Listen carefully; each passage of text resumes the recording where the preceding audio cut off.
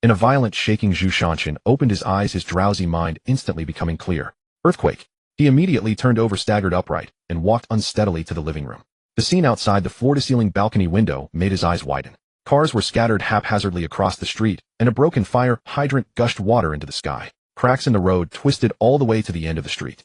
The office building across from the apartment was split in half from the middle. This is the end of the world. No, my savings, I haven't spent them all yet.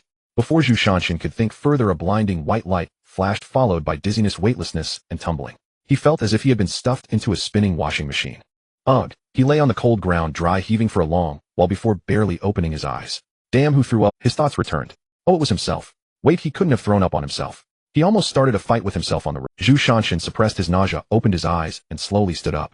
Before him lay a straight gray road stretching endlessly, with thick rolling white fog on both sides.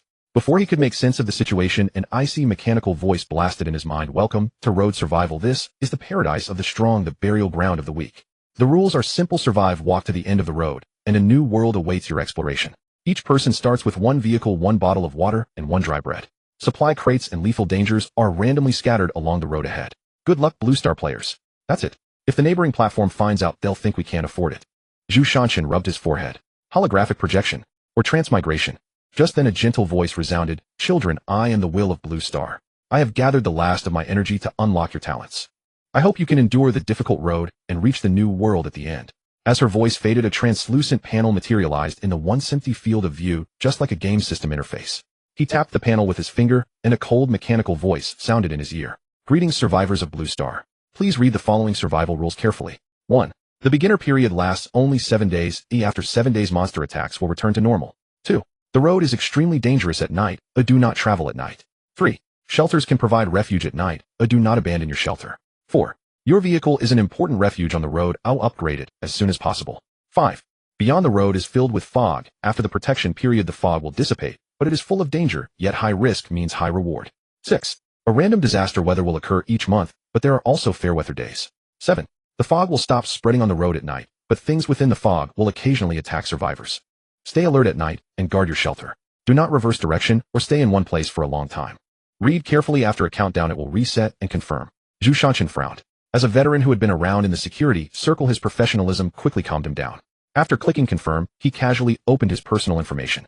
Name: Zhu Shanshan. Race: Blue Star Earth human. Level: mortal realm. A fairly strong blood meal. Sanity 100100. Note: sanity below 40 will induce suicidal thoughts. Below 30 will cause whispers. Below 10 will lead to madness. Rest and eating will slowly restore sanity. Spirit 6. Normal adult human is 5. Higher spirit gives higher sanity. Strength 7. Normal adult human is 5. Constitution 6. Normal adult human is 5. Higher constitution gives faster recovery. Talent 1. Diligence rewards no bestowed opportunities, only recognizes effort. You cultivate for 1 hour, equal to others cultivating for 10 hours. Blue Star's gift to all children. Talent 2. Stop war with war. The more you kill, the stronger you become. Quell disputes with slaughter. Establish order with force. Mother Earth has not forgotten her children far away on another star. Zhu Shanshan's eyelid twitched. The first talent meant he was a perpetual motion machine. As long as he was willing to work hard, he could leave everyone. The second talent meant he didn't need to keep a low profile. In this new world where power reigns supreme, his survival rule was only one word: kill. It seems both mothers really left me something. Love you, Mom. Besides personal information, there were several functional Blue Star World Chat Channel, Regional Chat Channel, Trade Section. Zhu Shanshan opened the World Channel, and a dense stream of messages scrolled past. Blue Star World Channel Online 8. 3 billion messages. Each person has 3 initial messages. Subsequent messages cost survival currency. 100 message pinned. 100 message. Where's this? Didn't I tell your secretary to change into stockings and hurry to the car? I was on the toilet, didn't even finish pinching it off before I got here. There's not even toilet paper. Brothers, I'm helpless. Liang Chichao, this is your grandma. Reply if you see this. Haha, based on my reading experience in the protagonist of this survival world. The guy above, how many jugs of horse piss have you had? Your brain is fried from reading too many novels, thinking you're the chosen one. Great Sakura Empire will become great again here. The entire universe belongs to our kimchi nation. Messages flashed by, mostly complaints, not a single useful one. It seems goofy netizens are goofy netizens everywhere. Zhu Shanshan didn't rush to post a message. 3 initial messages should be used wisely.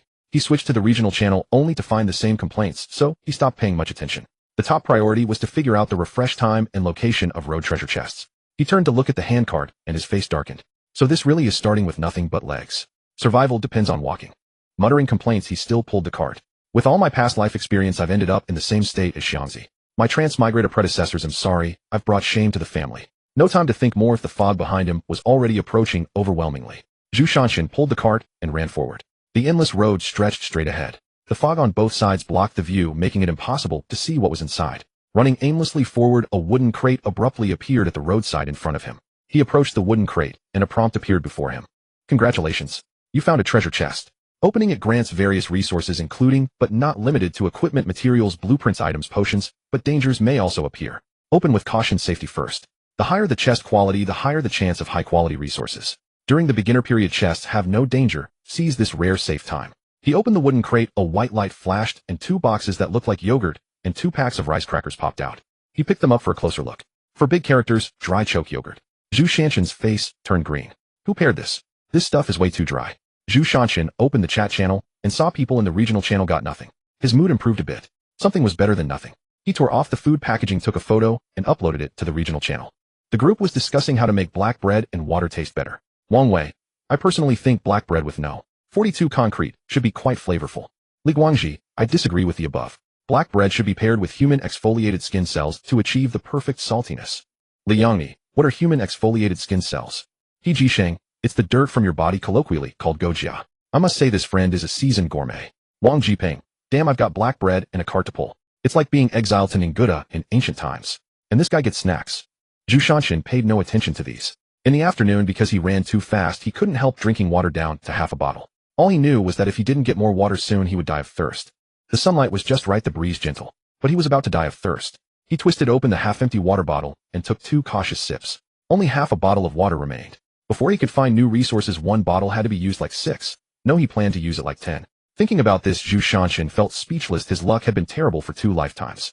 In the game, he always hit the pity system on treasure chests. Every lottery event left him at the very bottom, utterly hopeless. He had opened 3 chests along the way, getting only crackers and chips. Staring at the box of little raccoon snacks in the cart, the raccoon's gaze on the packaging made him even more furious. He felt it was mocking him. Food was plentiful, but water was nowhere to be found. The setting sun cast a long shadow of Zhu Shanshan on the highway. He opened the chat channel and saw death announcements being broadcast. Survivor Lin Shin deceased, Survivor Wang Hao deceased, Survivor Li Chong deceased, Survivor Zhou Jing deceased. One after another death reports totaled 50 people, young and old. The discussion in the group shifted from silly jokes to serious talk. Wait, during the protection period there are no monsters, and how did they die? From what people said, most of them stood in place, refusing to believe reality. They said the government would save them, they had to wait for rescue. They were swallowed by the fog. Brothers, anyone got food for little sis? I can trade with new stockings. How many days worn? DM. Damn ridiculous. Upstairs, sexually repressed. Surviving and pulling stunts like this. The group chat gradually derailed again. He searched for water sellers and found someone named Gao Yu trading water for food. Water for food, DM me.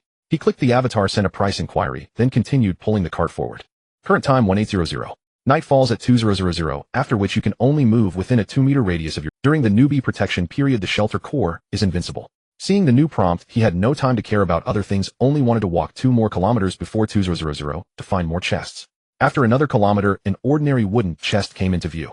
He approached and opened the chest. 4 beams of white light shot out.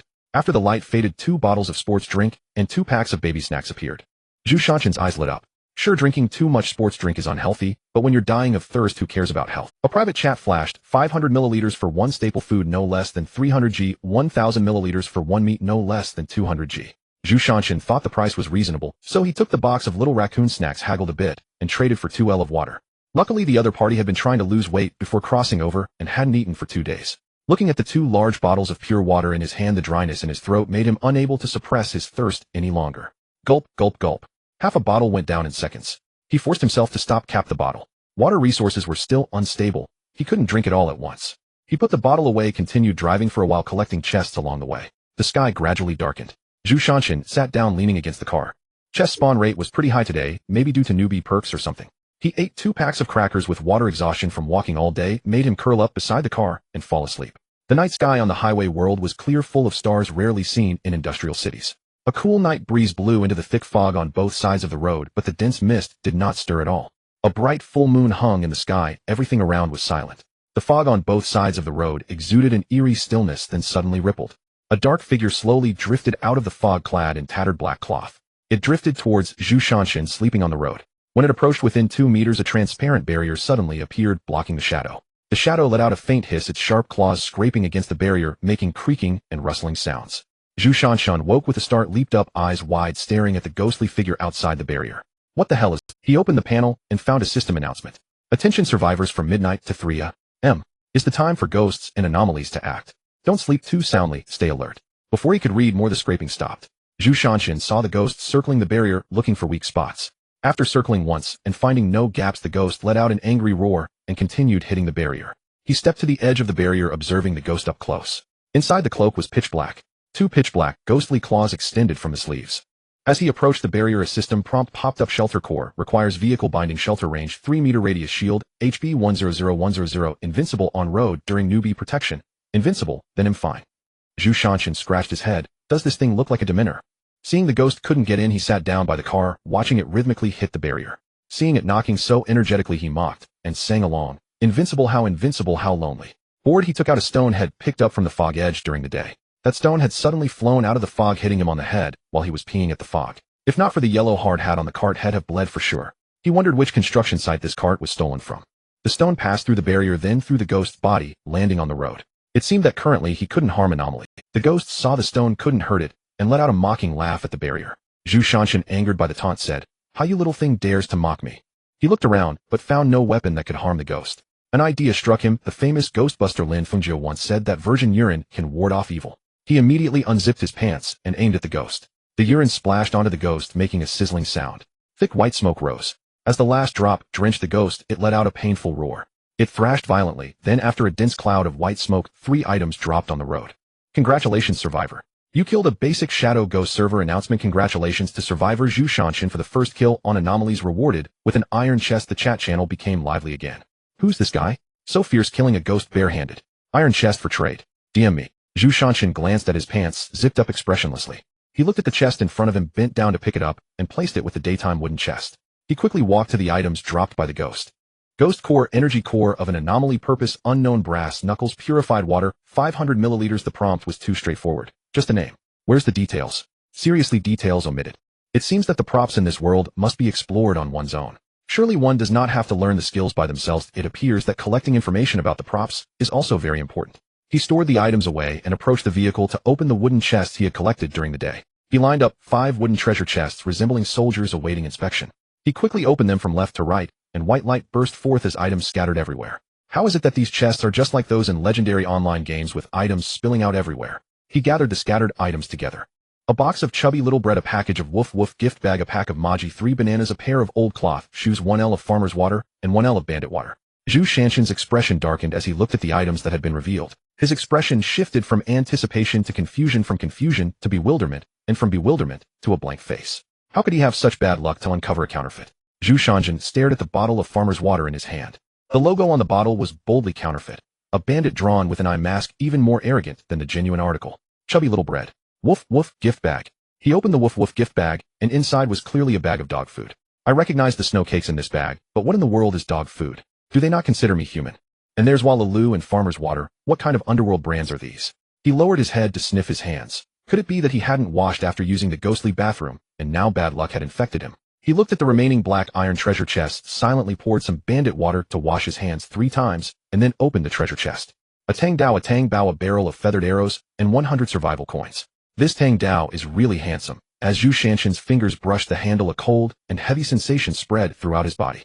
He slowly drew the blade. It was straight, sharp-edged, thick at the spine, and the handle was wrapped in black cotton rope, feeling both sturdy and nimble in his grip.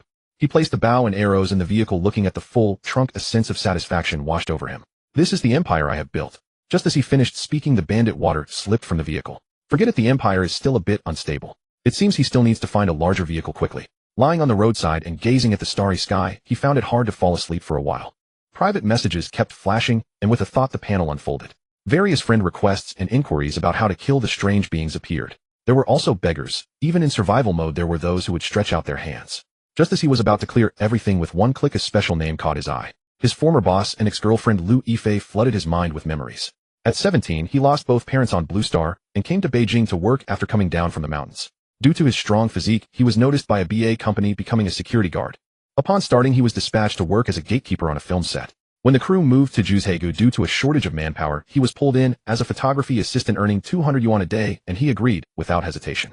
As a result, when Lu Yifei fell into the water, he rescued her, and thus their fate began. He worked as her bodyguard for 2 years, but was later dismissed by her mother due to her budding feelings. His life-saving grace earned him 5,000 yuan, allowing him to have his own place at the age of 18. Little Piggy, is that you? Yahua, you're in this area too. Hey, don't call me Yahua. Then you can't call me by my nickname either. You didn't even come to see me after we parted for half a year. Your mother is as vigilant as a thief. You even moved houses. Where could I find you? But I saw you on the news and thought you were doing well, so I didn't come to trouble you. I saw you got the first kill, so I knew you were the best no matter where you are. Do you still have supplies? How was your first day? This silly girl broke up with him and took all his pocket money. In the survival world, he wondered if they could team up. If he could help her, he would. I have food, but that strange thing at night scared. Also, I kinda miss my mom, or I wonder how she's doing. At 19, the girl still had a strong reliance on her mother, especially since she came from a single-parent family. Alright, remember to collect treasure chests during the protection period. As soon as the team-up feature opens, I will invite you over. Okay, I'll wait for you. By the way, how did you kill that strange creature? Zhu Shanjin blushed for a moment. He couldn't let this girl know he had used child urine to kill the ghost. If this got out, it would ruin Zhu Shanjin's reputation. It was just a lucky shot. I can't explain it clearly right now. Wait until I find out the exact method, and I'll tell you. Alright, good night. This girl also had a carefree heart. After coming to the survival world and experiencing such bizarre events, it surprisingly had no effect on her sleep.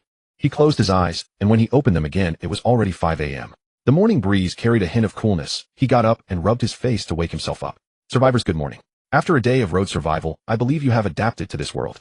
Please start your wonderful day. The fog is still 15 kilometers away. After a simple breakfast, he started the vehicle for a new day of survival. He had not walked long before he encountered a wooden box and loaded it onto the vehicle. Continuing forward, he faced only the long journey and monotonous scenery. There was only the highway and the fog. If it weren't for the occasional treasure chests that could soothe the soul, it might truly be depressing. Pig brother, are you awake? Please reply if you see this. Louis Fei, call me properly. I've been awake for a while. We've walked. CC, I just woke up, so we need to hurry. The fog is only 5 kilometers away from me. Also, I'm going to call you Pig brother, aren't you? Zhu Shanjin looked at the message. His face darkened. My surname is Zhu Yuanzhang's Zhu, not the pig of Zhu Beiji. The girl on the other side replied with a smile as she walked. I don't care. I like calling you that, so I will. If you're not happy, come and deal with me now. Alright, don't wait until that day.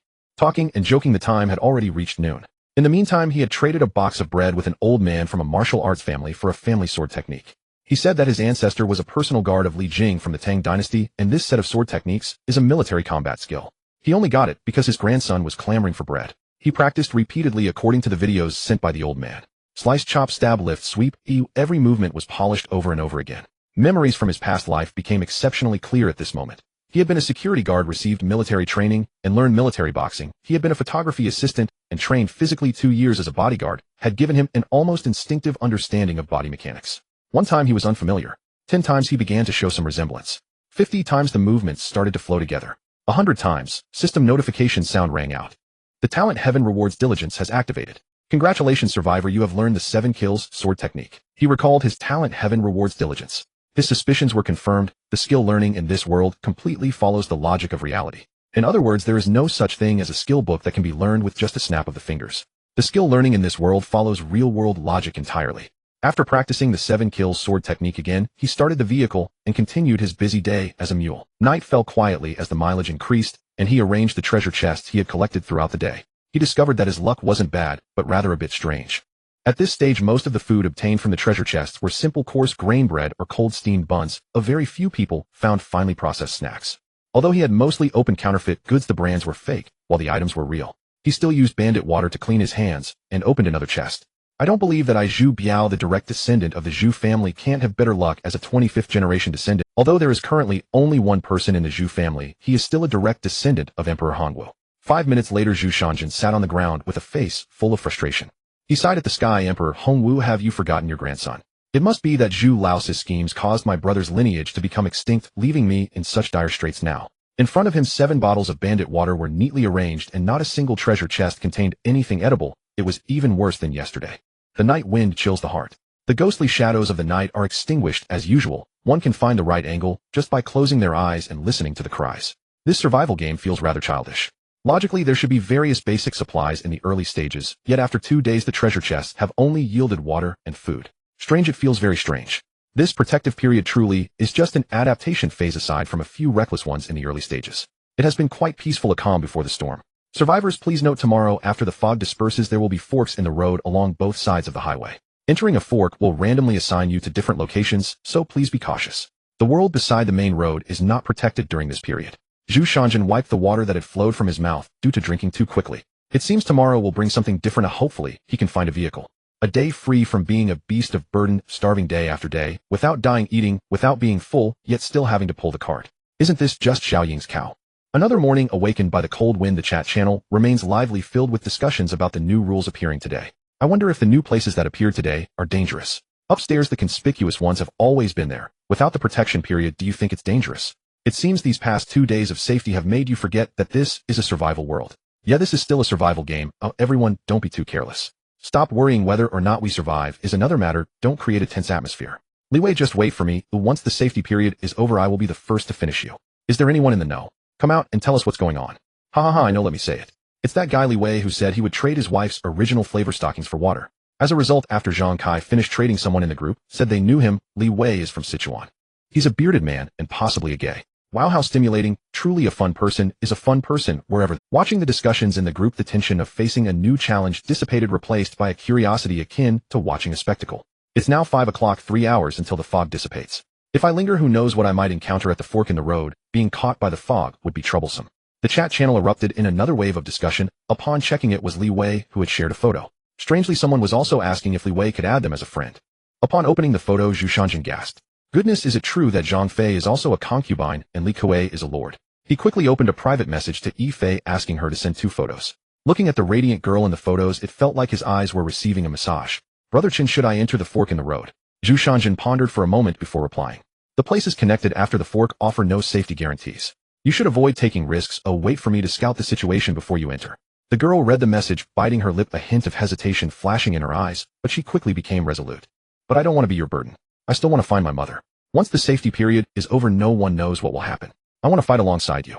Feeling the determination in the girl's words, Zhu Shanjin smiled. All right, let's strive together and successfully enter the new world. Yeah, let's fight together. This feeling of like-mindedness made him feel that there was no difficulty they couldn't overcome. Ahead on the highway, the enveloping fog suddenly surged, dissipating in an instant, revealing 2 forks in a straight. The left path vaguely led to a dense forest, while the right path was shrouded in mystery. He stood at the fork hesitating. What he needed most now was a vehicle. There couldn't be modern cars in the left forest, and the right path was unknown, but unknown also meant infinite possibilities. Gritting his teeth, he chose the right path. But what about the vehicle? Will it stay in place after he exits? Survivors, please be advised to not leave vehicles and supplies in place to avoid loss. Please properly secure your belongings. Darn. He still had to pull the cart. After entering the left fork, the road behind disappeared into the fog. It was indeed a one-time deal, no turning back. On both sides of this road were barren mountains reminiscent of the highways on Blue Star. After walking 3 kilometers, a sign appeared by the roadside. 2 kilometers to Anning Village. Zhu Shanjin looked at the sign, his heart filled with joy. It seemed to be a modern society, as there wouldn't be highways in ancient times. Continuing on, just as he pulled the cart, a figure wobbled ahead. Zhu Shanjin picked up the Tang Dao that was slung across the cart and cautiously watched the approaching figure. He called out, "Fellow villager, do you need help?" As soon as he spoke, the figure ahead raised its head, its pale eyes and rotting skin causing Zhu Shanjin to react as it suddenly charged at him. "Hey, what are you doing? We shouldn't be too close. Please have some boundaries." In the blink of an eye, the figure had collapsed to the ground just 3 meters away from Zhu Shanjin. Before Zhu Shanjin could rise, the figure's corpse had already separated. "Did you think my swordsmanship over the past 2 days was in vain? Seeing you so fierce made me think you were formidable. Turns out you are just a little weakling." Squatting down, he used the figure's clothing to wipe the blood off his blade. As he stood up to leave, he noticed a faint white light emanating from under the body. Lifting it up, he revealed a white piece of paper beneath the corpse. Blueprint for basic power system upgrade. Materials: 150 steel, 130 plastic, 80 rubber. Modified components: engine, turbine intake, exhaust, fuel system, transmission, driveline, 4-wheel drive module. Looking at the detailed upgrade requirements on the blueprint, he was taken aback. It's written so precisely, it can't be that I have to craft it myself. He flipped it over and saw that it was an engine installation diagram, confirming his inner thoughts. This survival game is truly hardcore. Starting with just a blueprint, upgrades depend on manual crafting. But worrying about all this is useless now. Without a vehicle, what's there to fear about crafting an engine? He should hurry to the village to find a vehicle, folding the blueprint and continuing on. Not far along, he saw the complete view of the village: hardened roads, solar streetlights, and prominent cultural village signs indicating that this village is a developed new rural community. He parked the cart at the village entrance, took a sip of water, and began to observe slowly. The village was unusually quiet, not even the sound of birds. He pulled out his knife and hung it at his waist, putting on the doghead explosive-proof helmet that had once saved him from being struck by a stone. Opening the chat panel, he was about to ask Chanqian what kind of monsters she encountered, but just as he clicked on the panel, a system prompt appeared: the current area does not support chatting. He helplessly pouted. Even amidst this survival situation, there's no signal. This system is lacking. I suggest upgrading the service. Suddenly a roar echoed from the central square of the village. Suddenly a roar echoed from the center square of the village. The entire village became lively, the shouts rising and falling as if responding to something. Zhu Shanqing instantly became alert, pushing the cart to the back of the house, carefully climbing over the wall into the courtyard where the concrete floor was neat. The thud of landing produced a dull sound, startling the zombies inside the house.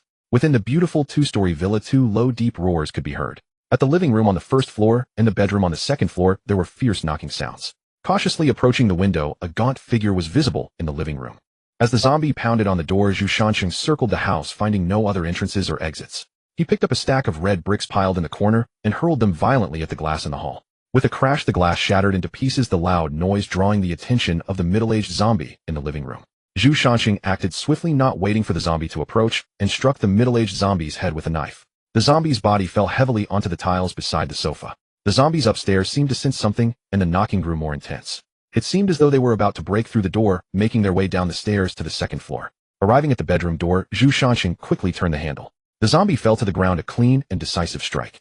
The entire room fell silent. After turning the zombie over, he found no items.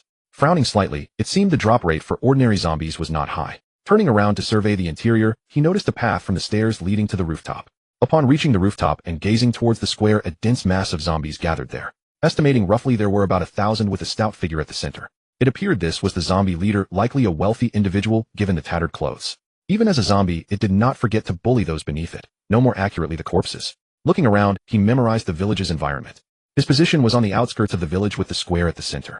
The entire village radiated outward from the central square with a bamboo grove behind the village. Descending from the rooftop, there were 6 rooms on the second floor. He methodically searched the rooms in order, gathering a pile of clothing and a box of snacks. In one children's room, there was even a map of the Yin Kingdom hanging on the wall. The land area and geographical distribution were largely similar, although the names of the provinces differed. This should be a parallel universe version of Huaxia, as the same Chinese characters serve as proof. He pushed his small cart in. Looking at the supplies gathered in the hall, he fell into silence. Food would be handled uniformly, discarding the expired items and consuming what could be consumed here. While checking the kitchen, he discovered that the gas canister still had gas, allowing him to cook for the next couple of days. While tidying up the children's room, he also found a toy telescope capable of seeing up to 1,000 meters away. After a simple lunch, he took the telescope to the rooftop. Concealing his position, he began to observe. Using the paper and pen he had gathered, he sketched a simple map of the village's layout, marking 3 key locations, with the courtyard and house being notably more luxurious than the surroundings. After all, one must rob the rich to gain a share of the land. The most luxurious house even had a garage where he might find the vehicle he had been longing for. However, the closer he got to the square, the more zombies there were. That house required passing through the square alongside the bamboo grove. Yet he could circumvent through the side into the bamboo grove from the hillside. He wondered if there were zombies in the bamboo grove. Adjusting the telescope, he suddenly spotted a person entering from the village entrance, pulling a similar small cart. He immediately crouched down, a survivor. Indeed, this place led to more than one survival route. The newcomer wore a pair of gold-rimmed glasses, clearly an elite individual. A suit jacket draped over the cart, and he wore a white shirt, panting as he entered from the village entrance. He noticed the houses on both sides of the road, adjusted his glasses, and without further thought found a house from which he pulled out a... Entering through the door, he watched as the person entered the house, but there was no movement. He shook his head in disappointment, not expecting the other party to have such good luck. Next, a total of 10 people entered in succession, among which one pair appeared to be a couple. He recalled someone mentioning in a chat that before crossing over, if 2 people had physical contact, they would automatically be grouped together, while children under the age of 14 would be randomly assigned to the closest adult.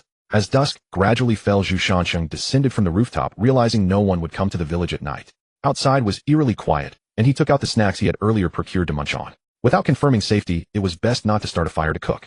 He picked up his tang knife and practiced the basic knife techniques again, feeling he had made some progress. Suddenly a message popped up from the system: your basic knife technique has reached the entry level. 7 kill knife technique 01000 entry level talent. Hard work is rewarded. Level 1st stage, no opportunities bestowed, only recognition for effort.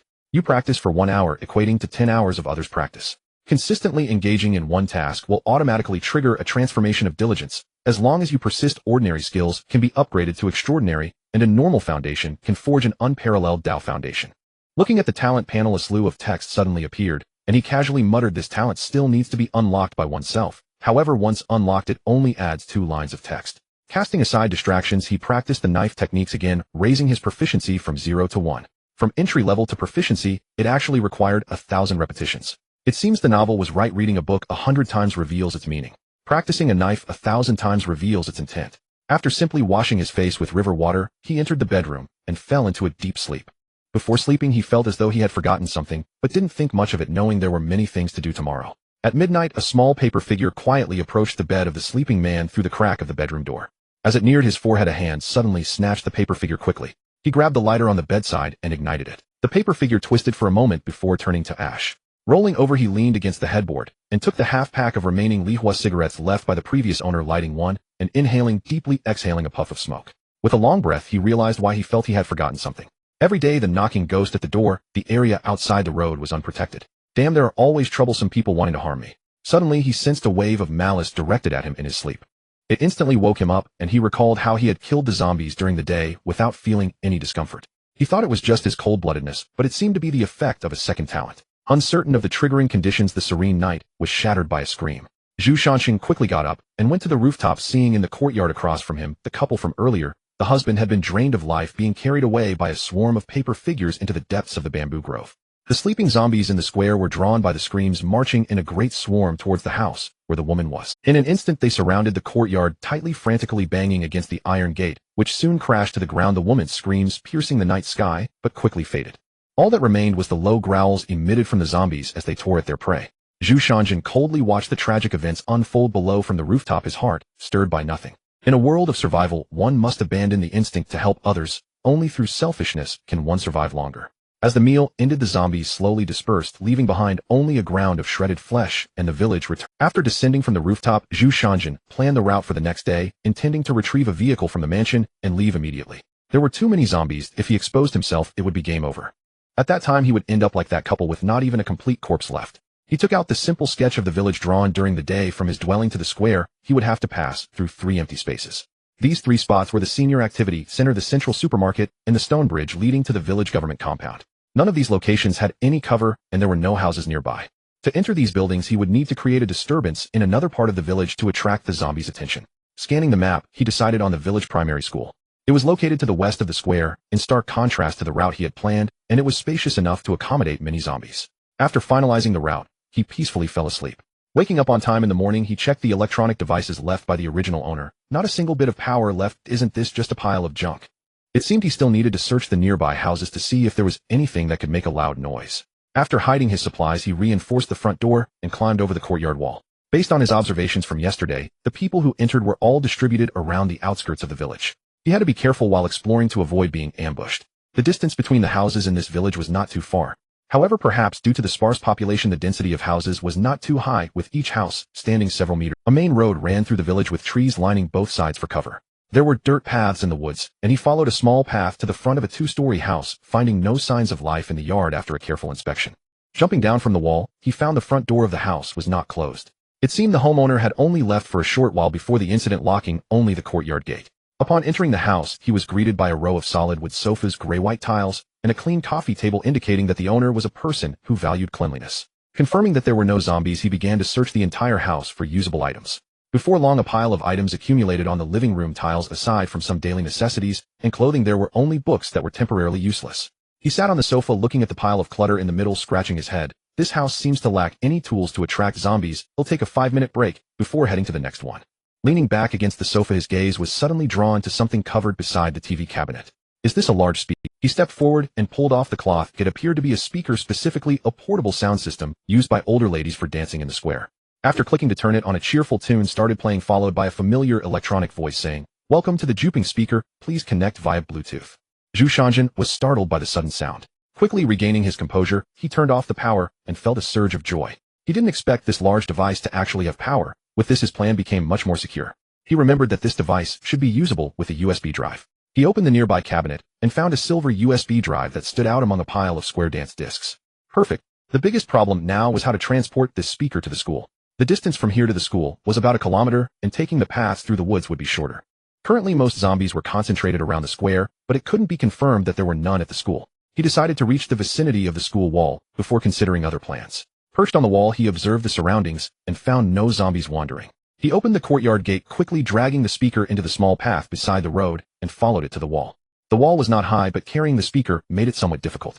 It seemed he could only enter through the main gate, which was not closed.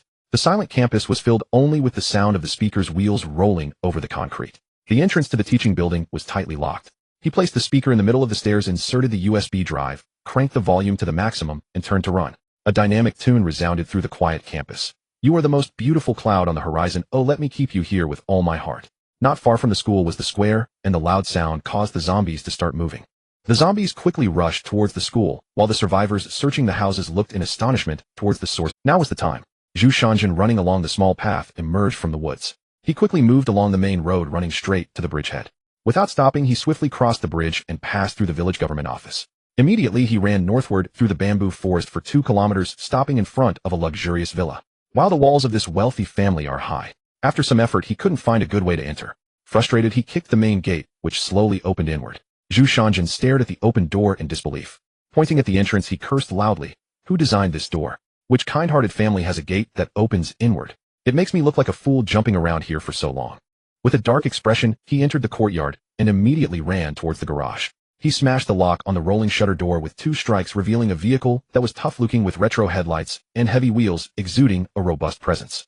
This was the ride of a true man. If only Cece's white Mercedes G55 AMG were as handsome as this. If I had bought this car back then, I would drive it for her every day. The moment his fingers touched the car, a prompt appeared. Warning: first-time binding of the vehicle. Once bound, it cannot be changed. The protection core will transfer to the bound vehicle. Unlocking vehicle interface after binding. This village clearly has few young residents, so it's unlikely there would be sports cars or RVs. This Wrangler is the best choice now. He confirmed the binding. Please note the current vehicle is far from the protection core. Please manage the vehicle's distance appropriately. He remembered, almost forgetting the small cart left at the village entrance. The villa's main door was closed, but the terrace door on the left side of the second floor was open. He climbed up the outside wall using the water pipe to reach the terrace. He drew his knife, pulled back the curtains, and cautiously peeked inside. Just as he damaged the garage door, he heard movement from inside the room. In the center of the hall stood a billiard table, and as sounds came from the inner room, he slowly opened the door, revealing a curvaceous figure standing in the middle, dressed in gray yoga attire that accentuated her ample curves. The yoga straps hanging from the ceiling tightly wrapped around her, and her grayish-blue face was turned towards the door, letting out a scream. It was evident she must have been a great beauty in life.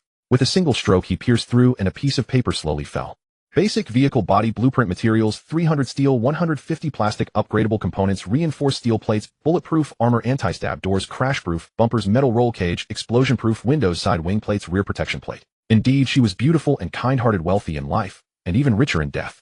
He sat on the sofa in the first-floor hall, now facing a serious problem. The car keys were found, but the car was out of battery and wouldn't start.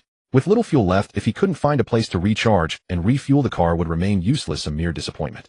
This villa had quite a few belongings, but it wasn't occupied regularly. It seemed to be a place for occasional retreats to enjoy the countryside. Many household items were newly stocked and still unopened.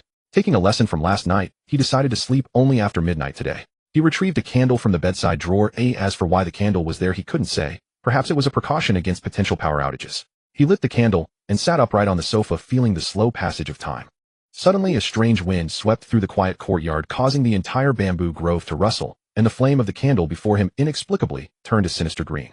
A black flying object shot out from the depths of the bamboo forest, reaching the doorway in the blink of an eye. Under the moonlight, it became clear that it was a giant figure made up of numerous paper dolls. The wooden double doors of the traditional Chinese style were instantly smashed to pieces.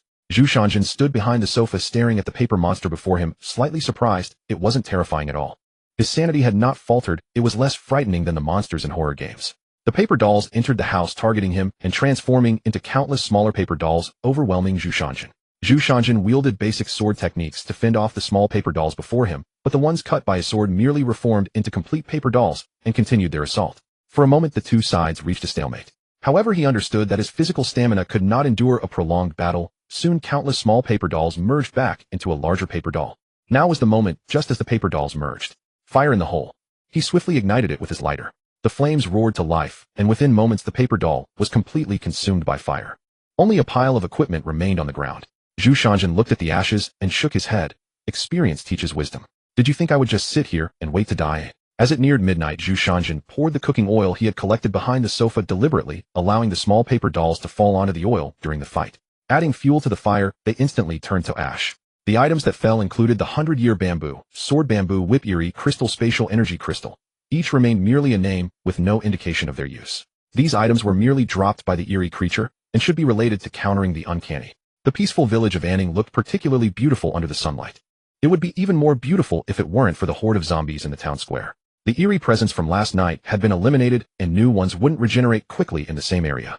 He hoped to find portable electrical devices to ignite the car and leave quickly. Not every eerie presence was so easy to deal with. He retraced his steps back to the house at the village entrance to retrieve the supplies and the core of refuge left there. At the central supermarket, two groups faced off. A team of a man and a woman spoke first. Brothers over there, this supermarket is so big with plenty of supplies, is it really necessary to escalate into conflict? The three individuals across were on high alert, responding. No conflict, we search separately and do not disturb each other. As soon as the words left their lips, both sides turned away from each other.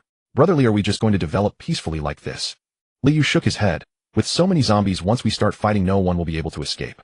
The girl with the high ponytail crossed her arms and said, Feng Hui, are you stupid? Li Gu is waiting for the person who used the speaker to blow up the zombies yesterday. Go get some water and stop being lazy here. Li Yin, who are you assigning tasks to? We're just cooperating, not taking orders. Feng Hui retorted with an unhappy expression. Enough. Instead of arguing, let's gather more food and water. Li Yu, looking impatient, pointed deeper into the supermarket. Let's check there for any usable weapons. They reached the central supermarket without any hindrances, but the number of wandering zombies on the way began to increase. They avoided the horde and entered the supermarket, which was filled with a dazzling array of goods, and faint sounds of conversation could be heard from deep within. He picked up a knife and remained vigilant, realizing that others were already inside. Two groups were inside collecting food, watching the newcomers. Feng Hui pointed at Zhu Shanjin and said, Li Gu, this is the kid who blew up the zombies with a speaker yesterday. Li Yu looked unfriendly and said, You punk, because of you using the speaker to blow up zombies, one of my brothers got hurt. How are you going to make up for this? Zhu Shanjin looked coldly at them. What do you think I should do to compensate? Li Ye's eyes flickered with greed as he pointed to the Tang Dao hanging from Zhu Shanjin's waist. Then just give this sword to my brother. Before he could finish speaking, his hand reached for Zhu Shanjin's waist. But before his hand could get close, the greedy expression froze on his face, and his head rolled to the ground. Blood gushed from his neck, and the headless body stood for 2 seconds before crashing to the ground. The supermarket was instantly silent, and one could hear the sound of blood dripping on the floor. Zhu Shanjin looked calmly at the two horrified individuals across from him. What? Do you two want some too? He just asked, you could have refused him, so why kill him? Li Yin asked incredulously, her gaze fixed on him. Not giving it up is equivalent to robbing. He tried to take my things, killing him is an excessive right. Li Yin wanted to say something else, but was interrupted by Feng Hui. Big brother, it's his greed that led to this. He deserved to die. Let's go, you carry on with your business. After saying that, he quickly pulled Li Yin away. Brother, my name is Li Guoxing, and this is Ma Zuolan. If you need anything, just let us know, we'll definitely help if we can. Li Guoxing's voice trembled slightly from fear. You carry on, we'll be leaving now. After saying that, he hurriedly pulled the middle-aged woman beside him to leave. Watching their retreating figures, Zhu Shanjin's gaze turned slightly cold. None of these four were easy opponents. Li Guoxing thought he was hiding well, but the greed in his gaze when it fell on Zhu Shanjin's backpack was easily noticed. After resting briefly in the supermarket, he took a shortcut back to the courtyard where he had hidden his car. Upon entering the small courtyard, everything looked just as he had left it. It seemed that no one had entered this courtyard since he left. He pushed a small cart from behind the house into the yard. Climbing up to the rooftop, he took out binoculars to observe. The few occupied courtyards were eerily quiet. The zombies outside the village had all been attracted to the square by the previous wave of music. The surroundings were temporarily safe, allowing him to gather some supplies. When he left, he planned to load the supplies into the large jeep, still avoiding the main entrance. He searched several houses and sorted the collected supplies systematically. In the fourth courtyard, he sensed something was off as soon as he entered. It seemed someone was there. A robust figure was lying on the sofa inside. There were several wounds on his chest that looked like they had been made by a zombie's claws, and he was in a deep coma. Logically, a person bitten or scratched by a zombie would turn within 3 minutes. This person had held on until now, and there were even signs of the wounds healing a bit. It seemed he was also someone with extraordinary talent. After what happened yesterday, there was no room left for negotiation with the other party. If I didn't lend a hand to this person, I would add a temporary teammate to myself. From yesterday's situation, the remaining people had already formed temporary teams. After all, when collecting supplies, one must also personally guard against others' potential attacks from behind. He touched his nose and took out a bottle of iodine from his backpack, which he had brought from the villa. Now he didn't know the year or whether it had expired. He peeled away the clothes stuck to his skin due to dried blood, and after a simple wipe, poured the iodine on the wound. He chose not to dwell on it anymore. It all depended on his own fate. He got up, looked around, then walked into the kitchen to check the pressure gauge, discovering that there was still gas in the canister. After so many days, he felt he had to eat something hot today. He simply boiled a pot of instant noodles, watching the steam rise from the noodles. The pressure brought on by the will to survive eased considerably, and he carried the pot to the dining room. After finishing a bowl, he realized that nothing could rival good food. He had never found instant noodles so delicious. At this moment, even if the pickled vegetables had been stepped on by an old man, he would praise their authentic flavor. The stone cow on the sofa stirred, its nose twitching, and it struggled to sit up. The pain from its wound caused it to grunt, "Come over to eat when you wake up." The stone cow looked in the direction of the voice and saw a young man in the dining room, holding a bowl of noodles, staring at it expressionlessly. The aroma of the instant noodles made it involuntarily swallow, and it approached the table, staring at the noodles in the pot, unable to suppress the growling of its stomach any longer. "Go ahead and eat first. After you're done, I have a few things to ask you." The stone cow didn't mind the heat of the noodles as it grabbed the pot and began to devour its contents. At that moment, nothing else mattered but eating. After the meal, the stone cow spoke first. I don't know what you want to ask me. On my first day here, I went with the others to find food, and when we left we startled a zombie, and it pushed me. The stone cow scratched its head looking honest as it said, I was scratched by the zombie, they ran too fast. I didn't know the way, so I randomly found a room. I fainted as soon as I got in, and when I woke up I saw you, young man. Zhu Shanjin looked at the honest stone cow and said they abandoned you, saying you were dead. I saved you. Do you want to team up with me? The stone cow's dim eyes brightened. You don't mind that I eat a lot and am of little use, and you even treated my wounds and fed me. I will team up with you. Looking at the sturdy stone cow, Zhu Shanjin patted its shoulder and said, take care of your injuries, and we'll move out together tomorrow. The stone cow nodded happily. In the morning, seeing the stone cow all set to go, he was surprised and asked, is your injury healed? No need to rush, today's task isn't huge, we can leave in the afternoon. I'm already fine. After finishing a pot of noodles yesterday, my wound healed quickly. After saying that, he lifted his shirt to reveal that the previously bleeding wound had healed, leaving only a faint scar. My talent is called Unyielding Body, which allows me to be immune to negative effects caused by injuries, and replenishing energy will also allow my wounds to heal quickly. No wonder he didn't turn into a zombie. This talent is truly powerful. Alright, since that's the case, let's set off. He waved his hand, and the two exited the yard one after the other. Before they had gone far, they were called to a halt by a man with gold-rimmed glasses. Today the zombies haven't come out to roam. Hey, I don't know if you all noticed. What do you want to say? You can speak plainly, Zhu Shanjin replied, pursing his lips. The glasses man adjusted his glasses and said, as far as I know, the zombie leader in the center of the square is about to advance. Either we quickly leave Anning village, or we find a way to eliminate it. Zhu Shanjin frowned and said, why should I believe you, and what do I get for taking down the boss? The glasses man tidied up his hair and began to speak slowly. Before I answer your question, let me introduce myself. My name is Shunzei, and I am a lawyer. My talent is weakness perception, and as for the rewards for killing the zombie leader, you can choose first. I wonder if this sincerity is enough. Of course, as fellow Blue Star inhabitants, we should help each other. I agree to cooperate. Zhu Shanjin smiled. Shunzei also smiled. Good, let's set the time for 2:00 p.m. I will notify the other teams. Watching Shunzei's figure disappear from sight, his expression immediately turned cold. This smiling tiger, the rewards for this boss might not be so easy to obtain. Turning around, he patted the stone cow's arm. Cow, don't dawdle, let's go. Okay, the stone cow nodded as it came back. Turning around, he patted the stone cow's arm. Cow, don't dawdle, let's go. Okay, the stone cow nodded as it came back to its senses. We need to temporarily split into groups. One team needs to lure the zombie horde to the school using the method from the day before yesterday with loudspeakers. I will leave a door at the back of the school for you to retreat. Shunzei pointed to Feng Hui. Your group will go. The chat channel here is ineffective, so remember the timing. Start playing music at 3 p.m. The loudspeakers will be at the entrance. Feng Hui nodded and left with Li Yan. The rest of you should prepare. Once most of the zombies have left, we will take action. There is a team of about 10 guards around the zombie king. When the time comes, Xiao Fei, you will divert them. Okay, Zhe, go. Li Guoxing wanted to say something, but seeing Shunzei sending his teammates to lure the zombies, he opened his mouth, but decided against it. Shunzei took a sip of water and cleared his throat to continue. Old Li, are the soil bombs you made okay? Absolutely fine. Ooh, I've never failed in making explosives for mining in Blue Star. Li Xinguo blushed slightly on his dark face as he replied. This time I made 6. Even Stone Mountain exploded, let alone a zombie. Even if it's the zombie king, it's still made of flesh and can't withstand stone. Shunzei looked at Zhu Shanjin and said, you, me, and your brother beside you will be responsible for holding back the zombies. Let Old Li set up the bomb traps while we lure them in. He glanced at Shunzei deeply and replied, all right. He knew this person had ulterior motives, but now that things had come to this, he could only be extra cautious. At 3 o'clock the music played on time, and the zombie horde crowded towards the school. The group arrived at the square, and indeed there were about a dozen zombie guards around the zombie leader. Li Fei cut his hand and stepped forward. The zombie guards caught the scent of blood and flesh beginning to move against the control of the zombie leader as they ran towards Li Fei. Li Fei ran toward the school at an extremely fast speed with zombies hot on his heels. The zombie leader stood dazed in the center of the square as Shunzei whispered, now is the time, act according to plan. The 3 stood up and ran towards the zombie leader. Before they could get close, the zombie leader raised its head and fixed its Zhu Shanjin approached and slashed at the zombie's head, but it blocked with its arm. The knife sliced through the zombie's arm, causing it to roar in anger. As the zombie lowered its arm, Shunzei's arrow steadied and shot into its heart. Seizing the moment, the zombie turned to Shunzei. Zhu Shanjin stabbed from behind into the zombie's rear. This move is called stabbing, with a white knife in and a yellow knife out, and stabbing your poop bag.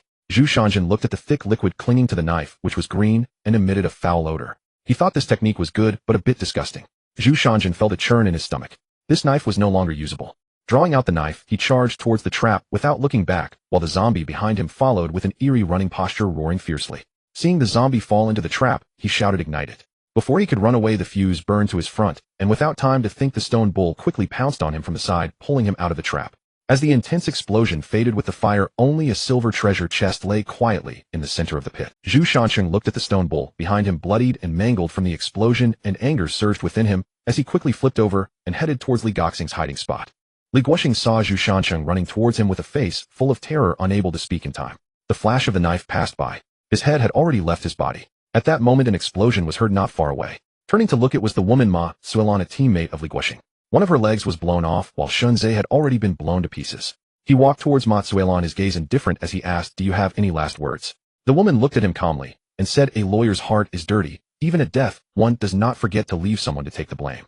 I should have cut off his hand. There's nothing left to say. You have a good teammate, go ahead." With one stab, the knife pierced through her heart. The woman twitched for a moment before falling still. He pulled out the flatbed cart that had been placed in the green belt on the west side of the square.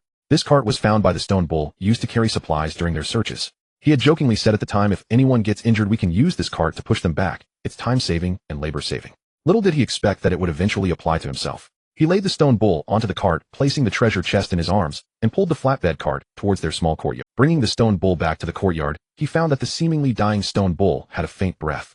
He quickly laid the stone bull on his back on the bed, recalling the stone bull's talent. But with such severe injuries, it was a matter of luck. A glimmer of recognition rose in his eyes, and he made a silent vow that as long as you don't die this time, you will be the brother Zhu Shanqing can trust. His gaze swept across the treasure chest nearby, and his eyes suddenly brightened. Perhaps there were items inside the chest that could save the bull. He opened the chest, and 6 beams of light shot out, 2 white, 3 blue, and 1 purple. Arm shield, white standard tang knife, white resource guide, blue hunter's cloak, blue set of basic healing potions, blue workbench, purple special. Zhu Shanqing examined each item, and a light green briefcase caught his eye. Set of healing potions, the bull is saved. Opening the box, 2 rows of potions were neatly fixed in place by black foam, and beside them lay a syringe. He took out the syringe and slowly injected the liquid from the vial into the stone bull's arm. This box of potions was truly a timely help. In this perilous world, a single healing potion was equivalent to a lifeline. The value of this box of items was self-evident. Then he picked up the purple orb. Workbench special can create items listed in blueprints through the workbench, but items cannot be directly synthesized without certain knowledge from the user.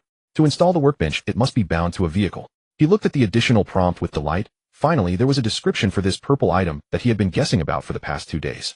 His gaze turned to a thick book in front of him about the size of a shoebox. Upon opening it, he found introductions to various resources from basic to advanced. He could find the uses of the strange crystal and spatial energy crystal on it.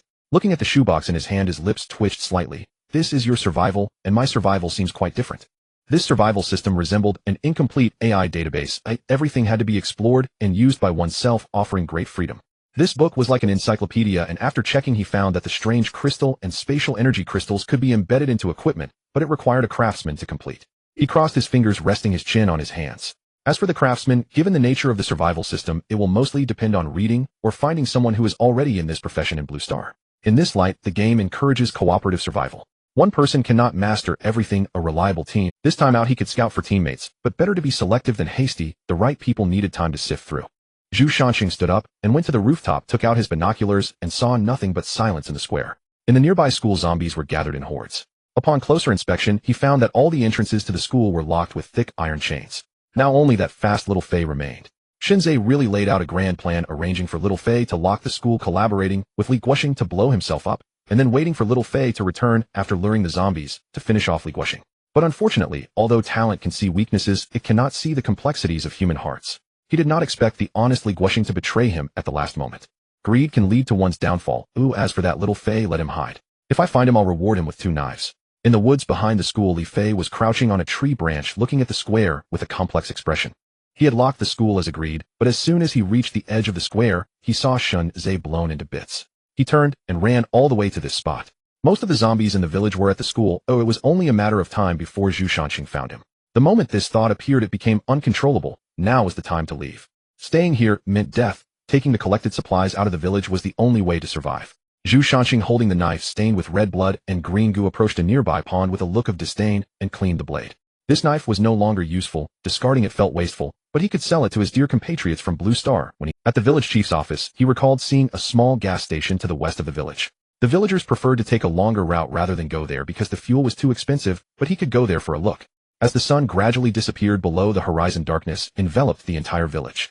Zhu Shanqing returned to the courtyard, where he found a full 40L barrel of gasoline at the gas station, and a portable outdoor power bank was also found at Shunzhe's residence. While searching, he discovered that some food and drink supplies in Shunze's courtyard had disappeared. It seemed that Li Fei had run away. This was fine. Now tomorrow when the stone bull wakes up, he would bind the vehicle. The stone bull's injuries had begun to scab, and his breathing had stabilized. After giving him a little water, Zhu Shanxing began to rest. The village at night was quiet enough to hear breathing. The bright moon remained cold and clear, but a corner gradually turned a glaring blood red, intertwining with white, exuding an eerie aura, resembling a complete piece of jade with an impurity added. Zhu Shanxing was awakened by a noisy sound. He went downstairs and discovered that Shernyo was organizing the supplies collected over the past few days. Zhu Shanxing looked at Shernyo with delight and said, "Nyozi has your injury healed." Shernyo turned around to look at Zhu Shanxing standing on the stairs and replied in a simple tone, "Yeah, boss, I'm fully recovered. I had a whole pot of noodles this morning and I saved some for you. Good as long as you're better.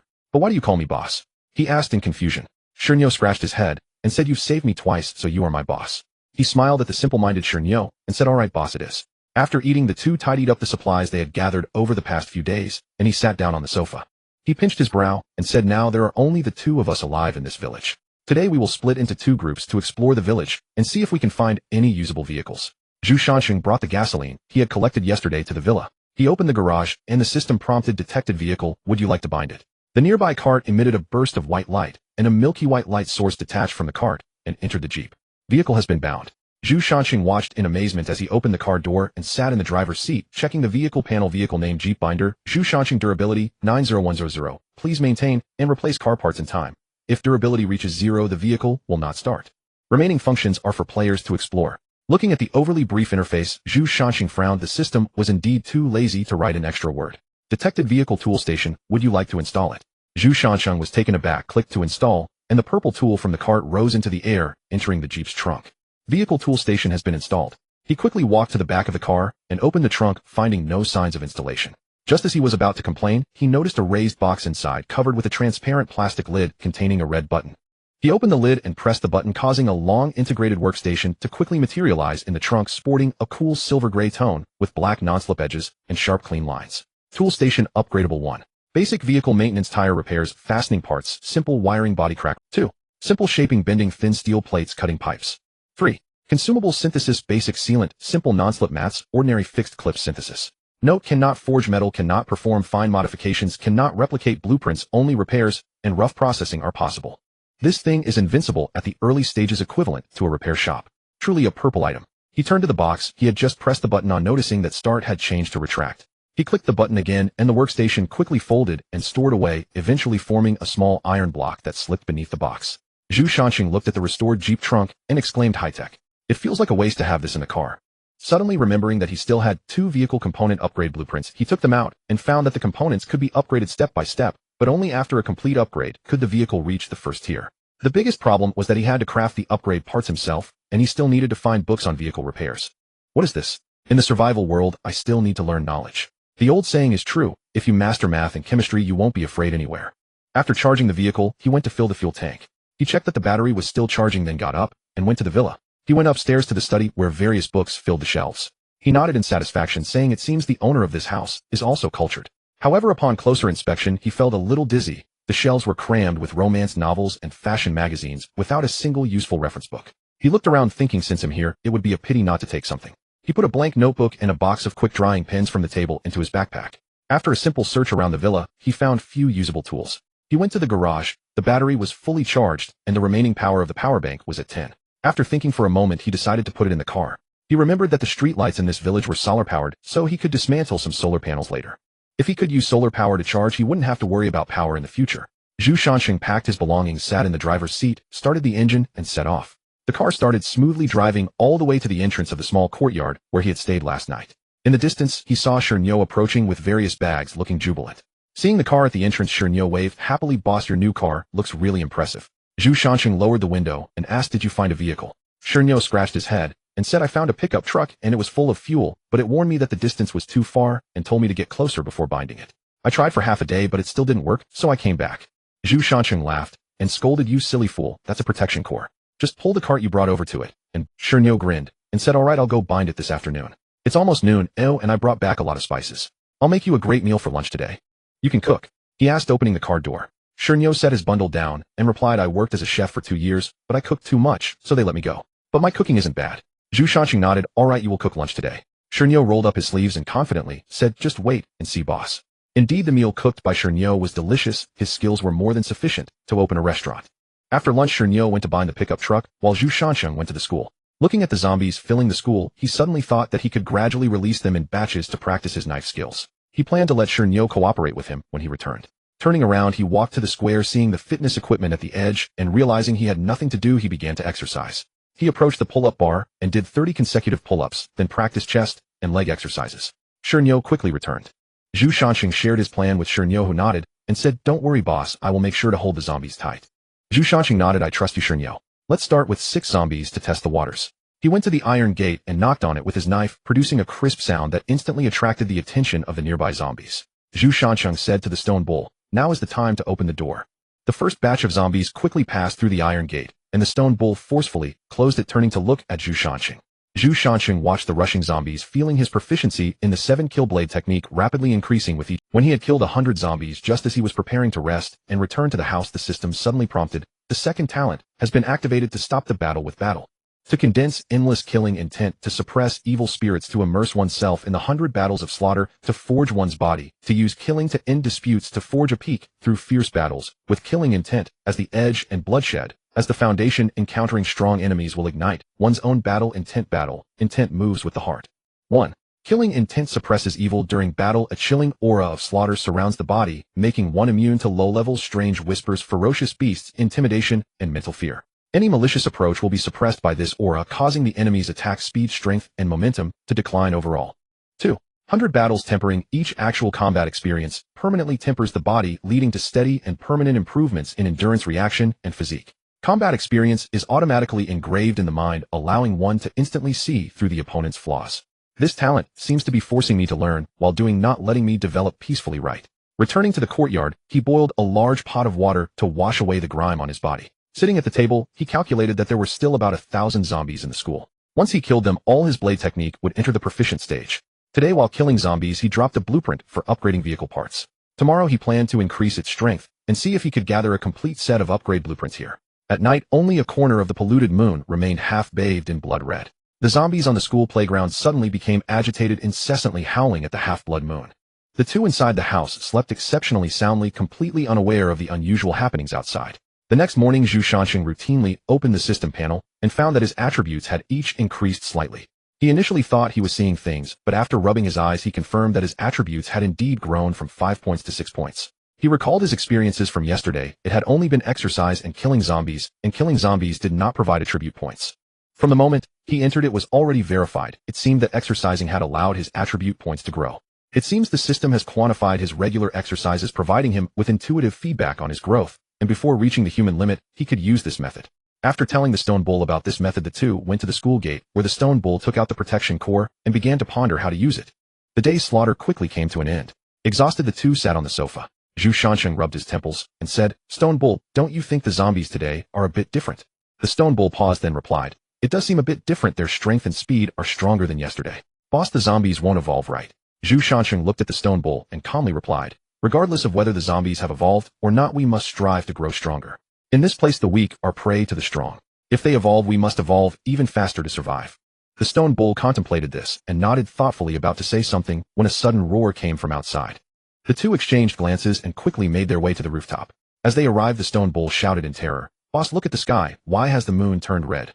Zhu Shansheng looked at the 3/4 red moon with a look of surprise. He then turned to the distant zombies and found them howling at the moon as if performing some ritual. Suppressing his inner unease, Zhu Shansheng said to the stone bull, "Let's return to the house first." The two sat seriously on the sofa, and Zhu Shansheng said, "We must clear the zombies quickly tomorrow. If we don't block the monsters, we will head straight into the school.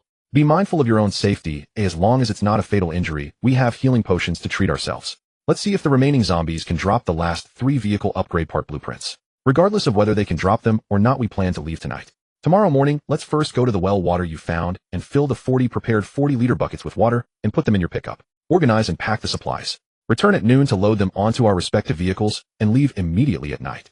I have a feeling that with the moon turning red, something even more sinister may emerge." The stone bull nodded. In the morning, the sun rose as usual. The two had already filled half the car with water. The stone bull said, "Boss, remember to add me as a friend after we go out. I'll send you all the water."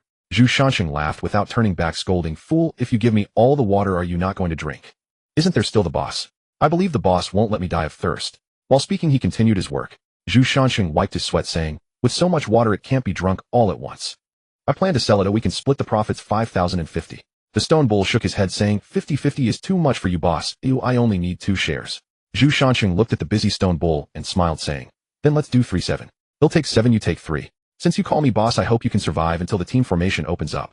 You should take that 3% and upgrade your gear as soon as possible. Okay, but when can we form a team, boss? It's too boring to drive alone. Zhu Shanxing shook his head, saying, I'm not too sure about the exact date, but after the newbie period it might open up for team formation. Soon the water was filled in the car. On the way back, Zhu Shanxing didn't forget to dismantle the solar panels from the streetlights. After parking the car and climbing into the school, the remaining zombies appeared to have a more evolved presence than yesterday, with one even resembling an evolved zombie leader. Zhu Shanxing said to the stone bull, we need to clear these zombies as quickly as possible today. By tomorrow we might not. With that he charged forward. The two exchanged few words, only the sound of blood spraying and the low growls of zombies filled the air. Before long it was noon, and the two broke free from the entanglement of the zombies, returning to the small courtyard. Zhu Shanxing said, I'm still missing the last vehicle upgrade blueprint. I plan to go try and see if I can obtain it this afternoon. You stay in the courtyard and organize the supplies. Once I'm back we'll set off immediately. The stone bull nodded silently, looking at the resolute boss. In the afternoon the school was filled with corpses. Zhu Shanxing sat at the edge of the playground looking at the blueprint in his hand and smiled. He had finally gathered the last one. After a short rest, Zhu Shanxing returned to the small courtyard, freshened up, and changed into clean clothes. The two immediately hopped into their vehicles and set off towards the village entrance. As they drove out of the village, the stone bull rolled down the car window and shouted to Zhu Shanxing, boss, don't forget to add me as a friend once we go out. Zhu Shanxing rolled down his window, gave an okay gesture, and drove forward, quickly disappearing at the village entrance. Seeing this, the stone bull said no more. He started the pickup and vanished into the night. The moon above the village had completely turned blood red, and a blood-red energy wave swept across the village, as if searching for something. It quickly dissipated, and Anning Village soon returned to tranquility. It had been 10 minutes since leaving Anning Village, and there was hardly time to open the panel. The moment he stepped out, the mist clung to his face. If it weren't for the rapid acceleration, the chat panel would have reported his demise. The closer he got to the mist, the more he could sense that suffocating stillness, as if it were about to devour all life in the world. Countless negative emotions surged towards him, threatening to tear him apart in an instant. His shirt was already soaked with sweat. It seemed that the red moon was a reminder that his time had come. It appeared that each instance could only last a maximum of 7 days, and he had to pay attention to the changes in the moon at night, leaving himself at least 1 day as a buffer. He gradually reduced his speed, steadying his trembling hands as he grabbed a bottle of purified water. The icy liquid slid down his throat, calming the panic brought on by the mist. As his rationality slowly returned, he began to calm down. He opened the chat channel and saw a message from Qian and a friend request. Upon opening it, he found it was Xinyu, though it seemed they were not in the same area. Xingu, have you come out yet? I found a new vehicle. How about you? Zhu Shanxing let out a sigh of relief and replied, I'm fine, I found my vehicle too, don't worry about me, just be careful and don't get too close to the mist.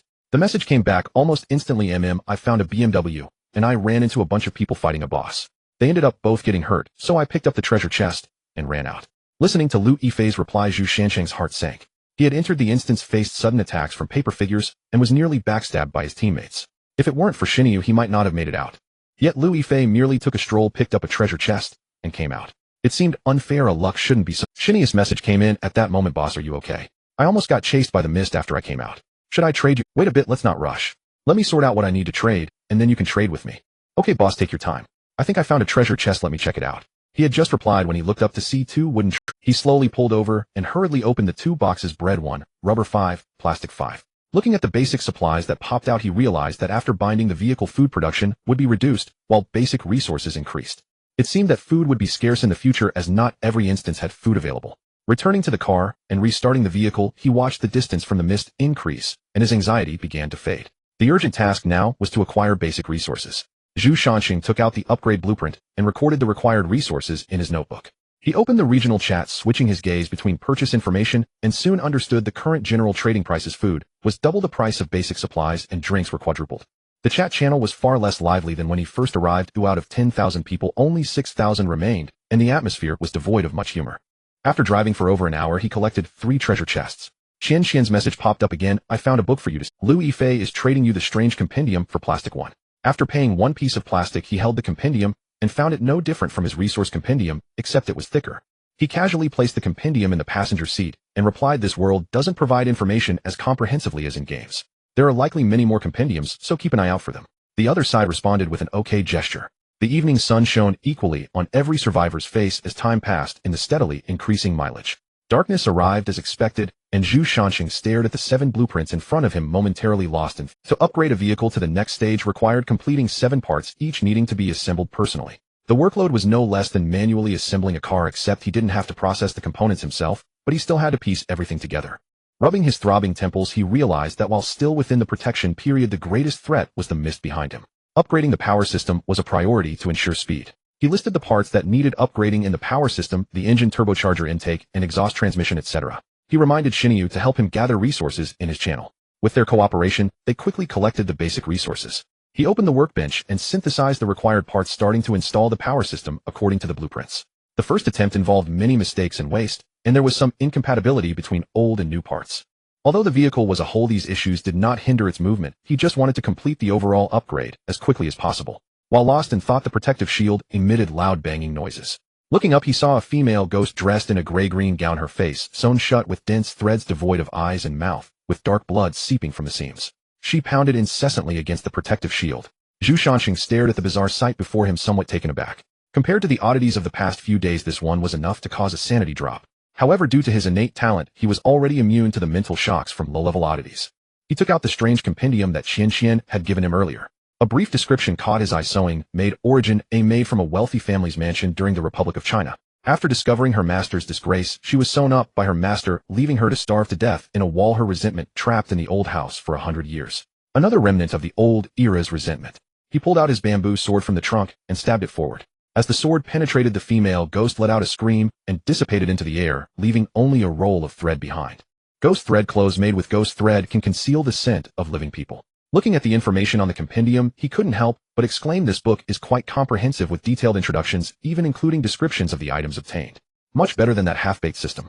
He tidied up the unfolded blueprints, entered the car, reclined the seat, and laid back. Habitually opening the chat channel, he had barely scrolled for long before he fell into a deep sleep. The chat channel gradually fell silent as time passed. The only good thing about being in another world is that one doesn't suffer from insomnia. After all, who can stay up late after working so hard during the day? Everyone sleeps like a pig, but such sleep wouldn't last long as the protection period was about to expire. Zhu Shanxing practiced his sword techniques, facing the rising sun, then hopped into the car, driving, while opening the chat channel. As for the road conditions, he only needed to avoid erratic steering. Just press the accelerator and move forward. The mist on both sides of the highway was not as impactful as the one behind him, as if it were trying to conceal something. In the chat channel, Zhu Shanxing, is there anyone willing to explore the mist on both sides of the road? Wang Jigang, there are some, but they haven't returned any messages after going. But they probably aren't dead, as the system hasn't reported any losses yet. Li Xiang, if you're so curious about the mist, just go in and take a look yourself. Wang Wei, are there any sisters selling original flavor stockings or underwear? Interested parties, please PM me. Zhang Hongwei, brothers, now that we are here, why still fuss over the small things? Wang Wei, mind your own business, enjoy life, while you can, if not now then when. Zhu Shanxing glanced at the increasingly chaotic chat records, his mouth twitching. Modern people are best at self-deception. Yesterday the chat was filled with woeful cries, and today it continues with absurdity. He checked the price of water today, and found it only rising, likely to continue increasing. But he couldn't wait, reserving enough for himself and exchanging the rest for materials. He notified the Stone Bull to exchange basic resources for himself, immersing in studying the vehicle upgrade blueprints, needing to thoroughly understand the modification logic, material ratios, installation order, and structural details. He devised a perfect modification plan with zero waste, zero errors, and one-time formation. His fingers tapped on the steering wheel, and the general upgrade plan had already taken shape in his mind. First the chassis and body protection, then the power supply and fuel, and finally upgrading the interior.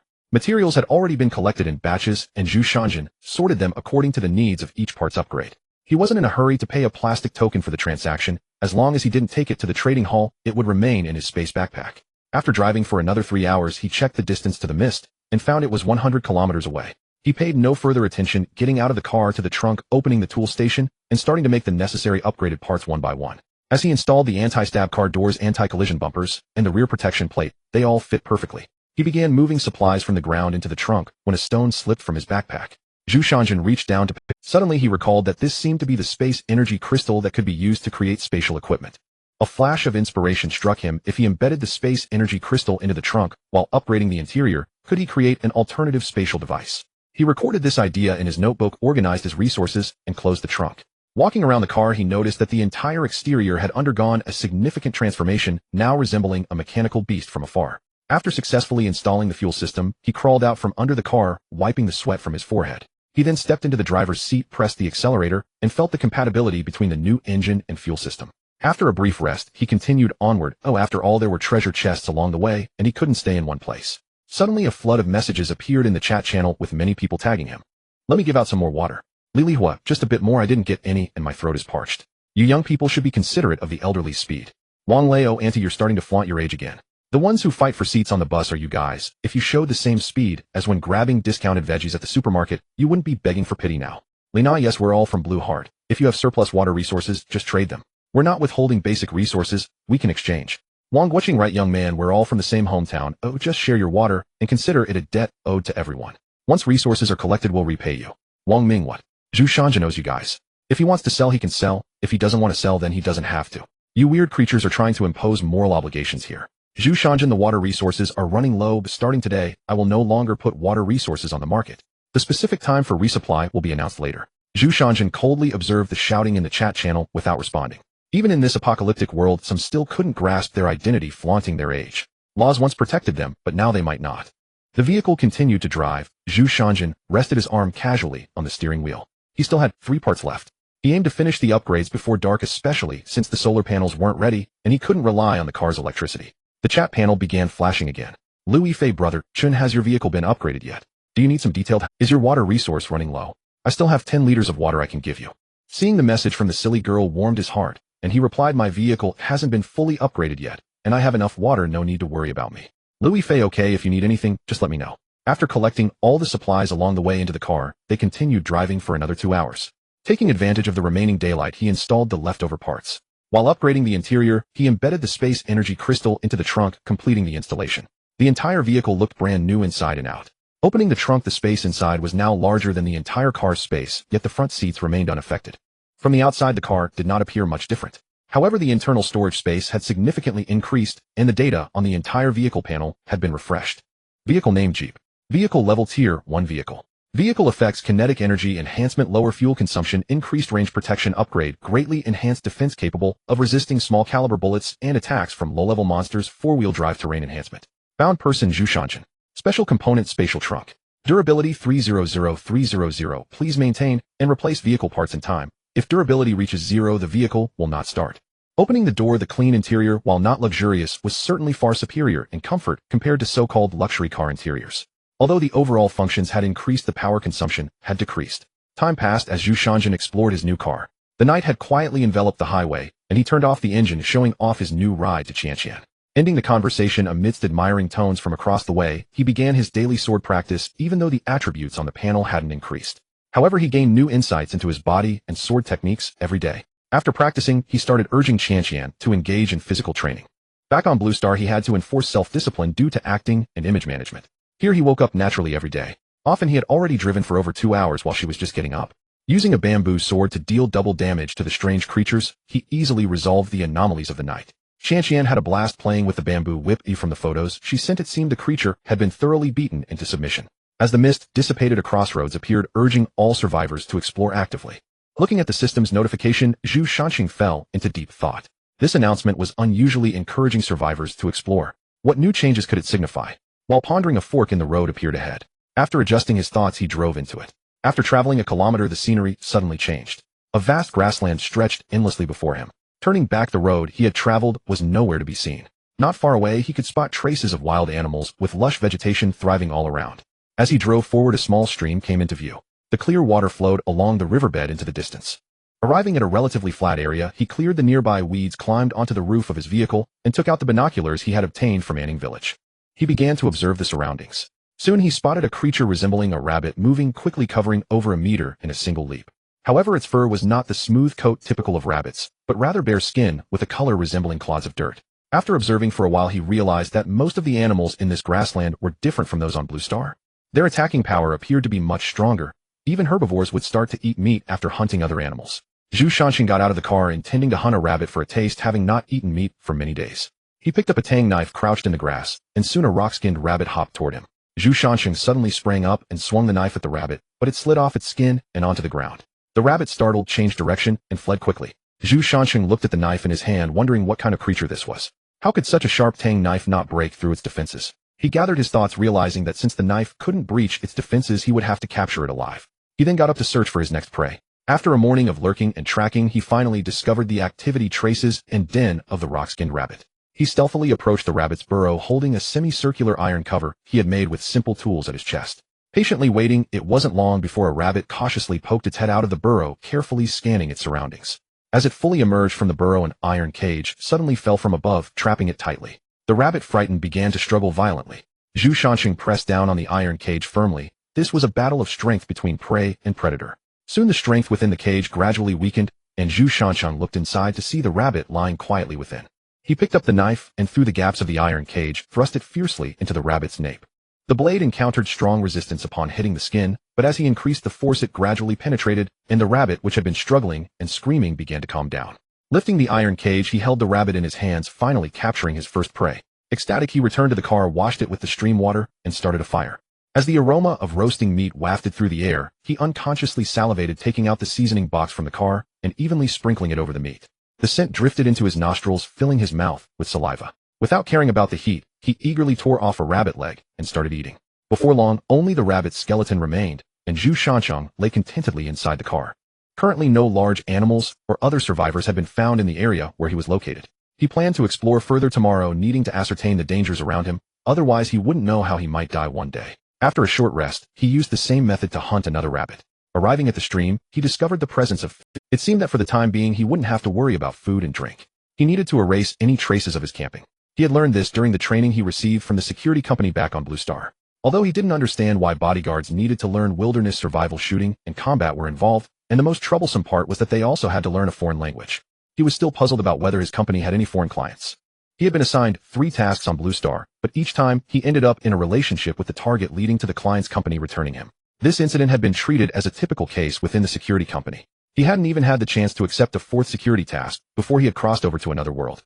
He had heard that his 4th protection target was also a female star. It was said she had debuted in a movie featuring Su Yupun. She was also a high-achieving student. While letting his thoughts drift and recalling his past journey, he suddenly felt a tremor beneath his feet.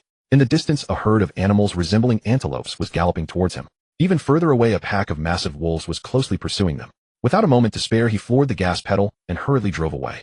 The power of the first-tier vehicle quickly allowed him to avoid the escape route of the antelope herd. He drove aimlessly, enjoying the scenery of the grassland. He saw a silver car near a campsite in the distance. Next to the campfire, a pot of soup was boiling and a slender figure was adding food into it. It seemed he had encountered other survivors. Based on appearances, it should be a woman. He decided to approach and see if cooperation was possible. In this grassland teeming with beasts, having one more person meant one more strength. At least he would have someone to keep an eye on the surroundings while he rested at night. However, he needed to establish dominance first.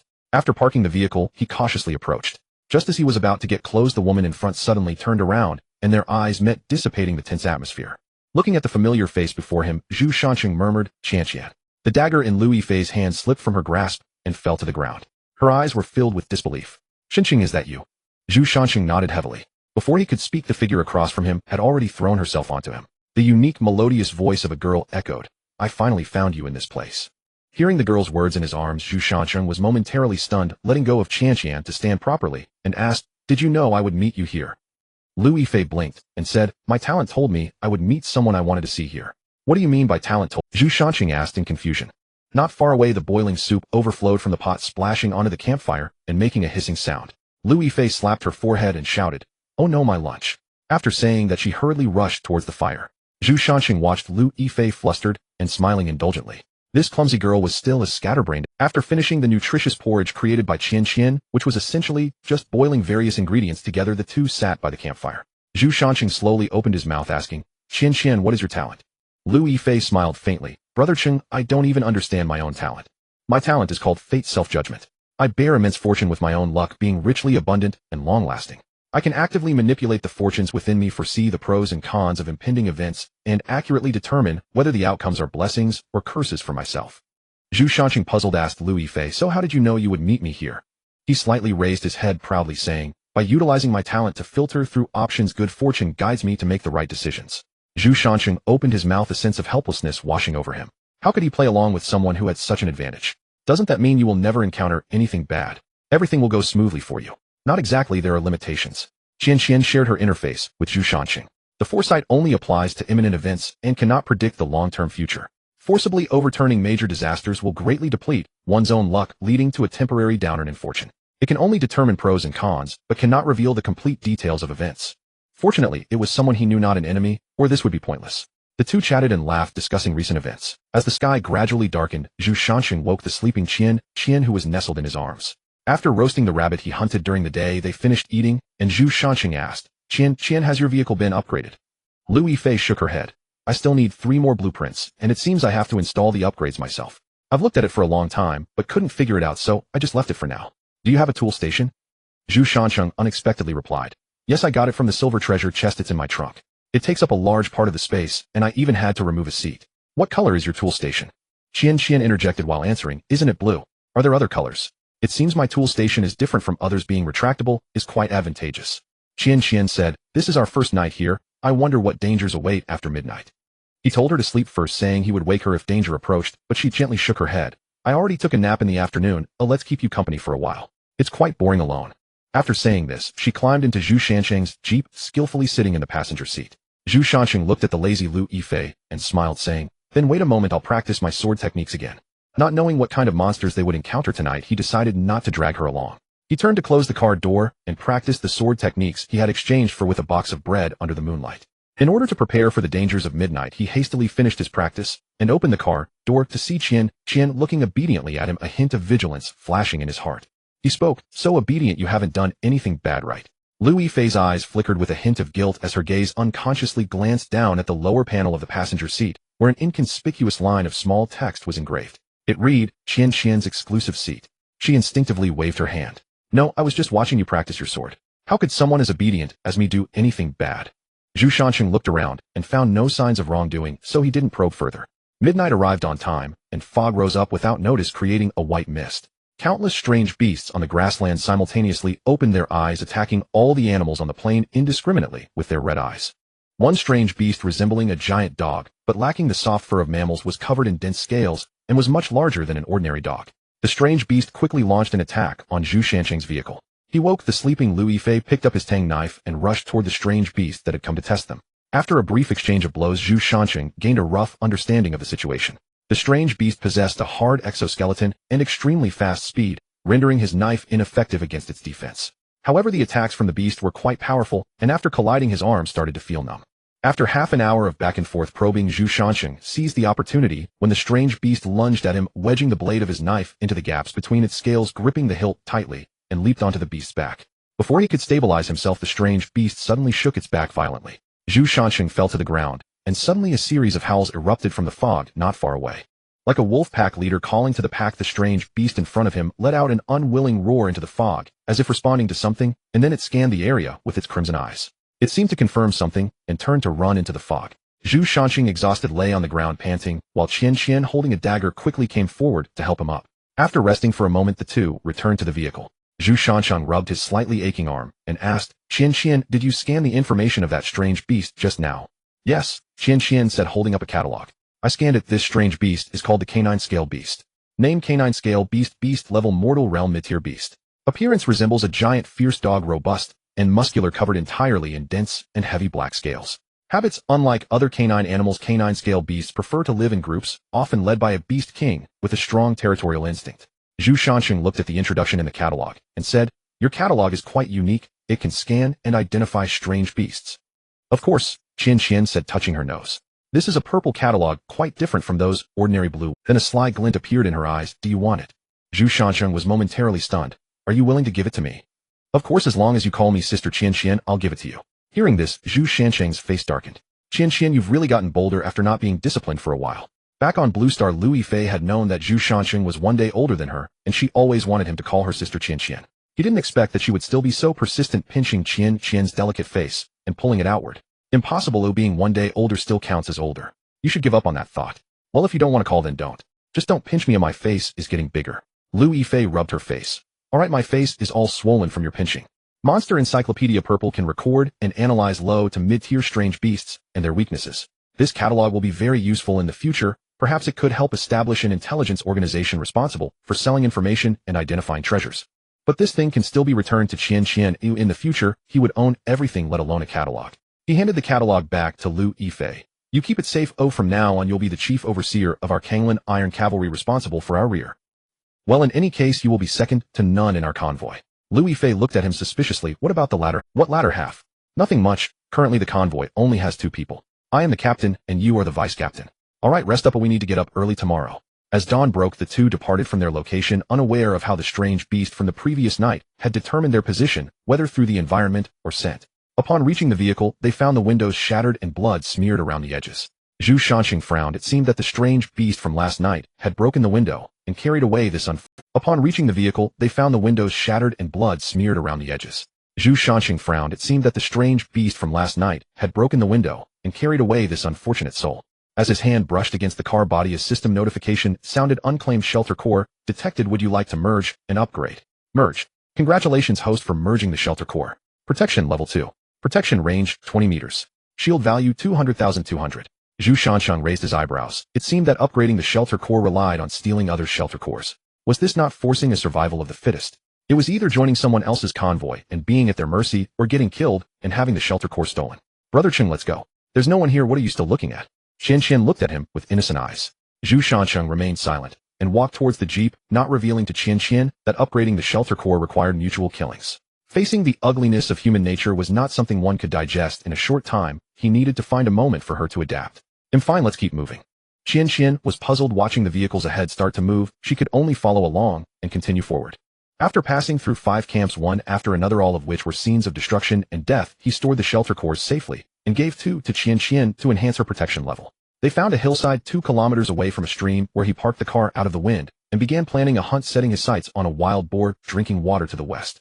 The animals in this grassland had undergone some mutations like the wild boar before him. Without looking at its head, one would never imagine it was a pig. Its robust body was not much inferior to that of a cow. Utilizing the outdoor hunting skills learned from the security company, he dug a trap that matched the wild boar's size. To ensure the wild boar had no room to struggle once it fell into the trap, he synthesized 10 steel rods at the bottom of the trap with tools sharpening them before inserting them. According to the plan, Qian Qian took the horn bow and aimed at the wild boar's rear, shooting an arrow that pierced through it. The wild boar, startled while drinking water, became agitated, fixating its gaze on Zhu Shanxing not far away, and charged towards him, kicking up dust. Zhu Shanxing saw the wild boar take the bait and quickly led it towards the trap. The wild boar ran over the trap, its massive weight causing it to tumble into the pit. After a piercing scream, Zhu Shanxing stepped up to the trap to see the wild boar pierced by the iron rods and couldn't help but click his tongue. He climbed down using a rope, cut the body into pieces, and tied them up for Qian Qian to pull up. Once the pieces of the wild boar were transported to the surface, lunch was exceptionally abundant. The meat of the low-tier black-haired pig was far superior to the high-end wild boar meat touted on Blue Star. Without any seasoning or marinating, the pork had no fishy taste, and as he consumed more meat, a sudden surge of heat rushed through his body. Zhu Shanxing opened the system panel and noticed that both his constitution and strength had increased slightly, so he quickly inquired about Qian Qian beside him. He found that Lu Yifei's panel attributes had also shown improvement. The two were overjoyed. It seemed that the meat of this strange beast could help them grow rapidly. A few pounds of meat could replace 2 or 3 days of hard training. It appeared this place was indeed a good venue for self-improvement. In the following 2 days, the two actively provoked the predators deeper in the plains, each time dancing on the edge of a knife, utilizing their tacit cooperation and trapping skills. Zhu Shanxing and Lu Yifei continuously honed their skills on the brink of life and death, evolving from only being able to kill strange beasts using traps to coordinating with companions to take down medium-sized beasts.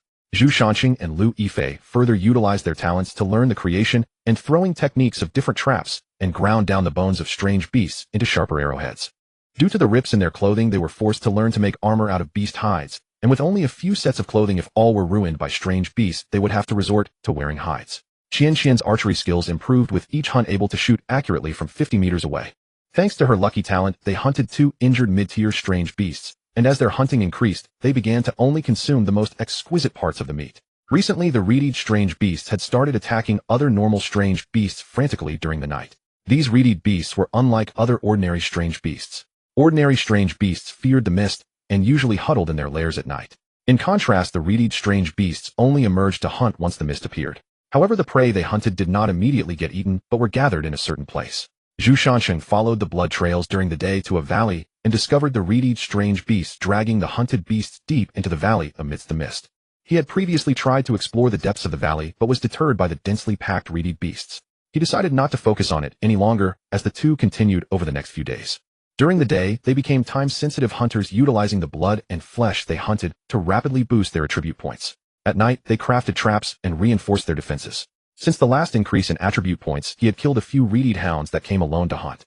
Subsequently, the hounds that appeared were usually in packs and began to attack. They then started to defend against the onslaught of the reedy beasts in droves. Moreover, as time passed, these beasts began to employ tactics, diverting attention to launch sneak attacks on Qian, who was standing on the car roof. After repelling another wave of attacking beasts, Zhu Shanqing lay on the grass, suddenly noticing the moon in the night sky. Just like in Anning village, a hint of crimson appeared, marring the otherwise jade-like moon. Zhu Shanqing quickly rolled over and said to Lu Yifei, who had just come down from the car roof, Qian, we might not be able to stay here for long. The moon in the sky began to turn blood red, which might herald terrifying events. Lu Yifei looked up at the moon and casually remarked, "It's nothing, it doesn't really affect us much." Zhu Shanqing's expression turned serious as he shook his head. Last time in Anning village, 3/4 of the moon turned blood red, and the zombie horde began to evolve then. I suspect that the recent frenzied hunting by the strange beasts is likely related to their beast king needing to advance. Opening the system panel. Name Zhu Shanqing. Race Blue Star Earth Human. Level Mortal Realm 0 tier, you can now assert dominance over low to mid-tier strange beasts. Mentality 100150 node. If below 40, suicidal thoughts may arise. Below 30, one will hear whispers. Below 10, insanity ensues. Resting and eating will gradually restore sanity. Mental 10 normal adults are 5. The higher the mental state, the higher the sanity. Strength 12 normal adults are 5. Constitution 14 normal adults are 5. Higher constitution leads to faster recovery. Skills 7 kill sword technique proficient trap, making beginner, throwing beginner archery, beginner combat skills proficient. The growth of attribute points is not merely reflected in the data on the panel. His 5 senses have become more acute, and his reaction speed surpasses that of ordinary people. The instructor he could never defeat before, now he is able to take on 8 of them. Under the leader's arrangement, these exotic beasts began to learn to utilize tactics. They could no longer just sit idly by. Zhu Shanqing patted his thigh and sat up, saying, Qin, we can no longer be on the defensive. We must take the initiative tomorrow. The only response to him was the faint sound of breathing. Turning his head, Lu Yifei was already sound asleep, her posture twisted and far from the grace of a celestial sister. If the fans on Blue Star saw this, they would most likely unfollow him. In the morning, Zhu Shanqing was awoken by pressure. Opening his eyes, he found Lu Yifei sprawled over him. The awkwardness unique to young men in the morning made him want to move Qin aside. The girl in his arms nuzzled against his chest, murmuring drowsily, what is this thing that feels so foreign? After speaking, she squeezed, causing Zhu Shanqing's body to stiffen momentarily. Qin shifted slightly, releasing her grip. Zhu Shanqing let out a sigh of relief and quickly placed Qin beside him. He stood up and walked outside the camp, completely unaware of Lu Yifei's flushed face behind him. Arriving at the creek, he felt a mix of emotions accompanied by a hint of reluctance. Just as he was about to start overthinking again, Zhu Shanqing raised his hand and slapped himself, the sudden pain reddening his eyes. Holding his face in despair with no tears to cry, the slap from his enhanced strength stung. Previously, he could have endured 10 slaps without batting an eye. After a quick wash, he filled a bucket with water and returned to the camp. Qin was already preparing breakfast. After setting down the water bucket and doing a quick workout, she finished breakfast and drove to the lair of the exotic beasts. The most dangerous place on the prairie, the forbidden area of other exotic beasts, the Death Rift. This is where the canine scale beasts live and also the source of the mist. The mist encompassing the entire prairie seeps out from within the rift and begins to gradually spread across the land. After parking the vehicle, he handed the binoculars to Lu Yifei, beside him draping on his hunter's cloak. After 2 days of hunting, he had already grasped the attributes of this equipment. Hunter's Cloak odor isolation completely conceals one's own scent, preventing beast mutants from locating you through smell, reduces the probability of detection by low-tier anomalies by 50. Lightweight movement speed 8, slightly reduces noise when running or sneaking. Wearing this equipment, as long as he avoided the patrol beast's line of sight, he could enter the depths of the valley. As long as he figured out the Beast King's location, he could carry out an assassination task. Entering the gorge and following the pile of rubble forward, he saw numerous corpses of exotic beasts. A cave large enough for 3 people appeared before him, the stench hitting him hard. A few canine-scale beasts huddled together, and deeper in the cave on a raised stone platform lay a canine-scale beast significantly larger than the others. The exotic beast patrolling the cave entrance curiously sniffed an area of open ground at the cave's mouth, wondering why the scent it had marked had vanished. Zhu Shanqing lay behind a rock, not daring to move. If he got discovered, it would be as if a meat bun was thrown to a dog. There would be no return. Fortunately, that canine beast merely lifted its leg to remark and then ran off into the distance. Watching the nearby dog urine, Zhu Shanqing wiped the cold sweat from his forehead and then carefully exited the cave. He ran towards the mouth of the gorge, and from a distance Lu Yifei saw Zhu Shanqing running out through the binoculars and drove the vehicle over. Once in the car, Lu Yifei asked, "What did you see? Did you spot the Beast King?" After speaking, she sniffed, detecting a faint odor of something foul. Then looking at Zhu Shanqing with a puzzled expression, she asked, "Did you step in dog poop?" Zhu Shanqing shot her a glare, saying that cave was foul, and this is just a scent I picked up. What does stepping in dog poop even mean? What kind of talk is that? At the same time, he quietly retorted to himself, it was just that he almost stepped in dog urine. He took off the hunter's cloak, opened the car window, and the air inside the vehicle instantly felt much fresher. There are probably a few hundred exotic beasts in the entire cave. If they want to act, they can only wait until 12 o'clock, and after authorization to hunt, they will target the Beast King alone. The Beast King's cave has many small passages that we can utilize to trap the Beast King there. Then using the remaining soil bombs from last time, we can blow him up. But won't we also be trapped inside if we enter the passage? Qin asked in confusion. Zhu Shanxing shook his head, explaining that the cave inside is connected, and they could easily escape through the other side. After I set up the soil bombs, you just need to ignite the arrowhead and shoot it at the bombs. The entire process should take no more than an hour and a half, and the remaining half hour should be reserved for escape. After killing the Beast King, we have to leave immediately, otherwise the frenzied horde of beasts will tear us to shreds. Qin nodded and said, okay, I will wait for the right moment to ignite the bomb. Next, it's time to conserve energy and wait for midnight to act. However, Zhu Shanxing furrowed his brow and said he wasn't sure how much the mist would affect them. The mist in the instance is different from the mist on the road. The mist here will not strongly impact us for the time being. It seems that the mist in the instance world is a weaker version, and its effects on the instance world accumulate over time, whereas the mist on the roads is deadly on contact. The two sat quietly in the car waiting for night to fall. Zhu Shanxing suddenly asked Qin, are you afraid? Lu Yifei nodded, and then shook her head again, feeling both fear and no fear. What I fear is facing the terrifying enemy ahead, while what I don't fear is being with you. Moreover, my talent tells me, Zhu Shanxing nodded, saying the contrast between being a big star and a survivor is immense. Your ability to quickly adjust your mindset is stronger than anyone else's. Currently, there are still many people in the survival channel who have never entered the instance begging others for a bite to eat. Lu Yifei tossed her hair back and proudly raised her head, saying, of course. I, Lu Yifei, am a top talent in the entertainment industry, and no setback can bring me down. However, she then lowered her head in a slightly gloomy manner, expressing that she was just a bit worried about her mother and family, unsure of how they were doing. Zhu Shanxing gently patted Lu Yifei's little head and said, as long as we can keep living, there will come a day when we find out news about them. But the premise is that we can wait until that day arrives. I, Zhu Shanxing, must become the strongest, do what I want to do, and protect those I want to protect. Lu Yifei blinked her eyes looking at the man beside her, then shouted loudly, I, Lu Yifei, will become a role model for women in this other world and live a different kind of life. After they had finished speaking, they exchanged smiles, but the future was still long and uncertain. Who could know what lay? Midnight, exactly 12 o'clock. The strange beasts in the canyon began to stir, while Lu Yifei and Zhu Shanxing lay on the stones at a distance from the cave. Tightly pressed against each other, the wide cloak enveloped the two of them. As the mist spread, the Beast King let out a howl from within the cave, signaling the pack to hunt. The strange beasts surged out of the cave like a tide, splitting into different small teams as they rushed towards the plain. Zhu Shanxing, illuminated by the moonlight, looked at the empty cave entrance and turned to Qin, saying, I'm going down to carry out the plan. Once I successfully trap the strange beast, you ignite the bomb. Lu Yifei's face was filled with determination as she said, rest assured my arrow will hit its mark once released. Zhu Shanxing tightened the earth bomb hanging from his waist, took a deep breath with his eyes closed, and turned to move deeper into the cave. The Beast King lay quietly on the stone platform with moonlight streaming into the cave through the gaps above. After confirming the direction, Zhu Shanxing stood up from behind the stone and shouted loudly towards the Beast King, Beast, come over and kill me if you dare, come on. The Beast King opened its eyes, looking at the person before it with confusion. Although it could not understand what was being said, the provocation meant to compete for the mating rights of Xiaohe. Xiaohe was the most beautiful female beast in the entire tribe. Angered by this thought, it let out a roar at Zhu Shanxing and jumped down from the stone platform to pounce on him.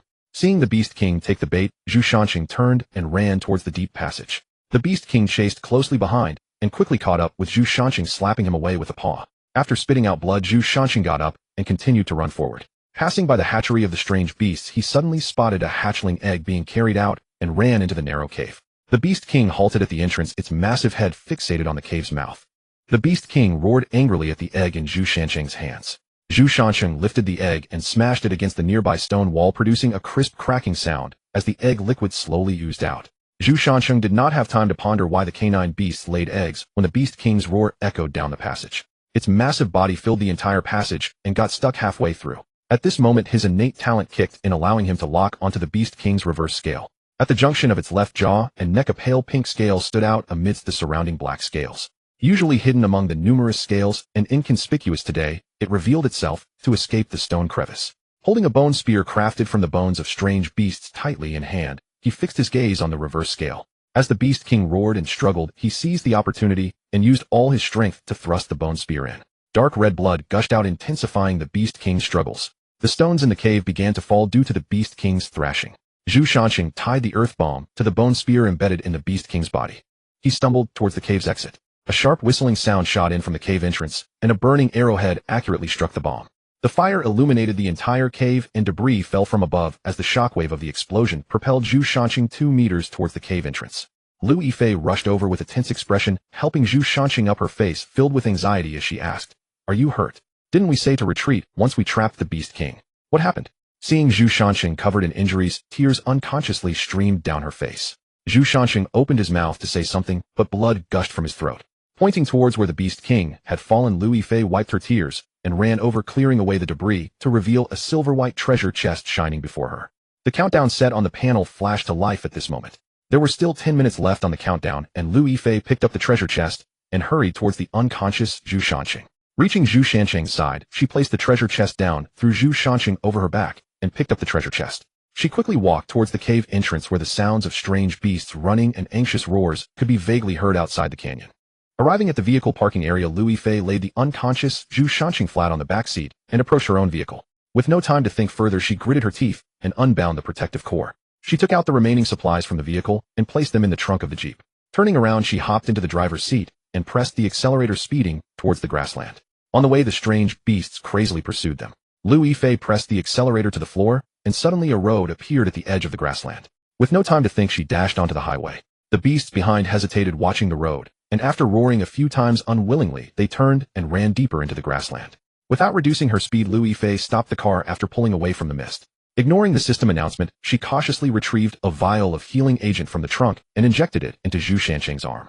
Zhu Shanqing's weak breathing gradually returned to normal, and Lu Yifei finally felt a sense of relief. She moved to the driver's seat, driving while opening the system panel. Due to the poor performance in the past few days, players are now allowed to form teams. Please note that teams without a convoy certificate will not enjoy team bonuses. The protection countdown is 1 day. Tomorrow, disasters will descend, heavy rain. Future disasters will require players to explore on their own. The system will no longer inform. Due to the current low population in the area, the system will merge regions tomorrow. Tomorrow, the highway will undergo a major upgrade. Players should pay attention to system announcements in a timely manner. Li Rong, how did so many people die in one instance? Wang, how they overestimated their abilities. As long as you don't challenge the boss, you should be fine. Zhang Lei, the protection period is almost over. I wonder if the newcomers have any familiar faces. Ma Xiaoan, I think I saw the fairy sister. Zhang Lei, fairy sister. Is it Lu Yifei from Blue Star? Ma Xiaoan, yes, that's her, as she seems to be in our area. The entire area erupted in chaos, with everyone mentioning Lu Yifei and the discussions becoming increasingly inappropriate. Lu Yifei watched the chat for a while, her face turning pale, before she exited the chat channel. She was unclear that without the jurisdiction of law and the restraints of morality, human malice would amplify infinitely. Especially for someone like her who had already gained fame, survival was even more difficult here. In the end, she could only become someone else's subordinate. Lu Yifei glanced at Zhu Shanqing lying flat on the back seat, feeling much more at ease. Here he was her support. The two of them would definitely reach the new world and live better. Night quickly fell, and the previously solitary strange creature, whether due to an increase in numbers or other reasons, had unexpectedly turned into two. The strange beings lunged towards the two of them, but a barrier suddenly rose, isolating them outside. An hour later, the strange beings, unable to breach the barrier, had no choice but to leave in frustration. Lu Yifei held the still unconscious Zhu Shanqing, coldly watching the strange beings retreating fruitlessly outside the barrier. No longer paying attention, drowsiness washed over her, and she fell into a deep sleep. Zhu Shanqing awakened amidst a fragrant aroma, feeling as though he was resting on something soft. He slowly opened his eyes, his gaze gradually coming into focus. Looking at Qianqian, who guarded him and used her legs as a pillow to ensure he slept well, a warm current seemed to flow through his heart. The indifference and resilience he had cultivated in the apocalypse began to soften at this moment. This girl had already carved out a place in his heart. In this uncertain future where life was precarious, everyone lived selfishly for themselves. Only she was willing to give up everything just to take care of his injured self. With his talents, he could have lived well in this world, and Zhu Shanqing raised his hand to caress Qianqian's cool face. Encountering someone in this survival apocalypse who sought nothing but to protect him rather than his resources was more precious than any treasure or talent. Qianqian noticed his movement, instantly straightening her body and sitting up. Zhu Shanqing was caught off guard by her sudden action, causing his head to slip off her leg, and he quickly grabbed her arm. With her dazed eyes suddenly filled with joy, her small voice, still hoarse from just waking up, asked, "How do you feel? Is there anywhere that still feels uncomfortable?" Originally a reprimanding phrase, due to her recklessness transformed into a gentle, "It's okay, I worried you." This simple statement shattered all of Qianqian's pretended strength from the day, and tears as big as beans streamed down her face. From Zhu Shanqing being severely injured and unconscious due to the beast attack, to the thrilling moments of being hunted by the beast pack, and then to the foul language in the chat channel. At that moment, all her strength crumbled, and Lu Yifei tightly embraced Zhu Shanqing, choking on her words as she said, "Zhu Shanqing, I am not afraid of survival in the apocalypse, nor am I afraid of the strange monsters, and I don't care about the rumors, but I truly fear losing you again. Zhu Shansheng looked at Qianqian, who was crying in his arms like a rain-soaked pear blossom, and extended his arms to hold her tightly, saying, "No, that won't happen. From now on, wherever I go, I will take you with me. You are my conjoined twin." Hearing his words, Qianqian couldn't help but laugh for a moment, then gently scolded, "Who is your conjoined twin?" Zhu Shansheng sat up straight and extended his hand toward Qianqian, saying, "Dear Lu Yifei, may I ask if you are willing to be Zhu Shansheng's girlfriend again?" With a smile, Lu Yifei reached out to pull Zhu Shansheng's t-shirt, wiping her tears and snot away. Ignoring Zhu Shansheng's slight twitch at the corner of his mouth, she said, "I will give you one more chance, but you better seize it this time. There won't be a next time." After the warmth, they still had to face survival. Today marked the last day of the 7-day beginner period, the final moment of stability. They had to prepare thoroughly to withstand the unknown dangers. Qianqian, you're lucky to have opened this silver chest. She reached out to take it and casually opened the treasure chest. Instant noodles, 30 watt, a roll of toilet paper, white blue fine iron fork. Note, this fork seems to have an owner. Be cautious when holding it. Space Stone 1 can be synthesized into space energy crystals at a ratio of 1:1. Condensation water device blueprint purple. Owning this means you'll have an endless supply of water with the condensation speed varying based on the environment. Crafting table special purple. Owning this allows you to craft equipment by hand. Such good luck. Have you perhaps invited a substitute to draw for you? Watching Qianqian's fortune and the system's mockery, I shrugged nonchalantly, saying, "As long as my girlfriend has good luck, you're just envious and jealous." I casually picked up the steel fork, disregarding the note. Also, even if deep-sea fisherman Yuan Hua came, this thing would still be mine. It wouldn't work for anyone else. Once it was in his hands, it was his possession. He installed the crafting table into the space trunk. Even stuffing it inside still left ample room. Qianqian approached Zhu Shansheng with a notebook. She spoke, "We currently have food: bread 10 boxes, instant noodles 3 boxes, various snacks, water 15 L, and 30 pounds of beast meat. Basic supplies: iron 3,000, plastic 2,000, fiber 200, glass 20, rope 3. Medical supplies: healing potions 8. Energy: fuel, gasoline 60 L. There are also other miscellaneous items like candles and alcohol lamps." Zhu Shansheng frowned and asked, "The basic resources used for upgrading the vehicle last time are already gone. Where did all these resources come from?" Lu Yifei rolled her eyes at him, saying, "These are the resources from my car. I was preparing to upgrade the vehicle. My poor little white BMW, I'm sorry for you." Zhu Shansheng interrupted the theatrical Qianqian, saying, "All right, stop the act. I didn't see you perform like this in movies." Qianqian immediately flushed and muttered something like, "You don't understand the matters of an artist. As for the water, the condensation device will be ready soon, so no need to worry. The meat needs to be consumed quickly in the next few days, or made into jerky." They still had to pay attention to having staple food. Even coarse grains are more nutritious than instant noodles. "We have already crossed the line of basic survival. The next step is to eat better. Qianqian, the chief steward, you'll be in charge of the logistics for the convoy from now on." Qianqian wrinkled her nose in dissatisfaction, saying, "What chief steward? That's just like being a eunuch. Why want do it? You really want?" Zhu Shansheng asked as he placed the materials on the crafting table, then "I'll let Mengzi take the position instead." "Mengzi? Great. I knew you had feelings for your second task target. You even told me that it's your duty to protect the task target, and the first rule of being a bodyguard is not to get emotionally attached to the protectee." Qianqian glared at him with a puffed-up face, and Zhu Shansheng looked at Lu Yifei, who resembled a little bun, and smiled indulgently, saying, "Z is my friend, but the position of mistress will always be yours. It's up to you whether to accept her." Qianqian nodded in assurance, saying, "Since that's the case, I will reluctantly accept her, as I am the gentle." "All right, my princess. Please come help install the condensation device, and we will be ready to set off." After putting away the supplies they got, the vehicle drove along the straight highway, and this time it felt different, because there was Zhu Shansheng leaned against the back of the seat, flipping through the regional records. The survival count in the top right corner showed 3,000 people. He browsed through the messages, looking at the filthy language directed at Qianqian and the group. His gaze gradually turned cold. Once the beginner period ended, I would ensure that those who spewed such filth would no longer have the ability to do so. In just 7 days, he had already grasped the true state of ordinary players in this region. Over 90% of the players were still stuck in the most primitive survival stage. They lacked professional protective vehicles, sufficient supplies, and even had yet to awaken their talents. During the 7-day protection period, most people were either in fear and confusion, joking around in the chat channel, or wasting time relying on the meager food obtained from treasure chests. They were completely unaware of the true dangers of the misty highway, not knowing that the beginner protection period was merely the final greenhouse. Little did they know that after nightfall today, the bizarre monsters, disasters, and the loss of control of rules would completely engulf all survivors. The night quietly descended upon the highway, the system countdown flowing second by second. 0059, 0321. Midnight of the 7th day, the novice protection period has ended. Survival on the highway officially began. The eerie midnight arrived as expected, and facing the initial anomaly, Zhu Shansheng was no longer the little nobody who could only hide behind a barrier relying on the urine of a child to extinguish the anomaly. His talent now could easily intimidate the initial anomaly. The anomaly was quickly eliminated, yet Zhu Shansheng looked at the unsatisfied Qianqian, feeling a cold sweat break out. This would have made the anomaly dizzy. For the first time, he saw a sense of relief on the anomaly's face. In the morning, he opened his eyes and shook the still sleeping Qian. Qian, awake. Qian, it's time to get up. There's no more protection period today. Qian reluctantly opened her eyes and said, this seat is not comfortable at all. Oh, I didn't sleep well. Zhu Shanqing teased, I wonder who insisted on moving from the back seat to the front seat last night, and insisted on sleeping in the same seat as me, nearly suffocating me.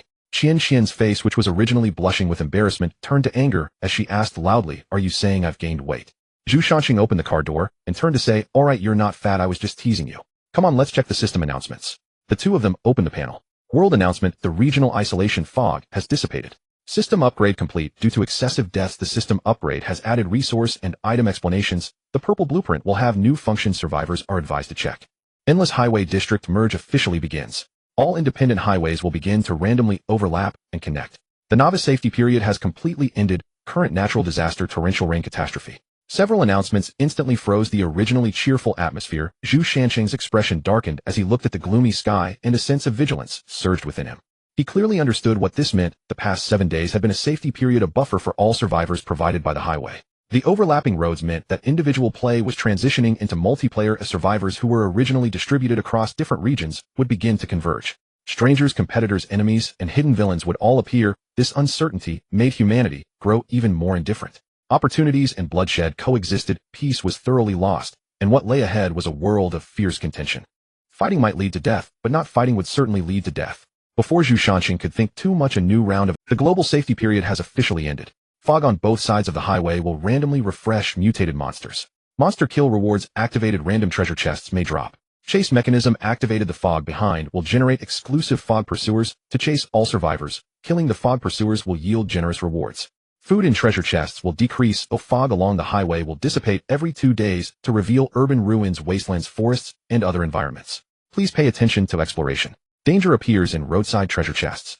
Having read through the announcements, torrential rain began to pour outside the car, the raindrops hitting the roof with a crackling sound. In the chat channel, the system filled the number of participants to 10,000, and the group was lively.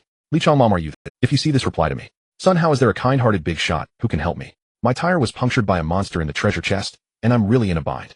Luyan, has anyone encountered fog pursuers? Come out and share. Zheng Shui, looking to buy gasoline, can trade for food. In private messages, Xinia's chat window kept flashing. Boss, it's a pity we aren't in the same region, or I still have 30 liters of water left from last time.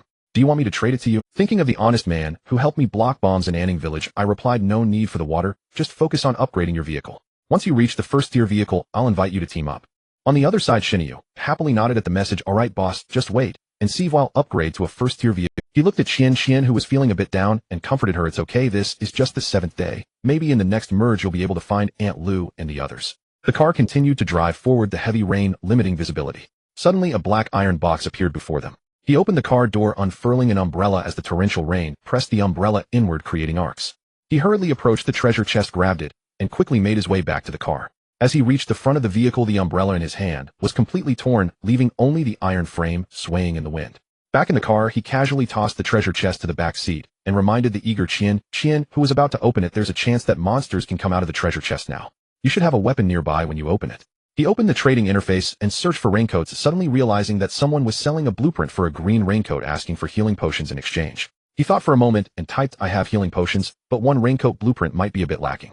Do you have anything else? He thought for a moment and typed, I have healing potions, but one raincoat blueprint might be a bit lacking. Do you have anything else for trade that you could show me? Let's discuss. Inside the car, Chen Juling, clutching her abdomen, was weakly leaning on the steering wheel, blood continuously flowing from her abdomen, making her face appear unhealthily pale. When she saw the healing potions, a glimmer of hope flashed in her eyes, but it quickly faded as she realized she had nothing to offer for the exchange. That green blueprint was something left over from the treasure chest after defeating a monster. It was precisely because of that chest that she had gotten injured and was in such a predicament. Looking at the scattered food items on the other side, Zhu Shanqing frowned. It seemed that this blueprint was also something the other side obtained by chance, so there was no need to proceed with this trade. After all, he wasn't a great benefactor. Just as he was about to close the chat box, he suddenly thought of something and asked the other side, what is your talent? Chen Juling stared at the message from the other side, pausing for a moment. Her expression seemed hesitant, but then she appeared. If she didn't get treated soon, she would be dying. She couldn't care less about revealing her talent.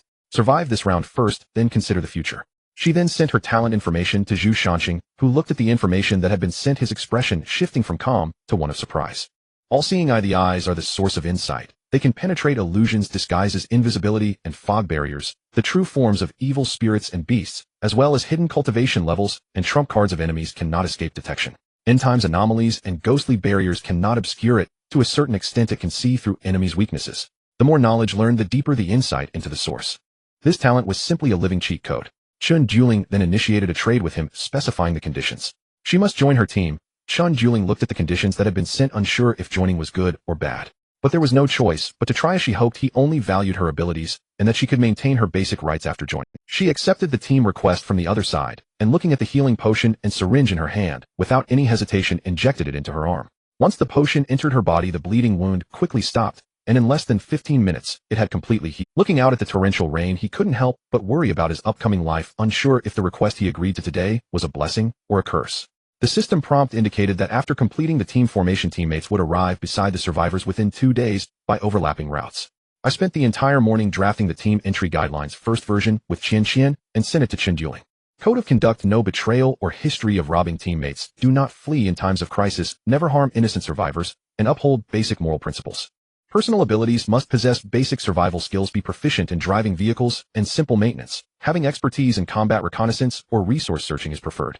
Discipline: follow the orders of the team leader, and management actions must be planned collectively, and those who leave the team without permission or provoke monsters and hostile forces will not be accepted. Discipline: follow the orders of the team leader, and management actions must be planned collectively, and those who leave the team without permission or provoke monsters and hostile forces will not be accepted.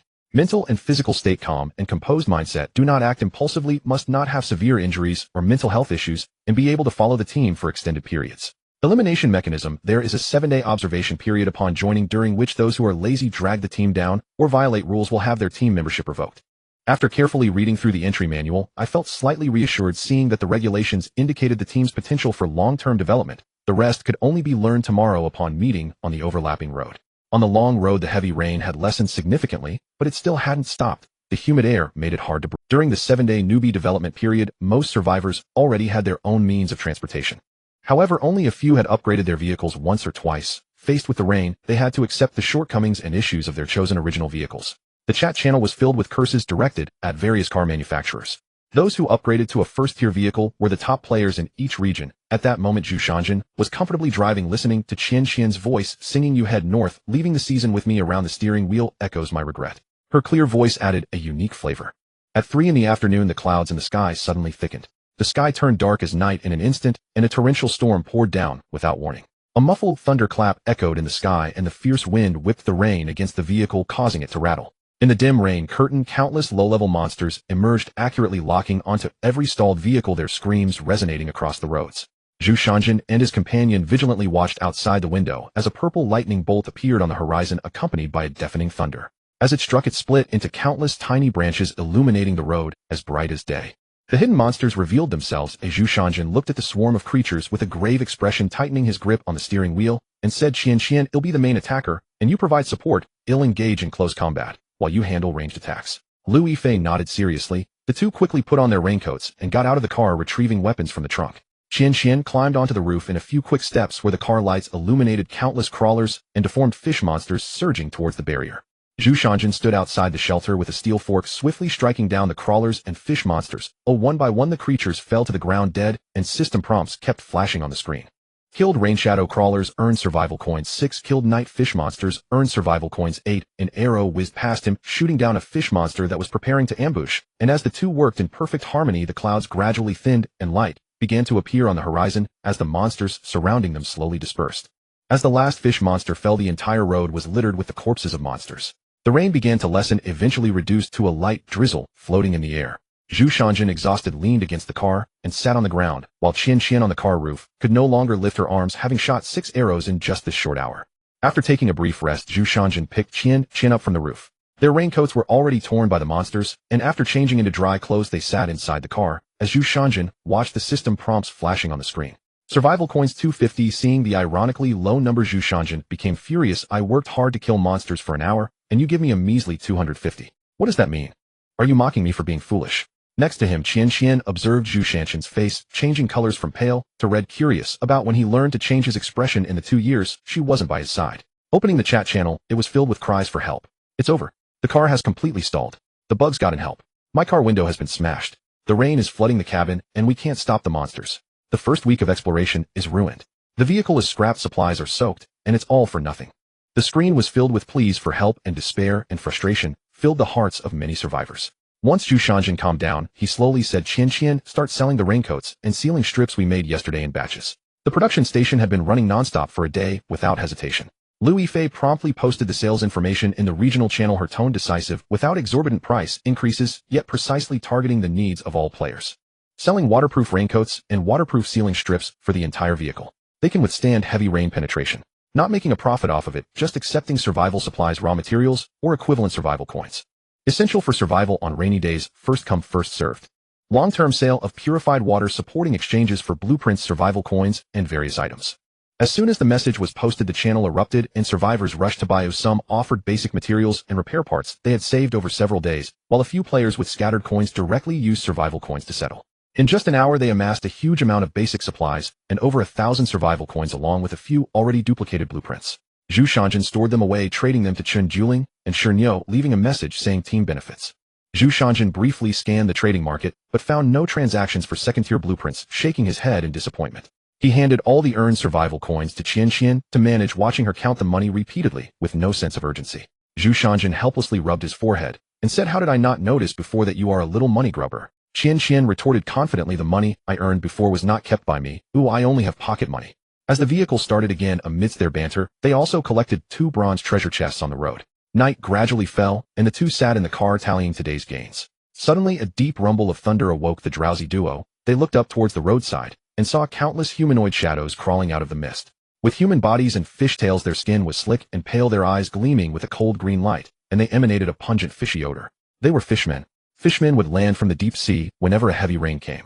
Zhu Shanjin closely examined the information in the bestiary and said, his expression grave. Qian's bestiary recognized that this indicated they were at least mid-tier monsters. Not only on this road where Zhu Shanjin was, countless fishmen crawled up from the mist. The fishmen launched indiscriminate ambushes on the remaining players, and survivors who had not repaired their protective barriers by afternoon faced devastating blows again. On the dark road, splashes of water flew everywhere as Zhu Shanjin controlled the Wrangler, repeatedly crashing into the fishmen. Opening the car window, the two precisely slashed down the fishmen hanging on the vehicle. The battle lasted for 3 hours, completely clearing the fishman horde. As the fishman leader, wearing an ancient crown, fell, the golden system announcement instantly flooded the screen. Detected survivor Zhu Shanjin has annihilated the entire wild fishman tribe, killed the alien leader, and cleansed the aliens. Unlocking the exclusive rare title Nightmare of the Fishmen, you hold the prestige comparable to a leader among the alien tribes. Congratulations on becoming the monster spoken of by alien children. If you don't behave, the Nightmare of the Fishmen will take you away. Title Nightmare of the Fishmen. Quality rare exclusive. Effect increases damage to water-type and fish-type monsters by 20. Adds a mental deterrent against alien races, lowers hostility and disrupts attack rhythm for group alien monsters, and provides a slight all-attribute boost in water combat. The enhancement from the exclusive title allowed Zhu Shanjin's combat power to achieve a qualitative leap. In the rainy night, the wetland and the battle against aliens have given him an unparalleled advantage. As the rain gradually eased, the sale of raincoats and waterproof strips brought him a double harvest of supplies and currency. Most importantly, he established a good reputation in the market, which greatly aided future sales and collection of items. Hunting down the fishman leader granted him the blueprints for second-tier vehicle parts, paving the way for high-tier modifications. Annihilating the fishman tribe earned him a rare title and a significant boost in combat power. Light rain continued to fall, the highway was in disarray, and while all the survivors were still repairing their vehicles, the system announcement rang out. Server announcement: survival advancement mechanism unlocked. Endless highway overlap officially begins. Multiple parallel highway spaces merge, allowing random encounters between players across different segments with a slight increase in resource drop rates. Zhu Shanjin leaned against the modified car, holding a steel fork, tightly staring intently at the area where spatial fluctuations appeared ahead. A green leap, A10 suddenly emerged from the spatial void and stopped in front of Zhu Shanjin's Wrangler as a frail figure stepped out of the car. Her cold face carried a gentle elegance, and she reached out her hand to Zhu Shanjin. Hello, Captain, I am your... The two shook hands, and Zhu Shanjin turned to see Lu Yifei, curiously gazing at them. He then introduced, this is Lu Yifei, the vice-captain of the team. My name is Zhu Shanjin, the captain of this team. Chen Juling stared at Lu Yifei with a naive expression and slowly said, You are Linger, the fairy sister. Lu Yifei proudly looked at Zhu Shanjin and said, Look, these are all my fans, my admirers. Zhu Shanjin touched his nose and replied casually, Then why don't you ask her if she remembers what other roles you've played? Lu Yifei turned to Chen Juling with an expectant look. Chen Juling's face turned red and she opened her mouth for a long and couldn't say a complete word. Zhu Shanjin, who witnessed this, almost laughed out loud while Lu Yifei rolled her eyes. She said to Chen Juling, It's okay, we are already here, and there's no need to worry about big stars or not. At least I've left many classic memories in your hearts. Chen Juling quickly nodded. By the way, you are called Chen Juling, right? Lu Yifei asked nearby. Yes, you can just call me Dudu. Chen Juling replied obediently. Lu Yifei said, alright then, don't call me Yifei Jia anymore, just call me Chen Jia. Seeing the harmonious interaction between the two, Zhu Shanjin finally relaxed. He was afraid that Qian would suddenly explode and make everyone uncomfortable. It now seemed that a week of survival in the apocalypse had completely helped her shed the temper of a pampered princess and begin to transform into a qualified survivor. He could certainly spoil her, but in the face of the unpredictable apocalypse, doing so would only harm her. After a simple exchange, Lu Yifei led Chen Juling towards the leap she had driven here, chatting as they walked. Zhu Shanjin said, you go ahead, I will have a little chat with Dudu. The two vehicles started one after another, and the rain soon stopped with the sun breaking through the thick clouds, shining on the water-stained highway. The three of them sat together eating steaming instant noodles, the warm broth, making them feel cozy all over. The entire area gradually settled into a state of calm. But this tranquility was quickly shattered by a group of unwelcome guests. Two dilapidated off-road vehicles raced down the highway from behind. The vehicles stopped behind the Wrangler, and three young men covered in tattoos and with yellow hair got out. Their gazes were instantly drawn to the two slender figures. Lu Yifei stood by the car, her demeanor cool and aloof, exuding an air of purity as she quietly organized. Beside her, Chen Juling was gentle and serene, her eyes warm and her demeanor composed. Even in the midst of a devastated apocalypse, she still radiated the aura of a refined lady. The two stunning girls standing on the desolate highway were particularly eye-catching. The three yellow-haired ruffians suddenly harbored ill intentions, swaggering over with frivolous words filled with mockery and malice. While this stretch of road actually hides two stunning beauties. Sister, it must be tough after the disaster. Come mix with us, and you will be worry-free. Suddenly one of them shouted loudly, bro, this one seems to be Lu Yifei. Lu Yifei? What Lu Yifei? The fairy sister who played the little dragon girl. The leading yellow-haired guy said, don't be so cold, looking good in the apocalypse doesn't help, why not hang out with us brothers? Filthy words constantly assaulted their ears, and the aggressive posture revealed their lewdness and depravity. Lu Yifei frowned, her face turning cold as she instinctively took a half-step back, protecting Chen Juling behind her. Just as the three of them reached out, a cold voice suddenly rang out. Zhu Shanjin stepped out from behind the car with his hands in his pockets, his gaze icy. If your mouths are dirty, it'll help you wash them out. As soon as he finished speaking, before the three yellow-haired guys could react, Zhu Shanjin performed an American teleportation move and appeared in front of the three ruffians. Three screams echoed, and the three figures fell to the cold highway, covering their mouths. He went to the trunk, took out a baseball bat he had collected who knows when, and gave the three a fiery dragon fruit set. Each kicked the three into the mist beside the road. You have killed survivors 3. Killing enemy players can drop all random personal items. Obtain Blueprint 1 for second-tier vehicle suspension reinforcement, several basic repair parts, emergency, pure water 20, and a blueprint for a sterile hygiene product set, sanitary pads. Zhu Shanjin, organizing the sudden windfall, did not notice the unusual glint in Chen Juling's eyes behind him. A hint of surprise flashed in Zhu Shanjin's eyes. No one expected that these three yellow-haired guys had actually hoarded a large amount of scarce female necessities in their backpacks. Lu Yifei, seeing the dropped items, was slightly taken aback, then her eyes lit up with determination. After the disaster, the entire area was in short supply of resources. Food and fuel were fiercely contested, but clean drinking water and female hygiene products were among the most urgently needed and hardest to obtain essentials for countless female survivors. Ordinary players focused on fighting resources and modification parts, completely ignoring these niche necessities. No one was willing to waste vehicle space hoarding them, and yet these were precisely the most scarce consumable items after the disaster. Hand these supplies to us, Lu Yifei told Zhu Shanjin, her voice crisp and resolute. The whole region is short on water and essential goods. These supplies can be quickly liquidated in exchange for abundant modification parts and survival coins. Zhu Shanjin shook his head and transferred all the purified water and sanitary essentials blueprints to her. He said, resource trading in this region is nearly exhausted. There should be little profit left for the time being. He then looked at Dudu, who was staring blankly at the side, and asked, Dudu, do you have any female friends in other regions? Chen Juling opened the chat channel. Yes, I added a few during previous runs. She turned and asked Cici. I don't. Cici replied with an innocent look. He understood that lone survival in the apocalypse seldom succeeded. Chen Juling was meticulous, perceptive, and gifted, precisely the scarce managerial talent the team needed. He told Cici, from today on, logistics and supplies collection will be Dudu's responsibility. You will coordinate. Great, no more number crunching. Cici raised her arms and cheered. Zhu Shanjin gave a wry look and ignored the attention-seeking Lu Yifei. Dudu, these tasks are yours from now. If you can't handle the load, call me or Cici. Chen Juling said confidently. I can do it. I graduated from Nanhang. This is nothing. Hearing the familiar school name, Zhu Shanjin momentarily lost focus and asked, did you act in Director Su's film? Chen Juling, surprised, asked, Captain, you've seen a film I acted in? I haven't seen it, only the name sounds familiar, Zhu Shanjin sighed. This fuss proves it. I'm wasted working as a security. The bodyguards, in the course of protecting people, ended up holding them close. One could say that apart from Cici, the previous wards had filled every role imaginable. On the eve of crossing over, just as I was about to go see Sister Meng, I arrived here. I wonder how that foolish beauty is doing. After receiving the supplies, Chun Juling sprang into action. She drafted the trade post, at once contacted several familiar female survivors, and pinned the offer at the top of multiple channels. Unlike traders hawking basic supplies and spare parts, her deals were simple, fair, and struck directly at people's pain points. Sterile essentials and potable purified water could be exchanged as needed for various vehicle parts, upgrade blueprints, and survival coins. No price gouging with discounts for bulk purchases. The moment the news broke, every trade channel erupted. After the torrential storms, countless female players had exhausted their supplies and essentials, lacking water and daily necessities, and suffering. Many vehicles were damaged and needed scattered parts, while their owners hoarded surplus rare materials. Chun Juling's stock perfectly targeted the pain points of the women in those channels. Countless players frantically sent private messages to buy, notification windows flooded instantly. She remained calm and composed, methodically processing each transaction with unhurried precision until every item was exchanged. Massive quantities of materials, precision modification parts, fuel, scarce blueprints, and tens of thousands of survival coins streamed into the team's inventory, triggering an explosive growth in resources. Liu Yifei, watching quietly at the side, sincerely admired Chun Juling's initiative. A humble trade in everyday goods, overlooked by others, had catapulted the team's resources far ahead of the rest. All server player combat power, survival points, and resource reserves have been tallied. The Road Survival all-server leaderboard is now live. The leaderboard covers combat power, conquered instance worlds, vehicle levels, and convoy strength, updating real-time across the server. Countless survivors blinked in disbelief and opened the list to inspect it. At the very top, bathed in golden light, an unassailable all-server No. 1, Yuehan Kujinsen. Combat rating 987. Exclusive major event. Vehicle level 2. Exclusive reward regional No. 1 Golden Supreme, chest 1. All server No. 2, Chinguafeng. Combat rating 997.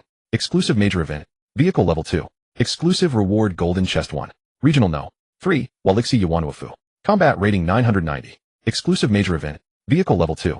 Exclusive reward golden chest 1. When the rankings appeared, the entire server was thrown in. Seeing the server-wide rankings, there was no doubt this was the product of national strength. Switched to regional rankings. Regional No. 1 Zhu Shanshan. Combat rating 900. Exclusive major event. Midnight 12 Urine Annihilation Incident. Visible only to you. Vehicle level 1. Exclusive reward regional No. 1 Golden Chest 1. Regional channels buzzed with discussion while others had their vehicles shattered by the disaster and were left with nothing, struggling to survive. Zhu Shanshan prospered against the wind, solo clearing hordes and leaping far ahead of every player in the region. Thanks to favorable trading prices, Zhu Shanshan had become the region's recognized big shot. No one dared offend the top-ranked player, especially one who provided an environment of fair-priced everyday goods for others. Zhu Shanshan raised his hand and opened the system-issued golden chest.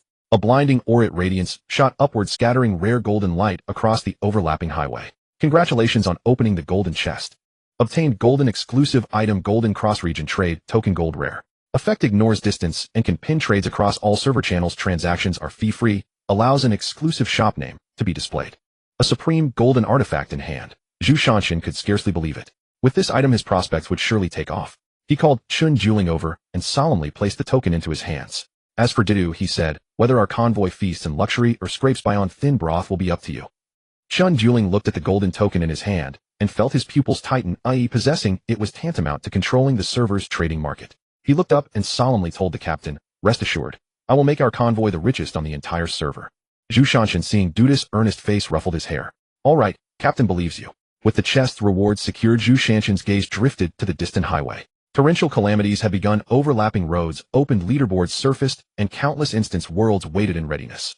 Clutching a golden supreme artifact, vast resources, and a rare exclusive title, flanked by Liu Yifei and Chun Juling as his chief aides, the squad's prototype had taken shape, its combat power and resources utterly dominating the region. The road ahead was fraught and uncertain. Monstrous beasts, instances, hostile players, and powerful foes would emerge in turn, but Shinfeng's highway saga had only just begun. The boy's brilliance was only commencing. The rise and fall of his tale would be decided by himself. Attention, all survivors, the passage to the Myriad Realms has been opened. Vehicles will be sealed upon entry to the Myriad Realms, but may be used normally once on the road. Are you ready? The two women nodded nervously. The system will seal the vehicles. Zhu Shanshan applied to the system. A wave of spatial fluctuation caused the vehicle to vanish from sight. The spatial passage opened and the three of them tightened their grips on their weapons as they cautiously stepped inside, a dazzling light flashing before them. In an abandoned laboratory, the three slowly opened their eyes and a massive screen flickered in front of them. A gaunt face appeared in the center of the screen, and the man in the image began to cough violently. As he spat out a lump of black blood, he appeared much more spirited. If someone is watching this video, then it means I am already dead. Zhu Shanshan's brow furrowed as he stared intently at him. Behind him, Lu Yifei and Chun Dueling stood on either side, their breathing clearly audible in the enclosed laboratory. The video on the screen continued to play. To make a long story short, the man wiped the sweat and blood from his face. The mist is not a natural disaster. It is an invasion of a bizarre. 17 days ago, a virus being researched in a certain laboratory began to mutate with the arrival of the mist, which spread the virus along with it. In the areas shrouded by the mist, a certain entity will appear, zombies along with the original. Bizarre. The video flickered for a moment. Zhu Shanjin exchanged glances with the two behind him, still unable to speak. The man in the video continued, zombies are direct infectees lacking reason and driven only by instinct. However, among them there are those who have mutated, some of whom have even gained intelligence. Suddenly the man's entire face squeezed into the screen, and in a hoarse voice he said, deliver the virus purification solution to the launch device in the city center, and it will radiate the solution into the sky to spread globally. The launch device is located at the top of the launch tower. Remember, the screen began to shake violently again. Trust no one. Go to the underground parking lot. Take the bus. Companions. The latter half of the audio began to distort and flicker, and the video abruptly cut off. A silver table integrated with the floor suddenly opened, and a silver metallic box rose from within. Zhu Shanjin stepped forward to lift the box, which was lighter than he had imagined. Go to the underground parking lot, take the bus, Qian Qian said as Chun Dueling scanned the laboratory. Suddenly her eyes lit up. There was a button. As she approached, she saw that it was labeled as a switch. Zhu Shanjin stepped forward to press it, and a metallic door slowly opened across from them. Taking a deep breath, he held the box in his hands. Let's go. The corridor outside was riddled with signs of destruction, dried blood clinging to the walls, and at the end of the corridor was an elevator. After the three entered the elevator and pressed the button for the one floor, it began to descend slowly. The underground parking lot was larger than expected, with a bus station on the west side of the lot, where a few people stood. By the time Zhu Shanjin and the others arrived, about 10 people had already gathered at the station. Chun Dueling habitually began to observe, noting that the crowd was roughly divided into 3 groups. The first group was themselves. The 3 of them stood in a triangle formation spaced less than a meter apart for quick responses and support. The second group consisted of a blonde woman and 3 men. The blonde woman appeared to be in her early 20s, wearing sunglasses, her figure curvaceous, dressed in a black tactical jacket with a dagger at her waist. The 3 men behind her were armed, one with a machete, one with a steel pipe, and one with a baton. This group stood loosely engaging in conversation, their language resembling that of the Bear Nation. The blonde woman noticed Chun Dueling's gaze, turned her head to look at him, and her lips curled into a slight smirk. The third group consisted of an older woman and 2 older men. The woman looked to be in her 50s, slightly plump, leaning on something resembling a cane, and wearing a faded floral shirt. The 2 older men beside her were one fat and one thin. The fat man carried a bulging backpack, while the thin one held a snakeskin bag. The 3 stood together, seemingly whispering something. Zhu Shanshan's gaze continued to scan the station.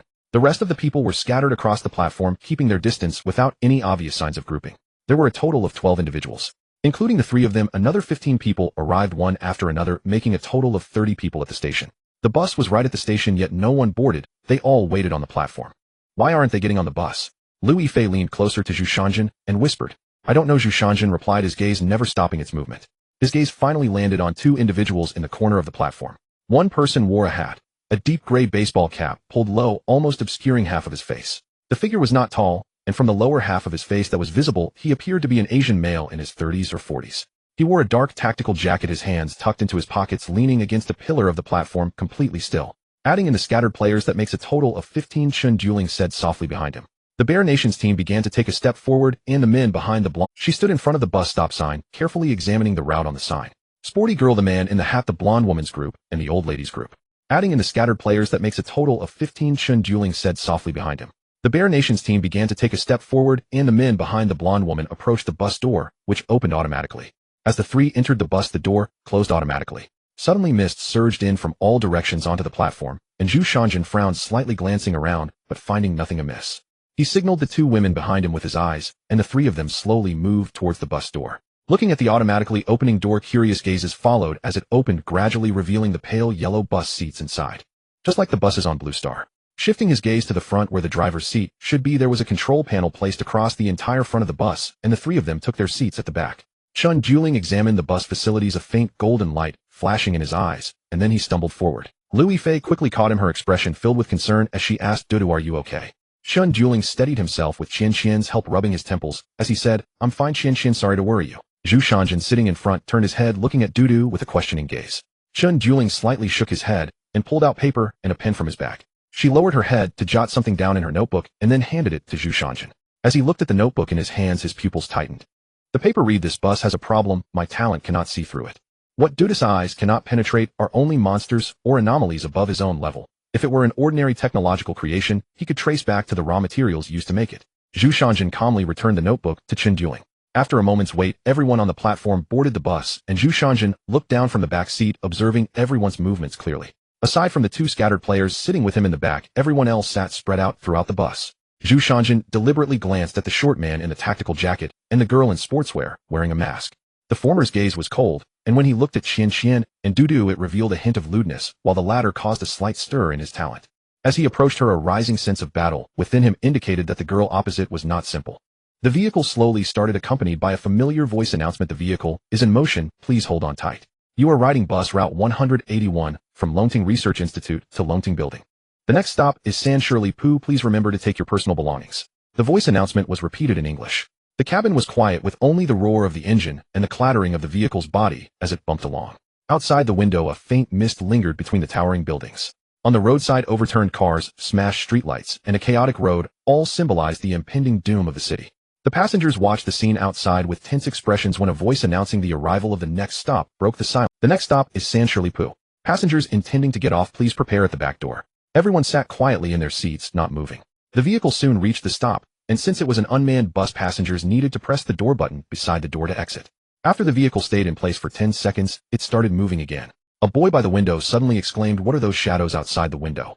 Everyone's attention was drawn to the boy's exclamation, and they all looked out the windows. In the faint mist, many humanoid figures stood slowly, moving in the direction the vehicle was traveling.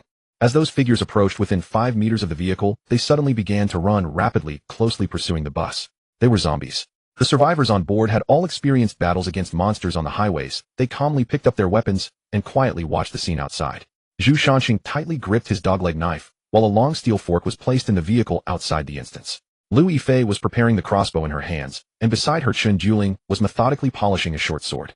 With the accumulation of supplies during the 7-day protection period, almost every survivor had a cold weapon, and there were many weapon trades in the trading post. Zhu Shanxing's truck trunk was filled with various cold weapons, but most were ordinary iron-white weapons. These weapons struggled against mid-tier and above mutant beasts and monsters. For a while they couldn't break through the defense on the opposite side, and after a prolonged engagement, it felt like they were merely polishing the opponent.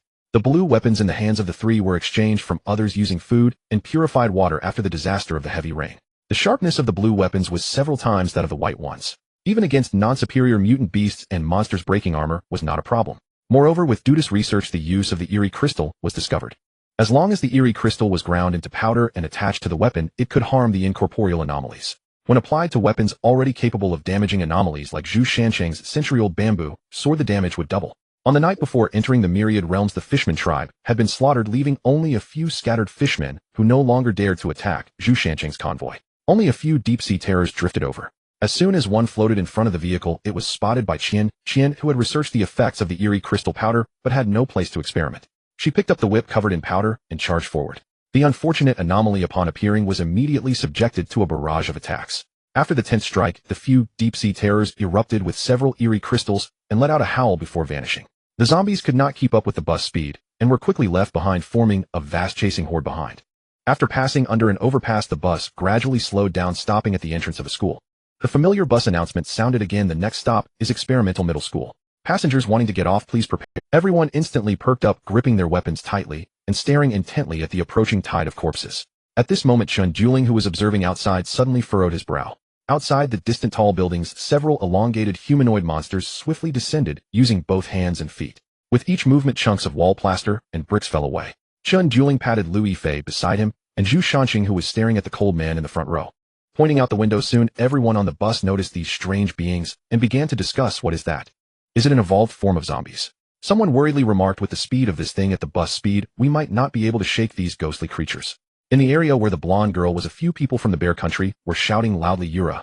A sporty girl wearing a mask tightly gripped a short knife in her hand. In her bright eyes there was no fear of zombies, only excitement for the impending battle. A few evolved beings quickly reached the bus, trampling the zombies along the way. Their long nails slid through the gaps of the bus windows, prying them open. A slender head squeezed through the window, opening its mouth, revealing sharp teeth and a long tongue that emitted an unbearable. Zhu Shanxing swung his knife, decapitating the evolved being that was leaning against the window. The others on the bus quickly joined in knocking down the evolved beings clinging to the vehicle one by one.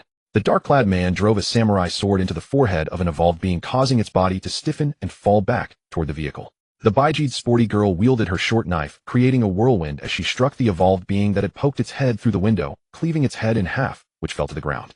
The team formed by the Bear Country citizens surrounded the blonde girl, attacking the evolved beings outside the bus. Meanwhile, the trio with the older lady successfully kept the evolved beings and zombies at bay outside.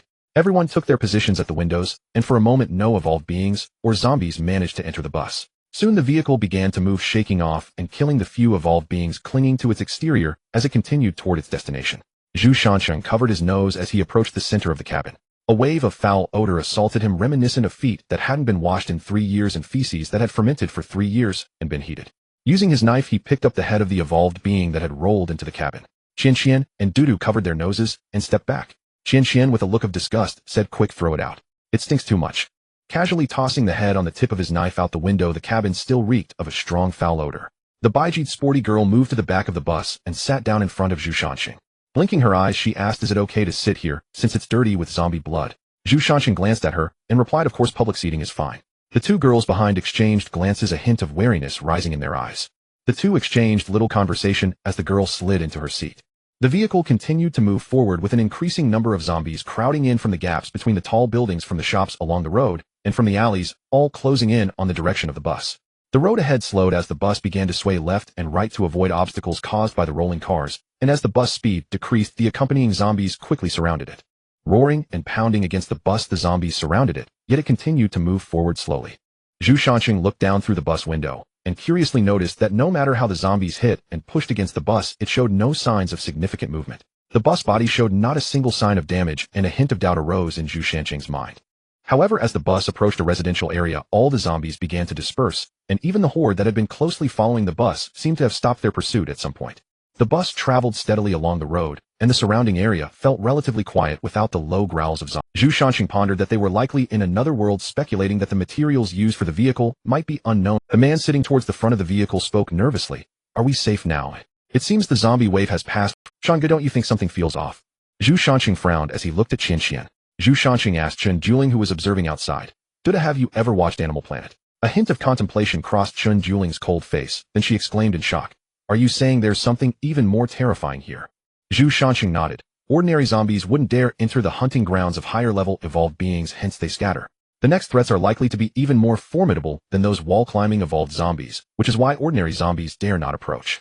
A mechanical announcement rang out emotionlessly. "The next stop is Cultural Palace." Passengers needing to alight. Before the vehicle could come to a stop, a deafening roar echoed from afar, and the surrounding growls began to rise, seemingly in response. Zombies that had previously vanished surged towards the bus from all directions, and not far away, a massive silhouette over 3 meters tall approached step by step, surrounded by the horde. With every step, the giant crushed a group of zombies underneath, and the vehicle was soon surrounded by the tide of corpses. Once zombies surrounded the vehicle, banging against it, while the bus held firm against their assault. The passengers could only place their hopes on the sturdy vehicle as the horde completely engulfed the bus. Outside the window were dismembered zombie limbs and grotesquely distorted faces.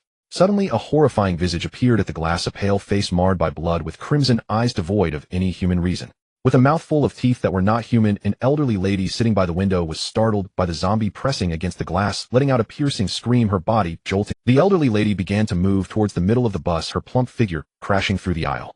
She suddenly stepped on a boy's foot, falling forward in panic, grasping the railing at her hand inadvertently pressed the button to open the door, and with a creaking sound the door slowly opened, allowing the zombies outside to surge in.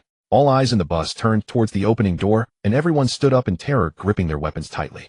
2 middle-aged men who were in line with the elderly lady rushed over to help her up. Without the chance to voice any accusations, the zombies that had crowded into the bus began to shakily rise to their feet.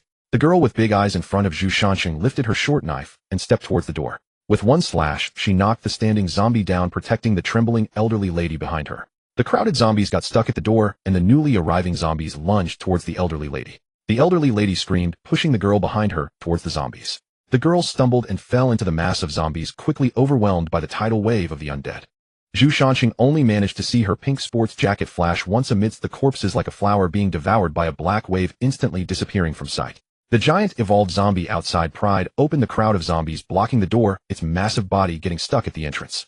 The zombie roared, reaching in with its hand to grab the elderly lady standing at the door, pulling her out. The elderly lady's screams and shouts filled the entire bus, but soon fell silent. The 2 middle-aged men beside her sat helplessly on the ground, staring in terror at the door. Sensing prey, the giant zombie pulled back and countless ordinary zombies surged in from the door towards the interior of the bus. The passengers inside grabbed their weapons and began to defend themselves, but the relentless tide of corpses quickly engulfed the front half of the bus. The team from the bear country where the blonde woman was also overwhelmed by the tide of zombies due to exhaustion, leaving only a small area at the back of the bus still resisting the attack. Wiping the bow and crossbow in her hands, every arrow she shot caused a zombie to fall, accurately shooting them in the head, but soon they were filled by the zombies from behind, and her arrows were running low. Zhu Shanqing mechanically swung his knife, the proficiency of the 7-kill blade technique constantly flashing before him. The defeated zombies formed a barricade of corpses in front of him. Chun Juling's dagger danced agilely in the air, accurately piercing into the eye sockets of the zombies. Breathing heavily, she said, "Shan Gu, if this continues we will either be surrounded and die or be exhausted to death by the zombies here." Chun Juling waved her dagger and said, "Sister Qian, we have no choice but to hold on for now." Zhu Shanqing pushed a zombie in front of him down with his blade and said, "I'm glad to be your teammate. I hope in the next life we won't have to come to a survival world and can live peacefully." The three exchanged glances as if trying to remember each other's faces, and in their exhaustion, they dropped their weapons and were quickly overwhelmed by the tide of zombies. The entire bus began to tremble violently, and then everything fell into darkness. It was unclear how much time had passed, hours or days. Perhaps there was no concept of time at all. Zhu Shanqing suddenly opened his eyes, his body still trembling in pain from the zombies' bites. As he called out the names Qian, and due to the two girls beside him slowly opened their eyes. The three looked at everything in front of them somewhat disbelieving. It seemed like the bus they had set off in and the once-dead survivors were now seated in their places. The girl with big eyes near the door slumped against her seat. Soon everyone began to awaken, incredulously touching their unharmed bodies. Each person's eyes were filled with the joy of survival and the confusion of having returned to the original place. The bus No. 181 remained parked in the underground garage, as if nothing had happened. Everyone looked at each other in confusion, and Zhu Shanqing clapped his hands in the middle of the compartment to attract everyone's attention. "Everyone, after the previous round of experiences, you should all understand that this game is a cooperative one. Only by working together can we clear it, as dying here means true death." A young man beside him echoed, "Then how should we cooperate? Let's establish some guidelines instead of just standing there talking." "I support cooperation," said Tian Shiwei, who was sitting by the door, standing up and extending her hand. "My name is Tian Shiwei, I am 20 years old and skilled in using long weapons. Of course I am also quite adept with short weapons." Zhu Shanqing nodded at the confident Tian Shiwei and shook her fair hand. "I am Zhu Shanqing, 20 years old, proficient with a knife. It's a pleasure to have you on board." An elderly woman said in a sharp voice, "Young man, this is not a matchmaking corner in a park. Are you two flirting here?" Zhu Shanqing's expression changed as he took a step forward towards the old woman, and before anyone could react his knife was already against her neck. "I didn't deal with you the moment I woke up, which is already showing you some respect. Who gave you the courage to keep barking here?" Two middle-aged men beside the old woman immediately moved forward, and the thinner one threw a punch at Zhu Shanqing. Zhu Shanqing sidestepped, retaliating with a kick that sent the thin man flying 2 meters back, crashing hard into the control panel at the front of the bus. Seeing the situation escalate, the chubby man quickly stepped forward to apologize. "This young brother, I sincerely apologize. My brother and my mother lack education, who I'm here to apologize on their behalf. We agree to cooperate." Zhu Shanqing looked expressionlessly at the family in front of him. "Tell your old brother, if he lacks strength, don't put on a brave face." Turning to leave, he stopped after a couple of steps and added, "Keep an eye on your disrespectful mother. If she opens the door again, I will deal with her myself without needing zombies." The man looked at him with a flattering expression and replied, "Yes. I will keep a close watch and ensure you all don't get bothered." The remaining few solo survivors expressed their willingness to join the cooperation. Zhu Shanqing approached a cold-looking man wearing a duckbill cap and asked, "What do you say, sir?" The man looked up at Zhu Shanqing and said in broken Japanese, "I am very much looking forward to collaborating with you. You are very impressive." Zhu Shanqing looked at the Japanese man, rubbing his temples in frustration, realizing he had encountered a fellow from the land of the rising sun, who seemed to be doing well. He called out to Qian, "Didn't you rap in Japan? Come translate." Qian rolled her eyes and replied, "I went there to be an idol. Who went to be a rapper?" Zhu Shanqing raised an eyebrow. "Fine, just tell him what needs to be done." Zhu Shanqing focused on the man in front of him. At this moment, there was no trace of the sinister look he had on the platform, just an aura that felt even colder. After dealing with the Japanese man, the only ones left were the people from the bear country. 3 burly men from bear country approached the blonde woman and raised their hands to shout loudly at Zhu Shanqing, "Yura." Zhu Shanqing looked on in confusion, not understanding. The blonde woman took a step forward and in her broken Chinese said, "Mr. Zhu, please don't misunderstand. This is their way of showing respect to a strong person." She then took off her sunglasses, revealing a fair face with sharp features, blue eyes that combined European nobility with Eastern gentleness. Extending her hand, she introduced herself. "I am Anna Petrovna Romanov, 23 years old. We are willing to collaborate." Zhu Shanqing nodded in acknowledgement and politely shook her hand, remaining silent for a moment before softly saying "Yura." Although he did not understand its meaning, he replied to avoid being insulted to his face. However, seeing the excited expression of the old bear, it seemed to be something positive. Zhu Shanqing turned to the center of the bus and announced everyone should retain their memories. This is a cyclical instance, but we don't know how many times it can cycle. Therefore we must treat each time as if it were the last. Pausing for a moment, he continued, now aside from the original small team, the remaining people should form groups of 4. Each team will guard their own territory. That means we will have 7 groups, and any excess will randomly join one of the groups. He added, by the way, let's confirm one thing first, are everyone's tasks the same? The bus fell silent with voices rising here and there. Escort the virus evolution agent to the research institute. Deliver the agent to the terminal. Just like what Dr. Y said in the video. Zhu Shanqing clapped his hands to signal for silence. It seems everyone's mission objectives are the same. Who has the agent? Anna spoke up first. I have a portion of the agent found in a silver-white safe. Tian Shui then spoke, I don't have the agent on me. My task is to escort the agent, but I don't know who has it. Others chimed in saying they received the task of escorting the agent, but had not seen it. In the back of the bus, Lu Yifei looked at Chun Juling in surprise, as they had witnessed Zhu Shanqing collect the agent, and were unsure of the purpose of the current question. Chun Juling was momentarily stunned, but quickly realized he was probing to see if anyone else had the agent. Zhu Shanqing stared at Anna in silence for a moment, recalling that he had opened the safe when leaving the laboratory. Inside was a test tube labeled virus purification solution, no backups. He took out the test tube, wrapped it in the cushioning material from the safe, and placed it in his backpack to avoid drawing attention. But now a second agent had appeared, and he neither contradicted nor confirmed it. Returning to his seat, he looked at Tian Shui, who had come over to join them, and frowned. You can join, but you must follow orders and cannot act on your own. Can you do that? If so, join us. If not, go to another team. Tian Shui nodded eagerly in response, and Zhu Shanqing spoke seriously. Tian Shui. Yes. Tian Shui answered with enthusiasm. Join the team. Yes, she saluted like a little cat. She turned to the 2 women. Hello, sisters. I am Tian Shui. You can call me Wei Wei or Little Tian. Lu Yifei looked at the energetic girl and nodded. Hello, I am Lu Yifei. Pleased to have you on board. Hello, I am Chun Juling. Welcome to the team. Tian Ziwei's big eyes were filled with curiosity. So, Sister Yifei, you are the big star who plays Linger. Lu Yifei nodded, and Little Tian then turned to Chun Juling and said, Sister Do I know you too? You are the most beautiful campus flower at Nanchang University. Hearing the title of the most beautiful campus flower, Chun Juling's cheeks flushed, and she shyly said, What most beautiful campus flower? It's all just random evaluations from others. Watching Little Tian quickly integrate into the group, Zhu Shanqing couldn't help but sigh. The friendship between girls really developed. The vehicle soon started moving. The first 2 stops were uneventful, but by the 3rd stop, when the giant zombie appeared, the vehicle quickly fell into an encirclement. Zhu Shanqing once again gathered everyone. Now we have reached the previous death point. The possibility of waiting to complete the task is slim. Therefore we need a team of brave warriors to disembark and head to the destination alone. The remaining people should prepare for death to draw attention for that team. Whether we can succeed this round no one can guarantee, but at least we can eliminate one wrong option. Zhu Shanqing licked his lips and asked who will go. After waiting for a moment he said, Since no one else will, I will go. Everyone felt a sense of relief in their hearts knowing that they would cycle again, but who could guarantee anything? He approached Anna and took the safety deposit box from her hands. The 4 of them opened the window and jumped out just as the zombies were about to overwhelm the vehicle. Zhu Shanqing was the first to land and quickly killed the zombies approaching the vehicle, followed closely by Lu Yifei and Chun Juling, with Tian Shui being the last to emerge. Zhu Shanqing shouted, Follow me, let's leave the bus first. The 4 of them ran towards the building across the street. Lu Yifei asked while running, Where are we going now? We need to find a high point in the building to see more. I have a hypothesis that needs verification. As the 4 left, the bus was once again surrounded by the horde of zombies, but this time the giant zombie had yet to appear. Zhu Shanqing and the others reached the tallest building in the vicinity, the top floor of the Happiness Building, and looked towards the direction of the bus, which was completely surrounded without an escape route. Zhu Shanqing handed the binoculars to Chun Juling, instructing, Duo, keep observing, and let me know if the giant zombie appears. Chun Juling nodded, and Zhu Shanqing then said to Qian and Xiao Tian, Qian, you and Xiao Tian guard the rooftop entrance to prevent any surprise attacks from the zombies. The 2 nodded and left. Zhu Shanqing opened the box in his hand, revealing a potion identical to his own. The only difference was that there was no unique inscription on the back.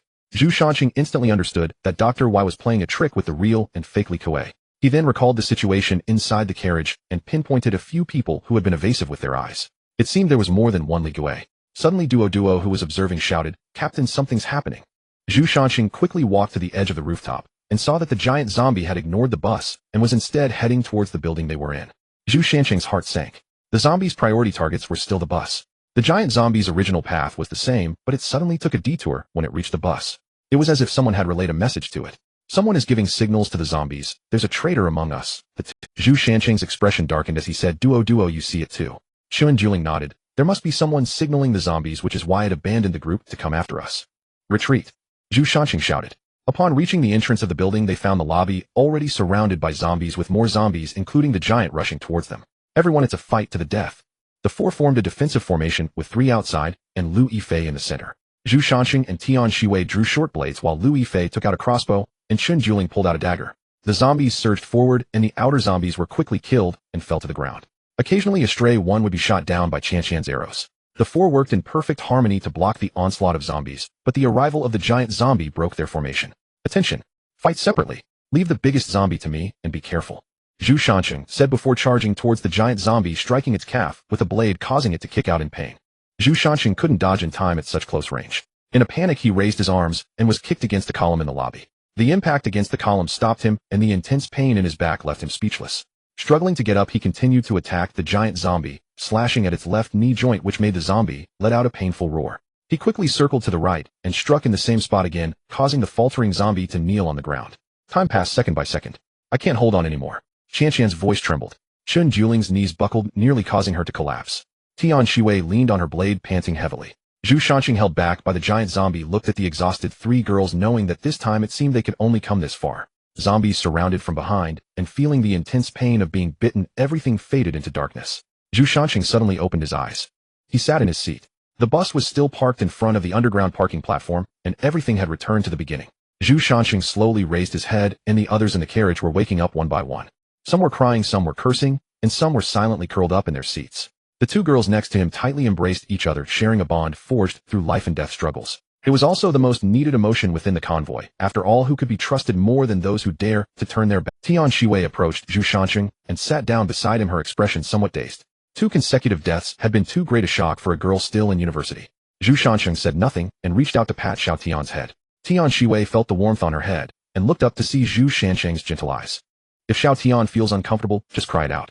We are all here with you. The gentle words caused Tian Shiwei to drop her pretense of strength, and she hugged Zhu Shanqing, bursting into tears. After a moment, Zhu Shanqing looked at Tian Shiwei, who was still sobbing in his arms, and said, "All right, if you keep crying, my clothes will be soaked. You wouldn't use my clothes to wipe your tears, would you?" "No. My shirt is an Armani, and I searched for a long time in the secret realm to find one that fits so well." Tian Shiwei raised her head angrily. "I didn't wipe my tears. You're so annoying, ruining the atmosphere." As everyone calmed down, Zhu Shanqing moved closer to the door, wanting to get off, but the voice reminded him, "The vehicle is about to start. For your safety, please do not approach the door." Unable to get off in the initial phase, his doubts grew. A normal cycle should not keep people fixed in one place. After all, the cycle would pull everyone back to when the bus started, no matter where it was. Zhu Shanqing asked, "Xiao Tian, when I saw you at the platform, you were looking at the station sign. How many stops do we have until we reach our destination?" "There are a total of 12 stops. This is the starting station, and the destination is the signal tower. From here to the destination, there are a total of 12 stops, and we have only reached the 3rd. The most important thing is that I discovered there was more than 1 bottle of potions in the last round. Everyone was saying they had none, so how could someone have hidden some?" Zhu Shanqing clapped his hands and shouted, "Quiet. The events of the last round will not be pursued, but real potions may attract the zombies' attention. Now if you have any potions, take them out." Everyone looked at each other, and after a moment they took out the potions from their backpacks and placed them on the floor of the bus. Looking at the 15 bottles of potions, everyone was in shock. Zhu Shanqing stood up and said, "There are 15 bottles of potions here, but only one is effective. Only the person who got the real potion knows which one it is. But nobody knows what the real potion actually is. So the person with the real potion must keep it safe. Everyone else is just a distraction." When we reach the intersection of Experimental Middle School, well, abandon the bus and scatter in all directions towards our destination. The vehicle once again drove out of the underground garage. The first 2 sections of the journey were unusually quiet, as if the horde of zombies had become aware of something and ceased to appear in large numbers. Upon arriving at the Experimental Middle School, the moment the vehicle came to a stop, everyone eagerly opened the doors. Scattering in all directions, Lu Yifei stood by the roadside watching the others run and turned to ask Zhu Shanqing, "Aren't we leaving?" "Leaving? No, we will stay in the vehicle. If zombies can sense the drug, they will certainly attack us. If they go after them, then those who are safe are the traitors." Qianqian looked at Zhu Shanqing in surprise and said, "Brother Chung, you are so cunning and deep-minded." Zhu Shanqing looked at Qianqian with a straight face, raised a hand, and tapped her head, saying, "You still dare to slander the captain now?" Qianqian ran towards the bus while hugging her head, shouting, "Do to Xiaoyan, quickly, save your vice-captain." Chun Juling and Tian Shiwei stood by the bus watching the cheerful atmosphere, their hearts healed a little from the cyclical torment. The bus continued its journey. The once crowded bus now had only 4 members of Zhu Shanqing's team. After passing 2 stops without encountering any attacks, only a few zombies appeared on the road. As they approached the central square, Zhu Shanqing felt a faint sense of foreboding. The journey had been too quiet. Even if they didn't know who had the real drug, there should be a few zombies coming. This situation could only mean one thing. To quickly check if the drug in the backpack is still there. Chun Juling was taken aback for a moment, but immediately rummaged through the bag. After a thorough search, the drug had disappeared. Zhu Shanqing's heart sank. No wonder they hadn't encountered a single zombie along the way, or it was indeed unnecessary to check if there were no valuable targets. But when was the drug taken? After recalling, he realized it could only have happened when they got off at the experimental middle school, where there was a possibility of someone taking advantage. He comforted Dudu, who regretted not keeping a closer eye on the drug. But when was the drug taken? After recalling, he realized it could only have happened when they got off at the experimental middle school, where there was a possibility of someone taking advantage. Tian Shuai asked in confusion, why will it fail if nothing goes wrong? Chun Juling replied, because no matter which way we take to the signal tower, we must pass through the central square. If nothing goes wrong, the zombies and evolved beings from the previous stops should be waiting for us at the square. As they spoke, Dudu had already written up the list and handed it to Zhu Shanqing. Tian Shuai muttered under her breath, what is this? Acting all mysterious and even passing around notes. Zhu Shanqing tapped her on the head and said, don't worry about things you shouldn't know. Xiao Dian covered her head and said, if you want say, then just don't why hit my head. What if I get hurt? Alright, stop the chatter. The next stop will be a tough battle. Although it will still be a cycle, the skills honed between life and having gone through the cycle twice, his sword techniques were less than 800 points away from mastery. Attention passengers getting off at the central square, please prepare in advance. When the doors opened, a sea of zombies lay at the center of the square, where the evolved zombies from the first 3 stops were. Zhu Shanqing took a deep breath and shouted, let's begin part-time. He drew his sword and charged into the sea of zombies, severed limbs flying in his wake, blood staining the streets. 20 minutes later, Zhu Shanqing was overwhelmed by 4 monsters torn into 4 pieces. He was only 1 monster short of being pulled apart like a horse. Opening his eyes, he found himself back in the familiar underground garage, the same old faces looking lifeless. He gathered everyone again to inquire and discovered that everyone had been killed in the central square. There was an evolved being with an exceptionally keen sense of smell, whose nose couldn't miss any living thing. He dispersed the crowd and approached the Japanese man, smiling as he asked, sir, have you ever heard of a martial art called the 5 Constants Fist? Upon finishing, he executed a Chinese Bajiquan initiation, followed by an American instant move approach, a Russian swinging hammer attack, and concluded with an elegant British finale, the final French taunt being the essence of this martial art. The Japanese man in front was sent flying, crashing into the control panel of the car and coming to a stop. Looking at the man lying in a pool of blood, everyone shuddered. This martial art was too vicious. Not only did it kill a person, but it also included a taunt at the end. That old hag jumped out again to accuse, her sharp voice saying the other party did nothing, and you, young man, immediately resorted to killing. You can't just go on a rampage just because the other side is a foreigner. She continued to incite, who knows, in the next cycle, if you don't get killed by monsters, you might be killed by your own people. Many in the crowd echoed, what if the next one is one of us? How can you kill for no reason? Everyone is already exhausted from the cycle. How can there be such a person? Xiao Dian was about to step forward to argue, but was stopped by Chun Juling, who whispered, don't go over, the captain will handle it. If you go and you'll be pulled into the battlefield. Tian Shuai anxiously said, then we just watch Brother Chang get scolded. Sister Fei, say something. Lui Fei shook her head, let's patiently watch, a Shanqing won't suffer any losses. Zhu Shanqing looked at the aggressive old hag and slapped her hard. The old hag in disbelief covered her face and shouted, you hit someone for no reason. Is there no justice? Everyone look, the young man is bullying the elderly. Zhu Shanqing kicked the old hag to the front of the vehicle, lying side by side with the Japanese man. He said calmly, use your eyes, which are covered with eye boogers, to see what is next to you, then use your mouth smelling like a cesspool to tell everyone whether it should be killed. As he was about to leave, he turned back and said, I hope your cesspool-like mouth can say something useful, not just spew filth. He glanced at her 2 sons, who were huddled like quails, and turned to sit in the back. The crowd's gaze shifted to the front of the vehicle, where the Japanese man's shattered head was a bloody mess with no features left. Only his mouth was filled with sharp teeth, and his entire body was a long grayish-white form. The old hag, seeing the monster so close, tilted her head and fainted. Her chubby son quickly helped her up and brought her to a seat. Anna stood up and asked, Mr. Zhu, what is this monster? How did you know, and could you share with us? Zhu Shanqing stood up and thought, do I still need to say anything to these easily? The crowd looked grim, but dared not speak again. Anna bowed to Zhu Shanqing, saying, please, Mr. Zhu, guide us for the sake of being fellow Blue Star citizens. Zhu Shanqing looked at the crowd below and the still bowing Anna, saying, for Miss Anasake, I will reluctantly tell you. This monster is called the impersonator, which, as the name suggests, is quite literal. If anyone doesn't understand, just take a block of tofu and bang your head against it. This thing reports our information and location to the zombies. Do you understand now? After speaking, he looked at Anna and asked, Miss Anna, do you understand? Anna smiled and nodded, saying, I don't want to die by crashing into tofu. Oh, I understand. The vehicle started. Please hold on tight. The upcoming station is San Shirley Poo. Passengers intending to disembark should prepare in advance. The familiar voice announcement echoed again, plunging the interior into silence. Zhu Shanqing pointed at his backpack, indicating Chun Juling to take a look. Chun Juling nodded in understanding and opened the backpack to inspect its contents. He then raised his head slightly, nodding discreetly. During the subsequent journey, the zombies encountered were within a reasonable range, but the evolved zombies did not appear. Zhu Shanqing assumed there were no imitators relaying information, hence the absence of evolved ones. The following station was unexpectedly smooth, with no evolved zombies obstructing them. The ordinary zombies were effortlessly dealt with, akin to cutting through vegetables. The signal tower ahead marks the final destination of this journey. Please ensure you have your personal belongings with you. The fog surrounding the signal tower grew denser. At the previous stop, it was merely a thin haze, but now it bore no difference to the fog along the survival highway. Approaching the signal tower, a towering structure came into view. A tall metallic tower with a massive circular transmitter finally arrived. After so many loops, they had reached the destination. The voices of the crowd were filled with unexpected. Zhu Shanqing glanced around suspiciously. It was too quiet. Logically, since they were about to succeed, there should be something to obstruct. His gaze swept across the square in front of the building, the parking lot, the security booth, and even the adjacent administrative building, all silent. Chun Juling activated her talent and spotted a horde of zombies lurking behind the building. She immediately exclaimed, "Be careful." But before she could finish, a deep growl interrupted her. Surrounding them were densely packed zombies closing in, and behind them 10 evolved zombies observed from a distance. Zhu Shanqing's suspicions solidified in that moment. Indeed, there was not just one imitator in the vehicle. The zombies were unaware of the destination of the transport route. Only by assigning an evolved zombie to each location and continuously gathering the zombies based on the imitator's signals could they hinder their mission. It seemed that all the evolved zombies were gathered here. He moved his body and said, "Everyone, it looks like we are in for a tough battle." With that, he charged towards the horde of zombies, followed closely by the 3 women. Several Russians, seeing Zhu Shanqing's decisive attitude, armed themselves and shouted "Yura" as they rushed forward.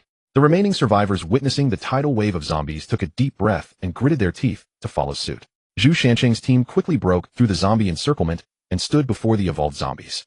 Looking at the various forms of evolved zombies before him, he wiped the blood from his knife on the clothing of a nearby zombie. "Let me see what abilities you possess," he said as he approached an old acquaintance. A giant zombie charged at him, executing a familiar chopping motion with its legs. The giant zombie roared and collapsed to the ground. Raising its arms, it lunged forward, but Zhu Shanqing, already prepared, dodged.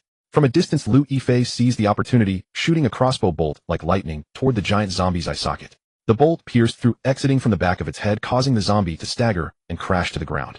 Nearby, other evolved zombies watching the spectacle nudged the sensory evolved zombie standing in the central square. This was a zombie possessing a human body but having animal organs on the vaguely recognizable human face, a dog. Zhu Shanqing looked solemnly at the zombie before him, then glanced at the other evolved zombies not far away, suddenly realizing that they intended to wear him down.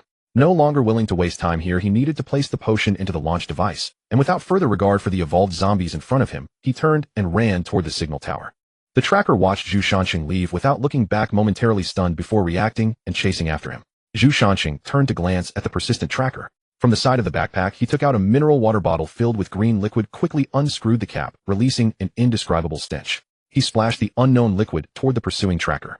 The tracker, caught off guard by the oncoming substance, was drenched, and a wave of foul odor wafted into his highly sensitive nose. The unbearable stench for ordinary people was like a toxic biochemical weapon for the sensitive tracker. The tracker quickly wiped the mucus from around his nose, but the smell did not dissipate quickly. Watching the tracker zombie clutching its nose and howling in pain, Zhu Shanqing could no longer suppress the smile on his face. This gift had been prepared since their first encounter with the wall-climbing evolved zombie.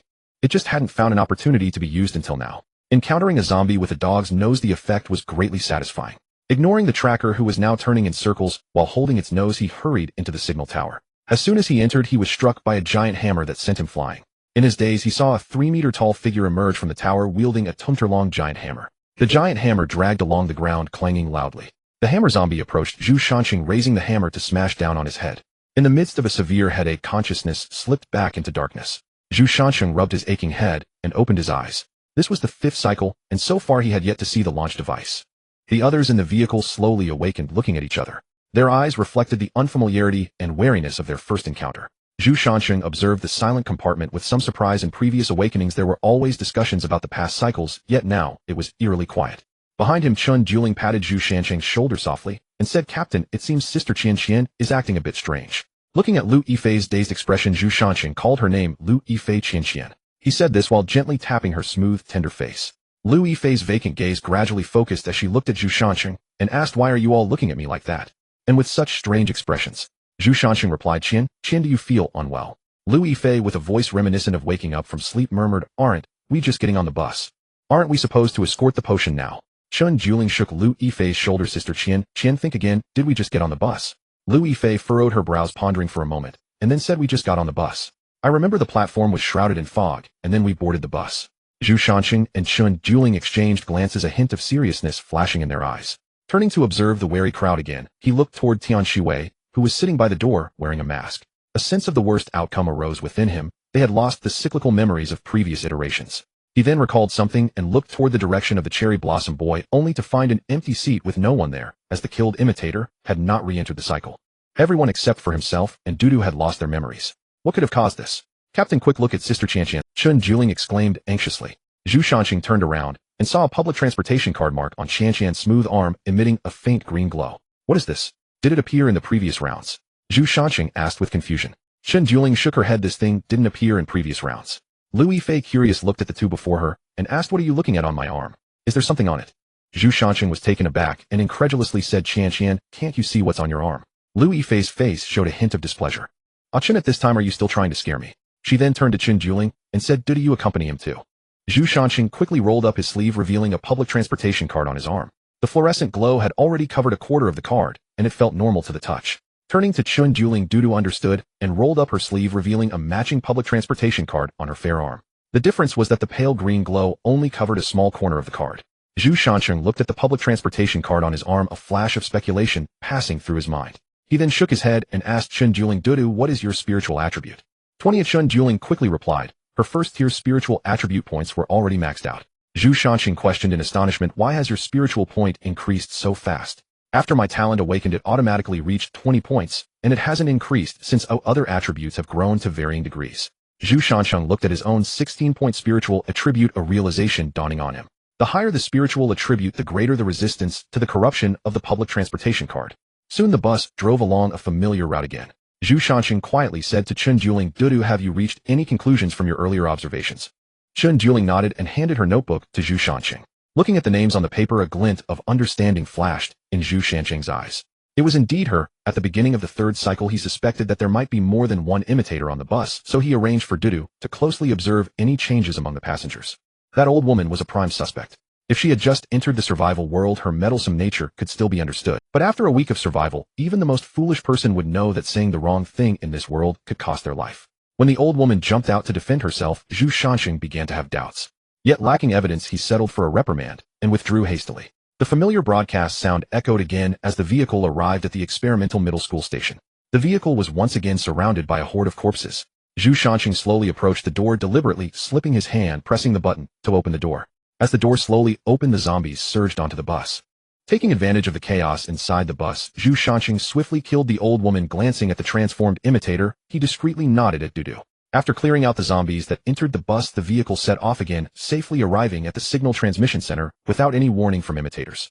Zhu Shanqing stopped Lu Yifei and Chun Juling from approaching, shaking his head and saying, don't rush, let's observe the situation first. Survivors rushing to enter the signal transmission center to complete their tasks were knocked back out. Zhu Shanqing looked at the massive hammerhead, instinctively rubbing his head. After watching the attack patterns of the giant hammer zombie, he discovered that its movements were quite slow with each swing. As long as 3 or 4 people coordinated properly, they could defeat it. They circled around to the side door to enter the transmission center, where a large number of zombies gathered in the lobby on the first floor, blocking both the elevator doors and the stairway. After observing the distribution map of the first floor, he learned that the launching device was on the top floor. The entire building towered over 100 meters high and resembled a giant tower, hence it was also called the launch tower. Understanding the general location of the launching device, he turned and exited the transmission center. Arriving at the square, the giant hammer zombie stood in place with not a single survivor in sight. Zhu Shanqing took a deep breath, extending his left hand to provoke the giant hammer zombie, saying, come at me. The giant hammer zombie ignored Zhu Shanqing, who was jumping around like a clown. Seeing himself being ignored by the zombies, Zhu Shanqing was taken aback for a moment, then filled with rage, cursing under his breath. He unsheathed his knife and charged at the zombies. After 2 or 3 rounds of engagement, Zhu Shanqing grasped the giant hammer zombie's attack rhythm. When the giant hammer came down again, Zhu Shanqing swiftly dodged the attack and aimed a powerful slash at the zombie's wrist. Blood sprayed from the severed hand, and the giant hammer fell to the ground, still connected to a severed hand by the handle, as the giant hammer zombie let out a pained howl. Then the giant hammer zombie seemed to enter a frenzied state, raising its giant hammer with just one hand left. The speed of its swings was more than 3 times faster than before, and Zhu Shanqing quickly found himself at a disadvantage, being struck by the giant hammer.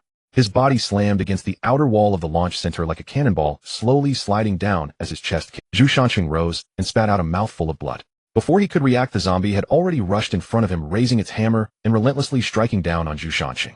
Soon only a puddle of flesh remained on the ground. A flash of white light passed as the cycle restarted. Zhu Shanqing opened his eyes, feeling somewhat dazed. He could hardly distinguish between himself as a puddle of flesh and himself on the bus. Reality and illusion continuously alternated, and he could no longer recall how many cycles he had gone through. Repeatedly being slaughtered, his mind was utterly exhausted. All he remembered was that he needed to escort the medicine. He had fallen into the cycle, but how many times had it been? Chun Juling looked at the conflicted captain and stepped forward to roll up his sleeve, revealing only a small black spot in the corner, while the pale green glow almost covered the entire card. Chun Juling looked at her own card, noticing that the tiny hint of green was nearly invisible unless examined closely. Observing the bewildered captain and sister Qianqian, her mind raced with memories of various details and deductions along the way. Suddenly, she recalled the glasses that had dropped after she killed the imitator in the previous round. They were handed to her by the captain to study their usage. She wanted to try them at the time, but was quickly surrounded by zombies, so she left them in her bag. They were an ancient pair of brass-framed glasses with lenses made of solidified mist embers. The edges of the frame were adorned with intricately carved tentacle patterns. She took a deep breath and put on the glasses, and the equipment information immediately appeared before her. The lens of secrets, 5th grade vision. Type auxiliary equipment, mist artifact. Usage limit effective only against 5th grade and lower anomalies illusions. Appearance description. When worn, the left lens reveals pulsating scarlet scales, 15 grades, while the right lens reflects the deepest fears within the user's heart. Core function. 1. Insight into the mist. See through the true form of anomalies. After wearing it, one can see through the layers of mist that obscure reality. Anomalies hidden within the crowd shadows or beneath a normal facade of 5th grade and below cannot escape detection. You will directly see their true forms: extra joints, decaying mouths, reverse shadows. 2. Distinguish the fake. See through true and false. Can identify illusions disguised as forged items and false information. Distinguish real objects from false appearances created by anomalies. Determine whether an object scenario has been altered or fabricated.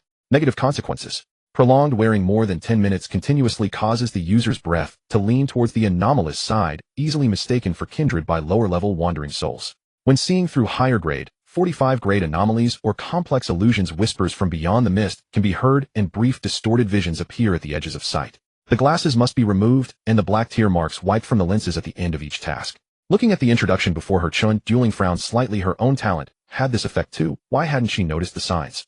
Raising her head, the scene before Chun Juling became etched in her memory. The entire bus was a huge anomaly. The whole bus was surrounded by flesh and blood, and she skeptically activated her talent again. This time, there was a difference.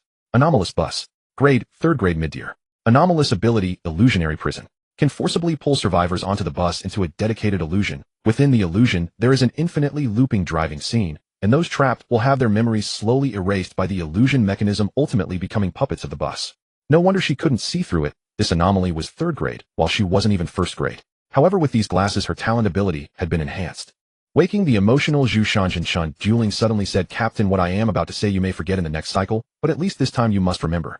This cycle," Chun Juling stated clearly, "is not truly a cycle. It is that bus, or perhaps something else behind the bus. Every cycle consumes you. Your memories, your cognition, your judgment of reality. You may have already sensed it." Chun Juling's speech suddenly quickened. "You must remember who you are, otherwise you will be completely lost like the others on the bus." As soon as the words left her mouth, Chun Juling fell unconscious.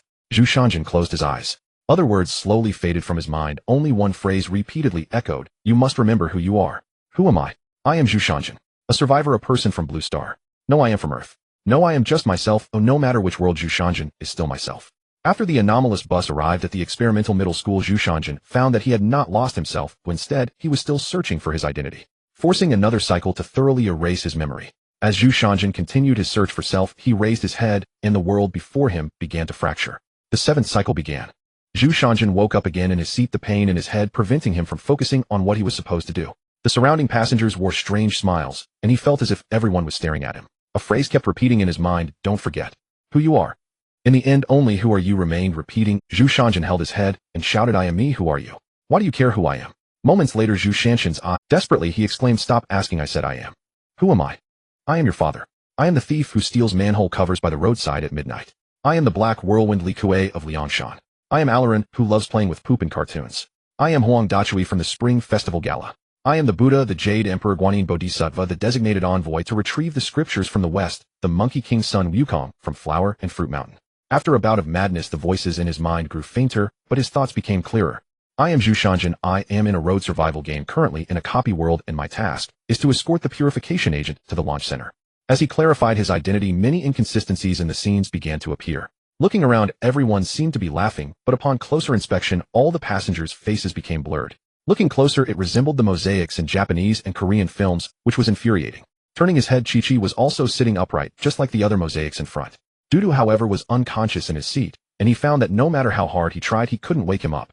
Recalling the voice in his mind, it seemed to belong to Dudu. He seemed to want him to find something. Opening the bag tightly held in Dudu's arms, a notebook came into view. It clearly recorded how many cycles had passed and what had been encountered before. As he continued to flip through it, his memories became clearer.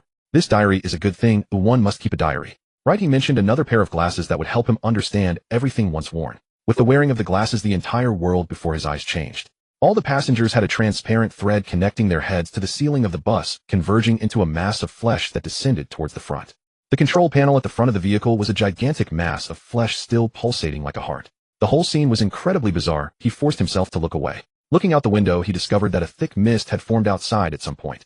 Within the mist, numerous dark figures densely stood facing the bus.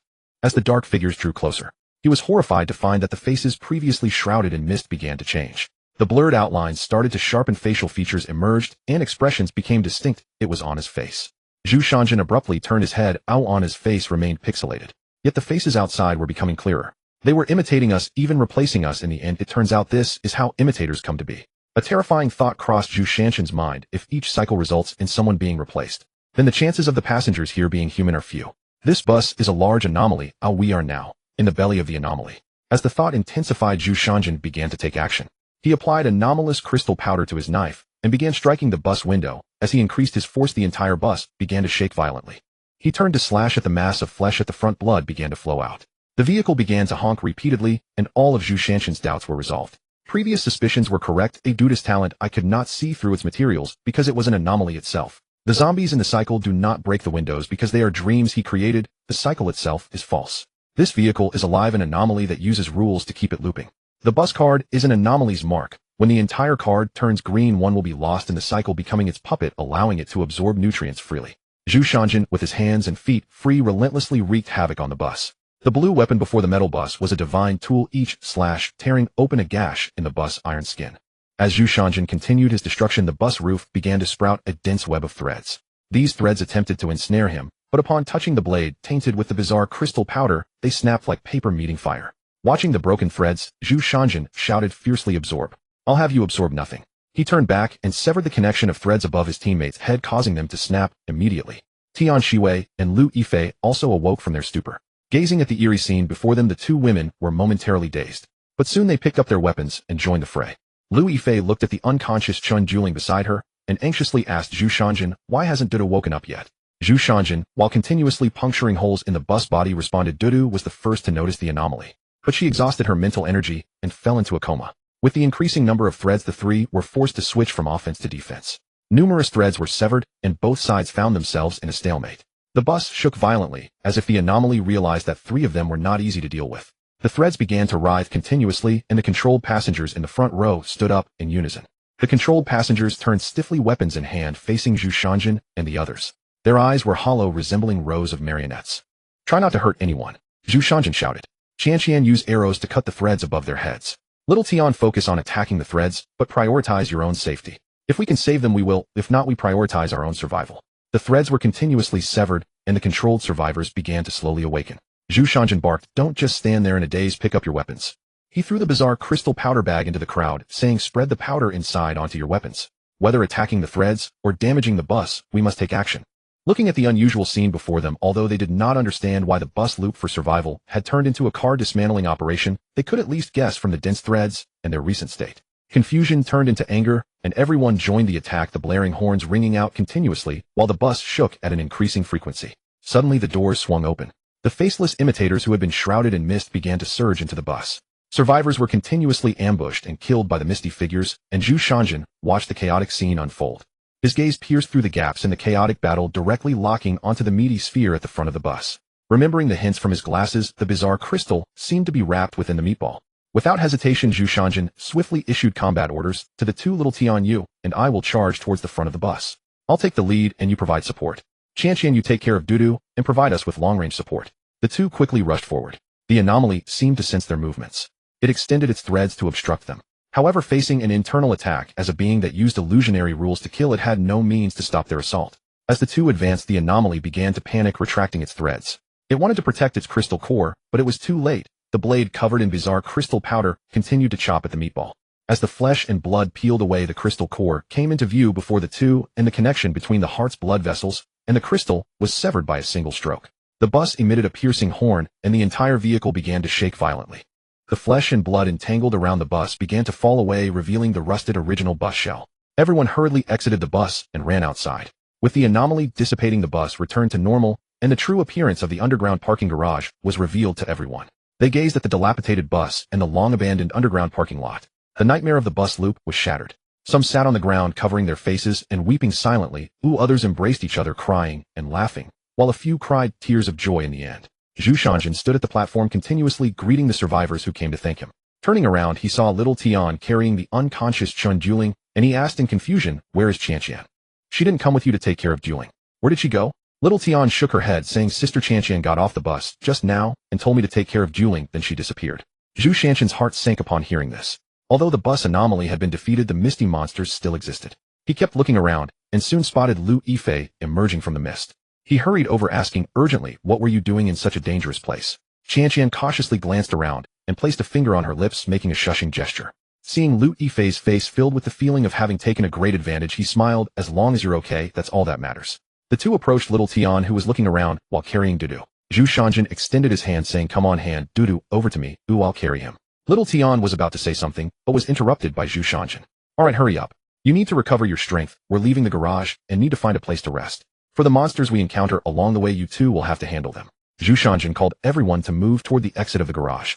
After walking 3 kilometers, they found a budget hotel. Everyone went forward to choose their rooms, taking advantage of the time while everyone was resting in the hotel lobby. Zhu Shanjin approached and said, "Now that the bus anomaly has been defeated, our true mission is still not complete. Cooperation is essential for success. So I hope we can work together honestly from now on. We need to successfully complete the task of launching the serum."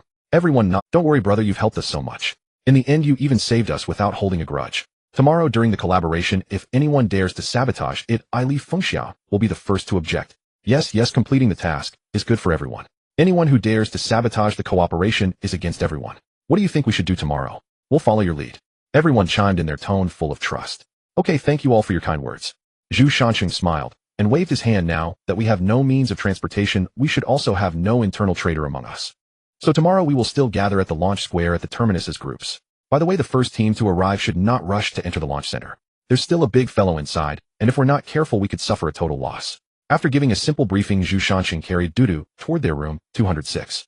He took out the room key he found at the hotel front desk, opened the door, and entered.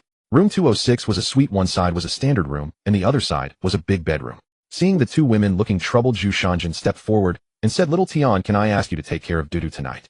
Qianqian, you'll sleep with me in the big bedroom." Qianqian's face turned red, and she opened her mouth as if she wanted to say something.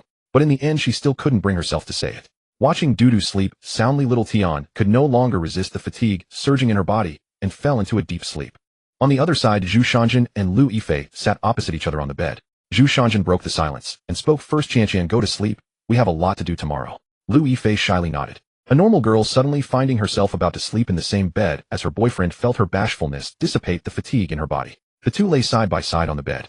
Zhu Shanjin extended his hand, naturally pulling Qianqian into his embrace. Gently stroking her hair, he spoke softly, "All right, don't think too much. I will respect your wishes. When you're ready, just tell me directly." He leaned down and gently kissed Lu Yifei on the forehead, saying, "Good night, Qianqian." Then he embraced the soft girl in his arms and fell into a deep sleep. Lu Yifei buried her face in his chest, listening to the strong, steady beat of his heart. Feeling the man's scent enveloping her, fatigue slowly crept over her. The two fell asleep in each other's embrace. The morning sunlight scattered over the scarred city. The survivors were already geared up and ready to go. Zhu Shanqing rubbed his face and said, "Did you all remember what was said yesterday?" Everyone nodded, and thus they set off. The remaining survivors grouped into teams of 4 and began to rush towards the launch center from various directions. After most had set off, Zhu Shanqing pulled aside Qianqian, who was also preparing to depart. "Are you planning to go on?" Lu Yifei looked puzzled. "What else can we do? There are no vehicles available now." Zhu Shanqing smiled. "You all know how to ride a skateboard, right?"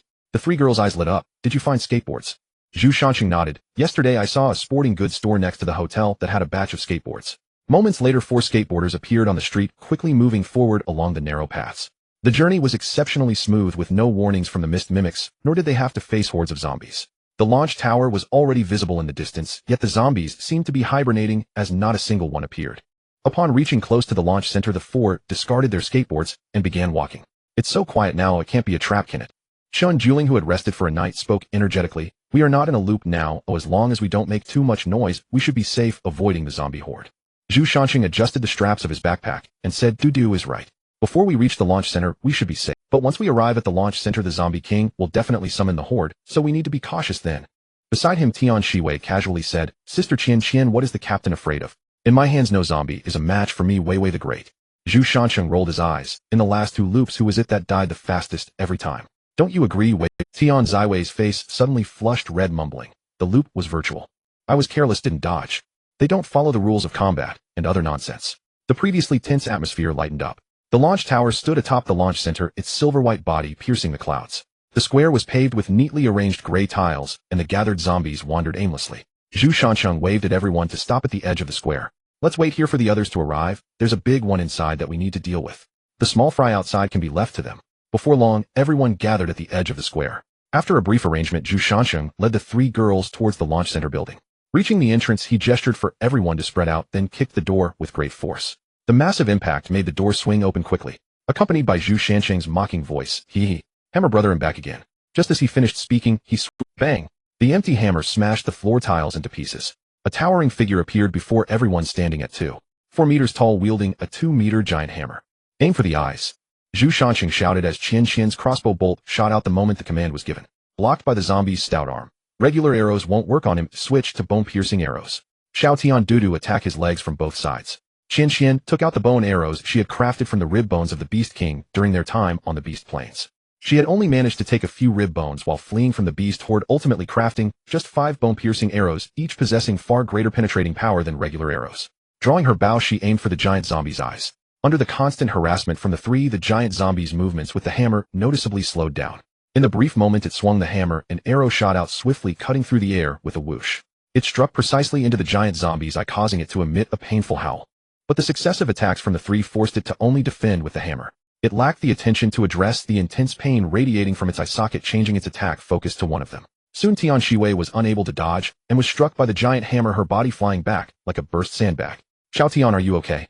Lui Fei quickly ran to help Tian Shiwei up. Tian Shiwei wiped the blood from the corner of her mouth and stubbornly waved her hand. I'm fine, Sister Qian, don't worry about me.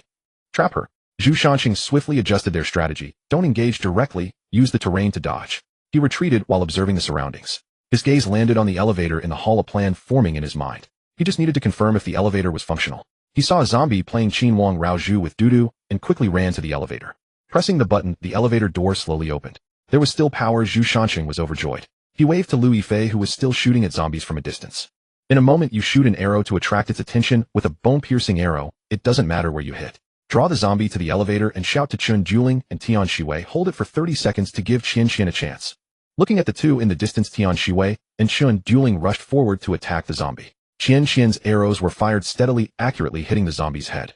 Zhu Shanqing gasped at the sight of the hit, his legs instinctively tightening. The zombie looked down at the arrows on its body, anger and humiliation flooding its mind. Its body began to tremble slightly, its eyes turning red, and its speed suddenly doubled. It charged towards the spot where the arrow had been shot. Damn, it's gone berserk. Zhu Shanqing stood at the elevator door, watching the charging zombie. He gave it the middle finger, and then stepped into the elevator. The zombie, dragging its hammer, followed closely behind. Just as he entered, Zhu Shanqing swiftly dodged and quickly closed the elevator door, the zombie's giant hammer getting stuck at the entrance. The elevator ascended rapidly amid the zombie's roars and the banging on the elevator door. This was an express elevator directly to the 100th floor without stopping at intermediate levels. Zhu Shanqing quickly entered the side elevator. The 3 had already prepared and pressed the buttons. The elevator shot upward. The doors opened in succession, and the giant hammer zombie's crimson eyes instantly locked onto his position. The zombie roared and charged at him. Zhu Shanqing looked at the floor-to-ceiling window beside him and turned to provoke the zombie. They reached the window, and Zhu Shanqing continuously led the zombie's giant hammer to strike against the window. After the 3rd blow, the entire glass shattered. Cold wind began to pour in through the broken window. The 3 who had long been lying in ambush behind quickly unleashed their assault on the zombie. The giant hammer zombie paid no attention to the 3 behind it, swinging its hammer to smash at Zhu Shanqing. Zhu Shanqing suddenly dodged at the window's edge, and the giant hammer missed, carrying the zombie out. It fell from the window, its shocked face bearing an expression of disbelief before disappearing from view. It plummeted straight down, ultimately producing a dull thud. Downstairs, the 2 brothers who had just cleared the zombies were resting. The younger brother heard a sound from above, puzzled. Bro, did you hear that noise? The elder brother, sprawled on the side and scratching his backside, replied with a hint of frustration. Are you hearing that teacher's voice again? Can't the big brother watch something useful once a day? If not, find a woman. The younger brother's aggrieved voice came through. I just love watching movies, appreciating art. Oh, what's wrong with that? I don't even want to say anything to you. Is that a proper film? The younger brother excitedly retorted, of course it is. Besides domestic films, there are also European, American, Japanese, and Korean ones. You do nothing all day, but stay home doing crafts. The villagers have even nicknamed you Crafty Hands. The younger brother just wanted to reminisce about his lost youth and the teachers who didn't know how to survive in this world. Terrified, he immediately shouted, ah. The elder brother beside him, slightly impatient, stood up and scolded. Terrified, he immediately shouted, ah. The elder brother beside him, slightly impatient, stood up and scolded. Where are you making noise? Turning around, he saw his younger brother's terrified face and looked up to see the giant hammer zombie plummeting down at high speed. He too was scared into a loud shout. Ah, run. The two quickly ran away. The zombie crashed heavily onto the ground, turning into a puddle of meat mush. Zhu Shansheng's team entered the rooftop launch device, placing the medicament into the launcher. The entire device began to operate, releasing a light blue gas towards the city. The zombies inhaling the gas started to tremble, and soon their flesh began to dissolve, leaving only bones scattered on the ground. The fog over the entire city began to dissipate, and the city in view transformed from blurry to incredibly clear. For people stood atop the skyscraper, gazing down at the city below. Tian Shiwei spoke thoughtfully. Do you think our world has also become like this? Do we still have a chance to go home? Zhu Shansheng looked at Tian's downcast expression and recalled the apocalyptic scene before his crossing, sighing internally. He reached out and patted her head. Xiao Tian, don't overthink it, at least we are still alive for now. As long as we keep moving forward, we will eventually learn everything we wish to know. Tian Shiwei felt the warmth over her head, perked up and shouted to the sky. I, Tian Shiwei, fear nothing. In the face of the apocalypse, survival will be conquered by me, the mighty Wang. Good job, Xiao Tian, you haven't embarrassed your sister Qianqian. Chun Juling smiled in agreement. You haven't embarrassed your sister. Tian Ziwei's face turned red instantly. Sister Qianqian, sister, Dudu, please don't tease me. Watching the playful trio, Zhu Shansheng's lips curled up, playing around with trusted companions is the most cherished aspect of this apocalypse. The remaining survivors in the square watched as the four-member team walked out of the skyscraper. The deafening cheers and gratitude echoed in their ears. Zhu Shansheng made a quieting gesture. Thank you all for your strong support. This collaboration has been a complete success. To celebrate, we will have hot pot tonight. Everyone cheered in response. Great. Captain Zhu, we won't return until we're drunk tonight. All supplies in the deserted city could be freely taken, but unfortunately taking them out required world points. However, completing the main quest allows us to stay in the current world for a week without having to endure the rain outside. That's a bit of a benefit. The humidity on the roads is suffocating. The worst part is that the underwear is still wet. The clothes brought from the dungeon are almost all worn out. The hot pot dinner in the evening was lively, reflecting a scene before the apocalypse. A blonde woman from the Bear Country picked up a bottle of liquor that no one knew who had found. Anna strolled up to Zhu Shansheng, who looked at her in surprise as she held a bottle of liquor and asked, Miss Anna, is there something you need, or is tonight's dinner not to your liking? Anna shook her head with a smile, her delicate face filled with seriousness. Tonight's hot pot is delicious. I am here to discuss something else with you. Zhu Shansheng smiled and pulled out a chair beside him, saying, Come sit down, let's eat while we talk. People from the Dragon Kingdom believe in discussing matters over a meal. Anna raised her glass and drank it down in one go, saying, Mr. Zhu, I wonder if you would be willing to be my man. Zhu Shansheng was savoring the differences between the two worlds' liquor when he coughed in surprise, saying, Miss Anna, what are you? I want to be your woman. Anna's delicate face was serious, while Qianqian beside her had a frosty expression, and Dudu was holding her down. Zhu Shansheng glanced at the nearly exploding Louis Fei. Miss Anna, why would I want to be your man? To put it another way, what makes you think I would want you to be my woman? Anna confidently replied, Because I can offer you more assistance. My family is in the Bear Country, and in this survival world our family has formed a large organization. I am the heir of the Romanov family. I can marry you without you having to move in with me, which is a sign of respect for a strong person. Zhu Shansheng smiled and shook his head. Miss Anna, do you understand what love is and what family obligations are? Anna shook her head. In the education she received from her family interests were above all else. Love was merely an accessory to interests. Zhu Shansheng said in a calm tone, When you differentiate between family obligations and love, I will consider your request. After saying this, Zhu Shansheng took his 3 teammates and left the place. Anna sat at the table lost in thought. She did not understand what was wrong with her previous words. In her family, only those with certain strengths could negotiate terms. Her aunts gained a voice in the family by binding with strong individuals. But she had never considered the issue of love. She sat quietly contemplating this question. The 4 of them walked back to the hotel in an unusual silence. After washing up and bidding goodnight to Xiao Tian and Dudu, he pulled Qianqian into the room. Seeing Louis Fei still sulking, Zhu Shansheng stepped forward and embraced her. Still sulking? Didn't I agree to it? Qianqian raised her head, her cheeks puffed up like steamed buns. You heartless playboy, you love one as you see them. Xiao Tian and Dudu were starting to feel off, and now he had even hooked up with a blonde beauty. Zhu Shansheng stroked Louis Fei's silky hair. Qianqian, I don't know how many women I will have in the future. I am also unsure if Dudu and Xiao Tian will develop, but in both Blue Star and this world, the first person to capture my heart is always you. No matter how many people there are in the future, you will always be the main wife. Lu Yifei delivered a heavy punch to Zhu Shanqing's chest. You really want to have a harem, you heartless playboy. When she met Dudu, she had an inkling. She understood that in this world the strong have many privileges. She had long prepared for this in her heart, but when things happened she still felt a little sad. Zhu Shanqing leaned down and kissed the still-dazed Lu Yifei. The strange sensation from his lips made her forget that she was sulking. Her mind went blank. After a long while their lips parted, staring at Qianqian, who was left in a daze. Are you ready now, my wife? The word wife instantly shattered Qianqian's psychological defenses. She shyly nodded, and a surprised gasp came from the dark. Is that too big? It will hurt me to death. Don't worry, it won't, you'll only feel more comfortable. After a cry of pain, the world lost another girl. 2 hours later, Qianqian weakly said, I can't take it anymore, I'm almost at my limit. Zhu Shanqing looked at Qianqian in his arms and smiled. Baby, hold on a little longer, and you can have me all to yourself. Qianqian weakly shook her head. I can't take it anymore, I don't want to monopolize, you can go find someone else. Aren't you jealous? Zhu Shanqing teased, to which Qianqian replied, Not anymore, I can't eat anymore. He looked at Qianqian, who had fallen asleep from exhaustion, gently wiped the sweat from her face, and then went to the bathroom after changing the disheveled sheets, he held Qianqian in his arms, his hand naturally grasping that softness, beginning to gently caress and tease. He began to check today's system notifications. Congratulations on completing the main quest. Here is the settlement score. The overall score for the world strategy, S level. 1. Killing the bus anomaly, 6,000 points. 2. Completing the escort mission, 4,000 points. 3. Saving survivors, 10 in total, 1,000 points. Extra rewards for the mission, exclusive reward for killing the BOSS special vehicle parts. Having killed 2 major BOSSs, he found it surprising that he only received an S rating. The scoring system's requirements are quite high. World item exchange list. 1. Perfect evolution gene potion, 2,000 points each, can reach human limits. 2. Drinking water, 500 ml bottle, 1 point bottle. 3. Food, 1,100 points, portion varies. 4. Life gift pack recommended, 500 point set, contains all daily necessities, 50 portions. 5. Complete knowledge of the world, 1,000 points book, all basic knowledge of this world. Don't come to me for returns if you can't learn calculus. Note, once exchanged items cannot be returned. I will exchange for strength enhancing items first, then the life gift pack. Finally, I will consider knowledge, as knowledge is worthless in the face of life and death. Thinking about tomorrow's exchange plan, fatigue set in, and he fell into a deep sleep.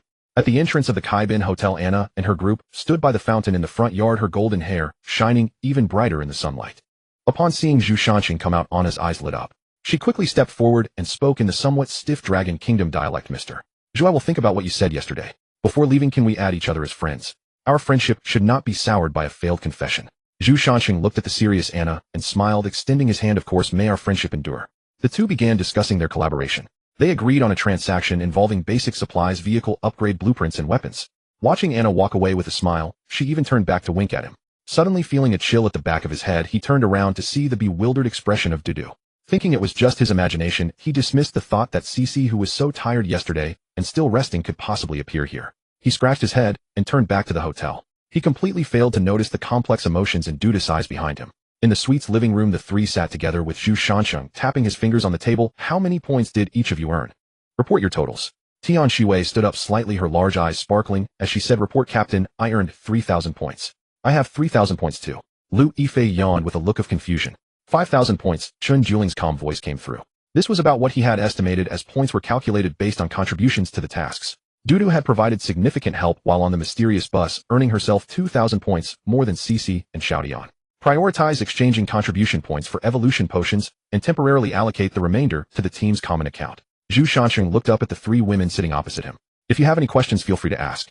Xiaodian cautiously raised her hand. Captain, if we allocate the remaining points to the common account, what benefits do we receive? Zhu Shanqing slapped the coffee table in front of him, producing a loud bang. Good, that's a very constructive question. Cici, who had already been dozing off, was startled awake by the sudden noise. She anxiously exclaimed, The zombies are coming in. Quick retreat. Lu Yifei, Zhu Shanqing said with a dark expression. He then seemed to remember something and waved his hand dismissively. Forget it, let's not make it a habit. Having exhausted her yesterday, Cici's drowsiness today was absolutely related to him. He turned to Dudu. I might need your help next. Regarding the organizational structure of the squad, contribution points, and other components, I need you to take charge of assembling them. Chun Juling looked at Zhu Shanqing with a gentle gaze. No problem, I will complete the task. Xiaoyan, once Dudu finishes exchanging the contribution points, I will consolidate everything for you. Xiaodian blinked. After exchanging for the evolution potions, Zhu Shanqing picked up a syringe and spoke. First, I will inject it to test the waters. You all can observe my reaction before injecting the potion. The potion slowly entered his arm, a warm current flowing through his body. Then came an indescribable pain, as though his entire body was being shattered and reassembled. He fell from the sofa, curling up on the floor and letting out a pained howl. Sister Cece, Sister Duda, the captain seems to be in serious trouble. Ooh, should we not do something? No, as long as it doesn't involve life-threatening danger, do not touch him. Evolution is not that simple. We will have to go through this ourselves later. As time passed, Zhu Shanqing opened his eyes. He felt a transformative sensation, his entire being filled with power. He felt capable of crushing a hammer zombie with a single punch. Swinging his fist, the wind from his punch surged, accompanied by a foul stench. Tian Shiwei covered her nose and shouted, "What is that smell? It's too disgusting, just like those crawling zombies." Zhu Shanqing looked at the raucous Tian Shiwei with a deadpan expression. Is it really that stinky? Can it compare to the stench of those crawling creatures in the cesspit? He extended his arm and sniffed. Ugh, a wave of foul odor assaulted his brain, and in disbelief, he sniffed again. Ugh, I am going to take a shower. We can discuss any issues when I come out. Zhu Shanqing dashed into the bathroom. An hour later, a refreshed Zhu Shanqing appeared before the three women. His skin was smooth and delicate with well-defined muscles, significantly enhancing his attractiveness. Seeing the three women gazing at him intently, Zhu Shanqing cleared his throat awkwardly. All right, you all should inject it too. Who knows, you might become even more beautiful. No girl could remain indifferent to the prospect of becoming more beautiful. Without hesitation, the three injected the potion. Three heart-wrenching screams startled Zhu Shanqing, who was getting accustomed to his body. Watching the three writhing on the floor like maggots, he thought, I was just like that a moment ago. He shook his head and continued focusing on his punches. After a moment, the three women regained consciousness and rushed towards the bathroom. Zhu Shanqing stood by, teasing, "Three beautiful ladies, would you like your dear captain to offer you backscrubbing service?" Get lost. Three shy voices came from the bathroom. Zhu Shanqing chuckled and then opened the system panel to check it. Name: Zhu Shanqing, race Blue Star Earth, human level, transcendence realm, requires extraordinary techniques or inheritance to upgrade. Mentality: 20 peak of the first stage of transcendence realm. The higher the mentality, the higher the rationality. Strength: 20 peak of the first stage of transcendence realm. Physique: 20 peak of the first stage of transcendence realm. Talent: 1. The way rewards diligence, does not grant opportunities, only recognizes effort. 1 hour of your cultivation equals 10 hours of others' cultivation. A gift from Blue Star to all children. Talent 2. Stop war with war. The more you kill, the stronger you become. End conflict through slaughter and establish order through power. The Earth Mother hasn't forgotten her children far away on other planets. 20 points signify the peak of the first stage. To continue upgrading, one must seek extraordinary techniques. He wondered if such things were easy to find. Brother Chung, do you see any changes in me? Lying on the bed, Zhu Shanqing listened to the sounds from the door. Turning around, he saw Cece standing there wrapped in a towel. She radiated a pure beauty reminiscent of a water lily. Her already delicate face had become even more enchanting after the enhancement from the potion. Zhu Shanqing swallowed hard and rushed towards Cece. She extended her hand to interrupt his movement. Not allowed. Xiao Tian and Dudu are still outside. We need to handle the serious business first. Zhu Shanqing looked at his alluring girlfriend, forcing himself to suppress the impulse. After putting on his clothes and stepping out, he kissed Cece and turned to leave the room. He observed the three women, each with their unique charms, their imperfections corrected after injecting the potion, highlighting their already perfect features. We can stay in this world for 3 days, during which we will familiarize ourselves with our combat capabilities and plan the future composition of vehicles and the team. After 3 days, we will return to the road. Survivors who have experienced the first world will be far more terrifying than we. Must be fully prepared.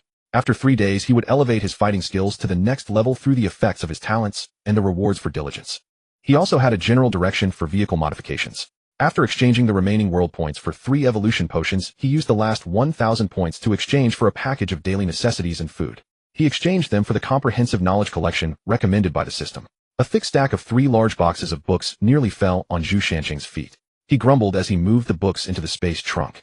After packing everything, Zhu Shanqing consoled the downcast Tian Shiwei. Xiao Tian, don't be sad about our departure. Once we go out, I will invite you. Within a day, you will see us again. Xiao Tian nodded firmly. Captain, you must remember to... Sister Cece, Sister Duda, see you in a day. The vehicle drove along the road. With the fluctuation of space, the entire world fell into a deep silence. Suddenly a voice rang out from the sky. The invasion node of the fog has been cleared. Do you wish to reclaim the world's original source energy? A commanding voice laced with coldness and fatigue emanated from above. The gray-white highway stretched endlessly ahead with a light drizzle continuing to fall. Zhu Shanqing drove the car, maintaining a speed of 100 kilometers per hour. It's not that the speed can't be increased, but Chun Duling's vehicle has yet to be upgraded to the first tier, although all the blueprints have been gathered. Whether it can be upgraded is still uncertain, though apart from the main vehicle, the others are just support vehicles. Given the intensity of this natural disaster, not upgrading the vehicle might mean abandonment. With a loud bang, something flew up from the front of the car, and Zhu Shanqing expressionlessly activated the windshield wipers. Not far away, a pale green figure lay on its back, its body bloated and limbs thick. Overall, it resembled a humanoid creature with a toad head, somewhat akin to the toad spirit from the Huluwa series. It was twitching incessantly with green blood oozing from its mouth. Zhu Shanqing initially considered getting out to check, as these kinds of strange creatures often had valuable loot. However, after 3 attempts yielding nothing but the toad's corpse, he lost interest in getting out, especially with the heavy rain. It wasn't worth getting drenched just to look at a toad person. He wondered what had triggered these toad people to rob on the highway. Was it luck? Although his vehicle wasn't as robust as a large truck, it was definitely sturdier than one. In the rearview mirror, a honking vehicle closely followed. Chen Juling was driving, while Lu Yifei sat in the passenger seat scrolling through chat messages, one of which caught her attention. Lu Yang offering an energy crystal. Interested parties can message me privately. Those looking for handouts can go away. I remember Chun Go mentioning that energy crystals seem to be energy components for second-tier vehicles. Chen Juling recalled her expression, gradually affirming, yes, it's the energy source for second-tier vehicles necessary for upgrades. Lu Yifei bit her lip, but the price he wants is a bit steep. What does he want? Chen Juling asked, gripping the steering wheel with unwavering focus. Materials for upgrading the 3 main components of a first-tier vehicle. Chen Juling's gaze fixed on the water splashed by the vehicle in front as she calmly replied, give it to him, but on one condition, find out where he got the energy crystal. Lu Yifei held up a pale white energy crystal saying, just this little thing, are we at a disadvantage? Chen Juling glanced at the crystal. We're trading basic resources for the rare resources we need at this stage. Do you think it's a profit or a loss? Qian pouted. Isn't it a bit disheartening to trade a bunch of things for one? Suddenly she exclaimed, oh, Chun Gu sent a message. Lu Yifei sat up straight in the passenger seat. He wants us to sell as much basic supplies and necessities as possible. Survivors just returned from the dungeon world, so they must have valuable items. As Lu Yifei spoke, she opened the trading interface, where a flurry of transaction messages flashed by. She opened the condition search bar, selecting items and blueprints, and the screen became much cleaner. Special vehicle upgrade blueprint, special tire upgrade blueprint, strange crystal. The trading information behind hadn't even been looked at when the ones in front were already incredibly exciting. Currently, finding the upgrade blueprint for second-tier vehicles was impossible. Special components were essential items to acquire. Each special component had different unique effects. The special engine that dropped in the cyclical world had a temporary invisibility effect and could block investigations from entities below the 3rd tier. When she initially gave this blueprint to Chen Gu, he was so excited that he gifted her another one. As she was pondering, she unconsciously tightened her legs, her face slightly flushed. After negotiating the conditions, she obtained all the special blueprints, and the resources she had saved up were nearly exhausted. Suddenly Lu Yifei froze, realizing they hadn't saved any materials for the upgrade vehicle. Her eyes darted around. Chen Juling looked at Qian's expression and had a rough idea of what happened. Sister Qian, what's wrong? Did you overspend? Qian shyly raised her hand and gestured, just a little sorry, Dudu, spent your upgrade resources. Chen Juling smiled, what are you apologizing for? I would blame you if you didn't take the special blueprints when they appeared. But my vehicle can't be upgraded, so tonight, they'll have to sleep in the same vehicle as you two. Lu Yifei patted her chest, don't worry tonight, let that smelly man take the driver's seat, and we sisters will sleep together. A glint of mischief flashed in Chen Juling's eyes as the vehicle in front suddenly came to a stop.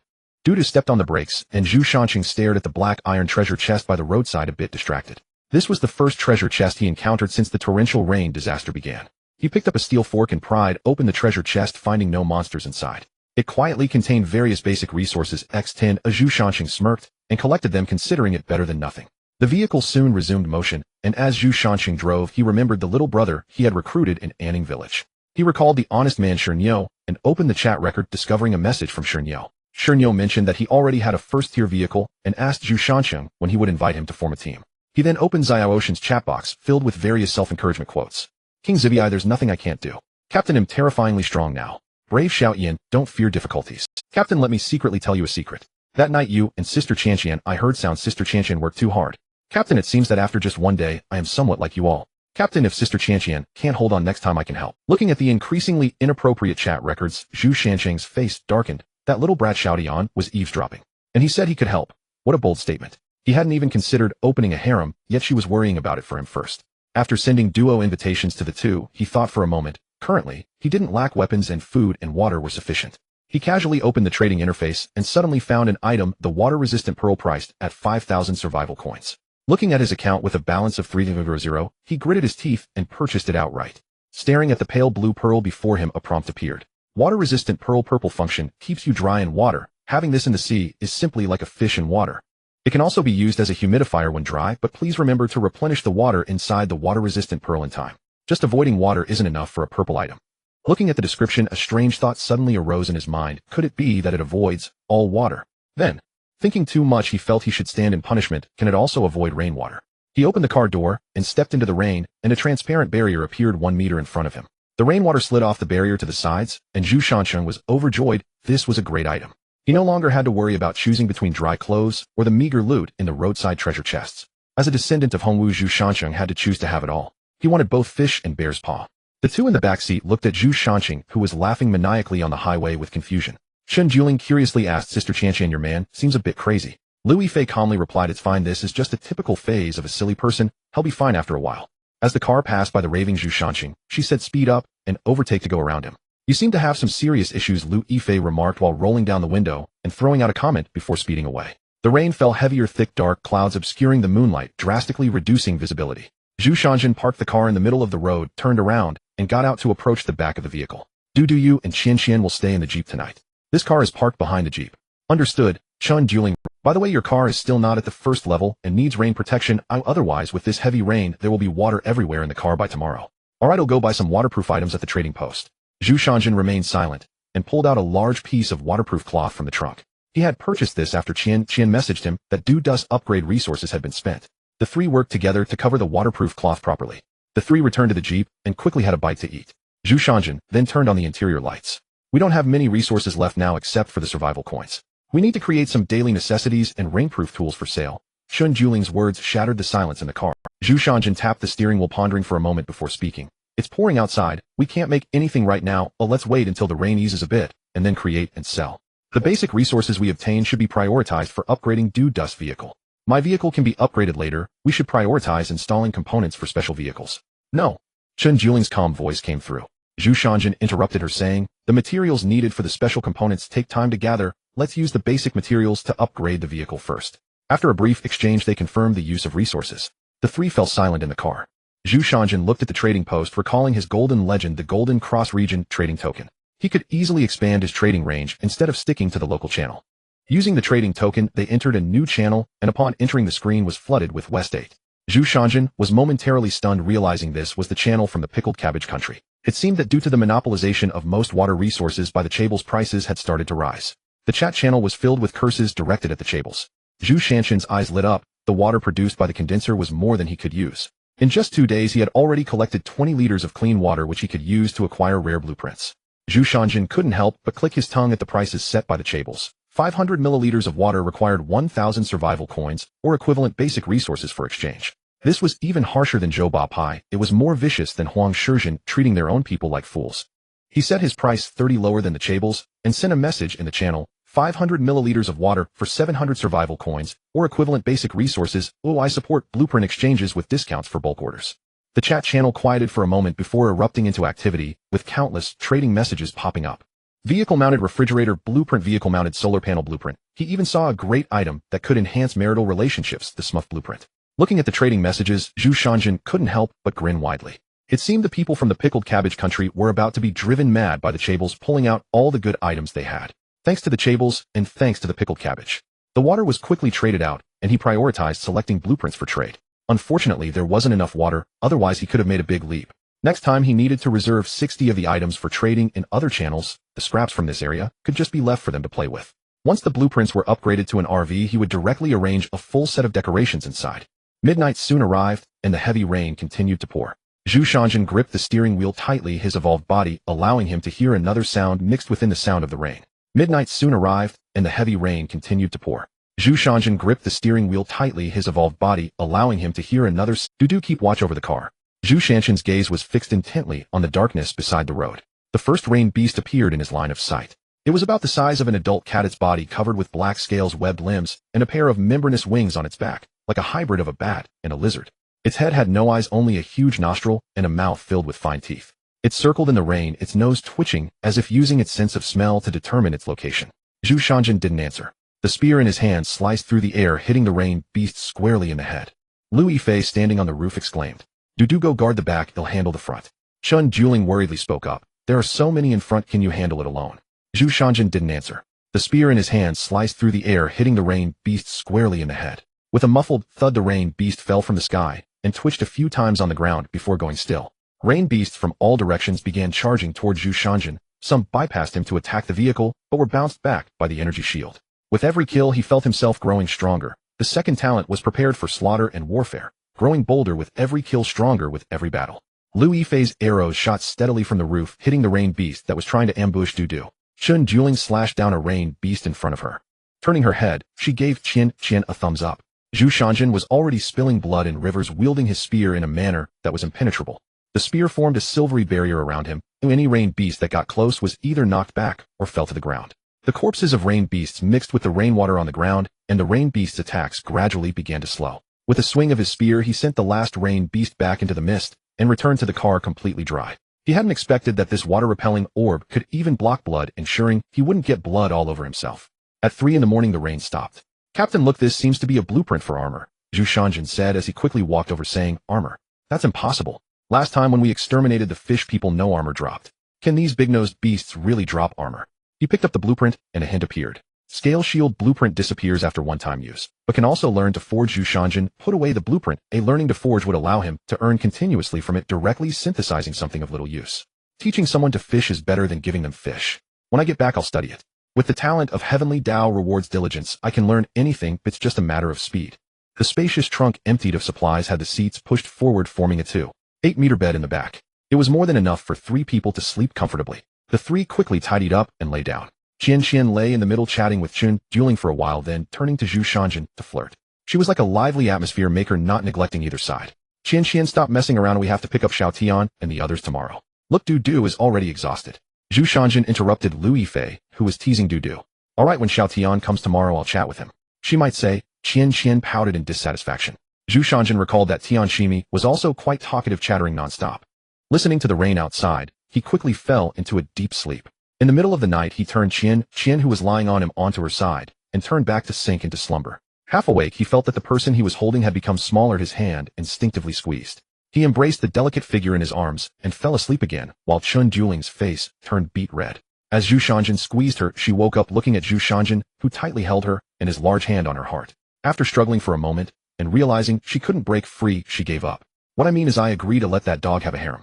Chun Dueling was shocked. And after in the early morning, Zhu Shanjin woke up feeling the urgency of his bladder. He opened his eyes and squeezed the person in his arms, realizing that something fell off. Upon embracing, he found that the person was indeed not quite right. Qian was not this thin.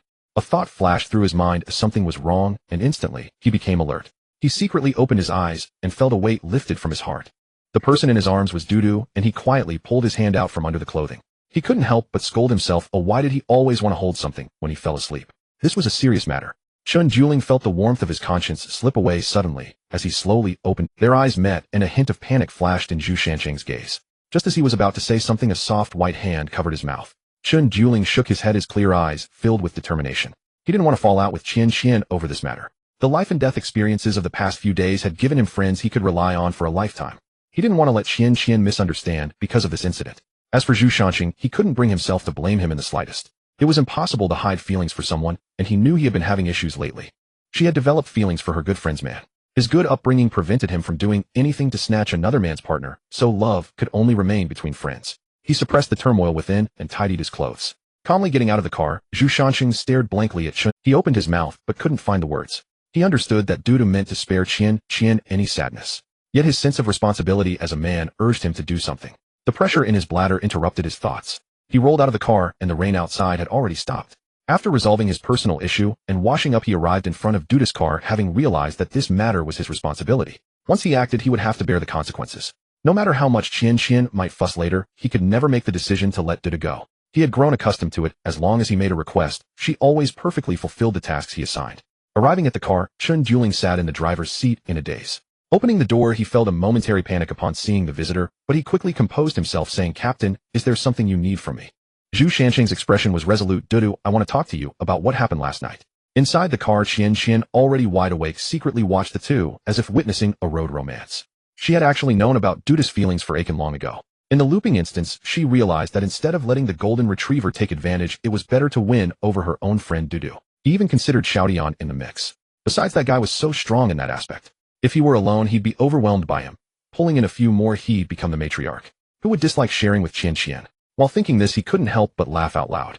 However, he couldn't let him off so easily. He needed to make him show some effort. On the other side, the two who had finished their conversation stepped out of the car. From their expressions, they seemed to have had a good talk. "Dudu, you clean up first. I'll go wake Qian." Seeing the two finish their discussion, Qian, who had been peeking through the car window, immediately lay down to faint. Zhu Shanjin opened the car door and patted Qian's little bottom. "Little lazy pig, wake up. Today Xiaotian and Xinyu are coming. Are you still going to sleep in as the vice captain?" Lu Yifei pretended to just wake up, stretching lazily. Her hoarse, sweet voice rang out, "Got it." The three of them entered the car, each with their own thoughts. Inside Chen Duling's car, Dudu drove quietly, occasionally glancing at Lu Yifei, where a hint of guilt flashed in her eyes.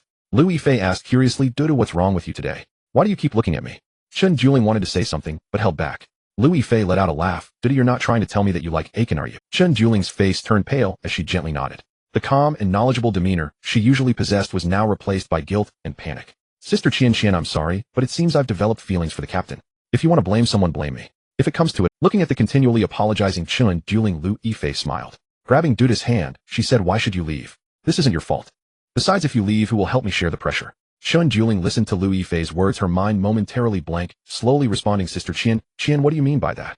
Qian adjusted her hair and said, I've known for a long time that you like her, and I won't kick you out just because you like her. What I mean is I agree to let that dog have a harem. Chen Duling was shocked, and after calming her emotions, she spoke, Sister Qian, aren't you feeling wronged? Qian countered, feeling wronged. Why should I feel wronged? Since you can't live without him, why not find a few sisters that— Lu Yifei's lips curled up slightly, however, Duda, don't tell him, just yet. Let him show some effort for a few days. Chen Duling, still processing what had happened that morning, nodded woodenly. She felt as if she was a part of the play between these two. Suddenly a horn sounded from the vehicle ahead. A red SUV suddenly emerged from the space ahead, coming to a stop just 5 centimeters from Zhu Shanqing's car. Zhu Shanqing with a dark expression got out of the car and shouted, Tian Shiwei. The approaching Xiaotian quickly rushed over and hugged Zhu Shanqing tightly. Captain, I missed you so much. Did you miss me? Looking at Xiaotian, who was clinging to him and acting cute, Zhu Shanqing's intention to scold her vanished. He gently patted her head. Xiaotian, welcome to the team. Xiaotian released Zhu Shanqing, hopping over to Lu Yifei and Chen Duling. Sister Qian, Sister Duda, Xiaotian is reporting for duty. Lu Yifei and Chen Duling smiled at the lively Xiaotian. Welcome to the team, Xiaotian. Before they could exchange pleasantries, a larger disturbance occurred in the nearby space. The group immediately readied themselves. A large truck approached Heaton, stopping 5 meters from where the team was positioned. A robust figure opened the door and stepped out. A kind smile appeared on his dark face. Boss Xinyu requests to join the team. Zhu Shanqing patted his shoulder and said, welcome to the team. Although it was a cloudy day, the continuous heavy rain had stopped. Looking at Xinyi's large truck, Zhu Shanqing felt curious. Hadn't he been driving a pickup before? Why had he switched to a semi-trailer? Upon his inquiry, Xinyu shared his experiences from the past few days. Since they had parted, Xinyu had leveraged the resources from their last water trade to upgrade his vehicle. However, during the next instance, he was robbed clean by a subgroup called the Sangwang team. Most of them were from Sakura country, with a portion being from Dragon country and Kimchi country. They robbed people on sight and smashed cars. Men who refused to join were killed, while women were tied up, abused, and sold as goods. They captured everyone in the instance, preparing to confront the Beast King. Unexpectedly, the Beast King went berserk and the beasts returned home, resulting in the deaths of the entire group. He had been hiding behind a pile of stones, severely injured and unconscious, barely surviving thanks to his talents. After coming to, he encountered the old Beast King, who had been driven away due to heavy injuries, and took the opportunity to slay the beast. Using its blood and flesh, he gained further strength, and then sought out his vehicle, eventually finding the place where they stored. He picked the biggest vehicle, transferred the core, and then came out. After hearing Xinyi's words, Zhu Shanqing frowned. Was there any negative impact after transferring the protective core vehicle? Yes, if you transfer the first bound vehicle, subsequent vehicles can upgrade on their own. Xinyu scratched his head, and this meant that subsequent vehicles could only rely on taking upgraded vehicles from others. Zhu Shanqing and Chen Duling exchanged worried glances, both realizing that this could make robbers even more rampant. Zhu Shanqing looked at the members of the small team in front of him. The core members of the team had now been established. Frontline tank Shen Yao, scout assassin Chen Duling, melee damage Zhu Shanqing, Tian Shiwei, ranged shooter Lu Yifei. This lineup was strong enough to take flight. Without any support, it was all about offense. As long as they defeated their opponents before being injured, they would remain unharmed. The four stood still, turning to look at Zhu Shanqing, who was sitting on the engine hood. Zhu Shanqing raised his head, feeling a bit unsettled under the intense gazes of the four. What's wrong? He looked down at his trousers zipper. It's zipped up. Cough, cough. Zhu Shanqing spoke awkwardly. Dear teammates, why are you looking at your handsome captain with such eyes? Come on, it's the first assembly of the team, and you don't say a few words. Lu Yifei rolled her eyes in response. The team is uncertain if it will recruit more members, but you all are the founding members, the core of the future convoy. Tian Shiwei pouted, muttering softly, the boss is painting a pie. As she spoke, she even started to rap. You see, this talk is long and stinky, just like this pie is big and round. Hearing Xiao Ocean's rap, Zhu Shanqing felt a wave of frustration. Gritting his teeth, he said, Tian Shiwei, I didn't realize you were a rapper. I think if I don't give you a lesson, you won't take me seriously as your captain. Tian Shiwei scoffed disdainfully. Captain who teaches whom is still uncertain. I, King Xiaotian, am now terrifyingly strong. As they spoke, the two began to spar, and Shernyo was about to intervene when he was stopped by Lu Yifei. You're Shernyo, right? Lu Yifei extended her hand. Nice to meet you, I'm Lu Yifei, the vice captain. Shernyo wiped his hands on his clothes. I know you're the sister-in-law. Lu Yifei's face flushed slightly, but her tone was firm. Yes, I am Chen Guest's girlfriend. Don't worry about those two. they'll come back when they're tired of fighting. After observing for a long time, Chen Juling spoke up. Sure know your talent is for healing, right? Holding a notebook, Chen Juling continued, then realized, oh, I haven't introduced myself yet. Chen Juling, the team's secretary. You can call me strategist, whatever you prefer. Lu Yifei chimed in. She's also your Chen guest woman. Chen Juling's cool face immediately turned red. Sister Chanqian, please don't say that. Shernyo scratched his head and chuckled innocently. Then I'll call you sister-in-law too. Chen Juling took a deep breath, calming her shy heart. Shernyo, please explain your skills, the weapons you use, the vehicle level, and the effects of your talents. I need to keep a record. Before Shernyo could respond, Lu Yifei's mocking voice came from not far away. Haha, Xiaoyan, you are too pathetic. In less than 10 minutes the captain has already suppressed you. Xiaoyan struggled continuously on Zhu Shanqing's shoulder. Stinky captain, let me down. Ooh, I can still fight. Zhu Shanqing smacked Xiaoshan's bottom with his hand. The pain in his buttocks made him stiffen. Then like a pig during the new year, he began to struggle violently. He spoke urgently in a Sichuan dialect. Let me down, or I'll beat you up. Zhu Shanqing retaliated with a few more slaps. So you want to fight, huh? Feeling the softness and bounce from his bottom, Zhu Shanqing couldn't help but click his tongue in surprise. This little girl had quite the asset. If she grew for another 2 years, she would definitely have a peach-shaped bottom. After a few more slaps, Xiaoyan, who was originally resisting, gradually quieted down. A hint of blush appeared on her stubborn little face. Noticing the unusual change in her body, Tian Ziwei's voice immediately softened, like a purring kitten. Chen Go, I know I was wrong, can you let me down? Lu Yifei, who was watching the two interact, suddenly felt a thud in her heart. Oh no, why does it feel like Xiaoyan is also falling into the trap?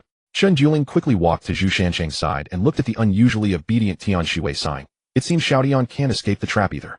Neither of them knew that this was exactly Xiaoshan's scheme, using the chaos to gradually get closer to the captain and ultimately to capture him. Xiaoyan, please report your talent, vehicle, and skills. Tian Shiwei, still immersed in her previous sensations, blankly replied. Okay, Dudu sister. After a bout of play, Zhu Shanqing leaned against the car door, his voice not loud, but very clear. Now the core protection of Shernyo and Yifei cannot be upgraded anymore. So from now on it will serve as the logistics vehicle. Zhu Shanqing paused and continued. Dudu Xiaoyan, and my car will temporarily serve as the main vehicle. However, as of now my vehicle has the most special parts, so it will be prioritized for upgrades in the future. Zhu Shanqing stopped speaking and looked at Chen Juling and the other two. Do you have anything to say? Chen Juling shook her head and calmly said, a convoy must have a vehicle prioritized for upgrades to ensure its level can rank on the leaderboard. This vehicle must be the captain's and can only be the captain's. Tian Shiwei nodded. Captain, are you afraid that we might have objections? But Dudu sister is right, we need to ensure the priority of the team leader's vehicle. Zhu Shanqing looked at the two girls in front of him, feeling a warm sensation in his heart. In a world where human life is cheap, the opposite sex he encountered never sought anything from him, but offered help. Zhu Shanqing opened Chen Juling's notebook, which was recording resources, and was suddenly attracted by a name. Forge table. This was for new items, and he raised his head excitedly, asking, whose forge table is this? Shernyo chuckled innocently, raising his hand. It's mine, boss. Zhu Shanqing waved to Shernyo. Nyo, come here, I need to confirm something. This thing is a purple item, right? This item is in your vehicle, right? Zhu Shanqing asked urgently. Shernyo nodded yes. When they arrived at Shernyo's Liberation Truck's cargo area, a workbench about 1 meter long and half a meter wide was tightly wrapped in waterproof cloth. Tian Shiwei quickly stepped forward, looking curious, raising her hand. I'll open it. She untied the rope and pulled off the cloth. A silver gray table was revealed. Zhu Shanqing stepped forward and gently brushed the surface of the table, revealing a prompt. Portable forge tool table blue. Function basic metal processing, weapon forging, armor repair, and parts manufacturing. Usage conditions forging skill LV 1 and above. Note the forging skill cannot be learned directly on the panel and must be learned from NPCs or experienced survivors in instance worlds or special scenes. This is not a tool table. It's a genuine forge that requires skill and craftsmanship. Moreover, the way to learn forging skills is to learn from others. Zhu Shanqing's mind raced. What did this mean? It meant that the skill system in this world was layered. Some skills could be gained through talent and hard work, like his sword skills, while others required finding a teacher to unlock. This thing is valuable. Zhu Shanqing stood up, brushing the dust off his hands. But we can't use it right now. Shernyo scratched his head. Because there is no one who can forge. Zhu Shanqing glanced at everyone. Has anyone here worked as a blacksmith on Blue Star? Or machining, welding, or being a mechanic would work too. Silence. Chen Juling spoke up. Captain, aren't you a mechanic? I only have superficial knowledge. Zhu Shanqing shook his head. The system requires forging skill LV. One of just knowing how to use a welder isn't enough. He paused, recalling something. The system prompt said learning must be done from NPCs or experienced survivors in instance worlds or special scenes. This means that later on, when we encounter certain special places, there might be NPCs who can forge or survivors who have already learned forging. Then let's look for them. Shernyo patted the iron surface of the forge table. This thing is brought by me. I will be the first to learn it. Zhu Shanqing nodded, already beginning to plan. The emergence of the forge table meant their logistical support capacity could take a big leap. As long as they find a place to learn forging, they could make weapons, repair armor, and produce parts by themselves. At that point a closed-loop system could be formed. No need to buy weapons at high prices. If broken, they could be repaired at a cost. And discarded items could be bought back at scrap prices. After refurbishment, they could be sold to the Sakura nation. First, let's secure this table. Zhu Shanxing covered the forge table with the waterproof cloth again, tying it tightly. This will be our foundation for the future. In the evening the team dealt with the rain monster that had come to take advantage of them. The day had been gloomy, yet not a single drop of rain had fallen. Zhu Shanxing approached Duda's SUV and opened the hood. Do we have enough materials to upgrade the vehicle now? Zhu Shanxing asked. Chen Juling pushed up her glasses, saying we need materials. Steel rubber circuit components, fuel pump replacements. We're still a bit short on these. Zhu Shanxing looked up at Dudu, asking how much are we short? Chen Juling pursed her lips. We still need 120 units of steel, 50 units of plastic, and 30 units of rubber. Zhu Shanxing opened the trading panel where the ID of the passerby displayed a purchasing request.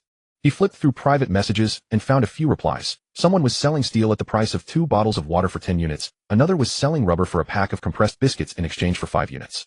It was too expensive. But now was not the time to save money. Zhu Shanxing negotiated several trades with the passerby, exchanging surplus snacks and water in batches for 120 units of steel, 50 units of plastic, and 30 units of rubber. Tomorrow at dawn we'll upgrade. Zhu Shanxing closed the panel. All right. Lu Yifei stepped out of the vehicle, a hint of fatigue on her face. She walked up to Zhu Shanxing and softly said, Ah Chung, you should get some rest.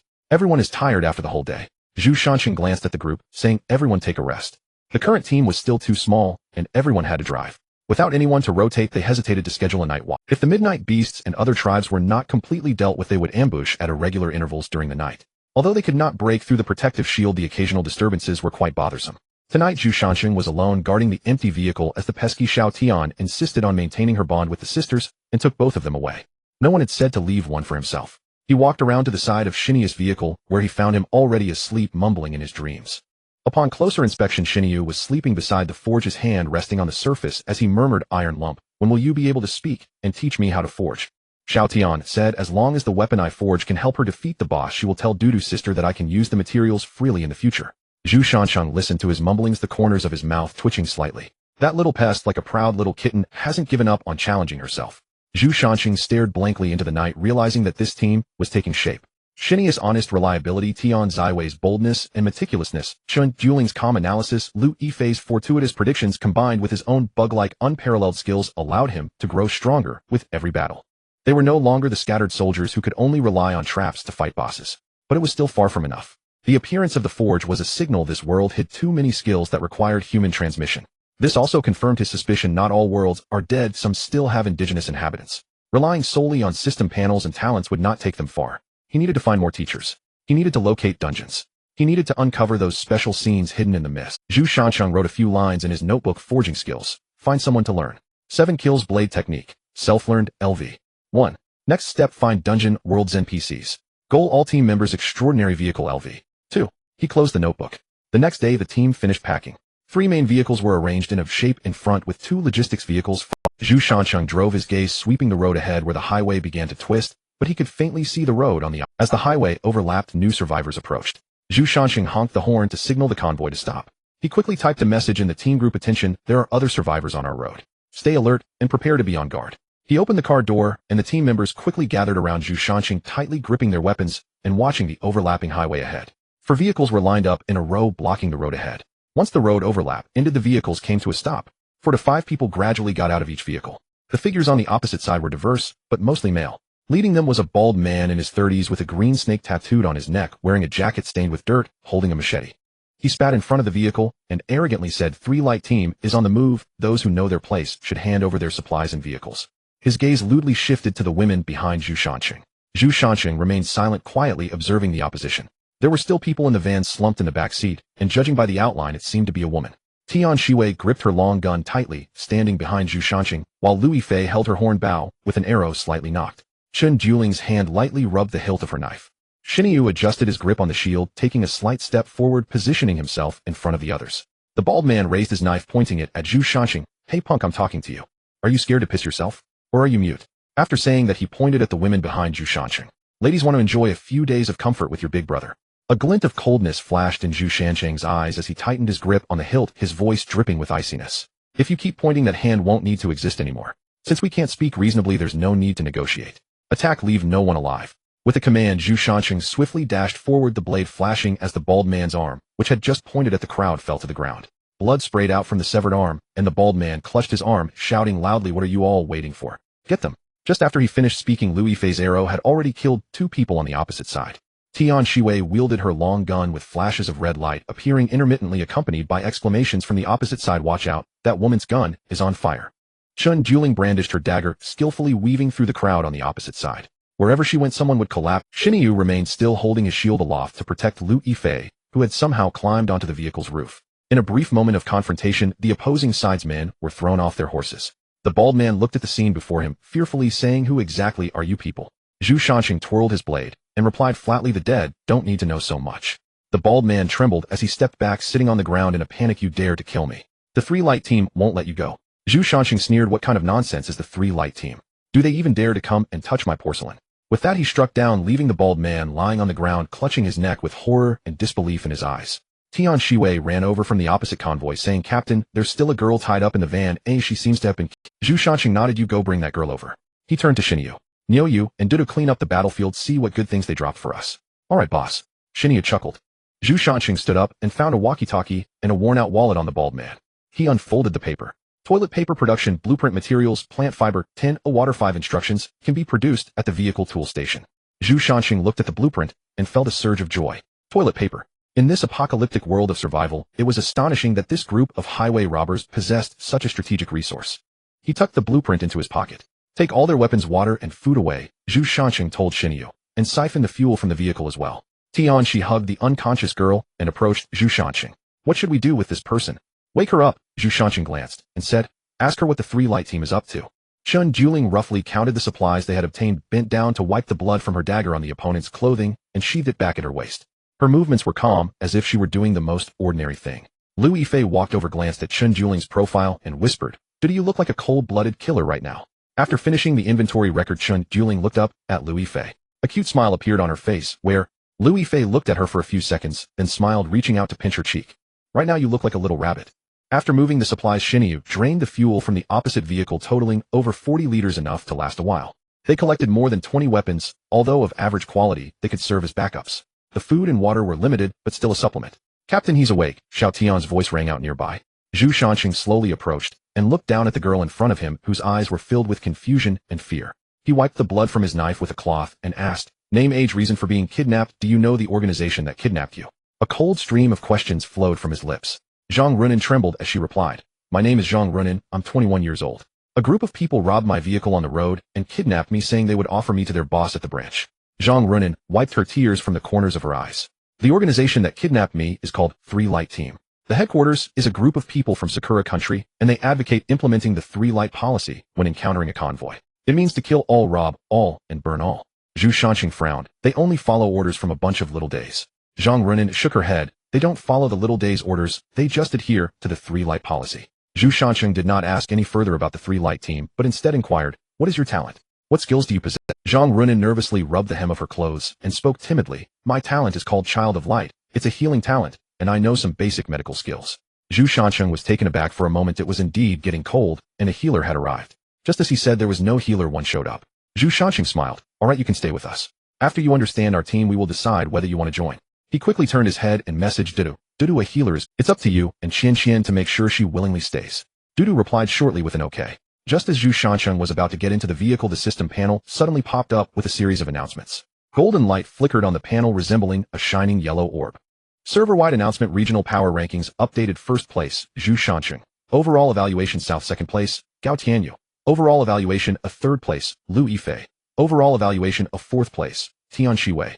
Overall evaluation of fifth place, Li Ronghui. Overall evaluation of sixth place, Chun Juling. Overall evaluation of seventh place, Xinyu. Overall evaluation a eighth place, Li Ruhan. Overall evaluation a. Zhu Shanqing looked at his name at the top, followed by that glaring S. His pupils constricted. Before he could react, a second announcement popped up. Server-wide announcement: regional convoy rankings updated. First place, Drift Without Slowing Down. Convoy power 20,000. Team leader, Zhu Shanqing. Second place, Iron Hand Group. Convoy power 8,900. Team leader, Zhang Delay. Third place, Fearless War Chariot. Convoy power 7,600. Team leader, Yi Jiate. Following that, the third, fourth, and fifth rankings were announced in succession. First place on vehicle rankings, Zhu Shanqing. Vehicle overall score 4,500. First place on kill rankings, Zhu Shanqing. Kill count 147, only counting the deaths of strange beasts and alien races on the road. First place on weapon rankings, Zhu Shanqing. Weapon name Blue Shadow Warblade. 5 rankings. 5 first places. The same name. The server fell silent for 3 seconds, then the regional channel exploded. Regional channel, what the hell? Who is Zhu Shanqing? 5 firsts. Is this person cheating? No, look at the kill rankings, 147 kill. I haven't even exceeded double digits. Could it be a system bug? You upstairs have a bug in your brain. The system, Zhu Shanqing. I feel like I've seen that name somewhere. First kill. Eerie first kill. It's him. Yes. That's the man who used some special method to kill the eerie beings. Some special method. What method? Speak up. Can't say, oh, if I do I'll get my account banned. Has no one noticed? A few of the top 10 seem to be celebrities. I noticed, so what? What can we do? Do you think there's a possibility of being with the goddess? They're all big shots on the leaderboard. Clearly that's a power ranking if you can't go check your eyesight. Zhu Shanqing turned off the channel expressionless as he opened the car door and sat in the driver's seat. Lu Yifei leaned over from the passenger seat, staring at his face. 5 firsts. Aren't you happy? Zhu Shanqing started the car and pressed the accelerator. The jeep drove past 4 abandoned vehicles blocking the road after extracting the core of the shelter. Shinryu squeezed through the gap opened by the vehicle and re-entered the open highway. Happy, he said, his tone lacking any sense of joy. But after being happy, it's trouble. The server-wide announcement means everyone knows my name now. Isn't that a good thing? Lu Yifei said cheerfully, my man is famous now, oh, who would dare mess with me? Zhu Shanqing glanced at her, and Lu Yifei's proud phoenix eyes sparkled with pride. Famous? Zhu Shanqing pressed the accelerator, increasing the speed of the car, means more people will come to mess with you. He glanced in the rearview mirror. The 3 abandoned cars and the scattered corpses grew farther away, eventually disappearing at the end of the gray-white road. Zhang Renan sat in the passenger seat next to Chun, dueling her mouth slightly agape, filled with surprise and curiosity. 5 firsts, Zhang Renan said slowly. Is it too late for me to join now? Vice Captain. Chun Dueling didn't respond to her. Her gaze was fixed on the panel where the name at the top shone like a flag, drawing everyone's attention on the foggy road. Everyone in the region saw it, although it was just the regional first. Having 5 firsts would attract many people, including those she didn't know who were lurking in the shadows watching them, and those who survived by robbing everywhere. Outside the highway, the fog churned. The road stretched straight ahead with no end in sight. The aftershock of the server-wide announcement had yet to fade when a fork appeared ahead on the highway, a regional dungeon and an excellent place to stockpile supplies. Attention, all survivors, the regional dungeon has opened. Vehicles will not be sealed upon entry. You may continue using them inside. Zhu Shanqing pulled the vehicle over to the roadside. Regional dungeon, he typed deliberately into the squad channel. Shall we enter, or bypass it entirely? Lu Yifei was the first to respond. Why wouldn't we go in? Chun Dueling closed her eyes for a moment, then frowned. We must enter this dungeon and everyone thereafter. Tian Shui yawned. All this talk. Only stepping into the tiger's den or dragon's lair will tell us what lies within. Zhang Renan, newly joined, spoke succinctly. I'll follow the team's decision. Shernyo leaned forward from the rear seat. Let's storm it. Brave bull, fearless of hardship. Tian Shui slapped the steering wheel. Well said, bull. Follow me, little Tian, the great king, and there's nothing to fear. Zhu Shanqing glanced at the squad chat. No one hesitated. Very well. Gear check. Then depart in 5 minutes. 4 vehicles rolled toward the intersection. Ahead loomed a massive structure. Gray-white walls, most of its glass facade shattered, revealing hollow, blackened windows. Only half the mall sign remained crookedly suspended above the entrance, barely legible as Baida Shopping Center. The main gate gaped open, pitch black, within revealing nothing. A strange scent hung in the air, sweet, salty, sour. All food aromas tangled together as if someone had boiled a colossal stew of culinary chaos. Zhu Shanqing parked at the entrance, killed the engine, and drew his Tang saber. Formation I and Shernyo lead, Dudu patrols peripherally vigilant, Zhang Renan and CC hold center, Xiao Tian covers the rear. Maintain visual contact, do not scatter. 6 figures filed into the mall. Beyond the main entrance, the interior sprawled far larger than imagined. The ground floor housed cosmetics and jewelry counters, toppled glass strewn across the floor. The food-like odor, they advanced, until a translucent barrier halted them. A prompt materialized before them. Dungeon description: after mist invasion, all merchandise within this mall transformed into living monsters. Defeating monsters yields edible supplies and rare recipes. Special note: recipes grant permanent boosts to stamina recovery and attribute cultivation, but drop rates are exceedingly low, estimated 0.35. Access is currently restricted to the basement level. Clearing this floor unlocks the elevator to upper levels. They exchanged glances. Zhu Shanqing drew his Tang saber and held it ready. Though these are animated foods and snacks, remember, the mist demands utmost caution. His voice was quiet, yet each word landed with clarity. Zhang Renan, protect yourself. As a new recruit, you've yet to train with us. In combat, we may lack the bandwidth to shield you constantly. Zhang Renan nodded vigorously from the center of the formation. As the elevator descended, a colossal billboard bearing the name Damn Supermarket came into view. Familiar rows of checkout counters lined the entrance. Peering inward, the supermarket occupied the entire basement level. shelves brimming with goods indistinguishable from any ordinary market save for scale. Captain, Tian Shiwei asked curiously, if snacks come alive, and we kill them, can we still eat them? Best not to touch them yet. Let's eliminate the monsters first, then examine that question. Zhu Shanshan kept his gaze locked on the supermarket, replying absently. Do you hear something? Lu Yifei raised his horn bow arrow tip aimed deep into the supermarket's gloom. Silent. A rhythmic scritch-scratch echoed from behind the shelves, like something gnawing. Then footsteps, not one pair. At the stairwells turned the first creature emerged, a cake barely waist-high. Its body was frosted cream crowned with 2 chocolate bar arms. A lit candle pierced its head, its flame flickering. A jagged slit split its face, oozing strawberry jam its mouth.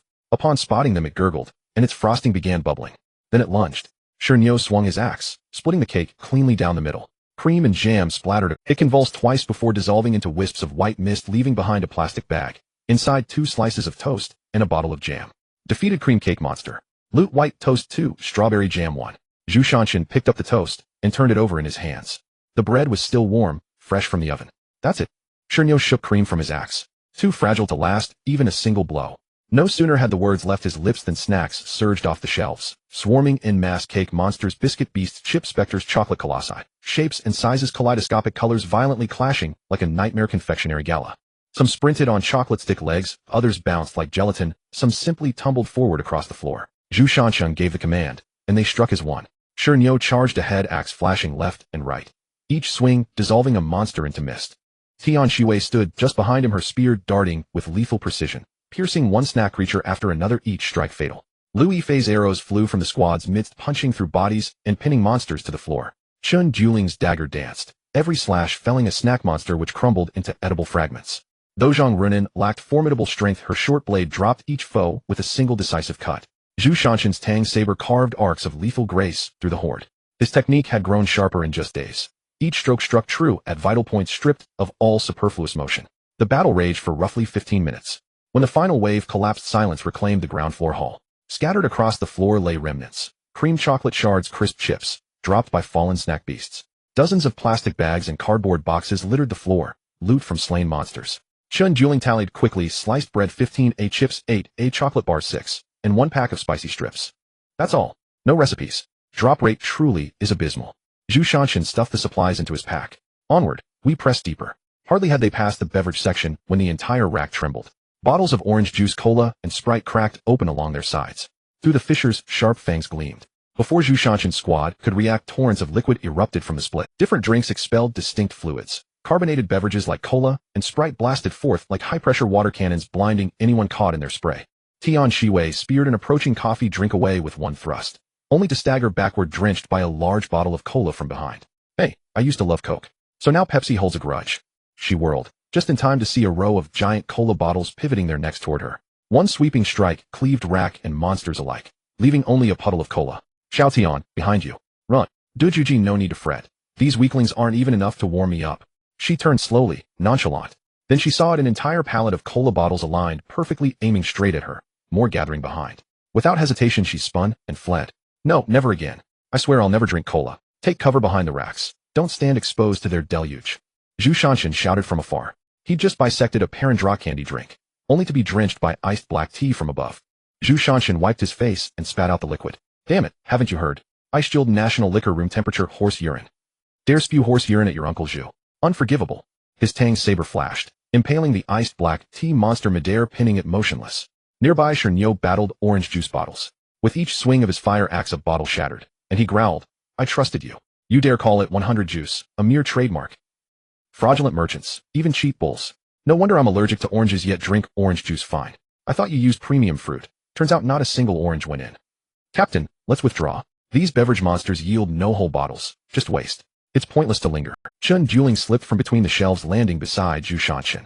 He sliced open a jasmine honey tea bottle. You scouted the perimeter moments ago. What did you find? Chun Juling dispatched a stealthy lemon tea monster with a flick of her wrist. I circled the area briefly. Ahead lies the popcorn monster's domain. Zhu Shanshan fought while speaking. Is it the boss of this snack zone? Chun Juling nodded gravely. Its form dwarfed all other snack beasts, composed entirely of countless popped kernels, shaped vaguely humanoid. But I've already uncovered how to defeat it. Good. Dudu. Fetch Xiao Tian from above. Prepare to withdraw. He turned toward Zhang Runin and Lu Yifei nearby. Cici, call Shernyo and Xiao Zhang back. Withdrawal order. Between the snack area and the cooked food section, there was an empty space where no monsters born from snacks appeared. Everyone stood here in a disheveled state covered in beverages.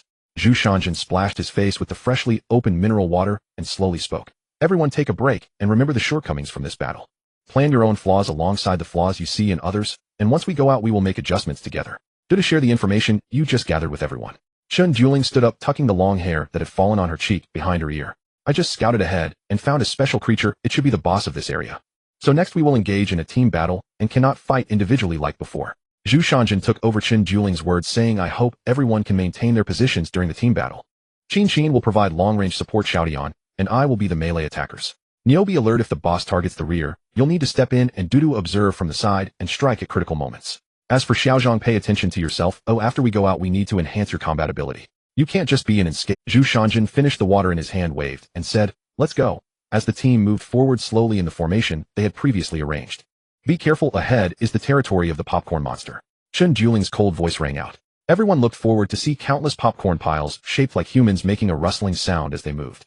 Their numbers were far greater than the monsters in the snack area, densely covering the entire region, resembling a yellow. Lu Yifei stared blankly at the boss in front of him and said, this is the popcorn monster. It smells a bit fragrant. Behind him, Tian, she wiped the drool from the corner of her mouth and tightened her grip on her spear, saying, I'm so hungry just looking at it. Zhu Shanjin tapped Xiaotian on the head, saying, focus, that's a mist monster. Xiaotian pouted, but it smells so good, I really want to eat it. This number. Zhang Runin swallowed nervously. With a crack, Zhang Runin, looking mournful, said, Captain, it seems She moved her foot, revealing a flattened popcorn beneath. The popcorn in front began to stir and leap, quickly forming into a giant popcorn monster towering 3 meters tall. Qin Qin shot an arrow into the popcorn monster's eye, the arrow piercing through from behind and scattering popcorn on the ground.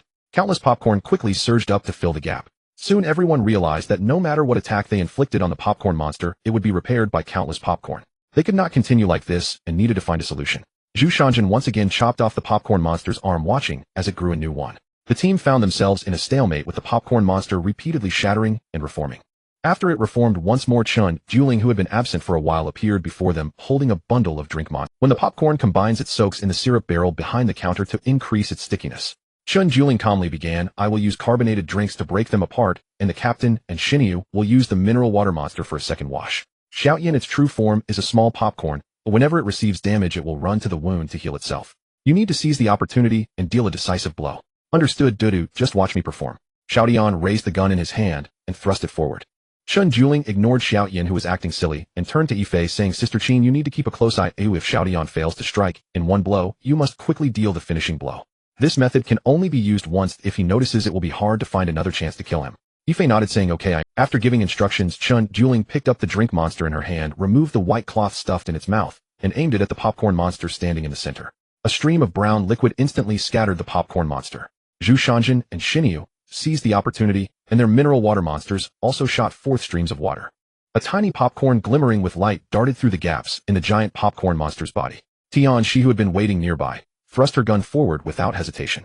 Tian, she securely struck the glowing popcorn. The tremendous force only created a wound on the popcorn's body and did not inflict fatal damage. The true form of the popcorn monster began to burrow deep into the popcorn pile. An arrow pinned the fleeing popcorn monster's true form firmly in place. Xiao Ocean's spear glowed red as he slammed it hard against the popcorn monster's true form. The body composed of popcorn collapsed with a loud crash, scattering popcorn everywhere. The true form struggled continuously under Xiao Ocean's spear. Ultimately, it slowly dissipated, leaving only a piece of paper behind. Huh, what is this? Xiaotian picked up the paper on the ground.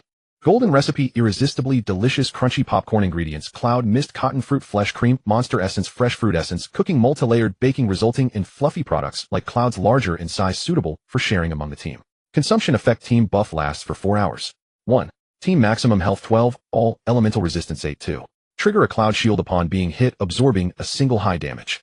3. Remove all negative states such as fear, paralysis, and slow. Limit, each person can only consume 1 portion per day. Our repeated consumption yields no effect. Note, requires a spiritual chef and possesses advanced cooking skills. Derivative mini recipe, garlic cheese popcorn ingredients, regular popcorn, beef shredded meat tier 1 or higher, wild garlic effect, slightly increases melee critical hit for 30 minutes, repels insects, prevents outdoor pest disturbances. Note, requires basic cooking skills. Captain, there's something good here. Xiaotian bounced towards Zhu Shanjin, her high ponytail swaying back and forth. Zhu Shanjin smiled slightly after reading the golden recipe handed over by Xiaotian. But what is a spiritual chef? Is it a profession? He handed the recipe paper in his hand to Dudu, who approached.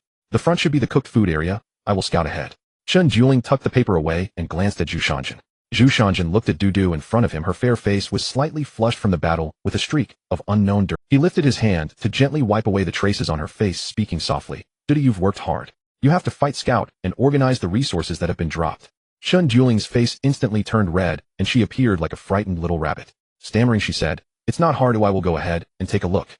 Not far away, Tian, she pretending to drink water, was intently watching with wide eyes. Upon seeing the interaction between Zhu Shanjin and Dudu, she turned to look at Lu Yifei. Lu Yifei sat on the counter looking bemused as she watched the scene unfold. Tian, she felt a hint of confusion. Isn't Sister Qin the captain's girlfriend? She was not jealous. This confusion was quickly suppressed, and she sighed deeply. She herself was unclear about her feelings for the captain, so what right did she have to worry about whether Sister Qin was jealous?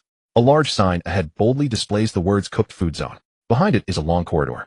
On both sides of the corridor are transparent glass counters adorned with giant photographs of various cooked foods, braised delicacies, roasted meats, roasted chickens, and cold dishes. Each photo is tantalizingly appetizing. The plates that should have held the braised delicacies are empty, with only the remnants of sauce and oil stains proving they once existed.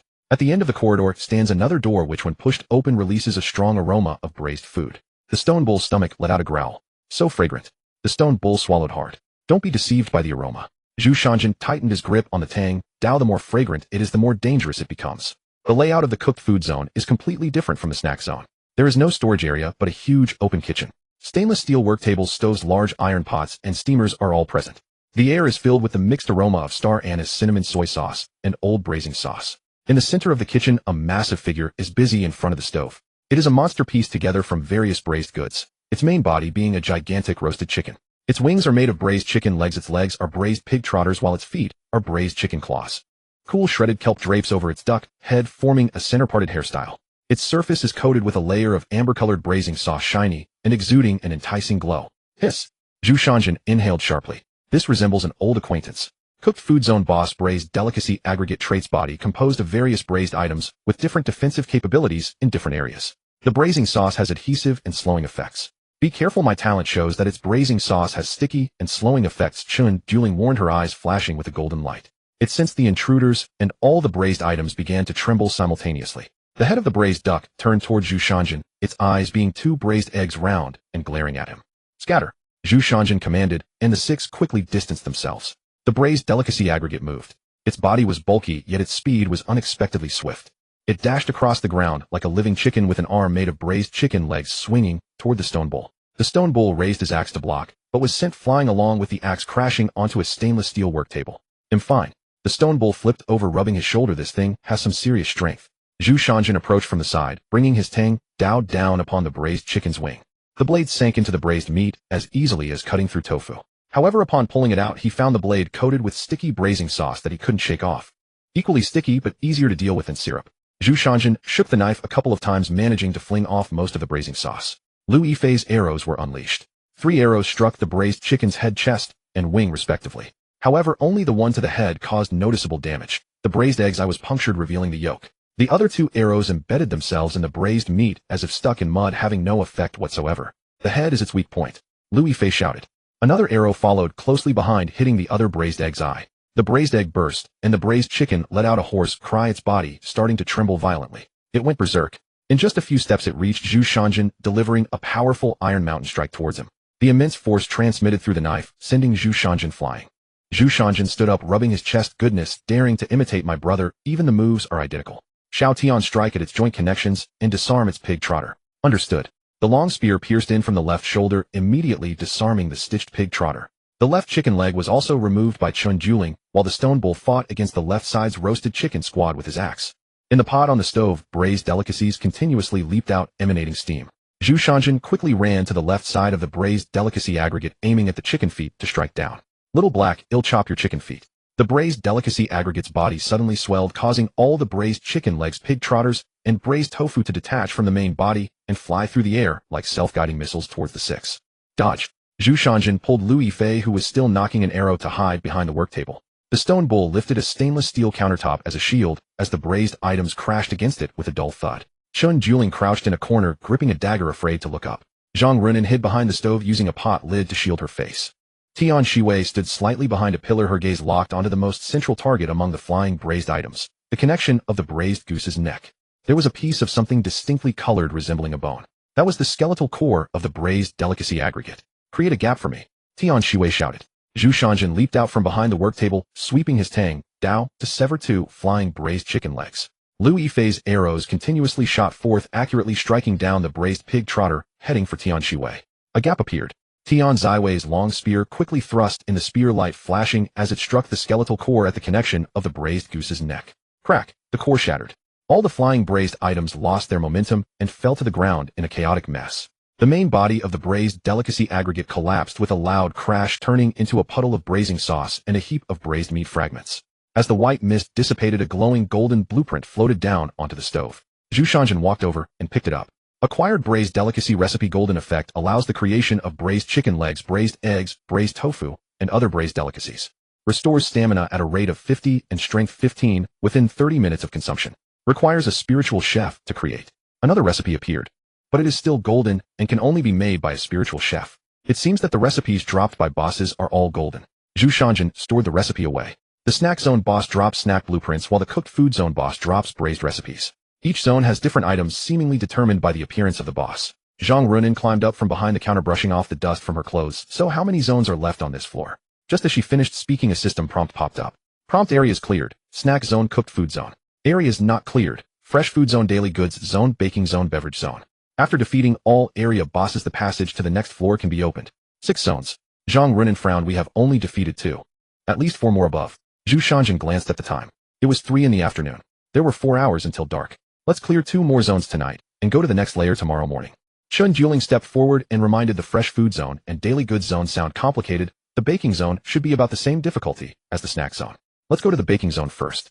Lu Yifei nodded in agreement. Based on the previous bosses, the fresh food and daily goods should indeed be left for tomorrow. Tian Shiwei looked puzzled. What about the beverage zone? Why aren't you mentioning it? Alright Xiao Tian, no matter how many zones there are, let's tackle the baking zone today. Zhang Runin nudged Xiao Tian's arm. Zhu Shanjin looked at the fatigue on his teammates' faces, knowing they couldn't continue to battle non-stop today.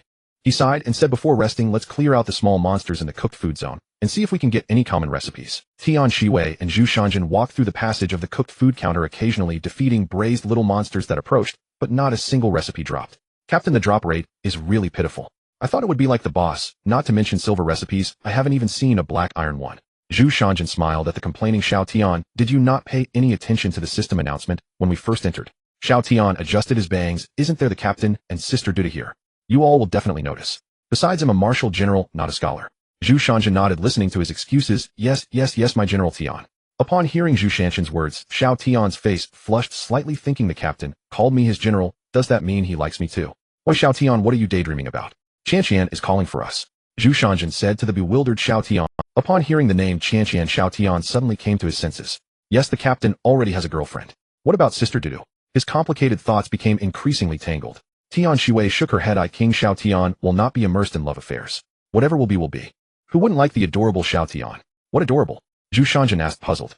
Seeing Xiao Tian's mood improve again, Zhu Shanjin was confused. Never mind, captain, let's hurry up. The 6 adjusted their gear and walked towards the next area at the end of the cooked food zone. Passing through the passage, the sign above displays the words, baking zone.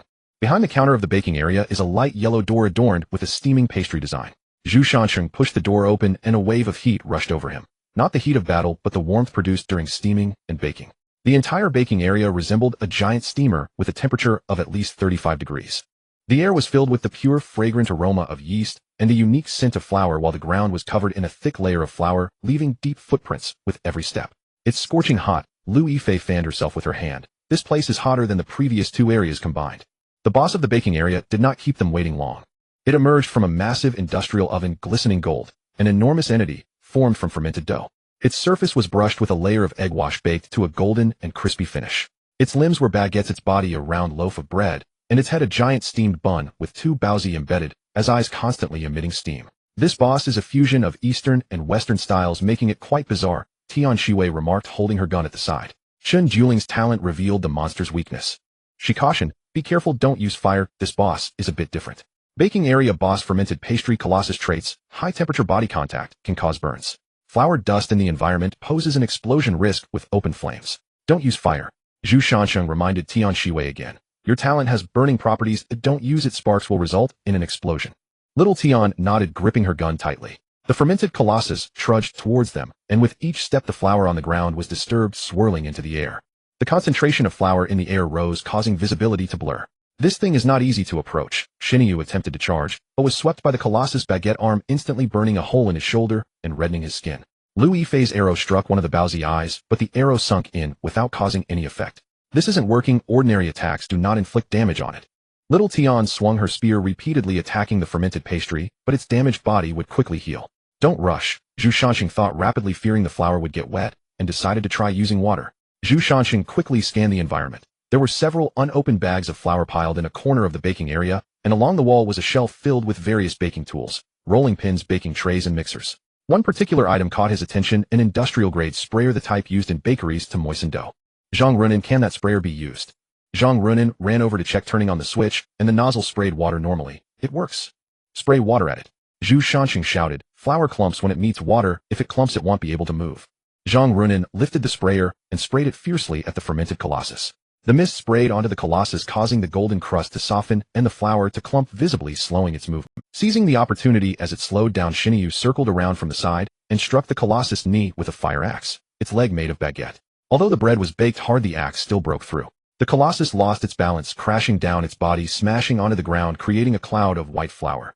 Zhu Shanxing rushed up, thrusting his tang knife into the crack of the baguette, breaking apart the doughy core inside. Kill fermented colossus. Reward basic baking recipe purple. Can make bread baguettes, steamed buns, and flour rolls.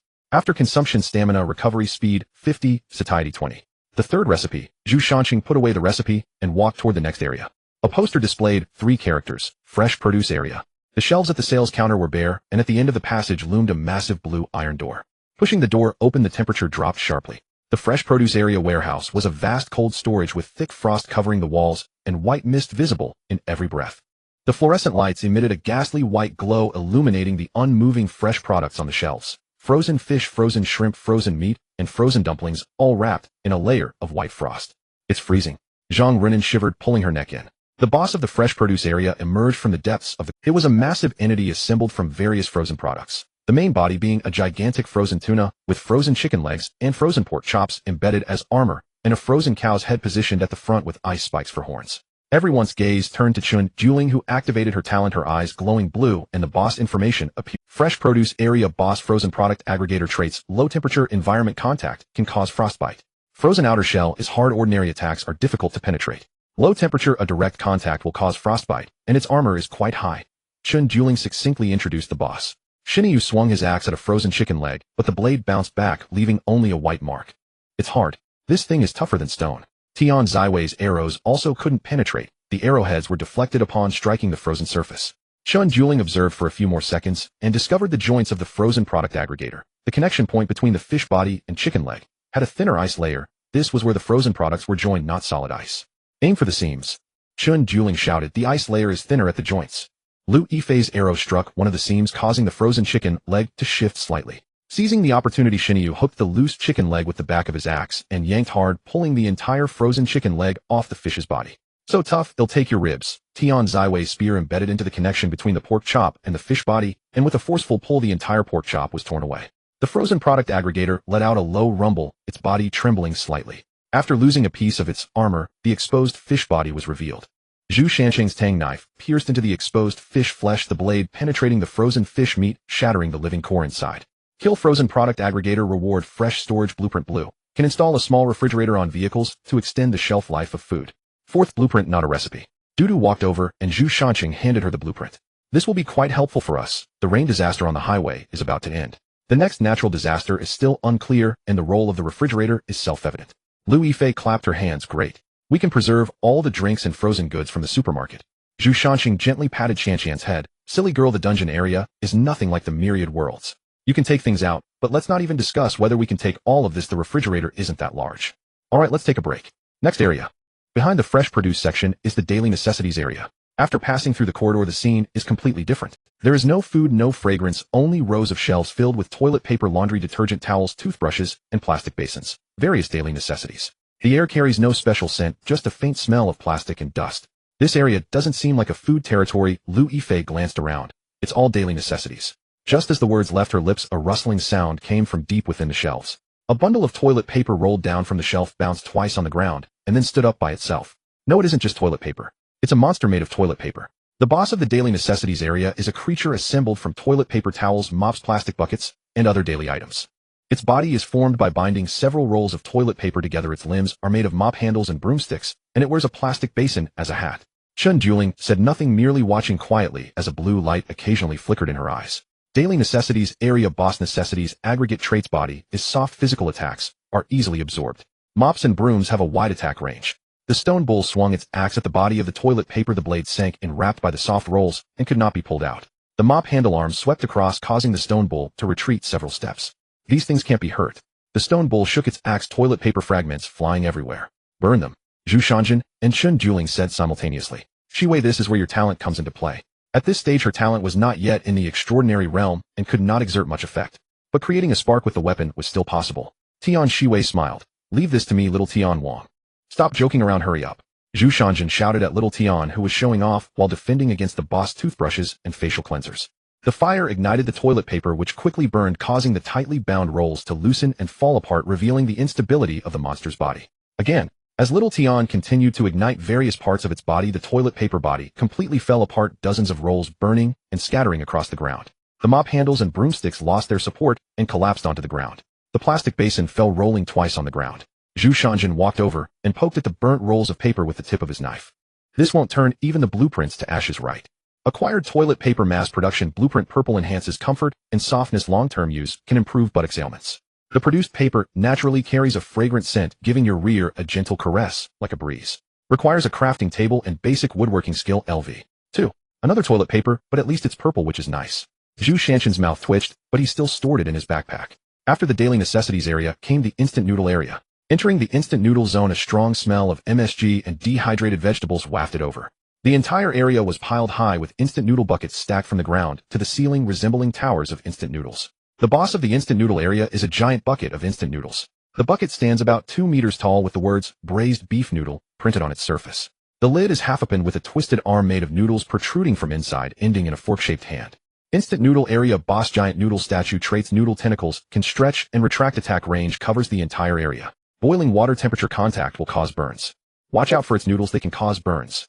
Just as Chun Juling's voice fell, the noodle tentacles of the giant noodle statue stretched out from the bucket, waving in the air like octopus tentacles sweeping towards the six. Little Tian was caught off guard and hit on the arm. The boiling water on the noodles burned him, making him grimace. This thing is tougher than the previous ones. The stone bull kept shaking the noodles off his arm as if they were glued to his skin. Zhu Shanjin stepped forward quickly, using his knife to cut the noodles off little Tian's arm. A long red mark appeared on little Tian's arm, swelling immediately. Zhu Shanjin looked at little Tian, who was on the verge of tears. Zhu Shanjin quickly comforted him. All right, little Tian, you go to the side first. I remember I have burn ointment in my bag. Oh, after we finish the boss, I'll get it for you. Zhu Shanjin's gaze shifted back, and after dodging the noodle attack again, he suddenly noticed a small hole in the side of the noodle bucket positioned between the words braised and beef. He moved to the side and peered through the gap, seeing a solid object at the bottom of the bucket that looked like a seasoning pack emitting a faint glow. That was the core. Yifei, can you see the hole in the bucket wall? Lu Yifei looked in the direction of his finger, squinting slightly. I can see it. Can you shoot an arrow through the hole? Lu Yifei did not speak, took out an arrow, drew her bow, aimed, and precisely shot the arrow through the small hole in the bucket wall, piercing into the core at the bottom. The giant noodle statue trembled violently. The noodle tentacles whipped around frantically for several seconds, then slowly softened, drooping to the ground like overcooked noodles. Kill giant noodle statue. Acquired instant noodle production blueprint purple. Can install an instant noodle production line on vehicles. Requires crafting table and basic mechanical skill. LV. 1. It actually gave a production line. If this is a good item. Did it take a look? Chun Juling held the blueprint in her hands, her eyes flashing with excitement. This is a golden goose that can produce eggs both early and late in the game. Although currently there is no fixed source of wheat flour. But this production line can process instant noodles. Isn't that go? Tian Shiwei immediately cheered up. Not bad, little Tian has become clever. Zhu Shanjin looked at little Tian. Little Tian said with dissatisfaction. Humph, Captain, your prejudice against me is too great. Tian Shiwei. Lu Yifei smiled, stepping forward and saying, our little Tian is a general who can both write and fight. Little Tian blushed a bit. Sister Qian, please don't tease me. You and the captain are making fun of me. The fatigue from the battle gradually faded away amidst the laughter and playful banter. All right, General Tian, come over for the ointment. Zhu Shanjin shouted, holding a burn ointment. The light green ointment was applied to the swollen area, bringing a cool sensation. Does it hurt, little Tian? Zhu Shanjin asked carefully while applying the ointment. Tian Shiwei looked down at the captain, who was earnestly applying the ointment, and a hint of unnoticeable emotion flashed in her eyes. No, it doesn't hurt. Zhu Shanjin patted little Tian's small head. Let's see if you dare to be so reckless in the future. Everyone, we're at the last area. Victory is in sight. Let's adjust our state and set off. The last area is the liquor area. Entering the liquor zone, a sharp smell of alcohol assaulted their senses. The entire area resembled a giant wine cellar with shelves filled with beer, liquor, and red wine, the bottles reflecting the dim yellow light. The boss of the liquor area is a giant bottle of red wine. The bottle stands about 2.5 meters tall, made of dark green glass with a cork in the neck and a burning wick inserted into the cork, like a giant Molotov cocktail. Liquor area boss wine monster traits: the liquid is highly flammable. The boss spills liquid, while moving open flames may cause widespread combustion. Watch out for fire. Chun Juling warned everyone, "Little Tian, don't use your talent here. Nobody should use open fire." As the wine monster moved, liquid seeped out from the bottle's mouth and cracks, leaving a wet trail on the ground. The air's alcohol concentration grew higher, making it sting their throats with each breath. "This thing can't be burned, so we'll have to use physical attacks instead." The stone bull tightened his grip on the axe. "But can I even split that glass bottle with one blow?" "Even if I can't split it, I have to try," Zhu Shanjin replied. "But don't stand on the spilled liquid when you strike. The splashed alcohol can burn you." The tactic was simple: lure the wine monster to a dry area without liquid before attacking. Chun Juling was responsible for sensing the wine monster's weaknesses. Tian Shiwei and Lu Yifei would provide ranged support, while the stone bull and Zhu Shanjin would engage in close combat, and Zhang Runin would stand guard.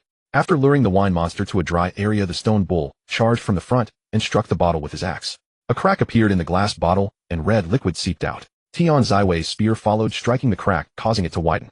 Zhu Shanjin gripped his knife with both hands and struck the same spot. The bottle shattered and liquid splattered. But it didn't splatter on them.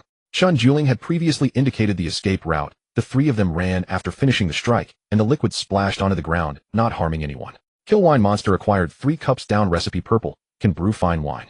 Drinking within 30 minutes grants 55 spirit and comprehension up to 3 cups. After 3 cups, sanity 50. Special item: high concentration alcohol aggregation block. Can be obtained by killing alcohol-related spirits. It is highly flammable and hard to extinguish. All 7 zones cleared. A system prompt popped up. Congratulations, you have defeated all area bosses: snack area, deli area, bakery area, fresh produce area, daily necessities area, instant noodle area, liquor area, a total of 7 zones. The passage to the upper level has been opened. Note the upper level is the comprehensive marketplace, and its difficulty far exceeds the current level. It is advised to prepare fully before entering. "Let's not go up today," he said. "Let's rest here, and we'll head to the upper level tomorrow." Everyone found a place to sit. The stone bull took out a water bottle from his backpack and took a big sip. Little Tian sat down against the wall, rubbing his sore shoulders. Zhang Runin took out a bag of bread found in the bakery area and distributed a piece to each person. Lu Yifei sat beside Zhu Shanjin and handed him a bottle of water. 7 bosses, we killed 7. She said, her tone carrying a hint of incredulity. The first on the 5 rankings, truly deserving. Zhu Shanjin took the water, took a sip, and leaned against the wall. Killing 7 wasn't just because of my standing as the first on the 5 rankings. It was a collaborative effort from Little Tian Nyo due to you, and Little Zhang, you. Everyone's hard work mattered. Saying this, he raised his water bottle, thanking everyone for their trust, using water as a toast. To living, to trust, to tomorrow. Everyone raised their water bottles and echoed, to living, to trust, to tomorrow. That night, everyone lay on the ground between the snack area and the deli area with moisture-proof mats salvaged from the daily necessities area underneath them. After the boss was defeated, the entire supermarket seemed to return to calm. Everything returned to normal. Lu Yifei hugged Zhu Shanjin and slowly spoke. 7 bosses opened, just 1. I wonder how many more bosses are waiting for us in the upper levels comprehensive marketplace. He looked at the dark elevator at the entrance of the supermarket, tightening his hold on Qianqian. But he was not afraid. He was only thinking, what would be waiting for them tomorrow? The stone bull, lying not far away, mumbled, whatever comes, well, kill 1 if it comes, or 2 if 2 come. Tian Shiwei, sleeping beside Zhang Runin, said firmly, once we kill them all, we can get out right. Once we finish killing, we can go to the upper level. Zhu Shanjin replied, after finishing the upper level, there might be another level above. How many levels does the shopping mall actually have? The system hasn't said. Chun Juling calmly said, no matter how long it takes to kill, let's sleep now. The discussion gradually faded. Zhu Shanjin closed his eyes, holding Qianqian as he slowly fell asleep. No matter what comes next, life must go on. In the early morning, he looked at Qianqian and Dudu in his arms, shaking his head helplessly. What had happened last night? Waking up, he found himself surrounded again, but their relationship seemed irreparably changed. He slowly pulled out the arm that had served as a pillow throughout the night, got up to wash up, and then set up an alcohol lamp to cook instant noodles. The aroma of the noodles awakened everyone who had been sleeping. Xiao Tian sniffed and slowly sat up. What is that delightful smell? Shernyo had already turned over upon catching the scent, sitting by the pot with a bowl, looking eagerly. Qianqian and Dudu, hearing the voices, also got up. Xiao Tian glanced at Zhang Runin, still sleeping beside them. Impatiently, he shook her awake. Nan, wake up. If you sleep any longer, Shernyo will finish the noodles. After finishing the meal, they planned to take a stroll around the supermarket to get some food and drinks. Dudu would provide you with a list of necessary items, but no one is allowed to take too many snacks. After finishing the meal, they planned to take a stroll around the supermarket to get some food and drinks. Dudu would provide you with a list of necessary items, but no one is allowed to take too many snacks. Xiao Tian and Xiao Zhang, did you hear that?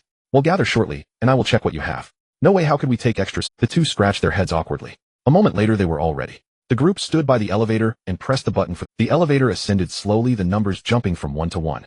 The doors opened. Before them was a spacious corridor with light gray latex paint on the walls and neatly arranged fluorescent lights on the ceiling emitting a harsh white light. At the end of the corridor it suddenly opened up, a gigantic circular sales area many times larger than any section on the first floor. The circular sales area was divided into 3 fan-shaped sections with a sign at the entrance indicating 3 directions: men's clothing area, women's clothing area, children's clothing area, all written in red paint. There were no monsters, no sounds, not even a hint of wind. Rows of clothing racks were neatly arranged, filled with various garments, suits, shirts, dresses, children's clothing, all motionless. But the entire sales area felt desolate, silent, like an ordinary mall devoid of people. The group maintained their formation, cautiously moving forward. Captain, it looks like this floor is all about clothes. What's the challenge? Is it a race to change outfits? Shuffed. Zhang Runin, next to her, couldn't help but laugh. Winnie, if we can't do it, let's not overthink it. Let the captain and Dudu deal with this analysis. You know, every time Xiao Tian thinks, Runin bursts out laughing. Ha ha. Zhang Runin, Xiao Tian said through gritted. Dudu, can you see anything unusual? Zhu Shanjin asked, looking at the clothing sales area. Shun Juling shook her head. My talent doesn't perceive anything out of the ordinary. The group carefully wandered through the 3 sales areas, encountering not a single sound, as though they were in an uninhabited, ordinary mall. Something feels off, Lu Yifei said, holding a crossbow, the tip of the arrow moving back and forth among the 3 directions. It's too quiet. Zhu Shanshan's expression turned serious. It appears very quiet here, but something feels wrong, a bit strange, but I can't quite pinpoint what it is. Captain, is it possible you are being overly suspicious? This is a welfare area, perhaps it's because we look too shabby and they want us to change into new clothes. No, there must be something suppressed here, which is why I can't see through it, Shun Juling said, breaking out in a cold sweat from the suppressed. What does that mean? Lu Yifei asked in confusion. Zhu Shanjin looked guarded. It means there is a boss here, but it might be sealed for some reason, either time or something else. So we have to wait for the boss to respawn, Tian Shiwei said, bored, tossing her spear up and catching it. Zhang Runin beside her looked tense as Xiao Tian waved the spear tip in front of her eyes. Zhu Shanjin glanced up at the advertisement board in the center of the sales area where the digital clock displayed 6:43 p.m. Let's withdraw. Let's camp at the entrance and check back later tonight. The 6 of them set up camp in the buffer area between the entrance and the sales area. It was a small platform with walls on 3 sides, and only one side open to the sales area, easy to defend, but hard to attack. Shun Juling set up a simple lighting lamp brought from the supermarket's $0 purchase. Shernyo and Zhang Runin spread out everyone's moisture-proof mats, while Tian Shiwei and Lu Yifei followed Zhu Shanjin preparing dinner. Captain, I want to eat hot and sour noodles. There aren't any. I saw them, Brother Jin, just give me some. Zhu Shanjin looked at Xiao Tian with a blank expression as she tried to act cute. All right, just cook her a pack. Didn't we bring some when we came up? Xiao Tian cheered, spinning around with Qianqian in her arms. Sister Qianqian is the best to me. Stinky Captain, I'm not talking to you anymore. I was going to add an egg and sausage for someone, but some people seem a bit disdainful of me as a captain. Zhu Shanjin looked at Qianqian with a playful expression. Qianqian, don't you think the sausage and egg should go to Shernyo? Exactly, Lu Yifei chimed in, joking with Xiao Tian. Our team is very democratic, since you don't want to give it to the cow. After all, food shouldn't be wasted. Ah, Captain, I was wrong. You and I are the best in the world. Xiao Tian tugged at Zhu Shanshan's sleeve, shaking it back and forth, her big eyes sparkling with innocence. Zhu Shanjin couldn't help but pinch Xiao Tian's cheek, feeling its softness. All right, I'll add it for you. I can't neglect. At 7:30, everyone sat seemingly casually in the makeshift camp, yet their gazes were constantly focused on the direction of the clothing sales area. There's movement. Lu Yifei's voice was low, but the tension in her tone was unmistakable. Come take a look. She walked to the edge of the camp and gazed towards the sales area. The fluorescent lights were on the clothing racks, neatly arranged, and the clothes hanging above. But the posture of those clothes had changed. Yesterday they hung flat on the racks, but now they had taken on forms. The suits in the men's section had distinct shoulder outlines, the cuffs of the shirts slightly raised, as if someone was wearing them. The dresses in the women's section swayed gently, as if an invisible wind was blowing. The children's clothes were the smallest, but the most numerous, with little skirts, pants, and jackets packed closely together, resembling a group of children huddling together. Every piece of clothing in the children's section was puffed up, as if something inside was stretching the fabric. At 8:00, the electronic clock in the dome displayed 2:00, and at 7:45, the clothes in the sales area grew increasingly plump. The shoulders of the suits expanded, the collars of the shirts stood up, and the waist of the dresses tightened. Every piece of clothing in the children's section was puffed up, as if something inside was stretching the fabric. At 8:00, the electronic clock in the dome displayed 2:00, and all the fluorescent lights went out simultaneously. Then came the sound, the rustling of fabric echoing from all directions at once. It wasn't the wind, it was the sound of thousands of garments simultaneously turning around. The clothing racks in the sales area were completely empty. All the clothes had left their hangers. What just happened? Why did they all suddenly come alive? Captain, shall we enter the zone section by section? or split up and advance simultaneously. Zhu Shanshan frowned in silence. After a moment he spoke, Qianqian shooed an arrow at a moving garment. With a sharp shoe the arrow pierced the still air and pinned a drifting men's shirt to the spot. Yet almost instantly the shirt resumed its motion, as if nothing had occurred. The shirt wasn't held in place by the arrow, nor is it perhaps a corporeal being. If not corporeal, then what is it? Shun Juling suddenly recalled something. It's an anomaly. We haven't encountered any anomalies since entering. They must all be on the second floor. Zhu Shanshan smiled wryly. Anomalies. Looks like I Uncle 9, the cultural ambassador of esoteric traditions and master ghost slayer of the survival world, must step in once more. Wait, am I even a pure youth anymore? He then turned toward Qianqian with theatrical despair. Sorceress, you've ruined my sacred cultivation. Fortunately, he still had another trick up his sleeve. Qianqian, draw your weapon. The newly recruited team members exchanged bewildered glances. Anomalies lacked physical form. Only when gravely wounded would their true essence manifest. Lu Yifei addressed the puzzled group. Powdered anomaly crystals, or fresh blood, can wound even incorporeal anomalies. After coating their weapons with anomaly crystal powder, the team advanced down the corridor of the men's apparel zone. Before them the vanished suits from the men's apparel zone now stood arrayed in rigid formation. At the front loomed a sleek black suit, its bow tie perfectly knotted. Yet where its head should have been there was only eerie emptiness. Its arms were hollow sleeves, white lining curled outward from the cuffs like exposed endoskeletons. Boss of the men's apparel zone, the suit warlord. Trait formed from hundreds of formal garments within this zone, physical attacks inflict only half damage. Its fabric body may disperse and reassemble. The black suit moved first, unfurling like a vast swath of cloth, transforming into a pitch-black curtain that surged toward Zhu Shanshan. Zhu Shanshan cleaved the curtain with his blade. A gash opened wide, but no blood welled forth. Beneath the rent a white dress shirt gleamed. Black vapors seeped from the wound as the suit slowly began to mend itself. Yet the anomaly crystal powder impeded rapid regeneration. This regenerative combat style is truly revolting. Zhu Shanshan gritted his teeth and stepped back. His mind raced. What do garments fear? Fire. Water. Rending. Fire would ignite the entire mall. Water was unavailable in sufficient quantity. Rending. This entity could simply heal itself. Then it struck him. The item dropped by the boss of the beverage zone on the first floor. He hadn't examined it closely yet. Dudu. Where's the item dropped by the beverage zone boss? Chun Juling rummaged through his pack and produced a palm-sized vial filled with neatly stacked cubic pellets. This one. Zhu Shanshan took it. His system interface flashed high-concentration alcohol agglomerate. Can be applied to weapons to deal additional damage to textile-based entities and suppress self-repair capacity. Exactly this. Zhu Shanshan uncapped the vial, extracted a pellet, and smeared the alcohol agglomerate onto his Tang sword's blade. Shinyu, coat your weapons with it. This substance inflicts extra damage upon textile anomalies. All 6 weapons were coated with a thin ring of the agglomerate, each now shimmering with a faint cerulean luminescence. Now apply more anomaly crystal powder and ignite it. The moment the alcohol caught flame, the weapons blazed with enchanted blue fire. Zhu Shanshan raised his enchanted blade and struck the headless suit once more. This time the blade sliced through fabric with a sizzling hiss, like red-hot iron plunged into water. Thin wisps of azure smoke rose from the tear. The white shirt beneath curled outward, its edges charred and brittle, no longer capable of sealing shut. The suit anomaly shrieked, a piercing, unnatural cry, then convulsed violently as fabric tore apart. It attempted to shed the damaged sections. Zhu Shanshan granted it no such reprieve. Repeated blows fell upon the same wound, splitting the black suit open once more with a gaping gash. Keep striking, don't relent. It's nearly finished. The suit anomaly's body continued to rupture and fragment. Fabric damaged by the alcohol agglomerate could no longer recombine, compounded by the anomaly crystal powder's effect. Shards peeled away, falling to the floor as ordinary cloth. The men's apparel zone suit anomaly clung to its final breath. Its form had shrunk back to that of a single tattered black suit lying broken and inert upon the ground. Zhu Shanshan approached, lifting the suit's pocket square with his blade's tip. The square's precise fold differed from the rest. That was its true core. The pocket square ignited in the blade's blue flame, emitting a final wisp of pale smoke before crumbling into Taylor's pattern man's battle robe, purple, a unique men's garment whose comfort and elasticity surpass all expectation. Wear it and you become the quintessence of manhood. Male charisma surges dramatically. Effects: 30 charisma, 15 strength, 10 stamina, recovery rate. Requires crafting bench and intermediate tailoring skill, level 2. Anomaly crystal 1 blue. Boss level anomaly crystals may be embedded to enhance equipment. Zhu Shanshan picked up the pattern and turned to Shinyu. Shinyu, check whether the remaining garments can still move. Understood. Shinyu circled the men's apparel zone. The entire area fell utterly still following the captain. All the men's apparel has collapsed around the boss's corpse. No further movement. Zhu Shanshan clapped Shinyu on the shoulder. Good. Rest for a while. We still have 2 zones ahead. Zhu Shanshan gazed thoughtfully at the sight of the anomaly's death. Chun Juling joined him. Captain, what's troubling? You've been frowning ever since. He stroked his chin. Dudu, did you notice the bone-white structure inside the anomalies? Chen Juling paused, squinting slightly as he reflected. Yes, I think I did. Is something wrong?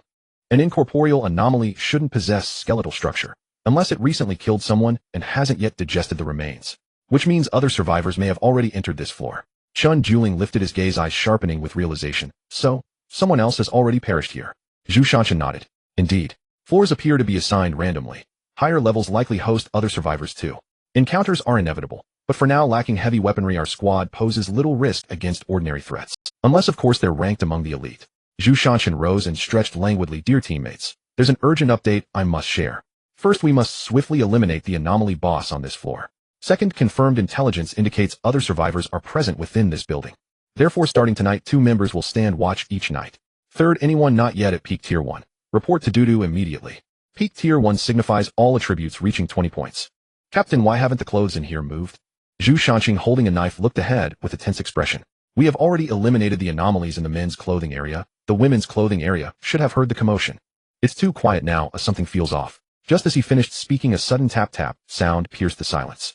Shernyo, puzzled, asked, what is that sound? Chen Juling's expression changed. That's the sound of high heels. We must be surrounded by high heels now, Zhu Shanshan said, staring at the squad of high heels emerging from the darkness. The abandoned high heels moved forward in a bizarre manner, following the rhythm of a woman's steps, stopping 2 meters. Shernyo gulped, observing the eerie scene before him. Boss, what are they stopping there for? Zhu Shanshan did not respond, but turned to Chen Juling, who was still observing. Did I have you figured anything out? Chen Juling nodded, then shook her head. High heels are not difficult to deal with. The real trouble is the boss behind them. Let's shoot an arrow first and test the waters. Lu Yifei's arrow shot towards the high heels, causing the originally silent array of shoes to stir.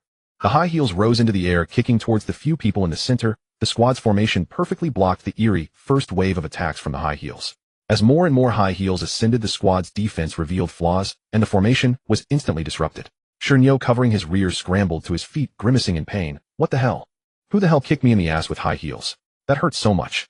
Zhu Shanshan also suffered from the high heels, as those sharp points were indeed painful. If only I had glue, I would stick you all to the ground. Letting you fly around kicking people, don't you know how painful it is to get kicked by high heels? Glue. Zhu Shanshan suddenly remembered finding a bottle of syrup in the operation room after defeating the popcorn monster in the supermarket. It was for sticking to the body. He had once stepped on it and got stuck. Originally thinking of going out to buy some survival coins, now I have to use it for my ass. Damn. These anomalies don't know what they're doing, spinning around to kick my ass. It's almost bruised. He knocked away the high heels in front of him and quickly went to the cart where the squad was storing supplies, retrieving a glass jar from the bottom of the cart. The malt syrup in the jar had solidified due to the decrease in temperature. Xiao Tian, grab a piece of polymer alcohol and come over to me, Zhu Shanshan said, holding the jar of syrup as he approached the others. He smashed the jar. Now's the time, Xiao Tian. He shouted for Xiao Tian to ignite the sugar block. The sparks from the gun's tip ignited the polymer alcohol block. The alcohol block instantly released high temperatures, melting the sugar block, and the syrup flowed across the ground. Zhu Shanshan kicked the high heels onto the syrup and firmly pressed one that was preparing to sneak attack him into the syrup. More and more high heels were knocked down, sticking firmly to the syrup. Looking at the sticky high heels on the ground, Zhu Shanshan stood up and clapped his hands. Can't handle you little ones. Xiao Tian used the strange crystal powder mixed with the polymer alcohol to burn them and see if we can get a blueprint. The rising flames produced a pungent smell as the high heels were burned, and the group covered their noses and watched from a distance. As the flames gradually extinguished, Shernyo stepped forward, looking at the charred plastic remnants, shaking his head. Just as he was about to turn away, he noticed a faint blue light glimmering beneath the charred object. Shernyo moved closer to retrieve it. It seemed to be a blueprint. He scratched his head and turned to Zhu Shanshan, shouting, Captain, it seems we've got something. Take a look. Zhu Shanshan took the blueprint that Shernyo handed over. Blueprint for high heels blue. These are the battle boots of women. Wearing them, what handsome guy can't you conquer? Wearing them grants 30 charm, 10 movement speed, and 10 stamina recovery speed. Requires a crafting table and intermediate sewing skill LV. 2. As he stowed the blueprint away before anyone could react, a long line of clothes made of dresses and scarves wrapped around the group. The group struggled as they were hoisted into the air, forming a large letter T as they swayed back and forth with their struggles in the depths of the women's clothing area. Dresses, evening gowns, and kipeos piled on top of one another, with a blood-red train gown on top, its hem flowing like blood across the ground. Its hair consisted of scarves that danced in the air. Women's clothing area: boss red skirt, queen trait scarf, tentacles can entangle and bind. The fabric body can transform to evade attacks. Movement speed significantly increased within the range of the skirt. Chen Juling had a clear view of the information regarding the women's clothing boss. Suddenly remembering Xiao Tian's talent, since everyone was restrained, only Xiao Tian's talent, purifying flame.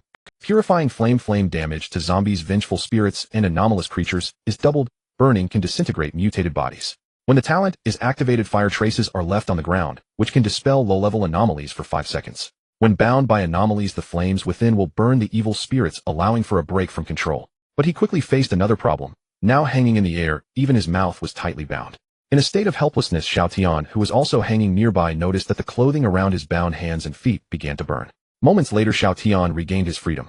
After breaking free, Xiao Tian realized that his talent was an extremely powerful offensive talent. He had actually used his talent as a lighter. He quickly used the long spear in his hand to cut the clothes binding the others. Get your weapons ready, its attack is coming soon. Just as Chun Juling finished speaking, the red skirt queen's scarf tentacles came entangling from all directions. Shernyo's axe severed one, but 2 more replaced it. In the area covered by the skirt, her speed was absurdly fast. Zhu Shanxing chased after her, striking with his weapon dozens of times, each strike barely missing. Her speed comes from the skirt. Chun Juling shouted from behind. Wherever the skirt touches, she can teleport. Then don't let her touch the ground. Zhu Shanxing shouted. Is there any way to lift the skirt? Chun Juling rummaged through her backpack, pulling out a bundle of rope and a climbing buckle, both looted from the vehicle of a group that had previously robbed them. Shiwei used the rope to loop around the skirt and lift it. Tian Shiwei took the rope, tied a live knot at the end, swung it around twice, and threw it towards the red skirt queen. The rope accurately looped around a corner of the skirt. With a sharp pull, the knot tightened. Pull. Zhu Shanxing and Shernyo charged forward, simultaneously grabbing the other end of the rope, pulling it upwards with all their might. The red skirt queen's skirt was lifted off the ground. Losing the boost from the skirt, her speed plummeted and her form was revealed. A deep red evening gown, slim at the waist, with a huge skirt adorned with a silver brooch at the neckline.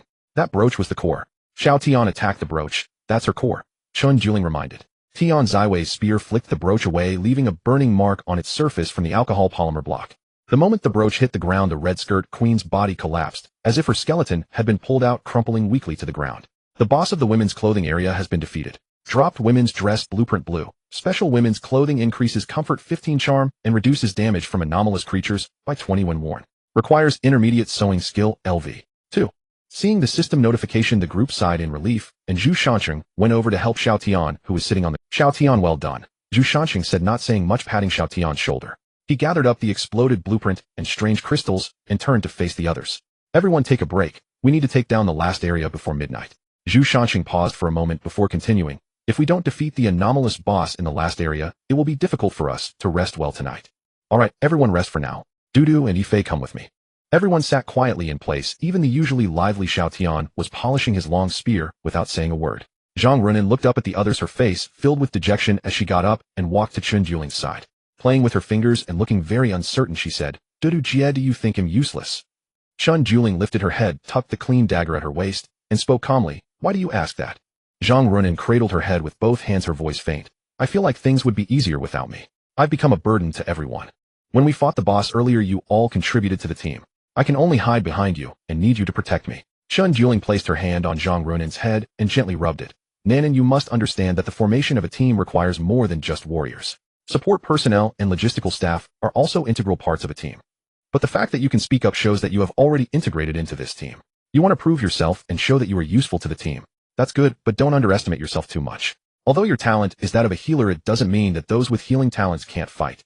Zhang Runin, originally feeling a bit dejected, started to brighten up slowly because of Chun Juling's guidance. Dudu Jia, I understand now. I want to become a unique combat support capable of fighting in the arena while also rescuing others. Chun Juling nodded. Good, after we defeat the last quirky BOSS, I will give you something nice. This was also the result of my discussion with the captain tonight. Zhang Runin nodded, not asking further, and took out her short knife to carefully clean it. Zhu Shanjin glanced at the time. It was exactly 11 o'clock, and stood up. Everyone get ready. There's one last quirky boss to deal with. Although it's the children's clothing area, it doesn't feel any easier than the previous two. Upon reaching the entrance of the children's clothing area, the shelves were nearly empty. Zhu Shanjin took a deep breath. It seems they already know we are here. Let's go in and see what new surprises they have prepared. Deep within the children's clothing area, the small garments did not combine into a large monster, but maintained their individual forms. A dozen small clothes lined up like a group of kindergarten children. Leading them was a blue children's naval uniform, a small hat crookedly perched above the empty collar with sleeves hanging down like two small hands on either side of the body. Children's clothing area BOSS naval uniform, young spirit, and children's clothing legion features group, combat, small individual size, fast speed. The mother body is indestructible and the minions respawn infinitely. Chun Juling's expression grew serious. Everyone be alert, this boss seems a bit different. Zhu Shanjin gave a slight nod to Tian Shi. Xiao Tian immediately understood the meaning. It was time for her to join the attack from another side. Charge. The battle was about to begin. The children's clothing legion had many small garments, and they moved quickly like a flock of chirping birds fluttering around them. However, their defense was very low. Any weapon coated with alcohol extract would cause the small clothes to smoke and fall apart upon contact, but soon new small clothes would appear. Chen Juling did not rush forward, her eyes, fixed brows, slightly furrowed. Suddenly, as if realizing something, attacked the mother body. Only by defeating the mother body will those children's clothes stop respawning. Lu Yifei's arrows accurately pierced through the small hat of the naval uniform young spirit. The blue hat flew off from above the collar and fell to the ground. The body of the naval uniform immediately lost support and collapsed limply. The mother body is in the hat, Lu Yifei shouted. Tian Shimei chased after the small hat. The other parts of the naval uniform young spirit, the small pants, small jacket, and small tie, put up their best effort to block in front of the hat. One by one they were shot down by Lu Yifei's arrows, but each sacrifice bought a second of time for the hat. The hat moved quickly, and Tian Zimai's long spear was always just a little short. Tian Shimei estimated the distance, suddenly throwing her long spear with all her might. The spearhead pierced through the gap between the two layers of small jackets and pinned into the brim of the small hat. The naval uniform young spirit emitted a faint sound like a child crying, and then its entire body disassembled, leaving small clothes scattered all over the ground. Children's clothing area boss has been defeated. Drops children's princess dress blueprint blue can be crafted into children's-sized princess dresses on vehicles with warmth 50, stamina recovery 10, A charm 5, requires basic sewing skill LV 1. 3 major areas 3 BOSSES, all defeated. Zhu Shanjin picked up the blueprint. This boss is a naval uniform. Why does it drop a princess dress blueprint? Moreover, the obtained blueprints all require sewing skills. Zhu Shanjin turned around and surveyed the group, saying, "Does anyone here have sewing skills?" Shernyo scratched his head. "Boss, does being able to mend socks count as sewing skills?" "That's barely anything." Zhu Shanjin shot him a glance. The girls looked at each other, all shaking their heads. Zhu Shanjin slapped his forehead. They were all 20-year-old girls, most of whom were engaged in performing arts, so it was normal not to know. Duda, please take note of the side jobs. Everyone wants to learn. Each person must have a skill, otherwise when blueprints drop in the future, we won't be able to craft anything. But there's no rush on this matter. It's just a preliminary tally of interests. When we encounter opportunities in the myriad worlds in the future, we can learn it then. Chun Juling nodded, took out her notebook, and approached the girls. Lu Yifei looked at her somewhat troubled. Dudu, we don't even know what professions are available. How do we choose a side job? Right, Dudu Jia.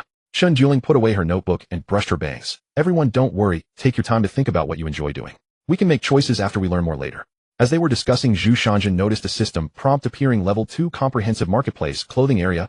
At the end of the circular marketplace, a new large door appeared. Above the door were written a few words. Next level arcade hall. Zhu Shanjin stood in front of the door and glanced back at the others. 6 people, 2 levels of BOSSES, over a dozen blueprints, and countless supplies. We won't continue today, Zhu Shanjin said. Let's clean up the second level, find a safe place to camp, and head into the arcade. He turned to look at the door, a faint yellow light seeping through the gap. He didn't know what was inside the arcade hall, but it should be related. The arcade in an ordinary shopping mall typically consists of arcade games and claw machines. But no matter what was inside, Dudu arranged the night watch. Chun Juling stood up. For the first half of the night, Xiao Tian and Runin will keep watch. For the second half, the captain and Shernyo. As for me and Cici Jia, will handle the night watch arrangement tomorrow. Soon the entire camp was filled with only faint breathing sounds. The two completed their shift calmly during the second half of the night, and nothing happened all night. Boss, may I change these clothes? I sweated through yesterday, and they stick to me. Shernyo asked, holding up a set of men's cat. Zhu Shanshin cast a faint glance, changed them. The oddness has been dispelled. These garments are ordinary now. Zhu Shanshan gathered everyone, and instructed later, go find 2 sets of clothes to change into. Prefer casual and sportswear, don't take too many, or we'll deal with the rest when the mall reopens. Yes, new clothes. Xiao Tian cried happily, then grabbed Zhang Runin and dashed toward the women's section. At the entrance to the women's area, as if remembering something, she turned and waved Sister Dudu. Sister Qinshi, hurry up. Today we have the whole section to ourselves. Zhu Shanshin quietly told Chen Juling, Dudu, help Sister Qinshi pick a few outfits later. I'm not entirely confident in her. Upon hearing this, Chen Juling smiled. All right, I'll carefully pick several sets for Sister Qinshi. Zhu Shanshin looked at the dazed Shernyo, walked over, and patted his shoulder. Let's go. After picking clothes, we still have to go up 1 more level today. An hour later, the squad in new clothes assembled at the entrance. Zhu Shanshin wore a black tactical jacket, black trousers, and black marten boots, an all-black figure both dangerous and enigmatic. Shernyo wore a gray jacket with work trousers, his face beaming with simple good humor. A few women approached laughing before they drew near. Xiao Tian fussed and chattered, hands clasped behind his back. Her large eyes shone with approval of Zhu Shanshin's attire. Captain, I just noticed how handsome you are. This outfit suits. Zhu Shanshin regarded the approaching women. Their fitted garments only heightened their striking looks, a flourish upon the scene. Very good, everyone looks alert. Dashing men and lovely women all around. Zhu Shanshin glanced around with satisfaction. As the elevator rose slowly, the earlier merriment thinned beneath the weight of the challenge that awaited them. The elevator chimed and opened. Unlike the 2 floors below, this level thrummed with life. flickering neon and blaring game music mingled, and an encampment stood by the arcade's entrance. Zhu Shanshan turned to the others. There are other survivors opposite. Do not strike rashly, observe first. The group opposite seemed to notice them, as well rose slowly, and began to walk over. A bespectacled young man led trailed by a young man and woman who all appeared youthful. The squad met them with guard. Zhu Shanshan sheathed his knife, and stepped forward. May I ask what brings you brothers here? The bespectacled youth offered a slight smile. You must have come up from the lower floor, right? Zhu Shanshan raised an eyebrow. Oh, so you are the same. The young man shrugged with open palms. There is no need to be so wary. This level is an arcade. Its rules decide winners and losers through the games, so there's no need for undue tension. Zhu Shanshan studied the youth carefully. As the man spoke, his gaze swept over those behind him. When he saw Lu Yifei and the others, surprise flickered in his eyes, but nothing improper. Zhu Shanshan smiled. May I ask your name, brother? The young man pushed up his glasses, extended a hand courteously, and introduced himself. My surname is Li, full name Li Chen. The two behind me are Wang Wei and Zhang Nan. We are from the Win All the Way car team. 3 more of our squad remain at the camp. How should I address you, brother? Zhu Shanshan replied politely. I am Zhu Shanshan, captain of this car team. As for my teammates, let them introduce themselves. He nodded toward his team. One by one they stepped forward to introduce themselves. I'm Shen Yao, Chen Duling, Lu Yifei, Tian Shiwei. Finally Zhang Runan spoke, shyly. I'm Zhang Runan. If you are new here, you can come to our camp. I can tell you the rules for this level. Zhu Shanshan rubbed his thumb along the knife's hilt, and said, skip the trip to your camp. Say what you need to say now. Li Yichen smiled and obliged, explaining the rules of this level. As you can see, this floor is an arcade with 8 game events requiring 2 teams to face off. The winning side may advance to the next level, the losing side remains here. Zhu Shanshan frowned, and if it is a draw, Li Yichen said with a smile, in the case of a tie the consequence is unclear for now. Perhaps everyone advances, perhaps everyone stays. We've been stuck on this level for 2 days, and haven't encountered other survivors. You are the first team. A hush fell. Zhu Shanshan clasped his fist in thanks. Thank you for the warning. Why don't we set up a temporary camp first, and then decide? Li Yichen nodded. Of course, please proceed. With that he turned and left. Lu Yifei watched them go, and whispered, Shanshan, should we trust what he said? Zhu Shanshan pondered for a moment. Perhaps. We can trust part of it, but not entirely. Set up the temporary camp first. As for whether the rules are exactly as he said, we'll know once we take a look inside. Lu Yifei nodded without further comment. Nearby Li Yichen and his companions discussed. Captain, do you think he'll believe, and why did we share intelligence with them? Li Yichen pushed his glasses up. Whether they believe us has little impact on us. Those are the rules. Aside from a few hidden tricks within certain games, they will figure out the general rules once they enter the arcade. Might as well tell them in advance, and look generous. As for who ultimately wins, it will depend on each side's methods. Li Yichen sighed. Since we came in, we've been stuck on this level for 2 days, no other teams have arrived. It seems this area exploration yielded nothing. Zhang Nan stepped forward to console him. Brother Fan, it's fine. As long as everyone comes back safe, even if we go hungry, we'll be content. Li Yichen shook his head, and fell silent. Those remaining at the camp saw the 3 return, and asked eagerly, Captain, a new team arrived, and it's full of beautiful women. The 3 at the camp brightened. Captain, how beautiful are they? Li Yichen snorted coldly. Goddess-like ladies. Tell me, are they beautiful? Goddess-like. Captain, do you mean Lu Yifei? She's over there. Surprise flashed in the 3's eyes, quickly followed. Li Yichen sneered from the pressure. I felt at least one is at the pinnacle of the first stage to off on period, and there are more than one. If you value your lives, take that look elsewhere. These 3 had joined the car team only temporarily and hadn't been vetted, or at this rate, they likely wouldn't survive the instance. The neon lights of the arcade continued to flicker incessantly. The explosive music and the sounds of games constantly drew people's attention. Aiken, do we need to call the people on the opposite side for a PK now? Lu Yifei turned her head, her high ponytail drawing an arc in the air. Dodging the attack of the braid, she tightened the backpack on her back. Let's not rush into a PK with the other side. Oh, let's first take a look around. We need to see what the situation is like before making a decision. Upon entering the arcade, a bar counter appeared before everyone. There were no staff behind the counter, only a row of machines. As they approached, words began to appear on the blackboard behind the counter. Welcome to the arcade. Please follow the game rules. 1. Each person entering the arcade per day can receive 100 game coins at the counter. Once the game coins are used up, entry to the arcade is prohibited for the day. 2. It is prohibited to damage game equipment in the arcade. Violators will be expelled, erased. 3. The survival rule in the arcade, at least 1 game PK must be conducted every day. 4. Wins and losses will count towards overall scores. The winning side will advance to the previous level, while the losing side will remain forever at this level. 5. Game coins must be used up on the same day. Our accumulation is invalid. 6. The arcade is a safe zone. No fighting is allowed. Violators will be expelled, erased. Zhu Shanshan moved his stiff neck, and a cracking sound was heard as he stretched. It seems that the way to determine wins and losses here is through games. He recalled how parents on Blue Star viewed games as they went to great lengths to prevent their children from entering arcades or internet cafes to play games. Now survival relies on gaming. He wondered if they would regret their past actions. Back then they were too strict, forbidding games altogether. Now in a world where everyone must survive, those who have played games clearly adapt better. The coin machine's operation was very simple and convenient, with the coin outlet located in the center of the machine. By pressing the red coin button at the bottom, one could pick up the empty plastic box next to it. Once 100 game coins were dispensed, the machine would stop automatically. It's quite smart. Zhu Shanjin weighed the box in his hand. Has everyone collected today's game coins? The people behind him nodded in agreement. Alright, once we go and don't insert coins to play yet. Let's wait until Dudu and I have taken a look around before deciding how to play. Okay, Xiao Tian's response rang out particularly clear among the group. He shook his little head earnestly. Shen Juling stood aside, slightly furrowing her brows. Since entering here, she felt something was off. After activating her talent, Shen Juling looked around, but found nothing unusual. Whether it was the claw machine earlier or the motorcycle game device, even the dancing machine, they just passed all displayed as ordinary gaming equipment after her talent was activated. However, her suspicions grew heavier, and a sense of unease reflected on her face. Zhu Shanjin noticed that Shen Juling's expression was not right and slowed his pace. He came beside Shen Juling. Dudu, are you okay? Why do you look so pale? Shen Juling shook her head, but involuntarily reached for the dagger strapped to her waist. I can't see anything wrong, but there's a sense of unease spreading in my heart. According to the usual pattern of the previous levels, there should be a boss in this layer, but based on my observations, all the facilities around are just ordinary arcade game devices. There's nothing unusual at all. This situation requires more caution. The absence of danger often makes a place. After completing a round, the group returned to the entrance of the arcade. Zhu Shanjin stood before everyone, his thumb constantly rubbing the hilt of his dagger. So far nothing strange appears. We'll have to take it step by step from here. Lu Yifei placed the arrow she had been playing with into the quiver at her waist. Did your talent reveal any abnormalities? No, Shen Juling replied flatly. But everyone should still. I didn't see anything, but that doesn't mean there isn't danger. It's very likely that my level is too low for my talent to perceive it. You're already at the peak of level 1, how can you be weak? Zhang Runin spoke up weakly from the side. Being at the peak of level 1 is quite strong at this stage. But if you haven't even entered the extraordinary tier, how strong can you be? Shernyo scratched his head and lifted the stone axe in his hand. No matter what, I listen to the boss. Zhu Shanjin patted Shernyo's shoulder. Just as he was about to speak, he was interrupted by a voice from afar. Everyone, how are you considering the matter we discussed yesterday? If it's possible, let's start the first round of games today. The 6 members of Li Yichen's team approached them, believing that they had already taken a look around. The rules should be no different from what I mentioned, so what does everyone say? Zhu Shanjin looked up at Li Yichen and calmly asked, how do we compete? From where?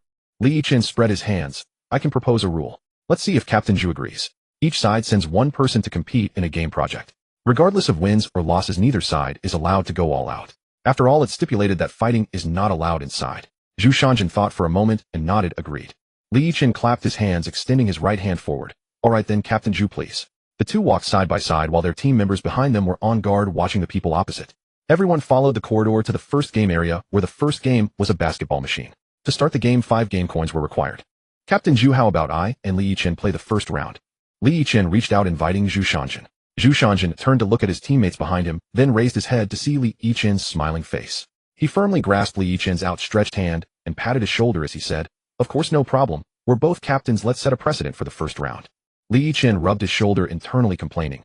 Damn, he must have taken a strength potion. How is he so strong? The two approached the basketball machine and inserted 5 game coins each, and the game's prompt sound began to resonate. The arcade basketball match is about to begin. Time limit 20 minutes. The first to score 300 baskets wins.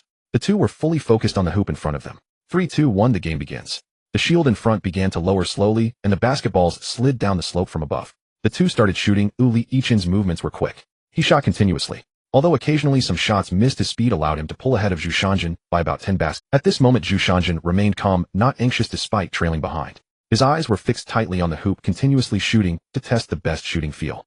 Those who have played basketball know that the feel of shooting is crucial. When the feel is good, every shot goes in. When the feel is bad, even aiming perfectly will just lead to hitting the board. The score difference between the two sides had reached around 20 baskets.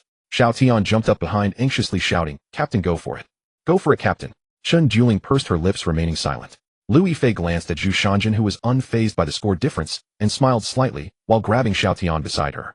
All right, Xiao Tian, don't rush. Trust Captain and don't disturb him. He began to shoot continuously, and after changing his position, the system panel finally opened. Shooting skill, entry level 01000. At this moment it felt as if a great power had possessed him. The most standard posture and angles surged into his mind. Zhu Shansheng's eyes were fixed on the backboard, his hands continuously shooting baskets. The score gap quickly narrowed, trailing by 20, then 10, and as Zhu Shansheng's shooting became faster, the score Tianxi excitedly grabbed Lu Yifei's arm. Sister Qianqian, look, the captain has caught up. Lu Yifei looked at the enthusiastic Tian. With a smile, she gently patted her head. All right, Xiaoyan, let's quietly watch from the side. Don't disturb the captain. With the awakening of his talent, his proficiency steadily increased. His shooting speed became faster, and he clinched the game within 17 minutes. Li Yichen took the towel handed by his teammate and wiped the sweat from his forehead. Captain Zhu's strength is indeed unfathomable. Zhu Shanxing took a sip of water from Qianqian, saying, "Not at all, Captain Li, it was a narrow victory." "Captain Li, let's not waste words. Let's start the next game." Li Yiqian was momentarily taken aback by Zhu Shanxing's abrupt change of topic, then smiled. "Alright, since Captain Zhu is so eager, let's begin the next game." Li Yiqian turned to Zhang Nan, who was playing with her fingers. Nan, you're up for the next game." Zhang Nan nodded. The second game was a high-speed motorcycle race with two realistic motorcycle models in front of them. Players would control the motorcycle to play the game on the screen. Nan, you're up for the next game." Zhang Nan nodded. The second game was a high-speed motorcycle race with two realistic. Zhu Shanxing did not put the team members in a difficult position. He knew that if it were a zombie shooting game or boss battle, everyone would rush forward without hesitation. However, asking them to play a game they had never encountered before, especially one that decided the life and death of team members, made them hesitant, fearing they might jeopardize the team. Zhu Shanxing looked at the silent group and prepared to step up himself. "Captain, I can give it a try." Zhang Runin quietly raised her hand and said softly, "I don't know if I can win, but I want to do something for the team." "It's okay, Runin, just standing up is already great. I know everyone is afraid of dragging the team down due to their own." Zhu Shanxing's voice paused, his tone becoming more resolute. "We are a team, having gone through so much life and death together, even closer than family. Don't let fear of failure prevent you from doing anything. The team won't abandon you for one failure, nor will it treat you specially for how much benefit you bring. Do you remember the team motto?" Zhu Shanxing paused for a moment and extended his hand. "We are bound by life and death never to part." A fair hand rested on his, and Zhu Shanxing met Lu Yifei's steadfast gaze. Then came Dudu and Xinyu. At that moment, the 6 members of the team stood together in unity. Zhang Runin no longer showed fear. After sitting on the simulated motorcycle, she glanced back. In everyone's eyes, there was no urgency for victory, only encouragement for their teammate. Zhang Runin smiled, her gaze becoming determined. Not just for her teammates, but for herself, she had to win. With the input of 5 game coins, the game quickly began. The opponent surged ahead and swiftly took the lead. Zhang Runin gripped the handlebars tightly, closely trailing behind. Both sides chased each other, never widening. As the vehicles flew over a broken bridge, the opposing vehicle suddenly accelerated. Their vehicle shot out at a speed that seemed beyond control. Zhang Runin reacted quickly, immediately twisting the throttle to the max, but always fell just short of closing the distance. She trailed by 3 seconds, losing. Chun Juling quietly watched the opponent's maneuvers. With the boost of his talent, he could see the opponent's operations. After accelerating, the character in the game flew into the air, suddenly executing a secondary boost. He didn't know whether it was a bug or a hidden operation in the game, suppressing his doubts. Lu Yifei approached Zhang Runin, who hung her head in disappointment, and hugged her gently, speaking in a soft tone. "It's okay, Nan. You gave it your all, and we all saw it." Just like Achin said, don't be disheartened by a single failure. The experiences learned from failures will help us face tomorrow's challenges better. Zhang Runin looked at her teammates and rubbed her reddened eyes. She nodded heavily, silently vowing to win back next time. The third game was a dancing machine. Each side would send out a member. Standing on the dancing machine, the member with the least mistakes within half an hour would win. If both sides had no mistakes, a tiebreaker would commence. This game required 10 game coins. Chun Juling, who was originally prepared to take the stage, looked at the dancing machine in front of them. Her expression was a bit awkward because she knew her limbs were stiff and she couldn't dance at all. Xiaodian tightened her hair, saying, "Captain, I've been learning to dance since I was little. Let me handle this, I won't let everyone down." Zhu Shanxing nodded at the confidence in Xiaoshan's eyes. "Relax, don't put too much pressure on yourself. Regardless of winning or losing, you are our most adorable Xiaotian." Zhang Runin bit her lip, her tightly clenched fist shaking in front of her. "Come on, Wei Wei, you're the heaviest." After saying that, she suddenly realized she might have said something wrong and quickly covered. Tian Shiwei shot a glance at her plastic sister. Zhang Runin huffed, and the sudden farce dispersed the tension in her heart. As she stood on the dancing machine, Xiaoshan's expression suddenly changed. It was a confidence built up from years of practice. As the music started, both sides began to move to the rhythm, their feet pressing the buttons below, while the screen continuously displayed the word perfect. After 15 minutes, the opponent's stamina began to decline, leading to a clear mistake. The screen displayed the word miss. In contrast, Xiaodian grew increasingly confident. She danced with grace, exuding a unique charm. In everyone's eyes, the reckless Xiaodian broke the preconceived notions through her dance at that moment. After 30 minutes, Xiaodian emerged victorious. She had not made a single mistake. Zhang Runin watched Xiaodian flawlessly complete the game and hugged her tightly, jumping up and down in excitement. "Xiaodian, you were amazing just now. Your dancing was so charming." Xiaodian wiped the sweat from her forehead, raising her head like a proud little cat. "Of course, do you even know who I am? I, Tian Shiwei, am talented both in arts and martial skills." She then clasped her hands behind her back and bounced over to Zhu Shanxing. Looking up, her face was full of anticipation for compliments. Her big eyes sparkled with expectation. Looking at the little Xiaodian in front of him, Zhu Shanxing smiled and gave her a thumbs up. He took out a tissue from his pocket and wiped the sweat off Xiaoshan's forehead, praising her. "Xiaoyan, you're truly amazing. Your dancing was beautiful." Xiaodian was extremely happy to hear the compliment, but her face turned slightly red due to Zhu Shanxing's intimate gesture. She softly said, "I'm not that great."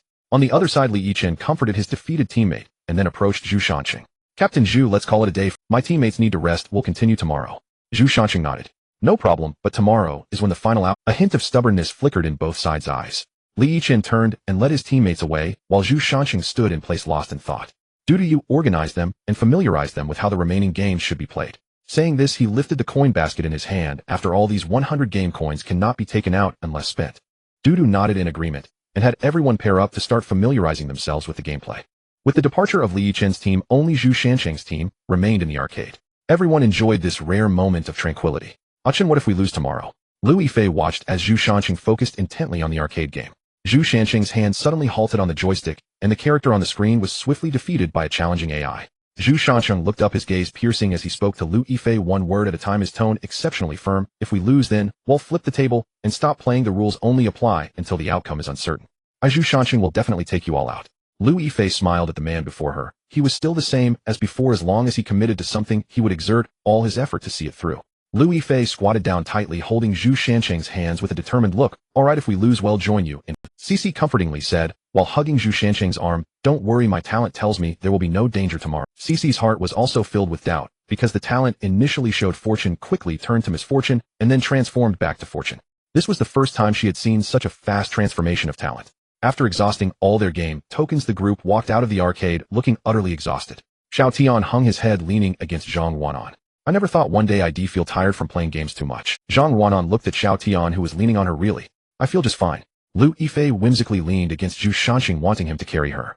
Zhu Shanqing also felt something was off, but with his current physique, he wouldn't be this tired after 2 hours of fighting exotic. How could playing games for 2 hours be this exhausting? After checking his status panel, he found he had acquired a weakness curse. Weakness curse, physical stamina loss doubles within 1 hour. The longer the curse lasts, the faster the loss occurs. Zhu Shanqing's expression darkened. Did it take a look? It seems we've been cursed. Chun Juling activated her talent and discovered she indeed had a weakness curse. But the subsequent notification lightened his heart. Notification: the curse is a low-tier curse that can be dispelled through holy light purification. There was one good piece of news and one bad piece of news. Chun Juling blinked. Captain, which one do you want to hear first? Zhu Shanqing calmly glanced at her. Let's start with the bad news. Chun Juling nodded. The bad news is that this curse can only be dispelled through holy light purification. Zhu Shanqing murmured the words holy light purification. This extraordinary ability, apart from being possessed by talents, could not be sought after at this stage. What about the good news? A sly glint flickered in Chun Juling's eyes. The good news is that Ruanin's talent happens to provide purification. Zhu Shanqing was taken aback, then shook off his surprise and looked helplessly at the sneering Chun Juling. Well, dude, even you have learned to tease the captain now. Chun Juling laughed, covering her mouth, her eyes sparkling like a rabbit that had stolen a carrot. Zhu Shanqing helplessly glanced at her before carrying the already asleep Lu Yifei and approached Zhang Wanan. Wanan, can you share your panel with me to see your talent? Zhang Wanan adjusted Xiao Tian, who was leaning on her, and unlocked her panel permissions, displaying the panel data before. Talent: Child of Light. Don't question the worth of being a child of light. Healing the body, possesses the power of holy light, with a high affinity for light elements. Slowly healing flesh wounds and alleviating fatigue. Currently unable to heal severe injuries or organ damage. Purification can dispel low-tier toxins, minor possession by evil spirits, and ordinary negative debuffs, ineffective against high-tier anomalies and powerful curses. After reading Zhang Ruanin's talent, Zhu Shanqing's eyes brightened. Although not very strong at this stage, in the later phases, it would definitely be a formidable asset.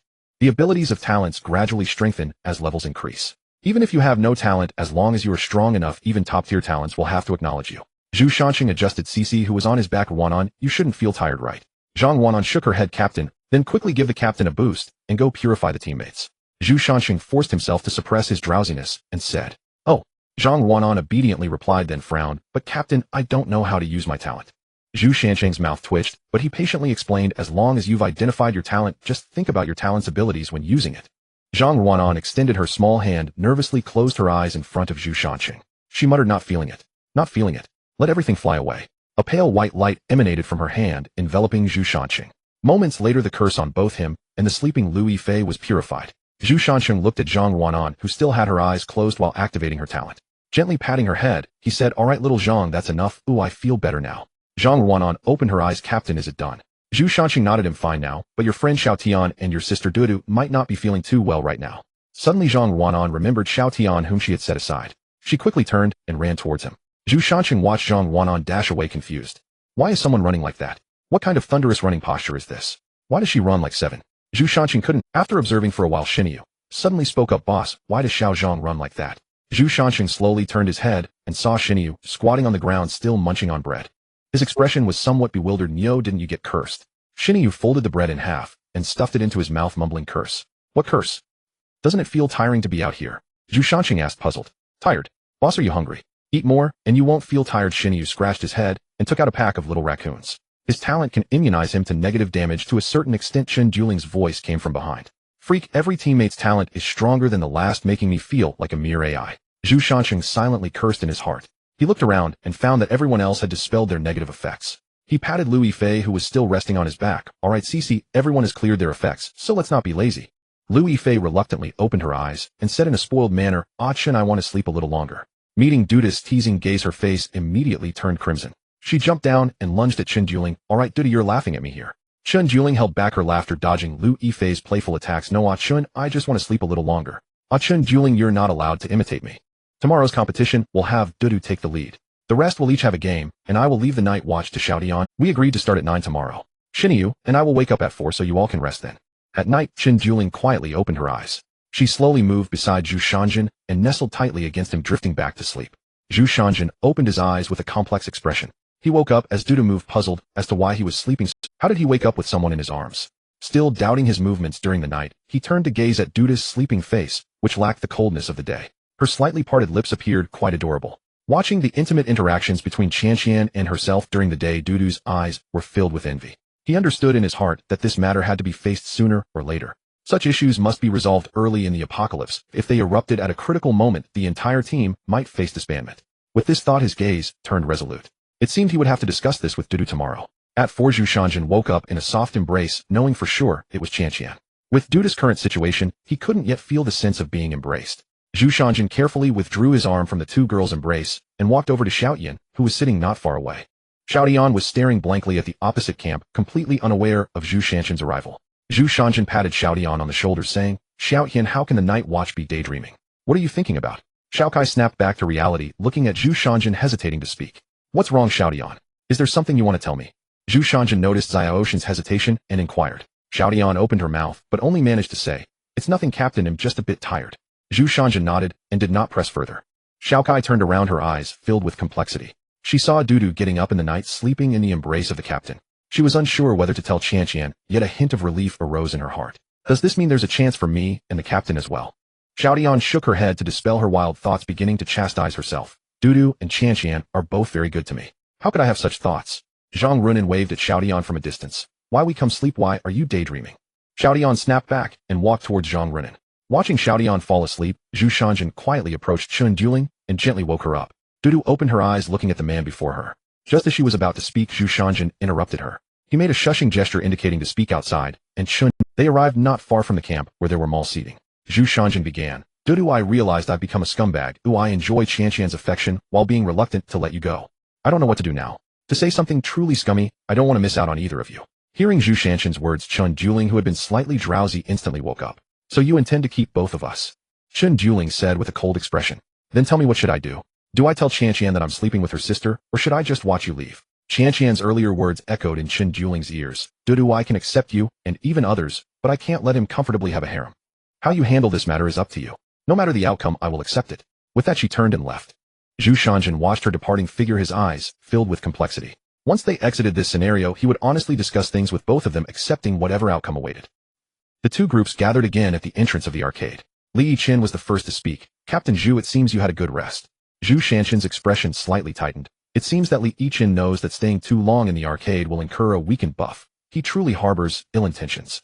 Zhu Shanjin maintained a polite facade. "Captain Li, you seem to be in good spirits as well." As the two subtly probed each other, their teammates behind them were not idle. "I just wonder if you two who turned into soft-shell shrimp yesterday can see the screen clearly today," Wang Chong mocked. Xiaoshan's eyes widened in anger, her hands on her hips. "You guys, if I let you have 1 foot, you play worse than my grandma at games, yet your trash talk is plentiful. You hope your skills can match your tongue later. Don't be all show and no substance. You don't even need to go in, right here, I can take you down to the ground."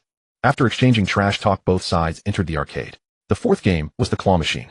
The rules were 10 coins for 10 attempts, and the team that catches the most toys wins. Before Zhu Shanjin could speak, Chen Juling stepped forward from behind. "They'll handle this game." Her voice carried an undeniable determination. Both sides stood firm, starting the game. The claw above the machine began to move slowly, and the opponent's claw fell just as the toy was about to reach the exit. Dudu remained calm. The claw swayed back and forth above. Suddenly it struck out, firmly grabbing the toy, and slowly moved toward the exit. Upon reaching above the exit, the claw released, and the plush toy fell from the passage. Ye Duda's sister caught it. Xiaotian cheered from behind. The competition quickly concluded with a score of 9-6. Xiaotian and Runin rushed up to hug Dudu. Duda's sister, we won decisively. Chun Dueling looked at the adoring Xiaotian and Runin and smiled. That was just a test. If consecutive grabs would lose, otherwise I wouldn't have caught a single one. Yesterday I figured out the hidden mechanism of this claw machine with my talent. Just move left right, then a circle to the left, and another to the right, and hold the grab button for 2 seconds.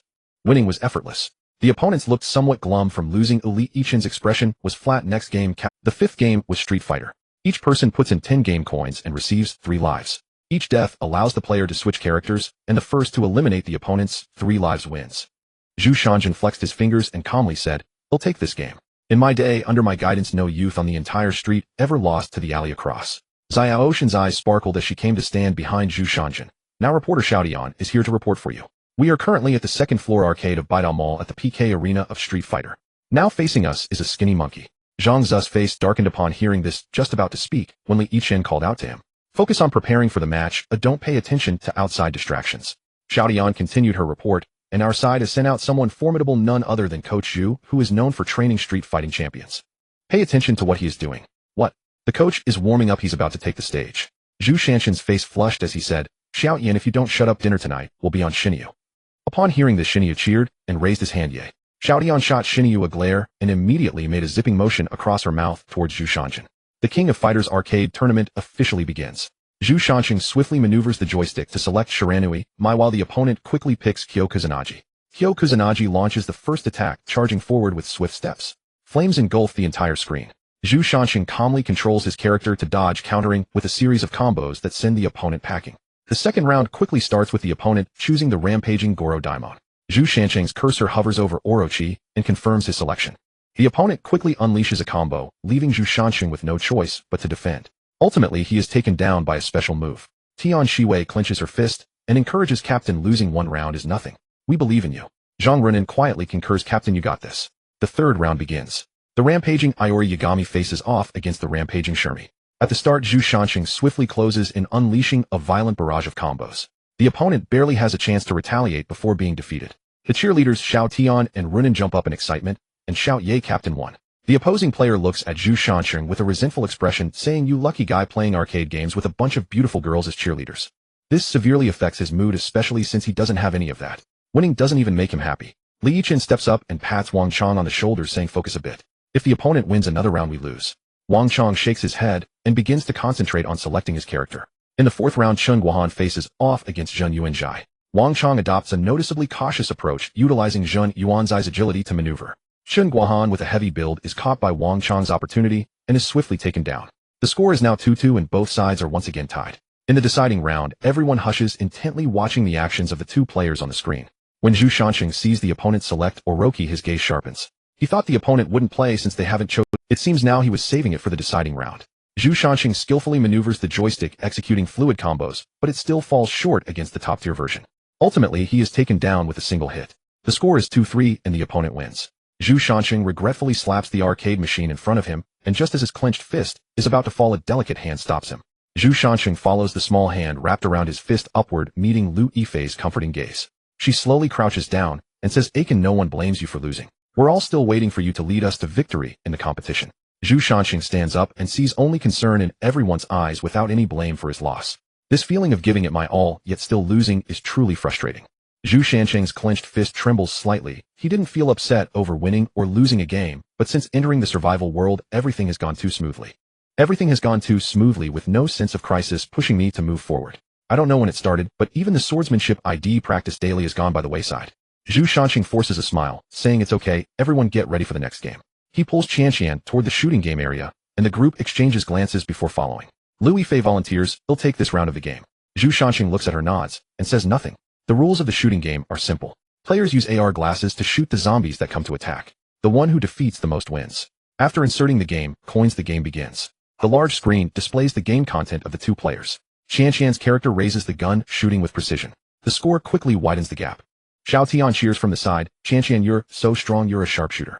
The match continues and the opponent adjusts their state, quickly catching up in score. Qianqian still maintains a steady lead with a 20-kill advantage. Li Yichen's friendly Weiss eyes dart around, and he moves a step to the side. Li Wei pretends to trip and leans toward Qianqian, who is focused on the game, caught off guard and knocked to the ground.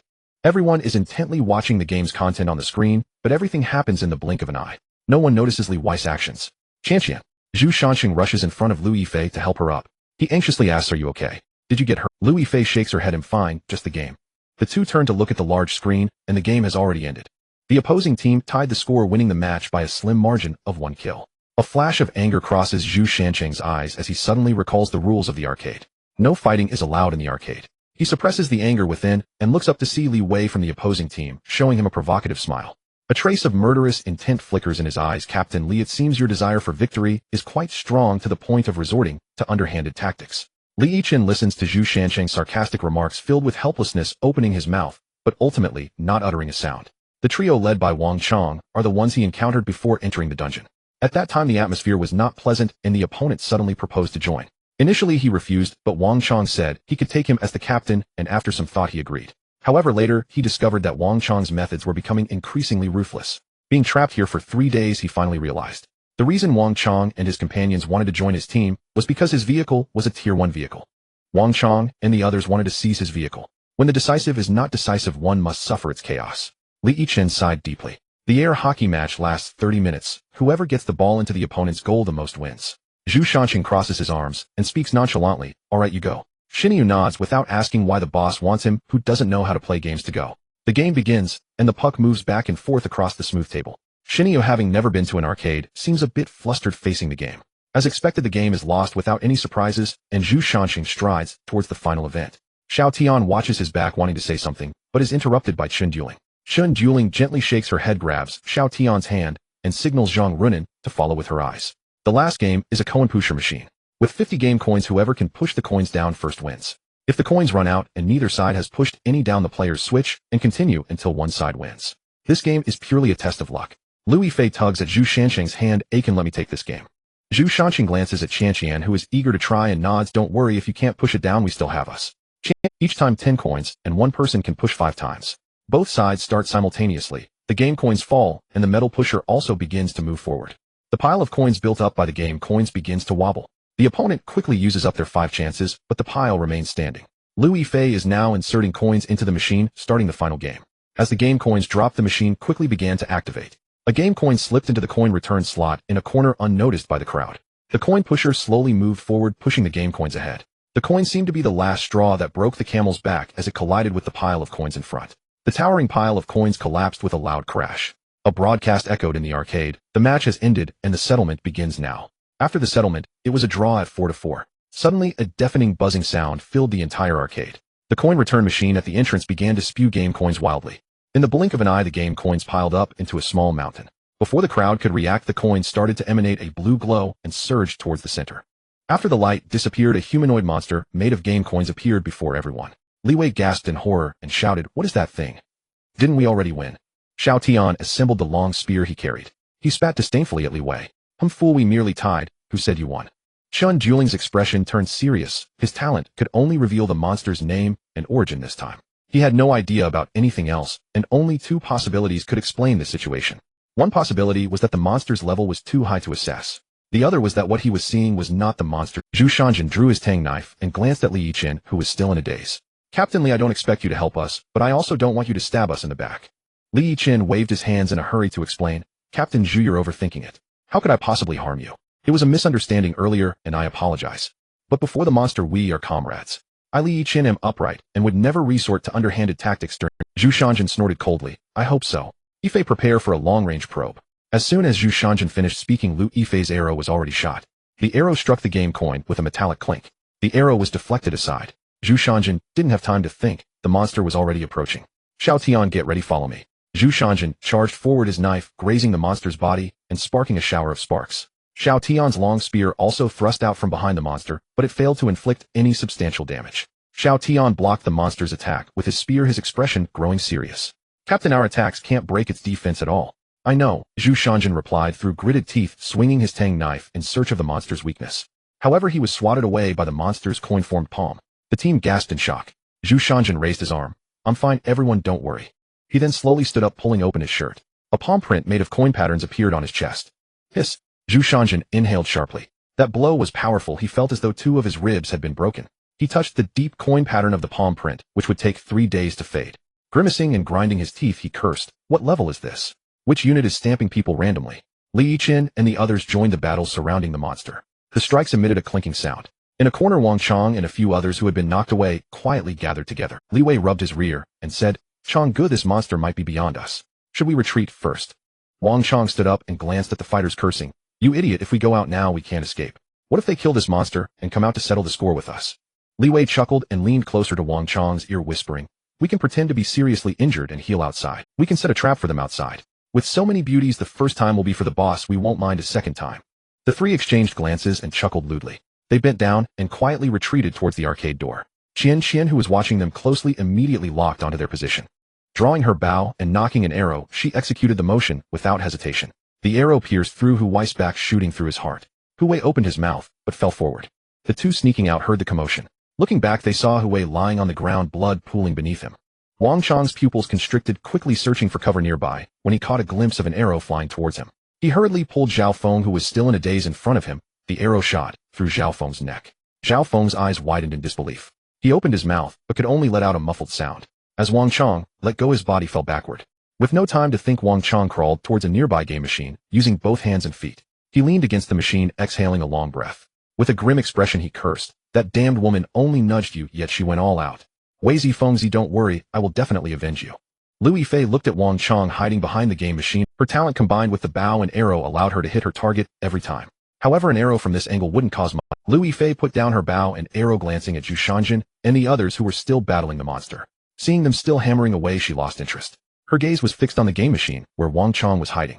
Wang Chong rested against the game machine for a while, calming his nerves. He slowly peeked out to check the situation outside. Just as he stuck his head out, an arrow shot straight towards him. It struck solidly in his forehead. Confusion filled Wang Chong's eyes as he slowly fell back. The scene shifted to Zhang Runin, who was watching the main battlefield, feeling helpless. Reluctantly, she turned her gaze to the coin return machine that was still clattering and continuously spitting out coins. An idea suddenly flashed through her mind. She shouldered her small backpack and quietly approached the machine.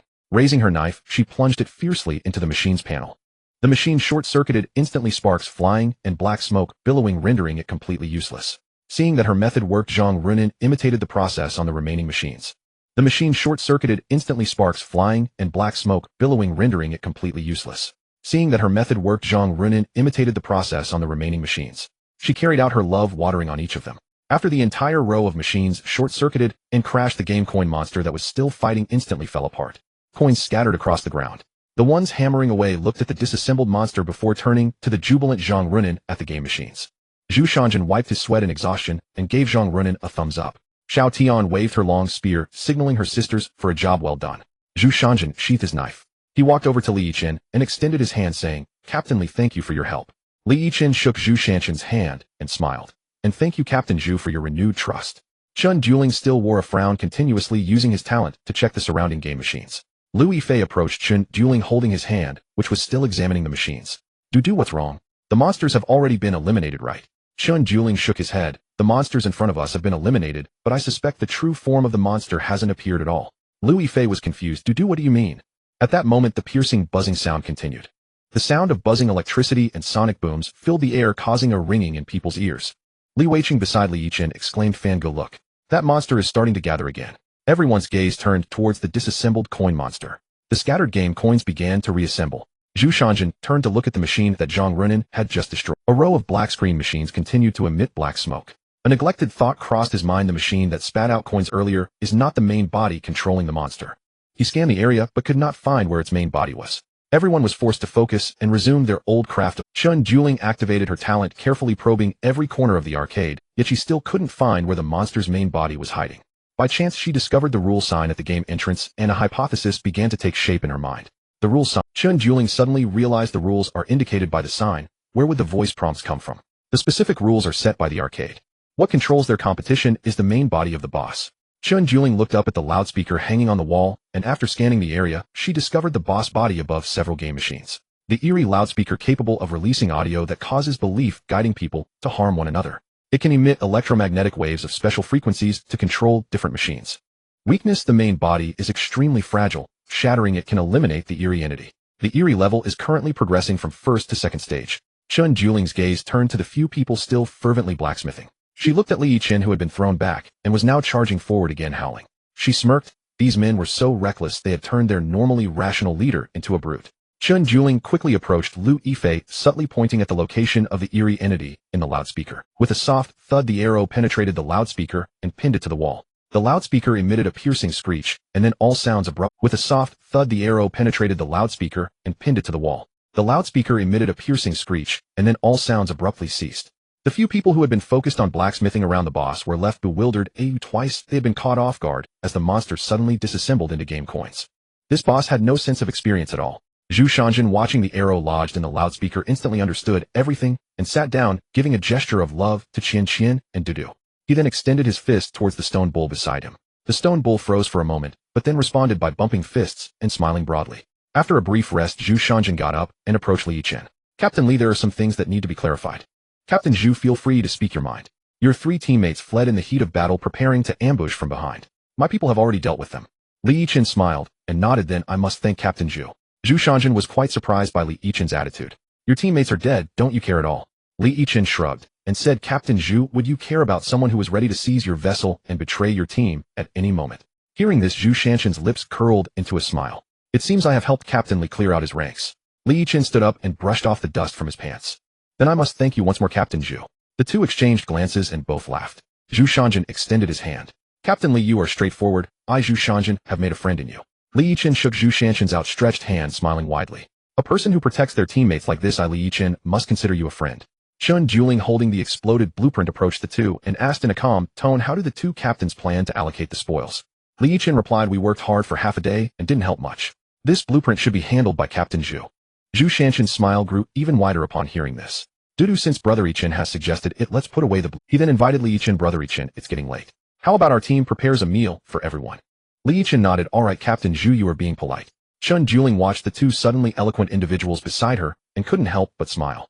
Everyone stepped outside the arcade and Zhu Shanjin instructed Stone Bull, tonight, bring out all the good things we brought. Oh, let's have a party together. Stone Bull nodded repeatedly. Boss, can I eat a bit more tonight? Zhu Shanjin laughed heartily. No problem tonight. He'll give you Xiaodian was taken aback by this and shouted, Captain, you're biased. I fought the boss with you for so long, and you want Zhu Shanjin raised an eyebrow, playfully teasing Xiaodian, what is one night not enough? Don't you want to eat tomorrow? Xiaodian became anxious, stomping her feet in place and leaping onto Zhu Shanjin's back. Xiaodian leaned close to Zhu Shanjin's ear and began to whine, Captain, would you let cute little Xiaodian go hungry? Xiaodian blinked her big eyes, looking pitiful, and pretended to cry. Don't you like adorable little Xiaodian anymore? Zhu Shanjin helplessly said, little ancestor. Stop messing around. Get down. He'll let you eat, he'll let you eat. How could I let our little General Tian go hungry? After saying this, he turned to look at Xiaotian, who was getting down from his back, and patted her head. No one should go hungry, especially not our General Tian. Xiaotian, feeling the warmth of Zhu Shanjin's palm, nuzzled up like a little kitten. Her big eyes narrowed into a line. With arms wide open, she joyfully shouted as she ran towards the girls' time to eat delicious food. Let's have a party. Lu Yifei embraced Tian Shiwai, who was rushing from afar, affectionately rubbing her nose. Be careful running, or Captain Zhu will be heartbroken if you fall. Tian Shiwai stuck out her tongue, cuddling Lu Yifei, and said, Sister Qian, you are the best to prepare for tonight's hot pot party. Zhu Shanjin extravagantly took out a block of alcohol polymer. As everyone started conversing around the hot pot, Li Wei and Zhang Qian sat around Lu Yifei and Tian Shiwai, with Zhang Qian extending her hand saying, Sister Yifei, I am your fan. Lu Yifei smiled, thank you for your support. Li Wei scratched his head and said, Sister Yifei, I am also your fan. I'd like to ask about some gossip, if that's okay. Lu Yifei raised an eyebrow and asked, what gossip? Li Wei chuckled, is it true that you fell into the water while filming The Return of the Condor Heroes and were rescued by Huang Xiaoming, and that you both fell in love during the shoot? Lu Yifei laughed, how could that be? It was for publicity for the new drama. Besides, the one who saved me was someone else. Everyone perked up their ears, and Xiaoyan, leaning on Lu Yifei's arm, urged, Sister Qian, who is that person? Lu Yifei smiled mysteriously. That person is far away, yet close at hand. Xiaodian asked in confusion, who is it? Chun Juling, carrying a tray of drinks, came forward and tapped Xiaoshan's head. I told you to read more books. You're either dancing with a spear or competing with Stone Bull for food. Who else could it be? It's your Captain Zhu. Xiaodian suddenly realized. Everyone laughed at Xiaoshan's confused expression. Zhu Shanjin and Li Yichen were chatting happily nearby. Brother Yichen, what are your plans for tomorrow? Li Yichen's face showed a bitter expression. Brother Zhu, to be honest, our luck has not been good this time. We've been here for almost 3 days waiting for you. I plan to leave tomorrow and prepare to enter the next dungeon. Li Yichen took a sip of cola, then seemed to remember something. By the way, Brother Zhu, I have some news. Consider it a compensation for my poor judgment. Zhu Shanjin shook his head with a smile. Brother Yichen, there's no need for that. Everything is resolved. Why bring it up? Li Yichen sighed. Brother Zhu, do you know what the next natural disaster on the highway will be? Zhu Shanjin straightened up. Could it be? Li Yichen has some insider info. Li Yichen nodded. Li Wei's talent allows him to sense the next natural disaster. Li Yichen, seeing the astonished look on Zhu Shanjin's face, explained, it's not what you think, you can understand it, as a weather forecast. Li Yichen's expression suddenly turned serious as he leaned closer to Zhu Shanjin and whispered the next natural disaster. The laughter from a distance interrupted their conversation. Zhu Shansheng noticed that the other party was interrupted just as he was about to reach a crucial point. His curiosity heightened. Li Yichen put down his drink, his tone calm. Extreme heat. Extreme heat. Yes, and it's not ordinary heat. The highest temperature could reach 70 degrees. Zhu Shansheng suddenly paused. So with the high temperature disaster, everyone will rush to the instance area? Li Yichen nodded. Based on the rule of disasters occurring once a week, if we go to the instance, we will only have to face 3 days of disasters in a week. Zhu Shansheng stroked his chin, so the number of people in the next instance will greatly increase. Li Yichen finished his drink and stood up. Captain Zhu, it's getting late. Let's rest for now. Oh, remember to add me as a friend after we go out. Definitely. Zhu Shansheng watched Li Yichen and the next day, after bidding farewell to Zhu Shansheng, Li Yichen and the others left the instance. Zhu Shansheng touched the long knife in his hand, looking at his teammates behind him. Taking a deep breath, he said, let's go to the next floor. The numbers in the elevator changed, stopping at the 3rd floor. The elevator doors opened. Everyone was on high alert as they slowly exited the elevator. This floor was the digital devices layer, filled with various mobile phone brands and computer brands. Xiao Tian looked at the various electronic products on the counter, his face grimacing. Are we going to have a fight with electronic products this time? On our way here, we fought over food, clothes, and even game currency. Aside from people, we've encountered just about everything. Zhu Shanxin couldn't help but chuckle at this remark. All right, Xiao Tian, stop complaining. His gaze turned towards the quiet, yet deadly electronic city. Maybe we will run into other people on this floor. Just as he finished speaking, a sharp arrow shot in from a distance. Be careful. Zhu Shansheng focused his gaze and quickly pulled Chen Juling, who was standing next to him, to the side. The arrow struck the spot where they had just stood. Someone was lying in ambush. Oh, everyone be careful. At that moment, Chen Juling, still being pulled by Zhu Shansheng, said with a serious tone, I saw at least 10 people on the opposite side. A hint of coldness flashed in Zhu Shansheng's eyes. It seemed that the boss on this floor had already been cleared by them. Now lying in wait was a group trying to ambush later arrivals. Tian Shiwei gritted her teeth, angrily cursing. These leeches who want to gain without effort are truly numerous. Shadows emerged from behind the counters of various mobile phone stores as 3 figures slowly approached from the end of the passage. Zhu Shanxin grabbed Xiao Tian, who wanted to rush into battle, and whispered, Don't be impulsive. Xiao Tian. As the figures approached, Zhu Shanxin spoke first. May I ask why you attacked our team? The leading man on the opposite side sneered. Attack? What a joke. We are here to rob you. He then looked at the people beside him, smiling, and said, Come on, everyone, tell them what our 3 light team's policy is. Kill all, burn all, loot all. Zhang Runin shivered slightly upon hearing the name of the 3 light team. Lu Yifei noticed her unusual reaction and pulled her closer. She comforted her, saying, It's all right, Nan, we're all here, the captain, and we will protect your safety. Zhang Runin looked up at her teammates surrounding her. She sighed in relief, her fear slowly dissipating. Zhu Shanxing's expression was grave. The 3 light team was indeed this group of scoundrels. He sneered, realizing that normal communication was no longer possible. In that case, it was time to fight. Just as he finished speaking, he charged forward, followed closely by his team. Zhu Shansheng grabbed a frail man beside him, his immense strength leaving the man no chance to resist. Zhu Shansheng pressed the knife against his neck, coldly stating, How many years has socialism been around? Is there still someone promoting militarism? Then I'll send you to meet your emperor. After saying this, the long knife slashed down, and Zhu Shansheng locked onto his next target, no longer paying attention to the man lying on the ground with blood gushing from his throat. Xiao Tian's long spear was a rare long weapon, and his peak first-tier strength allowed him to dominate over this group of pathetic foes. Chen Juling faced 3 men with lecherous expressions, spouting filthy words. Chen Juling's face turned icy as her figure shifted swiftly, knocking down 2 of them. The remaining one was dumbfounded. He couldn't understand how the cute little bunny had suddenly turned into a bloodthirsty rose. The remaining man, realizing what was happening, turned to flee, but was shot through the body by an arrow flying from a distance. Chen Juling turned to look at Lu Yifei in the distance, who was smiling and giving her a peace gesture. Though Chen Juling couldn't hear clearly what Qian Qian was saying due to the distance, she could vaguely make out 6 words from her lips. Don't worry, sister, I'm here for you. Chen Juling turned her head, a smile tugging at the corners of her mouth. Shernyo wielded his axe, following a single move, using brute force to shatter bricks. With one strike mimicking a forceful split, there were only 2 outcomes for the opponents: either their weapons shattered or their bodies did. The battlefield had turned into a one-sided affair. Even the support member Zhang Runin had killed 2 men who tried to approach Lu Yifei. Zhu Shansheng looked at the sturdy man in front of him, mocking. Are you the leader of this group of pathetic fools? And the 3 light team? I think you should be called the bald head team. All you know is to pillage and plunder like pitiful bugs ruled by desire. The man opposite drew his katana, facing Zhu Shanxing. We are all peak first tier. What right do you have to talk big here? Then a manic smile appeared on his face. I, Li Shimao, am destined to become the strongest man. You ants are only fit to be my firewood.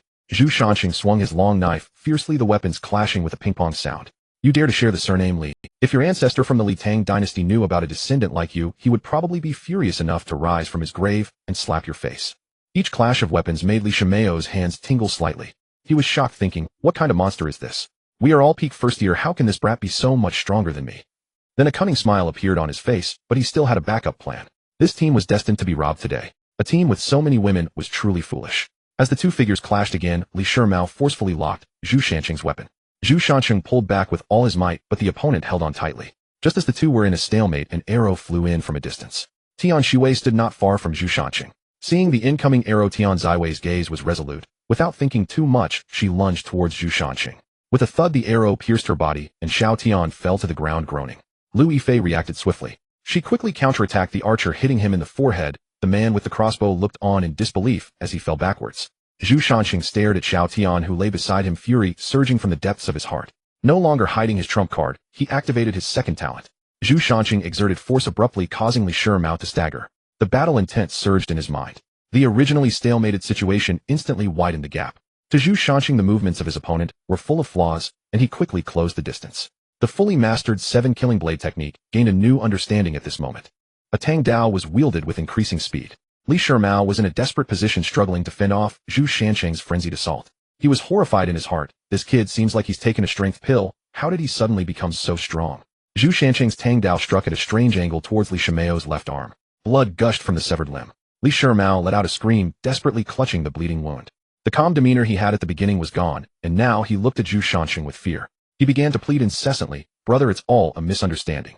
I am willing to offer all the wealth of my convoy to make amends for my ignorance. Zhu Shanqing's attacks did not cease, and he struck again, severing Li Shimeo's right arm. His tone was icy. From the moment my team member was injured, we were destined to be irreconcilable. Your pleas for mercy now are not out of fear, but because you know you are going to die. Li Shimao, lying in a pool of blood, realized that pleading was useless, and his gaze turned venomous. Don't be too proud. Even if you run to the ends of the earth, you will be hunted down for offending the Sanguang convoy. Zhu Shanqing disdainfully dug at his ear. It seems that the cultural level of your convoy is quite low. Everyone before death keeps repeating the same few phrases. As the blade flashed, Li Shimeo's head, eyes wide open, slipped from his shoulder. The remaining members of the Sanguang convoy saw their strongest leader dead and scattered, fleeing deep into the electronic city. Zhu Shanqing helped the already unconscious Xiao Tian up. He smoothed out the messy bangs that were stained with sweat and blood. Fool, your captain is blessed and lucky. How could it be your place to shield me from arrows? Looking at the arrow that was only 3 centimeters from the heart, Zhu Shanqing's eyes reddened. Zhang Runin, the next task is yours. After you remove the arrow from Xiao Tian, use your talent to stop her bleeding. Zhang Runin retreated, repeatedly shaking her hand. Captain, I'm not very confident about this. The remaining team members slowly gathered closer. Zhu Shanqing handed Xiao Tian over to Zhang Runin and stood up, saying, you will have to get through this sooner or later. You just need to extract the arrow from Xiao Tian's body. Use your healing light to maintain the wound, preventing further bleeding. After that, you can hand Xiao Tian over to Dudu. Chun Juling looked at Xiao Tian, who was lying in Zhang Runin's arms, and comforted her by patting her head. You can just pull out the arrow. I have medicine here that can help Xiao Tian recover quickly. Zhu Shanqing's gaze turned towards the depths of the electronic city, a hint of killing intent flashing beneath his eyes. The overwhelming battle intent within him needed slaughter to be quelled. He quickly approached Xinyu, his tone calm, yet laced with a hint of madness that was hard to detect. Xinyu, lend me your axe. Without hesitation, Xinyu handed over the weapon. Boss, what are you planning to do? Taking the axe, the suppressed killing intent surged forth. Zhu Shanqing's voice was hoarse. Xinyu, one person's blood cannot repay the debt. With that, he turned to look for those. Zhu Shanqing followed the traces of their escape to their hiding place. He opened the door to the maintenance room, where a few remaining individuals were gathered in the small space. Zhu Shanqing followed the traces of their escape to their hiding place. He opened the door to the maintenance room, where a few remaining individuals were gathered in the small space. Zhu Shanqing stood at the door with the axe in hand. With a playful expression, he licked his lips and slowly spoke. I can give you a chance to live as long as you confess the evil deeds you have committed since entering the survival world. Of course, you can choose to conceal the truth. I will ask others to verify your words. Saying this, he raised the axe in his hand and struck towards the control panel in front of him. The splintered wood sent the already terrified 6 huddling together, trembling. Zhu Shanqing looked around and pointed to the corner storage room. Now leave one person behind, the others go to the storage room. No one dared to step forward as the few squatted in place. Zhu Shanqing impatiently shouted, if you don't understand Chinese, my axe can also convey the message. It's you.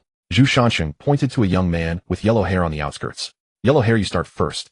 Zhu Shanqing sat down, listening to the yellow-haired youth kneeling in front of him recount his evil deeds. I beat an old man to death. I learned to humiliate pregnant women like a cherry blossom beast, causing them to miscarry. I aided the cherry blossom nationals of the Sangwon convoy in slaughtering our own people. I secretly cooperated with the Sangwon convoy to manipulate the prices in my area. Listening to these inhuman acts, Zhu Shanxing took a deep breath, suppressing the rage within. He wanted to hear all of their confessions before making any decisions. The following few individuals recounted their crimes, all equally as heinous as the yellow-haired youth.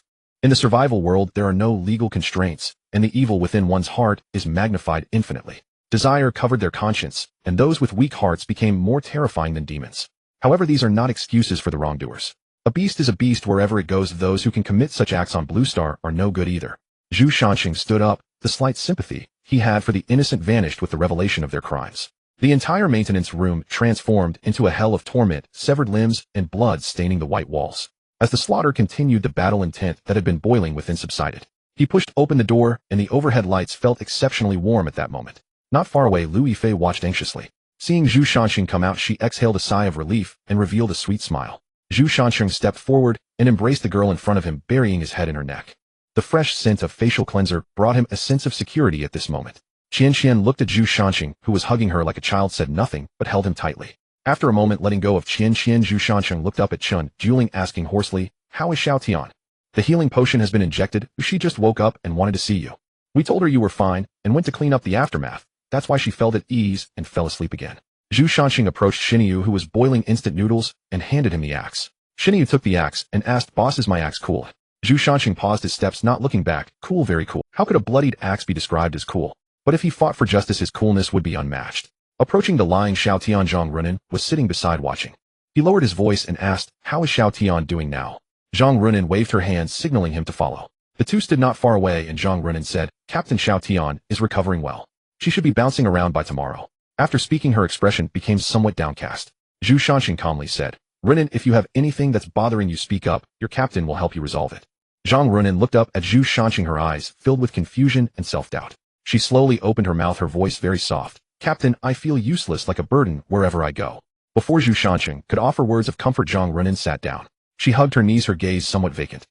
"I've actually never been happy. It's not just in the survival world. I wasn't happy on Blue Star either. I am from Wenzhou, and my family prayed for a son before I was born. But instead a girl was born, so from the moment I came into this world, I never enjoyed much love from my family. My grandmother initially named me Runin. In my childhood, I longed for new toys, but there was only that one worn-out teddy bear so patched up that its original shape was unrecognizable. Later my sister was born, and the family's obsession with having a son deepened. They tried various methods and finally got and I was forced to take on the responsibility of caring for my sister, while the family's favoritism forever belonged to my brother." Wiping her tears, she continued, "Later I got into a vocational college, but my parents were very reluctant to let me go to school. They wanted to send me to work in an electronics factory or marry a wealthy local man early on. That way I could support my brother, but I didn't want that. I knew that if I agreed, I would fall into a life like my mother's. I began to rebel, argue, and even run away from home, and eventually they finally agreed to let me go to school. However, they would not provide me with a single cent for tuition. Moreover, I had to give them 2,000 yuan each month as living expenses. I didn't understand how a family could be like this, but I still agreed. Once in college, I worked tirelessly as a model, handing out flyers, tutoring, and more. Because I spent so much time on part-time jobs, my grades plummeted, and my counselor called my parents. My family didn't care why my grades were bad. They simply told me over the phone that they had found a match for me. The other party was a 40-year-old shoe factory owner from the area. I couldn't believe it at that moment. I couldn't fathom that they would push their daughter onto a man more than 20 years older. I booked the next available hard seat on the train and rushed home, only to overhear them talking before I entered the door. It was my grandmother's voice, a memory etched in my mind. Her tone was filled with calculation. "Mr.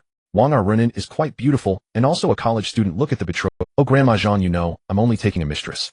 I can't afford such a high price for a wife. How about this? I'll add 500, a total of 200 cash on delivery." "No problem, Mr. Wang. He'll have that dead girl running back home tomorrow." I was terrified at that moment, unsure. In a rush, I ran to the train station and took the next train away from home. Once at school, I still couldn't believe what I had heard. But that phone call made me understand that they genuinely intended to sell me off to gather a betrothal gift for my brother. But my brother is only 2 years old. By the time he gets married, I will surely earn enough money. Why do they want to trade my happiness and future for money? As she reached this point, tears flowed uncontrollably down Zhang Runin's face, her hands beginning to tremble slightly. Zhu Shanxing looked at the girl before him with some pity. She understood that a happy childhood could heal a lifetime, while an unhappy childhood required a lifetime to heal. Zhu Shanxing squatted in front of Zhang Runin and gently wiped away her tear stains. He softly embraced the still slightly trembling Zhang Runin. Feeling the warmth beside her, the strength in her heart was shattered at that moment, and the grievances and heartaches of the past. Choking back her tears, she continued, "Later I gave gifts to my instructor and he agreed that as long as I didn't fail any subjects at the end of the term, he wouldn't care about my attendance. I met a wonderful older sister. She was 35, always smiling, and everyone called her Sister Hong. Sister Hong listened to my story and showed great sympathy. She told me that girls can also carve out their own space in the world. She began introducing me to work as a model for online shops, and my career started to improve.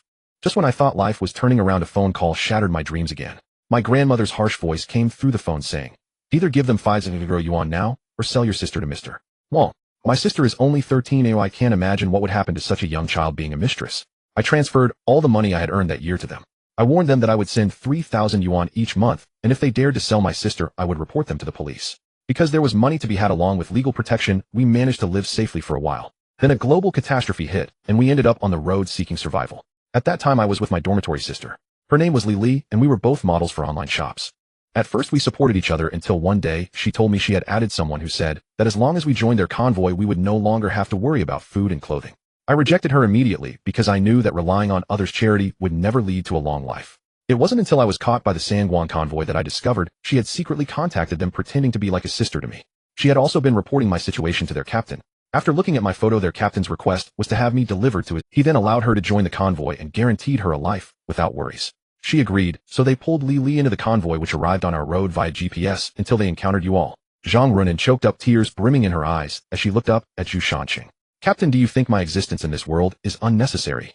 No one cares about me. My existence feels like a stumbling block on others' paths to happiness. Why everyone is eager to cast me aside.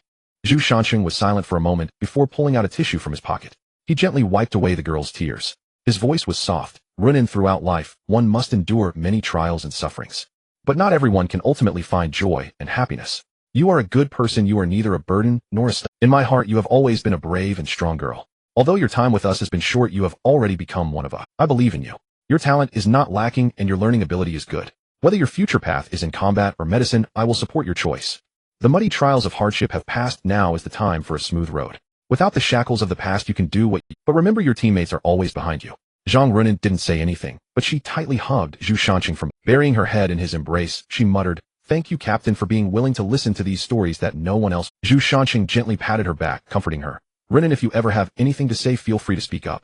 Whatever it is, as long as you say it, I can always be your most reliable listener. Zhang Runan smiled as she wiped her tears away and nodded heavily. Taking advantage of Zhu Shanqing's moment of distraction, she gently kissed his cheek. Then, leaving behind the words, "I'm going to check on Xiaoyan," she ran away, her face flushed.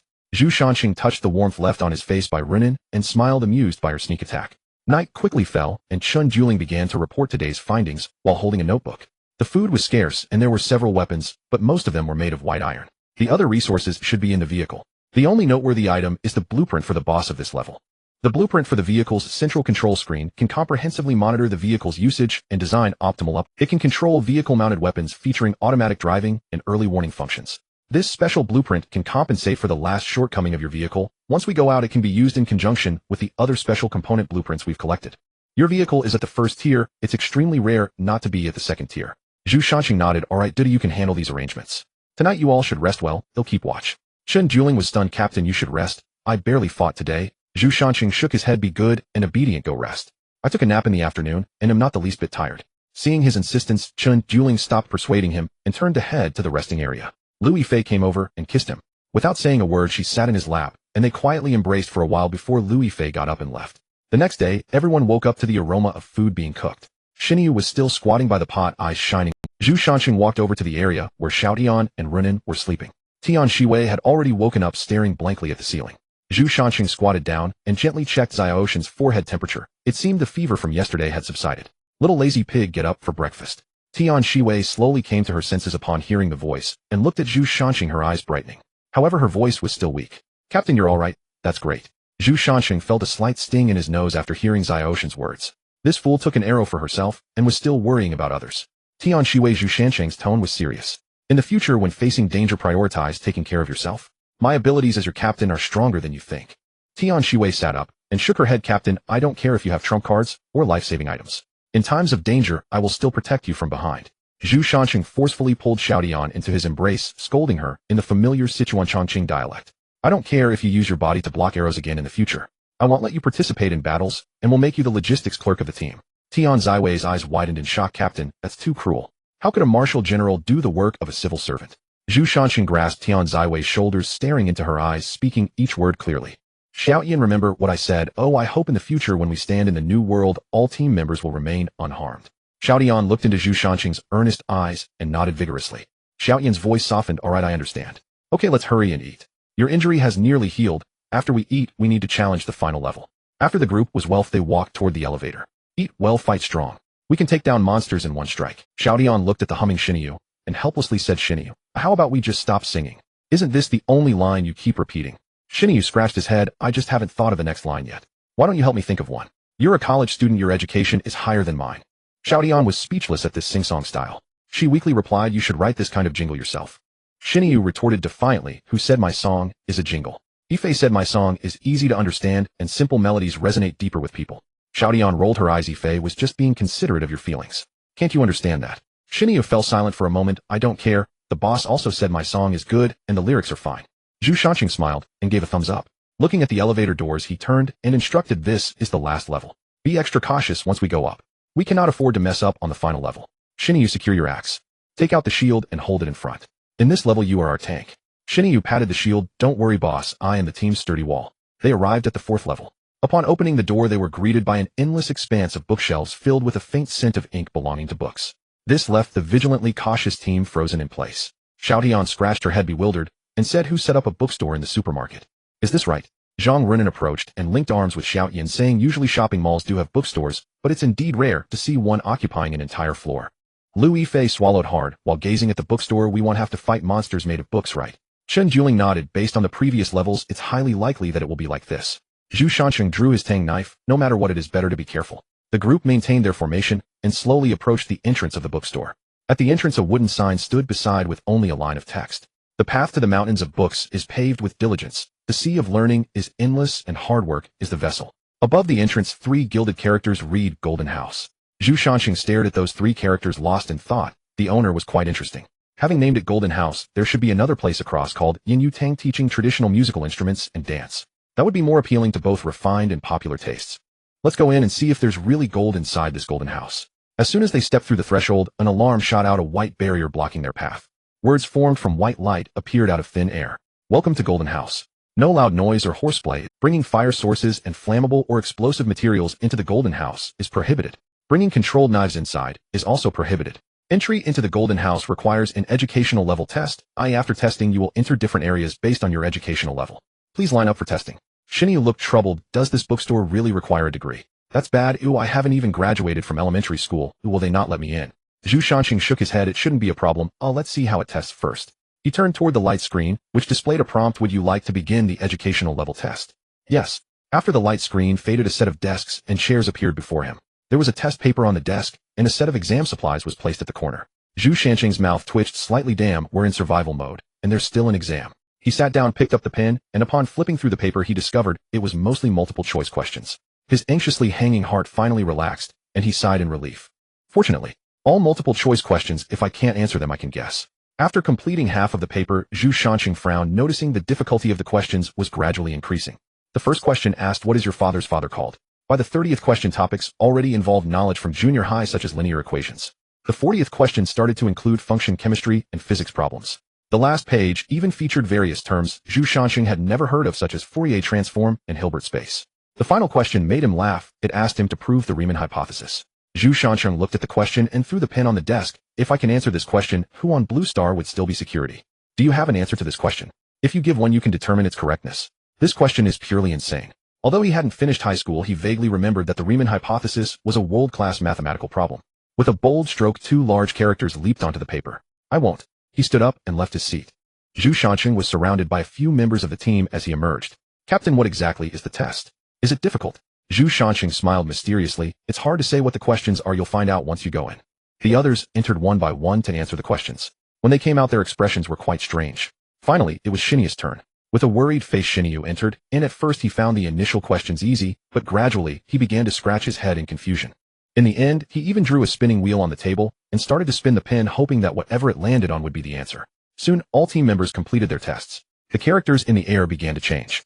Lu Yifei, bachelor's degree. Chen Dueling, double first class. Tian Shiwei, bachelor's degree. Zhang Runin, associate degree. Zhu Shanqing Jr., High 9 Leaky Fish. Xinyu Primary School. There's an even worse one. Zhu Shanqing looked at the remarks in parentheses, his face darkened. Isn't it just that I didn't attend high school? Why insult me? He turned to embrace Qianqian, teasingly complaining, Wu Qianqian, it says I have no education.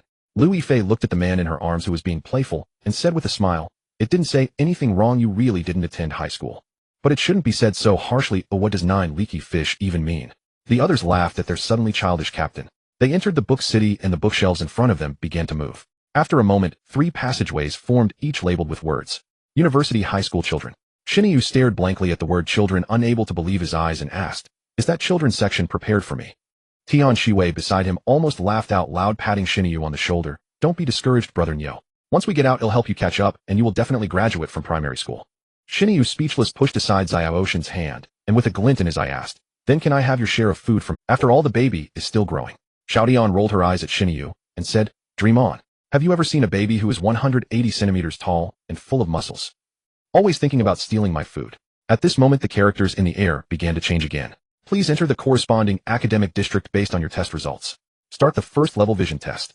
The few of them exchanged glances and stood in front of the respective academic. Upon entering they found bookshelves filled with a variety of books. Notably, these books were not arranged by category. Books on various subjects and knowledge filled the entire bookshelf. In the middle of the shelves was a table. Upon approaching it, they discovered an A4 sheet with 10 questions written on it. A line of text suddenly appeared at the top of the A4 paper. Please read the following 10 questions carefully. Complete the questions within 1 hour. Otherwise you will be trapped in this book city forever. Pay attention to the questions being asked. The answers can be found in the bookshelves on both sides. Please search carefully and good luck. Zhu Shanqing looked at the questions below. 1. What is the speed of the divine walker in water margin? 2. When was Liu Bang, the founding emperor of the Han dynasty, the most confused? 3. What breed of dog is the howling celestial hound under Erlang Shun in Journey to the West? After reading the questions, Zhu Shanqing's mouth twitched. What kind of absurd questions are these? Is this a test of vision? Isn't this just a matter of who can be more abstract? Is there a penalty for incorrect answers? As soon as he spoke, the text on the A4 paper changed again. As long as you provide the correct answer within the time limit, there is no requirement for right or wrong in your answers. There isn't. Zhu Shanqing chuckled, and a mischievous idea popped into his mind. If there are no right or wrong answers, then let's just guess. The speed of the divine walker. Zhu Shanqing picked up his pen and started writing. 90 km/h. Incorrect answer. 100 km/h. Incorrect answer. The numbers slowly increased, and when he wrote down 800 kilometers, correct answer appeared. Haha, isn't that the answer? The remaining questions were answered in a similar fashion. He simply guessed. After all, with such questions, as long as your answer was more abstract than theirs, it couldn't be deemed wrong. On the other side, Xinyu stared at the children's books filling the shelves and fell into deep thought. This is so humiliating. Give me a quadratic equation. I want to prove myself. A quadratic equation appeared in the blank space on the A4 sheet. Looking at the question, Xinyu quickly started calculating. 5 minutes later, he threw his pen on the table, proudly announcing, I'm done, come check it. Incorrect answer. Xinyu fell silent. Quietly, he picked up the children's book that was 1. If a square table has one corner sawed off, how many corners are left? 2. How many times does the digit 9 appear in the numbers from 1 to 100? 3. If 3 people use 3 buckets of water in 3 days, how many buckets of water do 9 people use in 9 days? Xinyu looked at the questions in front of him and snorted. Such easy questions, who do they think they're looking down on? 1. 3 corners. Incorrect answer. Xinyu was taken aback and began to ponder. After a long while, he excitedly wrote down 5 corners. A line of text immediately appeared on the A4 paper. You're amazing, baby, you're the next prodigy. Xinyu grinned foolishly and scratched his head. He called me a prodigy. Meanwhile, the questions for the 4 girls became much more normal. Qianqian was responsible for the literature questions, while Dudu handled the science questions. There was also a filler, Xiaoyan, along with her good friend Zhang Renan. They divided their tasks clearly. Dudu and Qianqian were responsible for answering the questions, while Xiaotian and Renan were tasked with finding the corresponding books. An hour later, the group appeared in the hall of the book city, their expressions reflecting a strange mix of knowledge being absorbed in an unusual manner. Congratulations on passing the first level. You should have gained a lot. Zhu Shanqing was somewhat speechless. How could I not be full? You might as well ask me how many words Zhuge Liang spoke during the debate with the scholars. For the second level, please select your books. You have 3 days. The exam will start in 3 days, and you must achieve a score of 90, or you will be eliminated and erased. He glanced at the 4 bold words behind. Eliminated and erased. The expressions of everyone became much more serious. The bookshelves began to move again, and soon 6 passageways appeared in front of them. Shun Juling tied up her loose hair, and looked at the others, saying, if you don't have absolute confidence, try to choose humanities. Their answers are not fixed as long as they address the question they want, go off topic. The others nodded in understanding. With that, she was the first to enter a passage. The others exchanged glances and followed her in. After much consideration, Zhu Shanqing chose a book that was frequently recommended back on Blue Star titled Squares and Circles. He wanted to test his talent with this opportunity. Logically, as long as the knowledge and skills were involved, he should be able to gain something from his talent. As long as he got started, wouldn't he fear not leveling up to the max? Zhang Runin chose a book on economics that interested her, picking one titled Economics of the Little Island. Shinyu looked at the room full of children's books and comics, his mouth twitching again. In the end, he randomly picked a children's storybook titled Sherlock Holmes Adventures because it had more illustrations than text. Qianqian selected a book on psychology, while Dudu chose a management book. Xiaotian picked a romance novel titled 3 Steps to Capturing the Boy You Like. The countdown began, and everyone focused intently on reading the books in front of them. The atmosphere was peaceful, reminiscent of university students cramming in the library just before finals. Several people were engrossed in studying the books they had chosen. A day quickly passed. Most of the team hastily skimmed through the books, while Shernyo even perused the illustrations twice. The next day, Shernyo felt a bit overwhelmed. Why must they still study in this apocalyptic world? Also, you provided illustrations, but why not include pinyin? Isn't that just bullying the honest cow? Xiao Tian focused intently on the sacred text before her. To win his heart, the first move is to cater to his interests. Xiao Tian pondered, what are Chun Guest's interests? After thinking for a long time, she scratched her head in frustration. Forget it, I can't think of it. He'll ask him when we get out.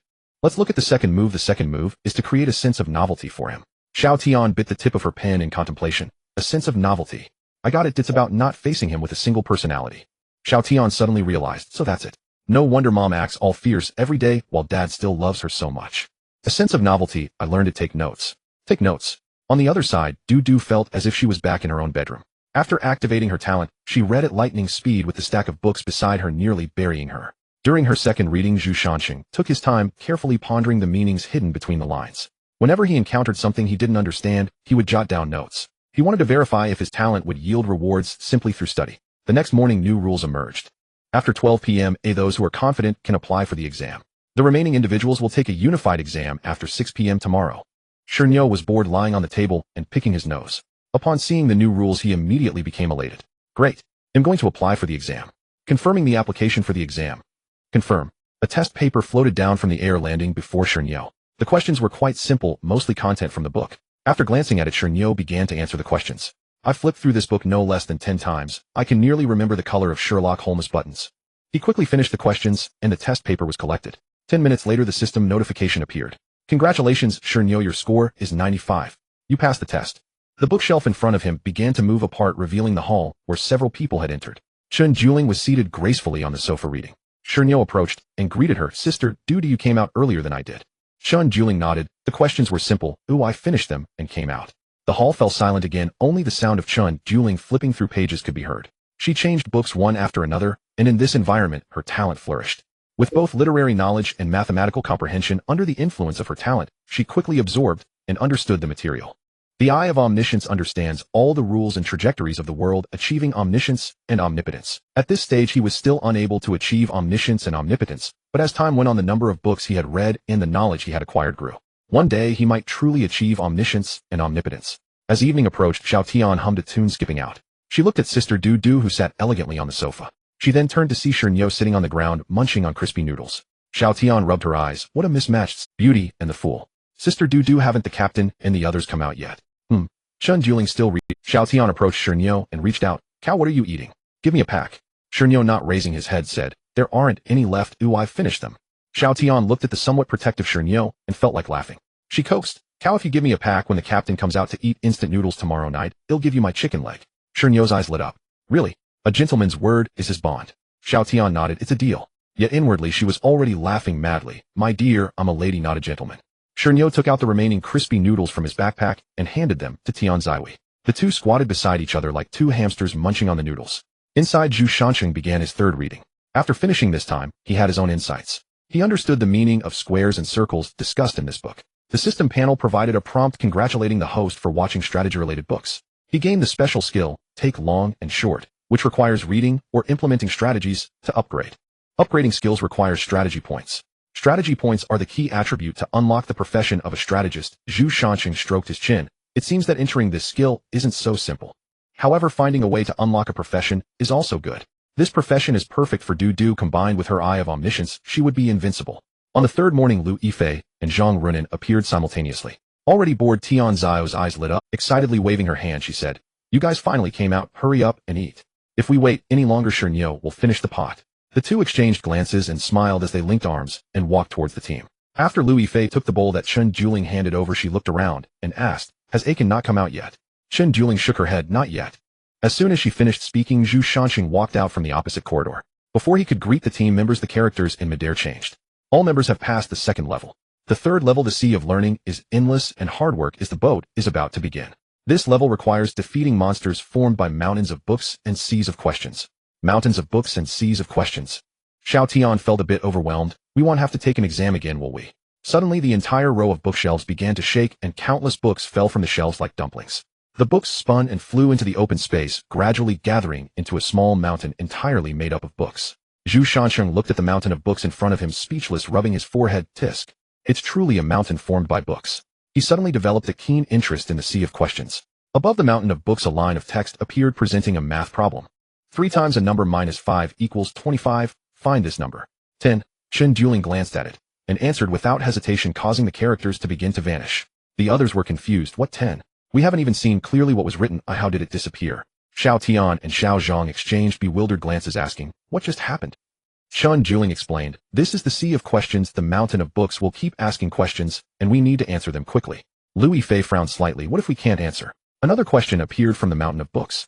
2 cubic meters 5-2. Shernyo's voice was excited. The characters suddenly transformed into a long sword and rushed towards the group. They quickly scattered, and the attack struck the ground, shattering the tiles. Tian Ziwi stood up. "Shernyo, if you don't know the answer, don't answer the questions." Shernyo immediately revealed an innocent expression and said, "Sister Du said to answer quickly." Xiao Tian was somewhat exasperated. "Did you get it right?" Shernyo looked innocent. "Just worry about whether it was fast or not." Chen Juling tilted her head and shrugged, as if to say, "See, this is the answer you wanted to ask about." The initial questions were relatively simple, and the group could barely keep up. However, the difficulty suddenly increased, putting the pressure solely on Chen Juling. Standing before the mountain of books, she was multitasking. While answering the questions posed by the mountain of books, she was also carefully observing the mountain with her talent. Finally, Chen Juling discovered a clue. Each time the mountain of books poses a question, there is a spot that lights up for a moment, the glow quickly disappearing. However, to discern its flaws, one must focus intently. Chen Juling turned her head. "Captain, it's up to you now. I need to concentrate on finding its weaknesses." "All right." Zhu Shanxing, fully engrossed in answering questions, replied casually. However, he soon realized something was amiss. The pressure of answering increased dramatically after Duda left. Xiao Tian and Shernyo stared blankly at the questions before them. Shernyo nudged Xiao Tian beside him. "You're a college student. You should answer this question." Xiao Tian smiled awkwardly. "I'm an art student. I'm not good at science." "If you don't know, just run," Shernyo said, then darted behind a pillar in the hall. The question before them transformed into a long sword in the style of ink wash painting. Xiao Tian's expression changed and he turned to flee. Just as the attack was about to strike, Xiao Tian rolled forward to evade, causing the floor tiles to crack and reveal the cement beneath. Xiao Tian swallowed hard. If that hit someone, it would pierce right through. Lu Yifei and Zhang Runin were also constantly seeking cover to avoid the attacks. Zhang Runin leaned breathlessly against the sofa. "I can't go on, Sister Qianqian. I'm too tired to run." Lu Yifei, watching the incoming attacks, gritted her teeth and crouched down. "Climb on my back." Zhang Runin stood there dazed. He never expected that in this life and death moment the team he had just joined would care for him. "Hurry up, what are you dawdling for? If you stay any longer, you're dead." Zhang Runin, holding back the urge to pee, clambered onto Lu Yifei's back. His voice trembled slightly. "Thank you, Yifei." The entire hall was in chaos. Chen Juling confirmed the attacking method of the book mountain. It extracted knowledge from the books around it and formulated questions from the core book to attack them. So if they could interrupt its knowledge absorption process, they could reduce its attack frequency. She reached for the dagger at her waist, but found nothing. She then remembered that everyone's weapons had been stored outside before entering the book city, herself included. She lowered her head to search for something to use as a weapon, and her eyes were drawn to a thick book at her feet. The book was a hardcover edition and felt quite hefty in her hand. She glanced at the title, 300 Tang Poems, and with all her might, she slammed the book towards the glowing spot in the book mountain. The book that was struck dimmed, and then it began to absorb the knowledge from the books that hit it. The people in the hall were still immersed in the agony of solving math problems when the questions from the book mountain suddenly changed. Questions flew towards the crowd. The original math problems disappeared, replaced by fill-in-the-blank ancient poetry. Dressed in jade, it forms a tall tree. Zhu Shanxing quickly reacted and loudly recited the latter half. Thousands of green ribbons hang down. On the Phoenix platform, the Phoenix roams to the Phoenix platform. An attack quickly shot toward Shernyo. Xiao Tian, startled, pushed the dazed Shernyo aside and dodged to the side. She got up with a dark expression. "You illiterate. If you can't recite the ancient poetry, then don't make it up." The next line is, "The Phoenix leaves the platform is empty and the river flows by itself." You're just making things up while saying the Phoenix roams to the Phoenix platform. What a load of rubbish. Zhu Shanxing looked speechlessly at the two who had started arguing again. "All right, Shernyo, if you don't know the answer, don't answer randomly. Just focus on dodging." Shernyo nodded awkwardly. "Okay, from now on it will be ancient poetry." I believe everyone has memorized at least a little bit. Let's try to spread out and avoid. This way, if someone answers a question incorrectly, they won't drag down the people around them. Subsequently, the sound of reciting poetry echoed throughout the hall of the book city. When will the bright moon appear? I raised my glass to ask the blue sky. If life were only like the first meeting, why would the autumn wind be sad about the painted fan? Heaven gave me talent that must have a use, and when I've spent all my gold it will come back to me. Amidst the many answers, a foolish response rang out, accompanied by the sound of tiles shattering. The bright moonlight before my bed, 2 pairs of shoes on the ground. The poetry transformed into an attack and shot towards Shernyo. Shernyo was taken aback and quickly dodged. Damn, is that not correct? The next question came swiftly. Amidst mountains and waters there seems to be no way. Shernyo's eyes lit up. He knew this question. He had heard the village children shout it while playing. He confidently answered. Make does not take to afterwards. The attack fell again, and Shernyo was caught off guard, hit in the chest, and flew backward. Shernyo pulled open his clothes, revealing that the chest protector had already caved in. Unable to hold back, he cursed, damn it. These little brats are so uneducated. He immediately felt something was off. Why was there English after Chinese? This is truly fucked up. On the other side, Chen Juling noticed that the core of the book mountain took longer to process literature-related books, with the light shining longer. It was clear that it required more time to digest before it could pose questions. She began to search for masterpieces of philosophy and literature, then threw them towards the core of the book mountain. The core of the book mountain flickered incessantly. At first it could still launch questions to attack the crowd. Gradually the book mountain stopped generating questions, and the entire core flickered as if it were crashing. Finally it exploded like it was overloaded. The gathered book mountain collapsed with a roar. Zhu Shanxing turned to Chen Juling and asked, what book did you throw at it? What did you do to it? Chen Juling replied indifferently, nothing much, just a philosophy book. Zhu Shanxing was puzzled. Can a philosophy book make it doubt itself like this? What is the name of that book? Chen Juling casually replied, Plato's The Republic. Zhu Shanxing fell silent for a few seconds, and then said, that book is filled with doubts about the real world. You let an AI like Strange Core try to comprehend philosophy. I can only say well done, Dudu. By the way, Chen Juling raised the model in her hand. This model is an item that exploded out of the book mountain monster. Zhu Shanxing took the model. Cave of Hidden Books, a growth-type secret treasure. It forms a hidden library within. Studying inside the library doubles the effect. At this stage, only one person can enter at a time, and when exiting the hidden library will test you on the knowledge you've learned. You must pass the test to leave. Failing the test will lead to further study. Zhu Shanxing's eyes lit up. What a great item. With this, the learning efficiency of the team will double in the future. Especially, it will greatly help your talent grow. Chen Juling looked at Zhu Shanxing, who was ecstatic, and waved her hand, saying, however, at this stage there are no books available to. Zhu Shanxing was taken aback and looked around. Aren't all of these books? How can there be no books to read? Chen Juling shook her head. These books have already merged with this layer of the book city. If you don't believe me, try it. These books can't be taken outside the book city. Zhu Shanxing called Xiao Tian over. Xiao Tian, try taking this book to the entrance of the book city. Xiao Tian nodded, took the book, and walked outside. As soon as he stepped past the security device, the book began to dissipate in his hands. Xiao Tian hurried back. Captain, did you see that? That book just disappeared. Zhu Shanxing nodded. I saw it. Xiao Tian mumbled that he wanted to try again. Zhu Shanxing waved his hand to stop him. Forget it, Xiao Tian, don't try anymore. Alright, go play. He then pointed to the side. Look, isn't Shernyo sneaking a bite of your favorite soft candy?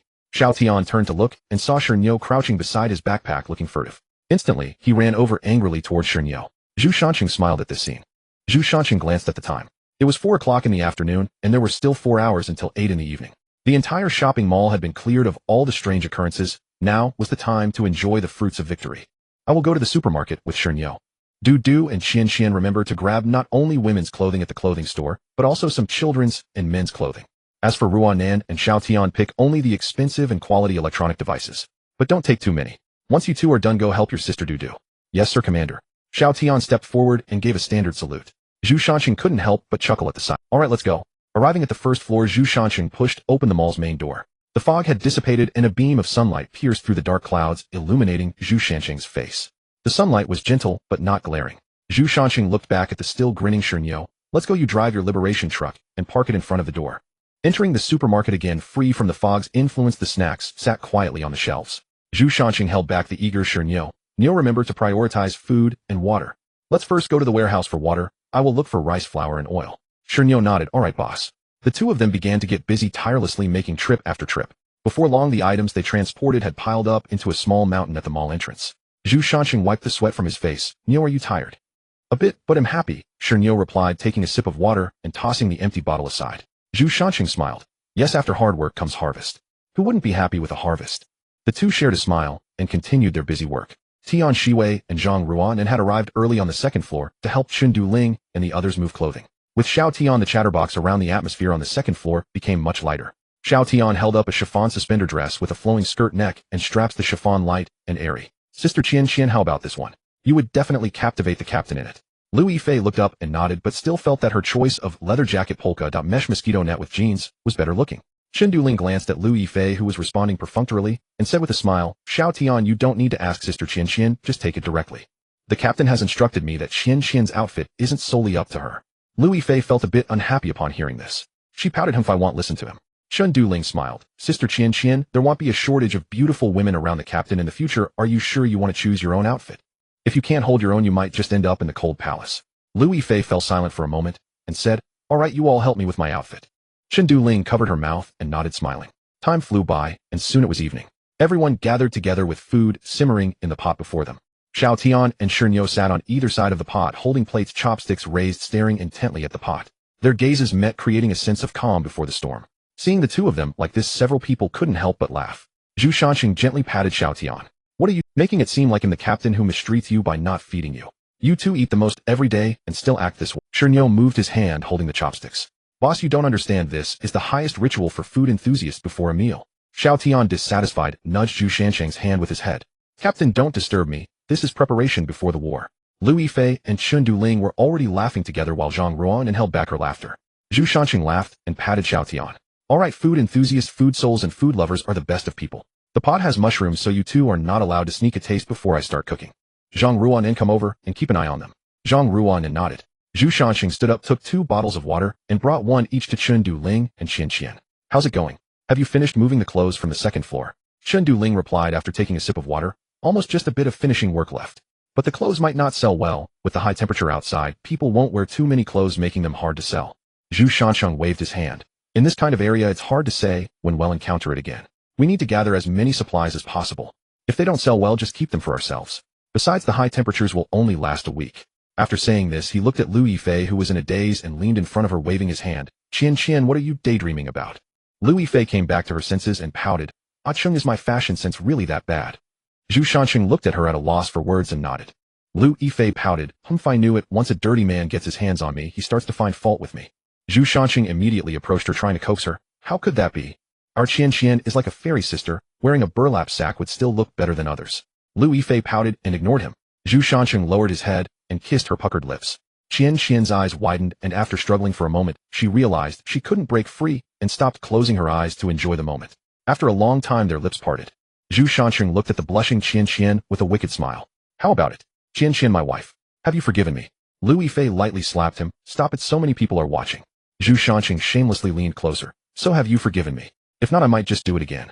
Lu Yifei pouted. All right, I forgive you. Zhu Shanqing laughed. You said it yourself. Lu Yifei rolled her eyes at him. Scoundrel. Zhu Shanqing held Qian's hand and hummed a tune as they approached the others. After checking the time, he nodded. It's almost time. Let's get ready to eat. The hot pot's red oil bubbled, and the ingredients were added, steam rising from the pot, releasing a fragrant aroma that filled the air. Once everyone was seated, Zhu Shanqing looked at the eager Xiao Tian and Shernyo. He announced, let's eat. Everyone joyfully finished their meal and began chatting in the hall. Xiao Tian complained to everyone about Shernyo, saying he couldn't even recite poetry. Shernyo touched his still aching chest and replied, I'm the one who got hurt. Why do you care if I can recite it? Xiao Tian pursed his lips. Captain, I suggest we strengthen Shernyo's cultural education, who can even complete the next line of ancient poetry with make without adding to. Everyone burst into laughter after hearing this. Zhu Shanqing held back his laughter and said, do after we go out, arrange it for Shernyo. He must become a cultured new youth of the new era. Chen Duling's usually cold face also broke into a smile. The morning sunlight bathed everyone's faces, filled with the joy of a bountiful return. Zhu Shanqing tidied his hair and said, do you drive the car for Qian? Get in my car and I'll tell you something. Chen Duling was a bit surprised and glanced at Qian, who nodded. She then said nothing more and got into the passenger seat. Zhu Shanqing took Qian's hand and in a teasing tone said, wife, you won't mind if I share a car with my sister, right? Lu Yifei immediately felt goosebumps all over her body. Zhu Shanqing, how did I never notice before that you're such a green tea? Zhu Shanqing smiled and hugged Qian. All right, let's go. He turned and got into the jeep, honking the horn before driving onto the road. The remaining vehicles followed closely behind. Once on the highway, the weather suddenly turned gloomy. The dark clouds in the sky hung low as if a torrential rain was about to pour down. Inside the car, Zhu Shanqing was the first to break the silence. Did have you counted the harvest this time? Chen Duling looked up and took out her notebook from her backpack. Among this time's harvest, we have 3 recipe blueprints, 3 vehicle component blueprints, 3 clothing blueprints, 1 footwear blueprint, and 2 special vehicle component blueprints. We have various brands of electronic devices in several quantities. For clothing, menswear, womenswear, children's wear, including shoes. For food, water, a majority of truck supplies, rice, flour, and oil sufficient for a year, along with various snacks and others. Prepare accordingly, only keep enough supplies for the convoy to last 2 months, and sell off the rest. Isn't 2 months? We can also let them record videos of the knowledge they are proficient in for sale, and we can keep the price a bit lower. Additionally, each person will receive 1,000 convoy coins with the exchange rate of. Shun Juling paused her pen on the notebook for a moment. Alright. Also, we need to reserve some resources from this trade to exchange for learning videos and books focusing on science and engineering texts and medical books for now. We can also let them record videos of the knowledge they are proficient in for sale, and we can keep the price a bit lower. Additionally, each person will receive 1,000 convoy coins with the exchange rate of convoy coins to survival coins being 1.5. By the way, give a bottle of the body evolution agent we brought out last time to Zhang Runin. Mark the price as 1 convoy coin. Note the price. Shun Juling's lips curled slightly upward. Okay, Captain. Clearly wanting to help Runin, yet putting on an air of selflessness. TSK tisk 1 convoy coin, just for this act of being a domineering CEO. She shared the recent events with Chan, who immediately sent a laughing emoji. Haha, he is just that kind of person. Acting like a CEO, while quietly giving. But having Runin beside me, seeing her expression is somewhat moving. Shun Juling was a bit surprised. Sister Chan, how did you manage to steal Runin away from Xiaodian? Aren't they? Lu Yifei flicked her hair proudly. It's simple. I promised her that she could pursue Aiken. Shun Juling was still a bit confused. Sister Chan, why are you so generous? Letting me go, letting Xiaodian go, and it seems Runin also has some inclination. Lu Yifei raised an eyebrow. Duda, what do you think of Aiken? Shun Juling's cheeks flushed slightly. The captain is quite good. So how did you fall for him? Heroes saving the beauty. After his wealth. Or for his looks? Shun Juling paused for a moment, thought, and replied, initially it might have been because he saved my life. Later I once thought about leaving. But after experiencing so much together, life and death, I realized I didn't know when After sending the message, Shun Juling looked at the man beside her, lost in thought. Moments later, Lu Yifei's message flashed again. Then it settled. Not for his wealth, not for his looks, but for the person. After all, it's fate. Following one's heart is the best choice. Zhu Shanqing looked at the dazed Shun Juling and gently shook his head. Duda, what's wrong? Shun Juling came back to her senses. Nothing. Is there anything else? Aiken. Zhu Shanqing hurriedly spoke about his training plan without catching the change in how Shun Juling addressed him. Zhu Shanqing's voice gradually softened. Due to the upcoming period might be tough, but I hope you all won't fall behind. So once the rain disaster ends, we will start intense training. Basic physical training will be conducted on the highway, and team coordination training will begin once we enter the dungeon. Zhu Shanqing's voice gradually softened.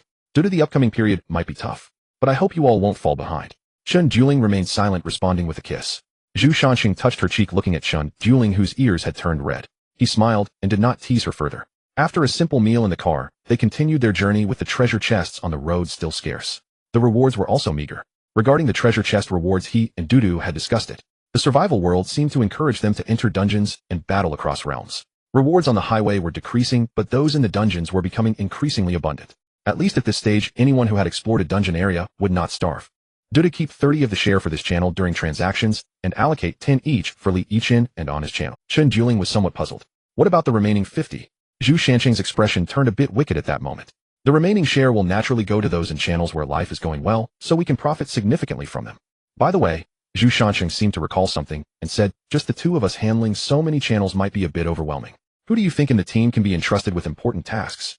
Shun Juling pondered briefly and suggested, how about we let Sister Chan handle it? Zhu Shanqing shook his head.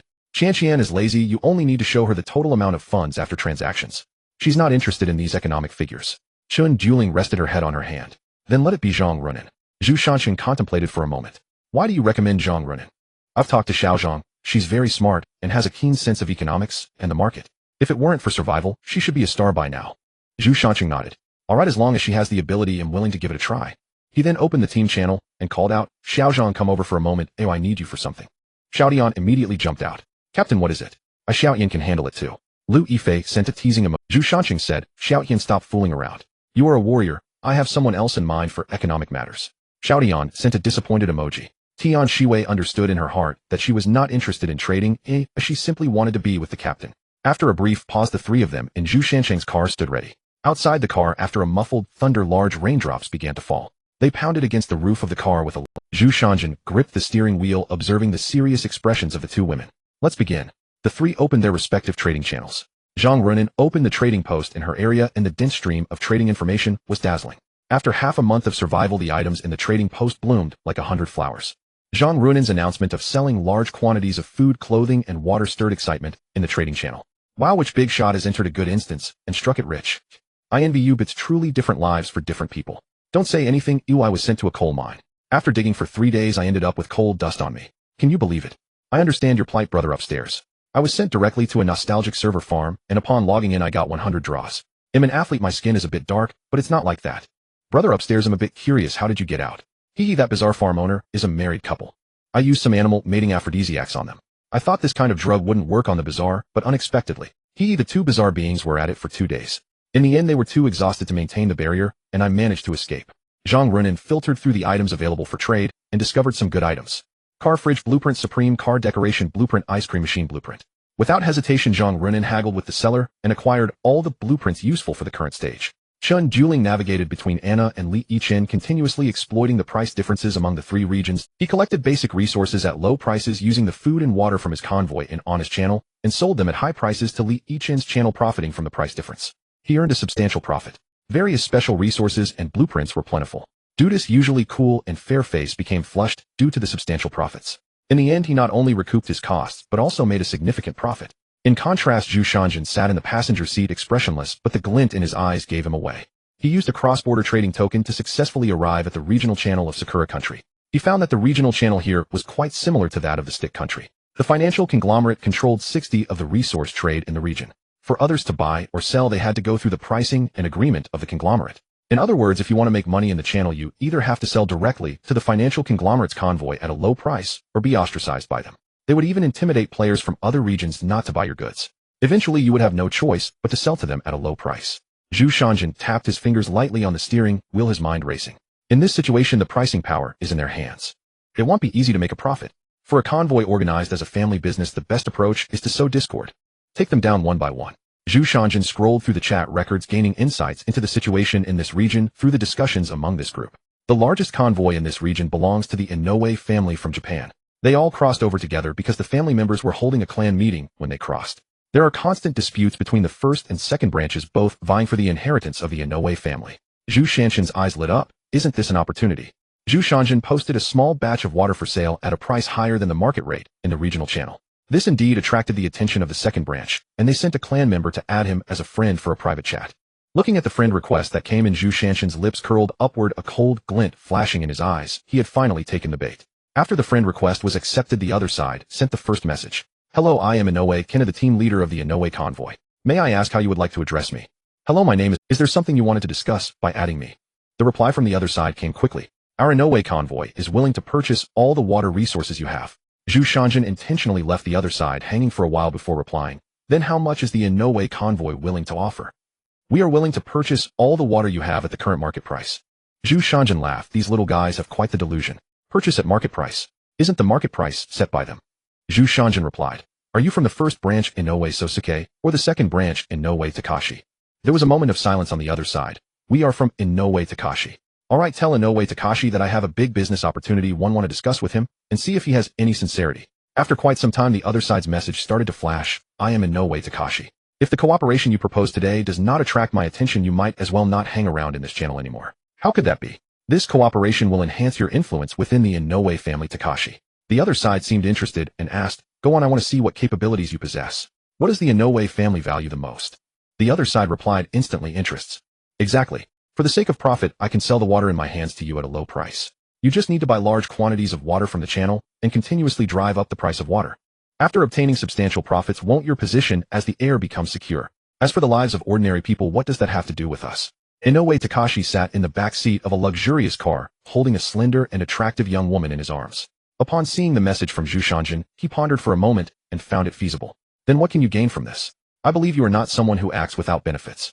Zhu Shanjin's lips curled into, I hope that in our transaction we can exchange for special blueprints and rare materials. A glint of coldness flashed in Inoue Takashi's eyes. You want to exchange ordinary water for special materials and blueprints? You certainly have a knack for bargaining. Zhu Shanjin immediately replied. It seems I can only trade with Inoue Sosuke. I believe he would be very interested in this batch of water. A sinister smile appeared on his violent and treacherous face as he replied, Alright, you can discuss the specifics of the He called over Inoue Kinta and instructed, keep a close eye on this person's movements. Once this profit is secured, send him to see the emperor. Does he really think that the money from the Inoue family is easy to obtain? Inoue Kinta bowed and replied yes. Inoue Takashi felt the soft body of the girl in his arms, his eyes greedy and lewd. He started to touch her, and soon the sound of her soft moans echoed inside the car. The transaction went very smoothly, and currently the price of channel water has already tripled. Zhu Shanshan's eyes flashed. It was time to look for the first branch. At this moment, Inoue Sosuke was already starting to panic. The family election for the decision-maker was about to begin at the end of the month, and Inoue Takashi's recent trading activities completely disrupted his plans. Inoue Sosuke sat in the car frowning as he looked at the information in the trading channel. He did not understand where Takashi had gotten so many water resources to monopolize the trade. While he was pondering, a subordinate sent a message. Boss, someone contacted me saying they have a large amount of water resources. Inoue Sosuke replied, get in touch with him and see what his demands are. Inoue Sosuke weighed the pros and cons repeatedly before making a decision. As long as I can gain a certain amount of profit from this water price hike, I won't consider it a loss. Captain, the other side agreed to sell to us at a price 10 lower than the market price. Inoue Sosuke gritted his teeth. He knew the current water prices were inflated, but he didn't have time to think too much. If he didn't act quickly, Inoue Takashi would snatch all the good opportunities. Alright, tell the other side deal. He sold the remaining water and other materials to the Inoue convoy at a price 3 times higher than the original market price. The two began to crazily raise prices in their struggle for profit. When Zhu Shanshan finished collecting rare materials and blueprints and left a bottle of water had already risen to 500 survival coins. He looked at the complaints from the Sakura country players in the channel. There was not a shred of remorse in his heart, only the joy of becoming rich. He left the regional channel with the materials and survival coins he had earned. The rain outside continued to fall incessantly. The entire highway was shrouded in a curtain of rain, creating a desolate scene. Inside the car, however, it was lively. This wave was nothing short of a windfall. The survival coins had already reached around 3,000. Although the exact purpose of these coins was still unknown, their existence undoubtedly held significance. Perhaps there might be places to spend the survival coins later. The three of them briefly discussed their respective transactions. Inside, Zhang Runin and Chun Dueling looked at Zhu Shanshan with astonishment. They did not expect him to treat life so lightly. However, the two did not say much. After all, the hatred of their nation was deeply ingrained. Not taking advantage of others' misfortunes had become a traditional virtue of the Huaxiao people. The news was sent to the squad channel. A chorus of wow responses followed. After the excitement, the atmosphere inside the car gradually calmed down. Zhang Runin leaned against the car window, gazing outside, lost in thought. Sitting in the passenger seat, Chun Dueling was organizing the supplies they had just acquired. A pen in hand, he recorded everything continuously. Zhu Shanshan drove his gaze sweeping over the limited view outside. Suddenly, a vague black shadow caught his attention. Zhu Shanshan immediately shared this phenomenon in the squad channel. Everyone pay attention to the unidentified object ahead. Stay alert. Upon approaching, it was discovered to be 3 humanoid monsters. They were overall humanoid, standing about 1.3 meters tall. Their backs resembled that of a snail carrying a heavy shell. 2 long antennae swayed on their heads. Zhu Shanshan hung the water-repellent pearl around his neck and calmly said, Runin, pass me the knife from the back seat. He grabbed the Tang Dao from the back seat and handed it to Zhu Shanshan. Zhang Runin looked nervously out the window, saying, Captain, please be careful. Zhu Shanshan glanced at the worried Zhang Runin, nodded, and said nothing. He opened the car door and stepped out. Before it could get closed, the snail creature began to spray mucus at Zhu Shanshan. He swiftly dodged. He looked at the green liquid on the ground, unable to imagine how disgusting it would be if it got on him. Raising the Tang Dao, he slashed at the snail monster, but the creature in front seemed to turn into liquid, retreating into its shell. The 2 other snail creatures, sensing the danger, quickly withdrew into their shells as well.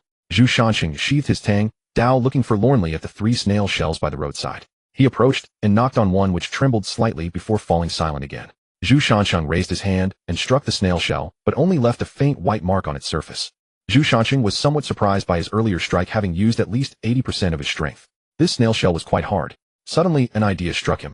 He could craft a shield from this snail shell. He could create a round shield following the patterns of the snail shell. Combined with his talents, it would turn him into an enhanced version of Captain America. Zhu Shanshan looked at the 3 immobile snail shells and snorted coldly. Do you think that just hiding in your shells means I can't do anything about you? He then opened the squad channel, calling out to Xiao Tian. General Tian, come out. The captain needs you. Remember to bring the alcohol polymer block. Xiao Tian replied, received. Captain. Before long, Xiao Tian, wearing a yellow raincoat, stood beside Zhu Shanshan, curiously examining the 3 snail shells and poking them with his spear, finding they remained still. Xiao Tian curiously asked, Captain, what is this? Zhu Shanshan shook his head, saying, not sure of the specifics, but they seem to be some kind of alien species. They resemble snails, but have a humanoid shape, so I call them snail people. Xiao Tian nodded. Oh, Captain, what do you plan to do with these snail people? Zhu Shanshan did not answer Xiao Tian's question, but instead said, Xiao Tian, give it your all, and stab the snail shell with your Xiao Tian, somewhat puzzled, didn't ask further, and thrust his spear with all his might towards the snail shell. The tip of the spear collided with the shell, producing a dull thud. A white mark quickly appeared on the snail shell, but soon faded. Xiao Tian exclaimed in surprise, Captain, this snail shell is... Zhu Shanshan took out the alcohol polymer block that Xiao Tian had brought and placed it beneath the snail shell. Xiao Tian, lend me some fire. Xiao Tian nodded, and the spear tip glowed red. He stabbed towards the spot where the alcohol block was placed. The objects dropped by this boss quickly ignited and no ordinary rain could extinguish them. The flames continued to scorch and the 3 snail shells began to writhe uncontrollably. The snail people could no longer hold back. They stretched out from their shells and were immediately pierced by the waiting Xiao Tian. The bodies of the slain snail people began to soften, eventually separating from their shells. Zhu Shanqing watched the scene before him somewhat amazed. Even after death they worry about their opponents not handling their bodies properly. They shed their shells themselves. This self-sacrificing spirit deserves a thumbs up. Zhu Shanqing and Xiao Tian lifted the 3 heavy snail shells and tossed them into the stone bull's trailer.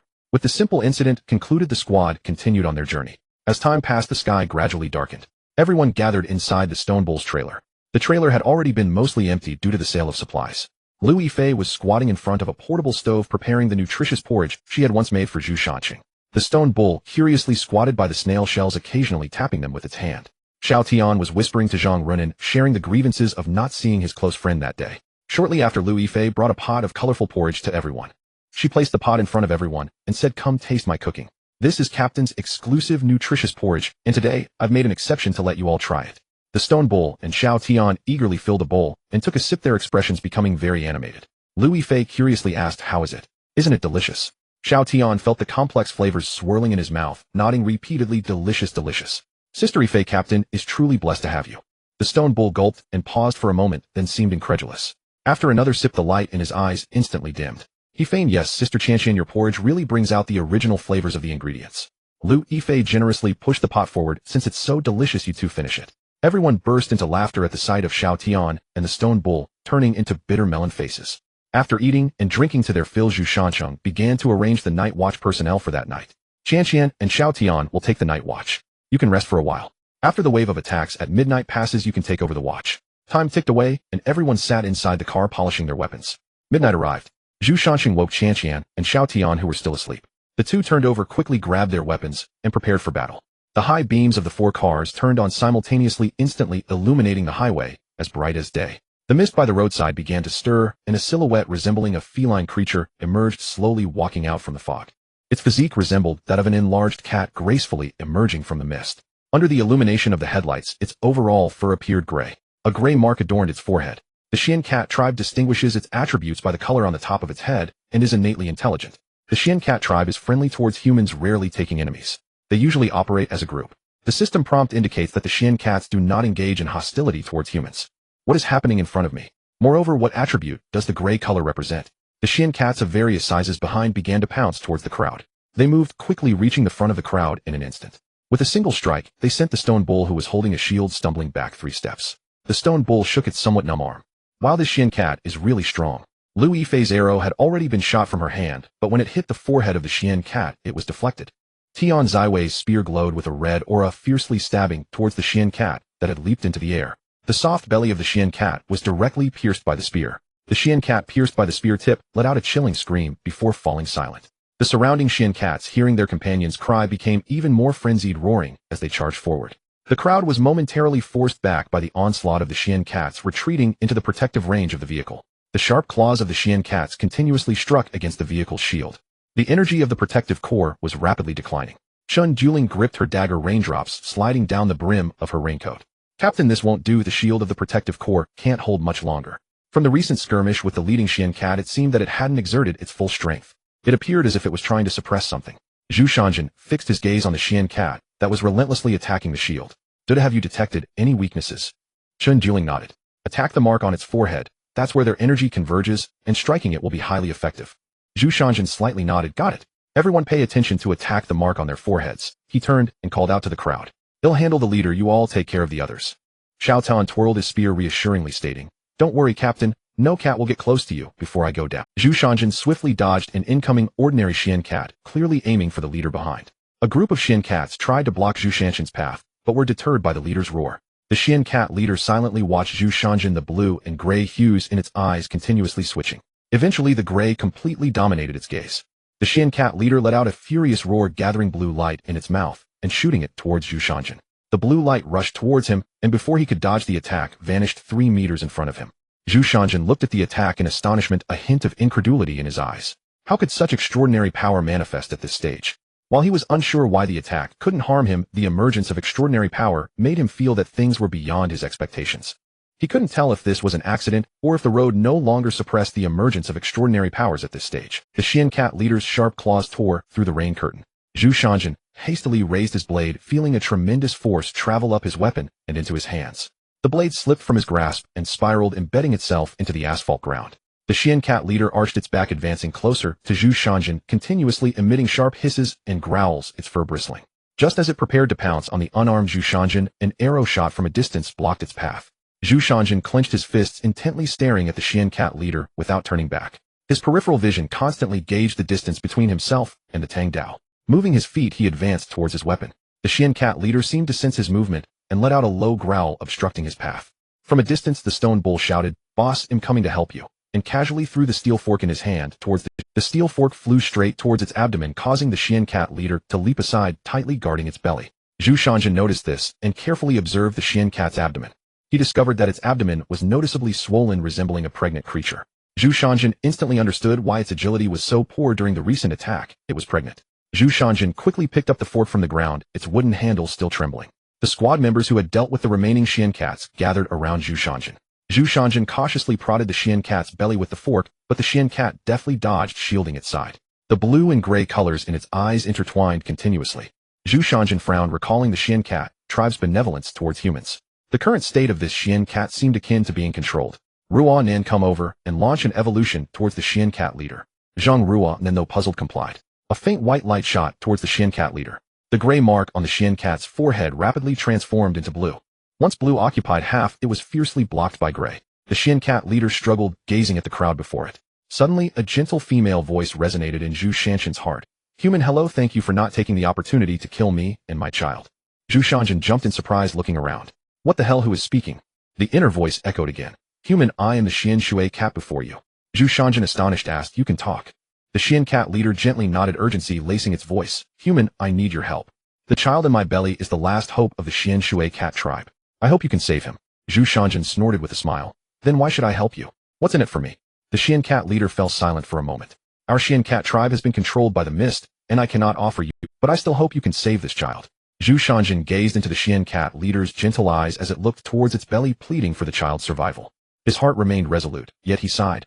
"I can help you give birth to the child, but you..." Zhu Shanjin's words were cut off by the Xian cat leader. "Thank you, human, I do not have much time left.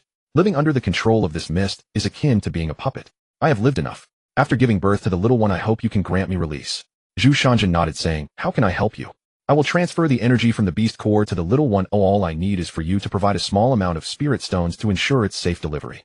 The Xian Shui cat leader cast one last glance at its abdomen, filled with reluctance and guilt. Without hesitation, it transferred all the energy from its beast core to the little beast in its belly. The blue that had previously occupied half of its body was suddenly overtaken by gray. Zhu Shanjin wrapped the newly born little beast in animal skin and presented it to the Xian Shui cat. "Look, this is your child." The Xian Shui cat opened its eyes, glancing at the wrinkled little cat. "Thank you, I entrust my child to you." Zhu Shanjin called over Zhang Ruonan. "Ruonan, give it another evolution."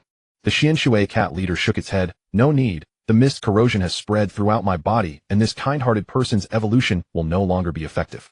The gray energy in the Xian Shui cat's eyes continuously eroded the blue area. "Human, you must be careful. The mist invades all realms, and any neutral race that is corroded by the mist will become enemies. Be wary of everything in the mist." After saying this, the Xian Shui cat leader looked at Zhu Shanjin with pleading eyes. "Human, come." Zhu Shanjin's heart flashed with reluctance before he closed his eyes and slashed the Xian Shui cat's neck with his Tang Dao.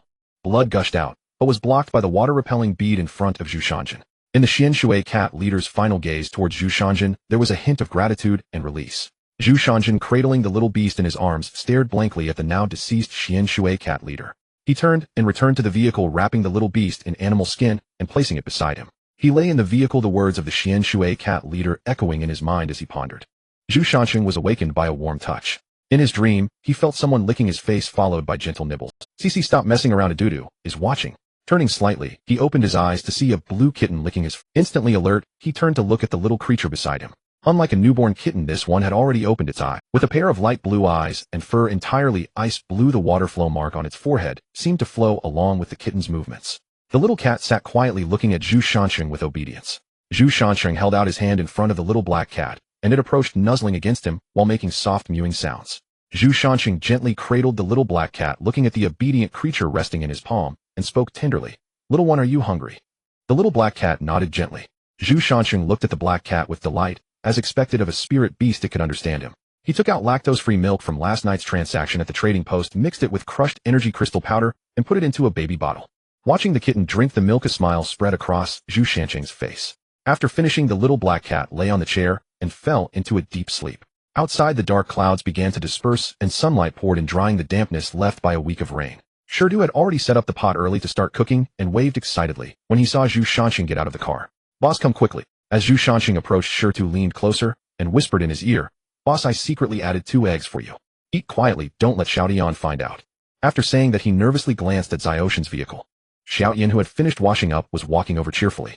Upon seeing Zhu Shanxing, she greeted him with a sweet smile. "Captain, good morning." "Good morning, meal buddy." With that, she stepped forward to snatch the chopsticks from Shitta's hand and filled a bowl from the pot, squatting next to Zhu Shanxing to start eating. Shirtu looked at the empty pot with tears in his eyes. "Xiaotian, the enmity of stealing food shall not go unpunished." Xiaotian rolled her eyes silently and ate even faster. Chen Juling and Lu Yifei leaned against the car, eating instant bread and chatting. Zhang Runin, feeling unwell from the bloody scene last night, had no appetite and was drinking a pack of instant coffee. After everyone finished breakfast, Chen Juling, wearing a pair of glasses she had somehow found, appeared both knowledgeable and gentle. She approached everyone with a notebook in hand, embodying an intellectual woman. "Good morning, everyone. To better cope with crises, the team will be undergoing intensive training. Now that everyone is at the first level, the upcoming training is to help you maximize your abilities. We will drive at full speed for 2 hours. Afterward, we will conduct 2 hours of weight training. In the morning, we will focus on basic weight training. In the afternoon, we will have combat training. In the evening, we will conduct targeted training based on individual circumstances. The specific plan will be adjusted according to disaster intensity." Chen Juling adjusted her glasses and continued, "So everyone, the devil training begins now. Everyone get in the car. We will drive fast for 2 hours before stopping for weight training." Everyone nodded, and no one. The emergence of extraordinary energy had everyone tensed. No one wanted to hold back the team, let alone face death. The convoy sped past, ignoring the treasure chests by the roadside. At their current stage, they could no longer find anything useful in ordinary black iron chests. The vehicle raced down the highway for 2 hours, leaving only a few bewildered beasts jumping out from the mist. The beasts stared helplessly at the departing vehicle. The little black water beast on Zhu Shanxing's vehicle woke up once during the journey, bouncing over to Zhu Shanxing's hand and acting cute. Zhu Shanxing patted its head and placed the little nest he had prepared for it on the passenger seat. The kitten lay quietly in the nest, not making a sound, its big eyes cutely gazing at Zhu Shanxing.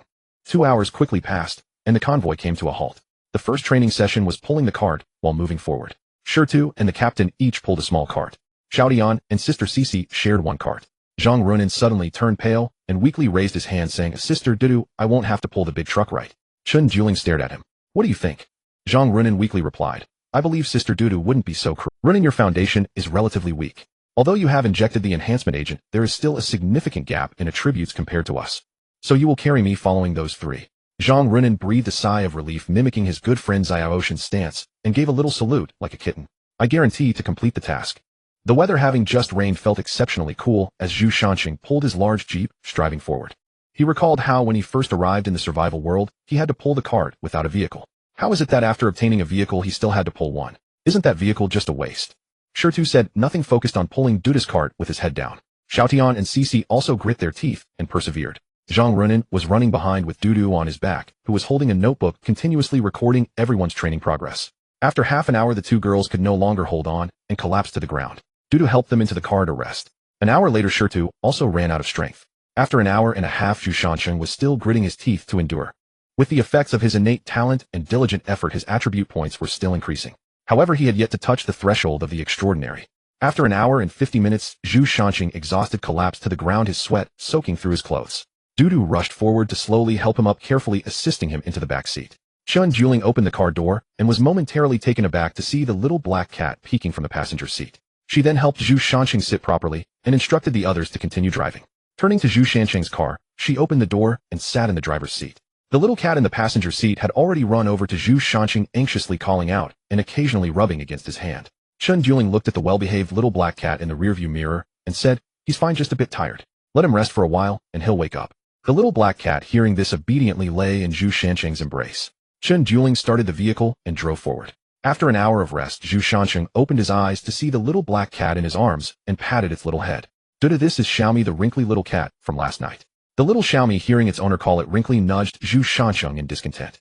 Zhu Shanxing looked at the little cat in his arms and smiled, saying, "Look, it's not happy about that." Chun Juling's calm eyes revealed her affection for the adorable creature. With a hint of excitement in her otherwise calm voice, she asked, "Can I pet it?" Zhu Shanxing looked down at the little cat. "Yes, it agrees." Zhu Shanxing handed the little cat to Chun Juling, who was driving in front. "It's so cute your name it." The little black cat mewed softly, nudging Chun Juling's hand with its head, as if to say, "Go on, pet me." The kitten agrees. Chun Juling gently stroked the little cat, a tender smile gracing her face. This was a stark contrast to her earlier transformation into a strict coach. A cute picture of the little black cat was shared by Dudu in the team channel. Several girls in the team were conquered by the adorable appearance of the little cat, and they began to scramble to sit in Zhu Shanxing's car. Zhu Shanxing watched as the girls crowded around the little cat. He didn't expect that his allure was overshadowed by a kitten that was just a few days old. Turning his head, he saw Xiaotian examining him. "Xiaotian, why are you getting so close?" Xiaotian blinked her large eyes and leaned in closer to Zhu Shanxing's face. "Captain, you're not jealous of the little cat, are you?" Zhu Shanxing felt a bit embarrassed, as if he had been seen through, but he replied calmly with a hint of stubbornness, "Ridiculous, I would be jealous of the little cat." Xiaotian had a playful smile on her face as she softly whispered in Zhu Shanxing's ear, "Don't worry, Captain, I will always like you." With that, she laughed and ran towards the car. The air was filled with Xiao Ocean's citrus fragrance, and Zhu Shanxing watched her run into the car, feeling a mix of amusement and helplessness. "I can't believe I was flirted with by Xiaotian." In the afternoon, there was a practical training session. The first match was Zhu Shanxing versus Tian Shiwei. The second match was Xinyu versus Lui Fei. The third match was Chun Juling versus Zhang Runan. Chun Juling sent the arranged match schedule to the group. "Let's follow this schedule for the afternoon. Any objections?" Xinyu said, "I apply to fight the boss." Chun Juling replied, "Rejected. You will fight Sister Qianqian." "Hey, you think you're better than me, huh? I'll show you what it means to be a star in the entertainment industry." Zhu Shanxing instructed, "Xinyu, your task is to use your shield to block Qianqian's arrows. You are in the front row. I expect you to be like Meng Tian in the game, a general guarding the pass, unyielding to thousands. Not like Olaf, who charges in with an axe at the sight of an enemy." Zhu Shanxing and Xiaotian stood on opposite sides, both without weapons. Xiaotian planted her feet firmly, her leg muscles tensed, and kicked forward with her right leg. Zhu Shanxing raised his right arm and steadily blocked Xiaoshan's attack. He grabbed her ankle and pulled her forward. Xiaotian lost her balance and fell to the ground. Zhu Shanxing looked at Xiaotian, who was on the ground, his voice cold. "Tian Shiwei, get up and continue." Xiaotian rubbed her painful backside and gritted her teeth as she stood up. Again, as Zhu Shanxing blocked Xiaoshan's attack, he guided her. "When attacking, don't lift your leg too high or you'll lose your balance. When you punch, be quick and don't hesitate," he said as he grabbed Xiaoshan's wrist and subdued her. After releasing her, he waved his hand, "Continue." Xiaotian gritted her teeth and charged at him again, this time abandoning the high attacks and focusing on low strikes. However, Zhu Shanxing dodged with agile steps, and Xiaotian realized she couldn't hit him. She grabbed his arm and quickly jumped onto his back. Her legs clamped around him as she tried to throw him off, but she underestimated her own strength. She froze on his back. Just as Zhu Shanxing was about to let Xiaotian down, he saw her swiftly move from behind to the front. However, she lost her grip and fell straight down. The two tumbled together, and Zhu Shanxing completed a roll just as they hit the ground. Xiaotian landed on top of Zhu Shanxing without sustaining any injuries. Zhu Shanxing quietly looked at Xiaotian, who was lying on him. "Get up, I'll teach you how to punch." Xiaotian stood up, her face flushed, while Zhu Shanxing swiftly explained several key points of fighting, such as basic stance blocking and dodging and techniques for generating force with arms and legs. Xiaotian listened attentively, nodding repeatedly. After mimicking it a couple of times, she said, "Come on, Captain, let's practice while we fight and verify my learning results." This time, Tian Ziwei's attacks were more structured than the previous two, and Zhu Shanxing blocked her moves while explaining. The fighting proficiency in the panel was also increasing rapidly. Xiaotian's progress was evident, from initially being overwhelmed by Zhu Shanxing to now being able to exchange a few moves with him, although he was still holding back to avoid damaging her confidence. But the improvement was still very noticeable. After another round of Zhu Shanxing's guidance, Xiaoshan's confidence soared. She shouted, "Come on, Captain, this time I will definitely take you down." Zhu Shanxing stood still, gesturing for her to begin. Xiaotian took a deep breath, lowered her center of gravity, clenched her fists, and approached to throw the first punch as a test. Zhu Shanxing tilted his head to dodge the wind from her punch, grazed his cheek, and taking the opportunity, Xiaotian threw a right hook to his abdomen. He raised his knee to block it, and when Xiaotian tried to sweep his legs to attack his lower body, he was prepared and blocked her. Xiaotian closed the distance, quickly aiming to use an elbow strike to push him back, but Zhu Shanxing instinctively grabbed her. Zhu Shanxing was thrown off balance by Xiaoshan's reckless approach. Worried about hurting her, he refrained from striking back. Together with the girl in his arms, he fell backward. Zhu Shanxing looked at Xiaotian, who was coming toward him. Habitually, he reached out his hand to steady her. His palm was enveloped in softness, and he instinctively squeezed before realizing something and quickly released his grip. Xiaotian stood up, her face flushed. Zhu Shanxing opened his mouth wanting to say something, but in the end only managed to utter, "You've made great progress, keep it up." He used drinking water as an excuse and hurriedly left. On the other side, Xiaotian blushed as she adjusted her clothes and rubbed her slightly sore backside, saying, "Bad, Captain, why so rough? It still hurts a bit." Then she casually walked over to the crowd. Xinyu faced off against Lu Yifei. Xinyu stood still using his shield to block the arrows shot by Lu Yifei. The arrowheads were wrapped in cloth which was dusted with lime powder. Chun Juling stepped forward to announce the training rules, stating that the outcome would be determined by how many white spots were on Xinyu's body. If there were more, Qianqian wins. If there were less, Xinyu wins. The loser would have to practice extra in the evening. In the end, Xinyu had only 10 arrows stuck to him. Xinyu patted the lime powder off his clothes, scratching his head, and saying, "Thank you, Sister Qianqian, for going easy on me." Qianqian smiled and waved her hand, her voice crisp. "All right, I lost, I accept the punishment." Zhang Runin was severely reprimanded by Chun Juling and was sent to learn basic moves with Xiao Tian. The two plastic sisters ended up with a punishment of 2 extra hours of practice in the evening. After exchanging glances and hugging their heads in tears, Chun Juling recorded everyone's performance that day and then highlighted the areas where each person needed to improve, sending it to the group. Although everyone complained on the surface, they still carefully read their reports. In the evening, the losers were practicing extra. Chun Juling sat on the roof of the car with the kitten, supervising them. Zhu Shanqing inquired in the group about techniques similar to national martial arts. However, most responses were just martial arts routines, and he only received a set of Baji boxing and Shaolin staff methods. Baji boxing was a family martial art passed down from a retired soldier which he acquired in exchange for a pack of anti-inflammatory medicine. He claimed to have won first place in a military district competition with this set of boxing. The Shaolin staff technique was exchanged with a monk who required a string of prayer beads in return. Zhu Shanqing had taken a jade Buddha from the neck of the leader of the Sanguang convoy when he defeated them. He traded it to the monk in exchange for the Shaolin staff technique. The rest were scams for resources lacking any real skill. Meanwhile, Xinyu found an old blacksmith and learned the craft of blacksmithing, experimenting with it beside the truck. After a day of training, Xiao Tian and Zhang Runin went to bed early. Tonight's night watch personnel are Yifei and Shernyo. There were only a few small monsters attacking tonight, and before they could get close, Lu Yifei had already pinned them to the side of the road. Zhu Shanqing was in the car watching a teaching video on Baji Quan recorded by a very kind retired soldier, which was very detailed. Suddenly there was a knock on the car door, and when he rolled down the window, Qianqian and Du were standing outside. "So have you decided, Qianqian? Do you want to sleep with me tonight?" Qianqian rolled her eyes at him. "I have to keep watch tonight, no sleep for me." Zhu Shanqing turned his gaze to Chun Duling beside him. "What's up, Du? Do you have something to say to me?" Qianqian was a bit speechless, thinking to herself, this straight man brings his own people and still asks so many questions. She opened the back door and pushed Du, who was standing by the car, inside. She took the car key from the driver's seat and locked the doors. In the process of grabbing the key, she casually picked up the sleeping little black cat and took it with her. "Almost forgot you don't just be a light bulb here." The little cat, still in a dream, opened its eyes to see that it was being held by the delightful bipedal creature, and it changed to a more comfortable position in her arms and fell back asleep. The two people locked inside the car exchanged glances, and the atmosphere became a bit awkward. Ultimately, Zhu Shanqing was the first to speak. Du, look at Qianqian, she's messing around again." Chun Duling's cold gaze, devoid of any emotion, quietly watched him. Zhu Shanqing knew that if he spoke again, it would be too unromantic. He hugged the upright Du, and her body stiffened the moment he embraced her. Zhu Shanqing looked at the blushing Du and gently cupped her face. Chun Duling's face was small, and Zhu Shanqing could cover most of her face with both hands. Zhu Shanqing looked into her eyes and said clearly, "Du, I like you." Chun Duling asked in a hoarse voice, "What about Qianqian? What about Xiao Tian?" Zhu Shanqing's eyes flashed with a hint of guilt. "I am not a good boyfriend, but I have thought a lot in the past few days. I found that I cannot accept the departure of either of you. I began to avoid facing my feelings for you, thinking that as long as I didn't respond or clarify, nothing would happen. But that's unfair to both of you. I hope we can be lovers and family who trust each other rather than making you my subordinates. If you scold me, I can accept it, but please don't leave quietly." After finishing, Zhu Shanqing stared at her, his face full of hope, awaiting Du's affirmative answer. Chun Duling looked at him for a long moment before finally nodding.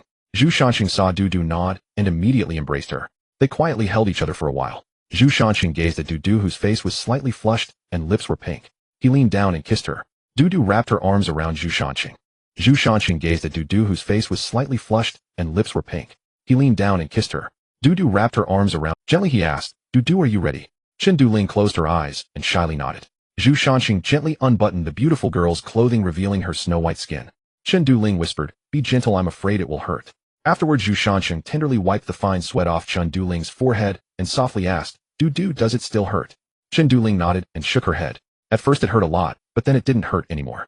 Looking at the man in front of her, her eyes were filled with affection. "He is very gentle with me and always considers my feelings." Chun Duling pressed her pretty face against Zhu Shanqing's chest, tightly hugging the man before her. Chun Duling's fingers traced circles on his chest as she softly spoke, "Chung, I feel ready now." Zhu Shanqing watched as Chun Duling became too shy to even open her eyes, and he took action again. The moonlight outside remained bright. Lu Yifei watched the car shake again and rolled her eyes. "Tisk, tisk, tisk, that dog man doesn't cherish Du's body at all, even after several rounds." She then hugged the little black cat in her arms and said, Xiaomi, do you think so?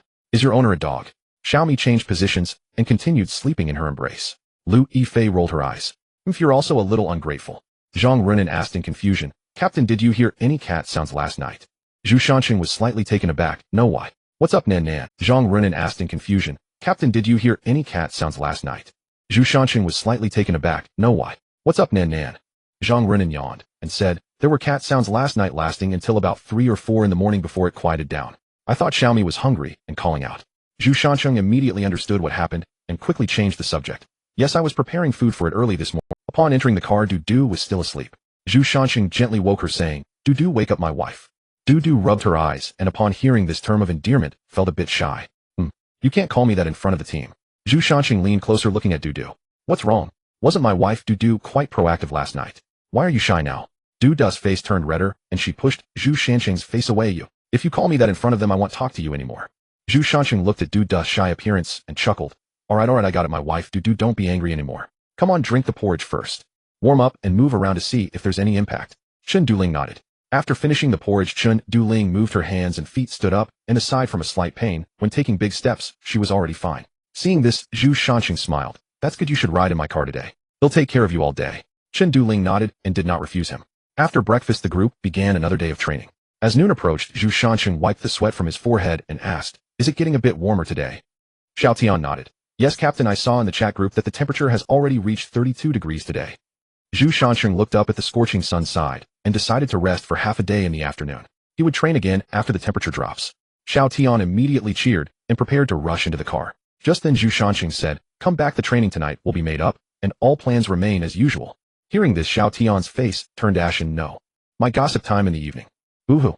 Zhu Shanqing speechlessly walked over and tapped Xiao Tian on the head. Alright, drama queen, stop acting. I will teach you Shaolin staff technique tonight. How about that? Combined with your long spear, you'll definitely be unstoppable in the future. Xiao Tian's eyes lit up upon hearing this, nodding repeatedly. Sure. Master, please be sure to teach me. The noon sun seemed particularly scorching. The ground was even shimmering with rising heat waves. Duda, what's the temperature now? Zhu Shanqing asked Chen Juling, who was teasing a cat beside him in the car.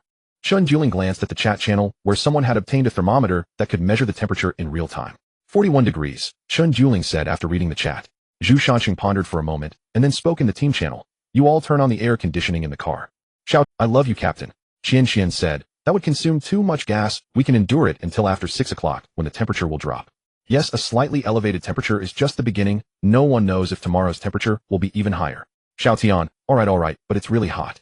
He then sent a pouting emoji.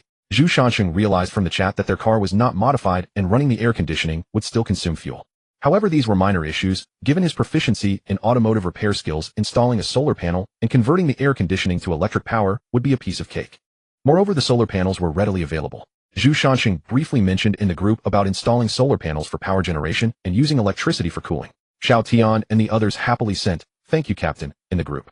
The big vehicle of Xinyu could accommodate more solar panels, allowing them to use various electrical appliances like refrigerators and ice cream machines once the designs were made. While pondering whether to have vanilla or strawberry ice cream, a system panel suddenly popped up in front of him. Red urgent text appeared before him. Emergency reminder, due to special circumstances, the fog pursuers have now left the mist. All survivors are advised to take precautions. Note the number of fog pursuers is determined by the number of team members. Zhu Shanqing sat up straight, his expression serious as he looked at Chen Juling beside him. Chen Juling placed the kitten in her lap.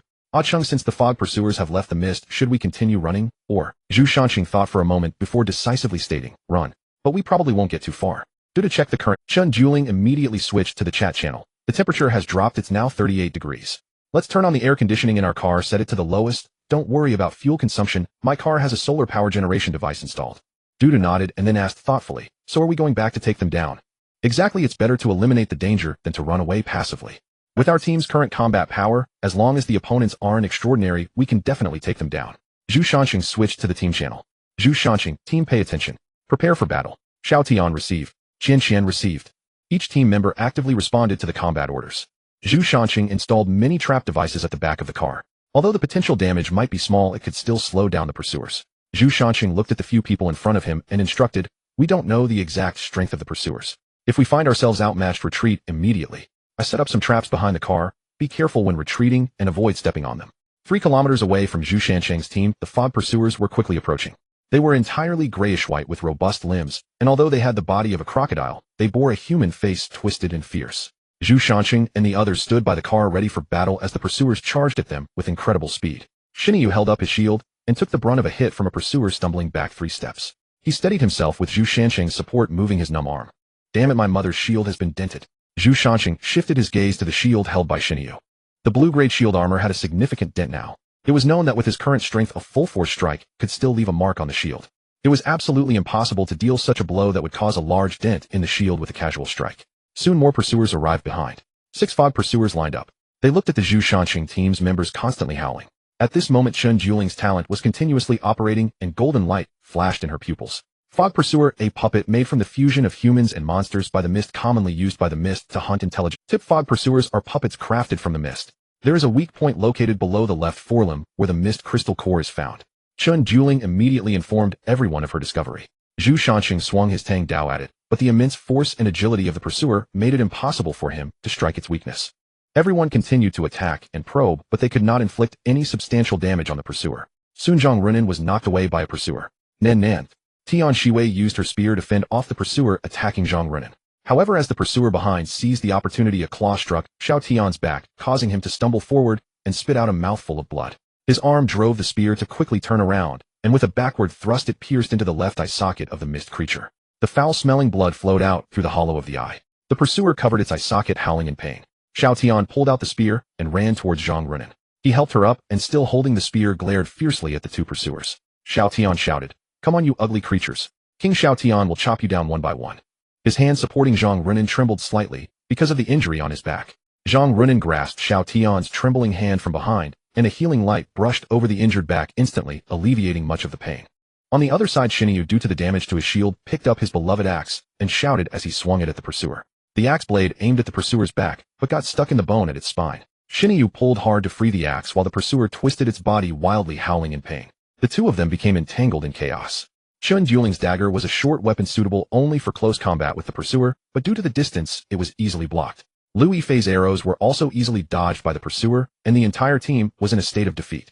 Zhu Shanqing pushed away the pursuer, lunging at him once more, but as he was unable to inflict any fatal damage on the pursuer, he ultimately fell back into a stalemate. In an unequal situation, Xiao Tian was once again knocked away by a pursuer.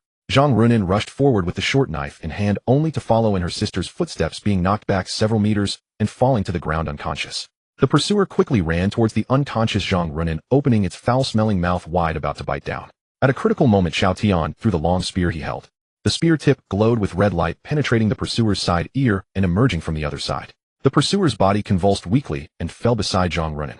Xiao Tian faced the pursuer beside him with bare hands. He weakly closed his eyes. But then he heard the pursuer let out a painful howl. Opening his eyes, he discovered the captain's Tang Dao emerging from the back of the pursuer's neck, piercing through their mouth. The tremendous force caused the pursuer's head to tilt to one side. On the other side, the stone bull shouted, "Let me show you," as he decapitated the nearly dead pursuer beneath his feet. The head rolled off the road and into the surrounding mist. Zhu Shanqing drew his Tang Dao, warily observing the misty pursuer who had been confronting him for a long time, noting its noticeably larger physique than the other pursuers. This one must be the leader of the pursuer team. Zhu Shanqing fixed his gaze on the pursuer before him, and without turning back said to Xiao Tian, "Xiao Tian, go and tell the others to retreat. They'll hold them off." Xiao Tian said nothing and immediately ran back to carry the unconscious Zhang Runin, heading towards Chen Juling. After killing the pursuer in front of him, the stone bull turned to provide support to Chen Juling and Lu Yifei. Just as he arrived, he heard Xiao Tian shouting for a retreat. The stone bull did not hesitate and immediately swung his axe to attract the pursuer's attention. "Go, Sister Qianqian, take them to the car. He'll stay here and cover the captain." The few women did not linger, knowing that they could not help here and would only distract the 2 who were focused on fighting. As the women left, the remaining 4 pursuers surrounded the 2 men. With no time for communication, the pursuers roared and pounced on them, and the 2 raised their weapons to begin their counterattack. However, the immense strength of the pursuers made every defense exceptionally difficult. The force transmitted through their arms shook their entire bodies, causing their hands to bleed. Seizing the opportunity, Zhu Shanqing quickly moved forward as the pursuer lunged again, stabbing the Tang Dao into the weak spot of its left lower limb, releasing a torrent of mist from the blade. The pursuer struggled before collapsing, a glint of relief flashing in its eyes before death. Seeing their companions demise, the other 3 pursuers showed no reaction and continued their relentless assault on the 2.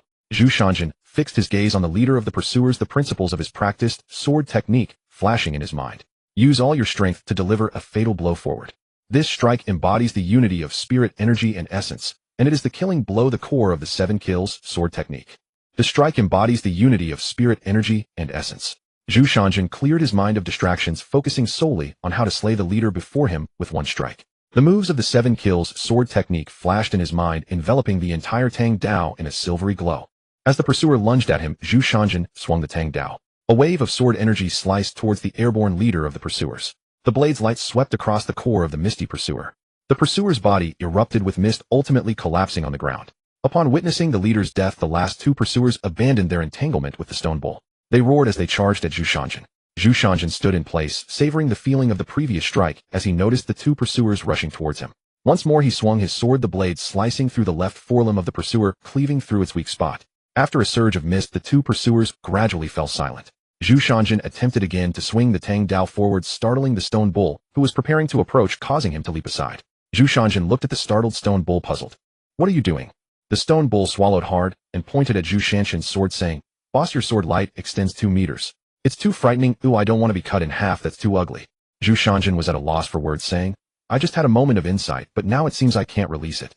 He felt the unity of spirit, energy, and essence. The sword light he had cleaved should represent extraordinary combat power. However, he was still clueless on how to master this energy. At present, he was merely a step away from the 2nd tier, yet, without any reference or guidance from extraordinary beings, he remained unable to grasp the way. At that moment, the system emitted another sound. "Congratulations on drifting. Without losing speed, the convoy has successfully killed the mist pursuers, rewarding a special treasure chest." As Zhu Shanjin was about to inform the stone bull about tonight's extra meal, he turned to find the stone bull lying on the ground. Zhu Shanjin hurriedly bent down to check, only to see that the stone bull's body was covered in claw marks. Blood continued to ooze from the wounds. Moments ago, he had merely held on through sheer willpower, fighting alongside Zhu Shanjin. After the victory, he relaxed his spirit and instantly fainted. Seeing this, Zhu Shanjin carried the stone bull towards the direction of the convoy. The few women leaned against the car, watching as Zhang Runin busily utilized her healing ability to help them recover from their wounds. Lu Yifei slowly spoke. "Nan, thank you, but for the remaining minor wounds, let them heal on their own." "You should." Zhang Runin shook her head. "It's fine, Sister Qianqian, I'm not tired."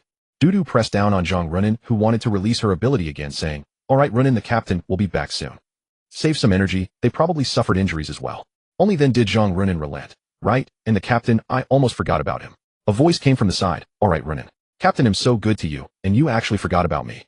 Zhang Runin turned to see Zhu Shanjin carrying the stone bull, standing before her in a disheveled state. Zhang Runin hurriedly jogged over to Zhu Shanjin, and upon seeing him covered in wounds, she couldn't help but shed tears again. Zhu Shanjin, bewildered by her sudden tears, asked, "What happened? Why is Runin crying again?" Zhang Runin wiped her tears and said, "Captain, you got hurt like this to save me and Xiao Tian. It's all my fault, and not only did I drag Xiao Tian down, but I also caused you to be injured all over." Zhu Shanjin raised his hand, gently wiping away the tear stains from Zhang Runin's face. "Silly girl, I'm your captain. It's my duty to protect my team members. All right, hurry up and heal me, but hurts a lot." Zhang Runin nodded and quickly activated her ability to start healing Zhu Shanjin's wounds. Moments later, Zhu Shanjin's wounds had mostly healed. I must say, Runin's healing ability is exceptionally effective for external injuries. Zhu Shanjin suddenly recalled something and exclaimed, "Right, Runin, what about the stone bull? You should heal him too." Zhang Runin nodded in agreement, saying, "Okay, Captain, you go rest first. He'll go treat him right away." With that, she turned and walked towards the place where the stone bull lay. Zhu Shanjin looked at the 2 women before him, said nothing, and embraced them tightly. The 2 women were taken aback, but did not struggle. The 3 stood together in a quiet embrace. After a moment, Zhu Shanjin released the 2 women and declared, "Recharge complete, let's go." The 2 women exchanged smiles. Xiao Tian, watching from the side, opened her eyes and looked at the 3 with envy. "Boss, may I change these clothes? I sweated through yesterday, and they stick to me." Shernyo asked, holding up a set of men's cat. During the day, the temperature soared to 40 C, but by midnight it had dropped to only 18 C. The night breeze was cool, and the temperature was quite pleasant. After a brief rest, Zhang Runin began to busily tend to everyone's injuries. With Zhang Runin's gifted abilities, everyone's wounds healed rapidly. In the evening, Zhu Shanjin persevered alone to complete his training goals, only to turn around and find several members of the team behind him. Zhu Shanjin joked, "What has everyone become addicted to training? Everyone is hurt today, let's take a day off." Xiao Tian stubbornly shook his head. "Captain, I don't want you to face danger alone. I want to improve too," Zhang Runin said. Lu Yifei stepped forward, grasping Zhu Shanjin's hand with determination. "Achin, we are a team, and we must grow together. In the face of difficulties, we need to advance and retreat together." Zhu Shanjin scanned the group, seeing the serious expressions on their faces. "Achin, we are a team, and we must grow together. In the face of difficulties, we need to advance and retreat together." Zhu Shanjin scanned the doubling the intensity is going to kill us. Xiao Tian grabbed Zhu Shanjin's sleeve, looking at him with pleading eyes. Chun Juling's indifferent voice came, "This training intensity is the current limit of your physical strength. It won't kill anyone." Moreover, as the training intensity increases, your physical fitness will also continuously grow. Zhu Shanqing nodded. Dueling is right. 20 points is the peak of the first level given by the system, but my attribute value broke through 20 points yesterday. This means that through hard work I can surpass the values set by the system. Oh, that's great, Captain. Please make sure to train me hard. The evening training soon began, and although it was exhausting, everyone gritted their teeth and persevered. Today's mist chasers put great pressure on them. In times of danger, they still had to rely on the captain to solve the problems.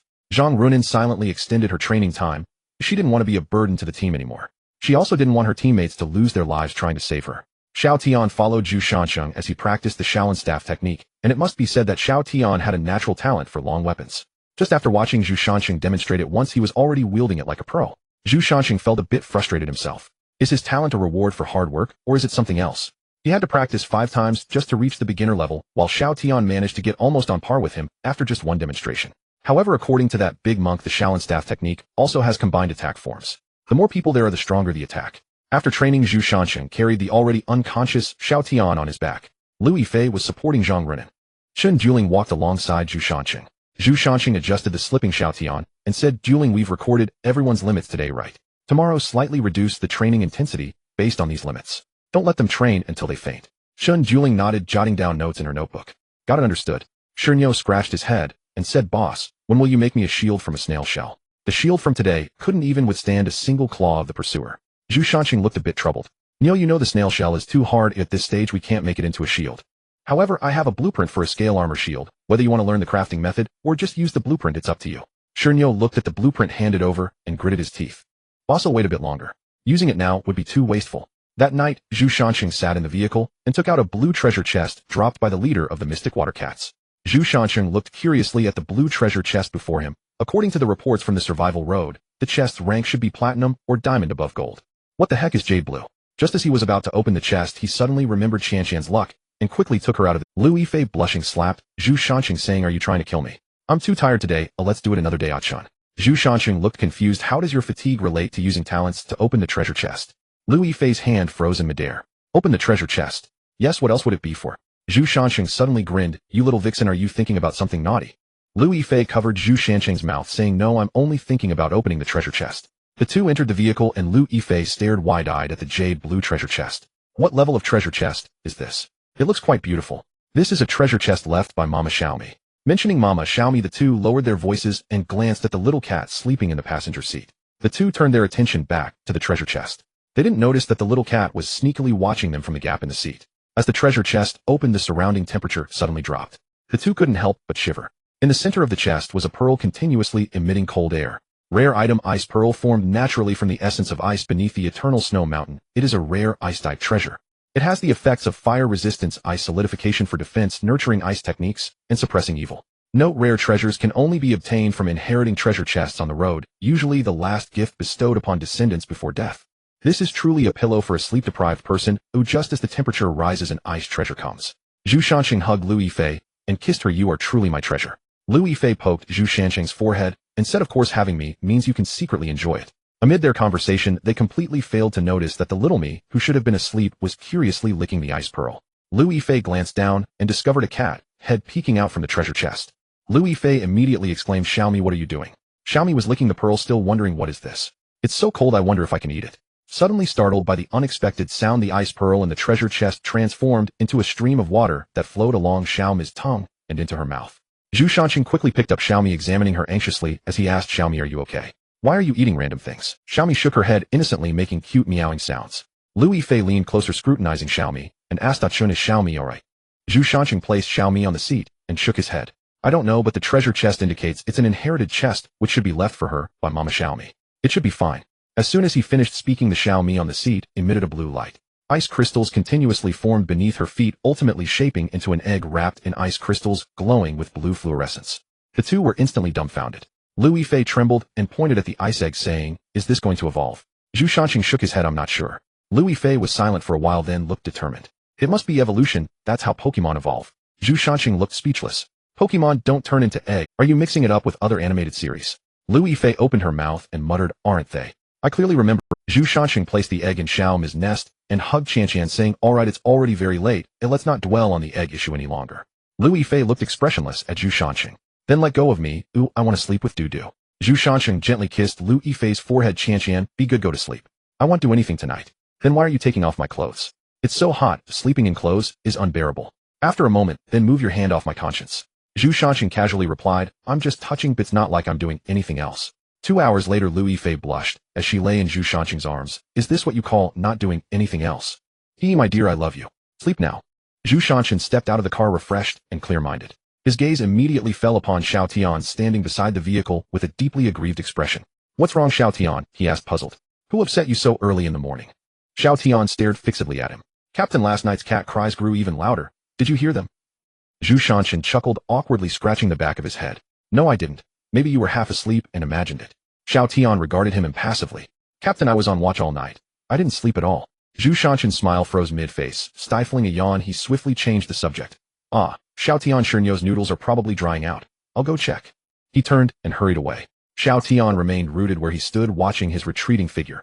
Eyes faintly reddened, like one who watches helplessly as the person they love embraces another, forced to linger unseen in shadowed corners. After breakfast, Zhu Shansheng returned to the car. Xiao Tian had already gone back inside to rest. At that moment, Chen Dueling approached him, notebook in hand. Hey, can I have news for you? Zhu Shansheng raised an eyebrow. What news? At midnight last night, no monstrous beasts or anomalies appeared. Zhu Shansheng blinked in surprise. Midnight attacks had always been unfailingly precise. Rain or shine, they arrived without exception every single day. He turned sharply, fixing Chen Dueling with solemn eyes. Dueling, do you confirm no creature attacked last night? She nodded firmly. Xiao Tian and Ruanan stood guard at midnight. Yet from then until 3 a.m., not a single assault occurred. Zhu Shansheng frowned, utterly baffled. What new twist was this highway weaving now? Suddenly, a voice devoid of emotion echoed in every survivor's ears. Announcement: the system has upgraded to version 3.0, or resolving numerous bugs and introducing new functionalities. Please explore the details thoroughly. Below is an overview of the revised rules. 1. The system has restored the ability to scan and identify monster data. 2. A new pet interface has been added, unlocked only for survivors who possess pets. 3. The system will no longer randomly spawn treasure chests along roadside areas. 4. Every 7 days, the zones flanking the highway will rotate. Each day offers 3 hours of exploration, during which fog dissipates. This adjustment compensates for the removal of treasure chests. Whether you strike sudden wealth or perish in a dungeon now depends entirely on your skill. 5. The original rule remains unchanged. World fragment shards still appear every 3 days. 6. A new trading guild system has launched. Guild-affiliated convoys may randomly manifest upon other survivors' roads each day. Should a guild's reputation drop to 0, its charter is permanently revoked. 7. Vehicle upgrades have been optimized. Blueprints now enable one-click enhancements. 8. Every 3 days, the mist stalkers will emerge fully from the fog. Exercise extreme caution. 9. The trading market imposes a 3-transaction tax on every exchange. To qualify for tax exemption, elevate your guild's rank promptly. 10. The chat system has been enhanced to support video calls. Each session requires payment in survival coins. 11. A new authentication function has been added to the trading market. Verify item authenticity for a fee in survival coins. Zhu Shansheng studied the updates with grave intensity. Chen Dueling spoke first. Aiken, if treasure chests are gone, does that mean the basic survival stipend is abolished? Zhu Shansheng nodded.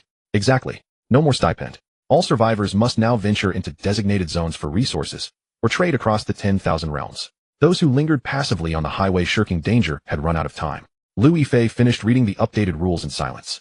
Then, we must form a trading convoy. Zhu Shansheng shook his head. A guild is essential, but transforming our entire squad into a full-fledged merchant caravan is impractical. Lacking a guild merely forfeits 3 opportunities to traverse others' roads. As long as our goods maintain exceptional quality, demand will follow naturally. Moreover, our squad is still too small. We'll establish a formal guild once our numbers grow. The system's revisions ignited lively debate among squad members, but once discussion subsided, training resumed. Everyone seized every spare moment to strengthen themselves. At noon, the sun blazed directly overhead, pushing temperatures beyond 43 C. Even the breeze sweeping across the highway carried scorching heat. The squad had switched on their air conditioning, enjoying cool air. Though cooling consumed fuel, the cost remained manageable, especially given their solar panels. With minor modifications tonight, those panels would grant full energy independence, and under such relentless sunlight, power generation was optimal. Zhu Shansheng's vehicle remained uncooled, yet icy chill radiated steadily from Xiaomi's cocoon nestled in the cabin stayed refreshingly cool, a development Zhu Shansheng found deeply satisfying. Though he couldn't yet predict Xiaomi's evolution, her current cocoon form served admirably as a natural air conditioner. Driving became monotonous in the sweltering heat. Training was impossible. Boredom led Zhu Shansheng to open the group chat, where furious debates over the system update raged. Li Hongwei, damn, it's already tough guarding against sudden appearances of rival survivor convoys. Now the system adds random guild incursions. How are we supposed to play? Li Yuan. Exactly. This feels especially unfair toward women. Wang Yoji, you fools. The system clearly states these are preliminary rules. Details await discovery. Guilds that raid ordinary convoys lose reputation points. 0 reputation revokes guild status. Likewise, ordinary convoys that attack guilds 3 times become blacklisted. No guild will ever enter their road again. Xinqing. Ah, I see. Thank you for clarifying. Zhang Hongfa, has anyone noticed the new 3-hour daily exploration window? Wang Dawei, yes, but what of it? Losing treasure chests feels far worse. Zhang Hongfa, could squads encounter each other during zone exploration? Zhao Qian. No, they meet only within dungeons or across the 10,000 realms. Fog zone exploration guarantees solitude. Zhang Hongfa, how do you know that? Zhao Qian, guess how I know. It's written in the system's rules. Use your eyes or donate them. Asking such foolish questions wastes everyone's time. Zhu Shanshun observed the chat silently. The system's intricacies gradually clarified through their exchanges. Yet he paid little heed to rule revisions. He knew true safety lay not in loopholes, but in relentless self-strength. Switching to the squad channel, Xiao Tian and Shernyo were already bickering over who ate more last night. Shernyo, if you snatch food from me again tonight, I challenge you to a duel. Shernyo scoffed. You understand nothing. Devouring every morsel triggers primal hunger. The drive to hunt which inevitably leads to peril, and peril forges strength. That's progressive cultivation. Got it. Louis Fei, wow. Impressive. Your language studies are paying off. You're even using idioms now. Shernyo, naturally. Do you think all those meals were for nothing? Xiao Tian, who cares how much you eat? Xiao Tian, unbearable. I demand mortal combat. Zhu Shanshan intervened. Enough, Xiao Tian. Shernyo, you will not steal Xiao Tian, unbearable. I demand mortal combat. Zhu Shanshan intervened. Enough, Xiao Tian. Shernyo, you will not steal Xiao Tian's chicken legs again.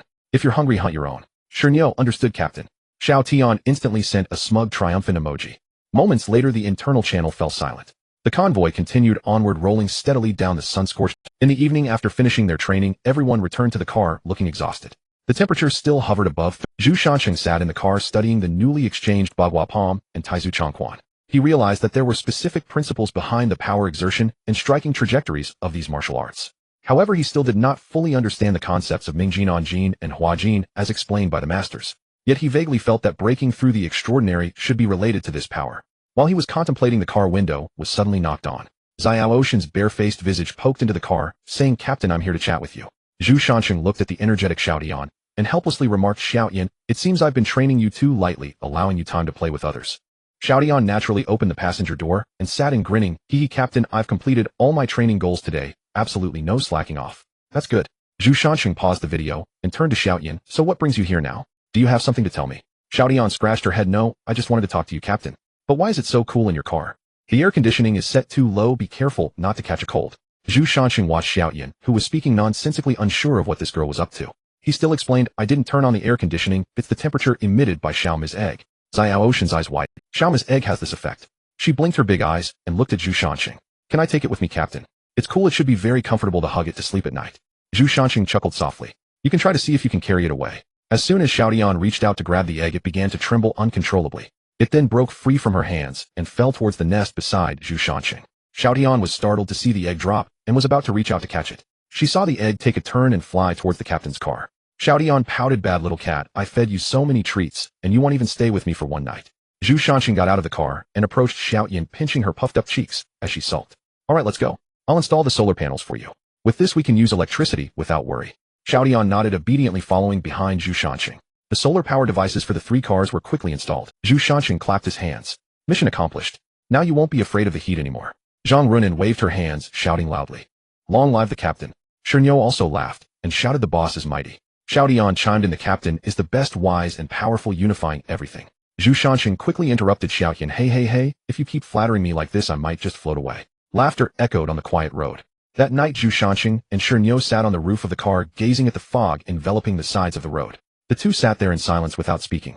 Zhu Shansheng noticed the fog beginning to swirl restlessly, as if something was about to emerge. He stood up and whispered, "Nyo, prepare for battle. It seems something is coming out." Shernyo stood up and picked up the shield he had exchanged from the trading post. Although it wasn't as hard as a snail's shell, it was stronger than the shields that had been battered into scrap metal by pursuers. A buzzing sound emerged from the fog, growing closer. Zhu Shansheng's expression changed. Judging by the sound, there were quite a few of them. He immediately turned and said, "Shernyo, go wake them up. Oh, I'll keep watch for now." Shernyo nodded and turned to wake the sleeping people in the car behind. Zhu Shansheng switched on the high beams, revealing countless mosquitoes the size of fists. They swarmed towards them. Bouncing off the barrier, they buzzed menacingly. Before he could breathe a sigh of relief, the energy of the barrier began to deplete, rapidly shattering moments later. Zhu Shansheng looked at the dense swarm of mosquitoes, his scalp tingling.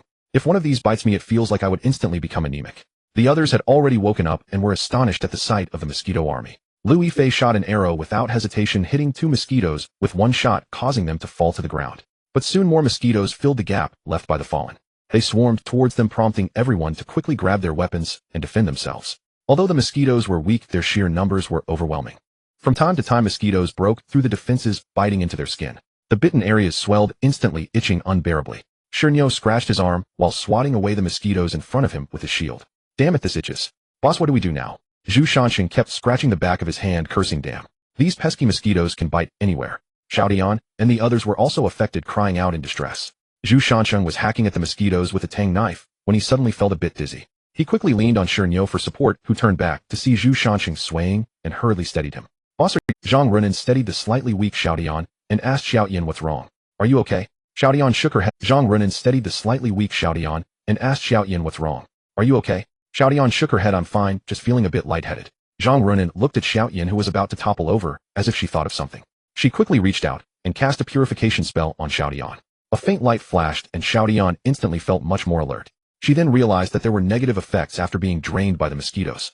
She quickly reminded everyone to be careful, as being drained by the mosquitoes could result in negative effects. Zhang Runan hurried to Zhu Shansheng's side and purified his dizziness. The group's defensive line was further compressed to the side of the car. Lu Yifei drew her short knife and killed a mosquito that tried to bite her. Breathing heavily, she said to Zhu Shansheng, "Ah, Chun, this isn't a solution. These mosquitoes are so dense it feels like we can't kill them all." Zhu Shansheng was extremely anxious, frowning as several plans flashed through his mind, all of which he ultimately dismissed. Using fire won't work, the mosquitoes will scatter and won't take effective damage. Not to mention spraying water. How much water would we need for such large mosquitoes? At this stage, they also couldn't afford to waste water resources. Just when he was at a loss, a blue figure pierced through the darkness and appeared before them. It opened its mouth and a pale blue breath emanating cold air shot out. The mosquitoes that encountered the light turned into ice blocks, falling to the ground. The originally dense swarm of mosquitoes transformed into ice blocks of various sizes scattered across the road. Everyone stared in astonishment at the little beast that had suddenly appeared. Zhu Shansheng stepped forward and called out to the little beast in the air, "Xiaomi, is that you, Xiaomi?" The little beast turned back and meowed before rushing into Zhu Shansheng's arms. It burrowed into his embrace, constantly being affectionate. Zhu Shansheng looked at the now transformed Xiaomi, filled with surprise. The mark on Xiaomi's forehead transformed from the original flowing water design into a crystal of ice. The cat's temperament shifted from gentle as water to now cold and aloof as ice. However, her attitude towards him remained one of reliance and trust. The crowd curiously surrounded the newly transformed Xiaomi. After sending the girls off to rest, Zhu Shansheng turned to look at the stone bull beside him. "Bull, what time did the mosquitoes attack? Just now." The stone bull scratched his head and replied, "Boss, I didn't pay attention to the exact time, but it was definitely past midnight." Zhu Shansheng's heart sank at once, thinking to himself, the attack times of the monsters are now unpredictable, which will greatly increase the difficulty of defense in the future. However, he needed to come up with a solution, as there were too many mosquitoes at night. Relying solely on Xiaomi was not a viable option. His gaze shifted to the back of the stone bull's truck, and suddenly his eyes lit up. He patted the stone bull beside him and said, "Bull, I remember you have a roll of fine wire mesh in your truck, right?" The stone bull nodded yes, but boss, what can the wire mesh do? Zhu Shansheng did not answer his question and instead asked, "Is there enough wire mesh? Can it cover 2 cars?" The stone bull was taken aback. "Boss, what do you mean by covering the cars with wire mesh?" "Nothing much, just making a mosquito net." The stone bull got up and went to his truck, saying, "Boss, although I don't know what you're planning, the wire mesh in the truck is only enough to enclose 2 cars. Stone bull, come help." Zhu Shansheng and the stone bull lifted the heavy wire mesh and brought it to his jeep. Zhu Shansheng took out the special vehicle component blueprints he had previously acquired. Although it was a blueprint for special vehicle components, the enhancements were not particularly strong. It merely improved the vehicle's hardness, insulation materials, and nuclear counter-detection capabilities.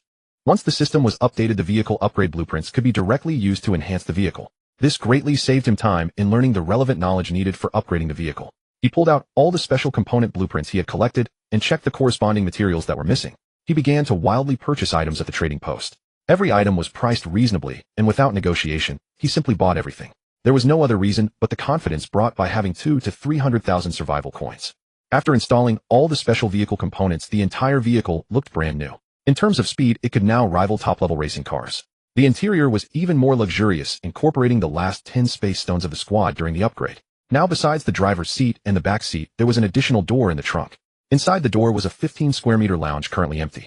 The storage space for items in the trunk had also been enhanced. However, the overall appearance of the vehicle had not changed significantly. The central control screen at the front of the car could monitor the vehicle's condition in real time and even provide preliminary modification plans. Most importantly, it could drive itself and engage in combat autonomously, effectively adding an intelligent steward. The headlights at the front of the car increased the burning effect on bizarre creatures. Weaker anomalies could turn to ashes when illuminated by the headlights. The vehicle's sound system could emit sound waves that repelled the anomalies, also having a certain deterrent effect on strange beasts. The only drawback was that most combat functions required energy crystals to provide power. Currently, the market price for energy crystals was 1,000 survival coins each. At this stage, they could only be used as a last resort. He signaled the stone bull to help secure the wire mesh to the vehicle and handed over the switch to introduce electricity to the wire mesh to the intelligent steward inside the car. Zhu Shanjin looked at the heavily modified Jeep with a Wasteland aesthetic and smiled with satisfaction. Now he could only wait for tomorrow night. If the mosquitoes dared to come, they would taste the flavor of tribulation. After electrifying the wire mesh, the crackling sound of electricity in the night sky was quite pleasant. Zhu Shanjin stood up and exchanged a high five with the stone bull. Now everything is ready, just waiting for the mosquitoes. After finishing all of this, Zhu Shanjin opened the system panel, and it was only 4 a.m. After organizing the trunk, he discovered he still had a special treasure chest, 2 silver chests, and a bunch of black iron chests that had not been opened. He opened all the ordinary chests. The silver and special chests would be left for the luckier Qian to open. As expected, the black iron chests yielded a pile of basic materials and food. Zhu Shanjin picked up a red cow and tossed it to the stone bull, who was already dozing off beside him. Here, drink this to wake up a bit. After the 6 a.m. shift change, you can go to sleep. After wandering around the trading post, Zhu Shanjin found that at this stage there were only manufacturing blueprints available and no ready-made furniture, so he dismissed the idea of renovating the lounge. He couldn't help but mutter to himself, "Sigh, it seems that I still need to go to the dungeon world to gather resources." In the morning, the girls saw the drastically changed Jeep and clamored to take a look. Xiao Tian hopped and shook her ponytail, being the first to open the car door. Upon seeing the luxurious interior, Xiao Tian gasped in amazement. "Wow, Captain, your car is really different inside and out." Zhang Runin squeezed past Xiao Tian at the door and came inside the car. "Wow, Captain, the inside and outside are truly worlds apart." Chun Dueling and Lu Yifei were also drawn in by their exclamations. When their gaze turned inside the car, they too were astonished. The independently adjustable leather seats and mini fridge were in stark contrast to the shabby state of their own car. Xiao Tian looked up at the door in the trunk and curiously examined it. "Captain, why is there another door?" Saying this, she turned the doorknob and opened it. A room the size of a bedroom appeared before them, and the girls gaped in astonishment. "Captain, did you install a home inside?" Zhu Shanjin squeezed through the girls surrounding him and stepped forward to explain, "This is what the special vehicle component upgrade looks like. As for the decoration of this room, I'll leave it to you few." Having briefly dealt with the girl's curiosity, he could no longer resist his sleepiness, and after giving a simple instruction, he fell into a deep slumber. When he opened his eyes again, only Qian was left sitting in the driver's seat. Zhu Shanjin sat up and hoarsely asked, Qian, what time is it now?" Lu Yifei, holding the steering wheel, looked at the just woken Zhu Shanjin and said, "Qian, you really can sleep. It's almost 2 p.m. Zhu Shanjin looked at Lu Yifei, who was focused on driving, and suddenly had a mischievous idea. He moved forward to unbuckle Lu Yifei's seatbelt and lifted her from the driver's seat to the back seat. Lu Yifei was taken aback. "Qian, don't mess around. If the vehicle rushes into the fog, we'll be done for." Zhu Shanjin chuckled. "Little Lu, activate autopilot." The black central control screen suddenly lit up, and a mechanical voice said, "Okay, master, I have activated autopilot for you. Please call me if you need anything." Lu Yifei stared blankly at the central control screen in front of the vehicle. Suddenly, she turned around and began to hit Zhu Shanjin. Lu Yifei teased, "You could have told me earlier that it could drive itself. I was driving for so long like a fool, and waking me up scared me." Zhu Shanjin caught her fist, which was barely a tap. He pulled her into his embrace, and after kissing her cheek, he smiled and said, "Wife, I was wrong. Next time I'll be sure to inform, and you are not allowed to call him Little Lu." Zhu Shanjin was taken aback. "Then what should we call him?" "Call him Little Zhu." "No, let's call him Little Lu." Lu Yifei looked at Zhu Shanjin, who was bickering like a child. She smiled slightly and leaned up to kiss Zhu Shanjin. Outside, the blazing sun shone brightly, yet the two inside the car were passionately kissing. Xiaomi exuded a substantial chill, making the temperature inside the car just right. Zhu Shanjin leaned back in his seat, tightly holding Lu Yifei in his arms. Suddenly recalling something, he lowered his head and kissed Qian's forehead. Qian, I have a special treasure chest dropped by the Fog Slayer along with 2 ordinary silver chests. You can help me open them and see what treasures they contain." Lu Yifei extended her fair little hand, raising her head proudly. "Come on, let this young lady take a look. With my luck, I'm sure to get something exceptional." Zhu Shanjin affectionately rubbed her nose. Yes, our Qian is indeed a lucky little angel. As the chest opened, an item resembling a compass appeared before them. Tracking compass upgradable can consume a certain amount of energy to track a target. The more detailed the description of the person, the more accurate the location. At this stage, it can only track people within this area. Once the target is confirmed, a spatial passage can be formed to teleport the user to the target side. Can be used once every 3 days. Zhu Shanjin felt a surge of joy in his heart. With this item, anyone who dares to insult him in the chat channel will receive a personal visit. Lu Yifei also smiled slightly. With this we might just find my mother after the regional merger. The two were discussing how to use the compass next. The system's notification sound rang again. Due to a severe shortage of survivors in the area, regional merging is now initiated. This merger will directly expand into a major zone of 1-0 people. Zhu Shanqing's body trembled as he listened to the system's announcement. This meant that 10 small districts were merged into one, forming a major zone of 1-0 people. At this moment the chat channel was filled with classic family-seeking dialogues. Zhu Shanqing looked at Qian Qian beside him, who was eagerly watching him, and said with a smile, "Don't worry, you'll definitely use the tracking compass for the first time to find your mother-in-law." Qian Qian patted Zhu Shanqing. "What mother-in-law? That sounds terrible." Zhu Shanqing took out the compass and Lu Yifei eagerly entered her mother's name and birth date. The compass began to spin, and after a moment of oscillation it stopped. The area indicated was a gray section in the corner with the word, "None," rising in the center. Qian Qian's expression immediately dimmed. Zhu Shanqing gently stroked her hair and comforted her, saying, "Don't be disheartened. There are so many people in Longhua, one day we will surely find news of her." Zhu Shanqing sighed, inwardly knowing that the hope of finding someone in this survival world was extremely slim. Every day in this perilous world, no one could guarantee that their loved ones were still alive. As long as there were no corpses seen, there remained a glimmer of hope. After all, the principle in Longhua is one must see the living if they are alive and the dead if they are dead. Without confirmed news of death, everything is categorized as still possibly surviving. Just as the air in the car became heavy, the voice of the intelligent butler suddenly rang out. "Master, an abnormal vehicle has been detected ahead. Please be cautious." Zhu Shanqing immediately got up and went to the driver's seat. Qian Qian notified them to prepare for battle. Lu Yifei quickly suppressed her earlier sadness and nodded seriously. The opposing vehicle was a pickup truck followed by a medium-sized passenger car and an SUV. Zhu Shanqing turned on the car's rooftop horn and shouted, "Friends in the front convoy, this is the drift without slowing convoy. If you don't want to engage in unnecessary combat, please pull over to the side." In the pickup truck, a burly man with a face full of flesh glanced at a bespectacled gentleman driving. "Brother Qin, they want us to pull over." Brother Qin snorted coldly. "Pull over? What a joke. It's always us, the Songguan convoy, who makes others stop. When did it become their turn to ask us to stop?" Zhu Shanqing watched as the opposing vehicles lined up to block the road, knowing that a battle today was unavoidable. He slowed down, the car stopped. Zhu Shanqing watched as the opposing vehicles lined up to block the road, knowing that a battle today was unavoidable. He slowed down, the car stopped, and opened the door, seeing that his teammates had already gotten out and prepared for battle. Nodding silently, he approached the front of the car. Guang observed that aside from two men, the remaining women were all exceptionally beautiful. Laughing with his chubby face shaking, he leaned down to the bespectacled young man and said, "Brother Qin, it seems we've encountered a fat fish." Brother Qin remained silent, his expression serious as he looked at the two men and four women in front of him. He knew that in the apocalypse, such a combination meant either foolishness or some level of capability. The drift without slowing convoy. Unaware of which third-rate convoy that name belonged to. Brother Qin's convoy was merged from other small districts, appearing on the leaderboard only for a day whenever the list was announced. In the convoy channel, Zhu Shanqing's small team rarely spoke. Brother Qin had no idea that he was facing the top convoy of the district. After giving a signal to his subordinates, Guang understood immediately and motioned for his gang to charge forward. Before they could reach the front, the first three were shot to the ground by Lu Yifei from the roof of the car. Guang gritted his teeth and shouted, "Watch your positions, there are archers on the other side." The opposing side brandished their weapons and charged towards Zhu Shanqing's team. Zhu Shanqing looked at Xiao Tian, who was urgently requesting to fight, and nodded. Xiao Tian kicked up a long spear standing on the ground and smashed it forward with the end of the spear. The little blonde boy in front was knocked back 3 meters at the moment of impact. Xiao Tian wielded the Shaolin staff technique that Zhu Shanqing had taught him. In no time he had dispatched the few people. Bending down, Xiao Tian wiped the blood from the spearhead on the clothes of the fallen opponent, disdainfully saying, "Is this all it takes to learn how to rob others?" On the other side, Shernyo swung his axe, as if he were Jian Wei, unleashing his ultimate move, taking down one with each swing, creating a gruesome scene. Behind him, Brother Qin's eyes nearly popped out. He never expected his kick would land in such a dire situation. It was as if he had kicked into the underworld. Watching Zhu Shanqing slowly approach, Brother Qin swallowed hard and decisively knelt down, begging for mercy. "Big brother, no grandpa, I was wrong, please spare my life." Zhu Shanqing replied expressionlessly, "Shernyo, as for whether he can live, we'll see later." He walked past the pleading Brother Chun. He approached the bus, entering the vehicle, where the sight before him stirred his blood. About 10 ragged girls were scattered and tied to the seats. Their eyes were filled with emptiness and deathly silence. Upon seeing the door open, a glimmer of hope flickered in their eyes. However, upon realizing it was a man who entered, their eyes returned to dead silence. The girls were barely clothed. In a convoy predominantly made up of men, the roles of these girls were all too clear. Turning to exit the car, he waved for Xiao Tian. "Give these girls some clothes, and also share the water and food from their..." Xiao Tian looked at the tragic scene before him, his eyes filled with compassion, and nodded silently.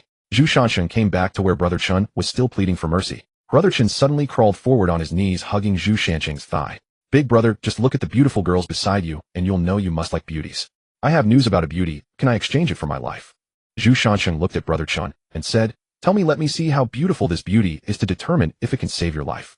Brother Chen immediately divulged the information in full. "That woman's name is Meng Zi. Oh, I heard she has a little beauty with her name Zhou Yi. Our Sangwang convoy subordinate team is chasing her." Upon hearing the name, Zhu Shansheng was suddenly taken aback. "Meng Zi, is that the clumsy beauty I know?" He immediately asked, "Do you have a photo?" Brother Chen nodded, saying, "Yes, big brother, I'll add you as a friend and send you." Zhu Shansheng looked at the photo of Meng Zi and confirmed it was her. Once a radiant figure on Blue Star, her face was now covered in dust with Zhou Yi beside her. Their relationship had been good back on Blue Star. Zhu Shansheng nodded, saying, "I keep my word, I won't kill you." After saying that, he waved his hand, and Qian Qian's arrow pierced through Brother Chen's heart. Brother Chen opened his mouth to say something, but ultimately collapsed to the ground weakly. Zhu Shansheng looked at Brother Chen before him and calmly stated, "I won't kill you, but I can't control whether others will kill me." With that, he turned and left. Not long after sitting in the car, Xiao Tian knocked on the door, saying, "Brother Chun, I've already clarified the situation. They were captured by the Sangwang team, and each of them suffered to some extent." Zhu Shanjin rubbed his forehead. "Inside the Sangwang team, it's them again." He turned to Xiao Tian and asked, "Did you ask Dudu how they handled those women?" Xiao Tian shook his head. "Dudu asked you to handle it." Zhu Shanjin's expression turned bitter. "When did Dudu learn to have—" Zhu Shanjin looked at Xiao Tian, who was waiting for an answer, and irritably ruffled his hair. "You and Dudu need to get a general understanding of their situation and make sure to ask about their talents. Let me think it over first, then I'll tell you the answer." After Xiao Tian left, Zhu Shanjin pondered the fate of these women. Keeping them in the team was unrealistic. Killing them all was not something Zhu Shanjin would do, as he was not a bloodthirsty person. These girls were also victims. He had no grudges against them, and he couldn't bring himself to harm innocent people. The only option left was to send them away, arranging for Chun Chi's car to be given to them so they could find their own way out. Or they could develop on their own outside, and having figured out their fate, Zhu Shanjin got out of the car and approached them. Looking at the vacanted girls before him, he spoke, "You have all gone through a hellish life, and now you have successfully climbed out. The ones who bullied you were from the Sangwang team. Whether you seek revenge or choose to end it all is up to you." The leader Chen Jie raised her head and said, "Captain Zhu, we want revenge." Zhu Shanjin looked into her eyes filled with hatred and nodded. "All right, I can give you two options. First, you can take Chen Chi's car and develop on your own. Or you can seek revenge on the Sangwang team right now. Second, join the team. I will provide initial support, but killing the Sangwang team will require careful planning according to my arrangements. You choose for yourselves, develop on your own, or be our deputy team." Chen Jie stared intently at Zhu Shanjin's face. "Captain Zhu, can you guarantee that we will kill the Sangwang team?" Zhu Shanjin nodded. "You can rest assured about that. My feud with the Sangwang team has reached an irreconcilable point." Chen Jie looked back at her sisters and saw them all nodding at her. She turned back and replied, "All right, I am willing to become the deputy of the team." Zhu Shanjin nodded in satisfaction. "Very well, welcome to join us. I have seen your talents. They may not be stunning, but each is very practical. From now on, Chen Jie will take the lead, Chen Jie as the leader and Shen Miao as the deputy. Your team's name will be Goddesses of Revenge. Do not let yourselves become engulfed in hatred, but do not forget your hatred either. Corresponding weapons and initial funds will be provided. Go find the girl who distributed clothes to you. Explain your intentions, and she will give you what you need." Watching the departing girls, Zhu Shanjin fell into silence. Little did he know that his actions were forging the sharpest blade for the team in the future. Lu Yifei saw through Zhu Shanjin's inner turmoil and stepped forward to grasp his hand. "Aiken, what you did was not wrong. Holding on to your true self is the most precious thing in the apocalypse." After settling everyone, the convoy continued to move forward. The girls left behind would appear on other roads the next day, invading other people's paths unless they were killed or absorbed. The next day, their convoy would be sent back to the original road. Shen Miao looked at the departing convoy and turned to team leader Chen Jie, asking, "Captain, why don't we just stay in?" Captain Zhu Chen Jie clenched his fists tightly. "Because we need to prove our worth. We are not qualified to join them now. Moreover, we need to become partners they can trust, not just their vassals. We are too weak right now, as staying with them would only drag them down. Next, we need to find ways to improve ourselves, so when the time comes to settle scores with the Sangwang team, we can personally take down the enemy." Shen Miao solemnly saluted Chen Jie, saying, "Yes, Captain." Chen Jie silently watched the convoy that had become a black in the distance, secretly vowing, "One day, I will fight." In the car, Zhu Shanjin hesitated, glancing at Qian Qian. After a long pause, he finally spoke, "Qian Qian, I think I've found Zi and the others." Lu Yifei looked up, her expression neutral as she glanced at him. So are you going to find him?" Zhu Shanjin hesitantly took her hand, saying, "Qian Qian, you know, after leaving you on Blue Star, he was the one who hired me and gave me a job. I can't just stand by while he's being hunted." He thought to himself, "After all, I've done everything I could. All that's left is the final step."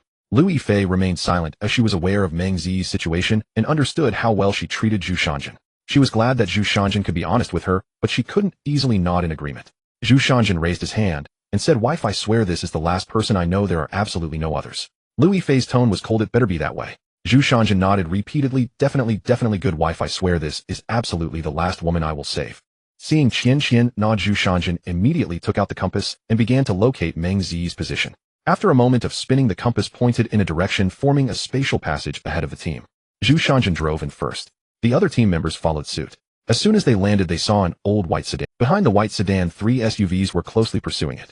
Meng Zi, seeing the suddenly appearing car, flashed a hint of despair in her eyes. At that moment, the sedan suddenly stalled. Zhu Shanjin drove his car and crashed into the oncoming SUV. After the collision, the SUV rolled into the nearby mist.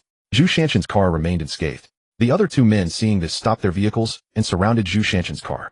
They kept cursing and swung their knives at the car. Zhu Shanjin silently watched and instructed the intelligent butler to activate the shock mode. The electric net installed last night came into play, with flickering currents traveling along the iron mesh to the 2 men. After a frenzied shaking, the 2 collapsed to the ground. Zhu Shanjin opened the car door and kicked the 2 lying on the ground away. Get out of the way, this is not a place to sleep. He approached Meng Zi's car and knocked on the window. Meng Zi, trembling, lowered the window. He held his knife at the ready, prepared to defend himself in case of any sudden moves. What appeared before her was a familiar face, and Meng Zi suddenly burst into tears. She opened the car door and lunged toward Zhu Shanjin. Zhu Shanjin was hit by the car door, causing him to see stars. Looking at Meng Zi, who was sobbing and trembling in his arms, he helplessly rubbed his sore nose. This reckless woman is still as impulsive as ever. Thankfully, her face is original, otherwise this blow would have disfigured her. He pulled Meng Zi up from his embrace. Zi, stop crying. If you keep crying, my clothes will get soaked. Meng Zi looked up at the man she had been longing for. She sniffled and asked, Aiken, did you come specifically to find me? Zhu Shanjin nodded at the straightforward Meng Jia. Yes, I came specifically to find you. Hearing this, Meng Zi buried her head back into Zhu Shanjin's embrace. Aiken, I knew you still liked me. On the side, Zhou Yi stood behind the car, watching the 2 with a sly look in his eyes. Zhu Shanjin helplessly pulled. Meng Zi casually wiped her tears and snot with Zhu Shanjin's clothes. She then pulled Zhu Shanjin and, this is my good friend Zhou Yi from Blue Star, you know her. Zhu Shanjin nodded slightly and extended his hand, greeting, long time no see, Xiao Yi. Zhou Yi immediately stepped forward to shake Zhu Shanjin's hand, saying, long time no see, scumbag. Zhu Shanjin's expression darkened, but he said nothing and led the 2 into the car. Seeing Lu Yifei sitting in the passenger seat, Meng Zi was taken aback, but quickly composed herself and sat in the car. Zhou Yi stared at Lu Yifei in shock, and then turned to look at Meng Zi, her face filled with excitement, as if she had just received big news. The atmosphere in the car became exceptionally silent. Zhu Shanshang opened his mouth to say something, but upon turning to see Qianqian's cold gaze, he closed his mouth again. The vehicle returned to the road it was on, aimlessly driving forward. Soon the tranquility inside the car was shattered by a message. Achin, the Sangwang team has issued a kill order against us in the group chat. Zhu Shanxing frowned slightly as he opened the chat channel. Inside, the channel members of the Sangwang team were distorting the truth, claiming Zhu Shanxing was the one persecuting them. Xin Dachuan, brothers and sisters, the team called Drift without slowing down, is abusing their status as the best to recklessly kill other smaller teams. Li Luo, exactly, this person is extremely lecherous. He surrounds himself with a group of beautiful women and often persecutes other girls. Huang Ji, yes, his name is Zhu Shanxing. Everyone should be cautious when encountering him. Zhu Shanxing looked at the poor performance of those few people who were echoing each other and sneered. They were pinning their own deeds on me while masquerading as victims. It's truly ridiculous. At that moment, some people in the channel began to question and refute what they were saying. Chongqing, you 3 repeating each other's words are like performing a comedy act. Who knows what's true or false? Li Huayo, I was in the same area as Zhu Shanxing before our merger. He is quite famous in our area. He often sells resources and water at fair prices, and the words of those 3 are pure nonsense. The captain of the Vengeful Goddess team, Chun Jia, also sent a message. Boss, do we need to clarify a few things in the channel? Zhu Shanxing replied. No hurry, don't rush to speak and expose yourselves. I'm afraid they might act out of desperation and cause trouble for you. Zhu Shanxing asked, have you prepared the video of the Sangwang team committing arson and robbery that I asked you to record? Chun Juling nodded. It's ready and can be uploaded to the channel at any time. Zhu Shanxing raised his expressionless face. Then send it out, and also deliver the big gift we've prepared for them. Chun Juling began to operate in the channel, uploading the video of the Sangwang team's persecution of women and their arson and robbery. The video came from various victims, and the Sangwang team's actions were instantly exposed in the channel. Zhu Shanxing sent an edited announcement to the channel. I, Zhu Shanxing, hereby declare that I will not rest until the Sangwang team is destroyed. The channel immediately erupted into chaos. Li Hongji, can someone tell me what the Sangwang team is? Li Wan, the Sangwang team is a group of beasts who adhere to militarism. They implement the 3-light policy, which means to kill all, burn all, and rob all. Zhang Aigua, isn't that just the same as the Japanese devil's tactics? Gao Chong, have these bastards forgotten the blood debts of their ancestors? The members of the Sangwang team who were desperately trying to save face began to shout. You can just wait to be killed and robbed. Ha ha ha, it's the apocalypse now, we can do whatever we want. Ladies, clean yourselves up and await my arrival. Seeing the channel already stirred into a frenzy, Zhu Shanxing immediately sent out the edited joint kill order. 100 years of humiliation, ancestors shedding blood. Yet now militarism is reignited. The Japanese devils' desire to destroy our nation lives on, now gathering those with ambition in the channel. Destroy the Songwang team and protect the soul of Huaxia. After Zhu Shanxing sent the message, several top-ranked teams contacted him immediately. The first to contact him was a team called Sunset Red. Most of the members of this team are elderly men, and they were the best in the area before the merger. The elderly men have mostly experienced those inhumane days and hate the Japanese devils to the bone. Now they see their descendants adhering to the militarism of the Japanese devils. They were furious and shouted to eliminate the cancer within the nation. 2 hours later, 8 teams from the original area had. The remaining silent ones were mostly from the Songwang team. He pulled several team leaders into the newly created group chat, explained the situation, and began discussions on how to thoroughly eliminate the Songwang team. The captain of the Wild Horse team was the first to speak. Everyone, I have an idea. We can incite everyone in the channel to kill the Songwang team. The captain of the Love Will Never Disappear team rebutted. That's unrealistic. The strength of the Songwang team members exceeds that of ordinary teams. When they encounter the Songwang team, it's uncertain who will kill whom. The crowd began to discuss, and no one could decide how to effectively kill the Songwang team. Zhu Shancheng pondered for a moment before speaking. How about this? We can still mobilize the masses. After all, the power of the masses is immense. We only need them to provide coordinates and report information. Once we discover members of the Songwang team, we should contact the major teams first and provide coordinates for capable teams to go and kill them. After hearing this, everyone felt that this method was feasible and unanimously agreed. The cleanup operation proceeded quickly, and the previously boisterous members of the Songwang team fell silent. The few remaining were begging for mercy in the group. Spare me, brothers, I was forced to join the Songwang team. I'm also a person from Longhua. Some wise individuals immediately sent messages to refute. You cannot act according to your whims when it's beneficial to yourself, disregarding fellow countrymen while killing and robbing them. When Captain Zhu and the others start cleaning up the Songwang team, you will become a Longhua person and a compatriot. At this time, Zhu Shancheng's team was heading to the location where the next Songwang team was reported to appear. According to the informant, this Songwang team had gathered over 100 people. Many of the teams that went to kill them had been defeated. Zhu Shancheng did not dare to take risks and contacted the captains of 2 other teams that had already completed their cleanup.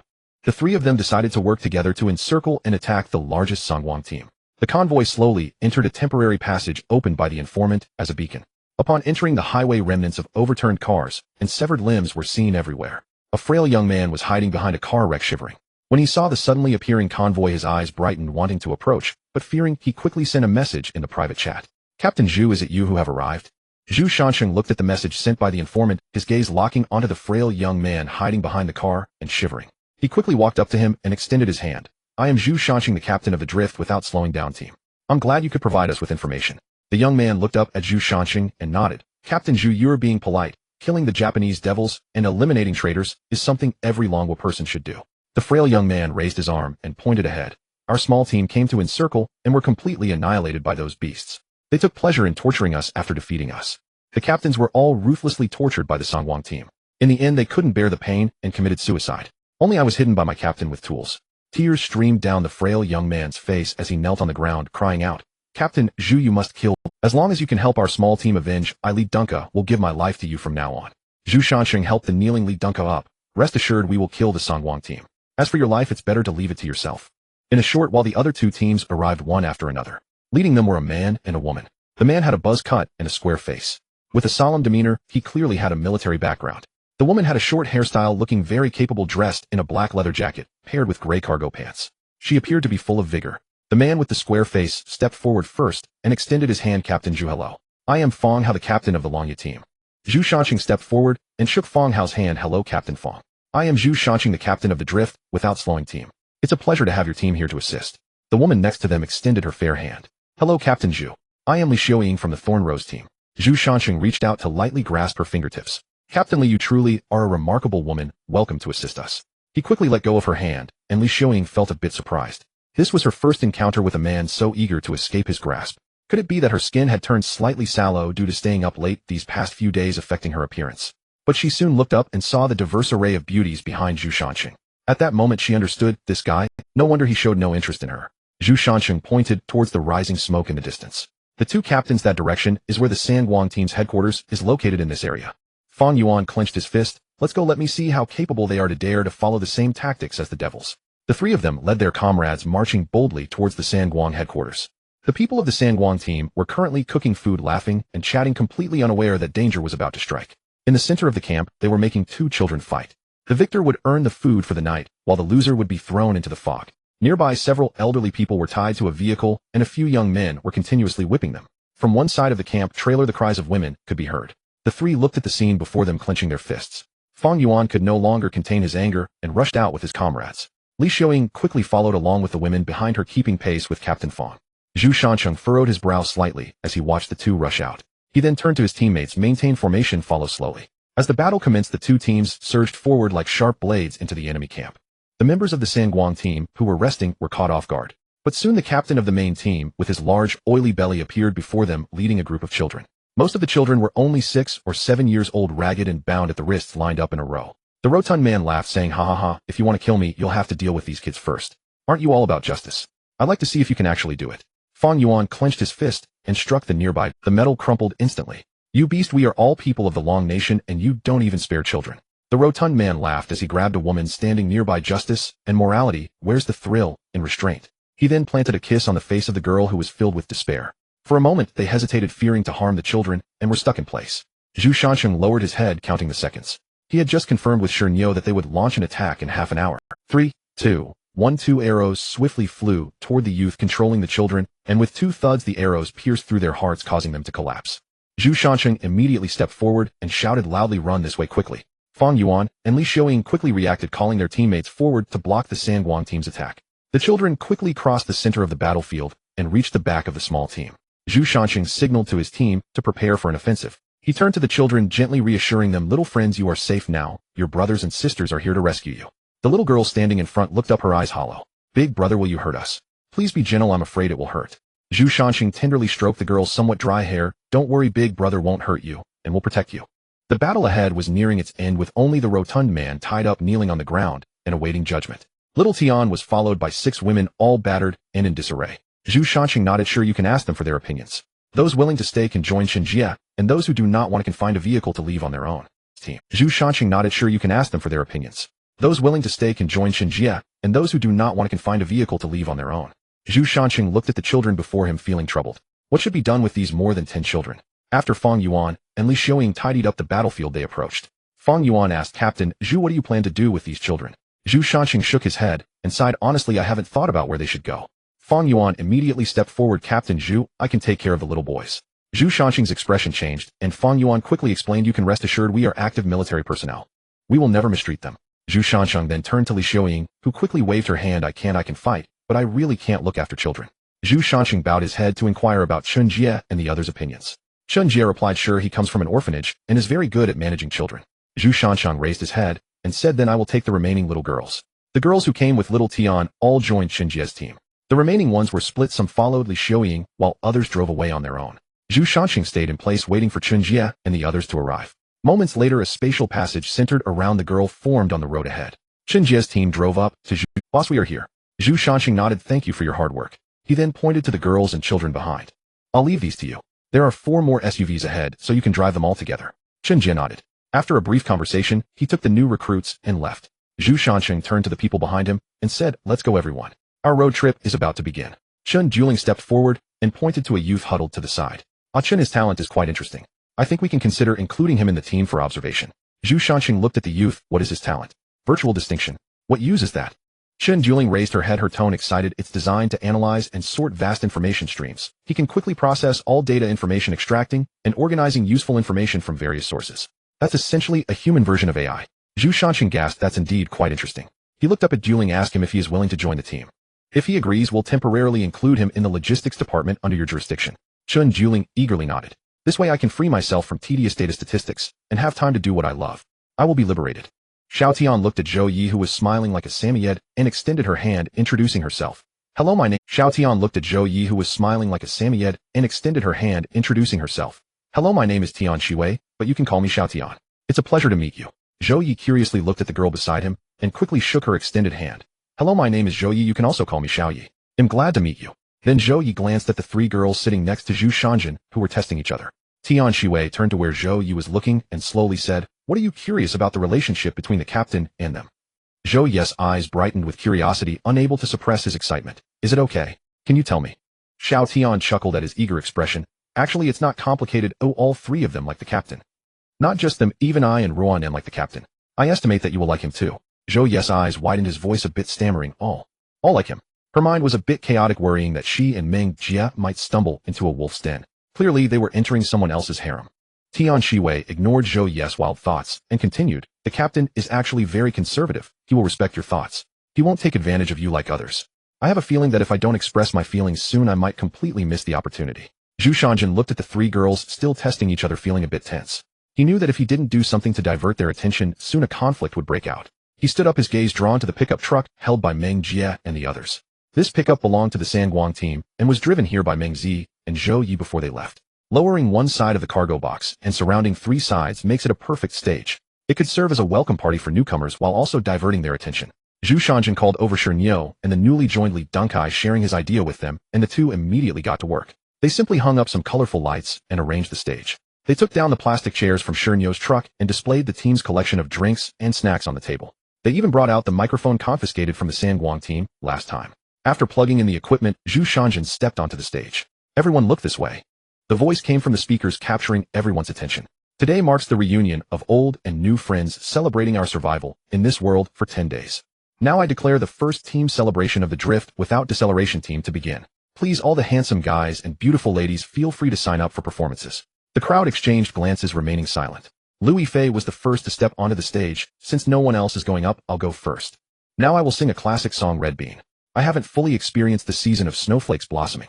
Although there was no accompaniment, her clear voice still carried a certain charm. After the performance, everyone burst into applause. Xiao Tian stood up and shouted, Sister Qian, you're amazing. So beautiful. Dudu, having drunk a bit, had a flushed face. She stood up, walked onto the stage, and pulled out a USB drive from somewhere, plugging it into the speaker, announcing that she would. As the music played, Chun Du-Ling began to dance, each swing of her arms powerful and energetic, resembling a... The audience gaped in disbelief. Usually elegant and noble, Du was acting this way. She turned into a clumsy robot while dancing. On stage, Chun Du-Ling was still performing energetically, but her dance moves were truly hard to watch. After finishing, she staggered down from the stage. Zhu Shanjin quickly stepped forward to support her. He helped her sit beside Qian, and after ensuring she was settled, shifted his attention back to the stage. On stage were Meng Zi and Zhou Yi. Their singing was even more unbearable, sounding like a cacophony.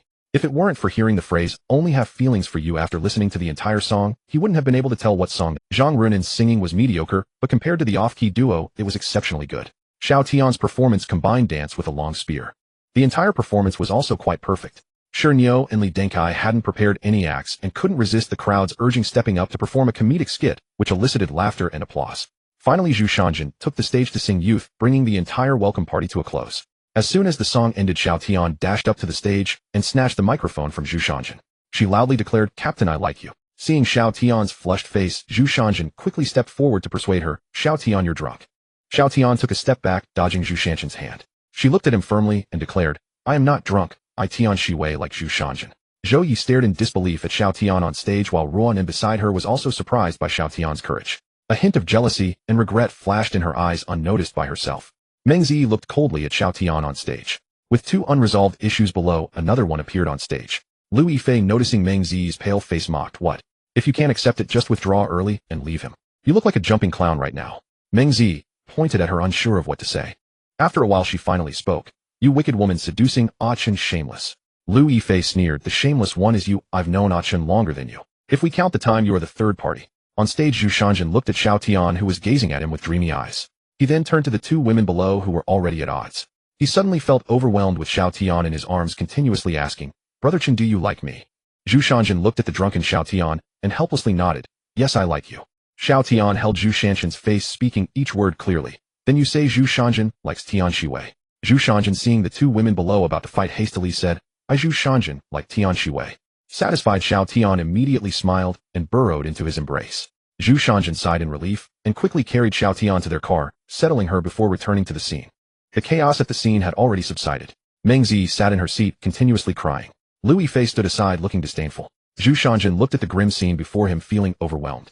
He had tried various ways to avoid conflicts, yet they still... He approached Zhou Yi and instructed her to help the still-crying Meng Jie into the car to rest. He gestured to Shernyo to clean up the scene, then helped the already drunken Du and the still-delighted Qian into the car. Inside the rest area, there was already a set-up bed. After placing Du on the bed, he turned to Qian and cautiously said, I'm sorry, Qian.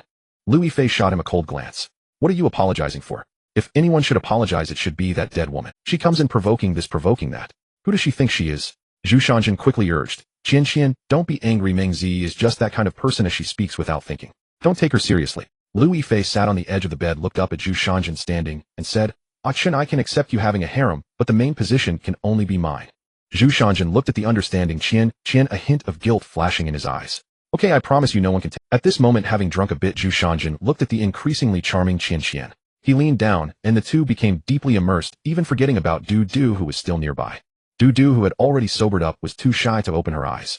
Zhu Shanjin noticed her rapid breathing beside him. Moments later, Du Du let out a surprised gasp. Zhu Shanjin cleaned up the battlefield.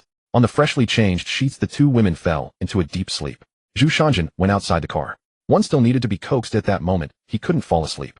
He approached the car where Meng Zi and the others were, but before he could knock on the door, the window rolled down automatically, revealing Meng Zi's red eyes gazing at him with deep sorrow. Upon seeing him, tears began to flow uncontrollably again. Zhu Shanjin pointed to Zhou Yi, who was sleeping beside her, indicating for Meng Zi to get out to talk.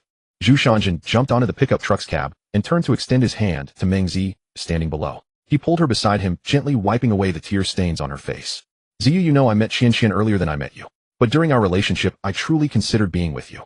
I am actually not a good man in terms of feelings. I am unclear with you, Qian, Du Du, and even Xiao Tian. But Qian is very generous. She doesn't care if I have other women, and even encourages those who like me." Meng Zi interrupted him, her eyes red as she stared at him. "I am not competing with her. I hope you can pay more attention to me. I don't care who the main partner is, but I hope you can always have me." Zhu Shanjin hugged the woman in front of him tightly. "Thank you, Ziyu, thank you for your affection. As long as you don't leave me, I, Zhu Shanjin, will never let you down in this lifetime." The two nestled together, quietly gazing at the bright moon above. In the early morning, everyone was awakened by the sound of clashing weapons. Opening the car door, they saw Xiao Tian practicing against Zhu Shanjin. Both were using the Shaolin staff technique. The wooden staffs clashed continuously, and the two fought to a standstill. In the end, Xiao Tian, exhausted, was caught off guard, as Zhu Shanjin seized the opportunity to knock his weapon away. Xiao Tian stared blankly at the weapon that had flown off to the side, his expression somewhat downcast. Zhu Shanjin chuckled and said, "To defeat your master, you still need to practice. Keep practicing. Who knows, perhaps next time you can last a bit longer. When training, you must focus entirely as if no one else is around." Xiao Tian jumped onto Zhu Shanjin's back and whispered, "Master, open your eyes and take a look at all these beauties around. I can't believe you are so oblivious to them."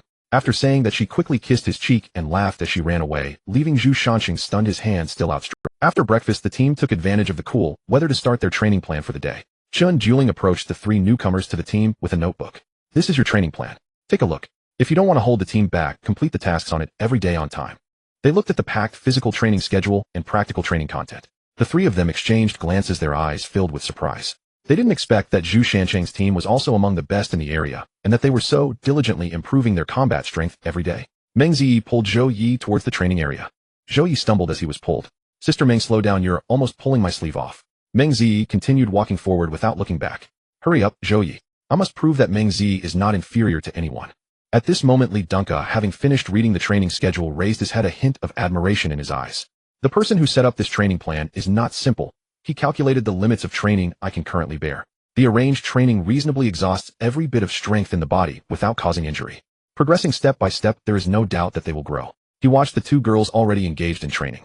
Li Dunka also stopped hesitating and turned to join the training group. As the high-temperature period began, even the frequency of mutant beast attacks decreased. The high-temperature disaster had passed for 2 days, and aside from a few mutant beasts bothering them at night, it was hard to encounter any during the day. After the training, Zhu Shanjin carried the limp Meng Zi and placed her in the car. He then turned to let Ruan Nan drive their pickup truck, while Zhou Yi had already collapsed in the passenger seat next to Xiao Tian. Zhu Shanjin was driving ahead, but his gaze was constantly reflected in the rearview mirror, watching the situation of the two girls behind. After resting for a moment, Meng Zi sat up and reached out her hand to Qian. "Hello, Yifei, I apologize for what I said yesterday. Oh, I spoke without thinking." Lu Yifei opened her eyes and looked at Meng Zi, who was sincerely apologizing, and took her hand. "It's okay, Zi, oh, I understand and forgive you." Seeing that Lu Yifei had forgiven her, Meng Zi immediately broke into a silly smile. "Thank you, Yifei."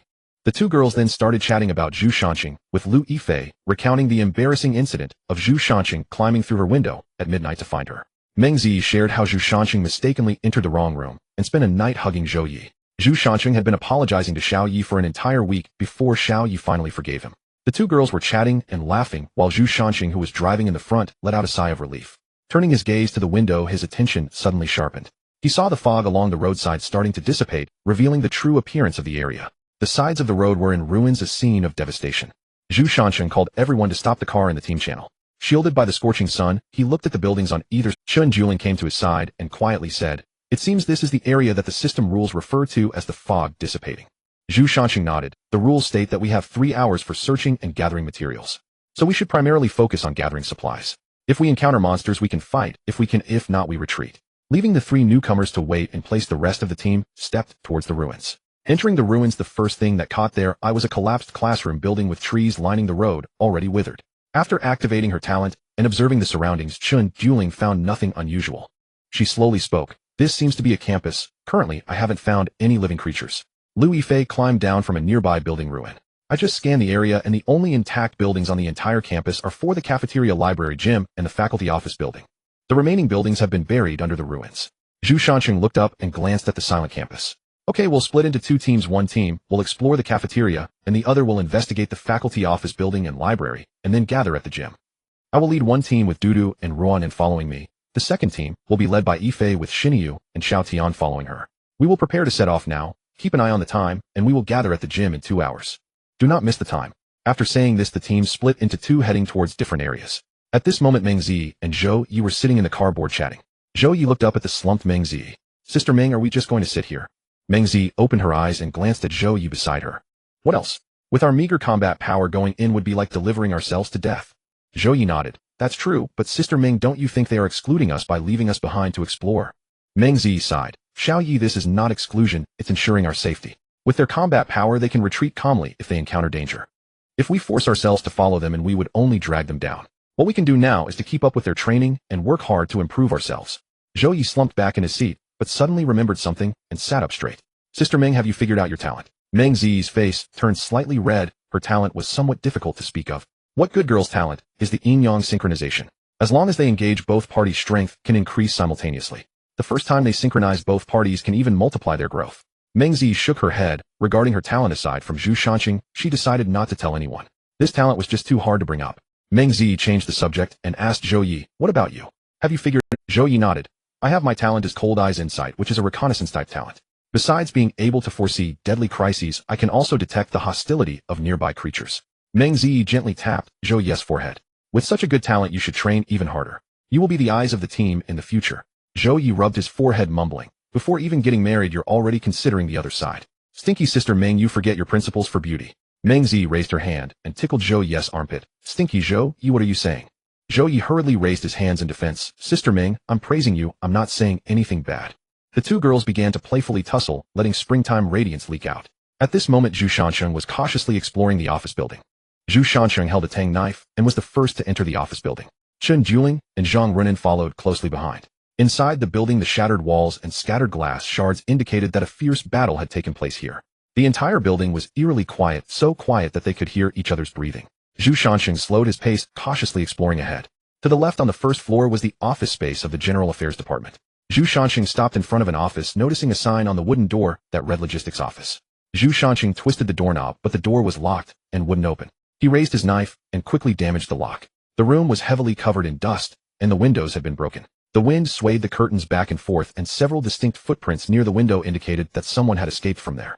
He pushed open the remaining offices one by one. The facilities inside were intact, yet there was no one around. The 3 exchanged glances, and Zhu Shanqing sheathed the tang knife at his waist.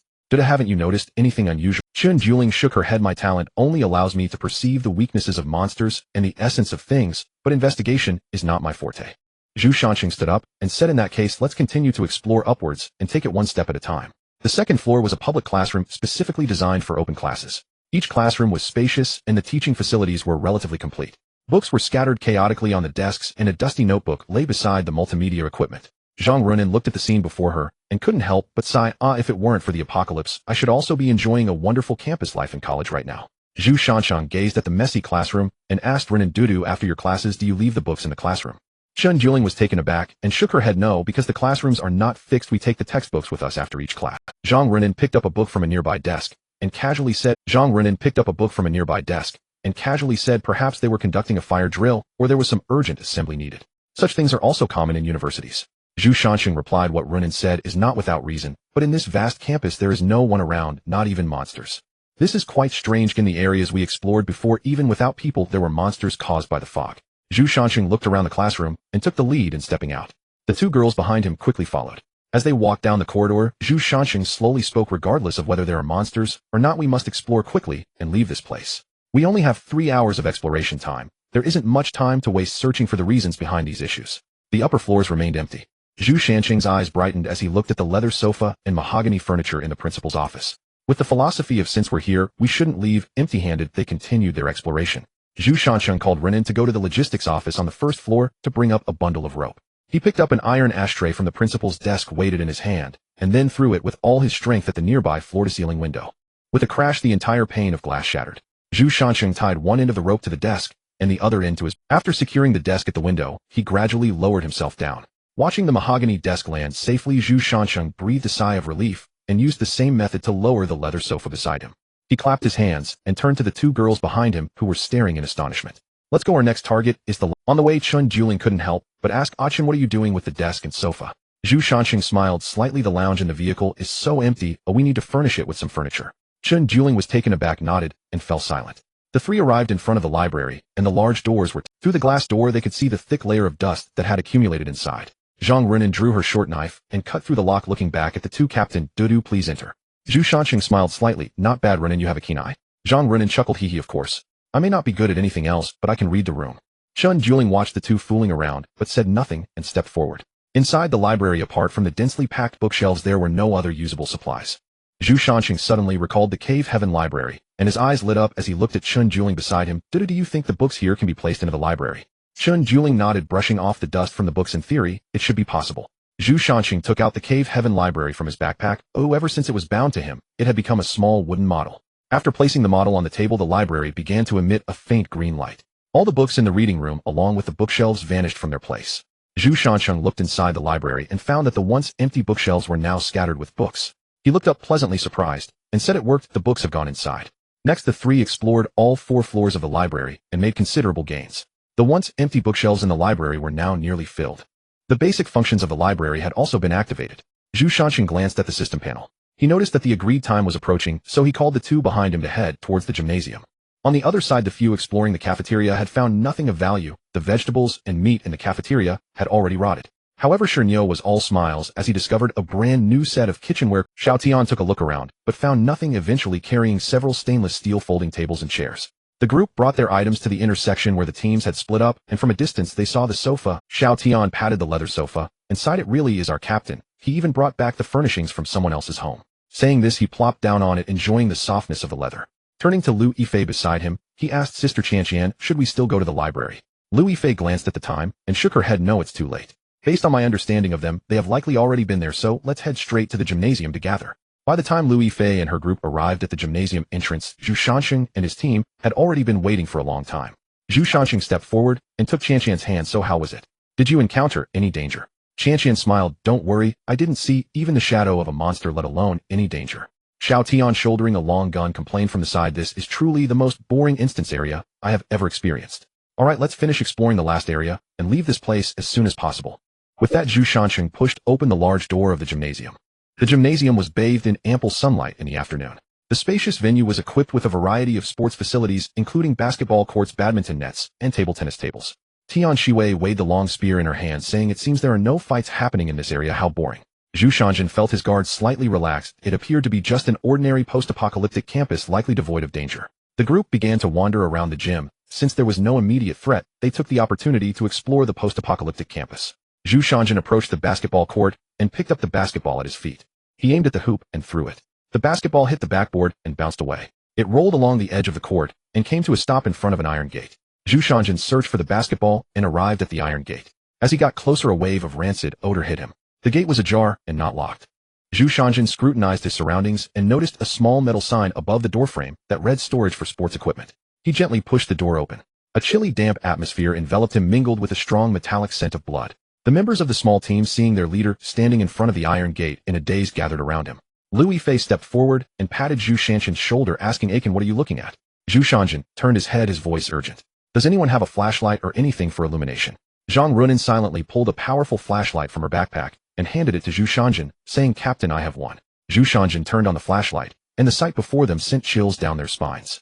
The equipment storage room was underground, and there was a long flight of stairs leading down from the gym. At that moment, the stairs were strewn with dried blood and severed limbs.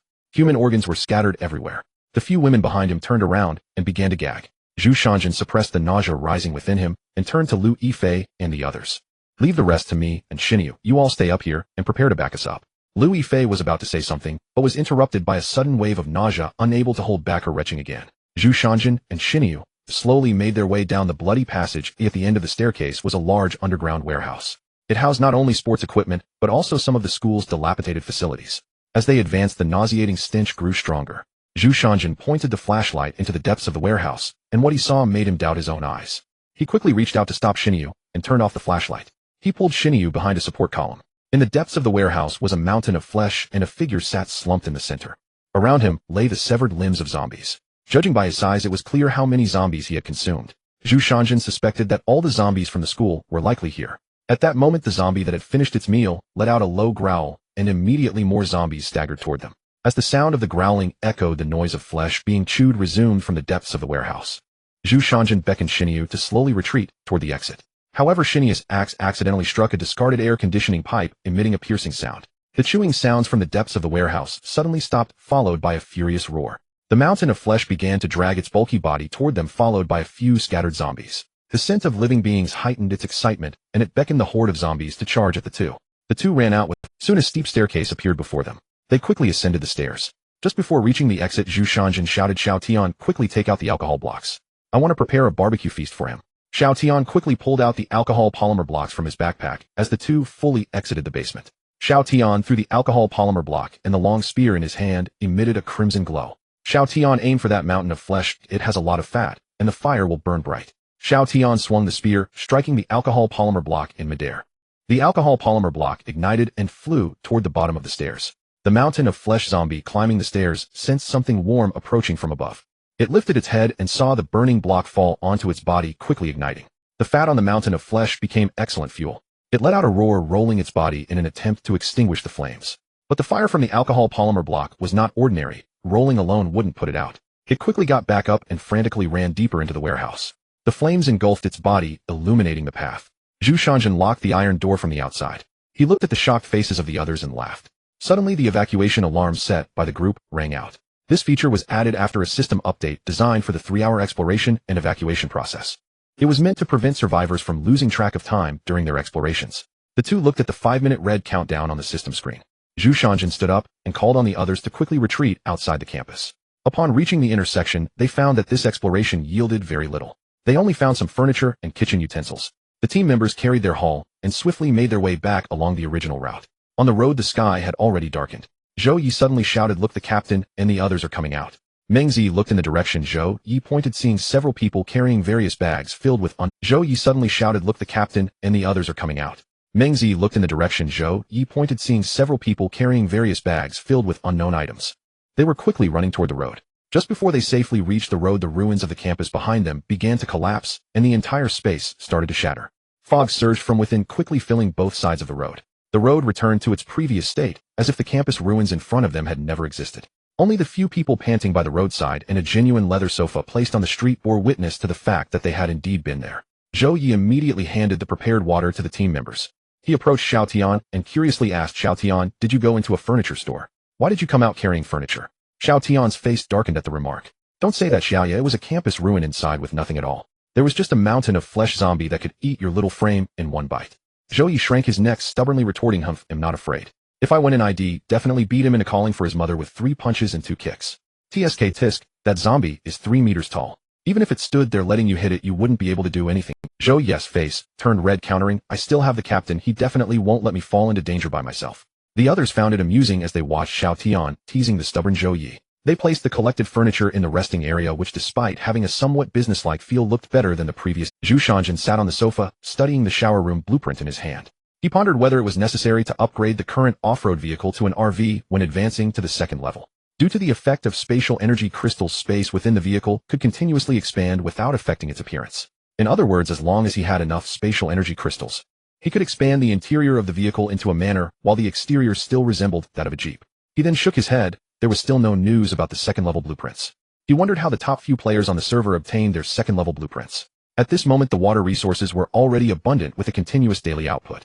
One must say that Xiaomi was exceptionally useful in high temperature weather. Not only could it cool down, but it could also produce water. The collected water may not meet laboratory grade purity, but it was more than sufficient for drinking.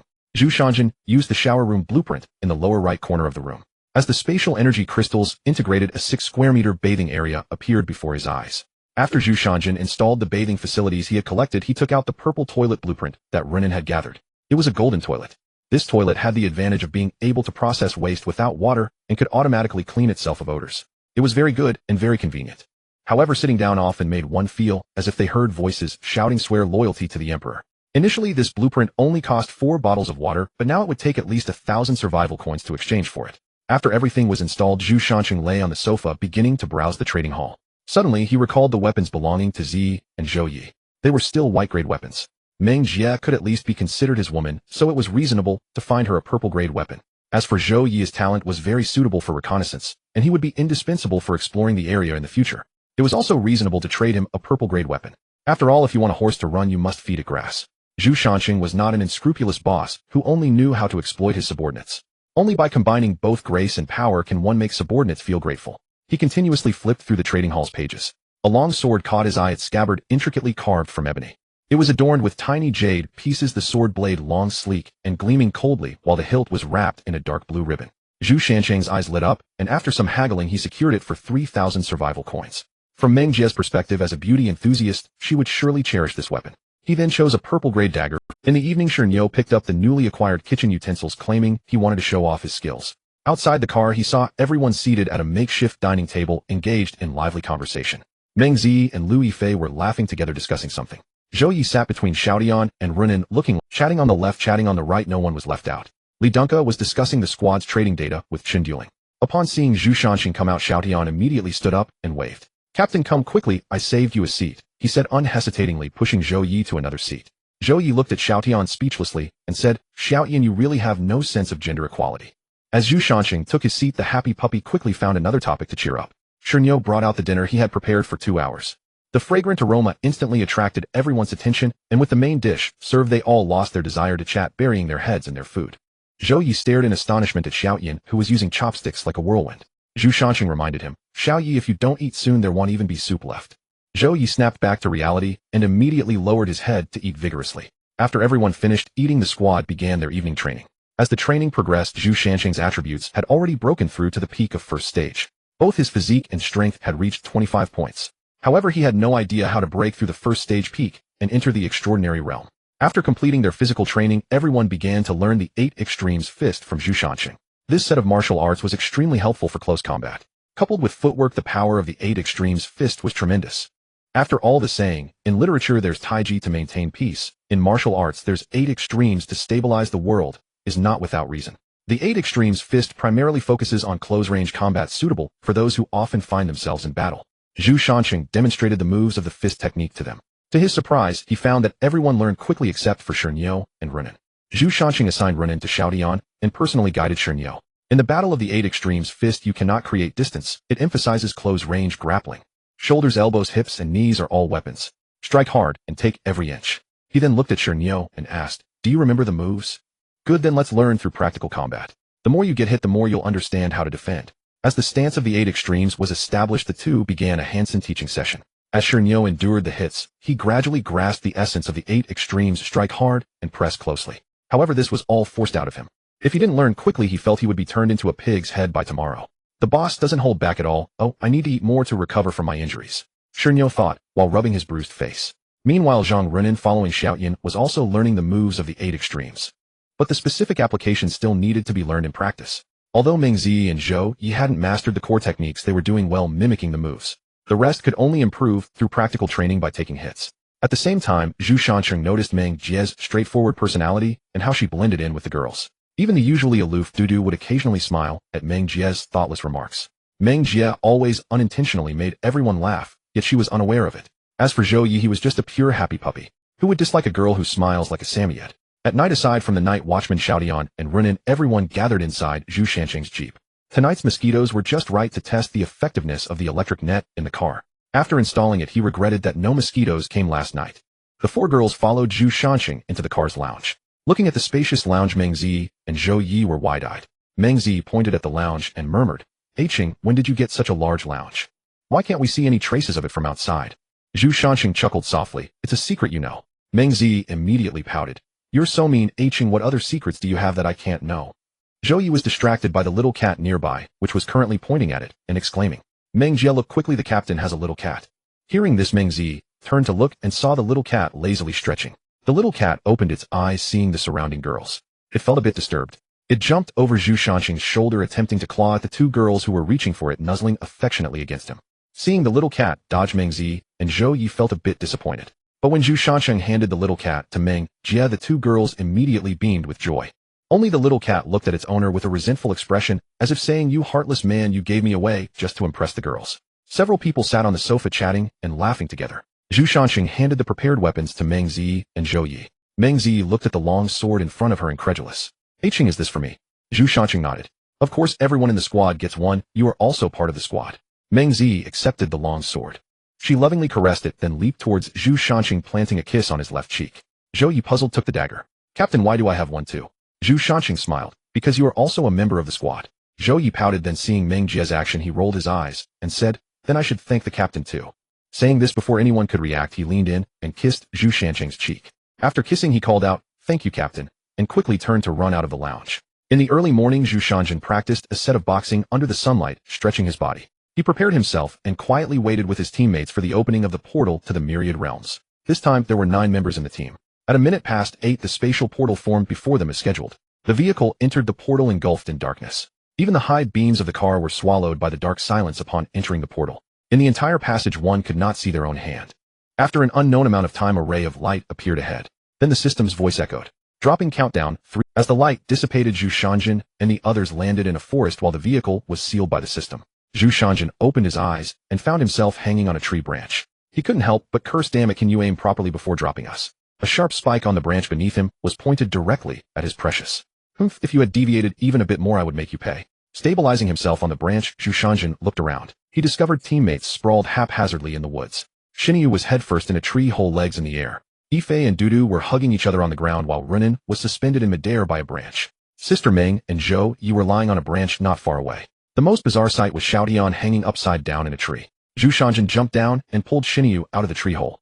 The remaining members gradually woke up, adjusting their poses and climbing down the tree upon seeing their disheveled appearances. Just as Zhu Shanqing reached beneath the tree where Xiaotian was hanging, Xiaotian opened her eyes. The branch that had hooked her ankle snapped under her weight. Xiaotian plummeted down, and Zhu Shanqing rushed forward to catch her. As she closed her eyes, she wondered whether it would hurt more to land on her head or her backside. However, she felt herself falling into a warm embrace. Opening her eyes, she saw Zhu Shanqing's concerned gaze. Xiaoyan, are you okay? Are you hurt anywhere? Tian Shiwei tightly wrapped her arms around Zhu Shanqing's neck, pulling him close. After giving him a fierce kiss on the lips, she jumped out of his embrace.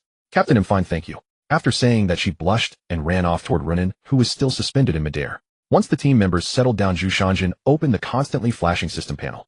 The system panel displayed the main quest. Main quest: cleanse the mist marks. Quest: reward world points based on the team's performance. Quest explanation: the mist marks are one of the source marks of the mist world. Only by cleansing the mist marks can the world return to its normal state. Tian Shiwei sarcastically remarked, so we are the garbage collectors, here to deal with trash. Zhu Shanqing shook his head. No, I prefer to think of us as doctors here to heal the world. Chen Juling interrupted their conversation. Captain, keep reading, there's more information below. Zhu Shanqing withdrew his gaze and continued to read. Since this area is not yet corrupted, the team is granted 3 questioning opportunities, with each question requiring a fee of 1,000 survival coins. Zhu Shanqing looked at the need to pay for questions with reluctance. I came here to help you deal with trash, and you still want to charge me. Isn't that like paying to get myself into trouble? There are 30 seconds left for questioning. Do you need to ask survivors? Zhu Shanqing scowled. Is this forced selling? Agreed. Zhu Shanqing stepped forward with a displeased expression. Then tell me, where are the mist marks? After a brief flicker, the panel displayed a response. The myriad realms have their own independent operating rules. The system cannot provide specifics and must be explored by the survivors once they enter. Zhu Shanqing looked at the system's response, his expression darkening further. Doesn't that mean you didn't answer anything? Damn it, I want a refund. The survivors still have 2 questioning opportunities. Alright, you're ruthless. You dare to cheat me out of my money. He turned to the others behind him. Due to Deng Ku, you 2 should ask questions that would help with this mission. Chen Juling stepped forward to ask the first question. How many teams have entered this world? Where are they located? A total of 10 teams have entered this world. 5 teams are spread across the Great Qian Dynasty, and 5 teams are spread across overseas nations. Li Dunka seemed to recall something, and suddenly asked, is there a way to break through to the extraordinary in this world? Yes. Zhu Shanqing's face showed confusion upon hearing Li Deng's question, but seeing the system's response, he revealed a joyful expression. If this world has the extraordinary, then I can break through. Currently, the first-tier combat power can no longer face the dangers encountered on the road with ease. He spent 900 survival coins in the system shop to exchange for proficiency in the language and writing of the Great Qin dynasty. He then spent another 9 survival coins to exchange a set of clothing suitable for the current dynasty for each team member. Xiao Dian looked at him with curiosity. Captain, aren't we exchanging for silver and travel expenses? Zhu Shanjin shook his head. I have my own way to acquire silver, and that merchant in the shop offers only 1 tael of silver for 100 survival coins, which is completely unprofitable.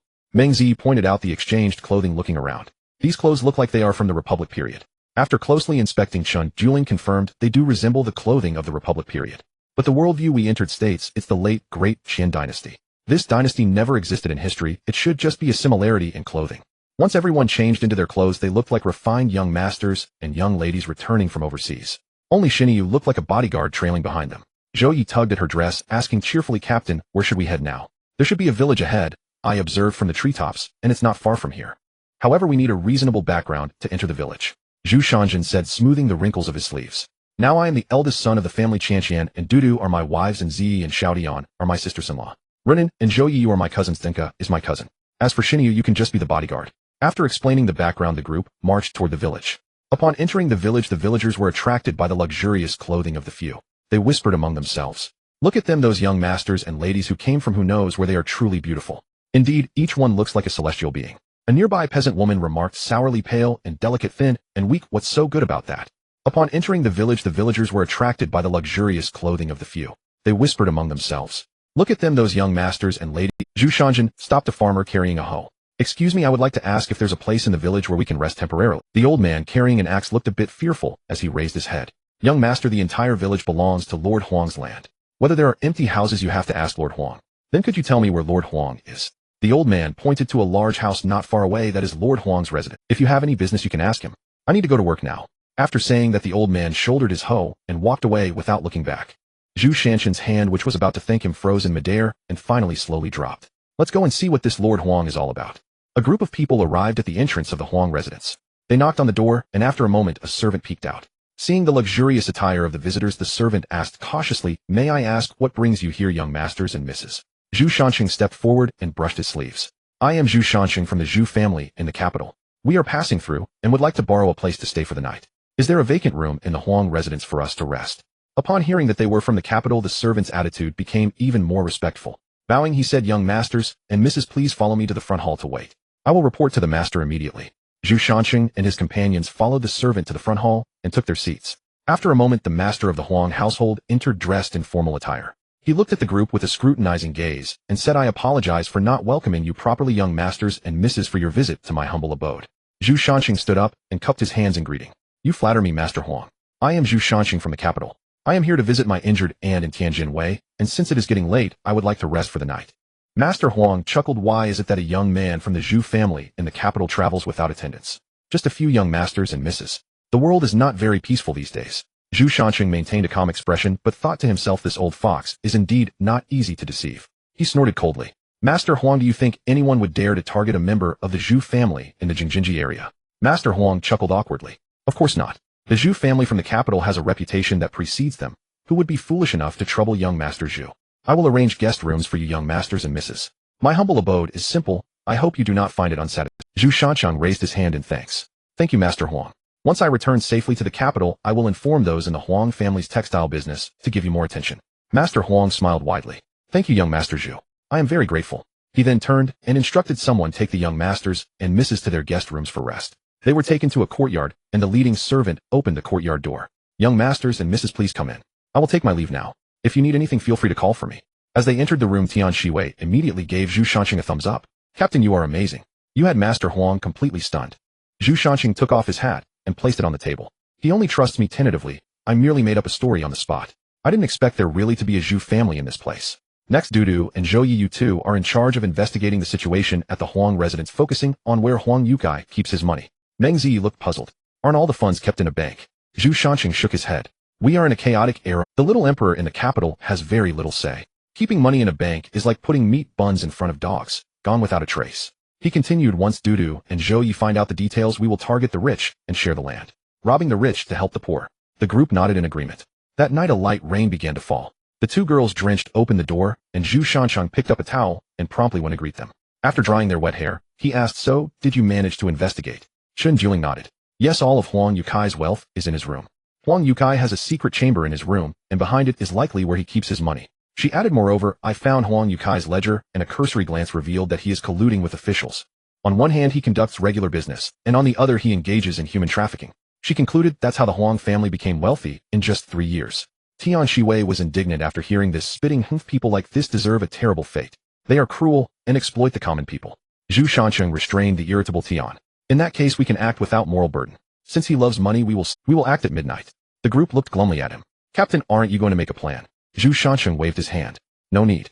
With our current strength, we can just take the money and leave. With the Huang family's guards, even Zhou Yi can easily take them down. What further planning is needed? Zhou Yi pow. Captain, do you underestimate me? I'm not talking to you two anymore. The others laughed at Zhou Yi's childishness. With an hour left before the operation, it suddenly began to rain outside. Chun Juling pushed open the window. A fragrant smell of rain-soaked earth wafted in. As time passed, the rain grew heavier. Little Tian anxiously paced back and forth in the room. Captain, the rain is getting stronger. Will it affect our plan? Zhu Shancheng sat in a chair looking at the anxious little Tian. He calmly replied, no, the rain will help to cover our tracks. After we succeed, we will move the money to the grove, where we will land, and we will withdraw overnight. At midnight, everyone had a well-thought-out plan, which was implemented smoothly. Zhu Shancheng successfully sneaked into Huang Yukai's study following the traces observed by Dudu during the day, and opened the secret chamber. Inside the secret chamber were only 2 boxes, one filled with tightly packed gold. The other contained scattered silver and a ledger. Zhu Shancheng had no time to examine further. He quickly packed everything into 2 bundles and headed out. Hiding behind the desk was the stone ox, eagerly coming forward to greet him. Boss, how did it go? Did you succeed? Zhu Shancheng nodded. It went smoothly. Let's go. The group quickly made their way toward the grove outside the village according to their planned route. However, they did not notice that shortly after they left, a group of tightly wrapped black-clothed individuals burst into the village. They killed anyone they encountered, leaving only children bound on carts. A small team stormed into Master Huang's residence and was detected by the guards at the door. Before the guards could report, they were silenced with a swift cut to the throat. The group scattered and acted quickly, gathering in the front yard shortly after. The black-clothed intruder who entered Master Huang's room reported to the leader. Boss, we didn't find Huang Youcai's wealth. The boxes in the secret chamber are empty. The leader frowned. If we didn't find anything, we should retreat. These sacrifices are enough. If we linger, the court's dogs will come looking for us again. The black-clothed individuals taking the kidnapped children vanished into the night rain. In the dark village, the blood was soon washed away by the rain, and the strong smell of blood gradually faded. Only the bodies on the ground testified to what had just occurred. In the distance, the leader of the black-clothed individuals glanced back at the grove, where Zhu Shancheng and the others had left. A haze flickered in his eyes, and the black mark on his neck became increasingly prominent. If Zhu Shancheng and the others were here, they would surely notice that the haze in his eyes closely resembled the mist on the road. After leaving the forest, the small team walked a distance and found a dilapidated temple where they entered to take shelter from the rain and rest. Zhu Shancheng took off his soaked clothes and wrung out the water. He asked Dunka, have the harvest calculations been completed? Li Dunka raised his head with data flashing in his eyes from time to time. Captain, we have harvested over 700 pounds of gold and 100 pounds of silver. Zhu Shancheng hung his rung. Not bad. How much would that be in ancient units? Li Dunka lowered his head to calculate, soon raising his head again. Captain, the gold is estimated at 10,000 taels, and the silver at 1,600 taels. Lu Yifei, while drying her hair, said, that's quite a lot. This Lord Huang has quite the talent for amassing wealth. Dudu, who was reading the account book, looked up and said, this is the wealth accumulated by the Huang family over 4 generations, starting from Huang Yukai's great-grandfather. They engage in human trafficking, smuggling goods, anything that makes money. Collusion between officials and businessmen has allowed them to remain unharmed all along. Xiao Tian helped Runan dry her damp hair, and upon hearing Qianqian's words, her grip unknowingly tightened. Damn landlords sucking the blood of the working people deserve to die. Runan, being served by Xiao Tian, felt the increasing pressure on her head and cried out in pain. Wei, be gentle. Are you trying to crush my head? I'm not a damn landlord. Oh, look, clearly I'm Runan. Xiao Tian quickly released her grip, looking apologetically at Runan. Nanan, I'm sorry, I forgot. Zhang Runan shot him a glare, subtly shifting away from him. After a night of rain, the muddy path became even more difficult to traverse. The gold and silver had already been distributed by Zhu Shancheng, with each person carrying less than 100 pounds of gold and silver as they walked out. For their current physique, this weight was hardly a burden, let alone carrying gold and silver, which could determine whether they enjoyed a comfortable life or suffered in this world. At noon, they feasted on wild rabbits that seemingly appeared out of nowhere, and the juicy roasted meat whetted everyone's appetite. Once the seasonings were sprinkled on, the fragrance wafted through the air. Xiao Tian, unable to help herself, swallowed hard. Zhu Shancheng took the rabbit leg handed over by Xinyu, savoring the explosion of flavors from the cumin chili and rabbit meat in his mouth. He couldn't help but marvel. This kid learned to cook much faster than he learned to forge. It was truly a waste of talent to be just a blacksmith. While on the road, he had asked Xinyu about this very issue. Xinyu had replied that a real man should forge, and cooking was merely a hobby. Zhu Shanqing nodded, but did not. After all, only by pursuing a career one is interested in can one be truly invested in learning. The group walked along the dirt path, stopping and going. Finally, before the sky completely darkened, they saw the city wall of the county. The group hurried to the city gate to rest. The county soldiers, seeing their luxurious attire and extraordinary demeanor, did not dare to make things difficult for them. After paying a copper coin as the entrance fee, they were allowed to enter the city without any further inquiries regarding their travel passes or provisions. Upon entering the county, the sounds of vendors calling out, conversations among vegetable sellers, and the applause for street performers intertwined to create the unique atmosphere of the small town. Zhu Shanqing once again held back Xiao Tian, who was curious and eager to see the commotion. He turned to the others and said, "Let's first go to the inn to secure a place to rest. They'll give each of you 10 taels of silver so you can go explore." Xiao Tian and Zhou Yes' eyes lit up upon hearing this, and they began to jump around Zhu Shanqing excitedly. Zhu Shanqing looked at the two with a helpless expression. He whispered, "Stop jumping. You are now young ladies from a wealthy family and must be dignified." The two restrained their excitement and nodded repeatedly. Zhu Shanqing walked over to the fruit vendor selling peaches, picked out a few that looked good, and after handing over the coins to the vendor, inquired, "I would like to ask you something. If you answer well, these 5 copper coins are yours." The vendor's eyes sparkled as he replied, "Sure. What does this young master want to ask?" Zhu Shanqing casually tossed the copper coins and asked, "What is the name of this place?" In response, "Young master, this place is called Qingyan Town." Zhu Shanqing muttered to himself, "Qingyan Town." He then looked at the vendor and asked, "Where is the best inn in this Qingyan Town?" After Zhu Shanqing threw the coins onto the stall, the vendor picked them up and smiled, "Young master, you asked the right person. The best inn in Qingyun Town is the Qingyun Inn. The food and drinks there are exceptional, especially their Qingyun brew, which is quite famous even in Tianjin." Zhu Shanqing interrupted the vendor's self-promotion and said, "Where is the Qingyun Inn?" The vendor bent over and pointed ahead. "As long as you gentlemen and ladies follow the main road ahead." Compared to other buildings, the Qingyun Inn was noticeably taller. After hearing this, the group continued walking along the main road. A 2-story blue brick building appeared before them. At the entrance, a young servant was continuously attending to incoming and outgoing guests. In the center of the tavern, a large wooden plaque displayed the 4 characters Qingyun Inn. The group stepped inside the inn, and the young waiter approached them and respectfully inquired, "Esteemed guests, are you here for a meal?" "To stay 5 rooms," Zhu Shanqing replied casually. The young waiter acknowledged and turned to inform the manager about the 5. The manager glanced up and assessed the group, noting their distinctly different attire from others. He quietly whispered something to the young waiter, nodded repeatedly, and came to Zhu Shanqing and the others. "Esteemed guests, the rooms are ready. Please." Due to strong insistence, he earned the right to a private room. Yifei and Zhu Shanqing shared one room, while the rest paired off. After everyone was assigned their rooms, Zhu Shanqing instructed the young waiter prepare some good wine and dishes to be sent to the rooms. The young waiter nodded repeatedly and left. In the afternoon, the group split up to explore Qingyun Town. Li Dunka, disliking shopping, remained inside the inn to keep watch. Chun Juling initially didn't want to go out either, but Yifei's persistent coaxing made her agree. Once outside the inn, the group dispersed, each exploring Qingyun Town. Zhu Shanqing watched as the helpless Dudu was dragged by Qianqian, weaving through various stalls. With a fond smile, he followed closely behind to protect them. After a round, the 2 girls had adorned themselves with many accessories. Zhu Shanqing stopped in front of a martial arts school. Qingyun Boxing School. Zhu Shanqing had heard about it while shopping earlier. The martial arts masters there practiced Qingyun Fist, renowned far and wide. It was said that Master Hu, famous in Tianjin, had praised them. Zhu Shanqing looked at the 2 girls beside him, and after giving a brief command, turned and walked towards the boxing school. He knocked on the boxing school's door, and a young man in rough hemp clothes opened it. Seeing Zhu Shanqing outside, he was momentarily stunned, then asked, "May I ask what brings you to the boxing school?" Zhu Shanqing smiled, "I come to learn boxing." The young man sighed in relief upon hearing this, leading Zhu Shanqing into the boxing school, and apologetically, saying, "I'm truly sorry, I thought you were here to challenge us." Zhu Shanqing, curious, asked, "With the reputation of the martial arts masters, there shouldn't be many who dare to challenge you, right?" The young man replied indignantly, "Humph. A while ago my master had a match with some Westerners in Tianjin and was injured by a strong man from the West. Ever since then, people have come to challenge us, hoping to make a name for themselves through my master's reputation." As he spoke, he led Zhu Shanqing to a room and stopped. He gently knocked on the door. A strong voice came from inside. "Come in." The young man pushed open the door, revealing the entire boxing school. The wooden dummies and weapon racks inside perfectly matched Zhu Shanqing's mental image of a martial arts school. Several young men were practicing boxing inside, and upon hearing the door, they curiously looked over, only to be scolded by a burly middle-aged man standing in the center. "What are you looking at? Continue practicing." The young man approached the burly middle-aged man and whispered a few words. He then introduced Zhu Shanqing. "This is Master Wu, the owner of our Qingyun Boxing School." Zhu Shanqing stepped forward and cupped his fist, saying, "Greetings, Master Wu. I am Zhu Shanqing, and I have long admired your name. I have come today to learn boxing." Master Wu looked Zhu Shanqing up and down. "You have a good physique. Why do you wish to learn boxing?" Zhu Shanqing was taken aback, then replied, "To protect myself and those I wish to protect." Master Wu nodded. "Not bad, that's a good thought, but I focus on fate rather than ambition when teaching boxing. I wonder if we have the fate to meet today." Zhu Shanqing glanced at the young man, gesturing behind him, and understood Master Wu's meaning.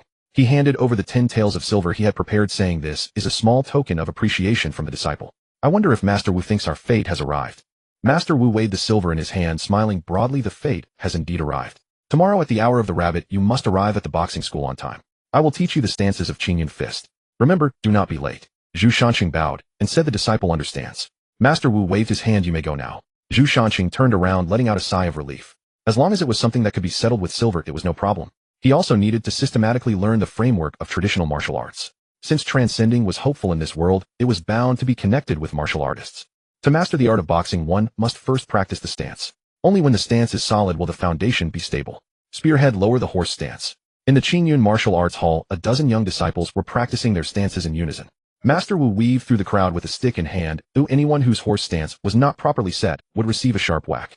Zhu Shanqing adjusted his horse stance according to Master Wu's teachings.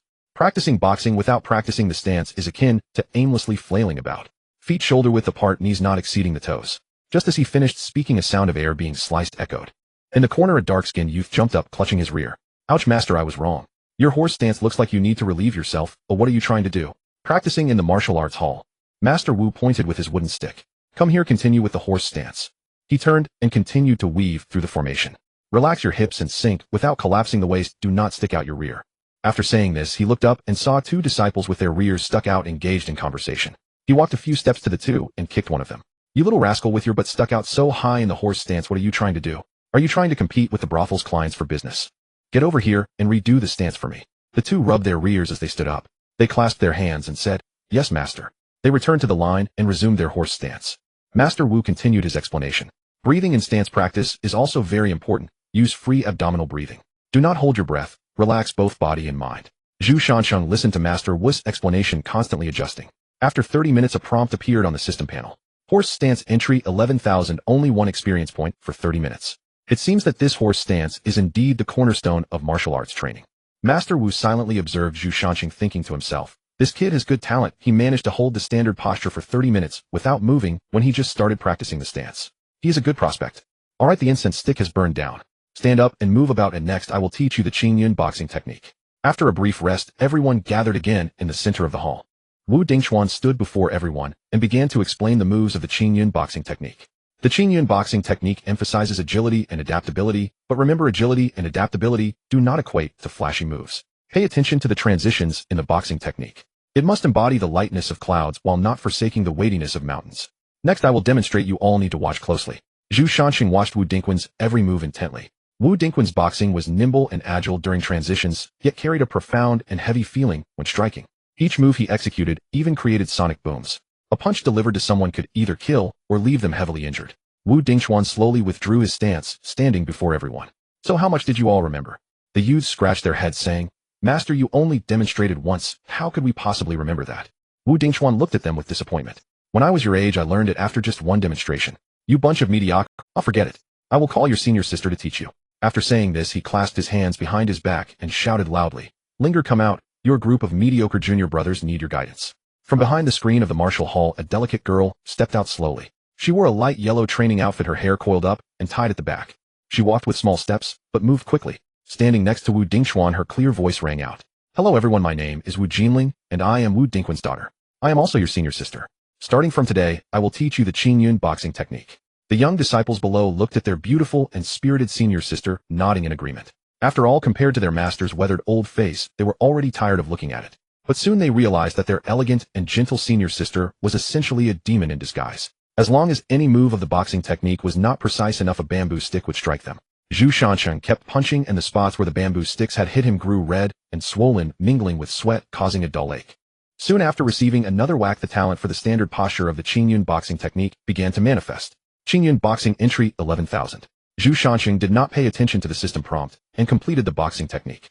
Looking at the crisscrossing bamboo stick marks on his body, he felt like crying without tears. Damn, system finally made it in, or if I keep going my injuries will just overlap. But as long as I have entered, my talent will come into play and hard work will be rewarded. With this thought, he felt resolute again. Let's go, as long as I don't die, I will push myself to the limit. I have finally become the kind of overachiever I despise the most. The morning passed in repeated boxing practices, and in the afternoon a robust man with a buzz cut appeared, surveying the orderly standing crowd. He grinned broadly. "Not bad, very spirited. Master has 3 inner disciples. Oh, I am the second, so you can call me second senior brother." The one who taught you boxing in the morning was the junior sister. Now I will teach you about the realms of martial artists and the taboos you need to know when wandering the martial world, so that in the future you won't cause trouble and implicate the Qingyun Martial Arts Hall. The buzzcut man's voice suddenly rose. Now everyone sit down on the spot. Everyone was taken aback, but complied. The buzzcut man stood with his hands behind his back and began to speak about the realms of martial artists and the taboos of wandering the martial world. The realms of martial artists are divided into 9 realms. Although it is said to be 9, it is actually 3 major realms with 9 minor realms. The 3 major realms are Mingjin, Onjin, and Huajin. The minor realms are subdivisions created to distinguish the different changes that occur upon breakthroughs within the 3 major. In the crowd, a round-faced youth immediately raised his hand and asked, "Second senior brother, is there any realm?" Second senior brother's expression became serious, as if in thought. Beyond Huajin, it is said to be transcendence, but very few in the world achieve transcendence. If you can reach transcendence, you could even sit while meeting the emperor. Someone in the crowd asked, "Then second senior brother, what must we know and avoid when wandering the martial world?" Second senior brother slowly lowered his hands from behind his back. "You need to remember what I am about to say very well. In battles in the martial world, you cannot report your own sect. Reporting your sect means distinguishing who is superior. After reporting your sect, even if you are killed by the other party, it is just because your boxing skills are lacking. The elders of your sect cannot intervene. In arena matches, it is generally a point to stop unless it is a life and death fight. Otherwise, one should always hold back. This is something you must remember well. After challenging a dojo, do not strike to kill. You must leave the opponent a way out. Otherwise, you will be scorned by the martial community." Zhu Shansheng listened to second senior brother's words and secretly calculated that the martial world in this realm was quite rule-bound. However, one must learn virtue before learning boxing. Practicing martial arts begins with etiquette. This is the couplet hanging at every martial arts hall in trance. 2 weeks passed in the blink of an eye. During this time, Chun Juling rented a 3-compartment courtyard in the town. The members of the team moved in. Zhu Shansheng practiced boxing during the day and taught the team members at night. Everyone made considerable progress. Shinyu found a blacksmith shop in the town and learned from the blacksmith master in exchange for free labor. Xiao Tian became enamored with embroidery, claiming to have found the feeling of practicing spear techniques amidst the fluttering needles and threads. Chun Juling and Li Dunka continuously calculated the growth data of the team members and planned for the team's future development. Meng Zi and Zhou Yi began to study culinary skills, but unfortunately, they had no aptitude for it. After tasting their cooking once, Shinyu shook his head and exclaimed, "The Prince of Salt has been reincarnated." Ruan Nin started researching medicine, intending to go to the clinic for learning. However, the senior doctor at the clinic stared at her with lecherous eyes every day. Left with no choice, she had to study on her own in the courtyard with medical books. However, thanks to the benefits of the Cave of Hidden Books, her learning progress was quite rapid. Yesterday, she used a unique massage technique to help Zhu Shansheng relax the muscles that had tensed from practicing boxing. The effect was quite good. Liu Yifei, on the other hand, acted mysteriously. Aside from participating in team training every day, she stayed locked up in her room, not knowing what she was up to. After having breakfast in the courtyard, Zhu Shansheng and the team members entered the martial arts hall and greeted the disciples practicing boxing as usual. Walking towards a vacant area, he had just taken a horse stance when he saw senior sister Linger walking towards him. Zhu Shansheng stood up, performed a proper greeting, and asked, "Hello, senior sister Linger. I wonder what brings you here in such a hurry." Wu Jinling smiled mysteriously, took Zhu Shansheng's arm, and led him towards the backyard, saying, "Follow me, and you will know when we arrive." The fragrance of the young girl wafted into Zhu Shansheng's nose with the wind, and he couldn't help but sniff. He then scolded himself inwardly. "I already have 3 at home and 2 in reserve. I'm still thinking about this, which must be due to my recent abstinence. I even asked senior brother yesterday, and he told me that as long as one does not indulge in excessive desires, engaging in appropriate activities between husband and wife would actually be beneficial for martial arts. I've also neglected Dudu and Qianqian a bit during this time. They'll go home tonight and have a big sleep together." Thinking of this, he couldn't help but smile. Wu Jinling looked at Zhu Shansheng with suspicion. "Why is my junior brother laughing so lasciviously?" Zhu Shansheng came back to his senses and quickly waved his hands. No, senior sister, I just thought about clearing up the misunderstanding with my wife tonight, and I'm secretly delighted." Wu Jinling was taken aback and exclaimed, "Junior brother, you are already married?" Zhu Shansheng nodded, "Yes, I already have a family." Wu Jinling's eyes dimmed. "I thought my handsome junior brother would pair up with me, but I didn't expect you to marry so early. Well, this way no one can obstruct my path to becoming a master in the transformation realm." Zhu Shansheng noticed Wu Jinling's expression changing between blue and red, not understanding why. He quickly stepped forward to walk alongside Wu Jinling. "Senior sister, are you all right? Why do you look so pale?" Wu Jinling waved her hand. "I'm fine, let's go. Master wants to see you."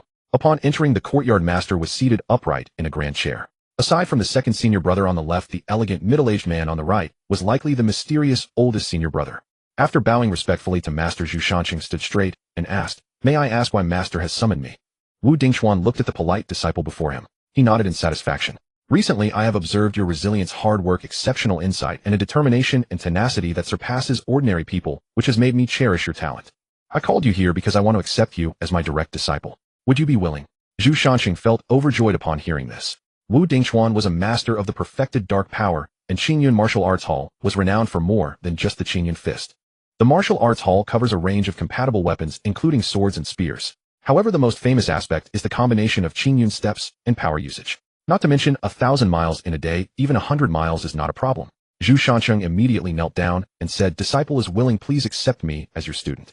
After the bowing ceremony was completed, Wu Dingquan's wrinkled face broke into a near smile. He helped Zhu Shanqing up and said, "Good child, get up." He then introduced Zhu Shanqing. "This is your eldest senior brother Li Wenyuan.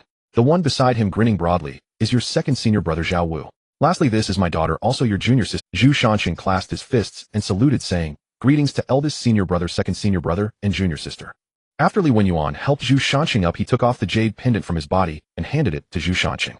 With a smile, he said, "Junior brother need not be so formal. I am the magistrate of Qingyun County. If you encounter any trouble in Qingyun County in the future, you can come to the county office to find me."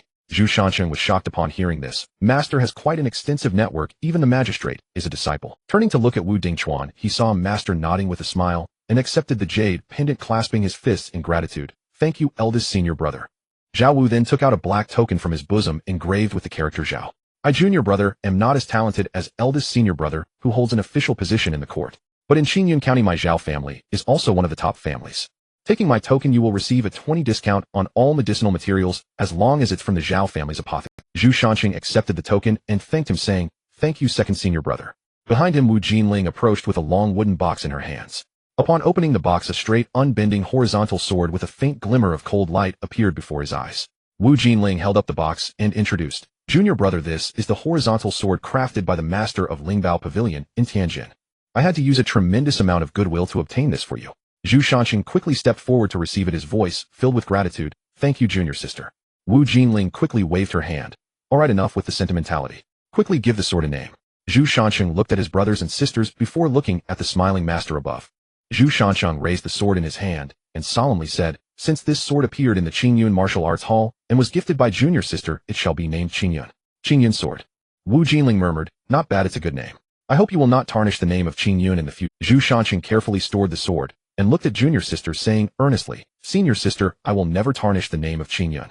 Wu Jinling then pulled Zhu Shanqing out, saying she would teach junior brother the Qingyun sword technique. Wu Dingchuan watched his daughter's actions and shook his head. He could see that Zhu Shanqing held only brother-sister feelings towards Wu Jinling with no romantic intentions. Finally, he sighed helplessly, "Fine, let her be. I hope Linger doesn't fall too deeply."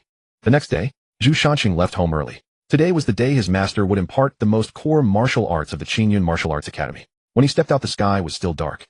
Upon arriving at the backyard, Zhu Shanqing saw his master standing there with his hands behind his back. Zhu Shanqing immediately stepped forward to pay his respects. "Today I shall teach you the core martial arts of the Qingyun Martial Arts Academy. I hope you will uphold your true heart and prosper in martial arts in the future." Zhu Shanqing clasped his fists in response.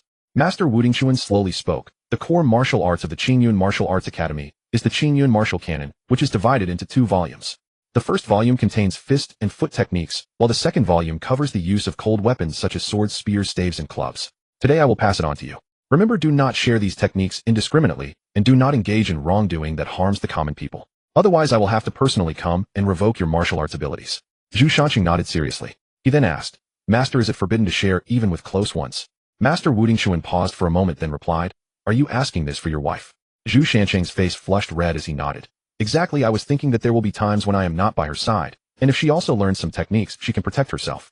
Master Wu Dingchuan closed his eyes upon hearing this, and after a long while said, "Very well, you may go. But remember, do not share the techniques recklessly." Zhu Shanqing said, "I will remember Master's teachings. Shan, take this book with you. 3 days from now, I will conduct an assessment on you." After saying this, he handed the martial cannon to Zhu Shanqing and turned to enter the house. Zhu Shanqing carefully stored the martial cannon and did not look at it immediately. Instead, he went into the Martial Arts Academy to begin his daily stance training. With the help of the secret medicine from the Qingyun Martial Arts Academy and his persistent cultivation day and night, opening his personal panel, Zhu Shanqing's attribute points had already exceeded the limit of the first stage peak. Name: Zhu Shanqing, race Blue Star Earth, human, level mortal realm. You have barely escaped the title of a nobody. Wisdom 100100. No, wisdom below 40 will lead to suicidal thoughts, below 30 will result in hearing whispers, below 10 will lead to madness. Resting and eating will slowly restore wisdom spirit 2026. You have already broken through the limit strength 2030. A superhuman is being born constitution 2030. You are the unkillable little cockroach. After completing his training for the day, Zhu Shancheng returned to his rented courtyard. He opened the martial cannon and began to study it carefully. In the evening, Zhu Shancheng closed the Qingyun martial cannon feeling shocked. The knowledge of this Qingyun ancestor was vast, and his insights into martial arts were very unique. 3 days later, the assessment was conducted as usual. Zhu Shancheng had carefully studied and practiced every martial art within the canon. Master Wu Dingxuan watched as his disciple completed a set of Qingyun staff techniques fluidly. He nodded in satisfaction. Very well, without the supervision and guidance of your master, you have managed to practice martial arts, skillfully relying solely on the book. You have great talent. Next, I will correct your mistakes in detail every day. Once you enter the dark strength stage, you will be ready to leave. Zhu Shancheng nodded, bowed deeply, and respectfully said, "Thank you for your cultivation, master." For the time that followed, Zhu Shancheng left early and returned late.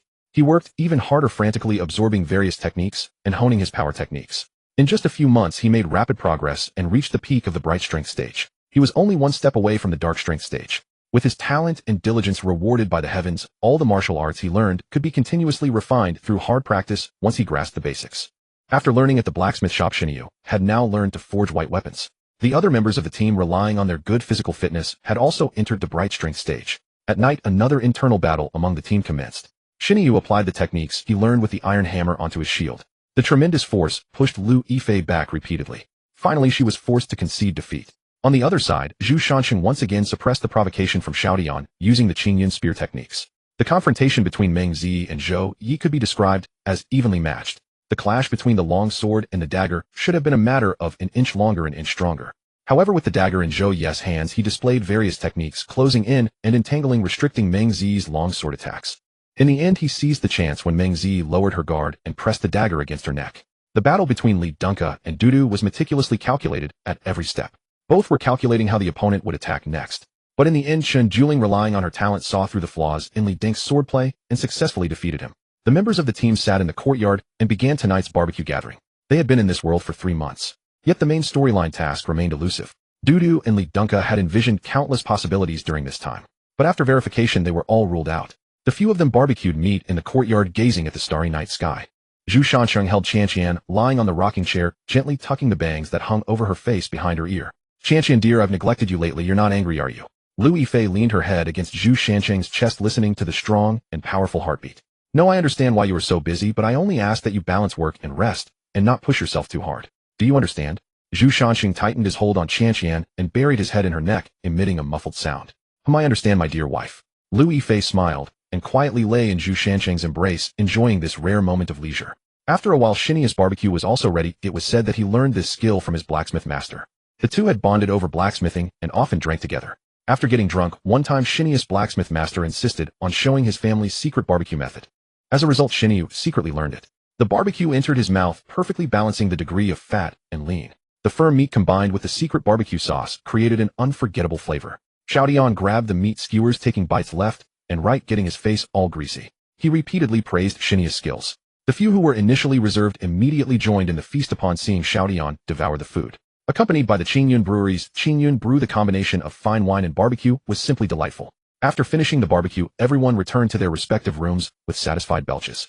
That night, Zhu Shancheng sneaked into Qianqian's room. After a night of passion, he quietly got up and left after ensuring Qianqian was fast asleep. He arrived at Dudu's room next door. At this time, Dudu was tossing and turning, unable to sleep due to the sounds from next door. She lay on the bed with a flushed face. Pretending not to know, he began to tease her. He gently kissed her flushed earlobe. Chen Juling trembled even more, but kept her eyes tightly shut. Pretending not to know, he began to tease her. He gently kissed her flushed earlobe. Chen Juling trembled even more, but kept her eyes tightly shut.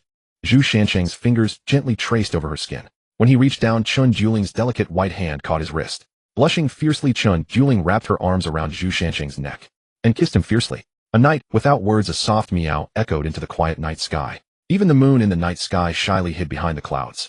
Over the past month, Zhu Shancheng has been guided by his master and has practiced with his senior brothers and sisters. He has already reached a minor achievement in the martial arts from the martial classics. Although he makes progress, every time he practices his punches, there is a feeling in his heart that something is not quite right. Zhu Shancheng is puzzled and can only seek advice from his master. After hearing Zhu Shancheng's question, Wu Dingxuan laughed heartily. "Haha, my good disciple, you have already touched on a truth that some martial artists spend their entire lives failing to comprehend." "What truth, master?" National martial arts at its core is about killing techniques. Practicing martial arts is not like the stories where one can shut themselves away for 20 years and come out invincible. Martial artists who bury themselves in training for years can only remain at the level of dark strength. It is impossible to progress further. The dilemma you are facing now can be easily resolved. Go fight, go kill. Kill. Master, isn't it wrong to indiscriminately harm the innocent? Wu Dingchuan tapped Zhu Shanqing on the head. You're usually quite clever, why are you being foolish now? Outside the city there are many bandits, which is a great opportunity for you. You are at the peak of bright strength, and once you refine your state of mind and gain clarity in your thoughts, you will enter the realm of dark strength. Zhu Shanqing nodded and clasped his fists to bid farewell to his master. On the way, Zhu Shanqing kept pondering over Wu Dingquan's words. Indeed, he could no longer just shut himself away and work in isolation. With so many strong individuals in the Dacian dynasty, he must continuously engage with them to become stronger. However, directly going outside the city to kill bandits did not seem appropriate, so he decided to start by challenging the martial arts schools within the city. Upon returning home, he informed his team about the plan to visit the martial arts school tomorrow. The others were not very enthusiastic except for Xiao Tian, who shouted excitedly that he wanted to see the captain demonstrate his might. Zhu Shanqing reached out to hold down the bouncing Xiao Tian and said, "All right, Xiao Tian, stop it. He'll take you tomorrow." Turning to Chen Juling and Li Dunka behind him, he said, "Dudu and Dunka, I hope you can come to watch tomorrow. I hope that through your talents you can identify the flaws in my boxing techniques during the actual combat. Dunka, you need to record my speed and the force generated from my strikes in detail when I am at the peak of bright strength so that the team can review it later." Chen Juling and Li Dunka exchanged glances and nodded. In the Dacian dynasty, martial arts were flourishing. There were 6 martial arts schools in Qingyun County. Unfortunately, the quality was not very high. The highest level in these schools was only at the peak of bright strength. Zhu Shanqing spent a day thoroughly examining all 6 martial arts schools. From the disciples to the school masters, all were defeated. In a short time, Zhu Shanqing's name spread throughout Qingyun County, and everyone began to discuss him. In the hall of the Qingyun Tavern, some diners were whispering, "Have you heard? The new junior disciple at Qingyun Martial Arts School. He challenged all 5 major boxing schools in Qingyun County in one day. Indeed, it seems that Master Wu has taken in a good seedling this time." At that moment, Zhu Shanqing was in the courtyard reviewing the detailed reports prepared by Dudu and Li Dunko about him. The strengths noted were merely vague and general comments. Zhu Shanqing focused on the weaknesses. Weaknesses 1. The variations in techniques are rigid. 2. When delivering punches, he tends to favor his right hand. 3. When using punches and kicks against opponents, he is unable to quickly incapacitate them. 4. His footwork is slightly awkward in practical combat. 5. He relies too much on physical strength and does not demonstrate the power of bright strength. 6. After being interrupted by the enemy, he is unable to quickly adjust his own state. Zhu Shanqing stared at the 6 weaknesses listed by Dudu, lost in thought. Indeed, experience can only be gained through actual combat. He felt that in the martial arts school, given his combat power, Dudu and Li Dunka would not be able to pinpoint many flaws. But reality gave him a harsh slap in the face. He had many flaws, and they were quite fatal. Fortunately, knowing his weaknesses means he can correct them. In the days that followed, Zhu Shanqing continuously conducted special training to target each of his weaknesses. For the rigid variations in techniques, he would break down the movements into simpler forms.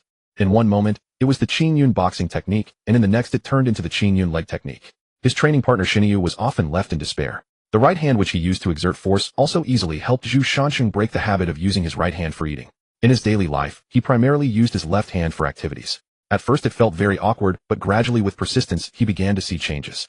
Now his left hand and right hand can deliver punches with equal speed. He also studied the human acupoint chart with Nanan, understanding which acupoints would cause instant incapacitation when struck. During that time, Xinyu was either crooked in the mouth or squinting in the eyes. Fortunately, with his strong recovery talent and Wan's growing medical skills, it was not a major issue. However, after being tormented by Zhu Shanqing like this, Xinyu ran to stay with his blacksmith master. For the awkward footwork, Wu Dingchuan suggested training on the plum blossom stakes. Zhu Shanqing now trains on the plum blossom stakes every day. At first he would fall off and get bruised and battered. When he returned home, Qianqian saw him and was very distressed. Later, seeing him lively and spirited the next day, she felt relieved. With the training on the plum blossom stakes, Zhu Shanqing can now spar back and forth with his senior sister. To address the issue of combat rhythm, Zhu Shanqing had Dudu use his talent to observe his battles with Xiao Tian. Every time the fight reached a critical moment, Dudu would remind Xiao Tian to interrupt his combat rhythm. Xiao Tian would take the opportunity to knock him down. Then he would raise his hands and cheer, "Yay, I won. I knocked down the captain." The interrupted offensive rhythm made each battle uncomfortable for Zhu Shanqing. However, following the training plans derived from the data with Li Dunka, this flaw was quickly resolved. Now he could easily suppress his former self with just one hand. Arriving at the county office, he took out the token given by his senior brother. He made his way smoothly to the office of the county magistrate. His senior brother Li Wenyuan, dressed in official robes, was bent over the desk handling documents. Seeing Zhu Shanqing enter, he smiled. "Junior brother, you've been challenging 5 schools a day lately, and have become quite famous." Zhu Shanqing blushed and waved his hand saying, "Senior brother, you know the level of those 5 martial arts schools, so there's no need to mock me." After Li Wenyuan stood up and poured a cup of tea for Zhu Shanqing, he asked, "Junior brother, have you come with important business today?" Zhu Shanqing scratched his head and told his senior brother about the difficulties he was currently facing. "Senior brother, I need practical combat. My master told me to go outside the city to kill bandits for training. I was thinking you are the local authority. You should know about the bandit troubles outside the city."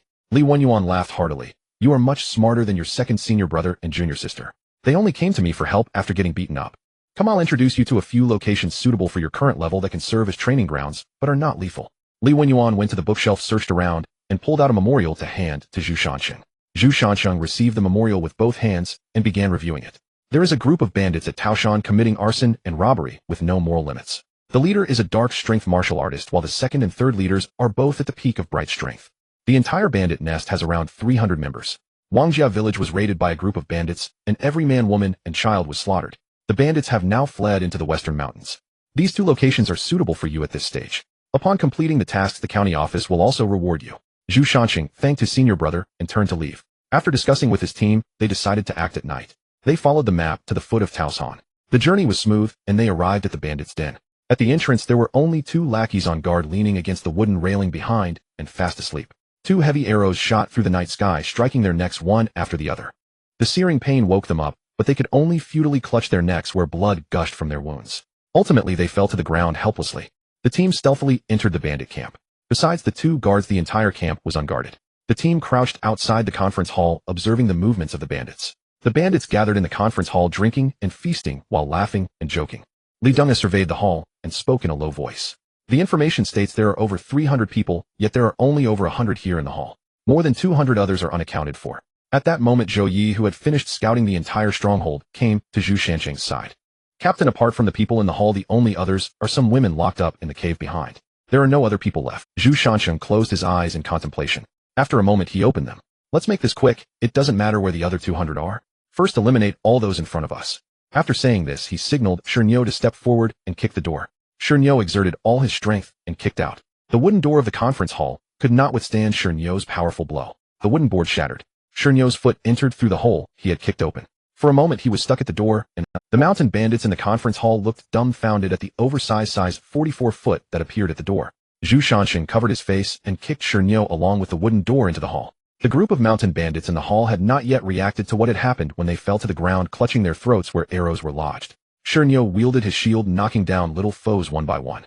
The mountain bandits cried out in agony. Li Deng, watching Shernyo rampaging with the shield, exclaimed in disbelief, "Shenlan, is that you?" Meng Zi's Qing Yun's sword technique faced the ordinary mountain bandits as if entering an unoccupied realm.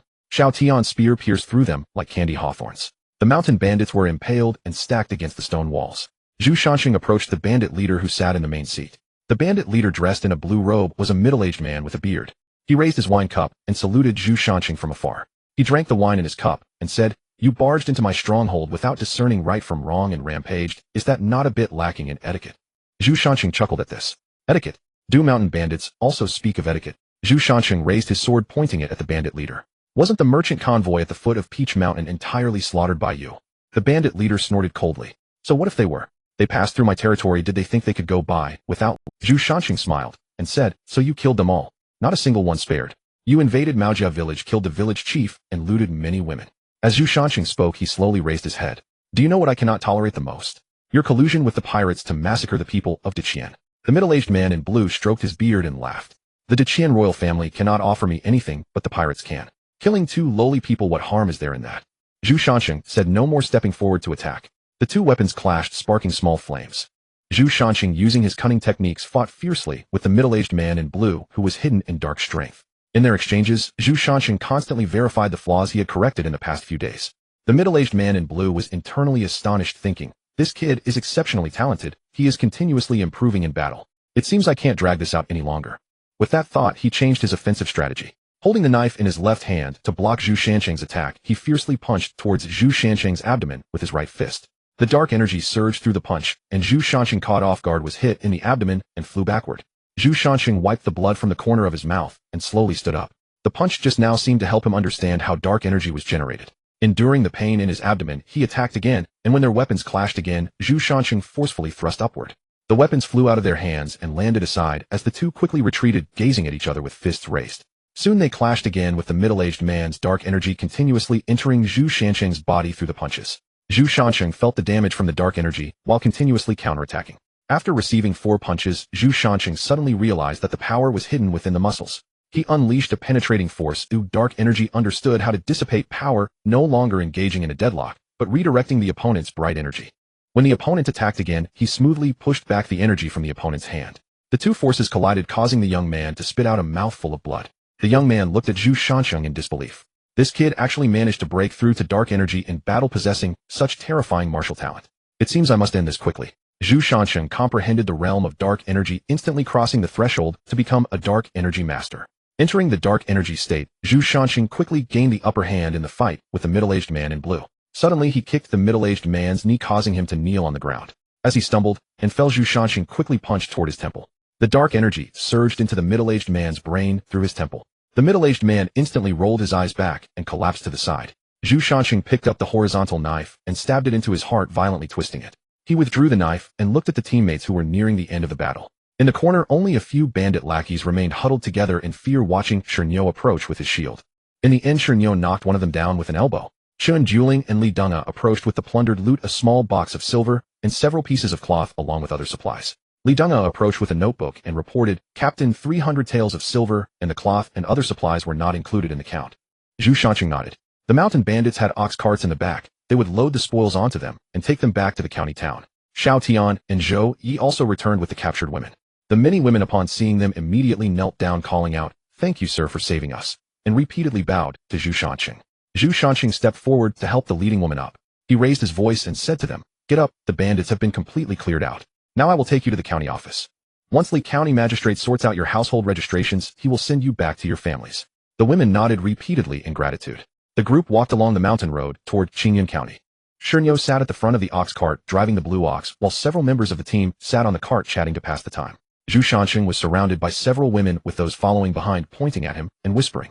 Zhu Shansheng felt somewhat helpless, but could not refuse Qian Qian and the others. He could only serve as a backrest reluctantly. The guards in the county town saw Zhu Shansheng leading a group of women and immediately came forward to greet them.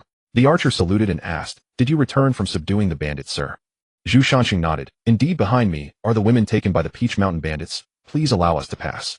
The guards quickly clasped their hands together, saying, "Rest assured, sir, the county magistrate specifically instructed us to let you through." The group marched through the street in a grand manner. The surrounding residents looked at Zhu Shansheng at the forefront, and discussions erupted. Upon arriving at the county office, the senior brother had long been prepared, welcoming the group inside. He called over the county clerk beside him. "You will sort out the household registrations for these women, register them, and send them home. Go do it now, and do not make any mistakes." The county clerk complied and left. Li Wenyuan looked at his junior brother, revealing a satisfied smile. Zhu Shansheng stepped out of the county office holding the 20 taels of reward silver he had just received. He couldn't help but curl his lip. This amount from the government is even less than what the bandits give. Since entering this world, Zhu Shansheng and his companions had seized the savings of 4 generations from the Huang family, which made them indifferent to money. Here, 20 taels of silver is the expenditure of an average family for half a year. However, the token from the bounty office was quite interesting. According to his senior brother, the bounty office was established by the Daiqian dynasty. The bounty office specifically targets martial artists who commit crimes, recording their offenses on the bounty list. Different reward amounts are set based on the level of cultivation, categorized into 3 ranks: white, silver, and gold. The white guards are open to the martial world. Anyone who captures a criminal and claims a bounty is automatically registered as a white guard.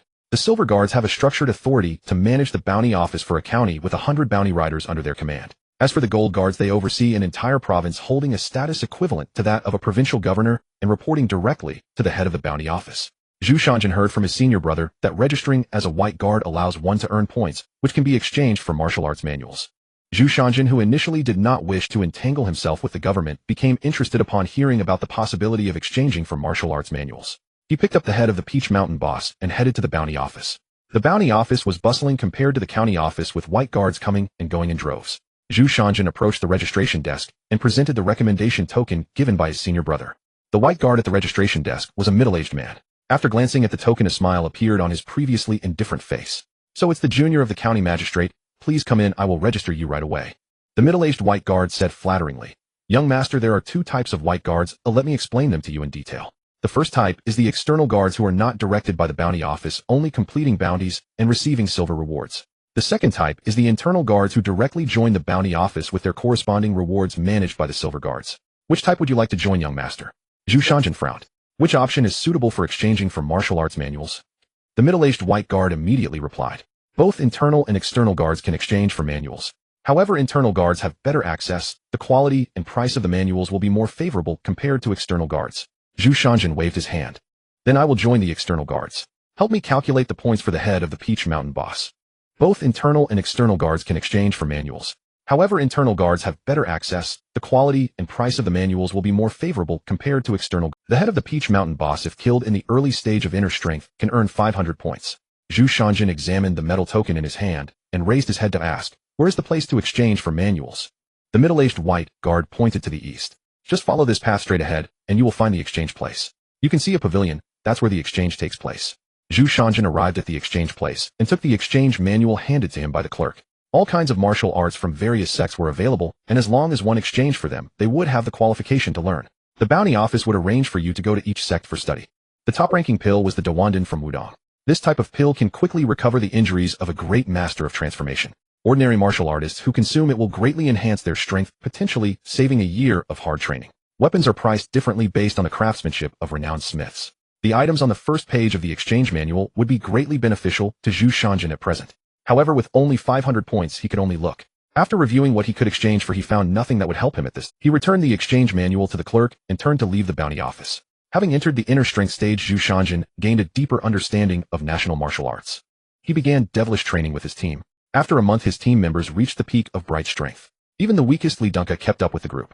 Among them, the most astonishing was Zhang Runin, who, based on the meridian diagrams in medical books, learned acupuncture from an old doctor and practiced her flying needle technique, able to injure people by inserting needles into their acupoints. This stimulated her internal strength to surge chaotically. Without physical contact, she could already injure others, becoming the fourth strongest in the team after Xiao Tian. However, everyone's attribute points remained stuck at the peak of the first stage at 20 points. They had not broken through their limits like Zhu Shanjin. Zhu Shanjin speculated that it might be related to his talent and diligence.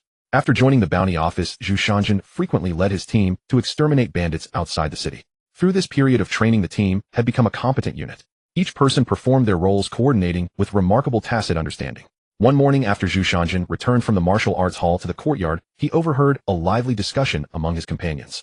Seeing the captain return, Xiao Tian hurriedly brought over a chair. Once Zhu Shanjin settled down, he asked, "What happened? Why is it so lively?" Chun Juling handed over a newspaper. Zhu Shanjin took the newspaper, and a headline in big letters was printed on the front page. Shocking. Li Yuanwei's entire family of 143 people was murdered in their residence last night. Chun Juling poured a cup of cold tea and handed it to Zhu Shanjin. All martial artists in the Li family died in strange conditions with broken bones and drained blood. The officials found no clues and hastily concluded it was a revenge killing. Zhu Shanjin raised his alertness and instructed Dudu from tonight onward increase vigilance and arrange for night watch personnel. Chun Juling nodded seriously. In the following week, martial artists in the small town were continuously murdered in strange ways. Zhu Shanjin went to the martial arts hall to inquire with his master. "Master, many martial artists in the small town have been killed recently. Do you know the reason?" Wu Dingquan's expression was grave. "I am also investigating this matter. You don't need to worry, just pay attention to your safety." After hearing this, Zhu Shanjin nodded and left the back courtyard. However, he couldn't help but think about the incidents happening in the town where all the deceased were martial artists. Did this have anything to do with the tasks they needed to complete? On the evening 3 days later, Wu Dingquan returned to the martial arts hall heavily injured. Zhu Shanjin quickly instructed the disciples nearby to call for a doctor. A moment later, the doctor arrived. After briefly examining the injuries, the doctor said to Zhu Shanjin, "The hall master was injured severely due to a clash of internal strength during a confrontation. He needs to rest quietly. During this time, he must not take action again, or else the internal strength may rupture the meridians, leading to catastrophic consequences." Zhu Shanjin took the doctor's words to heart and took care of his unconscious master.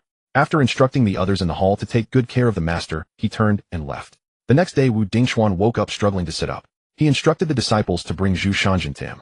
When Zhu Shanjin arrived, several senior brothers and sisters were already there. After greeting his master, Zhu Shanjin stood behind the others. Wu Dingquan spoke. "Yesterday, I fought with the assailant and confirmed that they were fallen martial artists." Everyone was shocked, and Li Wenyuan stepped forward to grasp his master's hand. "Master, are you certain they were fallen martial artists?" Wu Dingquan nodded. "Only fallen martial artists carry an insidious effect in their internal strength." Li Wenyuan's expression changed drastically as he hurriedly took his leave from his master and turned away. Zhu Shanjin looked at the anxious group confused and quickly asked his junior sister, "Junior sister, what are fallen martial artists?"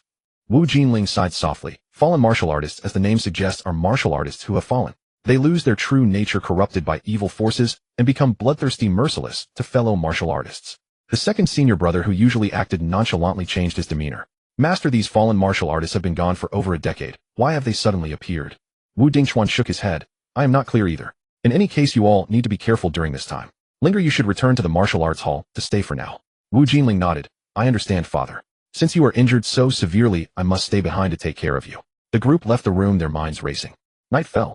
After listening to Zhu Shanqing's information about the fallen warriors, the members of the team sat in the room silent. After a moment of silence, Chun Juling tapped on the table, attracting everyone's attention. Night fell. After listening to Zhu Shanqing's information about the fallen warriors, the members of the team sat in the room silent. After a moment of silence, Chun Juling tapped on the table, attracting everyone's attention. Those who are corrupted by the mist, whether they are human or animal, not only attack with corrosive force, but also gradually lose their sanity, becoming puppets of the mist. Xiao Tian muttered to himself, while propping his chin with his hand. If the fallen warriors are a result of the mist invasion, then is our goal to eliminate the mist. So should we just investigate the fallen warriors directly? Several people looked at Xiao Tian in surprise. Zhu Shanqing reached out and patted Xiao Tian's head, saying, not bad, Xiao Tian, you're starting to think. Proudly, Xiao Tian lifted his head and said, humph, of course. I am the all-round smart and brave King Xiao Tian. Zhu Shanqing looked at the arrogant Xiao Tian with amusement. Then King Xiao Tian, tell us what we should do next. Xiao Tian's expression immediately drooped, stammering, well, I think professional matters should be left to professional people. I can suggest a general direction and you can handle the details. The team members laughed at Xiao Tian, who was still being stubborn. In contrast to the laughter and joy in the room, a team dressed in black, exuding a chilling aura, stood silently outside the county town. There was no communication among them, and the entire team was filled with an aura of foreboding. Each person's face was covered by a thick iron mask. Their exposed eyes were a misty gray. As midnight approached, the copper gong of the bell ringer had already sounded twice. It's the second watch. Everyone quickly go to sleep. Tonight Shernyo and I will take the night watch. After speaking, the two of them turned and stepped outside. They jumped onto the roof by climbing the brick piles along the wall, sitting on the eaves quietly watching Qingyun County, where they had lived for half a year. The moonlight was bright at night, and Zhu Shanqing quietly observed Qingyun County in the darkness. Only the Qingyun Tavern, the county office, and the bounty office were brightly lit in the entire county. Shernyo stood on the other side, gazing towards the city gate. Suddenly a group of shadows jumped down from the city wall. Shernyo rubbed his eyes and noticed that the group had scattered, heading in different directions throughout Qingyun County. Boss, something seems off. Come take a look. Shernyo exclaimed. Zhu Shanqing followed Shernyo's pointing direction and he saw the distant shadows silently moving quickly along the street. Something's wrong. Zhu Shanqing's heart sank. Shernyo, quickly wake everyone up. Shernyo leaped down from the rooftop, but stumbled over a roof tile. He fell to the ground, sprawled out like a starfish. Zhu Shanqing looked at Shernyo lying in the courtyard, his mouth twitching. Shernyo on the ground reached down to scratch his rear and got up to warn the team. Zhu Shanqing stood on the roof, quietly watching the movements of that group. The group encountered obstacles as they entered. The tavern had trained a group of fighters in the Bright Realm, leading to a clash between the two groups right in front of the tavern. The black-clad team rushed toward the tavern. The dozen or so fighters in the tavern were quickly overwhelmed. The black-clad team entered the tavern, which was not far from where Zhu Shanqing was staying. He could clearly see the situation inside the tavern. Zhu Shanqing noticed that the rooms the group entered were all occupied. They did not disturb the rooms occupied by ordinary people. Suddenly a window on the third floor was smashed, where a peak warrior from the Bright Realm was temporarily staying for 2 days while passing through Qingyun County. Now that warrior lay motionless by the window, already dead. Zhu Shanqing peered into the room, and it seemed the occupants had noticed him too. The other party raised their head, revealing only 2 eyes. Zhu Shanqing, using the moonlight, focused on those 2 eyes. His pupils suddenly constricted. They were a pair of gray eyes identical to the mist outside the road. Zhu Shanqing gritted his teeth, tightened his grip on the knife, and turned to run towards the courtyard. Jumping down from the roof, Zhu Shanqing shouted, Shernyo, gather everyone at the martial arts hall. I'll go check on the situation there first. Upon seeing their eyes, Zhu Shanqing suddenly understood. They were fallen warriors, and they came to the county to find the master. The master must have discovered something about them, causing them to pursue relentlessly, even at the cost of slaughtering a county's worth of warriors. Zhu Shanqing rushed out quickly, heading towards the martial arts hall. At this moment, the doors of the martial arts hall were wide open. The disciples practicing inside lay sprawled in various positions in the courtyard. Wu Dingchuan, dragging his old injuries, was entangled in battle with the fallen warriors. The battle they fought was different from secular martial arts, with their strikes carrying corrosive effects. Moreover, they felt no pain. Unless they were killed in one blow, they would fight to the death. Wu Dingquan's peak dark force ability caused the fallen warriors close to him to perish. However, due to his injuries not being fully healed after repelling another fallen warrior, he coughed up blood. At this moment, another new fallen warrior joined the fight. Wu Jinling saw her father get injured and wanted to help, but she was entangled by the fallen warrior in front of her, unable to break free. Zhu Shanqing arrived in the backyard and saw his master lying on the ground spitting blood. Without thinking, he let go of the saber in his hand, which pierced through the heart of the fallen warrior before Wu Dingchuan, causing the fallen warrior to fall forward. Zhu Shanqing quickly rushed to Wu Dingquan's side and helped him up, saying, Master, are you okay? Wu Dingxuan wiped the blood from the corner of his mouth, saying, "Your master is of half-step transformation level. What can a few fallen warriors do to me? You go help your senior sister. I don't need to worry about this." Zhu Shancheng looked at the stubborn old man in front of him and nodded helplessly. Wu Jinling was battling the leading fallen warrior, both at the peak of dark force, locked in a fierce struggle. However, with Zhu Shancheng's arrival, the fallen warriors clearly fell into a disadvantage. Seeing they could not take down the two of them, the fallen warriors began to retreat. Just as Zhu Shancheng and Wu Jinling were about to pursue, they witnessed a strange sight. The fallen warriors in front began to absorb the corpses of their deceased companions. The bodies of the dead fallen warriors rapidly shriveled, transforming into gray mist and being absorbed by the surviving fallen warrior. Their power quickly broke through from peak dark force to transformation level. The fallen warrior punched Wu Jinling, sending her flying. Turning to look at Zhu Shancheng, his figure became a blur, reappearing in front of him. With a kick, Zhu Shancheng felt as if he had been hit by a 100-ton truck. He crashed into the courtyard wall before coming to a stop. Struggling to get up, he spat out a mouthful of blood, feeling that 2 of his ribs were broken. Ignoring his bodhi's pain, at that moment the fallen warrior was heading toward his senior sister. Wu Jinling's attacks were easily blocked by the fallen warrior. The fallen warrior threw a simple punch, causing Wu Jinling to kneel and spit blood. At the transformation level, a grandmaster could easily kill 10 peak dark force warriors. Zhu Shancheng at this moment could not think too much. He rushed up, but was kicked away like a ball again. He could only kneel in place, watching helplessly as the fallen warrior brutally dug out his senior sister's heart and devoured it. Zhu Shancheng's eyes widened in despair. "No, don't, senior sister." He struggled to get up again, activating his second innate ability, his fighting spirit surging as he charged toward the fallen warrior. Yet he was struck down like a sandbag, the corrosive energy penetrating his body, bringing him pain akin to being pricked by. In the end, Zhu Shancheng lay on the ground in despair, slowly closing his eyes, recalling the antics of Qin, the gentleness of Du Xiaotian's straightforwardness, and everything he experienced with his teammates. His senior sister's gentle voice seemed to echo in his ears at this moment. "Little junior brother, from now on I will protect you throughout Xinyun County. Little junior brother, don't be anxious. The changes in boxing techniques come from practical experience. Come, let me practice with you." Zhu Shancheng slowly closed his eyes, awaiting the arrival of death, when a sudden burst of intense fighting sounds came. Zhu Shancheng opened his eyes, seeing the upright figure of his master before him. The two engaged in a fierce exchange, their fists colliding with a chilling force. With a single punch, Wu Dingxuan sent the fallen martial artist flying out of the courtyard, then pursued closely behind. Zhu Shancheng watched as the battle between the two gradually receded. He turned over, enduring the pain in his body as he staggered to his junior sister's side. Seeing his usually lively and gentle junior sister now lifeless on the ground with a massive blood hole in her chest, Zhu Shancheng's heart felt like it was being cut by a knife, and tears streamed down his face. "My junior sister loved cleanliness in life. Oh, she should leave this world beautifully." Gritting his teeth, he tore a clean strip from his clothing and gently wiped the blood from her face. He slowly closed the eyes of Wu Jinling, which were still open. Standing up, he stepped outside the courtyard. The battle was already reaching its conclusion as Wu Dingxuan shattered the head of the fallen martial artist with 3 powerful punches. Then he could no longer maintain his stance and collapsed to the ground. Zhu Shancheng rushed forward to support him, asking, "Master, what's wrong?" Wu Dingxuan swallowed the blood that had surged up to his throat. "Shancheng, help me up." Zhu Shancheng assisted Wu Dingxuan to slowly stand upright, softly saying, "Master, let me help you to rest." Wu Dingxuan shook his head. "No need, Shancheng. You must remember my next words very clearly." Zhu Shancheng nodded. Wu Dingxuan looked at the devastated courtyard, a trace of sorrow flashing in his eyes. He then spoke, "The transformation realm has no fixed form. Adapt at any time, unifying the internal and external. Remember, this is the mantra for breaking through the transformation realm." As he finished speaking, he spat out a mouthful of blood. "Master!" Zhu Shancheng rushed forward, preparing to check on him. Wu Dingxuan waved his hand to stop him. "I'm fine, just let me finish my words. Until you step into the pinnacle of the transformation realm, do not seek revenge against fallen martial artists. Do you understand?" Zhu Shancheng looked at Wu Dingxuan, who was on the verge of collapse, and clenched his teeth in response. "Shancheng, remember to carry forward the Qinyun martial classics." After saying this, Wu Dingxuan closed his eyes and fell backward. Zhu Shancheng with reddened eyes supported his master, saying, "Master, I will go find someone to save you, hold on."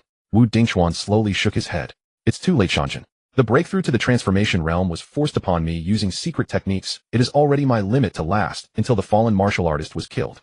"Master, no, there must be another way to save you." Wu Dingxuan looked at his outstanding disciple, nodding and sat. Then he closed his eyes, gradually losing consciousness and becoming motionless. Zhu Shancheng trembled as he reached for his master's nose. There was no breath. Then in disbelief, he grasped his master's hand. No pulse. He looked at the little old man who had been joking with him. In the evening, however, they were separated by the realms of life and death. Zhu Shancheng recalled the guidance and nurturing his master had given him day and night. He remembered how when he broke through to the dark strength, the little old man had joked, "You little brat, just breaking through to dark strength, and you think you're invincible." Yet he had secretly been delighted and had sneaked in a few extra drinks that night. He claimed that the Qingyun martial classics should not be passed on lightly, but still indulged himself by sharing them with his team members. Zhu Shanjin had even made an agreement with him that once he broke through to the pinnacle of dark strength, he would challenge his master's martial arts hall. At that time his master had jumped up scolding him for acting against the heavens, but in his heart, he was overjoyed saying, "All right, you little brat, when you reach the pinnacle of dark strength your master will let you know that a master is ultimately a master." Tears streamed down Zhu Shanjin's face uncontrollably. He had been an orphan on Earth, and after crossing over to Blue Star he had never seen what his parents looked like. But he had truly felt the warmth of family in the little old man Wu Dingchuan. At that moment his team members also arrived at the martial arts hall, each of them injured. Seeing Zhu Shanjin kneeling before Master Wu with the courtyard filled with corpses, they immediately understood everything. Lu Yifei stepped forward and embraced Zhu Shanjin saying, "Ah Chen, I'm sorry. We were ambushed and arrived late." Zhu Shanjin looked at his beloved with red eyes. The emotions he had been suppressing surged back. He hugged Qianqian from behind, tears streaming down. His voice choked. "Qianqian, they are all dead. Senior sister is dead and master died to protect me." The immense emotional turmoil caused his body to tremble uncontrollably. Lu Yifei held the man in her arms, gently comforting him. "Ah Chen, the dead cannot come back to life. What we can do is fulfill his last wishes. Besides, you are our captain. No matter who the enemy is, we will stand by your side. Everyone is waiting for you to lead us." With Lu Yifei's gentle reassurance, Zhu Shanjin's mood gradually calmed. Wiping the tears from his face, he stood up and asked in a steady voice, "Did you all sustain injuries during the ambush?" "Everyone has some superficial wounds, but Nan healed them all." "Did you see who attacked you?" Chun Juling nodded, saying, "It was the fallen martial artists from the pirates, only they would use katanas in an organized manner." Zhu Shanjin's voice turned cold. "Are they all dead?" "Yes, they were all killed by the county officials and the silver-clad guards sent to assist." Zhu Shanjin stood up and walked outside the courtyard, turning to Qianqian and saying, "Yifei, please help me take care of their bodies until I return so I can personally bury them." Lu Yifei grabbed Zhu Shanjin's hand. "Ah Chen, what are you going to do now?" Zhu Shanjin looked outside, his eyes aflame with anger. "Yifei, don't worry, I just need to ask a few questions, and I'll be back soon." He needed to find out why their martial arts hall had been destroyed and why his two senior brothers were still missing. With their peak dark strength, if they could have come to help, his junior sister and master would not have met such a fate. Fueled by rage, he first arrived at the Zhao family estate. The Zhao family's gate was left with only half remaining hanging in place, and the courtyard was eerily silent. Excluding the servants, 20 members of the Zhao family lay dead in the courtyard. The usually carefree second brother, Zhao, who now lay with his eyes open, staring fixedly in the direction of his family. A large hole had been torn in his chest, and his heart was nowhere to be found. Zhu Shanjin looked at the scene before him and closed his eyes, his hatred for the fallen martial artists growing even stronger. He turned and headed to the county office. The entrance was filled with the dead and wounded, and clerks were busy transferring the injured inside. Soldiers were piling the dead at the county office's entrance. Zhu Shanjin approached, but was stopped by the guards at the entrance. He pulled out the jade pendant given to him by his senior brother, and the two guards allowed him to pass after a quick glance. On his way to his senior brother's study, the county magistrate, accompanied by a group of people, bumped into Zhu Shanjin. The magistrate took a glance at Zhu Shanjin and said blandly, "You are here to visit the Lord, aren't you? The county office was attacked tonight, and the Lord is severely injured and unconscious. Please come back another day." After speaking, he quickly left with his entourage. At this moment, Zhu Shanjin's anger completely dissipated and rationality returned as he pondered the events of the night. These fallen martial artists did not resemble beings infected by the fog on the road. Their planning and actions indicated that they were intelligent. They divided their forces and simultaneously attacked 3 locations. If the bounty office and county office weren't located so close together, his senior brother would likely be in grave danger at this moment. At this moment, his senior brother was severely injured, and his master, senior brother, and junior sister had all tragically died. Only he remained in the sect. "The sect has been destroyed. The blood feud runs deep, etched into my bones. Of blood debts must be repaid in blood." Regardless of whether the fallen martial artists were connected to the mission or not, they had already become synonymous with death in Zhu Shanjin's heart. Returning to the martial arts school, the team had already dealt with the corpses. The bodies of the master and senior sister had been placed in coffins. The persistence he had maintained throughout the journey faded, and seeing the team left him too exhausted and injured to continue. In the last moment before closing his eyes, he only saw the panicked expressions of Qianqian and the other girls rushing towards him. When he awoke again, it was 3 days later. Zhang Runin was sitting beside him, dozing off with her little head nodding. A warmth surged in Zhu Shanjin's heart. As an orphan in 2 lives, he felt the bonds of friendship, family, and love in this world of survival. However, the drowsy Runin lost her balance and fell towards the ground. Zhu Shancheng raised his hand and steadied Zhang Runin's little head. Looking at the dazed Zhang Runin leaning against his hand, he couldn't help but ask with a smile, "Xiao Zhang, how long are you going to lean on me? My hand hasn't fully healed yet. If my old injury flares up, you'll have to feed me." Zhang Runin quickly straightened her body, her face flushed. Hearing Zhu Shancheng's words, she softly replied, "If feeding you is all it takes, I'm not afraid of doing that since I've already helped clean your body." Zhu Shancheng sat up, but did not see the other members of the team. He inquired about the whereabouts of the team members. Zhang Runin truthfully told him about what had happened in the days he was unconscious. Sister Qian is guarding Master Wu while Dudu and Xiao Tian are afraid that the fallen warriors will return, so they are keeping her company. Li Dunka has been reviewing the county records at the county office these past few days. He is investigating the origins of the fallen warriors. It is said that their location has been tentatively confirmed appearing in Tianjin Wei. Meng Jia and Zi have been outside the city these days hunting bandits and practicing martial arts, and they have reportedly also certified with the bounty office's white-clothed guards. It is said that the bounty office has files on the fallen warriors, but unless it is a major case, entering the archives requires 100 points. So they have been honing their skills outside the city these past few days. Shernyo formally became an apprentice to Li Tiejin, who taught him the family secret of blacksmithing. Now Shernyo is capable of crafting blue weapons. As for me, Zhang Runin paused suddenly at this point. I met a traveling divine doctor that day. I exchanged a modern medical book for a month of training with him. Listening to the remarkable experiences of the team over the past few days, Zhu Shanxing couldn't help but feel a surge of emotions. However, overall it was all good news worthy of joy. Listening to the remarkable experiences of the team over the past few days, Zhu Shanxing couldn't help but feel a surge of emotions. However, overall it was all good news worthy of joy. As for Qian, it was truly a hard 3 days for her. Their sect had suffered a massacre, and both the senior brother and herself were severely injured and unconscious. The entire Qingyun martial arts school had no one left to guard the spirit. Thinking of this, his emotions surged again. Zhu Shanxing slowly stood up, supporting himself against the bed, feeling the condition of his body. Having been violently beaten by the fallen warriors, he instead found good fortune through this disaster. The corrosive power of the fallen warriors clashed back and forth with the energy he practiced within his body. After undergoing Runin's purifying treatment, he successfully advanced to the mid-stage of dark energy. However, his current energy feels a bit unstable and requires some time to settle and refine. Zhu Shanxing walked in the yard slowly, practicing a set of martial arts to warm up. After finishing his wash, he headed to the martial arts school. The entrance to the martial arts school was not bustling with disciples practicing as usual. The entire door was covered with white paper with paper banners hanging in front and white mourning couplets affixed. Entering the mourning hall, the coffins of the master and senior sister were placed inside. Qian was kneeling in the hall burning paper money while Dudu and Xiao Tian were nearby, tending to the incense. Seeing the exhausted expressions on the three girls, Zhu Shanxing felt a pang in his heart. Yet a sense of pride also rose within him. These were the women he had chosen. They could share both wealth and adversity. Usually playful and mischievous, but they never falter in critical moments. Zhu Shanxing approached and knelt beside Qian, taking the paper money from her hands. Qian looked at the man beside her with joy in her heart. However, remembering they were in the mourning hall, she quietly accompanied him in burning the paper money. Zhu Shanxing placed the paper money into the fire pit in front of him. Watching the paper money being slowly consumed by the flames, Zhu Shanxing silently recited, "I'm sorry, master. Disciples are unfilial. Due to severe injuries I arrived late, but fortunately my virtuous wife kept vigil for me for 3 days. I hope master does not blame me. Junior sister, I have come. Rest assured, even if you leave, it will be in beauty. I have arranged for the best mortician in Qingyun. You will be dressed in your favorite outfit, and the jewelry was crafted for you by junior brother with the best artisans in Qingyun County. Please look after master while you are on your journey. That old man loves to sneak drinks. I'm afraid he'll be tempted, so I burned him 3 jars of Qingyun brew, but didn't tell him. If you receive it, remember to only let him have a small cup each day." As Zhu Shanxing spoke, tears fell uncontrollably once more. He knelt and finished burning the paper money, leaving Dudu to tend to the incense in the hall. The others arrived in the yard. Zhu Shanxing turned and embraced Qian softly, saying, "Thank you, Qian. Thank you for being willing to keep vigil for me while I was unconscious." Qian gently stroked Zhu Shanxing's back. "Aching, no need to thank me, who I am your wife. Although we haven't formally wed, I am still your fiancé. Helping my man does not require thanks. Besides, we have also learned the content of the Qingyun martial arts scriptures. We count as half disciples of Master Wu. Helping master keep vigil is what we should do." Zhu Shanxing released Qian and nodded seriously. He leaned down and softly whispered in her ear, "Thank you, my wife." Upon hearing the word wife, Lu Yifei's earlobes immediately turned crimson. Zhu Shanxing quickly changed the subject. "What about the other disciples of the martial arts school?" After calming her emotions, Lu Yifei replied, "Those with families have already been taken by their families and received 10 taels of burial compensation. Those without families have been uniformly buried outside the city. Good, you all have worked hard these days. The next 4 days will be my responsibility. You should all go back and rest well."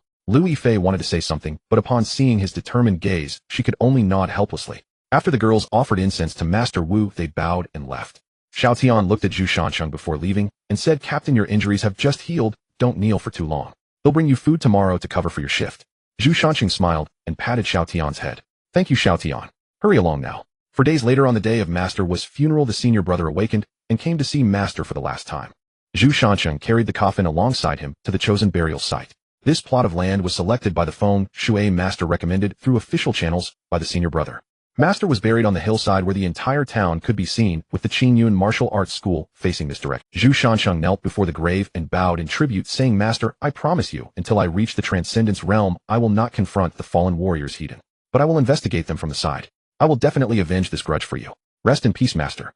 Junior sister was buried not far from Master beneath. After they had buried Master and Junior sister, they returned to Qingyun County. Zhu Shansheng informed Li Wenyuan of his intention to go to Tianjin Wei. Li Wenyuan furrowed his brows and asked, Can you tell me, senior brother, why you want to go to Tianjin Wei?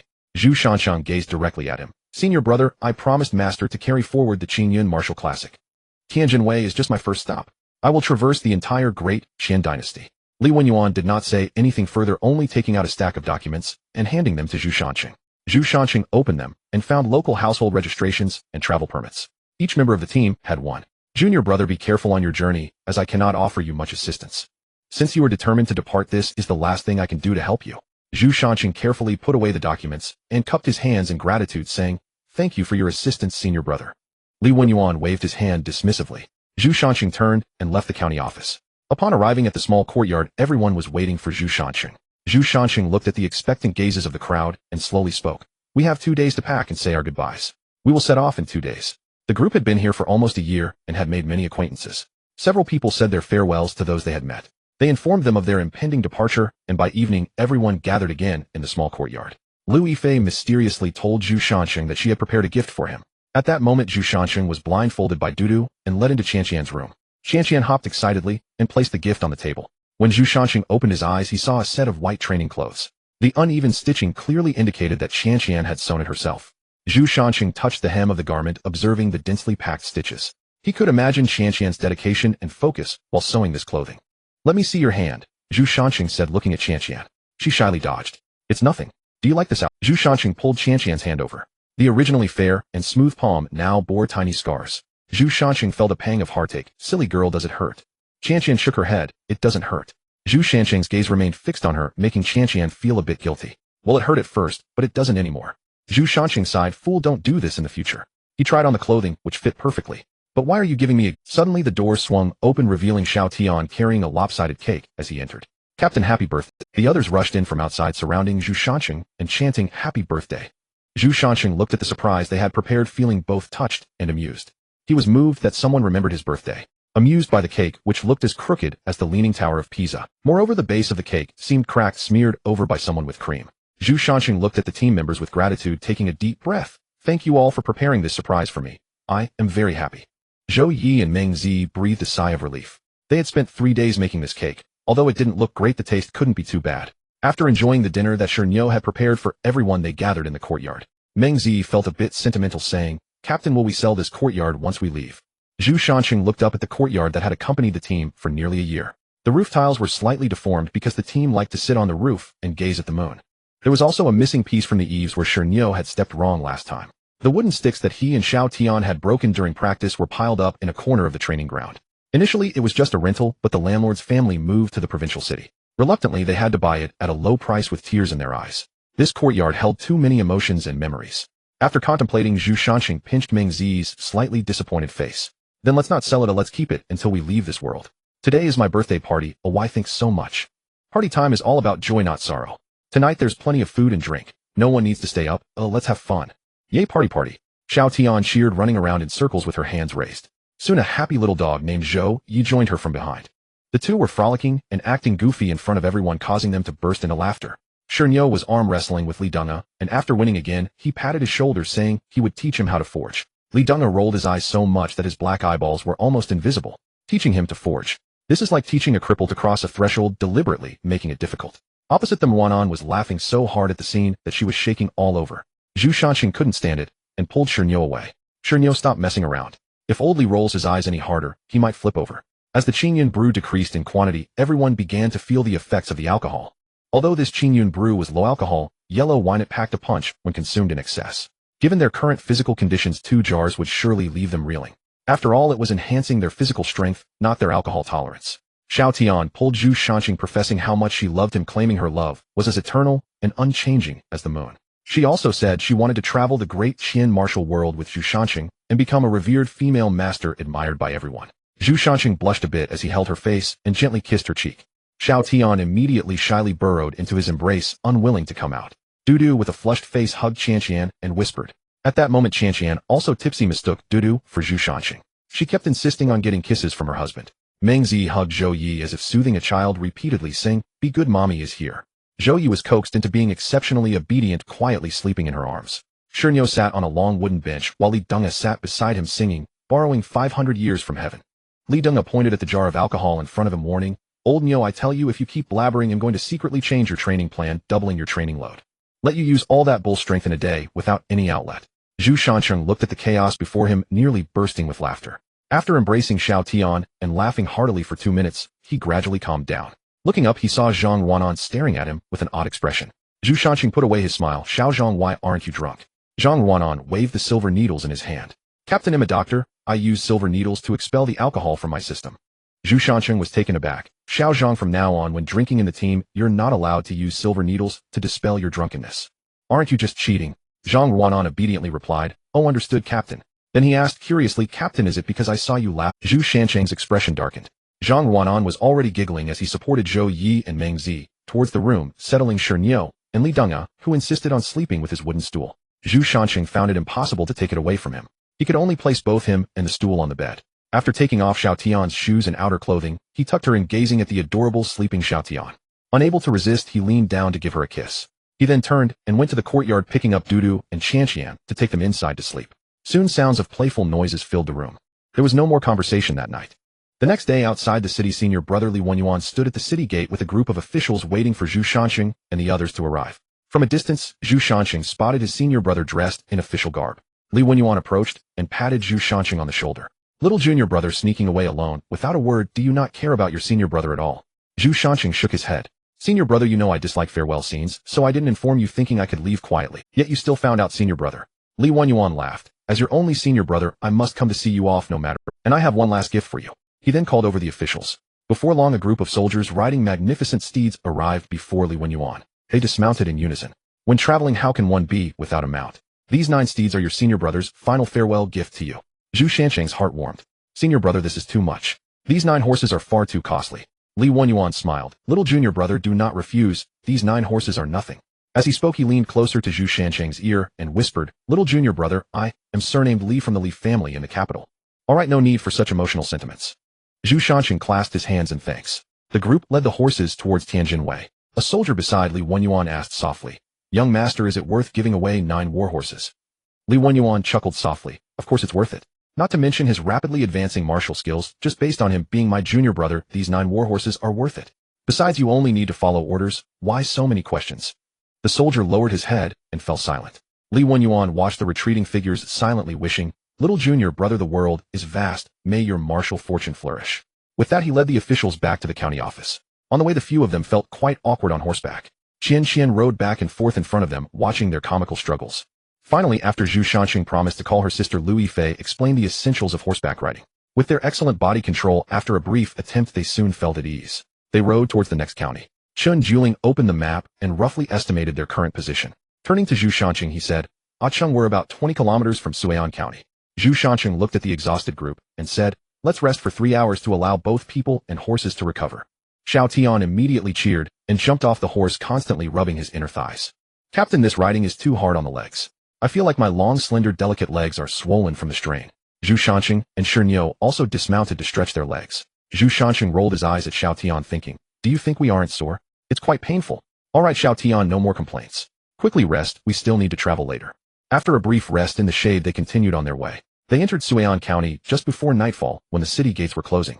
Suian County, named for the meaning of securing peace and tranquility, is a major transport hub in the plains, bustling with merchants and numerous law enforcement officers. Chun Juling introduced the origins of Suian County to the group. Soon after, they found an inn to stay at. After dinner, the team gathered in Zhu Shanqing's room. Zhu Shanqing stood in the room, looking at the few sitting at the table. "Everyone has traveled a long way today and is tired, so we'll keep it brief. Tomorrow, we'll split into 3 groups. I, Dudu, and Qian will go to the bounty office to collect tasks. Xiao Tian, Rua Nan, and Shernyo, you will scout the surrounding intelligence.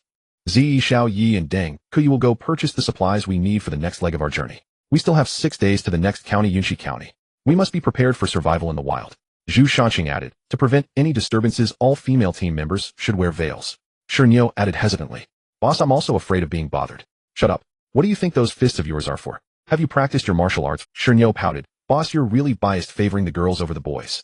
Zhu Shanqing's face darkened as he raised his hand to assume the standard Qingyun fist stance. Seeing this, Shernyo quickly waved his hands. Boss, I was wrong, I'll go handle things right away. With that, he hurried off with Xiao Tian and Ruan and who were watching the fun. Zhu Shanqing went to the bounty office to take on the tasks leading to Yunxi County. The person recording the tasks reminded him, if you do not complete the tasks within a month, the rewards will be cancelled and the corresponding points deducted. I suggest you do not take on so many tasks. Zhu Wensheng smiled. It's fine, I'll give it a try. Thanks for the reminder, brother. He then chatted idly with the clerk. Brother, let me ask you something. The clerk, without looking up, replied, what is it? Hurry up, I'm busy. Zhu Wensheng smiled. Brother, I want to know if tasks taken in this county can be submitted in the next county. The clerk replied, yes, every county's tasks will be recorded and then uniformly submitted to the bounty office. Your points will also be recorded, and when redeeming you can use your token to claim points at the redemption office in the capital. Zhu Shanqing curiously asked, can these points be redeemed in the county? The clerk replied, looking exasperated, do you really think a small county has many treasures for you to exchange? The items in the first 10 pages of the redemption book can only be exchanged in the capital. In the afternoon, the group gathered at the city gate. After exchanging their gathered information, they handed it over to Li Dunka for consolidation. Li Dunka looked at the collected information and after activating his talent began jotting notes on paper. After a moment he said, we have taken on a total of 12 tasks, which means we must complete 3 tasks a day. Moreover, most of them are bandit extermination tasks requiring teamwork. He added, I've roughly prioritized the locations where the tasks will occur. As long as we follow this plan, we can complete the tasks while ensuring we arrive at Yunxi County on time. Zhu Shanqing admired Li Dunka for organizing such a clear itinerary in a short time. Dunka, well done. He then lowered his head to look at his notes and pondered. The first location is Heishui Mountain. Sharon Juling, looking at the rough intelligence from the bounty office, introduced to the group. Heishui Mountain is led by the chief, who is in the early stage of dark energy. The second and third leaders are both at the peak of bright energy, and there are about 300 subordinates. Zhu Shanqing stood on a tree, gazing in the direction of the stronghold. Moments later, he climbed down from the tree. Zhou Yi Xiao Tian, the scouting task is up to you too. If discovered, do not engage, retreat immediately. Xiao Yi, use your talent to gather detailed information on their personnel deployment and exact numbers. Understood. Xiao Tian, if Xiao Yi is discovered, take him with you, and both of you retreat quickly. Yes. The others would wait for their news before taking action. As evening fell, the sky gradually darkened. Xiao Tian and Zhou Yi stealthily approached the stronghold. The journey proceeded very smoothly. With their peak cultivation in the bright realm, the two evaded the patrolling thugs. Thanks to Zhou Yi's talent, they successfully located the positions of the 3 leaders. Having thoroughly surveyed the entire stronghold, Zhou Yi looked at Xiao Tian and said, if even the bandits are this deceptive, claiming to have 150 men is ridiculous. Xiao Tian glanced at Zhou Yi's notes. It doesn't matter, all we want is the head of the big leader. Everything else is just a bonus. What does it matter if there are many or few? Zhou Yi nodded, saying, true, let's go. Once night fell completely, the small team tied their horses and stealthily infiltrated the stronghold. They moved swiftly, and before the guards could make a sound, they were already on the ground. The group arrived at the place where the leaders. Zhu Shanqing quietly assigned tasks. Xiao Tian and Shernyo will deal with the second leader. Zhou Yi and Zi Yi will handle the third leader. The rest will provide support and be ready to assist at any moment. Once everyone had dispersed, Zhu Shanqing approached the room of the big leader. Peering through the door crack, he found it pitch black inside. He kicked the door open and swiftly entered. The bandit chief inside the room suddenly awoke from his slumber. He shouted, who are you? How did you get in? Someone. Before he finished speaking, Zhu Shanqing was already beside him. With a swift slash of his knife, the big leader hurriedly drew a blade from beside the bed to defend himself. Zhu Shanqing's long blade swiftly changed its technique, stabbing into the heart of the big leader at an incredible speed. Then the force erupted and the heart exploded into a mist of blood. The big leader's eyes widened as he collapsed to the ground lifeless. After collecting the spoils, they found only 700 taels of silver, 600 of which belonged to the big leader alone. Sitting in the stronghold's hall, Li Dunga took out a notebook to record a location. Another group of bandits, also located in Heishui Mountain, had a maximum combat power of mid-level dark strength. Next, the team moved from one bandit lair to another every day. Continuously battling with bandit leaders, Zhu Shanqing's mid-level dark strength cultivation stabilized after a confrontation with a peak-level leader. Zhu Shanqing smoothly entered the late stage of dark strength. Along the way, they even encountered a village where bandits were gathering. Under pressure of life and death, the team members broke through to early dark strength. The horses of the team were significantly injured during the battles with the bandits. Now only 3 horses remained to carry their spoils and belongings. The constant bandit extermination rapidly increased the team's wealth. The resources expended in Qingyun County were not only replenished quickly, but also exceeded previous amounts. While in Yunxi County, Zhu Shanqing deposited all the gold and silver he had into the bank, Yuqian Silver House. This bank was rumored to have royal connections. Regardless of which city they ate and stayed in, the bank's silver notes were widely accepted. Before reaching Tianjin Wei in Chuanhe County, the team had amassed quite a bit of gold and silver.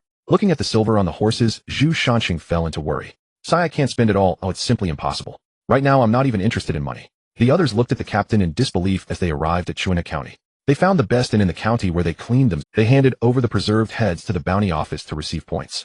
At this point, the team's points had reached 10,000, still needing 40,000 to exchange for the first page of the Golden Core. The team rested for 2 days in Chuina County. He adjusted his restless mindset caused by the killings, suppressing the murderous intent continuously rising within him due to his talent.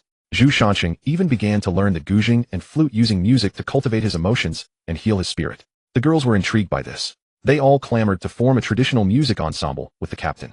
Zhu Shanqing watched them play, not taking it seriously, thinking they were just joking. However, at their next stop in Lingxi County, they actually bought instruments and started learning. By the time they reached Chuanha County, the girls could already perform ensemble pieces with Zhu Shanqing. Zhu Shanqing looked skeptically at his own talent, not understanding who truly deserved the rewards for hard work. After resting in Chuanha County, the team encountered no more bounty tasks on their way to Tianjinwei.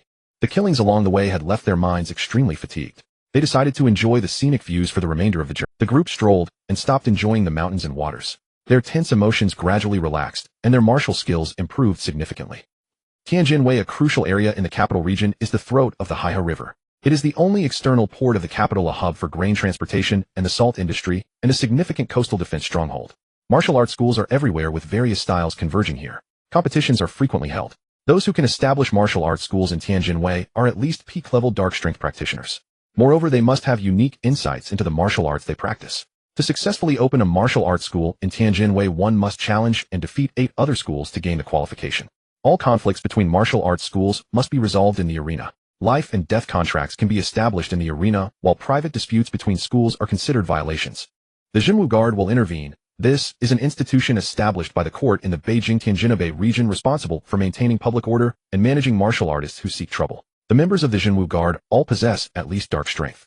No martial arts school in Tianjinwei dares to provoke the Jinwu Guard. There are 3 major gangs in Tianjinwei. Qing Gang, involved in waterway docks and grain transportation, the largest gang, with extensive influence and practical financial dealings across both legitimate and illicit paths. Bo Hu and his gang, local street bullies known for their brutality. They have the smallest territory, but engage in frequent conflicts with local martial arts schools. Hong Min Salt Transport, based in the salt fields of the East River, they gather Jianghu individuals from other provinces, embodying the Jianghu spirit, with many bodyguards and wanderers associating with them.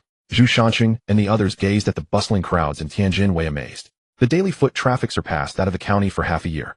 They queued along with the crowd to enter the city. Passing through the gate, they arrived at the famous Beimen Street in Tianjinwei. The cobblestone street led directly to the central drum tower. Stores lined both sides in a dense array. Banks and grain shops stood in a row. The sounds of various dialects mingled together along the way. Street vendors were surrounded by crowds, making it hard for anyone to pass. The mixed aromas of various snacks made one's mouth water. Further ahead, vendors selling handicrafts and street performers were everywhere. The team watched in fascination. Zhu Shanqing secretly marveled, as the gateway to the capital region Tianjinwei is already so bustling and lively. If it's the capital, I can't imagine how lively it must be. The group stopped in front of a tall restaurant. A waiter outside immediately approached to inquire. "Gentlemen, welcome. Are you here for a meal or to stay?" Zhu Shanqing looked at the restaurant's luxurious decor and casually asked, "Waiter, how much is a room per day here?" "In response to your inquiry, our establishment is the best restaurant in Tianjinwei. The finest room costs 1 tael. This includes breakfast, lunch, and dinner." Upon hearing this, Zhu Shanqing nodded. "Not bad. Waiter, open 5 rooms for us. Also bring the best food and wine from your restaurant to my room." 1 tael of silver is already an exorbitant cost for ordinary people. But for Zhu Shanqing, the silver earned from easily exterminating a bandit lair was enough for them to stay for a year. Moreover, if you earn money and don't use it to enjoy life, isn't that a waste? Extra. Sun family Xingyi and Hebei Xingyi are competing for the orthodox lineage of Xingyi and will commence a life and death duel at the arena. The newspaper boy waved the paper in his hand as he dashed across the street. Zhu Shanqing slowly opened his eyes, holding Qianqian in his arms. This was already the 2nd day since they arrived in Tianjinwei. Yesterday, the team spent the entire day enjoying shopping and playing in Tianjinwei. Qianqian and the others bought the most fashionable qipao and trendy accessories. This provided Zhu Shanqing with a feast for his eyes. As a result, last night's battle was exceptionally intense. Indescribable sounds echoed in the girls' room one after another. Waking up in the morning, Zhu Shanqing recalled the absurdities of last night, a smile curling at the corner of his mouth. He gently kissed the still sleeping Qianqian. After getting dressed, he prepared to head out to see what the so-called Xingyi competition was about. Watching Zhu Shanqing leave, Lu Yifei quietly opened her eyes. The intensity of last night's battle left her legs feeling a bit weak today. She lightly brushed her fingers over the forehead that Zhu Shanqing had kissed, smiling blissfully. Then, as if recalling something, her charming face flushed slightly as she shyly covered her head with the blanket. In another room, Chen Juling had already woken up early. She leaned against the bedside, flipping through the books she had bought yesterday. This book was said to be authored by a master of the Li school who had surpassed the realm of transformation. It detailed the origins and applications of strength and other knowledge. It even included his speculations on entering the extraordinary. However, for 200 years no one had entered the extraordinary using this method. Nevertheless, the theoretical knowledge about strength had become widely circulated. Zhu Shanxing passed through the bustling morning market. The arena was already surrounded by a crowd. Disciples from both families were demonstrating their respective Xingyi boxing styles on either end of the arena. Cheers erupted continuously, yet very few people signed up to learn. At that moment, a burly middle-aged man in the crowd impatiently shouted, "When are they going to start fighting? Two hairless youngsters are just chattering away here." The crowd echoed his sentiments, shouting, "Yeah, when are they going to fight? We've been here for half a day. If they don't start soon, I'm leaving." Seeing the commotion below, the two fighters stopped their demonstration. They stepped forward and clasped their hands, saying, "Everyone please remain calm. In half an hour our master will arrive at the scene." Half an hour? Zhu Shanxing calculated the time in the crowd. That means there's still another hour, huh? Darn it, I should have known to sleep a little longer. He turned to stroll around the morning market. He spotted a familiar figure in front of the oil cake stall. That broad back and the posture reminiscent of a starving ghost. Zhu Shanxing immediately recognized it was Shernyo. Picking up his pace, he employed the Qingyun steps, moving like a fish in water, weaving through the crowd. He arrived at Shernyo's back, placing a hand on Shernyo's shoulder. Shernyo, who was engrossed in enjoying his oil cake, the oil cake in his mouth fell into the bowl of soy milk in front of him. Turning around, he let out a sigh of relief. "I was wondering why I didn't see you when I woke up. Are you also too hungry to sleep and come out to find food?" Hearing this, Zhu Shanxing's face darkened. "Get lost. Do you think I'm as shallow as you? I came to watch the orthodox battle of Xingyi. Are you interested? Do you want to come with me to watch?" Shernyo shook his head. "Forget it, boss. I plan to check out the blacksmith shop in the city to see if there are any skilled masters. Everyone has their own aspirations," and Zhu Shanxing didn't insist. Turning around, as if recalling something, he reminded Shernyo, "By the way, remember to bring breakfast back for the teammates. Dudu and Qianqian like light food in the morning, just bring some porridge and vegetarian buns. Runan is the same. Ziyi and Xiaoya are in front of a pastry shop, just buy them some pastries. As for Xiaoyan, he eats anything, so get him something filling. If Dengku is not picky, just buy whatever looks good." Shernyo noted down Zhu Shanxing's instructions and nodded. "All right, boss, after I finish eating, I'll take breakfast back for them." Looking up, he found Zhu Shanxing had already disappeared into the crowd.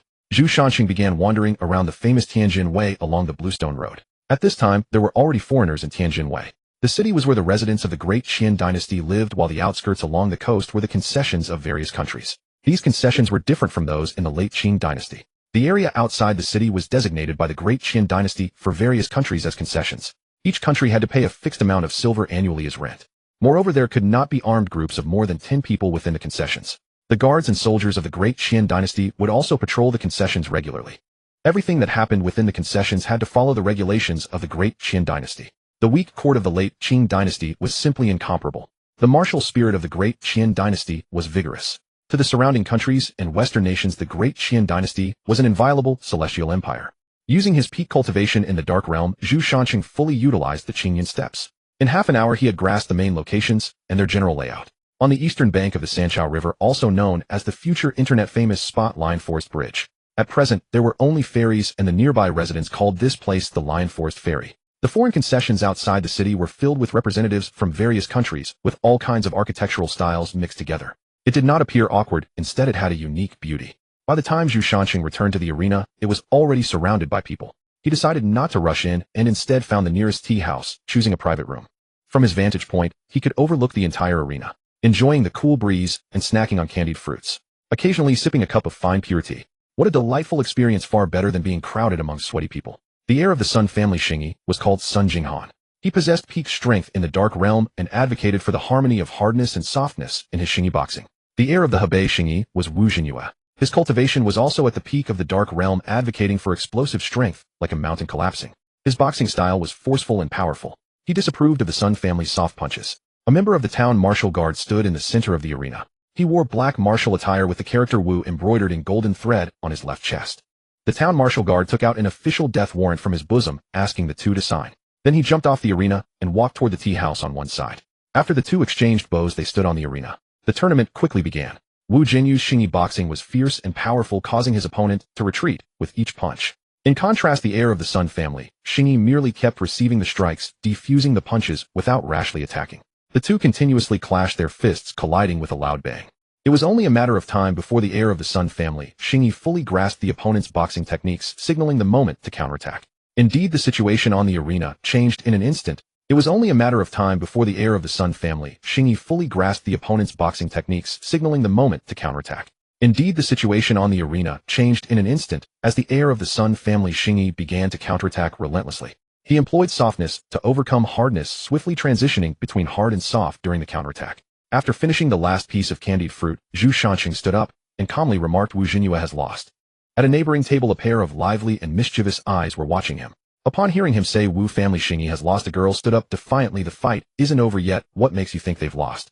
Zhu Shanqing turned his head to see a girl with delicate features and fair skin standing at the tea table next to him. Her sleek black hair was styled in the popular three-strand fashion of the capital's noble ladies, accentuating her delicate features. She wore a moon-white satin gown on her upper body.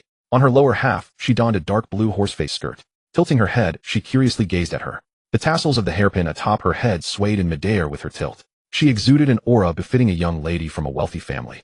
Zhu Shanqing clasped his hands. If this young lady believes my words to be incorrect, she can certainly continue watching. If I'm going to watch, I'll watch. I firmly believe that Wu Jinyue's powerful punches will undoubtedly lead him to victory. The two ceased their conversation, quietly observing the outcome of the arena. Soon Wu Jinyue was knocked to the ground by a direct punch from the successor of the Sun family, Xingyi. He coughed up blood and fell unconscious. The Sun disciple looked at the swarm of Wu Jinyue's disciples rushing to the arena. Calmly, he said, he's fine, but it's just that the force clashed, and he fainted. Upon hearing this, the surrounding disciples quickly cupped their hands in thanks and carried their master away. The Sun disciple stood on the arena, cupped his hands towards all directions, and proclaimed loudly, from now on the Sun family Xingyi is the strongest school of Xingyi boxing. The young lady sitting in the tea house who had been watching saw Wu Jinyue's defeat. Her eyes widened in shock, her delicate face full of disbelief with crumbs from pastries still on her mouth. Homie, did you see that? He really guessed it right. The maid in green next to her gently wiped the crumbs off the young lattice lips. Miss, I saw it. Mo Yinshu turned her head to the adjacent seat. She noticed that the empty teacup on the neighboring table had already been left behind. The person had long vanished without a trace. Mo Yinshu stomped her foot in dissatisfaction, saying, how rude, leaving without saying a word. Forget him, it doesn't matter anymore. Homie, let's go home. With that, the two of them exited the tea house and headed towards the courtyard where the carriage was already waiting. They made their way towards the governor's mansion. Zhu Shanqing returned to the inn to find several young ladies gathered around a table playing cards. With a simple deck of paper cards, they managed to create an atmosphere of schemes and plots. Every face was filled with calculations. Unable to bear it any longer, Stonebull spoke up, ladies, you're playing landlord, yet why are three farmers plotting against each other? Hearing this, Zhang Runan burst into laughter. Zhu Shanqing watched as the farmers Xiao Tian and Zi threw bombs at each other, feeling both amused and exasperated. Zhu Shanqing interrupted their game, thinking that at this rate the landlord wouldn't even need to intervene. The farmers would wipe. Taking a deep breath, Zhu Shanqing said solemnly, all right, let's stop playing. We might need to stay in Tianjinwei for a while. The best method is to find a house to stay in, just like in Qingyan County. It's not convenient in a hotel with so many people around. Li Dengkai took out the prepared notes, opened them, and laid them on the table. He pointed to one line and said this place has a 3-courtyard layout similar in size to the house in Qingyan County. However, the location is a bit remote, less than 300 meters from the city wall. Zhu Shanqing was not very satisfied with the following locations. Zhu Shanqing interrupted Li Dengkai's introduction, raising his head to ask, is there a courtyard within the inner city close to the bounty office and the martial arts hall? Li Dengkai pushed up his glasses and quietly replied yes. The notes on the table were rapidly flipped back 2 pages. Li Dengkai pointed to a location and introduced, right here, less than 200 meters from the governor's mansion. Not far from the governor's mansion is the bounty office, and the well-known martial arts hall in Tianjinwei is also on this street. Zhu Shanqing nodded, yes, this is it. How much? 30 taels. Zhu Shanqing casually replied, 30 taels of silver. That's not too expensive. Li Dengkai shook his head. No, it's 30 taels of gold, and it's for sale, not for rent. Zhu Shanqing fell into silence for a moment, then raised his head. Let's go see the house first. If it's suitable, it's not out of the question. In the afternoon, Li Dengkai arranged for the housekeeper to go view the property. Zhu Shanqing was followed by Chun Juling and Xiao Tian, who insisted on joining. Zhu Shanqing gently patted Xiao Tian's smooth forehead, saying, you remember, when we get there you must not speak. Leave the bargaining to your sister Dudu. Xiao Tian rubbed Zhu Shanqing's big hand with her head sweetly, saying, okay, brother Xiao Tian will definitely be obedient. Zhu Shanqing felt goosebumps all over at Xiao Tian's sweet voice. As the housekeeper walked, he introduced this was left by the previous governor, but at that time this piece of land belonged to a wealthy merchant named Huang. After the current governor Mo took office, he didn't want to waste money. So he abandoned this mansion and built a new one nearby. This mansion was left unsold because the price was too exorbitant. Zhu Shanqing walked around the mansion. It had everything, including a training ground and a back garden. Zhu Shanqing nodded in satisfaction and signaled to Chun Juling. Finally, after Chun Juling persuaded them with reason and emotion, they successfully acquired the former governor's mansion for 28 taels of gold. Since it was not for permanent residents and the team members were not accustomed to being waited on, Zhu Shansheng had no plans to hire servants. After all, cleaning up after practicing martial arts every day was a form of relaxation. Zhu Shansheng felt the ground of the training field. It was paved with solid blocks of Qingtian steel. Qingtian steel is a military resource of the Qin dynasty capable of withstanding strong external impacts and widely used in the construction of city walls. A brick-sized piece of Qingtian steel costs 1 tael of silver. Now a piece of Qingtian steel the size of a small square already equates to 28 taels of gold. Zhu Shansheng nearly burst out laughing. Indeed, it was the behavior of a nouveau riche completely lacking in knowledge. While cleaning the training field, he sensed something was amiss. Once he cleared away the thick layer of dirt revealing the Qingtian steel beneath, Zhu Shansheng knew he had stumbled upon a treasure. The team utilized their learned martial arts techniques for the grand cleanup. The Qingtian staff technique and spear techniques were used for sweeping. After a set of staff techniques was executed, the fallen leaves in the courtyard were gathered into piles. Sword and knife techniques were used to trim branches and flower bushes. After the flashes of blades and swords, the drooping branches were cut down and patches of weeds were cleared. In no time, the massive mansion was tidied up by the group. Zhu Shansheng nodded in satisfaction. This is how one should apply their skills to life. After a short rest, Zhu Shansheng took Chen Juling and Li Denkai to the bounty office. The bounty office in Tianjin Wei had many more tasks available, even tasks involving transcendent realms.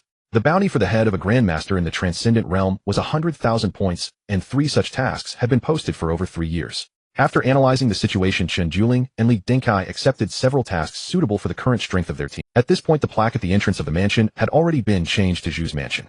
That evening, the team, which had been idle for 3 days, resumed training, focusing on practical combat. Zhu Shansheng fought against the 4 members of the team alone without falling behind. In the end, he was defeated due to Duda's talent and old lease calculations. Zhu Shansheng realized that combining Duda's ability to spot weaknesses with Li Denkai's extraordinary calculations was simply unbeatable. Whether applied in daily training or in combat, only 2 words could describe it: invincible. A month later, the team gradually made a name for themselves in Tianjin Wei. With a 100 mission completion rate, even the golden armored guards of the bounty office sought to recruit them. Zhu Shansheng's strength was stuck at the peak of the dark energy stage, as he had yet to comprehend the words uttered by his master before passing. Use the spirit to control the energy, let the energy flow as the heart desires. Zhu Shansheng planned to learn several more martial arts styles to see if he could find a way to break through the transformation of energy. Over the following 2 months, he learned various styles, including 8 extremes, Xingyi, and Taiji. Though he found some validation, he still could not break through the transformation of energy. The cultivation levels of the team members continued to improve, with Xiaotian Shernyo and others reaching the peak of the dark energy stage. The remaining members were at the late stage of dark energy, just a step away from the peak.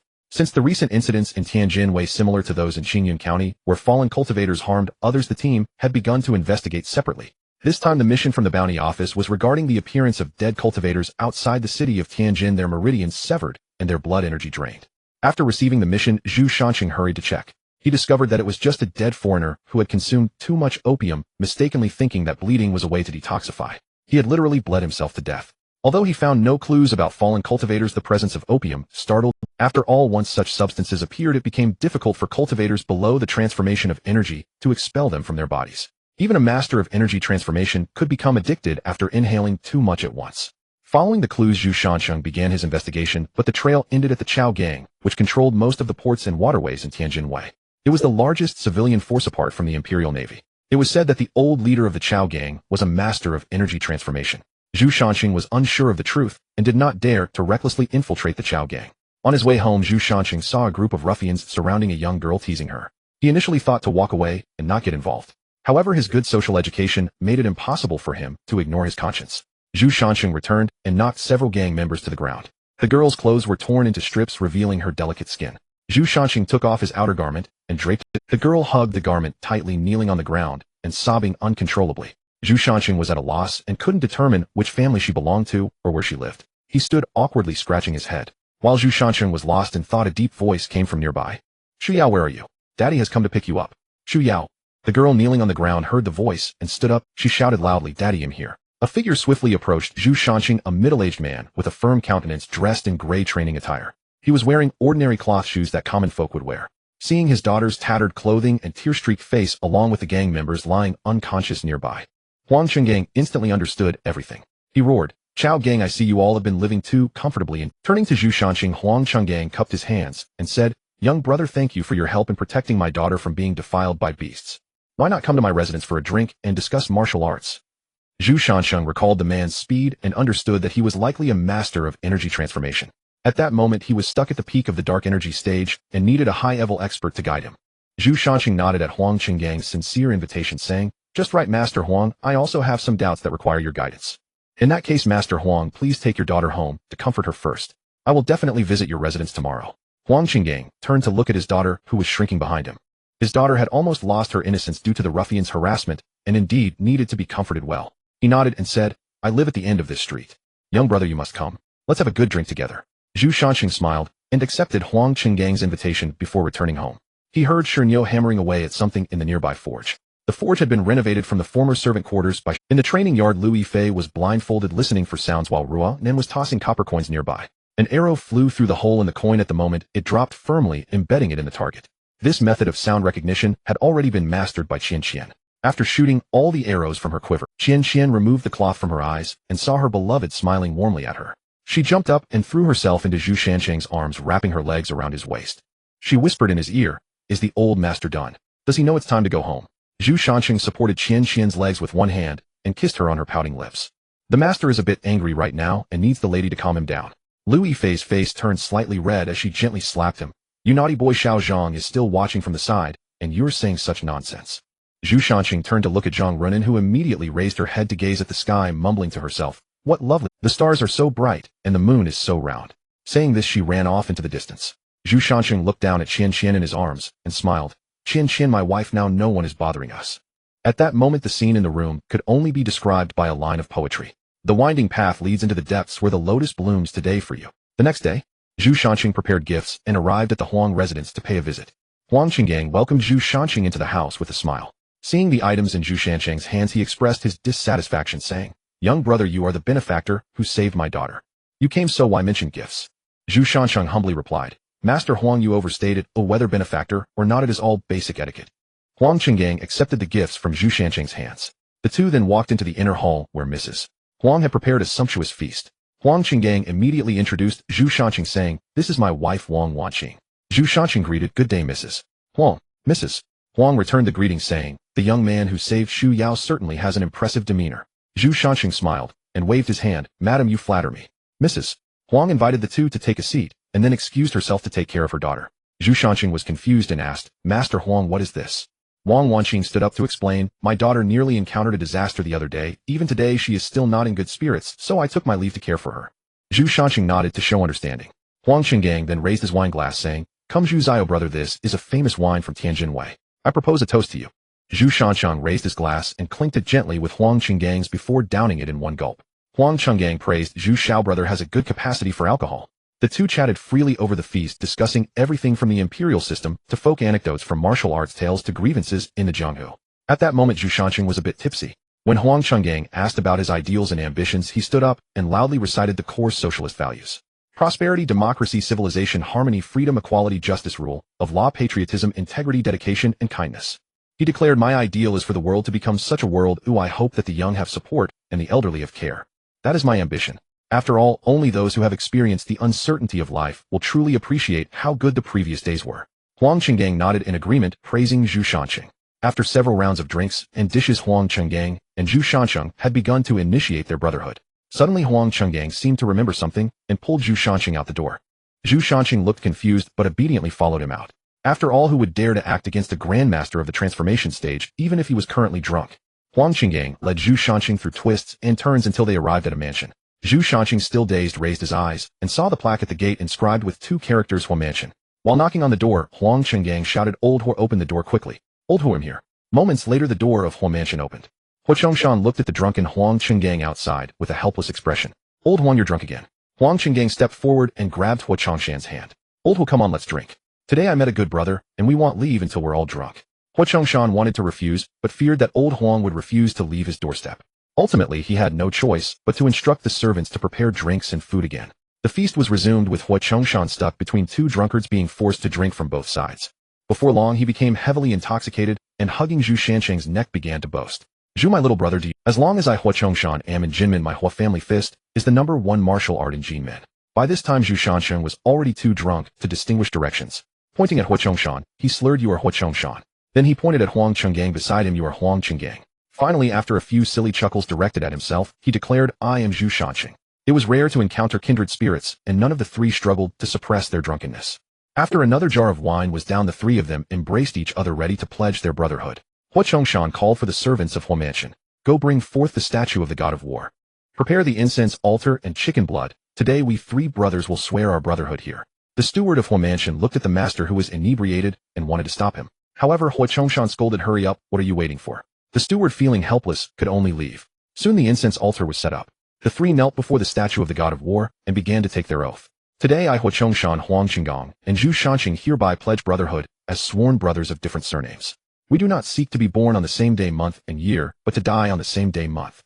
Before he could finish, all three collapsed before the incense altar. Shortly after, snoring sounds echoed. The steward hurriedly called the servants to carry the three into a room to rest. The next day, Zhu Shanqing rubbed his still aching head and sat up. Looking at the strange decor of the room, his brain lagged for a moment before he realized. It seemed he had pledged brotherhood with Huang Chenggang and Hua Chongshan yesterday. He then remembered the vow from last night. It seemed he hadn't said the word die. He couldn't help but breathe a sigh of relief. He could be brothers with the two, but he didn't want to die on the same day. They were both 20 years older than him. Dying on the same day would mean he would suffer a loss, wouldn't it?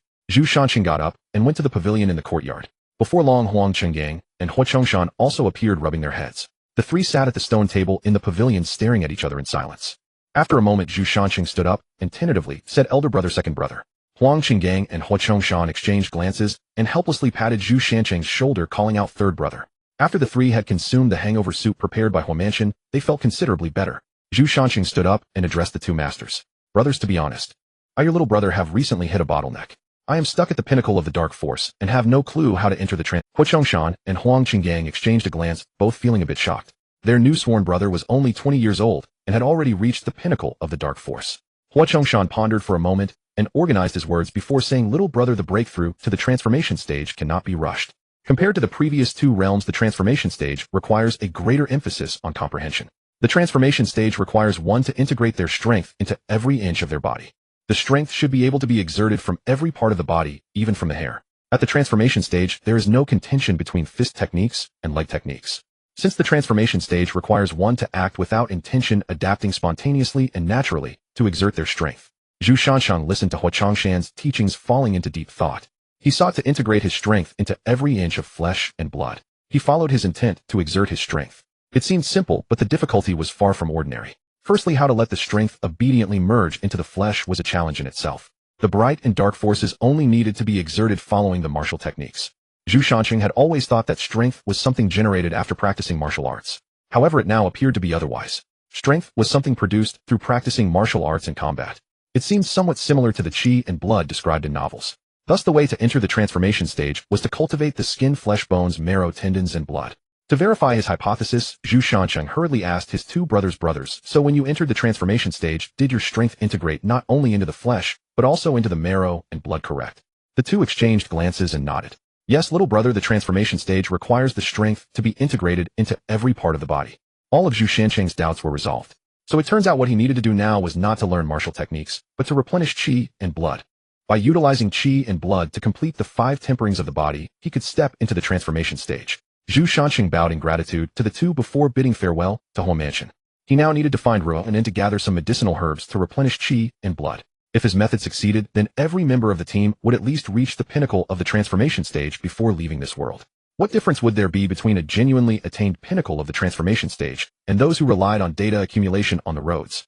I truly want to see what kind of scene would unfold when they meet.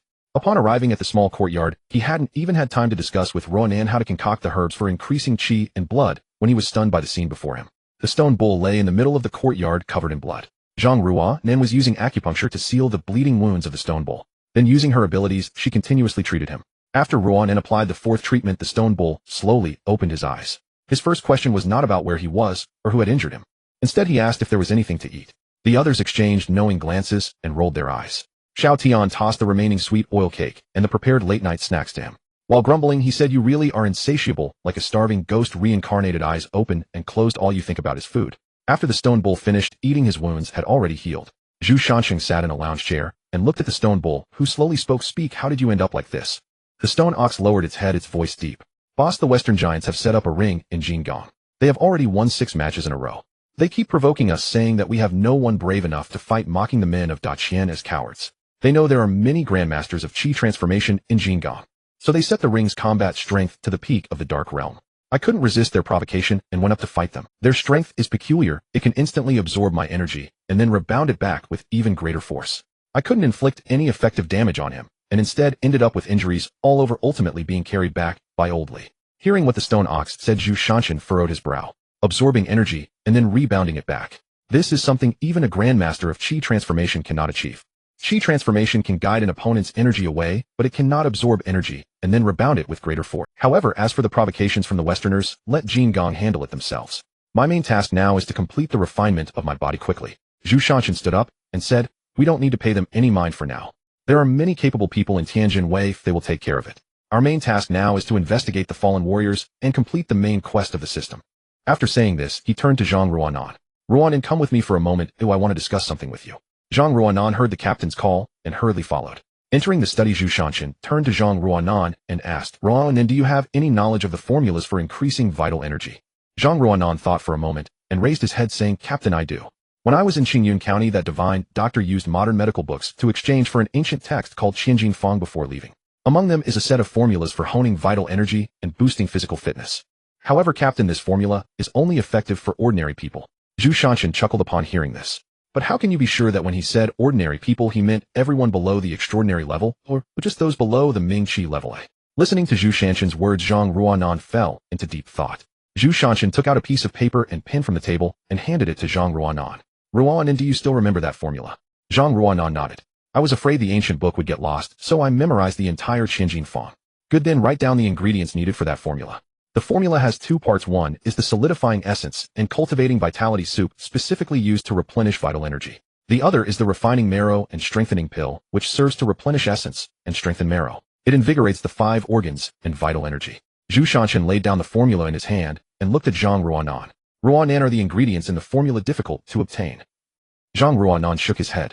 "Not difficult, they are all quite common herbs. Only a few main herbs need to be aged, but they can be purchased for extra money." Zhu Shanshan sighed in relief. "That's good. Ruanan, do you have confidence in making these 2 medicines?" Zhang Ruanan was about to decline when he looked up and saw the captain's eyes filled with trust. He bit his lip and said, "Captain, I'll give it a try."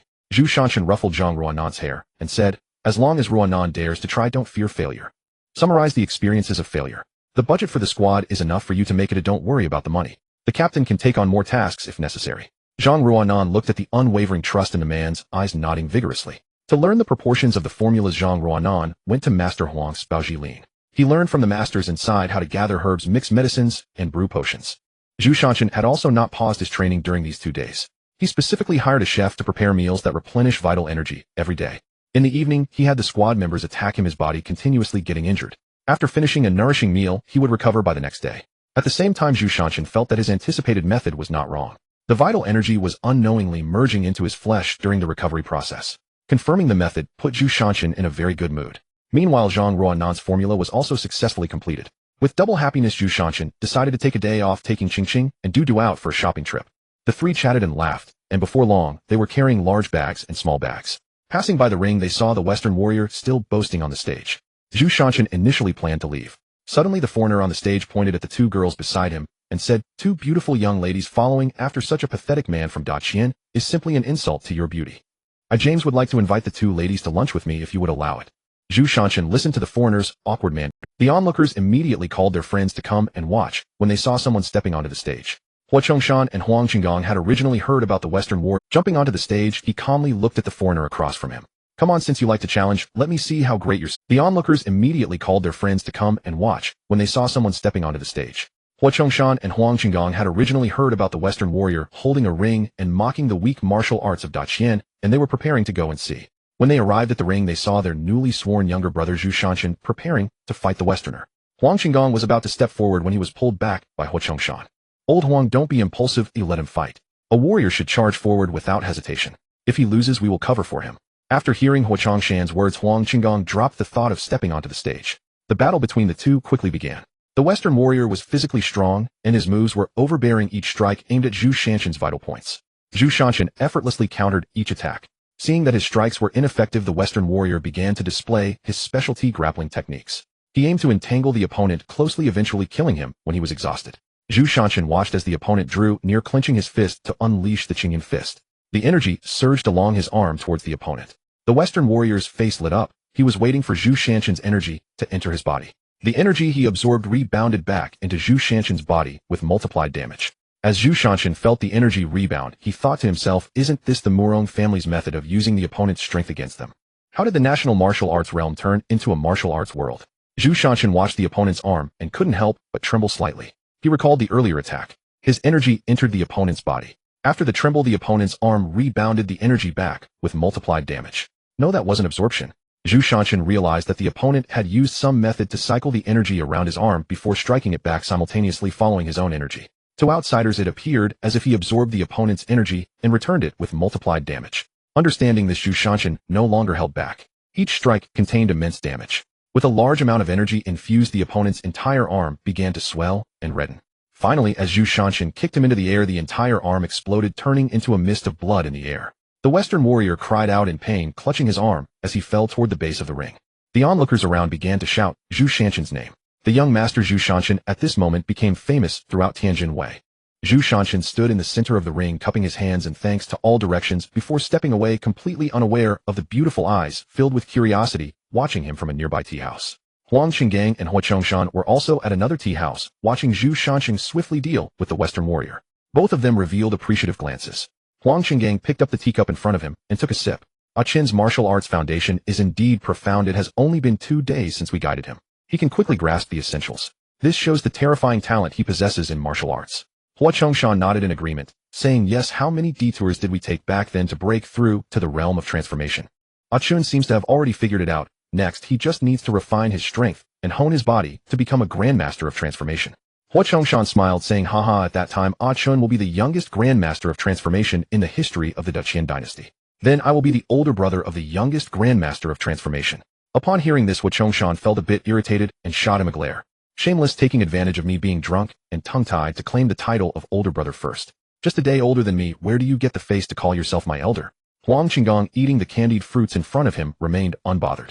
I don't care, being a day older still counts. We have already sworn brotherhood. I am your elder brother now. Come on, Grandmaster, he'll call out elder brother, and let me hear it. Hua Chongshan gritted his teeth in anger, but finally muttered. Huang Qinggang looked at Hua Chongshan, who was sulking beside him, and pulled her into a hug, smiling, as he said, all right, don't be angry. How about I take you to the Western District for a couple of days of fun? Hua Chongshan's eyes brightened. 3 days. Huang Qinggang immediately felt a pang of heartache, but eventually gritted his teeth and agreed, all right, 3 days it is. Hua Chongshan was overjoyed, forgetting all about who was the elder brother. There were many peculiar things in the Western District. I heard they are doing some kind of science over there. And their dance halls, those Western women are dressed in scandalous ways. I must scrutinize them with a critical eye. Anyway, all expenses will be covered by my elder brother. I must extort him a good amount. A week later, Zhu Shanshan was invited to the Huang residence. During this week, Zhu Shanshan practiced the skin training technique every day, injuring his skin through impacts, and then using his vital energy to heal it, continuously refining it through repeated recovery. Now the blue weapons could hardly inflict any significant harm on Zhu Shanshan. Every day he was put into a prepared medicinal bath by Zhang Runan, bloody and bruised. The girls watched with great concern, but none dared to stop it. Zhu Shanshan had instructed the team not to care for him or disturb him during this period. The process of skin training was extremely painful. He feared that hearing the girls' concerns would make him unable to resist. Upon seeing Zhu Shanshan being carried into the room, the girls' concern turned into motivation. The team began to train even harder, practicing individual combat techniques and team cooperation tactics. In short, the plans devised by Chun Juling and Li Denghe changed daily. Huang Qinggang and Hua Chongshan watched as Zhu Shanshan underwent a complete transformation. At this moment, he had completed the skin training step, and his vital energy surged within his skin. His skin became fairer, smoother, and more radiant. They both marveled, but then felt a bit gloomy. Will promoting to transformation make me more handsome? Why didn't I have such a change back then? Looking at the refined and unparalleled Zhu Shanshan before them, a hint of jealousy flashed in their eyes. He stepped forward and patted Zhu Shanshan's shoulder. You little brat, my elder brother and I are getting rougher in our training. How come you are getting fairer? Zhu Shanshan was actually a bit puzzled himself. He was always bleeding and bruising. How come his skin became whiter? Yesterday Qianshan kept hugging and kissing him, snuggling in his arms and acting spoiled. Curious about Qianshan's attitude today, he asked her. Qianshan said, I don't know why, but ever since he successfully trained his skin, my feelings for him have gone up a level. It's not just a superficial attraction, but a genuine liking. If the previous liking was 100 points, now it's 150 points. Zhu Shanshan also felt the change in the girls. Their gazes had shifted from mere affection to trust and admiration. Although he did not know the exact reason for this change, it was mostly related to his physical refinement. After the group had their fill of food and drink, they sat in the pavilion, chatting idly. Huang Qinggang and Hua Chongshan exchanged glances, took out a book from their bosoms, and handed it to Zhu Shanshan. Zhu Shanqing was puzzled, but still accepted the book. The two books were titled Hua Family Fist and Tiger Crane Double Form Fist, which were the renowned skills of both grandmasters in their travels. Zhu Shanqing looked up, confusion evident in his eyes. What do you mean, brothers? Huang Chenggang and Hua Chongshan smiled, saying, Ah Chun, these two books are a gift for you. Everything we have learned in our lives is contained within. Hua Chongshan interrupted Zhu Shanqing before he could speak. Ah Chun, just accept it. We have reached the end of our journey at the Grandmaster level. At our age, it is impossible to break through to a level above transformation. Thus, we hope you can carry our skills and explore the scenery beyond transformation. Zhu Shanqing felt deeply moved at that moment.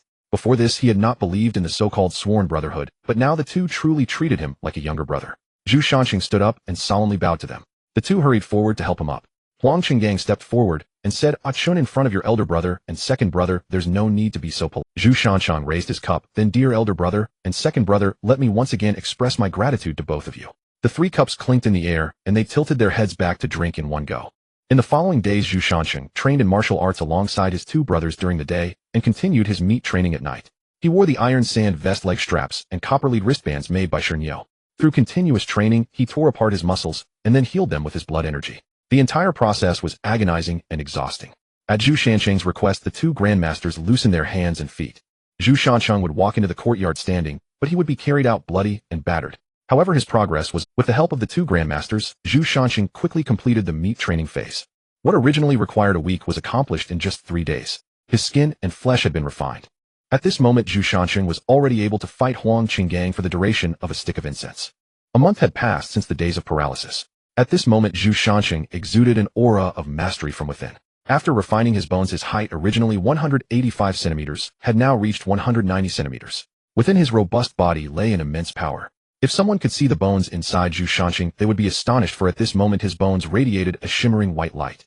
Zhu Shanqing clenched his fist, feeling an unprecedented strength. He sensed that he had already stepped into the threshold of transforming his energy. Yet he intentionally suppressed his breakthrough. Only the final refinement of his tendons remained. He had a premonition that upon fully refining his body, the moment he entered the transformation phase, he would break through to the mid-stage of energy transformation. After purchasing medicinal materials, Chun Juling and Lu Yifei were chatting and laughing as they approached his room. Upon seeing Zhu Shanqing standing at the door, the medicinal materials in their hands instantly fell to the ground. The two of them lunged into Zhu Shanqing's embrace, one after the other. During this time, they had been extremely worried. Worried about what would happen if something went wrong with Zhu Shanqing.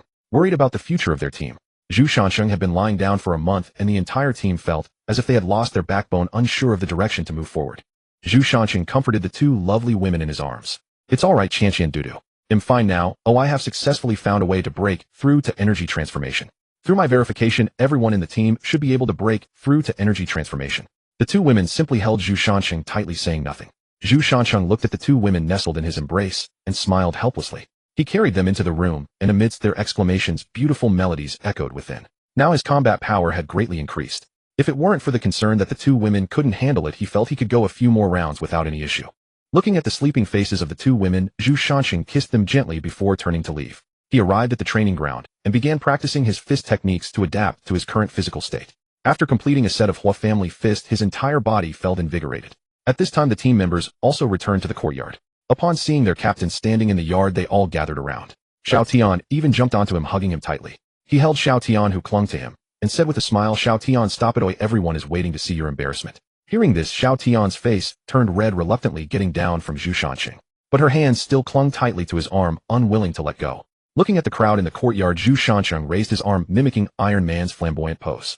He exclaimed. The surrounding people cheered and lifted Zhu Shanqing, throwing him into the air. Zhu Shanqing quickly shouted, be gentle, be gentle. Who the hell is grabbing my butt? Zhang Runin, who was reaching out, blushed. Don't throw me too high, I have a fear of heights. The crowd cheered and once again tossed Zhu Shanqing into the air. Who is it? Don't touch my shorts, you'll tear them. After a long while, the crowd stopped. The team members scattered. Only the captain, with a face full of disarray, squatted on the ground in confusion. After a moment, Zhu Shanqing got up, patted his butt, and gritted his teeth, saying, these people are increasingly disregarding me as their captain. Extra training. We must train hard tomorrow. If they don't train to exhaustion, it wouldn't be fair to my torn shorts. The next day, Zhu Shanqing arrived outside the Huang residence. Looking at the towering courtyard walls, a thought suddenly flashed through his mind. Using the stone wall by the courtyard, he leaped over the wall in just 2 or 3 steps. Perched atop the tumter-high courtyard wall, Zhu Shanqing laughed. This could be considered as having some lightness skills, after all, who didn't have a dream of walking on rooftops as a child. Huang Qinggong, practicing his punches in the training ground, saw a person on his family's courtyard wall from a distance. Shocked, he approached to find it was his long-lost third brother. Huang Qinggang laughed. Third brother, it's been a long time. Why does the air up there feel so fresh? Zhu Shanqing awkwardly. He didn't dare to mention that he wanted to fulfill a childhood dream. He knew that if he said it, his two elder brothers would surely laugh at him tomorrow. Huang Qinggang patted Zhu Shanqing's shoulder. So Aiken, have you broken through to energy transformation yet? Zhu Shanqing shook his head. Not yet. I still feel like something is missing, but it should be soon. Huang Qinggang nodded. Such things cannot be rushed. Take your time. The two chatted about recent events as they walked towards the mall. After a round of sparring, Huang Qinggang was astonished that Zhu Shanqing, who had yet to enter the energy transformation stage, could already fight him to a standstill. It seems that third brother's martial arts future is boundless. After having lunch at the Huang residence, Zhu Shanqing prepared to take his leave. Huang Qinggang stopped him and took a greeting card from a servant, handing it to him. Zhu Shanqing was puzzled and looked up to ask, elder brother, what is this? Huang Qinggang gestured for him to open it. Zhu Shanqing unfolded the card, which was an invitation to a birthday banquet. I humbly celebrate my birthday, and the residence has prepared a modest feast to entertain esteemed friends. I have long admired the young master Zhu Shanqing's talent and wish to extend an invitation. If you can spare some time to attend, it would be an honor. The invitation concluded with a request for favorable consideration, which Zhu Shanqing folded back up and looked at Huang Qinggang. Huang Qinggang said, Aiken, go ahead, take a look. The governor's invitation itself is a form of recognition. It proves your reputation as Zhu Shanqing in Tianjin Wei. Your elder brother and I will accompany you there. Zhu Shanqing actually had no interest in such banquets. However, his elder brother's words made sense. Building a good relationship with the governor in Tianjin Wei was quite necessary. After all, the governor of Tianjin Wei held significant power. With the emperor being young and the empress dowager acting as regent, the governors and circuit inspectors in various regions not only controlled political power, but also military power. Yet he had not heard of any rebellions occurring recently, suggesting that the royal family still held something hidden that made them cautious. Zhu Shanqing put away the invitation and scheduled a time to go together with Huang Qinggang. After bidding farewell with a cupped fist gesture, he left the Huang residence.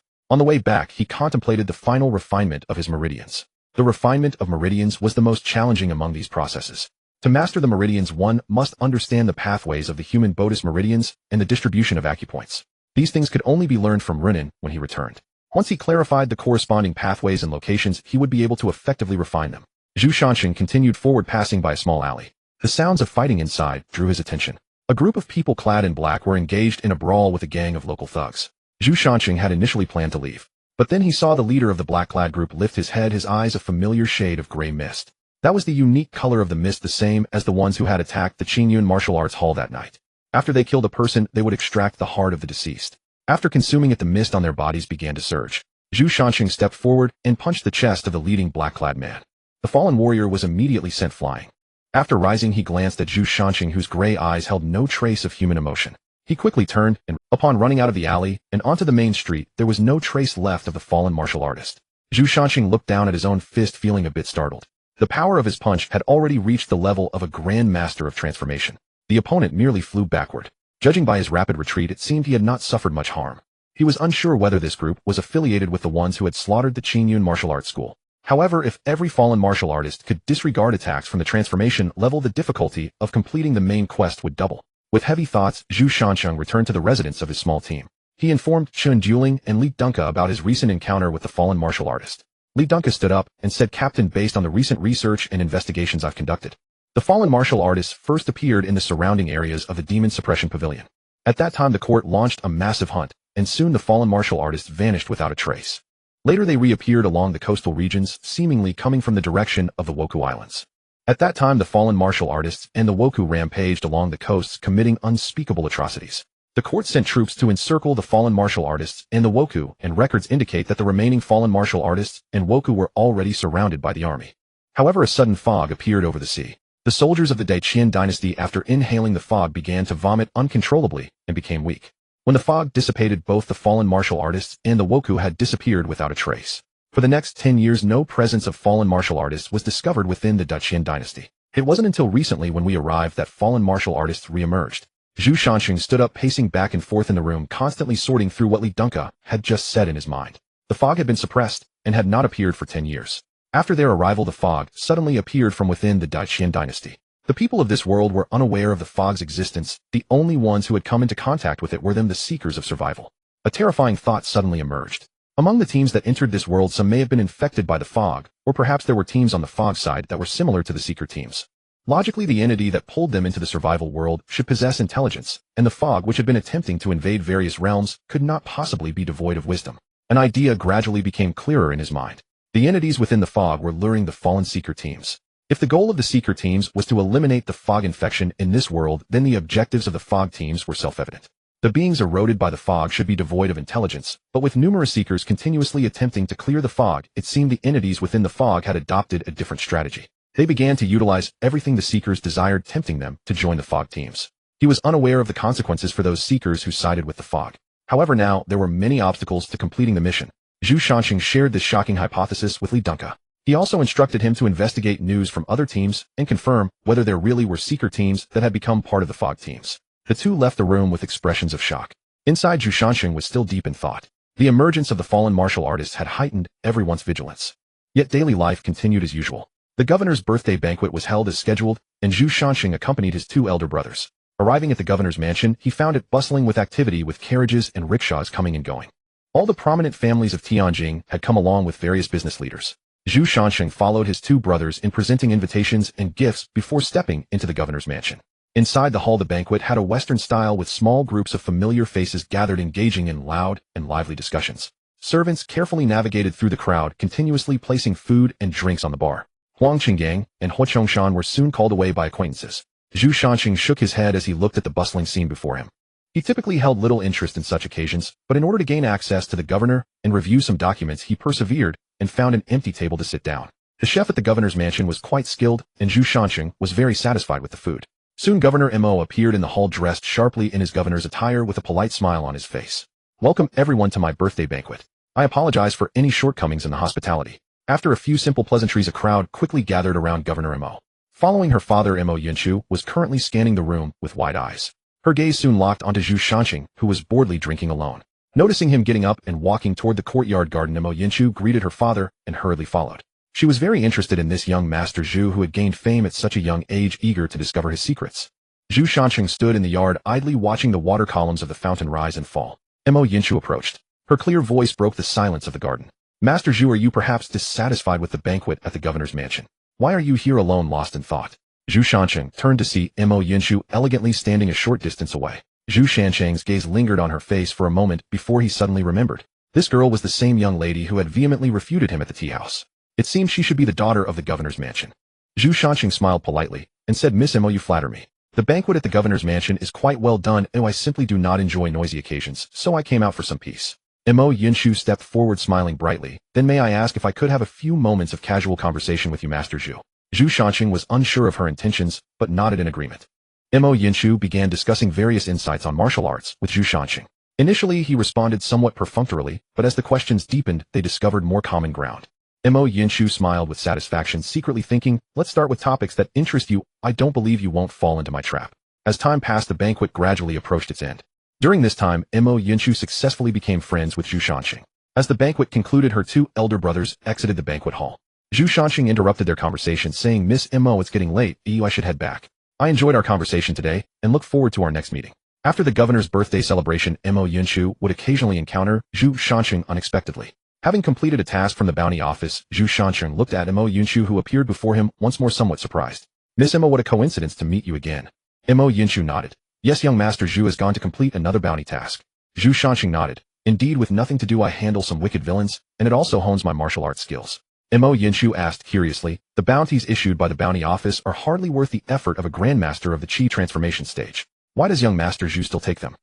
"Miss Mo, you jest. Is there any need for a reason to punish evil and promote good?" After bowing to bid farewell, he walked towards Zhu's residence. Mo Yinshu stood in silence, watching his retreating figure. Yes, is there any need for a reason to do good and punish evil? Such a simple truth, yet how many people actually act? As one's strength grows, fewer and fewer can persist in their original martial aspirations. They feel that taking action does not align with their dignity, and that the rewards for taking action are insufficient. Indeed, true punishment of evil and promotion of good does not require so many reasons. Mo Yinshu stood still, her beautiful eyes occasionally gleaming with brilliance. Zhu Shanxing did not expect his words to plunge Mo Yinshu into contemplation. Why did he take action? Simply because he found those villains displeasing. His talent also needed to grow through slaughter. As for continuing to take tasks in the bright realm and dark realm, it was purely incidental. He merely adhered to his own principles, punishing the wicked without indiscriminately killing the innocent. Upon returning home, Mo Yinshu was greeted by her personal maid Xiaohong. Seeing her, Mo Yinshu instructed, "Xiaohong, you came just in time. Go investigate what Zhu Shanxing has experienced and whom he has seen since arriving in Tianjin Wei. By the way, also check what he has been investigating at the bounty office recently." Xiao Hong took Imo Yunka's hand and said, Miss Young Master Zhu is already a married man. Imo Yinshu turned and shot a glance at Xiao Hong. Mind your own business. I know he is married. I am simply curious about his experiences. I never said I liked him. Hong Mei quickly bowed and admitted her mistake. Miss, please forgive me, I was wrong.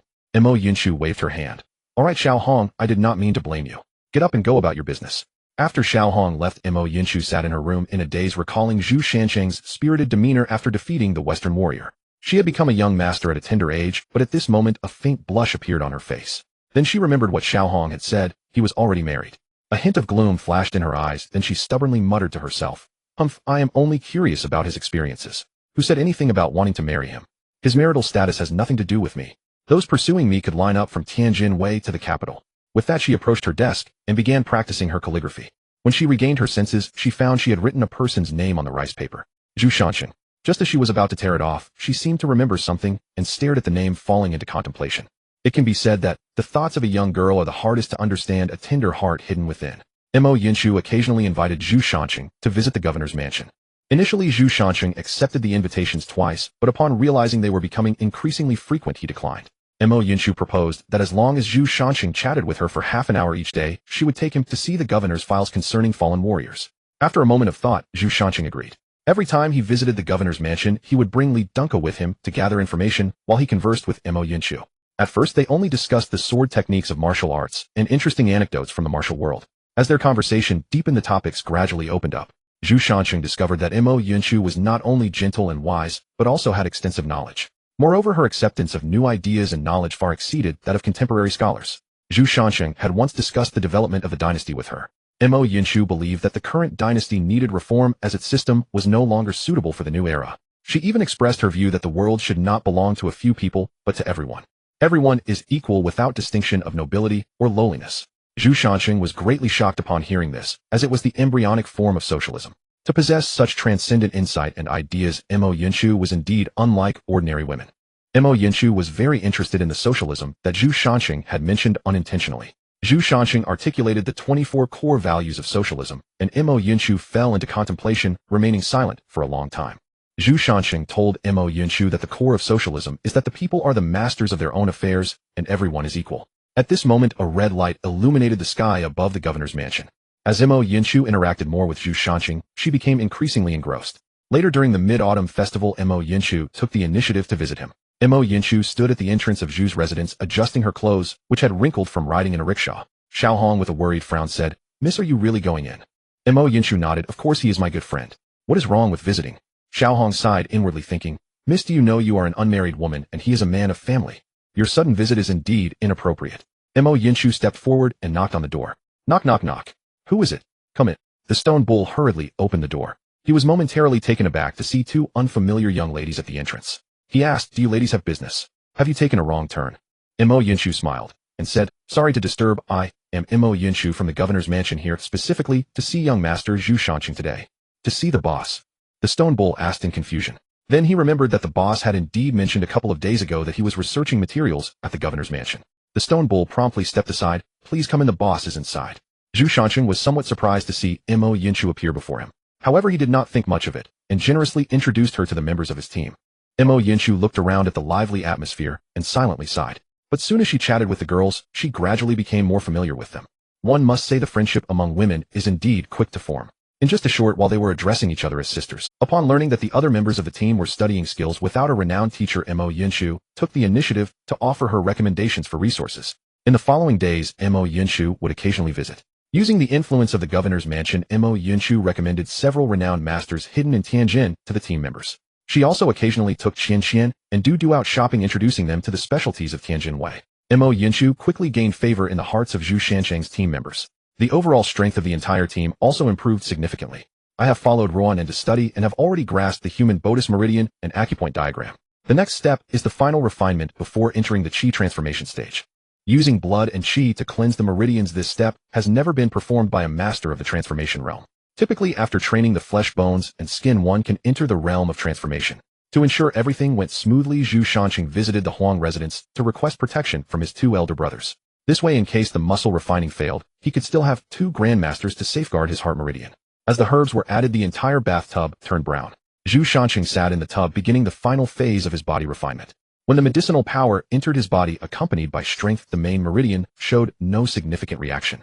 However, as the medicinal and kinetic forces continuously washed through the smaller meridians beside the main one began to ache like needles. Sweat beads instantly covered his forehead. As the medicinal liquid continuously entered his body, the 12 primary meridians began to experience intense pain, culminating with the 8 extraordinary meridians. Under the concoction prepared by Ruan, and the meridians throughout his body began to open up. At that moment, all of his meridians were cleared. The brown medicinal liquid in the tub had been completely absorbed by Zhu Shanqing. Standing up, he gently waved his arm, and an invisible force instantly struck the tub, causing it to explode. Wood splinters flew everywhere. The 2 men at the door heard the commotion and hurried inside. They saw Zhu Shanqing standing naked in the center of the room. Huang Qinggang looked at the completely bare Zhu Shanqing and teased, "Not bad, Ah Chung, you have quite the foundation." Beside him, Hua Chongshan also laughed. "Yeah, Ah Chung, you seem quite lively this early in the morning, but you're still quite fair-skinned." After saying this, they could no longer hold back and burst into laughter. Zhu Shanqing looked down and quickly covered his... At that moment, he felt a sense of social death. He dashed 2 steps to the side to grab his clothes from the rack, wrapping them around himself and shooing the 2 onlookers outside. After putting on his clothes, he bid farewell to his 2 elder brothers. Amid their teasing, he hurriedly left the Huang residence. Once he returned home, Zhu Shanqing's embarrassment gradually faded. At that moment, there was no one in the residence. Following the recommendations from Mo Yunchu, the members of the team had all found suitable side jobs and began learning from renowned masters. In a blacksmith shop in the east of the city, a robust old man was continuously teaching Shernyo how to strike the iron block in front of him with the correct posture and force. Shernyo was learning attentively and occasionally asked questions. "Master, is it better to strike the iron material more?" The old man laughed and replied, "Silly boy, of course not. Endless striking will only make the iron material thinner, crack, and become unusable. It's just like eating. The best is to eat until you're full. If you keep eating, can your stomach handle it?" Shernyo suddenly understood. "I see now. Thank you for your guidance, master." After saying this, he began to forge the raw material according to the old man's instructions. The robust old man smiled. "Not bad, you're patient. You have the makings of a blacksmith." Liu Yifei and Chen Juling were currently following a military commander introduced by Mo Yunchu. He was a sharpshooter in the Diamond Army, skilled in combat techniques and military command. The 2 women studied military skills with him during the day and delved into military strategies at the Cave of Hidden Books at night. Xiao Tian was more direct, joining the army directly as a 100-man leader. He had already made a name for himself in the military, earning the title Thornflower. Mengzi had also become enamored with needlework and embroidery. According to the evaluation brought by Mo Yunchu, she seemed quite talented. Zhou Yu was assigned to the scout camp, constantly learning and growing in the military. Li Dunka was also busy reviewing documents at the governor's office during the day and being entrusted by Zhu Shanqiang to his second brother Hua Chongshan at night. According to Hua Chongshan, he had already found his own combat style. Ruanan's talent was beyond doubt. He studied under a reclusive old physician in Tianjinwei and learned several long-lost acupuncture techniques. Following the old physician on house calls every day, he had already gained the title of Little Divine Doctor in Tianjinwei. He combined his talent with acupuncture. By using acupuncture to transmit healing power, not only was the consumption reduced, but the healing effect was also enhanced. Seeing that the team members had all found their learning goals, Zhu Shanqing decided to visit the governor's office tomorrow to thank Mo Yunchu. He lay on the lounge chair pondering what gift to prepare for his visit. Suddenly, he felt the sunlight in front of him being blocked. Upon opening his eyes, he saw a slender, graceful figure. Mo Yunchu was bending over examining Zhu Shanqing, who lay on the lounge chair. Her delicate face was getting closer and closer. Zhu Shanqing could even see the fine hair on the girl's face. He quickly reached out to stop her advance. He sat up and asked Miss Mo, "What brings you here?" Mo Yunchu straightened up and smiled. "Brother Shanqing, I came to play with." Her sweet, delicate voice sent chills down Zhu Shanqing's spine. He helplessly looked at the girl in front of him. "Mo Yunchu, have you learned bad habits from your 2 sisters?" Mo Yunchu snorted and raised her head. "Who told you to always call me by my full name so formally? If you call me Yunchu, I won't speak like this." Zhu Shanqing helplessly rubbed his forehead and said, "All right then, Yunchu." Mo Yunchu nodded in satisfaction. "Then I'll call you Ah Chung like Qian Qian does." Zhu Shanqing nodded in agreement. He got up, brewed a cup of tea for her, and the 2 went to the pavilion. Mo Yunchu leaned against the railing of the pavilion, scattering the fish food she held into the pond. Mo Yunchu ran to Zhu Shanqing's side, blinking her big eyes, and asked Ah Chung, "They've all gone to learn what they're interested in. You have nothing to do today. How about we go explore the foreign concession outside the city?" Zhu Shanqing initially planned to refuse, but then thought about how much help Mo Yunchu had given him and the team. Accompanying her for a stroll wasn't a big deal, so he nodded in agreement. To stroll through the foreign street, one must wear Western clothes to blend in with the atmosphere. Mo Yunchu, dressed as a delicate Western young lady, looked even more charming. Zhu Shanqing was impeccably dressed in a suit, and the 2 looked quite compatible standing together. As soon as they left Tianjin City, Mo Yunchu wrapped her arm around Zhu Shanqing's. At first, Zhu Shanqing used the excuse of propriety between men and women, but Mo Yunchu countered him with Western gentlemanly etiquette. She walked cheerfully along the concession road, chattering away. She occasionally picked up nearby jewelry and posed with it above her head, then ran to Zhu Shansheng and asked if it looked good. After he expressed that it looked nice, she would buy those accessories. After several such instances, Zhu Shansheng was already carrying a lot of items. When Mo Yinshu asked him again, he replied, "It doesn't look good, this one doesn't suit your temperament." To his surprise, Mo Yinshu was not playing by the rules. This young lady is naturally beautiful and hasn't worn anything ugly yet. This one must be bought to try on. After wandering for a whole street, Zhu Shansheng was already loaded with many bags. Mo Yinshu turned around and found Zhu Shansheng wrapped in gift bags, which made her chuckle. She turned to stop a rickshaw, gave him enough silver to have all the purchased items transported to the governor's office. The sun rose above the horizon, casting its golden glow over the streets and alleys of Tianjinwei. On the martial arts training ground, Zhu Shansheng was practicing his martial arts techniques. He had already mastered numerous combat skills, but after reaching the stage of transformation, he found new insights upon revisiting these techniques. He seemed to sense the intent represented in these martial arts. Yet he could never manifest this intent. It felt akin to the pain of a stomachache, rushing home only to find himself unable to unlock the door with the key. Unable to grasp the essence, his techniques began to distort. Zhu Shansheng stood up to collect himself. If practicing felt so awkward, it was better not to practice at all. Today happened to be the day he promised to visit the governor's mansion with Yinshu.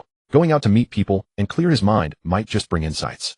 After tidying up, Zhu Shansheng changed into a set of black martial attire, his eyes gentle and his posture upright, exuding the air of a youthful master. Carrying the gift he prepared yesterday, Zhu Shansheng arrived at the entrance of the governor's mansion.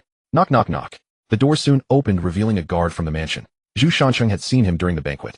The guard's eyes lit up upon seeing Zhu Shansheng, and he stepped forward to inquire, "Are you Master Zhu?" Zhu Shansheng nodded. The guard immediately took the gift box from Zhu Shansheng's hands and smiled as he welcomed him inside. "Master Zhu, please come in. The young lady has instructed everyone that a young Master Zhu would be visiting today." The guard led Zhu Shansheng to the living room and then left. Inside the room, two maids had already prepared tea, and Yinshu's personal maid Hong Mei walked in from outside. The guard saluted Zhu Shansheng and said, "Young Master Zhu, please wait a moment, the young lady will be here soon." Zhu Shansheng nodded, sat down, and patiently waited. Moments later, Yinshu arrived dressed in a white dress, looking fresh and elegant, her eyes exceptionally clear. She appeared like a charming first love next door. Upon seeing Zhu Shansheng, her eyes sparkled. She approached him, lifted her skirt, and twirled around. Then she looked at him, her eyes filled with anticipation. "What do you think, Shansheng? Is it beautiful?" Zhu Shansheng nodded, a smile breaking across his face. "You look lovely. Today's outfit suits you perfectly." Yinshu placed her hands behind her back, leaning closer. The distance between them diminished until their noses almost touched, both subtly trembling.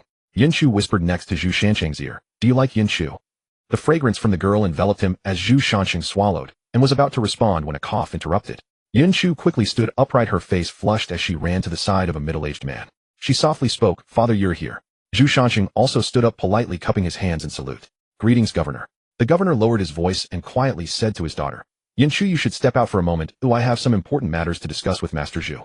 Yinshu looked up at Zhu Shansheng, who gave her a reassuring look. She obediently nodded and saluted the governor, saying, "Father, I take my leave." Watching his daughter and the young man exchange glances, Governor Mu Yunxiu felt an irritable anger rising within him. Although Zhu Shansheng had become a master at a young age and was well known in Tianjinwei, seeing his daughter take an interest in a man made him feel sour. His gaze towards Zhu Shansheng turned slightly unfriendly. After Yinshu left, the two sat down to drink tea and chat casually.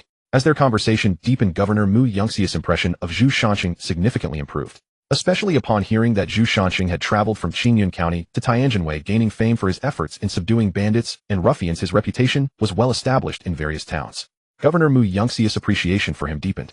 A young man with ideal skills and responsibility was indeed suitable to be his son-in-law.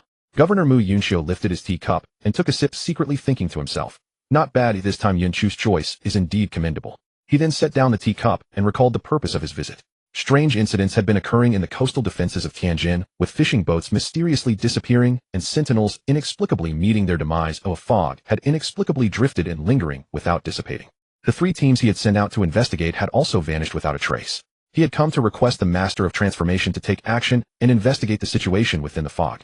Upon hearing that his daughter had invited the young master to their mansion, he hurried over. With that in mind, Mu Yunxiu slowly began, "Old man has an urgent matter that requires Master Zhu's assistance. May I ask for your thoughts on this matter?" Zhu Shansheng initially intended to refuse outright, but then reconsidered. After all, he was Yinshu's father and also the governor. He decided to extend the courtesy that was due.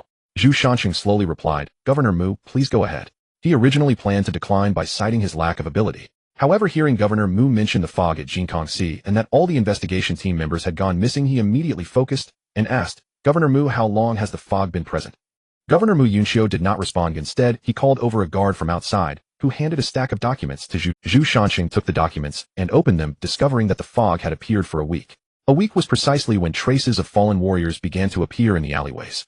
This meant that Tianjinwei had already been infiltrated by fallen warriors. Zhu Shanxing stood up and assured Governor Mu Yunxiu, "Rest assured, Governor, I will personally lead the investigation into this matter." Governor Mu Yunxiu nodded in satisfaction, taking out a token inscribed with the character for ink and handing it over. "This ink token is the symbol of the governor's mansion. From now on you will have full authority over this matter. You may mobilize all official forces in Tianjinwei to assist you in uncovering the truth behind this." Zhu Shanxing received the ink token and solemnly replied, "Governor, I will not disappoint your trust." Zhu Shanxing did not expect Governor Mu Yunxiu to grant him such power. However, as the clues to the fog were crucial for the team's ability to complete the main mission, he did not hesitate and accepted the token. After leaving the governor's mansion, he found a little shadow following behind him. Zhu Shanxing looked back helplessly at the trailing Yunshu. "Yunshu, why are you following me?" "Of course I'm following you to investigate the case, Shanxing." Zhu Shanxing felt a headache coming on as he turned to Yunshu and said, "Yunshu, this matter is extremely dangerous. Even I with my transformation level could end up losing my life." Yunshu pouted, "But Shanxing, I just want to be with." At this moment, Zhu Shanxing could not concern himself with any girlish emotions. "Yunshu, listen to me. With your current realm of clarity going would mean almost certain death. I promise you, as long as you can break through to the dark realm by the time I return, I will agree to one of your requests." Yunshu's eyes lit up. "Really?"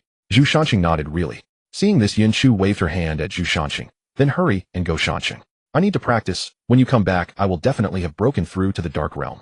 Zhu Shanxing looked at the compromising young lady and breathed a sigh of relief. Zhu Shanxing returned to the Zhu residence and found Li Dunka, who was engrossed in ancient texts in his room. With a serious expression, he said, "There's no need to search, they have appeared." Li Dunka was taken aback and asked, "Captain, what do you mean they have appeared?" "On the surface of Tianjinwei, a mist has emerged. I suspect that the mist team has already begun searching for the survivor teams." Zhu Shanxing handed the token in his hand to Li Dunka, saying, "This is the governor's token, right? It can summon all official forces in Tianjinwei." Li Dunka examined the token back and forth with a puzzled expression. "Captain, are you the governor's illegitimate son?" Zhu Shanxing's face darkened. "What kind of talk is that? How could he grant you such power just to investigate a mist appearing on the sea?" Zhu Shanxing's face flushed with embarrassment. "I can't say it's because Governor Mo sees him as a son-in-law that he granted him such power. Moreover, he doesn't want to deceive Yin. Having accepted her affection, now leaving this world would only bring her pain. But he didn't know how to tell her so. He could only clarify things with Yunshu after returning this time." Zhu Shanxing retracted the token and instructed Li Dunka, "All right, stop daydreaming. Gather the team members back. We need to investigate this mist together." As evening approached, all team members gathered again. The team members had been busy honing their skills for the past month. They hadn't seen much of each other. However, upon meeting, there was no sense of estrangement. Zhu Shanxing succinctly explained the purpose of calling everyone together. After speaking, Zhu Shanxing handed the case file to Chen Juling and Li Dunka, hoping they could formulate a comprehensive action plan. Zhu Shanxing then took Xiao Tian and Zhou Yi to the port. A week ago, the port was bustling with ships coming and going. Now the mist on the sea connected with the sky, forming a wall of fog. The port was filled with ships yet devoid of people. Only a group of patrolling soldiers remained. Upon seeing the trio, they immediately surrounded them. "Halt! Who are you? Don't you know the port is under lockdown? What are you doing here?" Zhu Shanxing remained silent and took out the token from his bosom. The leading captain's expression changed drastically upon seeing the characters on the token. He knelt on one knee, saying, "My lord, I lacked insight. Please forgive me." Zhu Shanxing gestured for him to rise. "Have there been any ships arriving recently?" The captain shook his head. "In response to your lordship, since the fog wall appeared, no ships have come in." "Have there been any suspicious individuals approaching the port recently?" The captain pondered for a moment before replying, "There has been one matter recently that might be suspicious. During a patrol shift change in the early morning, a group of men in black injured our patrol soldiers. Strangely enough, they only injured the soldiers and did not kill them, then jumped into the mist." "Jumped into the mist? Are you sure?" Zhu Shanxing pressed for details. The captain nodded. "Yes, according to the descriptions from the patrol guards, it seems there were small boats in the mist to pick them up." After a brief inquiry, Zhu Shanxing instructed them to continue their patrol as normal. Outside the city, the foreign concession was devoid of the usual bustling crowd. On the streets, all the doors and windows of the houses were tightly shut. Only a few hurried passers-by were visible. At the end of the street was a tavern run by foreigners. At this moment, the bartender was arguing with a burly man outside. Zhu Shanxing approached to listen closely to the content of their dispute. The burly man was from Jinan in Shandong, who had brought a batch of wine to Tianjinwei. However, due to the appearance of Wuchang, the flow of people had decreased and business was suffering. The tavern owner no longer wanted to accept the wine. But the Shandong man insisted that this was wine he had transported from afar. If they refused it, they should still pay for the transportation costs and losses incurred along the way. The two sides continued to argue over the financial issue. The patrolling Jinwu guards in the distance also noticed the situation and hurried over to shout at them. "What's going on? Why are you arguing?" The Shandong man explained the situation, and the Jinwu guard looked unfavorably at the tavern owner. Just as he was about to speak, the tavern owner secretly slipped a silver ingot into his hand.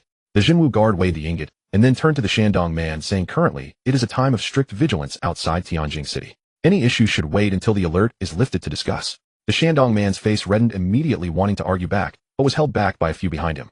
Zhu Shanqing, who had been watching the whole process, took out the token from his bosom. The members of the Jinwu guard turned pale upon seeing the characters on the token, cold sweat breaking out on their foreheads.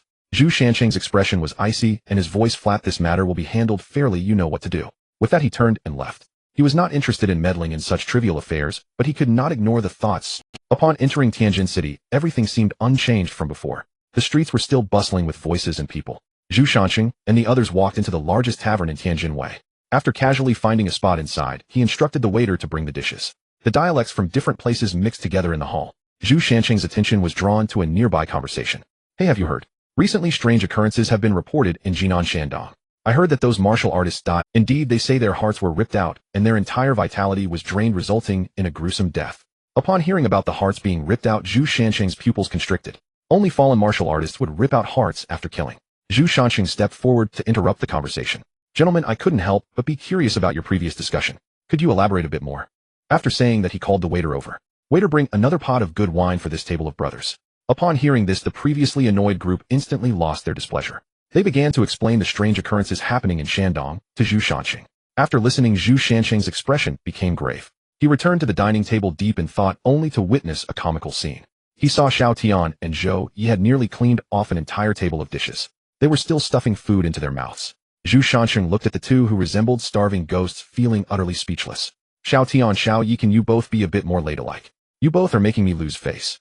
Xiao Tian was struggling to shove the last chicken leg into his mouth. Mumbling indistinctly, he said, "Captain, you have no idea what kind of life we lived in the military. Every day we ate. Other than being full, the taste is difficult to describe."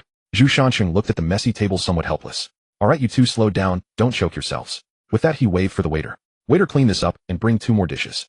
After leaving the tavern, he arrived at the governor's mansion. Zhu Shanqing smoothly made his way to the governor's study using his token. After reporting the gathered information to Governor Mo Yunxiu, furrowed his brows. "Are you sure the fallen warriors appeared in Tianjin Wei?" Zhu Shanqing nodded. "Absolutely. This group of fallen warriors took pleasure in killing and consuming hearts while in Qingyan County. Recently, a large number of warriors have been killed in Jinan Prefecture. Their hearts were hollowed out, their bodies desiccated like firewood. Governor Mo, this is the mark left by the fallen warriors after they kill." Mo Yunxiu unconsciously tapped his fingers on the table. "Fallen warriors, these ghostly beings have re-emerged after 20 years. But weren't their souls sealed in the demon suppression pavilion?" Zhu Shanqing listened to Governor Mo's murmurs. A key phrase caught his ear: demon suppression pavilion. Moreover, according to Governor Mo, the mist had also struck 20 years ago. It was just that it had been sealed by them. It seems the demon suppression pavilion is closely related to the main quest. Mo Yunxiu regained his composure and looked at the young man before him, asking, "So how do you plan to investigate the fallen warriors' whereabouts? After all, they change locations, frequently appearing and disappearing like ghosts." Zhu Shanqing spoke slowly, outlining the plan that the team had already discussed. "We plan to split into 2 groups. One will search for information in Tianjin Wei, while the other, led by me, will head to Shandong's Jinan Prefecture to trace the fallen warriors' appearances." Mo Yunxiu nodded as he listened to Zhu Shanqing's plan. "That sounds excellent. Since there is a plan, let's take action." Zhu Shanqing showed a hesitant expression and looked at Mo Yunxiu. "Governor Mo, I have 2 more requests that I hope you can agree to." Mo Yunxiu raised his head to look at Zhu Shanqing. "Feel free to speak. I hope the governor can allocate a team of 1,000 to continuously investigate the mist situation by the seaside." Mo Yunxiu pondered for a moment and agreed. "All right, I can arrange a team of 1,000. Moreover, this team can be temporarily commanded by you. However, you must sign a military order. Ensure that you can clearly investigate the cause of the mist's appearance and the movements of the fallen warriors." Zhu Shanqing gritted his teeth, thought for a moment, and nodded in agreement. Seeing Zhu Shanqing agree, Mo Yunxiu's furrowed brows relaxed. Mo Yunxiu smiled broadly and patted Zhu Shanqing on the shoulder. "Good young man, you must have courage. I will prepare the best steeds for you and write a letter to the governor of Jinan Prefecture explaining the situation." After leaving the governor's mansion, Zhu Shanqing hurried back to the Zhu residence.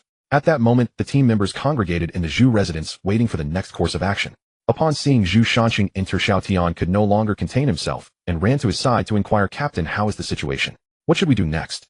Zhu Shanqing did not answer Xiao Tian's question, but instead cast an apologetic glance at Li Dunka. "Dunka, we still need someone to gather intelligence in Tianjin Wei, so you might not be joining the team this time, but will remain in Tianjin." Li Dunka was taken aback for a moment, but then nodded, saying, "All right, Captain, be careful on your journey. He'll stay in Tianjin Wei to support everyone." Zhu Shanqing noticed that there was no emotion in Li Dunk's eyes, which reassured him. Tomorrow morning, apart from Dunka, everyone else should travel light and prepare to head to Jinan Prefecture. That night Zhu Shanxing and Li Dunka sat in the gazebo chatting. Zhu Shanxing raised his cup and drank it all in one go before speaking first. Dunka, I appreciate your hard work. While the team is on a collective mission, I've left you alone in Tianjin Wei. Next, your key targets for investigation are the Demon Suppression Pavilion. At the same time, pay attention to the movements of ships in the mist at sea. Li Duncan nodded. Rest assured, Captain, I understand. Compared to long-distance rush missions, I am more suited to summarizing and organizing information. Staying in Tianjin Wei is actually quite comfortable for me. I wouldn't mind at all. As for the Demon Suppression Pavilion and the mist at sea, I will pay special attention and investigate. Captain, you must return safely. The next morning, the members of the team finished preparing and were ready to set off. Mo Yunshu ran from the nearby governor's mansion. Reluctantly looking at Zhu Shanxing, he then took out a sachet from his pocket and handed it to Zhu Shanxing. Brother Chen, this is for you. Inside is a peace talisman I obtained from the temple. You must carry it with you. Zhu Shanxing accepted the sachet and tucked it into his chest. He patted his chest and promised, don't worry Yunshu, I will always carry it with me. The nearby girls saw this and teased tisk. This is Xiao Yunke's heartfelt gift. Still, his brother Chun is more important than us sisters. They didn't even look at us. Mo Yunke's face immediately turned bright red. Stammering, he replied, no, I also asked for peace talismans for you. The girls looked at the ones he brought, which were inferior in shape, size, and style compared to Zhu Shanxing's sachet and the teasing. Zhu Shanxing stepped forward to ruffle Yunke's hair and said, all right, Yunshu, don't mind them. You must practice diligently, and when I return from Shandong Prefecture, I will bring you a gift. Mo Yunshu obediently nodded, watching as the others rode away. Looking at their receding figures, her eyes involuntarily turned red. With her head down, she softly murmured, brother Chen, you must return safely. Yunshu will be waiting for you in Tianjin Wei. After saying this, she turned back to the stunned maid beside her. Let's go. Xiaohong was dazed for a moment and asked, Miss, where are we going? Mo Yunshu smiled and said to practice. The team traveled swiftly, and along the way Mo Yunshu arranged for horses at each relay station. Apart from changing horses and sleeping, everyone basically spent their time on horseback. Traveling day and night combined with changing horses along the way compressed a 10-day journey into just 4 days. The closer they got to Jinan Prefecture, the more chilling the scenes became. The villages along the road were strewn with corpses, and vultures constantly circled in the sky, occasionally pecking at the rotting bodies. As the group approached Jinan Prefecture, they passed a small village and coincidentally encountered fallen warriors slaughtering the villagers. The team quickly took action and swiftly eliminated a small group of fallen warriors, successfully capturing a live one. At this moment, the fallen warrior was tied up and kneeling in front of the group, his body continuously writhing. Shernyo stepped forward and kicked him hard, saying, be quiet. You look so ridiculous writhing like that. Zhu Shanxing looked at the dazed fallen warrior before him and suddenly had a thought in his mind. Ruan, and try using purification on this fallen warrior. Upon hearing this, Ruan then summoned her purifying power and slowly approached the fallen warrior. The fallen warrior trembled violently in immense pain as the mist in his eyes began to dissipate with the purification. Moments later, the fallen warrior regained consciousness, looking around in confusion. Zhu Shanxing stepped forward and asked, what is your name? What happened to you that you ended up like this? The fallen warrior stood up in terror, repeatedly muttering, the visitors from beyond bring disaster, bring disaster. Everything is destroyed. Everyone has turned into monsters. Soon everything will return to mist, and none of you will escape. After saying this, the clarity in his eyes disappeared, and gray mist began to spread in his pupils. Soon fog started to pour out from all parts of his body. Zhu Shanxing covered his mouth and nose and quickly retreated. At the same time, he called out to his team members, retreat quickly and be careful not to let the mist enter your mouth or nose. Zhu Shanxing peeked out from behind a rock and saw the fallen warrior lying on the ground surrounded by mist before finally, within a 3-meter radius, there was blood and flesh everywhere. The group moved to a clean area and sat down to rest. Chun Juling furrowed her brows, her eyes flashing with contemplation and confusion. Captain, do you think Ruan Nan's talent can purify the mist? Is the mist really such a significant threat to us? Zhu Shanxing's expression hardened. Yes, Ruan Nan's purification ability is only at the first tier, yet she can remove the mist. And the dangers we've encountered while trying to survive on the road have all been caused by beings infected by the mist. If the mist is the mastermind, it surely has more methods up its sleeve. Zhu Shanxing stuffed his water bottle and stood up. From now on, when we encounter fallen warriors, our focus should be on disabling them. We need live specimens to present to Ruan Nan. Let's see if we can figure out why the fallen warriors explode suddenly after being purified by her. The team rested for a moment before continuing towards Jinan Prefecture. Chun Juling sat on her horse, constantly recalling the scenes she had seen using her talent. The mist had been repelled by Ruan Nan's purifying power, seemingly all flowing into her dantian. The dantian could not withstand such a large amount of mist power, causing her body to start collapsing and then explode. But how to prevent the mist from entering the body, or how to save oneself after the mist has entered, would be the focus of her research moving forward. As they neared a small forest 3 kilometers from the prefecture city, Zhou Yi waved his hand to stop the advancing team and turned to Zhu Shanxing beside him. Captain, it seems there are people ahead. Zhu Shanxing responded by waving his hand and dismounting. Ruan then watched the horses and the team members form a formation to meet the enemy. Shernyo raised his shield and stood at the front. The others behind him held their weapons at the ready. From the forest, her sportswear was torn, covered in dust and blood. Zhu Shanqing's gaze sharpened. She was a survivor. Behind her, a group in black clothing surged through the mist, tightly pursuing the girl in front. Qin aimed at one of the black-clad men, and the arrow sliced through the air. The man quickly dodged, and the arrow lodged into the tree behind him. So fast, Zhu Shanqing murmured. The next second, the girl collapsed in front of the team from exhaustion. The black-clad group halted, staring at the people before them. The leader spoke in a hoarse voice, "Survivor team, interesting. We didn't come looking for you, yet you delivered yourselves to us." The two groups eyed each other cautiously, yet there was an unspoken agreement not to strike first. It was as if a storm was brewing, a calm before the tempest. The calm was soon broken as Zhu Shanqing struck first. The camaraderie built among the team over the days required no words. They launched into battle instantly. Zhu Shanqing, at the midstage of his strength refinement, sent his opponent flying with a single blow. The opponent crashed into two trees before lying on the ground, his fate unknown. The remaining few showed fear in their eyes and turned to flee, but were surrounded by the approaching team. Zhu Shanqing tied them up in place and spoke in a flat voice. "Speak. What are you doing? How do you know us? And why are you dressed like the fallen warriors?" The few men remained silent, their demeanor suggesting they were indifferent to their fate. Zhu Shanqing sneered and called over Zhang Ruanan. "Ruan, these people are yours. Treat them well. You can use the 18 needles of disruption that you learned." Zhang Ruanan's sweet and cute face was now filled with joy. It was the kind of joy that came from needing to experiment and finally getting the materials. With a flick of her hand, the needle fell, and the man before her let out a painful scream, his entire body trembling. Zhang Ruanan watched the man scream incessantly, swiftly inserting her silver needle into the acupoint in his neck, causing cold sweat to instantly cover his forehead. As the silver needle continued to pierce, the screams abruptly ceased. The man before her had eyes bulging, eventually dying from the agony. Another young man who was bound saw this scene and shouted in despair, "What do you want to know? They'll tell you everything, just give me a quick death." Zhu Shanqing stopped Zhang Ruanan, who was about to insert the needle. "Ruanan, hold on. Let's hear what he has to say. Your goal is to eliminate the mist, while our goal is to spread the mist."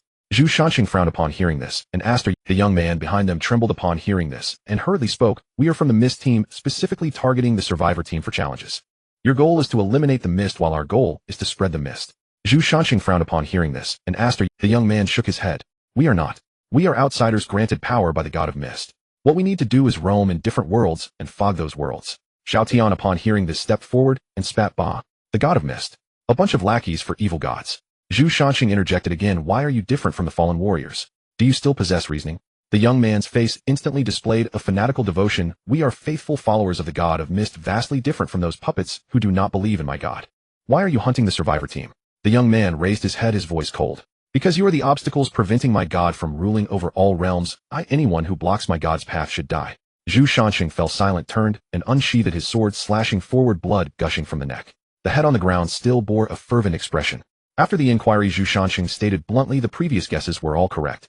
We not only need to fight the fallen warriors, but also prevent ambushes from the mist team. Once we return to Tianjin, we will immediately prepare for a breakthrough in strength refinement." Zhang Ruanan's voice came from the side. "Captain, he has woken up." Zhu Shanqing looked at the dirty girl before him and asked, "Name, background, why are you being hunted by the mist team?" The girl opened her eyes, her dark pupils looking at Zhu Shanqing as she slowly spoke in a flat tone. "Let me tell you, can you give me a quick death?" The girl's gaze held no desire for life, only endless fatigue and a longing for release from death. Zhu Shanqing was taken aback by the girl's words. Even the members of the mist team longed to live. What had this girl experienced to abandon her desire for life? Zhu Shanqing looked at the girl's parched lips, cracked from thirst, and handed her a water bottle. "Drink the water first, then answer slowly," he said. The girl slowly raised her head, a glimmer of surprise flashing in her dark eyes. Since arriving in the survival world, even a sip of water or a small bear biscuit required a corresponding price.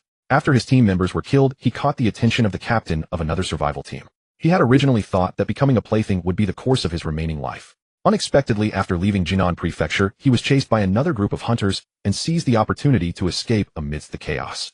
To his surprise, he ultimately fell into the hands of others. Helpless tears slipped from his eyes. At that moment, he did not care why the person across from him wanted to give him water. His parched lips and nearly burning throat made it impossible to refuse the water before him. He lifted the water bottle and drank it all in one go. The girl slowly began to introduce herself. "My name is Lu Haochuan. My team members were killed by another group of survivors, and I was chased here by those men in black." After finishing her introduction, she lowered her head and stopped speaking. Zhu Shanqing no longer paid her any mind and discussed their next course of action with his team members. Lu Haochuan raised her head to observe the team members, noticing that most of them were female. Moreover, each one was beautiful, completely extinguishing the anxious heart she had. Just out of the tiger's den, she had entered the wolf's lair. Lu Haochuan reached for the dagger at her waist. If the other side intended to force her, she was prepared to fight to the death. After a few people discussed, they sat aside to eat their rations. Lu Haochuan watched them eat, puzzled by their indifference. Zhu Shanqing walked over carrying a bundle and threw it in front of her. He said lightly, Inside is enough water and food for 3 days, enough for you to reach Jinan Prefecture. The rest of the journey depends on you. After saying this, he turned and left while the team members mounted their horses and rode off towards Jinan Prefecture. The horses' hooves kicked up clouds of dust on the dirt road. Lu Haochuan stood in place, staring at their retreating figures. After a long while, a smile suddenly appeared on her lips. Interesting people and interesting team. We will meet again in Jinan Prefecture. Lu Haochuan reached out to open the bundle, took out the rations, and filled her stomach. She then headed towards Jinan Prefecture, her feet lightly tapping the ground, moving swiftly like a leaping swallow. She was no longer the weak girl from before. The city gates of Jinan Prefecture were tightly shut, and many refugees gathered outside the city walls. The soldiers at the gate continuously checked the passes of those entering Jinan Prefecture. The well-dressed travelers and merchant caravans stood in stark contrast to the emaciated, tattered refugees. Scenes reminiscent of past television dramas were vividly presented before everyone. A few people stood in line to enter the city with no benevolence bestowed. Before understanding the situation, any goodwill was merely superficial. The line soon passed inspection and entered Jinan Prefecture. Unlike Tianjin, the residents of Jinan Prefecture were all thin and dispirited. The streets had few pedestrians. As a provincial capital, this low flow of people was indeed puzzling. Moreover, once inside the city, Zhu Shanxing felt that someone was watching them. However, upon careful observation, he found nothing unusual. Zhu Shanxing and the others found an inn to stay in, and the waiter spoke weakly. After settling in, they began to discuss what they had seen and heard today. Zhu Shanxing took a sip of tea, stood up, and said, Jinan Prefecture is emanating an aura of strangeness. Our original plan must change. He then turned to Chen Dueling. Duda, has your talent detected anything unusual? Chen Dueling lightly tapped the table with her fingers and thought for a moment, saying, my talent has detected that the indigenous people of Jinan City are all in a state of depleted vitality. Zhu Shanxing drank the tea in his hand and continued, next we will split into 3 groups. Xinyu and Runan will go to taverns and Zhu Shanxing drank the tea in his hand and continued, next we will split into 3 groups. Xinyu and Runan will go to taverns and tea houses to see if there are any clues. After all, these places are where people come and go and talk the most. Dudu and Zi, you will head to the bounty office. While submitting requests, check if the golden guards at the bounty office also exhibit the same vitality depletion. The rest of you will come with me to observe the situation at the governor's office. In the afternoon, the group returned to the inn. The envoy went to the bounty office and found that the martial artists there were more spirited than ordinary people, but still exhibited vitality depletion, appearing quite feeble compared to other martial artists. It seemed as though the entire city was afflicted with a strange illness, with the people growing weaker day by day. The once bustling taverns and tea houses were now eerily quiet, with many shop doors closed.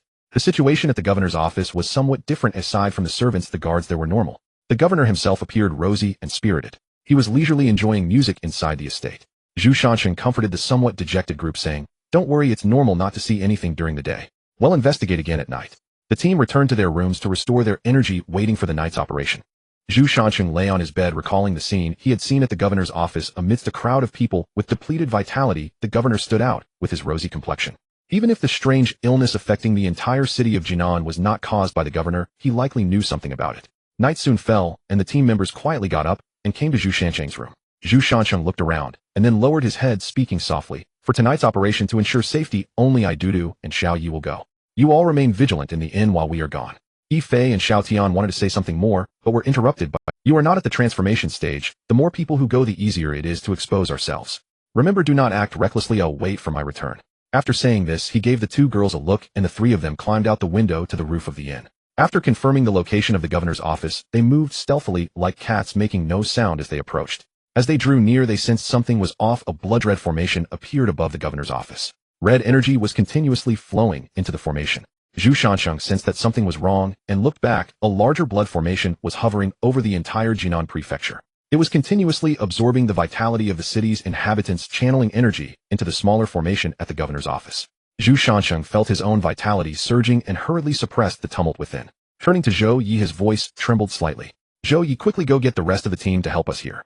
Before he finished speaking, Xiao Yi and Dudu beside him collapsed to the ground, their vitality being continuously siphoned into the blood formation.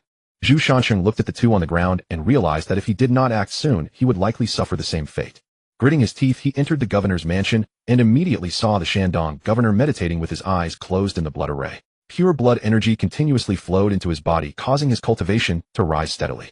He quickly reached the peak of his transformation, but as the blood energy continued to pour in, his cultivation made another leap into the extraordinary realm. Zhu Shanjin swung his saber towards him, but the blade was deflected by an invisible force just before making contact. The Shandong governor opened his eyes and casually unleashed a wave of force. The force struck Zhu Shanjin, sending him crashing into the walls of the governor's mansion like a cannonball. Zhu Shanjin spat out a mouthful of blood and slowly stood up. Just a single blow had caused him to cough up blood. He fixed his gaze on the governor who was sitting cross-legged in the center of the blood array, continuously pondering how to break the situation. But the gap between the ordinary and the extraordinary at this moment felt like a chasm. Zhu Shanjin stood up, gritting his teeth, and shouted, Li Jitong, you will not die a good death by sacrificing the people's blood. Are you not afraid of the imperial wrath? The governor of Jinan laughed heartily as he stood up from the center of the blood array. Ha ha ha, my current strength is the imperial family. How laughable, the emperor takes turns, this year it's my turn. As the words fell, Li Jitong waved his hand, and the blood array accelerated its operation. Zhu Shanjin could no longer suppress the blood energy within him, and watched helplessly as it left his body, drifting into the blood array above. Li Jitong laughed heartily, continuously absorbing the blood energy. Suddenly, an old man, ragged and frail, appeared in the garden of the governor's mansion. The old man forcefully struck the artificial mountain in the middle of the garden, creating a crack. The array above the governor's mansion suddenly trembled. Li Jitong felt a jolt in his heart, and turned to see the old man, his expression changing dramatically. Damn, old man, when did you escape? The old man snorted coldly, gathering his energy and striking fiercely at the nearby artificial mountain. Boom! A loud crash sounded as the artificial mountain completely collapsed. The blood array above began to shake violently, with blood energy uncontrollably pouring into Li Zitang's body. Boom! A loud crash sounded as the artificial mountain completely collapsed. The blood array above began to shake violently, with blood energy uncontrollably pouring into Li Zitang. Gritting his teeth, Li Zitang's face twisted with rage. Damn, old man, how did you know the eye of my blood array? Just as he finished speaking, his body instantly appeared before the old man. He swung a punch, sending the old man flying backward, spitting blood. However, the chaos within his body and the continuous influx of blood energy made Li Jitong appear particularly bloated. Li Jitong roared continuously, enough.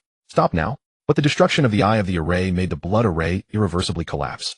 Ultimately, his body could not contain the massive blood energy and exploded. The enormous blood energy swirled around the damaged blood array without a vessel. The old man trembled as he stood up, moving the unconscious Zhu Shanjin to the center of the array. The old man kept moving the facilities in the garden, and after a moment the blood array began to shrink. The remaining blood energy flowed along the array and finally fell onto the unconscious Zhu Shanjin. In his unconscious state, Zhu Shanjin felt a surge of energy continuously washing over his body. Upon opening his eyes, he saw the old man standing before him. If you're awake, quickly sit cross-legged and cultivate to digest the blood energy within you. Zhu Shanjin had many doubts in his heart, but the abundant blood energy within him meant that if he did not refine it, he would soon follow in Li Zitang's footsteps. Zhu Shanjin sat cross-legged, guiding the energy to circulate through his meridians. Wherever the energy flowed, his internal injuries healed completely, and his cultivation instantly reached the peak of transformation. Zhu Shanjin stood up and bowed to the old man, saying, "Thank you for your assistance, senior." The old man's voice was calm. "The karma of the disciple you brought upon yourself is yours to handle. There's no need for thanks." Zhu Shanjin remembered the two girls still lying outside the mansion and hurriedly asked, "May I ask, senior, with the blood energy of the citizens in the city being absorbed and the blood array now resolved, will they be in any danger?" "No worries, the blood array did not operate until the end. The depleted blood energy will all be replenished. They will just think they had a severe illness." Junior still has many doubts. May I ask if senior can provide answers? The old man nodded slightly and said, "Once you have dealt with these matters, come find me at the Tunghua Martial Arts Academy, and all your questions will be answered then." After speaking, he turned and left. Though each step was not far, his speed was remarkable. In the blink of an eye, he vanished from sight. Zhu Shanjin arrived outside the mansion and saw the two girls still unconscious against the wall. He carried them away and strode off. The crowd in the inn lay sprawled across the floor, affected by the blood array. Zhu Shanjin settled everyone into their rooms at the inn. He returned to his own room, sat cross-legged, and began to circulate his energy, gradually converting the massive blood energy into his own strength. The next day, everyone who woke up had none of their previous vigor, appearing listless. Zhu Shanjin brought in a large pot of blood-nourishing soup and set it down in the room. After each person drank a bowl, they felt much more spirited. Zhu Shanjin looked at Qianqian leaning against him and gently wiped the soup from the corner of her mouth. Looking up at the team, he said, "So how is it? Isn't your captain's cooking quite good?" Xiao Tian finished the last bowl of soup he had snatched from the stone bowl in one go. He raised his thumb towards Zhu Shanjin. "Awesome, brother Chun. After drinking it, I feel much better already. Everyone suffered significant blood loss last night. They need to replenish it well. Ruan, and take a look at what medicine is needed. I'll go to the street to get some more, and you come back to get a few more types to replenish the blood energy for everyone." Zhang Ruan, and hearing her name called, raised her head with a dazed expression, looking around as if trying to determine who it called. "All right, everyone should rest another day today. Once you have replenished your blood energy, we can start acting." The group nodded and turned to leave, returning to their rooms to catch up on sleep. Zhu Shanjin settled the team members and then left the inn. He arrived at the Tunghua Martial Arts Academy, where the old man had already been waiting for a long time. Zhu Shanjin got straight to the point. "May I ask your name, senior? Is Li Jitong involved with the fallen warriors?" The old man smiled slightly, guiding Zhu Shanjin to sit in the pavilion and pushing tea towards him before slowly speaking. "This matter is long to explain, so listen carefully as I recount it. I am Liao Youwei, the master of this martial arts academy, and also the mentor of Shandong Governor Li Jitong. The mists at sea began to spread here about a month ago. As soon as the mists appeared, I went to investigate. I encountered a scene so unforgettable that it would haunt me for life. Countless Japanese warriors were rapidly approaching the shore in their boats with a thick wall of mist connecting sea and sky slowly advancing behind them. I captured a few Japanese warriors who had miraculously escaped to shore and questioned them. What I learned was a piece of news I can hardly believe to this day. Zhu Shanjin listened attentively. When Liao Youwei suddenly stopped speaking to Brew Tea, Zhu Shanjin couldn't help but feel a bit anxious. He spoke up, Liao Lao, in such a critical moment, please don't keep us in suspense.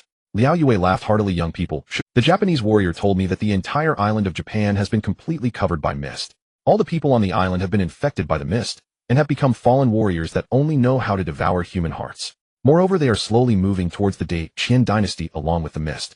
After hearing this, I realized that this matter could not be delayed, so I hurried to find that wayward disciple. Who would have thought that a group of teams would appear in the governor's mansion all at the peak of their transformation, trapping me? Subsequently, I provided that wayward disciple with the blueprint for the blood array, informing him that he could sacrifice the entire city's populace to step into the extraordinary realm. I was trapped in a hidden chamber and could only watch helplessly as he continually drained the essence blood of the entire city. Until last night, when I finally escaped, he probably thought I would never escape in this lifetime. So every day he came to boast about the completion of his blood array. That is why I was able to accurately destroy the eye of his blood array. After hearing Liao Youwei's words, Zhu Shanjin's heart surged with immense waves. With the entire island of Japan fallen, wouldn't the citizens along the coastal areas be in imminent danger? Thinking of this, he had no time to consider anything else, and after bidding farewell to Liao Youwei, he hurried towards. Upon leaving the governor's office, a heavy cloud of thoughts loomed over him. Judging by the current known circumstances, the overseas nations were likely facing dire straits. It was imperative to notify the court and deploy heavy troops to defend the coastline, ensuring a resolute guard. Most importantly was the Mist Squad. What method could they possibly be using to deploy the mist? If they were not found and eliminated, the entire Qin dynasty would surely be engulfed in flames of war. While pondering these matters, he collided with a girl approaching him. Zhu Shanjin, at the peak of his cultivation, quickly regained it. The girl on the opposite side fell to the ground, and Zhu Shanjin hurriedly went over to help her up. He kept apologizing. I'm sorry, miss, I was lost in thought and didn't notice you. Are you hurt? The girl in front of him said nothing, merely gazing quietly at Zhu Shanjin. As he raised his eyes, he recognized her. Now she wore a black outfit with a high ponytail cascading down her back. With a delicate oval face, she appeared neat and tidy. She was completely different from the little beggar he had known before. The only unchanged aspect was the stubbornness reflected in her dark pupils. Zhu Shanjin examined her from head to toe and slowly spoke. It's you, Lu Haozuan. It seems you've been living well in Jinan Prefecture. Lu Haozuan smiled lightly, her voice crisp and youthful. I want to fight you. Zhu Shanjin was somewhat puzzled. Why? This is our second meeting, isn't it? Last time I saved you, and now you want to challenge me to a fight. Why? Give me a reason. Lu Haozuan raised an eyebrow and aimed a punch at Zhu Shanjin's face. Zhu Shanjin swiftly retreated, dodging the attack. Though he had no idea what this crazy girl was up to, he was busy and decided to end this quickly. After engaging, he discovered her attacks were purely instinctual. Her strikes were reckless, commonly referred to as a turtle fist. However, Lu Haozuan, at the pinnacle of the dark realm, could never match Zhu Shanjin, who was at the peak of his cultivation. So how about it? Do you submit? Lu Haozuan, who had been struggling, suddenly lost consciousness. So how about it? Do you submit?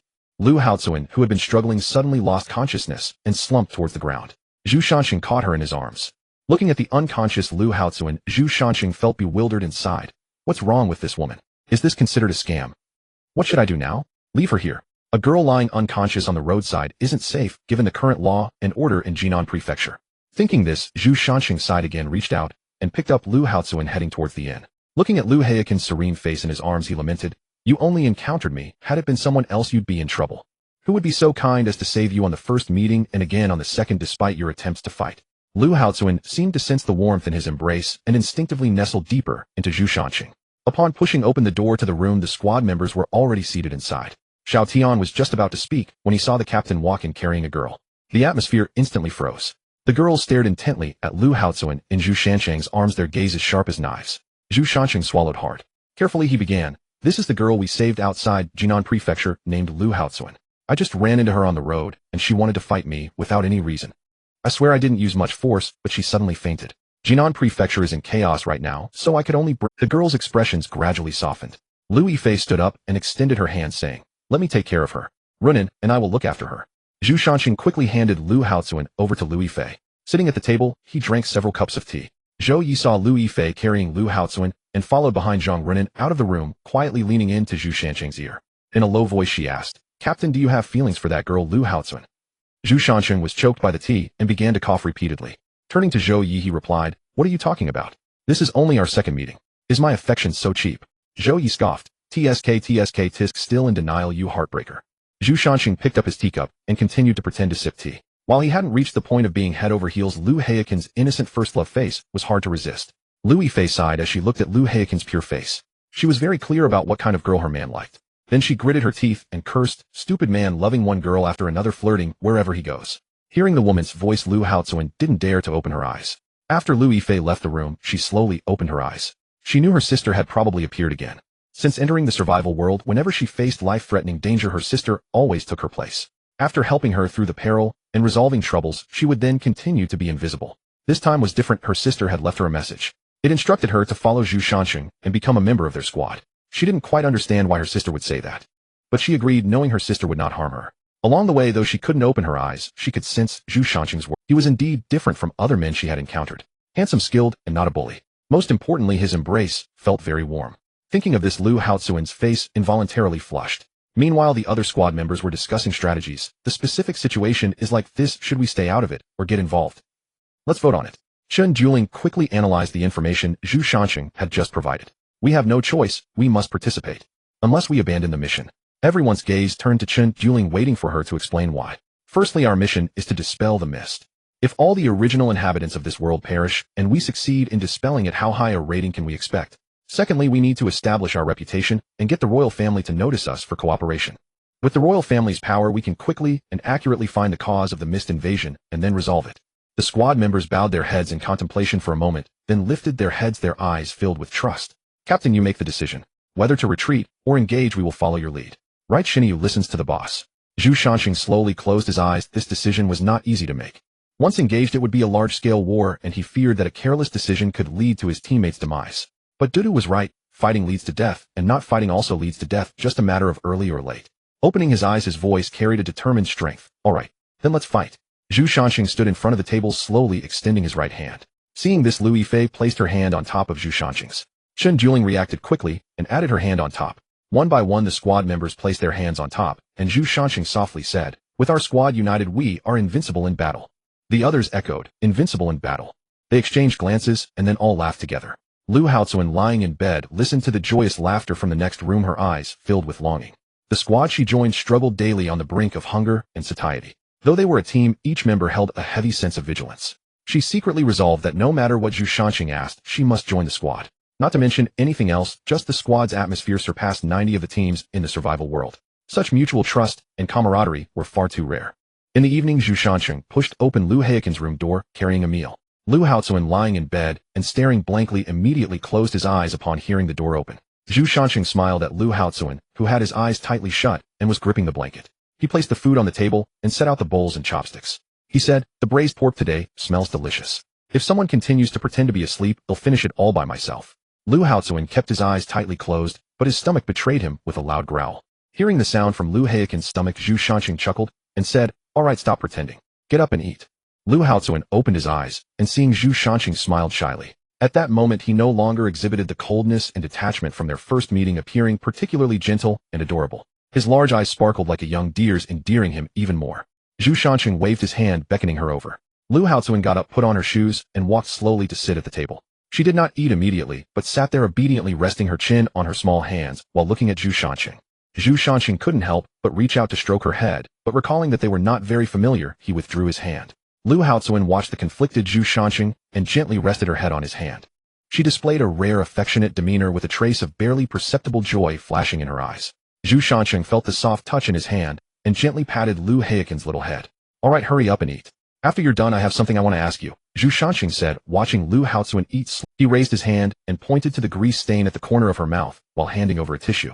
Lu Haozuan closed her eyes and gently lifted her head. Zhu Shanxing was taken aback, then raised his hand to gently wipe the soup from the corner of her mouth. Lu Haozuan opened her eyes and looked at him. Zhu Shanxing met her gaze, gently patted her head, and then withdrew. "Haozuan, we are about to undertake a very dangerous mission, so try to stay away from coastal cities and move inland." Before he could finish, Lu Haozuan stood up with determination. "Brother, I want to go with you. I want to join your team." Zhu Shanxing looked puzzled and asked, "Haozuan, why? We are going to complete a very dangerous mission, and you still want to join our team?" Lu Haozuan nodded firmly, saying, "Brother, I'm not afraid of danger. I'm afraid that if I miss this opportunity, I will never encounter a team leader as good as you or a team with such a great atmosphere again." Zhu Shanqing fell silent for a moment, and then slowly replied, Hao Tzuan, thank you for your trust and choice, but joining the team requires the consent of all members. I can seek their approval, but before I officially join the team, I hope you won't drive me away, Lu Haozuan pleaded with a pitiful look. Zhu Shanqing, feeling soft-hearted, finally nodded helplessly. Lu Haozuan beamed with joy, hugged Zhu Shanqing, and kissed him on the cheek. While Zhu Shanqing was momentarily stunned, she dashed out. That night, Zhu Shanqing formally introduced Lu Haozuan to the team members. The other girls did not express their opinions, but tacitly accepted Lu Heikin's presence in the team. The next morning the team set off racing towards Tianjinwei, without stopping day and night. By the time they arrived at Tianjinwei, everyone was exhausted. Zhu Shanqing wasted no time, and called the team to head to the Zhu residence before rushing to the governor's office. He reported the information he had gathered to the governor. Mo Yunxiu, after listening to Zhu Shanqing's report, frowned deeply, and said in a serious tone, This matter is of great importance. Is the information reliable? Zhu Shanqing replied earnestly, Governor, it is absolutely true. Along the way the coastal villages have already fallen, leaving almost no one. Mo Yunxiu sighed heavily. Well, since it has come to this, I will immediately write to report to the emperor and request reinforcements. He turned his gaze to Zhu Shanqing. Shanqing, you must help your uncle Mo with this matter. Zhu Shanqing cupped his hands and said, Governor Mo, rest assured, I will definitely lend my full support. Mo Yunxiu was overjoyed, patting Zhu Shanqing's shoulder while stroking his beard, repeating, Good, 3 times. Good Shanqing, since that's the case, the troops in Tianjinwei will be under your full command. Zhu Shanqing was taken aback, then quickly waved his hand, saying, Governor Mo, this is absolutely not possible. My abilities are limited, and I have never commanded troops in battle. How can I take on the role of overall commander of the army? Mo Yunxiu laughed, and said, No worries Shanqing, you are now a grandmaster of transformation. You only need to hold a title in the army. The rest will be handled by the deputy generals. Just a title? Zhu Shanqing looked at Mo Yunxiu skeptically. Mo Yunxiu nodded, That's right, just a title. In the end, Zhu Shanqing still nodded in agreement. That night, the entire Tianjinwei entered a state of war readiness. A messenger rode swiftly towards the capital. Just as Zhu Shanqing exited the governor's office, he turned and encountered Mo Yunxiu, who stood a short distance away with red eyes. Zhu Shanqing raised his hand in greeting, saying, Yunxiu, long time no see. I'm back. Mo Yunxiu didn't say a word, directly running over to hug Zhu Shanqing, tears streaming down uncontrollably, soaking his clothes. Zhu Shanqing patted Mo Yunxiu's back, comforting him. Yunxiu, don't cry. I'm back now, why are you still crying? Mo Yunxiu looked up with red swollen eyes and said, Chen, I missed you so much. Ever since the day you left, I have regretted not going with you. Zhu Shanqing wiped away the tear stains on Mo Yunxiu's face, saying, Silly, I'm back now. Alright, we're both back. Would you like to visit the Zhu residence? Mo Yunxiu nodded repeatedly, then gently pushed Zhu Shanqing away.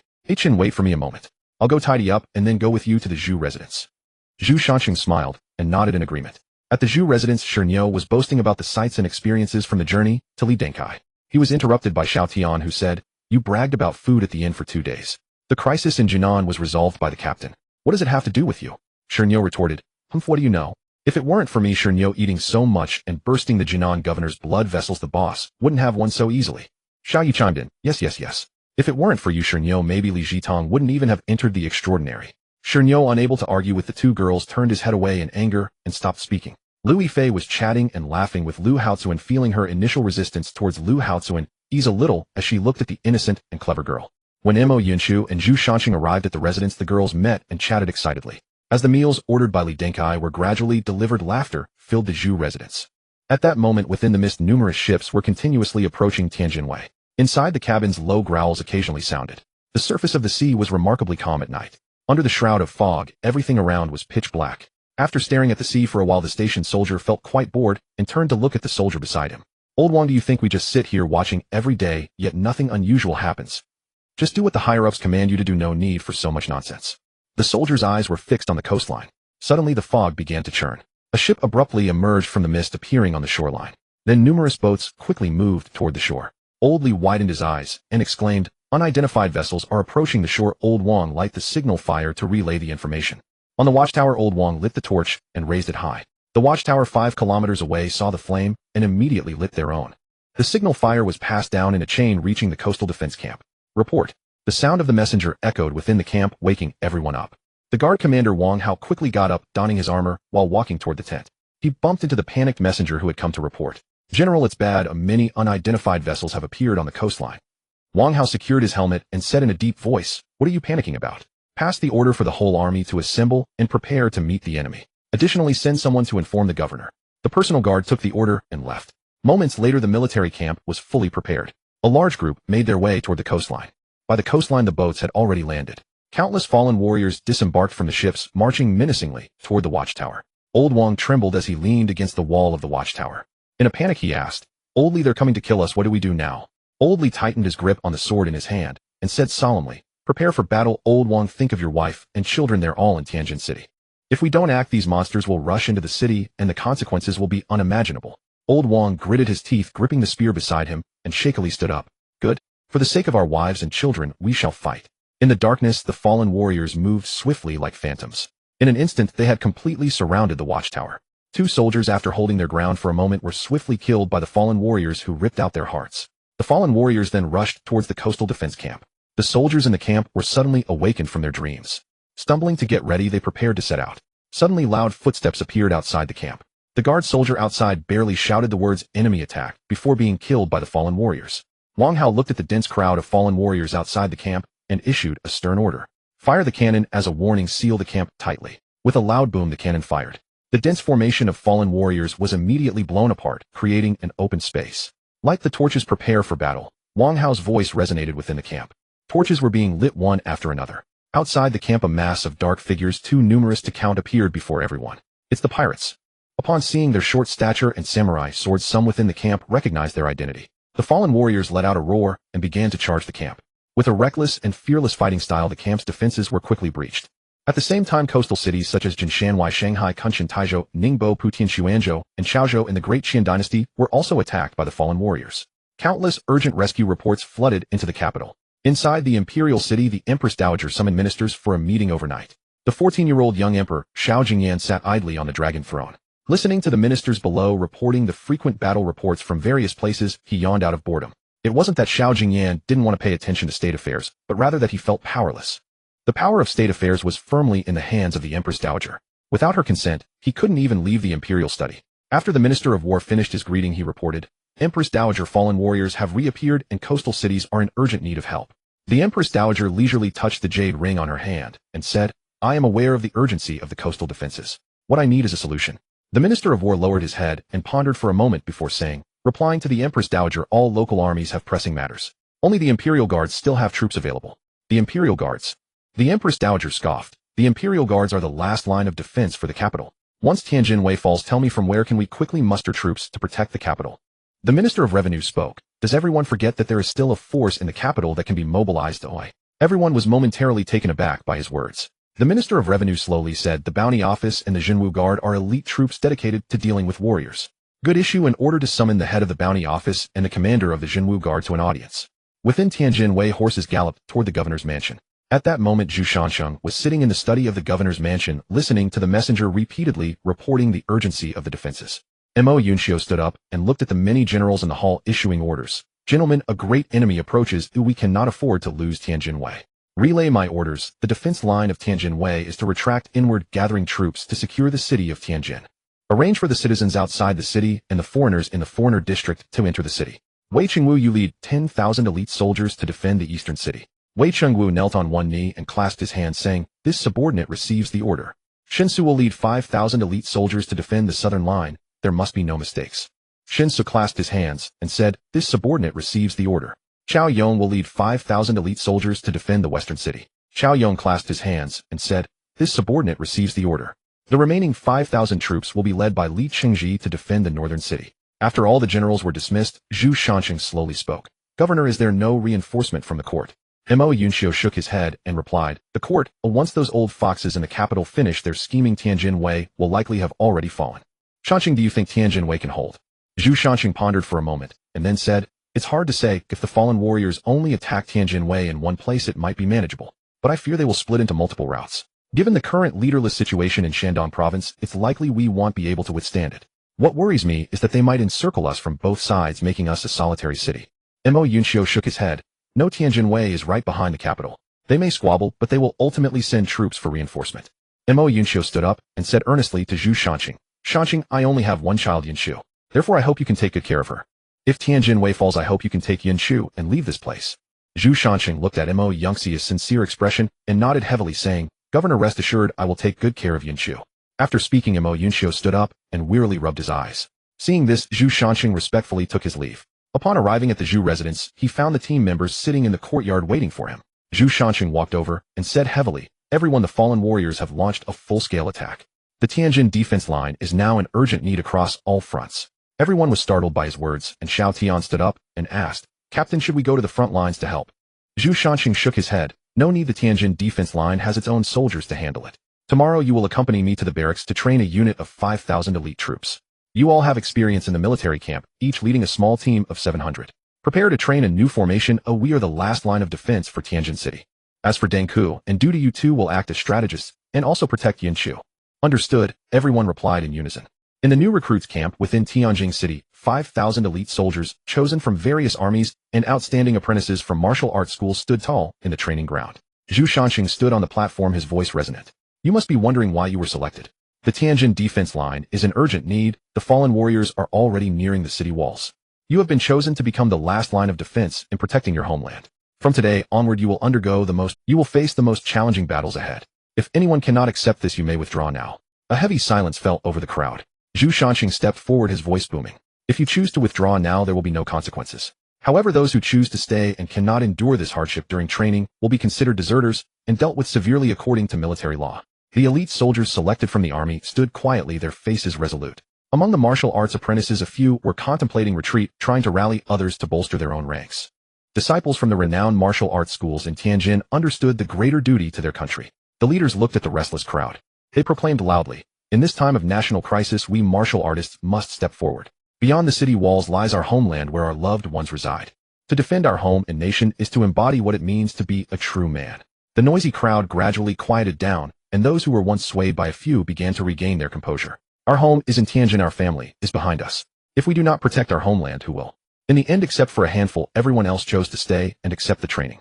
Zhu Shanqing trained alongside the new recruits. During the day, he practiced commands and familiarized himself with formations with them.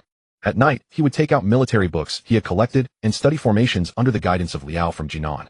According to Liao Youwei, this military manual was left by a general with the surname Qi. It was said to be effective against coastal pirates. Although it was uncertain whether it would work against fallen warriors, after all, are just unafraid of pain and death. Once their heads are severed, they will still die. With the enhancement of the Cave Heaven Library, Zhu Shanqing made rapid progress. After thoroughly researching this formation, he promoted it within the military camp. Martial artists learn faster than ordinary people. Within a week, the formation began to take shape. One evening in the barracks, Zhu Shanqing was planning to capture a group of fallen warriors outside the city the next day to test the effectiveness of the formation. Suddenly, Xinyu burst into the camp. "Boss, the governor's office sent word that there is important battle information that requires your consultation." Zhu Shanqing furrowed his brow and replied, "Understood. Is your evening class still being held?" Xinyu nodded. "Yes, boss. We have been explaining to them every night how to quickly and effectively kill fallen warriors based on the weaknesses recorded by Dunka and Dudu." Zhu Shanqing nodded in satisfaction. "Well done. Tomorrow we will go to the front lines to verify the effects of the formation. Make sure everyone gets a good rest tonight." After Xinyu acknowledged and left, Zhu Shanqing adjusted his clothes, mounted his horse, and rode toward the governor's office. When he arrived, the governor's office was brightly lit. The commanders of the various city walls looked exhausted. Mo Yunxiu, seeing Zhu Shanqing arrive, invited him to sit down as the meeting began. Mo Yunxiu stood up and said in a solemn voice, "Everyone, please report on the battle situation this week." The main commander of the Eastern Wall, Wei Chengwu, rose and said, "Governor, the Eastern Wall is still under control for now. However, these fallen warriors are unafraid of death and pain. The defending soldiers have suffered heavy losses, and our artillery ammunition is running low. I need specific numbers." Mo Yunxiu interrupted coldly. Wei Chengwu lowered his head and replied, "The casualties have exceeded 300, with 560 severely injured. There are 700 lightly injured." After the last defensive commander reported the casualties, the hall fell into silence. The situation was dire. The fallen warriors outside the city continued their relentless attacks, unceasing day. The defending soldiers were already battered and exhausted. "The reinforcements sent by the court are on their way. We just need to hold out for another month to break the siege." Mo Yunxiu straightened up and said, "General Zhu, how is the training of your new recruits going?" Zhu Shanqing immediately stepped forward and cupped his hand, saying, "Governor, the new recruits are well trained and can be deployed to the battlefield tomorrow to test the formation's effectiveness." "Good, finally some good news." Mo Yunxiu's previously furrowed brow relaxed slightly. "Tomorrow I will accompany you to the city wall to see the training results of this army." "Yes," Zhu Shanqing replied. The discussion in the conference room then shifted to the upcoming battle plans. Wei Chengwu was the first to speak. "After several days of combat, I have found that fallen warriors must be killed in one strike." The southern city wall's commander Shen Se nodded. "General Wei is correct, and it seems they lack intelligence. They just tirelessly drain our energy day and night. Arrange for the soldiers to defend the city walls strictly. As long as they cannot breach the walls, they cannot break through our defenses." Other commanders also shared their views on the weaknesses of the fallen warriors. Zhu Shanqing took out a stack of books from a nearby bundle and distributed them to the defending commanders. Once each commander received a book, he slowly began to speak. These books are manuals we compiled based on the weaknesses of the fallen warriors and how ordinary soldiers can effectively kill them. I hope they can provide assistance to the generals. Shen Su was taken aback as he opened the book and carefully read the contents, exclaiming in admiration. It not only analyzed and summarized the weaknesses of the fallen warriors, but also provided numerous methods and techniques for killing them. It even analyzed the effects of weather and daylight on fallen warriors. Shen Su clicked his tongue in wonder and stepped forward to express his gratitude, saying, "Thank you, General Zhu. This book is truly like a timely help for us." After several commanders briefly reviewed the books, they nodded repeatedly, stood up, and collectively knelt in thanks, saying, "Thank you, General Zhu, for your timely assistance. With this manual, we can save countless sons of Dakian. Such kindness will be remembered in our hearts." Zhu Shanqing quickly rose to help the generals up. "We are all soldiers, and it is our duty to protect our homeland." Chao Yong stood up and knelt on one knee, his face filled with guilt. "General Zhu, to be honest, I Chao Yong feel ashamed. Initially, I thought the governor appointed you as the commander simply because you were favored. I Chao Yong assumed another young master had come to medal for military merit. Today's events truly reflect my narrow-mindedness towards you, General Zhu. I apologize to you today, General Zhu." Zhu Shanqing smiled and helped Chao Yong up. "General Chao, you are too polite. In the face of a great enemy, we should stand together."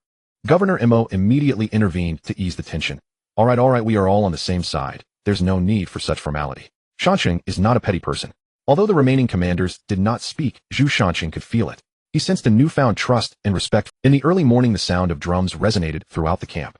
The beat shattered the soldiers' sweet dreams and awakened their fighting spirit. After half a month of training, today would reveal the true results. Everyone quickly assembled in the training ground as they had during practice. Under the leadership of the squad leader, they began to count off. After confirming the numbers of each squad, Wu Shouqing saluted Zhu Shanqing before reporting the figures. Report, Commander. 4978 personnel were scheduled, and all 4978 are present. End of report. Very good. Zhu Shanqing nodded with satisfaction and then walked to the center of the stone platform. Clearing his throat and looking at the neatly arranged ranks below, he spoke. "Our fellow brothers are still fighting on the city walls, vowing to resist the invasion of the fallen at all costs. Today is the day for us to test the results of our training over the past half-month. Let us use the weapons in our hands to tell those fallen to expel the invaders and defend our homeland. Expel the invaders. Defend our homeland." The voices of over 4,000 men echoed across the camp. Seeing their passionate morale, Zhu Shanqing took a deep breath and loudly commanded, "All troops attention. Rest. Stand at attention. Left face, right face, march forward, target the armory. Gather at the camp entrance." As soon as he finished speaking, the soldiers orderly dispersed to both sides and ran towards the armory. At this moment, only Zhu Shanqing, his squad, and his deputy, Wu Shouqing, remained in the training ground. The squad members looked steadily at their captain, and Zhu Shanqing stepped forward to give each of them a big hug. He then whispered softly in their ears, "Be careful." He then turned his head, suppressing his emotions, and left briskly. Wu Shouqing stood by, watching with an amused expression. He glanced at the squad members, and then at Zhu Shanqing, who was walking away. He had noticed during training that the general and these centurions were somewhat unclear. Now it seemed to be true. The men hugged for only 2 seconds while the women for 10. The general truly is a model for our generation, managing to make these young ladies willingly follow him to the battlefield. He was originally sent by the governor to explain military affairs to Zhu Shanqing. Initially dismissive, he did not expect that the general's new training method for recruits could make the soldiers follow orders so effectively within just half a month. In conversations with the general, he discovered that not only was the general skilled in martial arts and adept in strategy, but he also possessed a unique perspective and a witty sense of humor. Gradually, he became a devoted admirer of Zhu Shanqing, treating his daily reports to the governor's office as mere formalities. He learned the new recruit training methods from Zhu Shanqing every day, listening to him explain the 3 major disciplines and the 8 points of attention. The red faith of socialism deeply attracted him. Zhu Shanqing looked at his constantly inquiring deputy beside him and helplessly scratched his head. He had shared everything he knew and his meager knowledge had already been exhausted, yet this lad was still not satisfied. However, this deputy, besides being a walking encyclopedia, was also very quick to accept new knowledge and execute assigned tasks. At that moment, the Eastern Wall defense line repelled another wave of attacks from the fallen warriors. "General, haven't reinforcements arrived today? The soldiers are already very exhausted from continuous fighting." The deputy stepped forward to ask Wei Qingwu, who was resting against the city wall. "Just wait a bit longer, they should be arriving soon." Wei Qingwu wiped the blood from the tip of his gun. The deputy wanted to say more, but was interrupted by a sound of orderly footsteps. Both men were startled and quickly stood up, looking towards the city wall. They saw the fallen warriors continuously howling and climbing upwards. Wei Qingwu felt a surge of frustration. Where did such orderly footsteps come from? General looked back at the city. The deputy pointed with a trembling voice towards the street inside the city. Wei Qingwu turned around to see Zhu Shanqing riding a horse at the front, followed by a uniformly marching troop. Every step landed with perfect synchronization, raising clouds of dust from the cracks in the bluestone pavement. As they reached the city gate, Zhu Shanqing gestured for them to stop, and everyone halted in unison. Wei Qingwu stood stunned in place. He had served in the Daiqian dynasty's army for half his life, and had never seen such a disciplined army. Regaining his senses, he quickly called to his deputy. "Hurry, let's go greet our commander Zhu." They exchanged pleasantries before Zhu Shanqing got straight to the point. "General Wei, does the fallen warriors' assault persist at this intensity every day?" "No, the fallen warriors usually cease their assaults from noon to 2 o'clock, which is our rare time to rest." Wei Qingwu, "All right, then we will wait until noon. At that time, please open the city gate, General Wei. My troops and I will form a line outside the city to meet the enemy." Zhu Shanqing's voice was calm, as if discussing an inconsequential matter. However, waves surged in Wei Qingwu's heart, opening the city gate to engage in battle. With the fallen warriors' relentless assaults, these 5,000 men would soon shed blood on the battlefield. Zhu Shanqing seemed to anticipate what Wei Qingwu wanted to say, waved his hand to interrupt, and said softly, "General Wei, this is an order." Wei Qingwu closed his mouth, ceased speaking, nodded to Zhu Shanqing, and instructed his deputy to remember to open the city gates on time. He then turned and ascended the city wall. He knew deep down that Governor Imo never made pointless arrangements. Since he had appointed him as the commander, there must be a reason, yet years of military experience told him that venturing out of the city now would merely mean death. But as a soldier, obeying orders is a soldier's duty. Since Zhu Shanqing had invoked his title as commander, Wei Qingwu had to accept the command. Zhu Shanqing's troops sat cross-legged neatly on the bluestone street, quietly waiting for the city gate to open. The quiet ranks were permeated with a chilling atmosphere. Wei Qingwu stood atop the wall, watching the quiet troops below, feeling a surge of hope. Perhaps this troop could indeed defeat the fallen warriors and defend this city. Noon soon arrived, and the fallen warriors outside the city ceased their assaults, beginning to disperse. Wei Qingwu stood on the city wall watching the fallen warriors leave, and ordered the city gate to be opened. The heavy city gate slowly descended with the turning of the gears, revealing fallen warriors' corpses scattered outside. Some of the not quite dead fallen warriors struggled to stand, but with broken limbs could only writhe on the ground. The troops crossed the moat and formed various sizes of the three talents formation in an orderly manner, adhering to the movements taught during training. According to Zhu Shanqing's research, the Qi family formation of this dynasty bears a remarkable similarity to that of the Ming dynasty's Qi family army. Both rely on the short stature and katana design of the samurai for corresponding attack formations. The only difference is that Zhu Shanqing's formation incorporates the national martial arts of the Qin dynasty. Each corresponding weapon has its own attack trajectory, and the damage inflicted by the formations they create far exceeds that of an ordinary soldier's three talents formation. Wu Shouqing. Zhu Shanqing's voice pierced through the chaotic battlefield and reached the ears of Vice Officer Wu. "Here," Wu Shouqing responded loudly. "Create distance and set up the waste traps. Also lay down all kinds of traps. When dealing with humans, one must be cautious to avoid their detection. When facing this group of mindless beasts, a little concealment can yield remarkable results." Zhu Shanqing's voice carried a hint of coldness. Wu Shouqing took his orders, and soon numerous traps of various sizes appeared on the front lines of the battlefield. The 10-meter-long waist trap was also set up, crafted by the master of the stone bull, made from the rare material Mysterious. It is incredibly tough and sharp, capable of effortlessly slicing through hair. Used to eliminate mindless fallen warriors, once positioned correctly, it becomes a deadly harvesting tool. As the traps were set, everyone arranged their formations, waiting for the arrival of the fallen warriors. Before long, scattered fallen warriors began to appear on the distant horizon. As expected, the fallen warriors fell into the traps, suffering heavy casualties. However, as their numbers grew, the traps were filled with the bodies of the fallen warriors. The fallen warriors behind stepped on the bodies of those in front and began to approach the city walls. As they rushed forward, their bodies were severed by the waist trap. The front half continued to crawl forward, while the back half lay motionless. The fallen warriors showed no fear. They pressed forward toward the city walls in a relentless manner, but all were cut down by the waist trap. Those outside the trap launched attacks against Zhu Shanqing's troops. The formation perfectly blocked the small-statured samurai fallen warriors. The heads of the fallen warriors were continuously severed. The speed of extermination by the formation balanced out the advance of the fallen warriors. Wei Qingwu stood dazed on the city wall, watching the scene below. He did not expect that merely relying on the results of 5,000 soldiers trained for half a month would halt the endless onslaught of the fallen warriors. The adjutant beside him murmured, "General, should we go down to support them?" "No, we will guard their retreat passage. They have trained their formations for a long time, and if we rashly join in, it will only disrupt the situation." Wei Qingwu recognized the balance maintained between Zhu Shanqing's various formations. Each small team has its own attack target. When faced with a large number of enemies, 2 or 3 small teams would combine to form a larger 3 talents formation to attack the enemy. They continuously coordinated with each other, saving time and effort. If this kind of formation could be expanded to the entire army, any number of fallen warriors would be no problem. Wei Qingwu was pondering how to learn military formations from Zhu Shanqing after this battle when a messenger arrived swiftly with news reporting, "General Wei, the northern defense line has been breached. The governor has personally gone to the front lines to command the battle and is now surrounded, his life or death unknown." "What?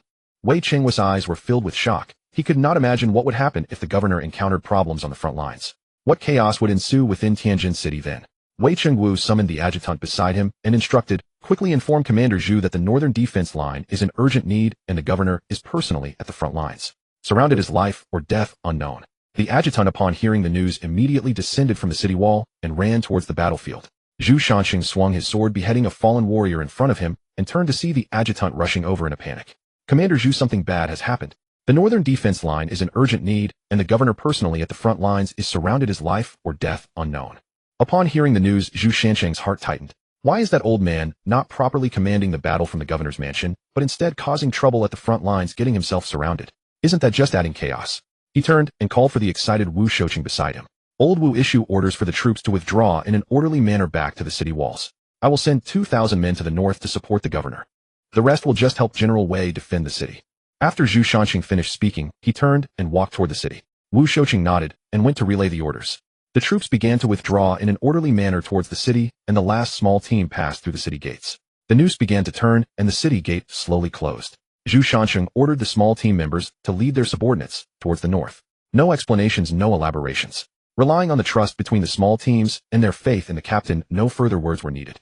Once everyone organized their ranks, they followed Zhu Shanxing toward the north. Mo Yunxiu was surrounded by about 100 personal soldiers of the governor's office, continuously resisting the attacks of the fallen warriors. Mo Yunxiu gritted his teeth and wielded his long sword, severing the heads of the fallen warriors in front of him.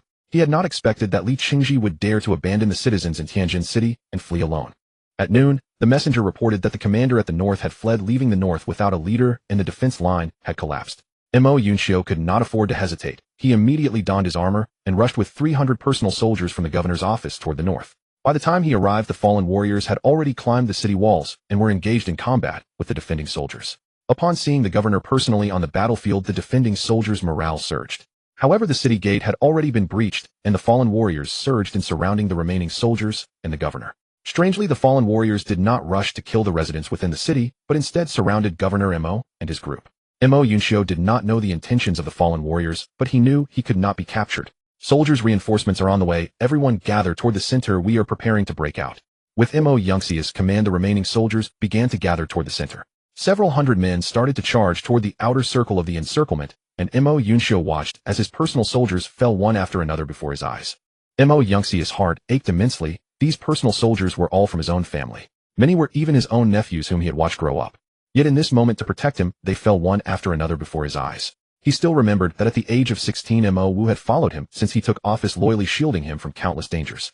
Just moments ago, he was brutally killed by a fallen warrior who ripped out his heart, dying before the city gate. Before dying, he even shouted for Mo Yunxiu to leave quickly. Amidst the incessant sounds of battle, Mo Yunxiu, caught off guard, was struck by a fallen warrior and fell to the ground, losing consciousness. His personal soldiers nearby immediately rushed over, burying Mo Yunxiu beneath the pile of bodies. When Zhu Shanxing arrived, he saw a mountain of corpses and fallen warriors tearing into hearts in the streets.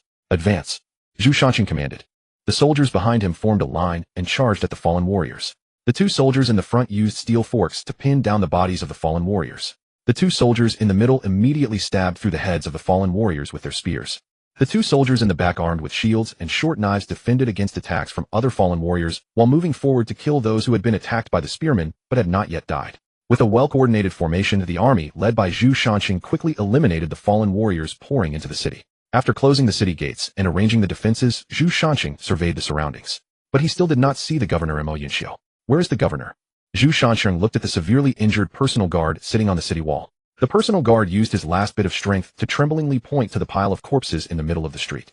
Zhu Shanxing waved his hand, and the soldiers immediately moved forward to clear the bodies. Mo Yunxiu lay at the bottom of the pile, breathing heavily. Upon seeing Zhu Shanxing arrive, he opened his mouth and emitted a hissing sound. As a mouthful of blood was spat out, Mo Yunxiu's weak voice came through. Shanxing, you must defend Tianjin City well and take care of Yunxiu. Aye. Before he could finish, Mo Yunxiu breathed his last. Uncle Mo, Uncle Mo. Zhu Shanxing looked at this man who had devoted himself to the people, even going so far as to set himself up as the commander for the sake of the citizens. Uncle Mo, may your journey be smooth. Rest assured I will do as you promised. Zhu Shanxing's eyes reddened slightly as he spoke in a deep voice. Get up. Zhu Shanxing stood up, his voice icy. Two soldiers rushed over upon hearing his call. Carefully lift the governor to the governor's mansion for proper placement. Yes. The two soldiers carefully lifted Mo Yunxiu and hurried towards the governor's mansion. The other members of the team led the soldiers and had already cleared the fallen warriors within the city. Looking at the approaching team members and their concerned eyes, Zhu Shansheng raised his head to meet them, suppressing the murderous intent that was about to erupt within his calm gaze. Report to the commander, the first team has cleared all fallen warriors from North Street, Shernyo reported while holding his shield. The second team has cleared East Street. The third team has cleared West Street. The fourth team has cleared South Street. Zhu Shansheng felt very complicated at this moment. He had not expected the governor to suddenly perish. Now there was no leader in the city. How long could they hold Tianjin City? He had no answers at this moment. Leave 1,500 men to guard the northern city. The rest follow me to the governor's mansion. Zhu Shansheng's voice was cold, issuing orders methodically. Inside the governor's mansion, Mo Yunshu was praying in the ancestral hall for the safety of her father and Shansheng. Miss, it's bad. The voice of the maid Xiaohong came from outside the ancestral hall. The incense in the burner suddenly snapped, and a tight feeling gripped Mo Yunshu's heart as a bad premonition surged. Miss, the master has died in battle. His body has been moved to the front yard, Xiaohong said with tears. Upon hearing this, Mo Yunshu's vision darkened, and she nearly fainted. Just at noon, her father had laughed and said they would have dinner together in the evening. How could this be? Mo Yunshu pushed past Xiaohong and stumbled towards the door. In the front yard, Mo Yunshu saw her father's body lying there, his face pale and eyes closed. She rushed forward, crying out, "Father! Father! Didn't you say you were just going to take a look? How could it end up like this?" Upon receiving the news, Chun Juling rushed over with Li Dunka and Lu Haozuan. Seeing Mo Yunshu, who was on the verge of fainting from crying, Chun Juling quickly stepped forward to comfort her. Mo Yunshu tightly hugged her father's corpse, completely immersed in her sorrow, unable to hear anything said around her. Zhu Shansheng led the team members to the governor's mansion. He sighed upon seeing Mo Yunshu kneeling beside Mo Yunxiu and stepped forward to help her up. "Yunshu, get up. I will prepare the morning hall so that Governor Mo can rest peacefully." Mo Yunshu, with swollen eyes, looked at the man in front of her as if coming to a realization. She trembledly hugged him tightly, crying out in despair, "Brother Shansheng, I have no father left. I am all alone." Woo. Zhu Shansheng looked at Mo Yunshu, who was in tears in his arms, and could only try to comfort her. "Yunshu, don't cry. You're not alone. You still have me and everyone else. We are all your best friends, and we will all—" As Zhu Shansheng continued to comfort her, Mo Yunshu gradually stopped crying. The immense emotional turmoil became too much for her, and she fainted. Zhu Shansheng gently picked up Mo Yunshu and said to the still crying Xiaohong, "Where's your young lattice room?" Xiaohong wiped her tears upon hearing this, stood up, and led the way. Upon entering the room, Zhu Shansheng carefully placed Mo Yunshu onto the bed. Gently wiping the tear stains from her face, he softly said, "Yunshu, sleep now.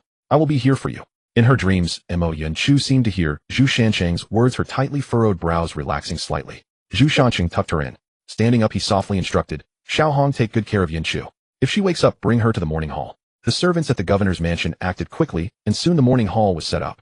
The white cloth fluttered gently in the wind, while Mo Yunxiu lay quietly in the coffin. Zhu Shansheng stepped forward and lit the paper money. "Uncle Mo, rest in peace. I will ensure that Yunshu lives on in this world without illness or disaster. You are one of the few good officials I have encountered in this world who always considered the people. Rest assured I will guard Tianjin City for you." As the paper money burned away in the fire pit, Zhu Shansheng stood up and offered 3 sticks of incense for Mo Yunxiu before turning to leave the Mo residence. Inside the Zhu residence, the team members sat wearily in the courtyard. "Lead your soldiers and relay the Qijia formation to the guards at each city gate." "Captain, isn't this formation what—" "Lead your soldiers and relay the Qijia formation to the guards at each city gate." "Captain, isn't this formation what we used to bargain with the court for benefits?" Shernyo stood up, looking at him in confusion. "That's correct, but the situation is urgent, and for the sake of the citizens we can only proceed this way." Zhu Shansheng stood up, his eyes filled with hope for his teammates' affirmation. "I support passing the formation to the city defense troops." Chun Juling's cold voice rang out. "So do I. I trust the captain's judgment." Xiao Tian nodded, his gaze towards Zhu Shansheng filled with trust. Listening to the chorus of support and agreement, Zhu Shansheng's eyes turned slightly red as he raised his head. It felt wonderful to be believed in without hesitation. Inside the governor's mansion, Mo Yunshu, clad in a white robe, knelt in the morning hall with swollen red eyes. "Father, rest assured I will fulfill your last wish. I will not let the murderer who caused your death escape justice."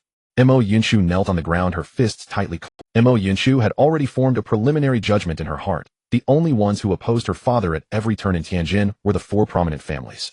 Since her father took office as the governor of Tianjin, he had offended the illustrious 4 families by seeking benefits for the people. And the commander at the North Gate, named Li Qingji, was one of the Li family, one of the 4. Her father believed that in times of crisis they should put aside past grievances and unite, but he overlooked the fickleness of human hearts. Their initial goal was to eliminate Mo Yunxiu, the governor of Tianjin. Why would they care about his life or death? Otherwise, given the distance of the Li family from the city gates, they could have rushed to provide support in no time. How could her father have been surrounded and killed by the fallen warriors? Mo Yunshu bit her gums tightly, her fists clenched, her body trembling uncontrollably. After a long time, she finally calmed her emotions. Plans were forming in her mind as she continuously calculated her revenge to the point that she didn't even notice when Zhu Shancheng arrived by her side. Yunshu, what are you thinking about? Zhu Shancheng's warm hand gently rested on top of Mo Yunka's head. Yunshu, if you have anything to say, just say it. I am your loyal listener. Don't keep it bottled up inside, or it might lead to trouble. Zhu Shancheng's words struck the chords of Mo Yunka's heart with every syllable. She wanted to pour out all her grievances and plans to Zhu Shancheng without holding back. But reason in her mind stopped her as she couldn't do that. This murky water was something she could navigate alone. Shancheng, I'm fine. My father entrusted me with something before he left, saying there was something he wanted to leave for you. After saying this, Mo Yunshu took Zhu Shancheng by the hand and walked towards the study. There wasn't much, only a small wooden box. Inside there was a letter and a scroll wrapped in black cloth. Zhu Shancheng took the letter from Mo Yunka's hand and opened it, seeing the words written inside. To Shancheng, the 4 prominent families in the city harbor malicious intentions, and I fear that I will fall victim to their schemes. I am hereby entrusting the governor's seal and the military tokens of Tianjin to you and my daughter Mo Yunshu as well. I hope you will take good care of them. If you encounter obstacles, or if the situation becomes uncontrollable, you may open the hidden scroll for a countermeasure. With my last words, Zhu Shancheng's heart sank. Mo Yunshu had already foreseen that something would happen to him. Old fox, you are indeed generous. You've forsaken both the position of governor and your daughter.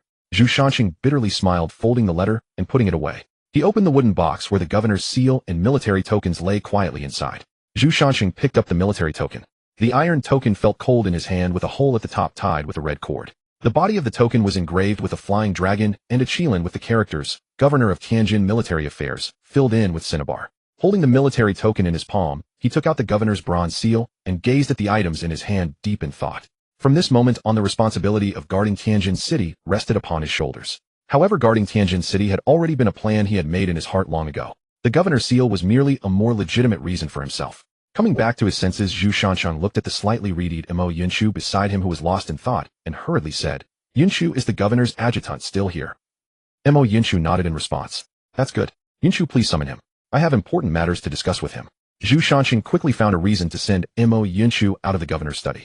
If this girl stayed any longer, she would surely cry again, and he would have to worry about comforting her. The governor's adjutant was a strong man, robust in stature and with a resolute face. According to Yunshu, he was a man whom the governor had saved by chance when he came to Tianjin. Loyal and skilled in martial arts, he had just returned secretly after delivering a letter to the capital. Upon learning of the governor's death, he was heartbroken and insisted on mourning for the governor in the morning hall. Mo Yunshu assessed the strong man before her and eventually spoke. Deputy Zhao, it is with great sorrow that we announce the unfortunate passing of the governor. Everyone is deeply saddened. However, Tianjin City is now in peril. I need you to notify the officials of various departments and the commanders of the city defense. The governor left behind some words. There are matters that need to be addressed. Yes, I will take care of it right away, Commander Zhu. Deputy Zhao stood up to notify the important departmental officials and commanders in Tianjin. As evening approached, the governor's mansion buzzed with activity once more. Zhu Shancheng sat in the conference hall with Chun Juling and Mo Yunshu standing to his left and Li Dunka to his right. The officials entering the conference hall nodded and greeted Mo Yunshu, who responded with a slight nod. Once all the officials had gathered, Deputy Zhao entered through the side door. He introduced to the officials and generals in the hall, Ladies and gentlemen, this is the governor's appointed commander, Zhu Shancheng. Before the governor departed, he entrusted some matters to Commander Zhu. Now let Commander Zhu tell everyone what is next. Greetings, everyone. We are all aware of the crisis at Jingmen. I will keep it brief. Thanks to Governor Mo's trust, I will temporarily take over the position of governor of Tianjin. The audience immediately erupted in discussion. Commander Zhu, this is not in accordance with the etiquette, is it? The governor has just passed, and you are eager to ascend to the governor's position. Without the imperial court's appointment, the position of governor cannot simply be assumed. Commander Zhu, without the imperial decree, your actions are tantamount to treason. A middle-aged man with a beard stood up and stepped to the center of the hall, speaking with righteous indignation. This is the official in charge of the Department of Revenue, Hong Jingyu, and Deputy Zhao introduced from the side. Indeed, what Director Hong said is correct. Without the imperial edict, the Department of Revenue officials are the highest authority here. How can you just declare yourself governor? Ridiculous. The officials below immediately chimed in, and the hall was filled with chatter. Zhu Shancheng remained silent, extending his hand to the side. Seeing this, Mo Yunshu stepped forward and took out the scroll wrapped in bright yellow cloth, placing it in Zhu Shancheng's hand. Since you demand an imperial decree, then kneel and listen carefully. Zhu Shancheng took out the imperial decree and immediately began to read aloud. By the will of heaven, the emperor decrees today the coastal defense of Tianjin is critical, and the military and civilian areas must not remain leaderless for long.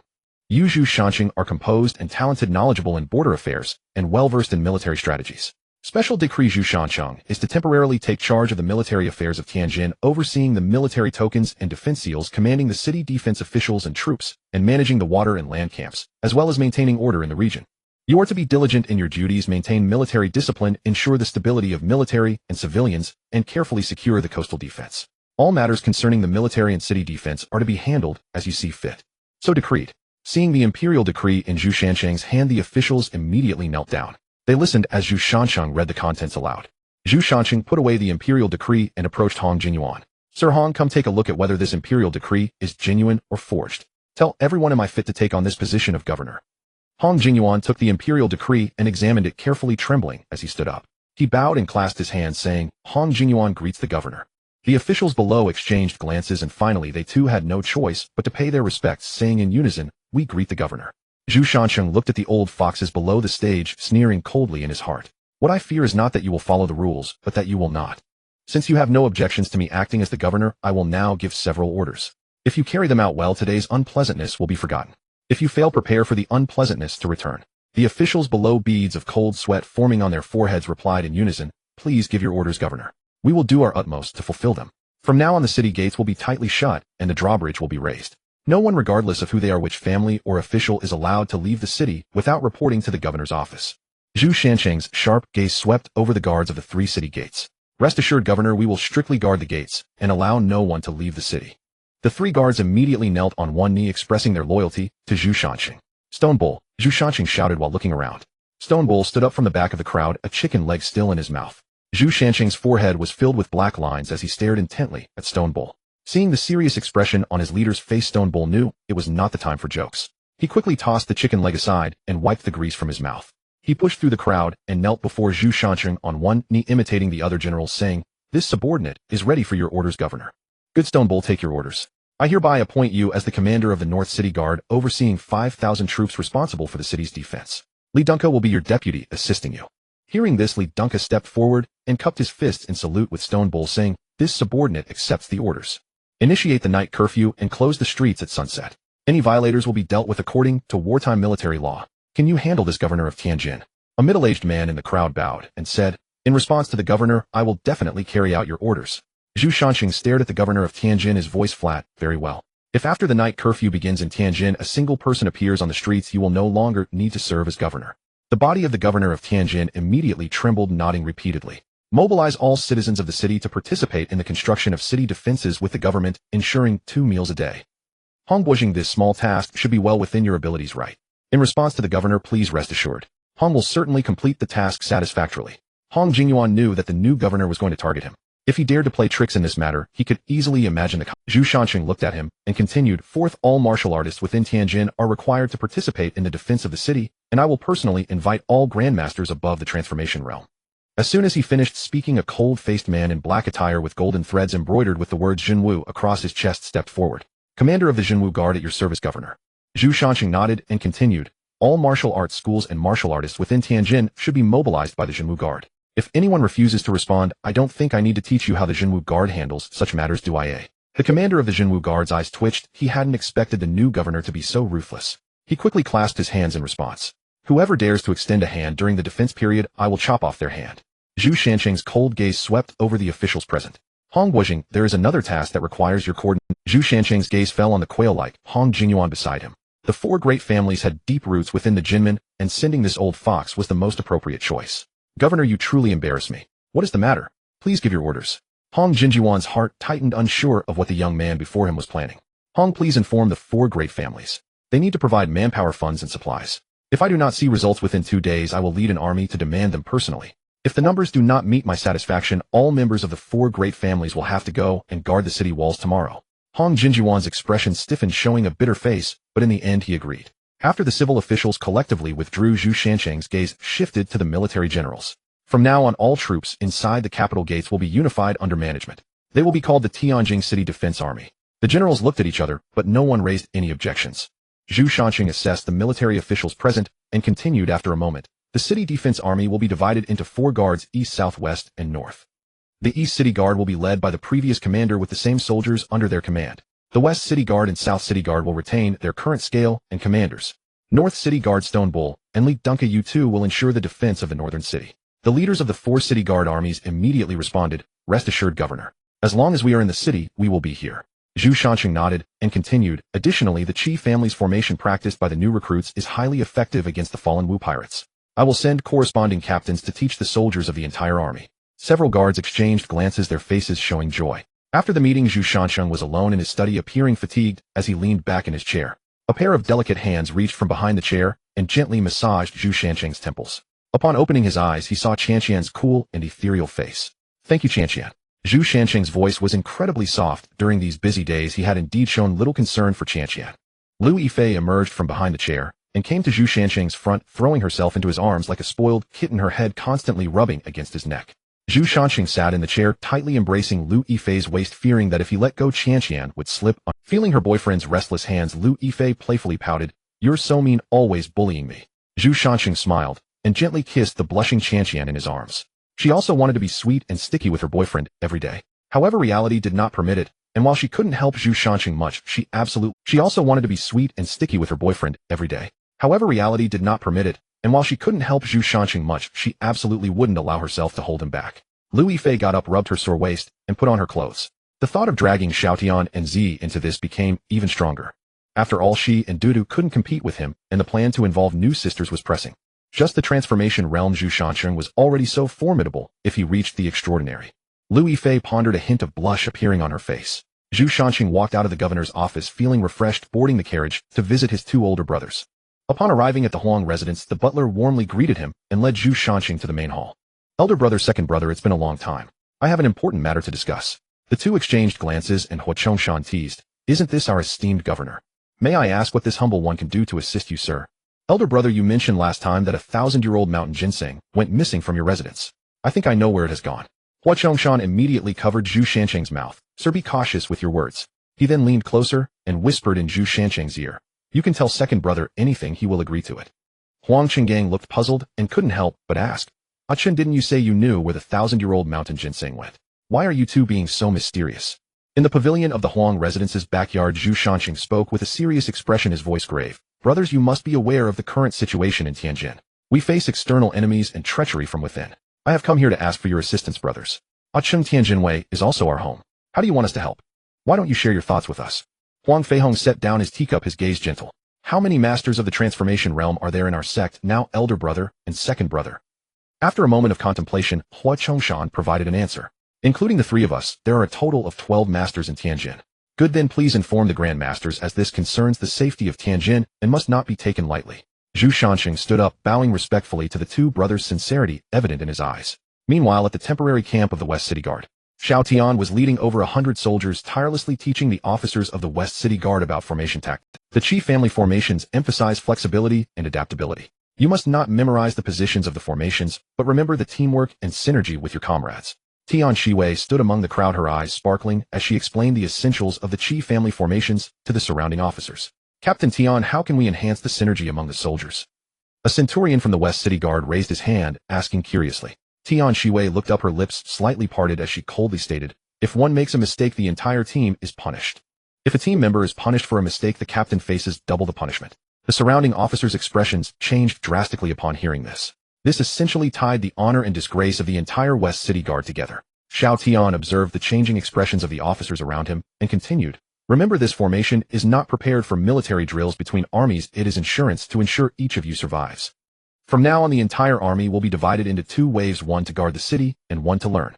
They will rotate." Tian Shiwei looked at the soldiers around her, knowing that if she didn't take stringent measures, not to mention a week, even a month, would be challenging.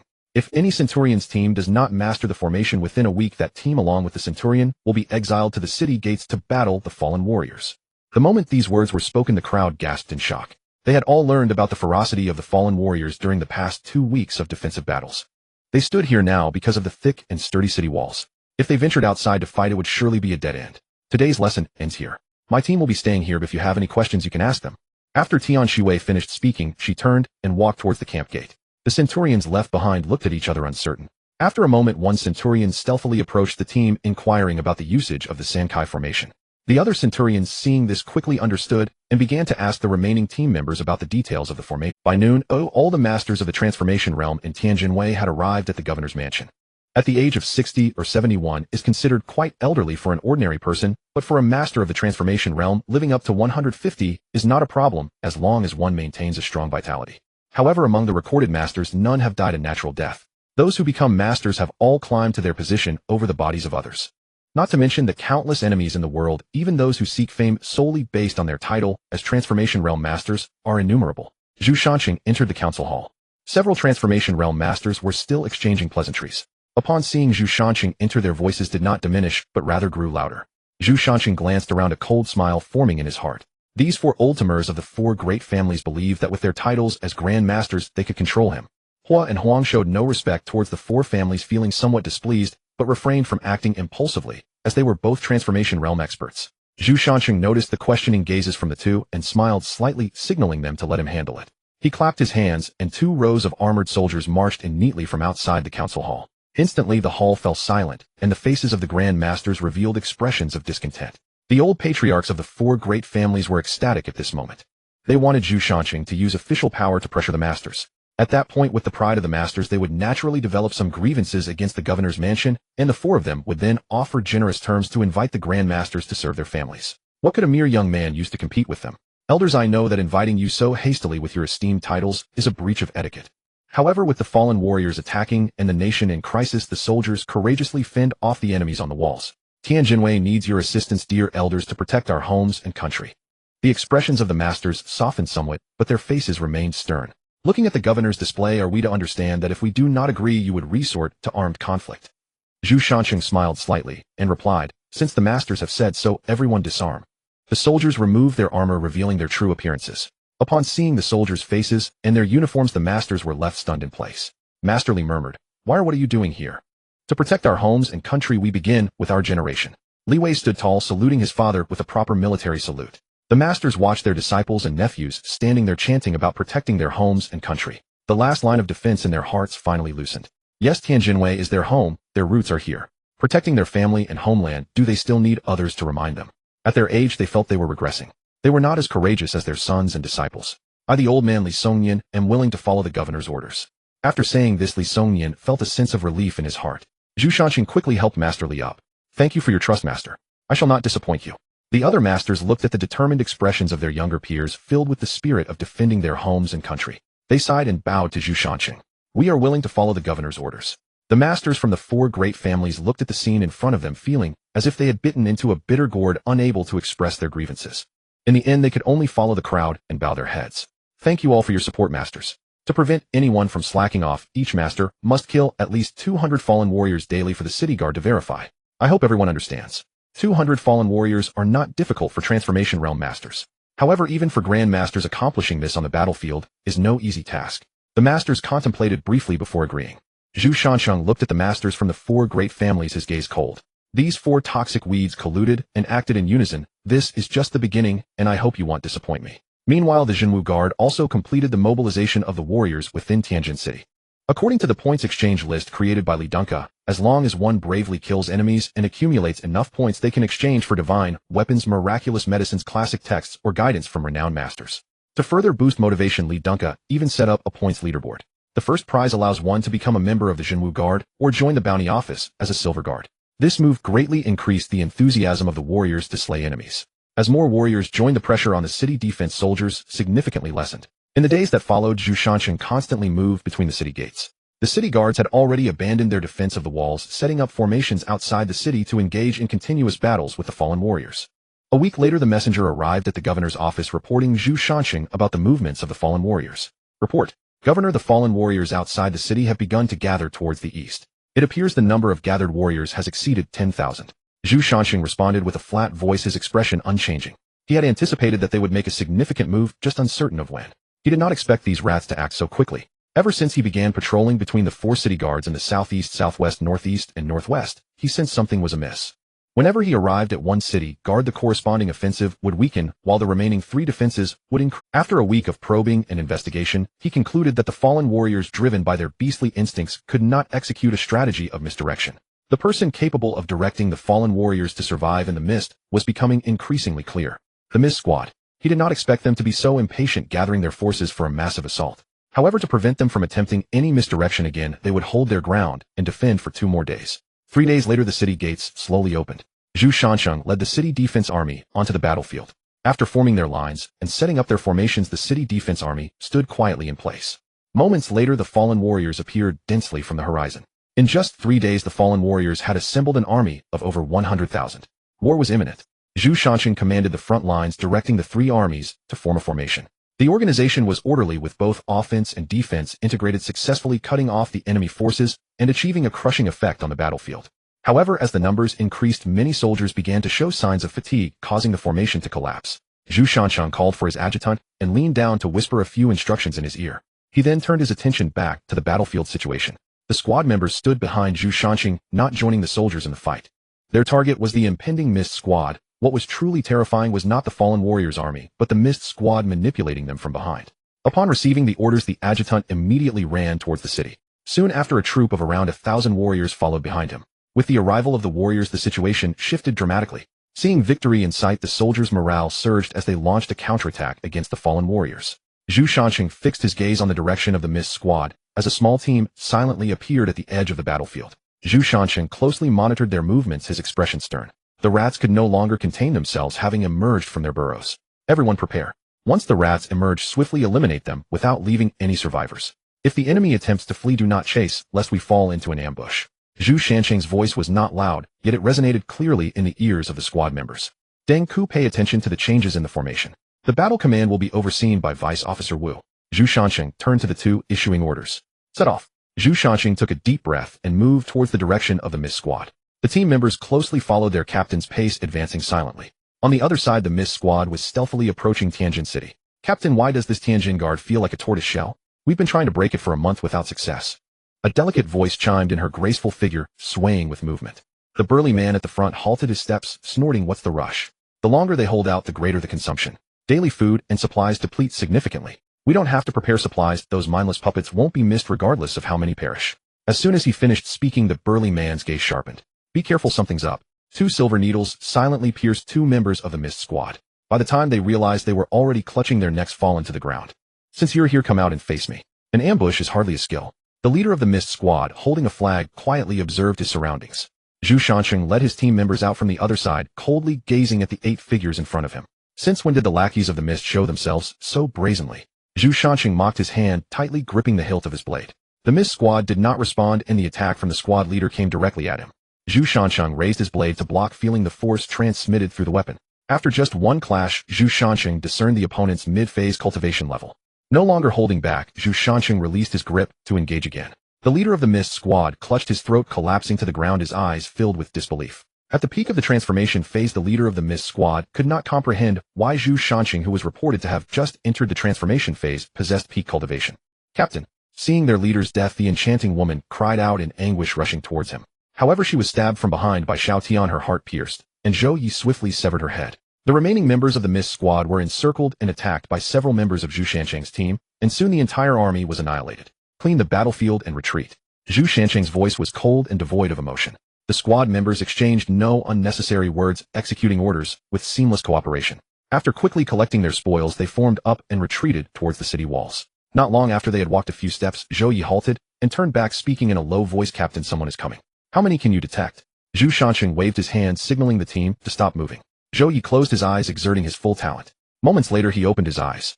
"Captain, there are 16 people. From their positions, it seems like 2 small teams. That waste Lu Chong has indeed been captivated by that seductress. He can't even handle a survivor team." An arrogant voice came from within the mist. Another voice followed. "Captain Gu, how should we distribute the spoils from—" "Of course the women belong to me and the men to you." After saying this, he let out a laugh filled with ambition, as if Zhu Shansheng's team had already been taken into account. As the 2 small teams emerged from the mist, Gu Lei saw the configuration of Zhu Shansheng's team and burst into even louder laughter. "Haha, Captain Su, this time Gu will take the advantage first." Upon finishing, he gazed greedily at the few women. Zhang Runan's expression turned icy as she swiftly threw out 2 silver needles, causing the members behind Gu Lei to groan and collapse. "This little vixen has quite a fierce temperament. I like it." Gu Lei licked his lips, speaking with a seductive tone, showing no concern for his fallen teammates. A sudden cheer erupted on the battlefield, drawing everyone's attention. With the arrival of the Grandmaster, the fallen warriors crumbled like a mountain. Suja's expression changed as he shouted, "Not good attack." The 2 captains encircled Zhu Shansheng, both possessing peak transformation phase cultivation. In a tug-against-stone situation, Zhu Shancheng was at a clear disadvantage. Nevertheless, he relied on his solid foundation and agile movements to stalemate with the two. Liu Yifei could not evade in time, and was slashed in the abdomen, kicked away. Meng Zi faced a desperate situation surrounded by the two adversaries. Each member of the squad faced off against two opponents. If the stalemate continued, defeat was only a matter of time. Zhu Shancheng gritted his teeth and activated his second talent. Zhu Shancheng understood that activating the second talent to end war in his current state would lead to being engulfed by the fighting spirit. If he could not release the accumulated killing intent after activation, he would become a relentless killing machine devoid of reason and emotions. But now he had no choice. He could not bear to watch his beloved and teammates fall before him. Moreover, with his current cultivation, defeating the opponents within 5 minutes would not cause too significant an impact. With the activation of the talent, the fighting spirit began to rise. The fatigue in his body began to dissipate. Zhu Shancheng's eyes turned red. A strong fighting will filled him with excitement. The killing intent locked onto Gu Lei. The fighting spirit surged forth. Zhu Shancheng dashed towards Gu Lei at an incredible speed. Amidst the astonished gazes of his opponents, he plunged his blade into Gu Lei's abdomen. Zhu Shancheng released the hilt. His right hand curled into a claw, swiftly delving into Gu Lei's chest, tightly grasping the still beating heart, and yanked it out, crushing it. With blood-red eyes, he looked at Suja. Darling, don't be afraid, your turn will come soon. Suja stared in terror at Zhu Shancheng before turning and retreating into the mist without hesitation. Zhu Shancheng immediately pursued. Soon terrified screams erupted from within the mist. Devil! You are a devil. Kill me. You killed me. Then a figure shot out from the mist, effortlessly dispatching a few members entangled with the squad. He shouted, killing ignites my blood, before charging towards the battlefield. Captain, Aiken, what about Sister Chanqian? After the captain activated his second talent, he no longer recognizes kin and only knows slaughter. Liu Yifei's worried gaze followed Zhu Shancheng's direction. Catch up, keep a safe distance, and ensure his safety. After saying this, she blocked Zhang Runin, who was still treating him. Alright Nan, this is just a superficial injury. Let's follow Aiken's movements. The squad members leisurely trailed behind Zhu Shancheng.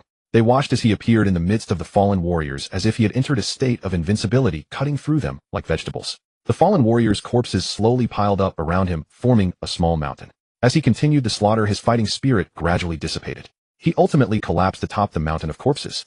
Extra! The great victory at Tianjin. Governor Zhu has led the troops to a resounding defeat of the fallen warriors. Tianjin Wei has been secured. We have won. A great triumph. The great victory at Tianjin. All fallen warriors have been eradicated. We have won. The newsboy's voice echoed through the streets. Early morning diners stopped to ask the newsboy, come here kid, take this money, and let me see the newspaper. What has happened? The child took the coins, handed the newspaper to the diner, and continued running down the street, calling out loudly. Great victory. The great victory at Tianjin. The diner unfolded the Tianjin Daily, where the bold black characters prominently declared the great victory at Tianjin. Governor Zhu fought fiercely and completely defeated the tide of fallen warriors. Nearby, several people immediately began discussing excitedly. Oldly, what does it say? Quick, tell us about it. Oldly stood up and shouted excitedly, a great victory. We won. We really won. What do you mean we won? Clarify it for us, Oldly. The crowd had an inkling of the answer, but dared not be certain, eagerly inquiring of Oldly. Tianjin Wei has been secured. The governor has driven away all the fallen warriors. The crowd was stunned, forgetting about breakfast, and stood up to rush home. On the way, anyone they encountered was greeted with shouts of, Tianjin Wei has been secured. We won. In an instant, the news of victory spread throughout the entire city of Tianjin.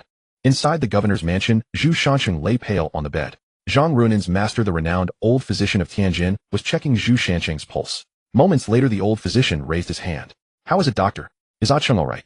Liu Yifei anxiously asked as she saw the physician stand up. The physician shook his head, sighing. Alas, the body is not severely injured, but the consciousness is unclear.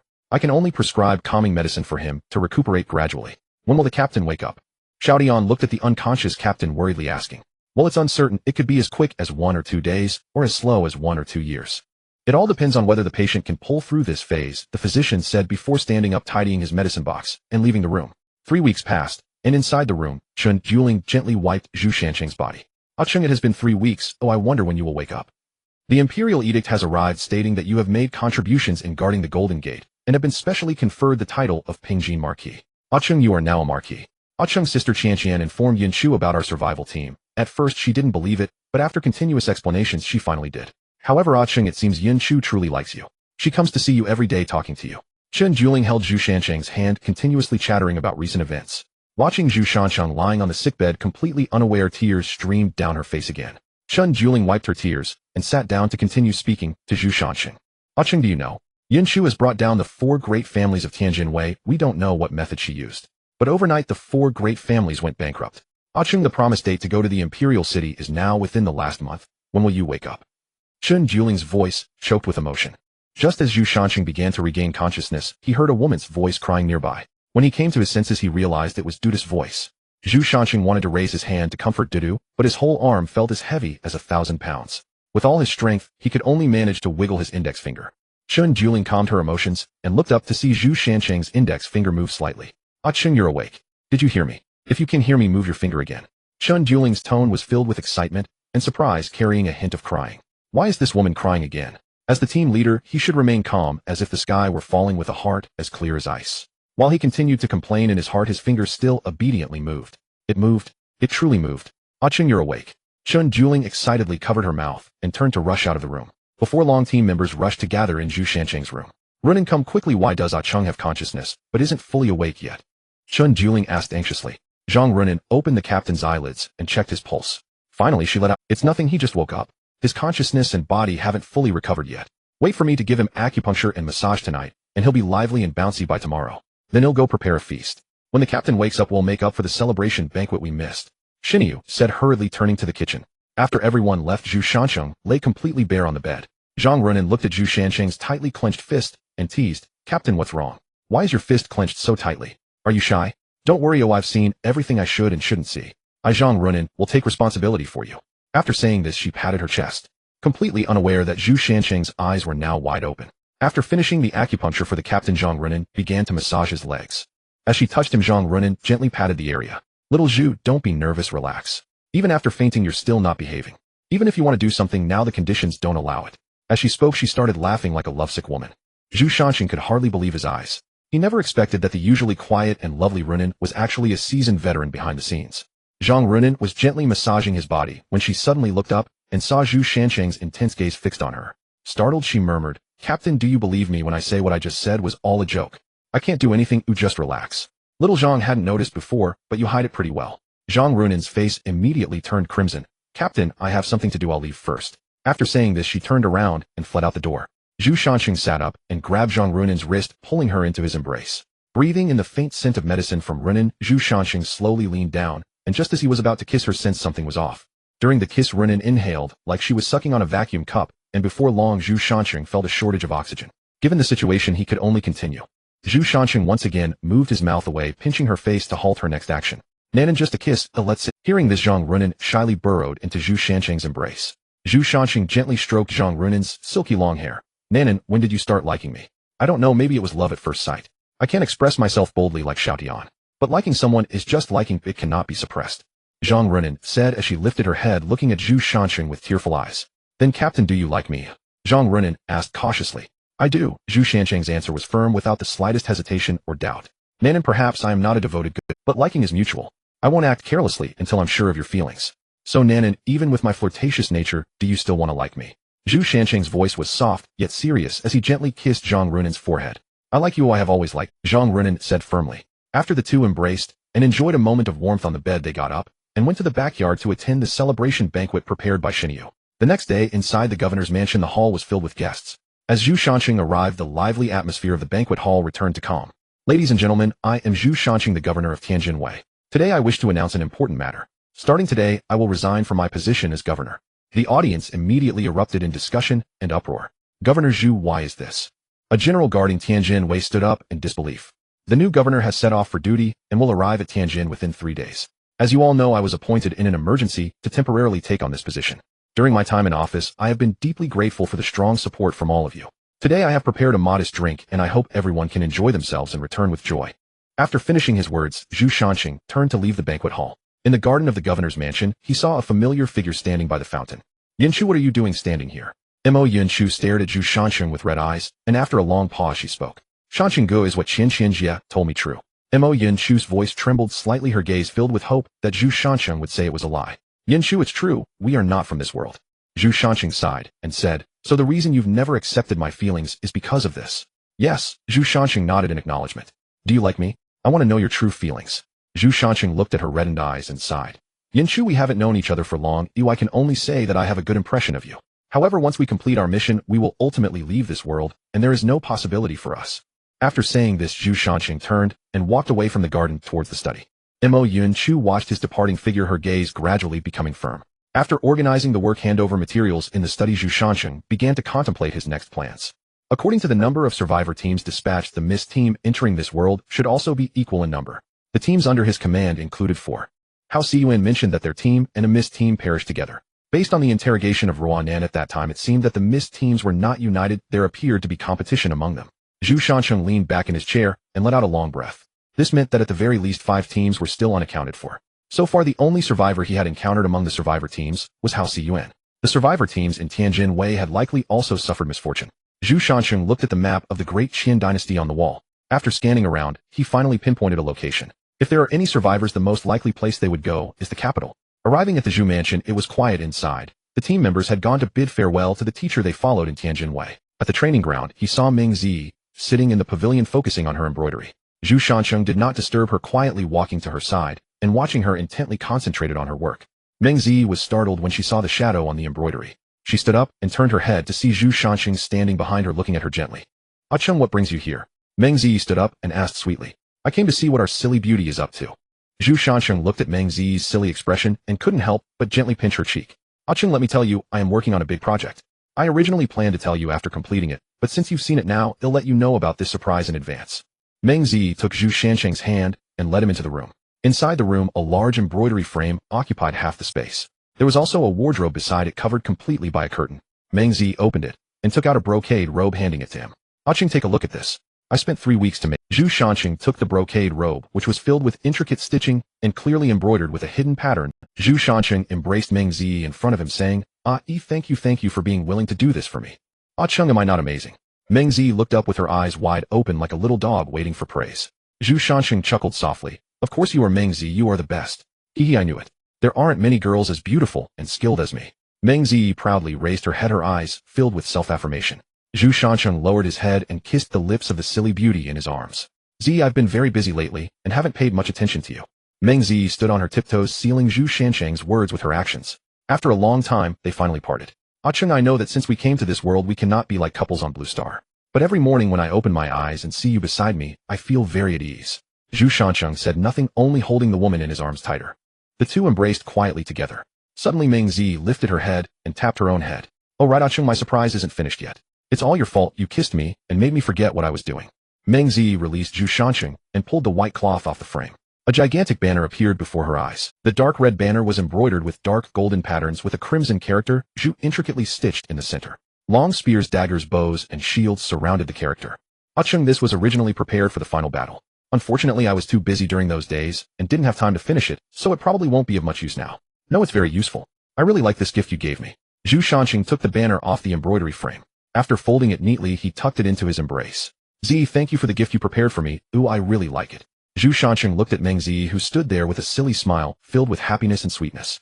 Meanwhile, inside the governor's mansion, Mo Yunchu knelt before Lu Yifei, who tried to pull her up, but ultimately had. "Yunchu, please get up first and tell me what's the matter. As long as it's something I can do, I will definitely help you." "Qianqianjie, I want to have a child with Shanqing Go." Lu Yifei's heart trembled, but she quickly regained her composure. Mo Yunchu, unable to be by Shansheng's side like the others, could only keep a memory in this way. Lu Yifei sat on the chair, closing her eyes and thinking for a long time. Finally, she sighed deeply and said, "Yunchu, I agree to your request. However, there is only one chance. If it doesn't succeed, you cannot continue this way. I understand, Qianqianjie. I will cherish this opportunity. If it doesn't succeed, I won't disturb you anymore." Mo Yunchu stood up, her voice filled with determination. Lu Yifei sighed, said nothing further, and turned to leave the governor's mansion. She actually wanted to refuse Mo Yunchu's request when she first heard it. She and Shansheng did not have a child of their own, but she saw the love and reluctance in Mo Yunchu's eyes for Zhu Shansheng. It reminded her of when her mother forced her to break up with Zhu Shansheng. After breaking up, she had not spoken to her mother for 3 months. Mo Yunchu's feelings were so similar to hers, except that Mo Yunchu spoke the words she had always been afraid to say. Thinking of Zhu Shansheng, Lu Yifei felt a surge of anger. That scoundrel! Surrounded by so many beautiful women, yet he still tries to seduce the daughter of the governor's mansion. She planned to team up with Du Du and Ruan and to give him a good lesson for his flirtatious ways. The setting sun cast a slanting light upon the surface of the sea, and the vessels at the dock came and went, restoring a bygone prosperity. Outside the city, the scars of war were no longer visible. Only the bloodstains on the city walls, which could not be washed away, indicated that a battle had recently occurred. Inside the governor's mansion, Mo Yunchu finished packing all her belongings. 6 horse-drawn carriages were filled to the brim. Aside from her personal maid and the elderly servants who came from the Mo family, all other attendants were dismissed. Mo Yunchu stood at the entrance of the governor's mansion, took one last glance back, before turning towards the Zhu residence. Zhu Shanchen discussed with Qian Qian throughout the night about how to arrange for Yunchu. Ultimately, they decided to leave the house in Tianjin Wei for her. They would also leave her some gold and silver, and with the care of two elder brothers, Yunchu could live a stable life in Tianjin for the rest of her days. Here it comes, the secret barbecue from Xinyu. Old Li approached with a plate of grilled meat from a distance. In the garden, the team gathered around with Yunchu. Come Yunchu, taste Xinya's culinary skills. Zhu Shanchen handed a skewer of grilled meat to Yunchu. Mo Yunchu accepted the meat and took out one skewer, distributing the rest to the team. After tasting a piece, her eyes lit up. Delicious. I didn't expect this burly Xinyu to possess such stunning culinary skills. Not far away, Xinyu, who was grilling, heard the praise and nearly grinned from ear to ear. For a chef, the best compliment is to see their dishes completely devoured, and the empty skewers in the plate stood as the finest proof. After handing over the grilling to the servants, Xinyu also came over. He raised a wine jar in front of him and saluted Zhu Shanchen from a distance. Here, boss, I toast you with a jar. All right, Xinyu, do you dare boast about your drinking capacity? Come on. The small wine jar soon reached its bottom. Lu Yifei waved to the attendants standing not far away. Come, go fetch a few more jars of wine from the storeroom. The attendant nodded and turned towards the storeroom. Zhu Shanchen watched Zhang Ruanan, who was attempting to make a sneaky move, and grabbed her wrist. Nan, we agreed, no cheating this. Fine. Zhang Ruanan reluctantly put down the silver needles in her hand, huffing penny pincher. If there's no cheating, what's there to be afraid of? I can handle 2 jars of fruit wine, can't I? Let's not talk about anything else. Come on, Nanjia, let's clink glasses. Xiao Tian raised the wine jar, inviting Zhang Ruanan. Yunchu, don't be nervous, we're all friends. Here, I toast you a cup. Zhu Shanchen stood up and walked behind Mo Yunchu, patting her shoulder and smiling at her. Thank you, brother Shanchen, cheers. At that moment, Mo Yunchu shed the modesty of a governor's daughter, raised her wine glass, and drank it all in one go. Lu Yifei, watching Zhu Shanchen drink heartily, quietly poured 2 packets of powder into his wine jar. At the same time, she sighed inwardly. Yunchu, the help I can offer you ends here. Whether it succeeds or not depends on your... As the empty wine jars continued to accumulate, the people in the courtyard had already collapsed in various positions. Zhu Shanchen tugged at his clothing, feeling unusually hot today. The servants hurriedly approached to help several people into the room to rest. Mo Yunchu and Lu Yifei, who had been lying on the table, opened their eyes. The two exchanged glances, then Lu Yifei stood up to block the attendants who wanted to assist Zhu Shanchen. He'll handle it, you all go and rest. The attendants knew she was the governor's wife, so they retreated. The two helped Zhu Shanchen to the room and laid him on the bed. Yunchu, the next part relies on you. After Lu Yifei said this, she turned and left the room, leaning against the door. Mo Yunchu gazed at the man on the bed, her face flushed.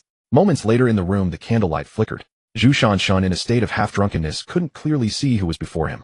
But soon he gave up on thinking and plunged into the embrace of gentle warmth. In the latter half of the night, Mo Yunchu, supporting herself against the wall, unsteadily walked out of the room. Seeing Lu Yifei sitting in the courtyard, she paused slightly, then nodded at her. Lu Yifei sighed and stepped forward to help her back into the room. The next day, everyone set out. Zhu Shanchen looked around, but did not see Mo Yunchu coming to see them off. He assumed the little girl was throwing a tantrum because he did not take her with him, and after a sigh, he mounted his horse. Just as everyone was about to set off, Mo Yunchu's personal maid Xiao Hong rushed over. Young master, wait. Mishap. Xiao Hong, panting, blocked Zhu Shanchen's horse. What is it? Why didn't she come personally? Zhu Shanchen frowned, and Miss is feeling a bit unwell, so she sent me to convey her farewell to everyone. Unwell? Did she call for a doctor? Zhu Shanchen looked into the maid's eyes, trying to discern something. The doctor has already seen her. He said she just caught a slight chill last night, and would be fine after taking 2 doses of medicine. Young master need not worry. After saying this, the maid took out a sachet from her bosom and handed it to Zhu Shanchen. This is a small token from the miss. I hope you accept it graciously. Zhu Shanchen looked at the sachet in his hand, which was clearly sought from a temple, and felt warmth in his heart. This piece sachet must be embroidered stitch by the person who sought it. After completion, one must bow 3 times for every 3 steps, and 9 times for every 9 steps, placing it in the main hall of the temple with utmost sincerity. After being blessed for 49 days by the incense, it can only be completed after the abbot performs a consecration. It is hard to imagine how this little girl Yunchu found such dedication to complete these tedious steps. Zhu Shanchen solemnly placed the sachet into his bosom. Turning to look towards the direction of the capital, he took a deep breath and slowly uttered 2 words set off. The sound of hooves echoed, dust rising outside the residence, as Mo Yunchu stood at the door, staring blankly at their departing figures. Miss, why did you come out? Xiao Hong quickly supported the weak Mo Yunchu. It's fine, Xiao Hong, I was afraid that if I didn't come out to see, it might be hard to meet again in the future. As Mo Yunchu spoke, tears flowed uncontrollably. She raised her hand to wipe her tears. All right, Xiao Hong, help me back inside. The group sped along, leaving Tianjin City. Zhu Shanchen took a deep breath and shouted towards the woods beside the road. Capital city, here we come. A few women smiled at the childish scene of their captain. The team traveled with stops and starts, acting chivalrously. Whenever they witnessed injustice, they would intervene. Along the way, all the mountain bandits and thugs they encountered were dealt with by Xiao Tian alone. Chen Duling and Zhu Shanchen rode side by side at the front. Chun when we came in with Xiaomi still in the carriage. Zhu Shanchen's expression stiffened, and he awkwardly nodded. Oh no, I thought something fell off when we came in. But there's no need to worry, the food in the trunk will last it for half a year. Moreover, the flow of time in the myriad worlds differs from that on the survival highway. Perhaps by the time we go out, Xiaomi has just taken a nap. While they were chatting, Xiao Tian and Zhou Yi galloped over on horseback. Captain Weave arrived at the capital. Xiao Tian and Zhou Yi shouted excitedly as they ran from the front. Zhu Shanshan lifted his head and saw a magnificent city wall in the distance.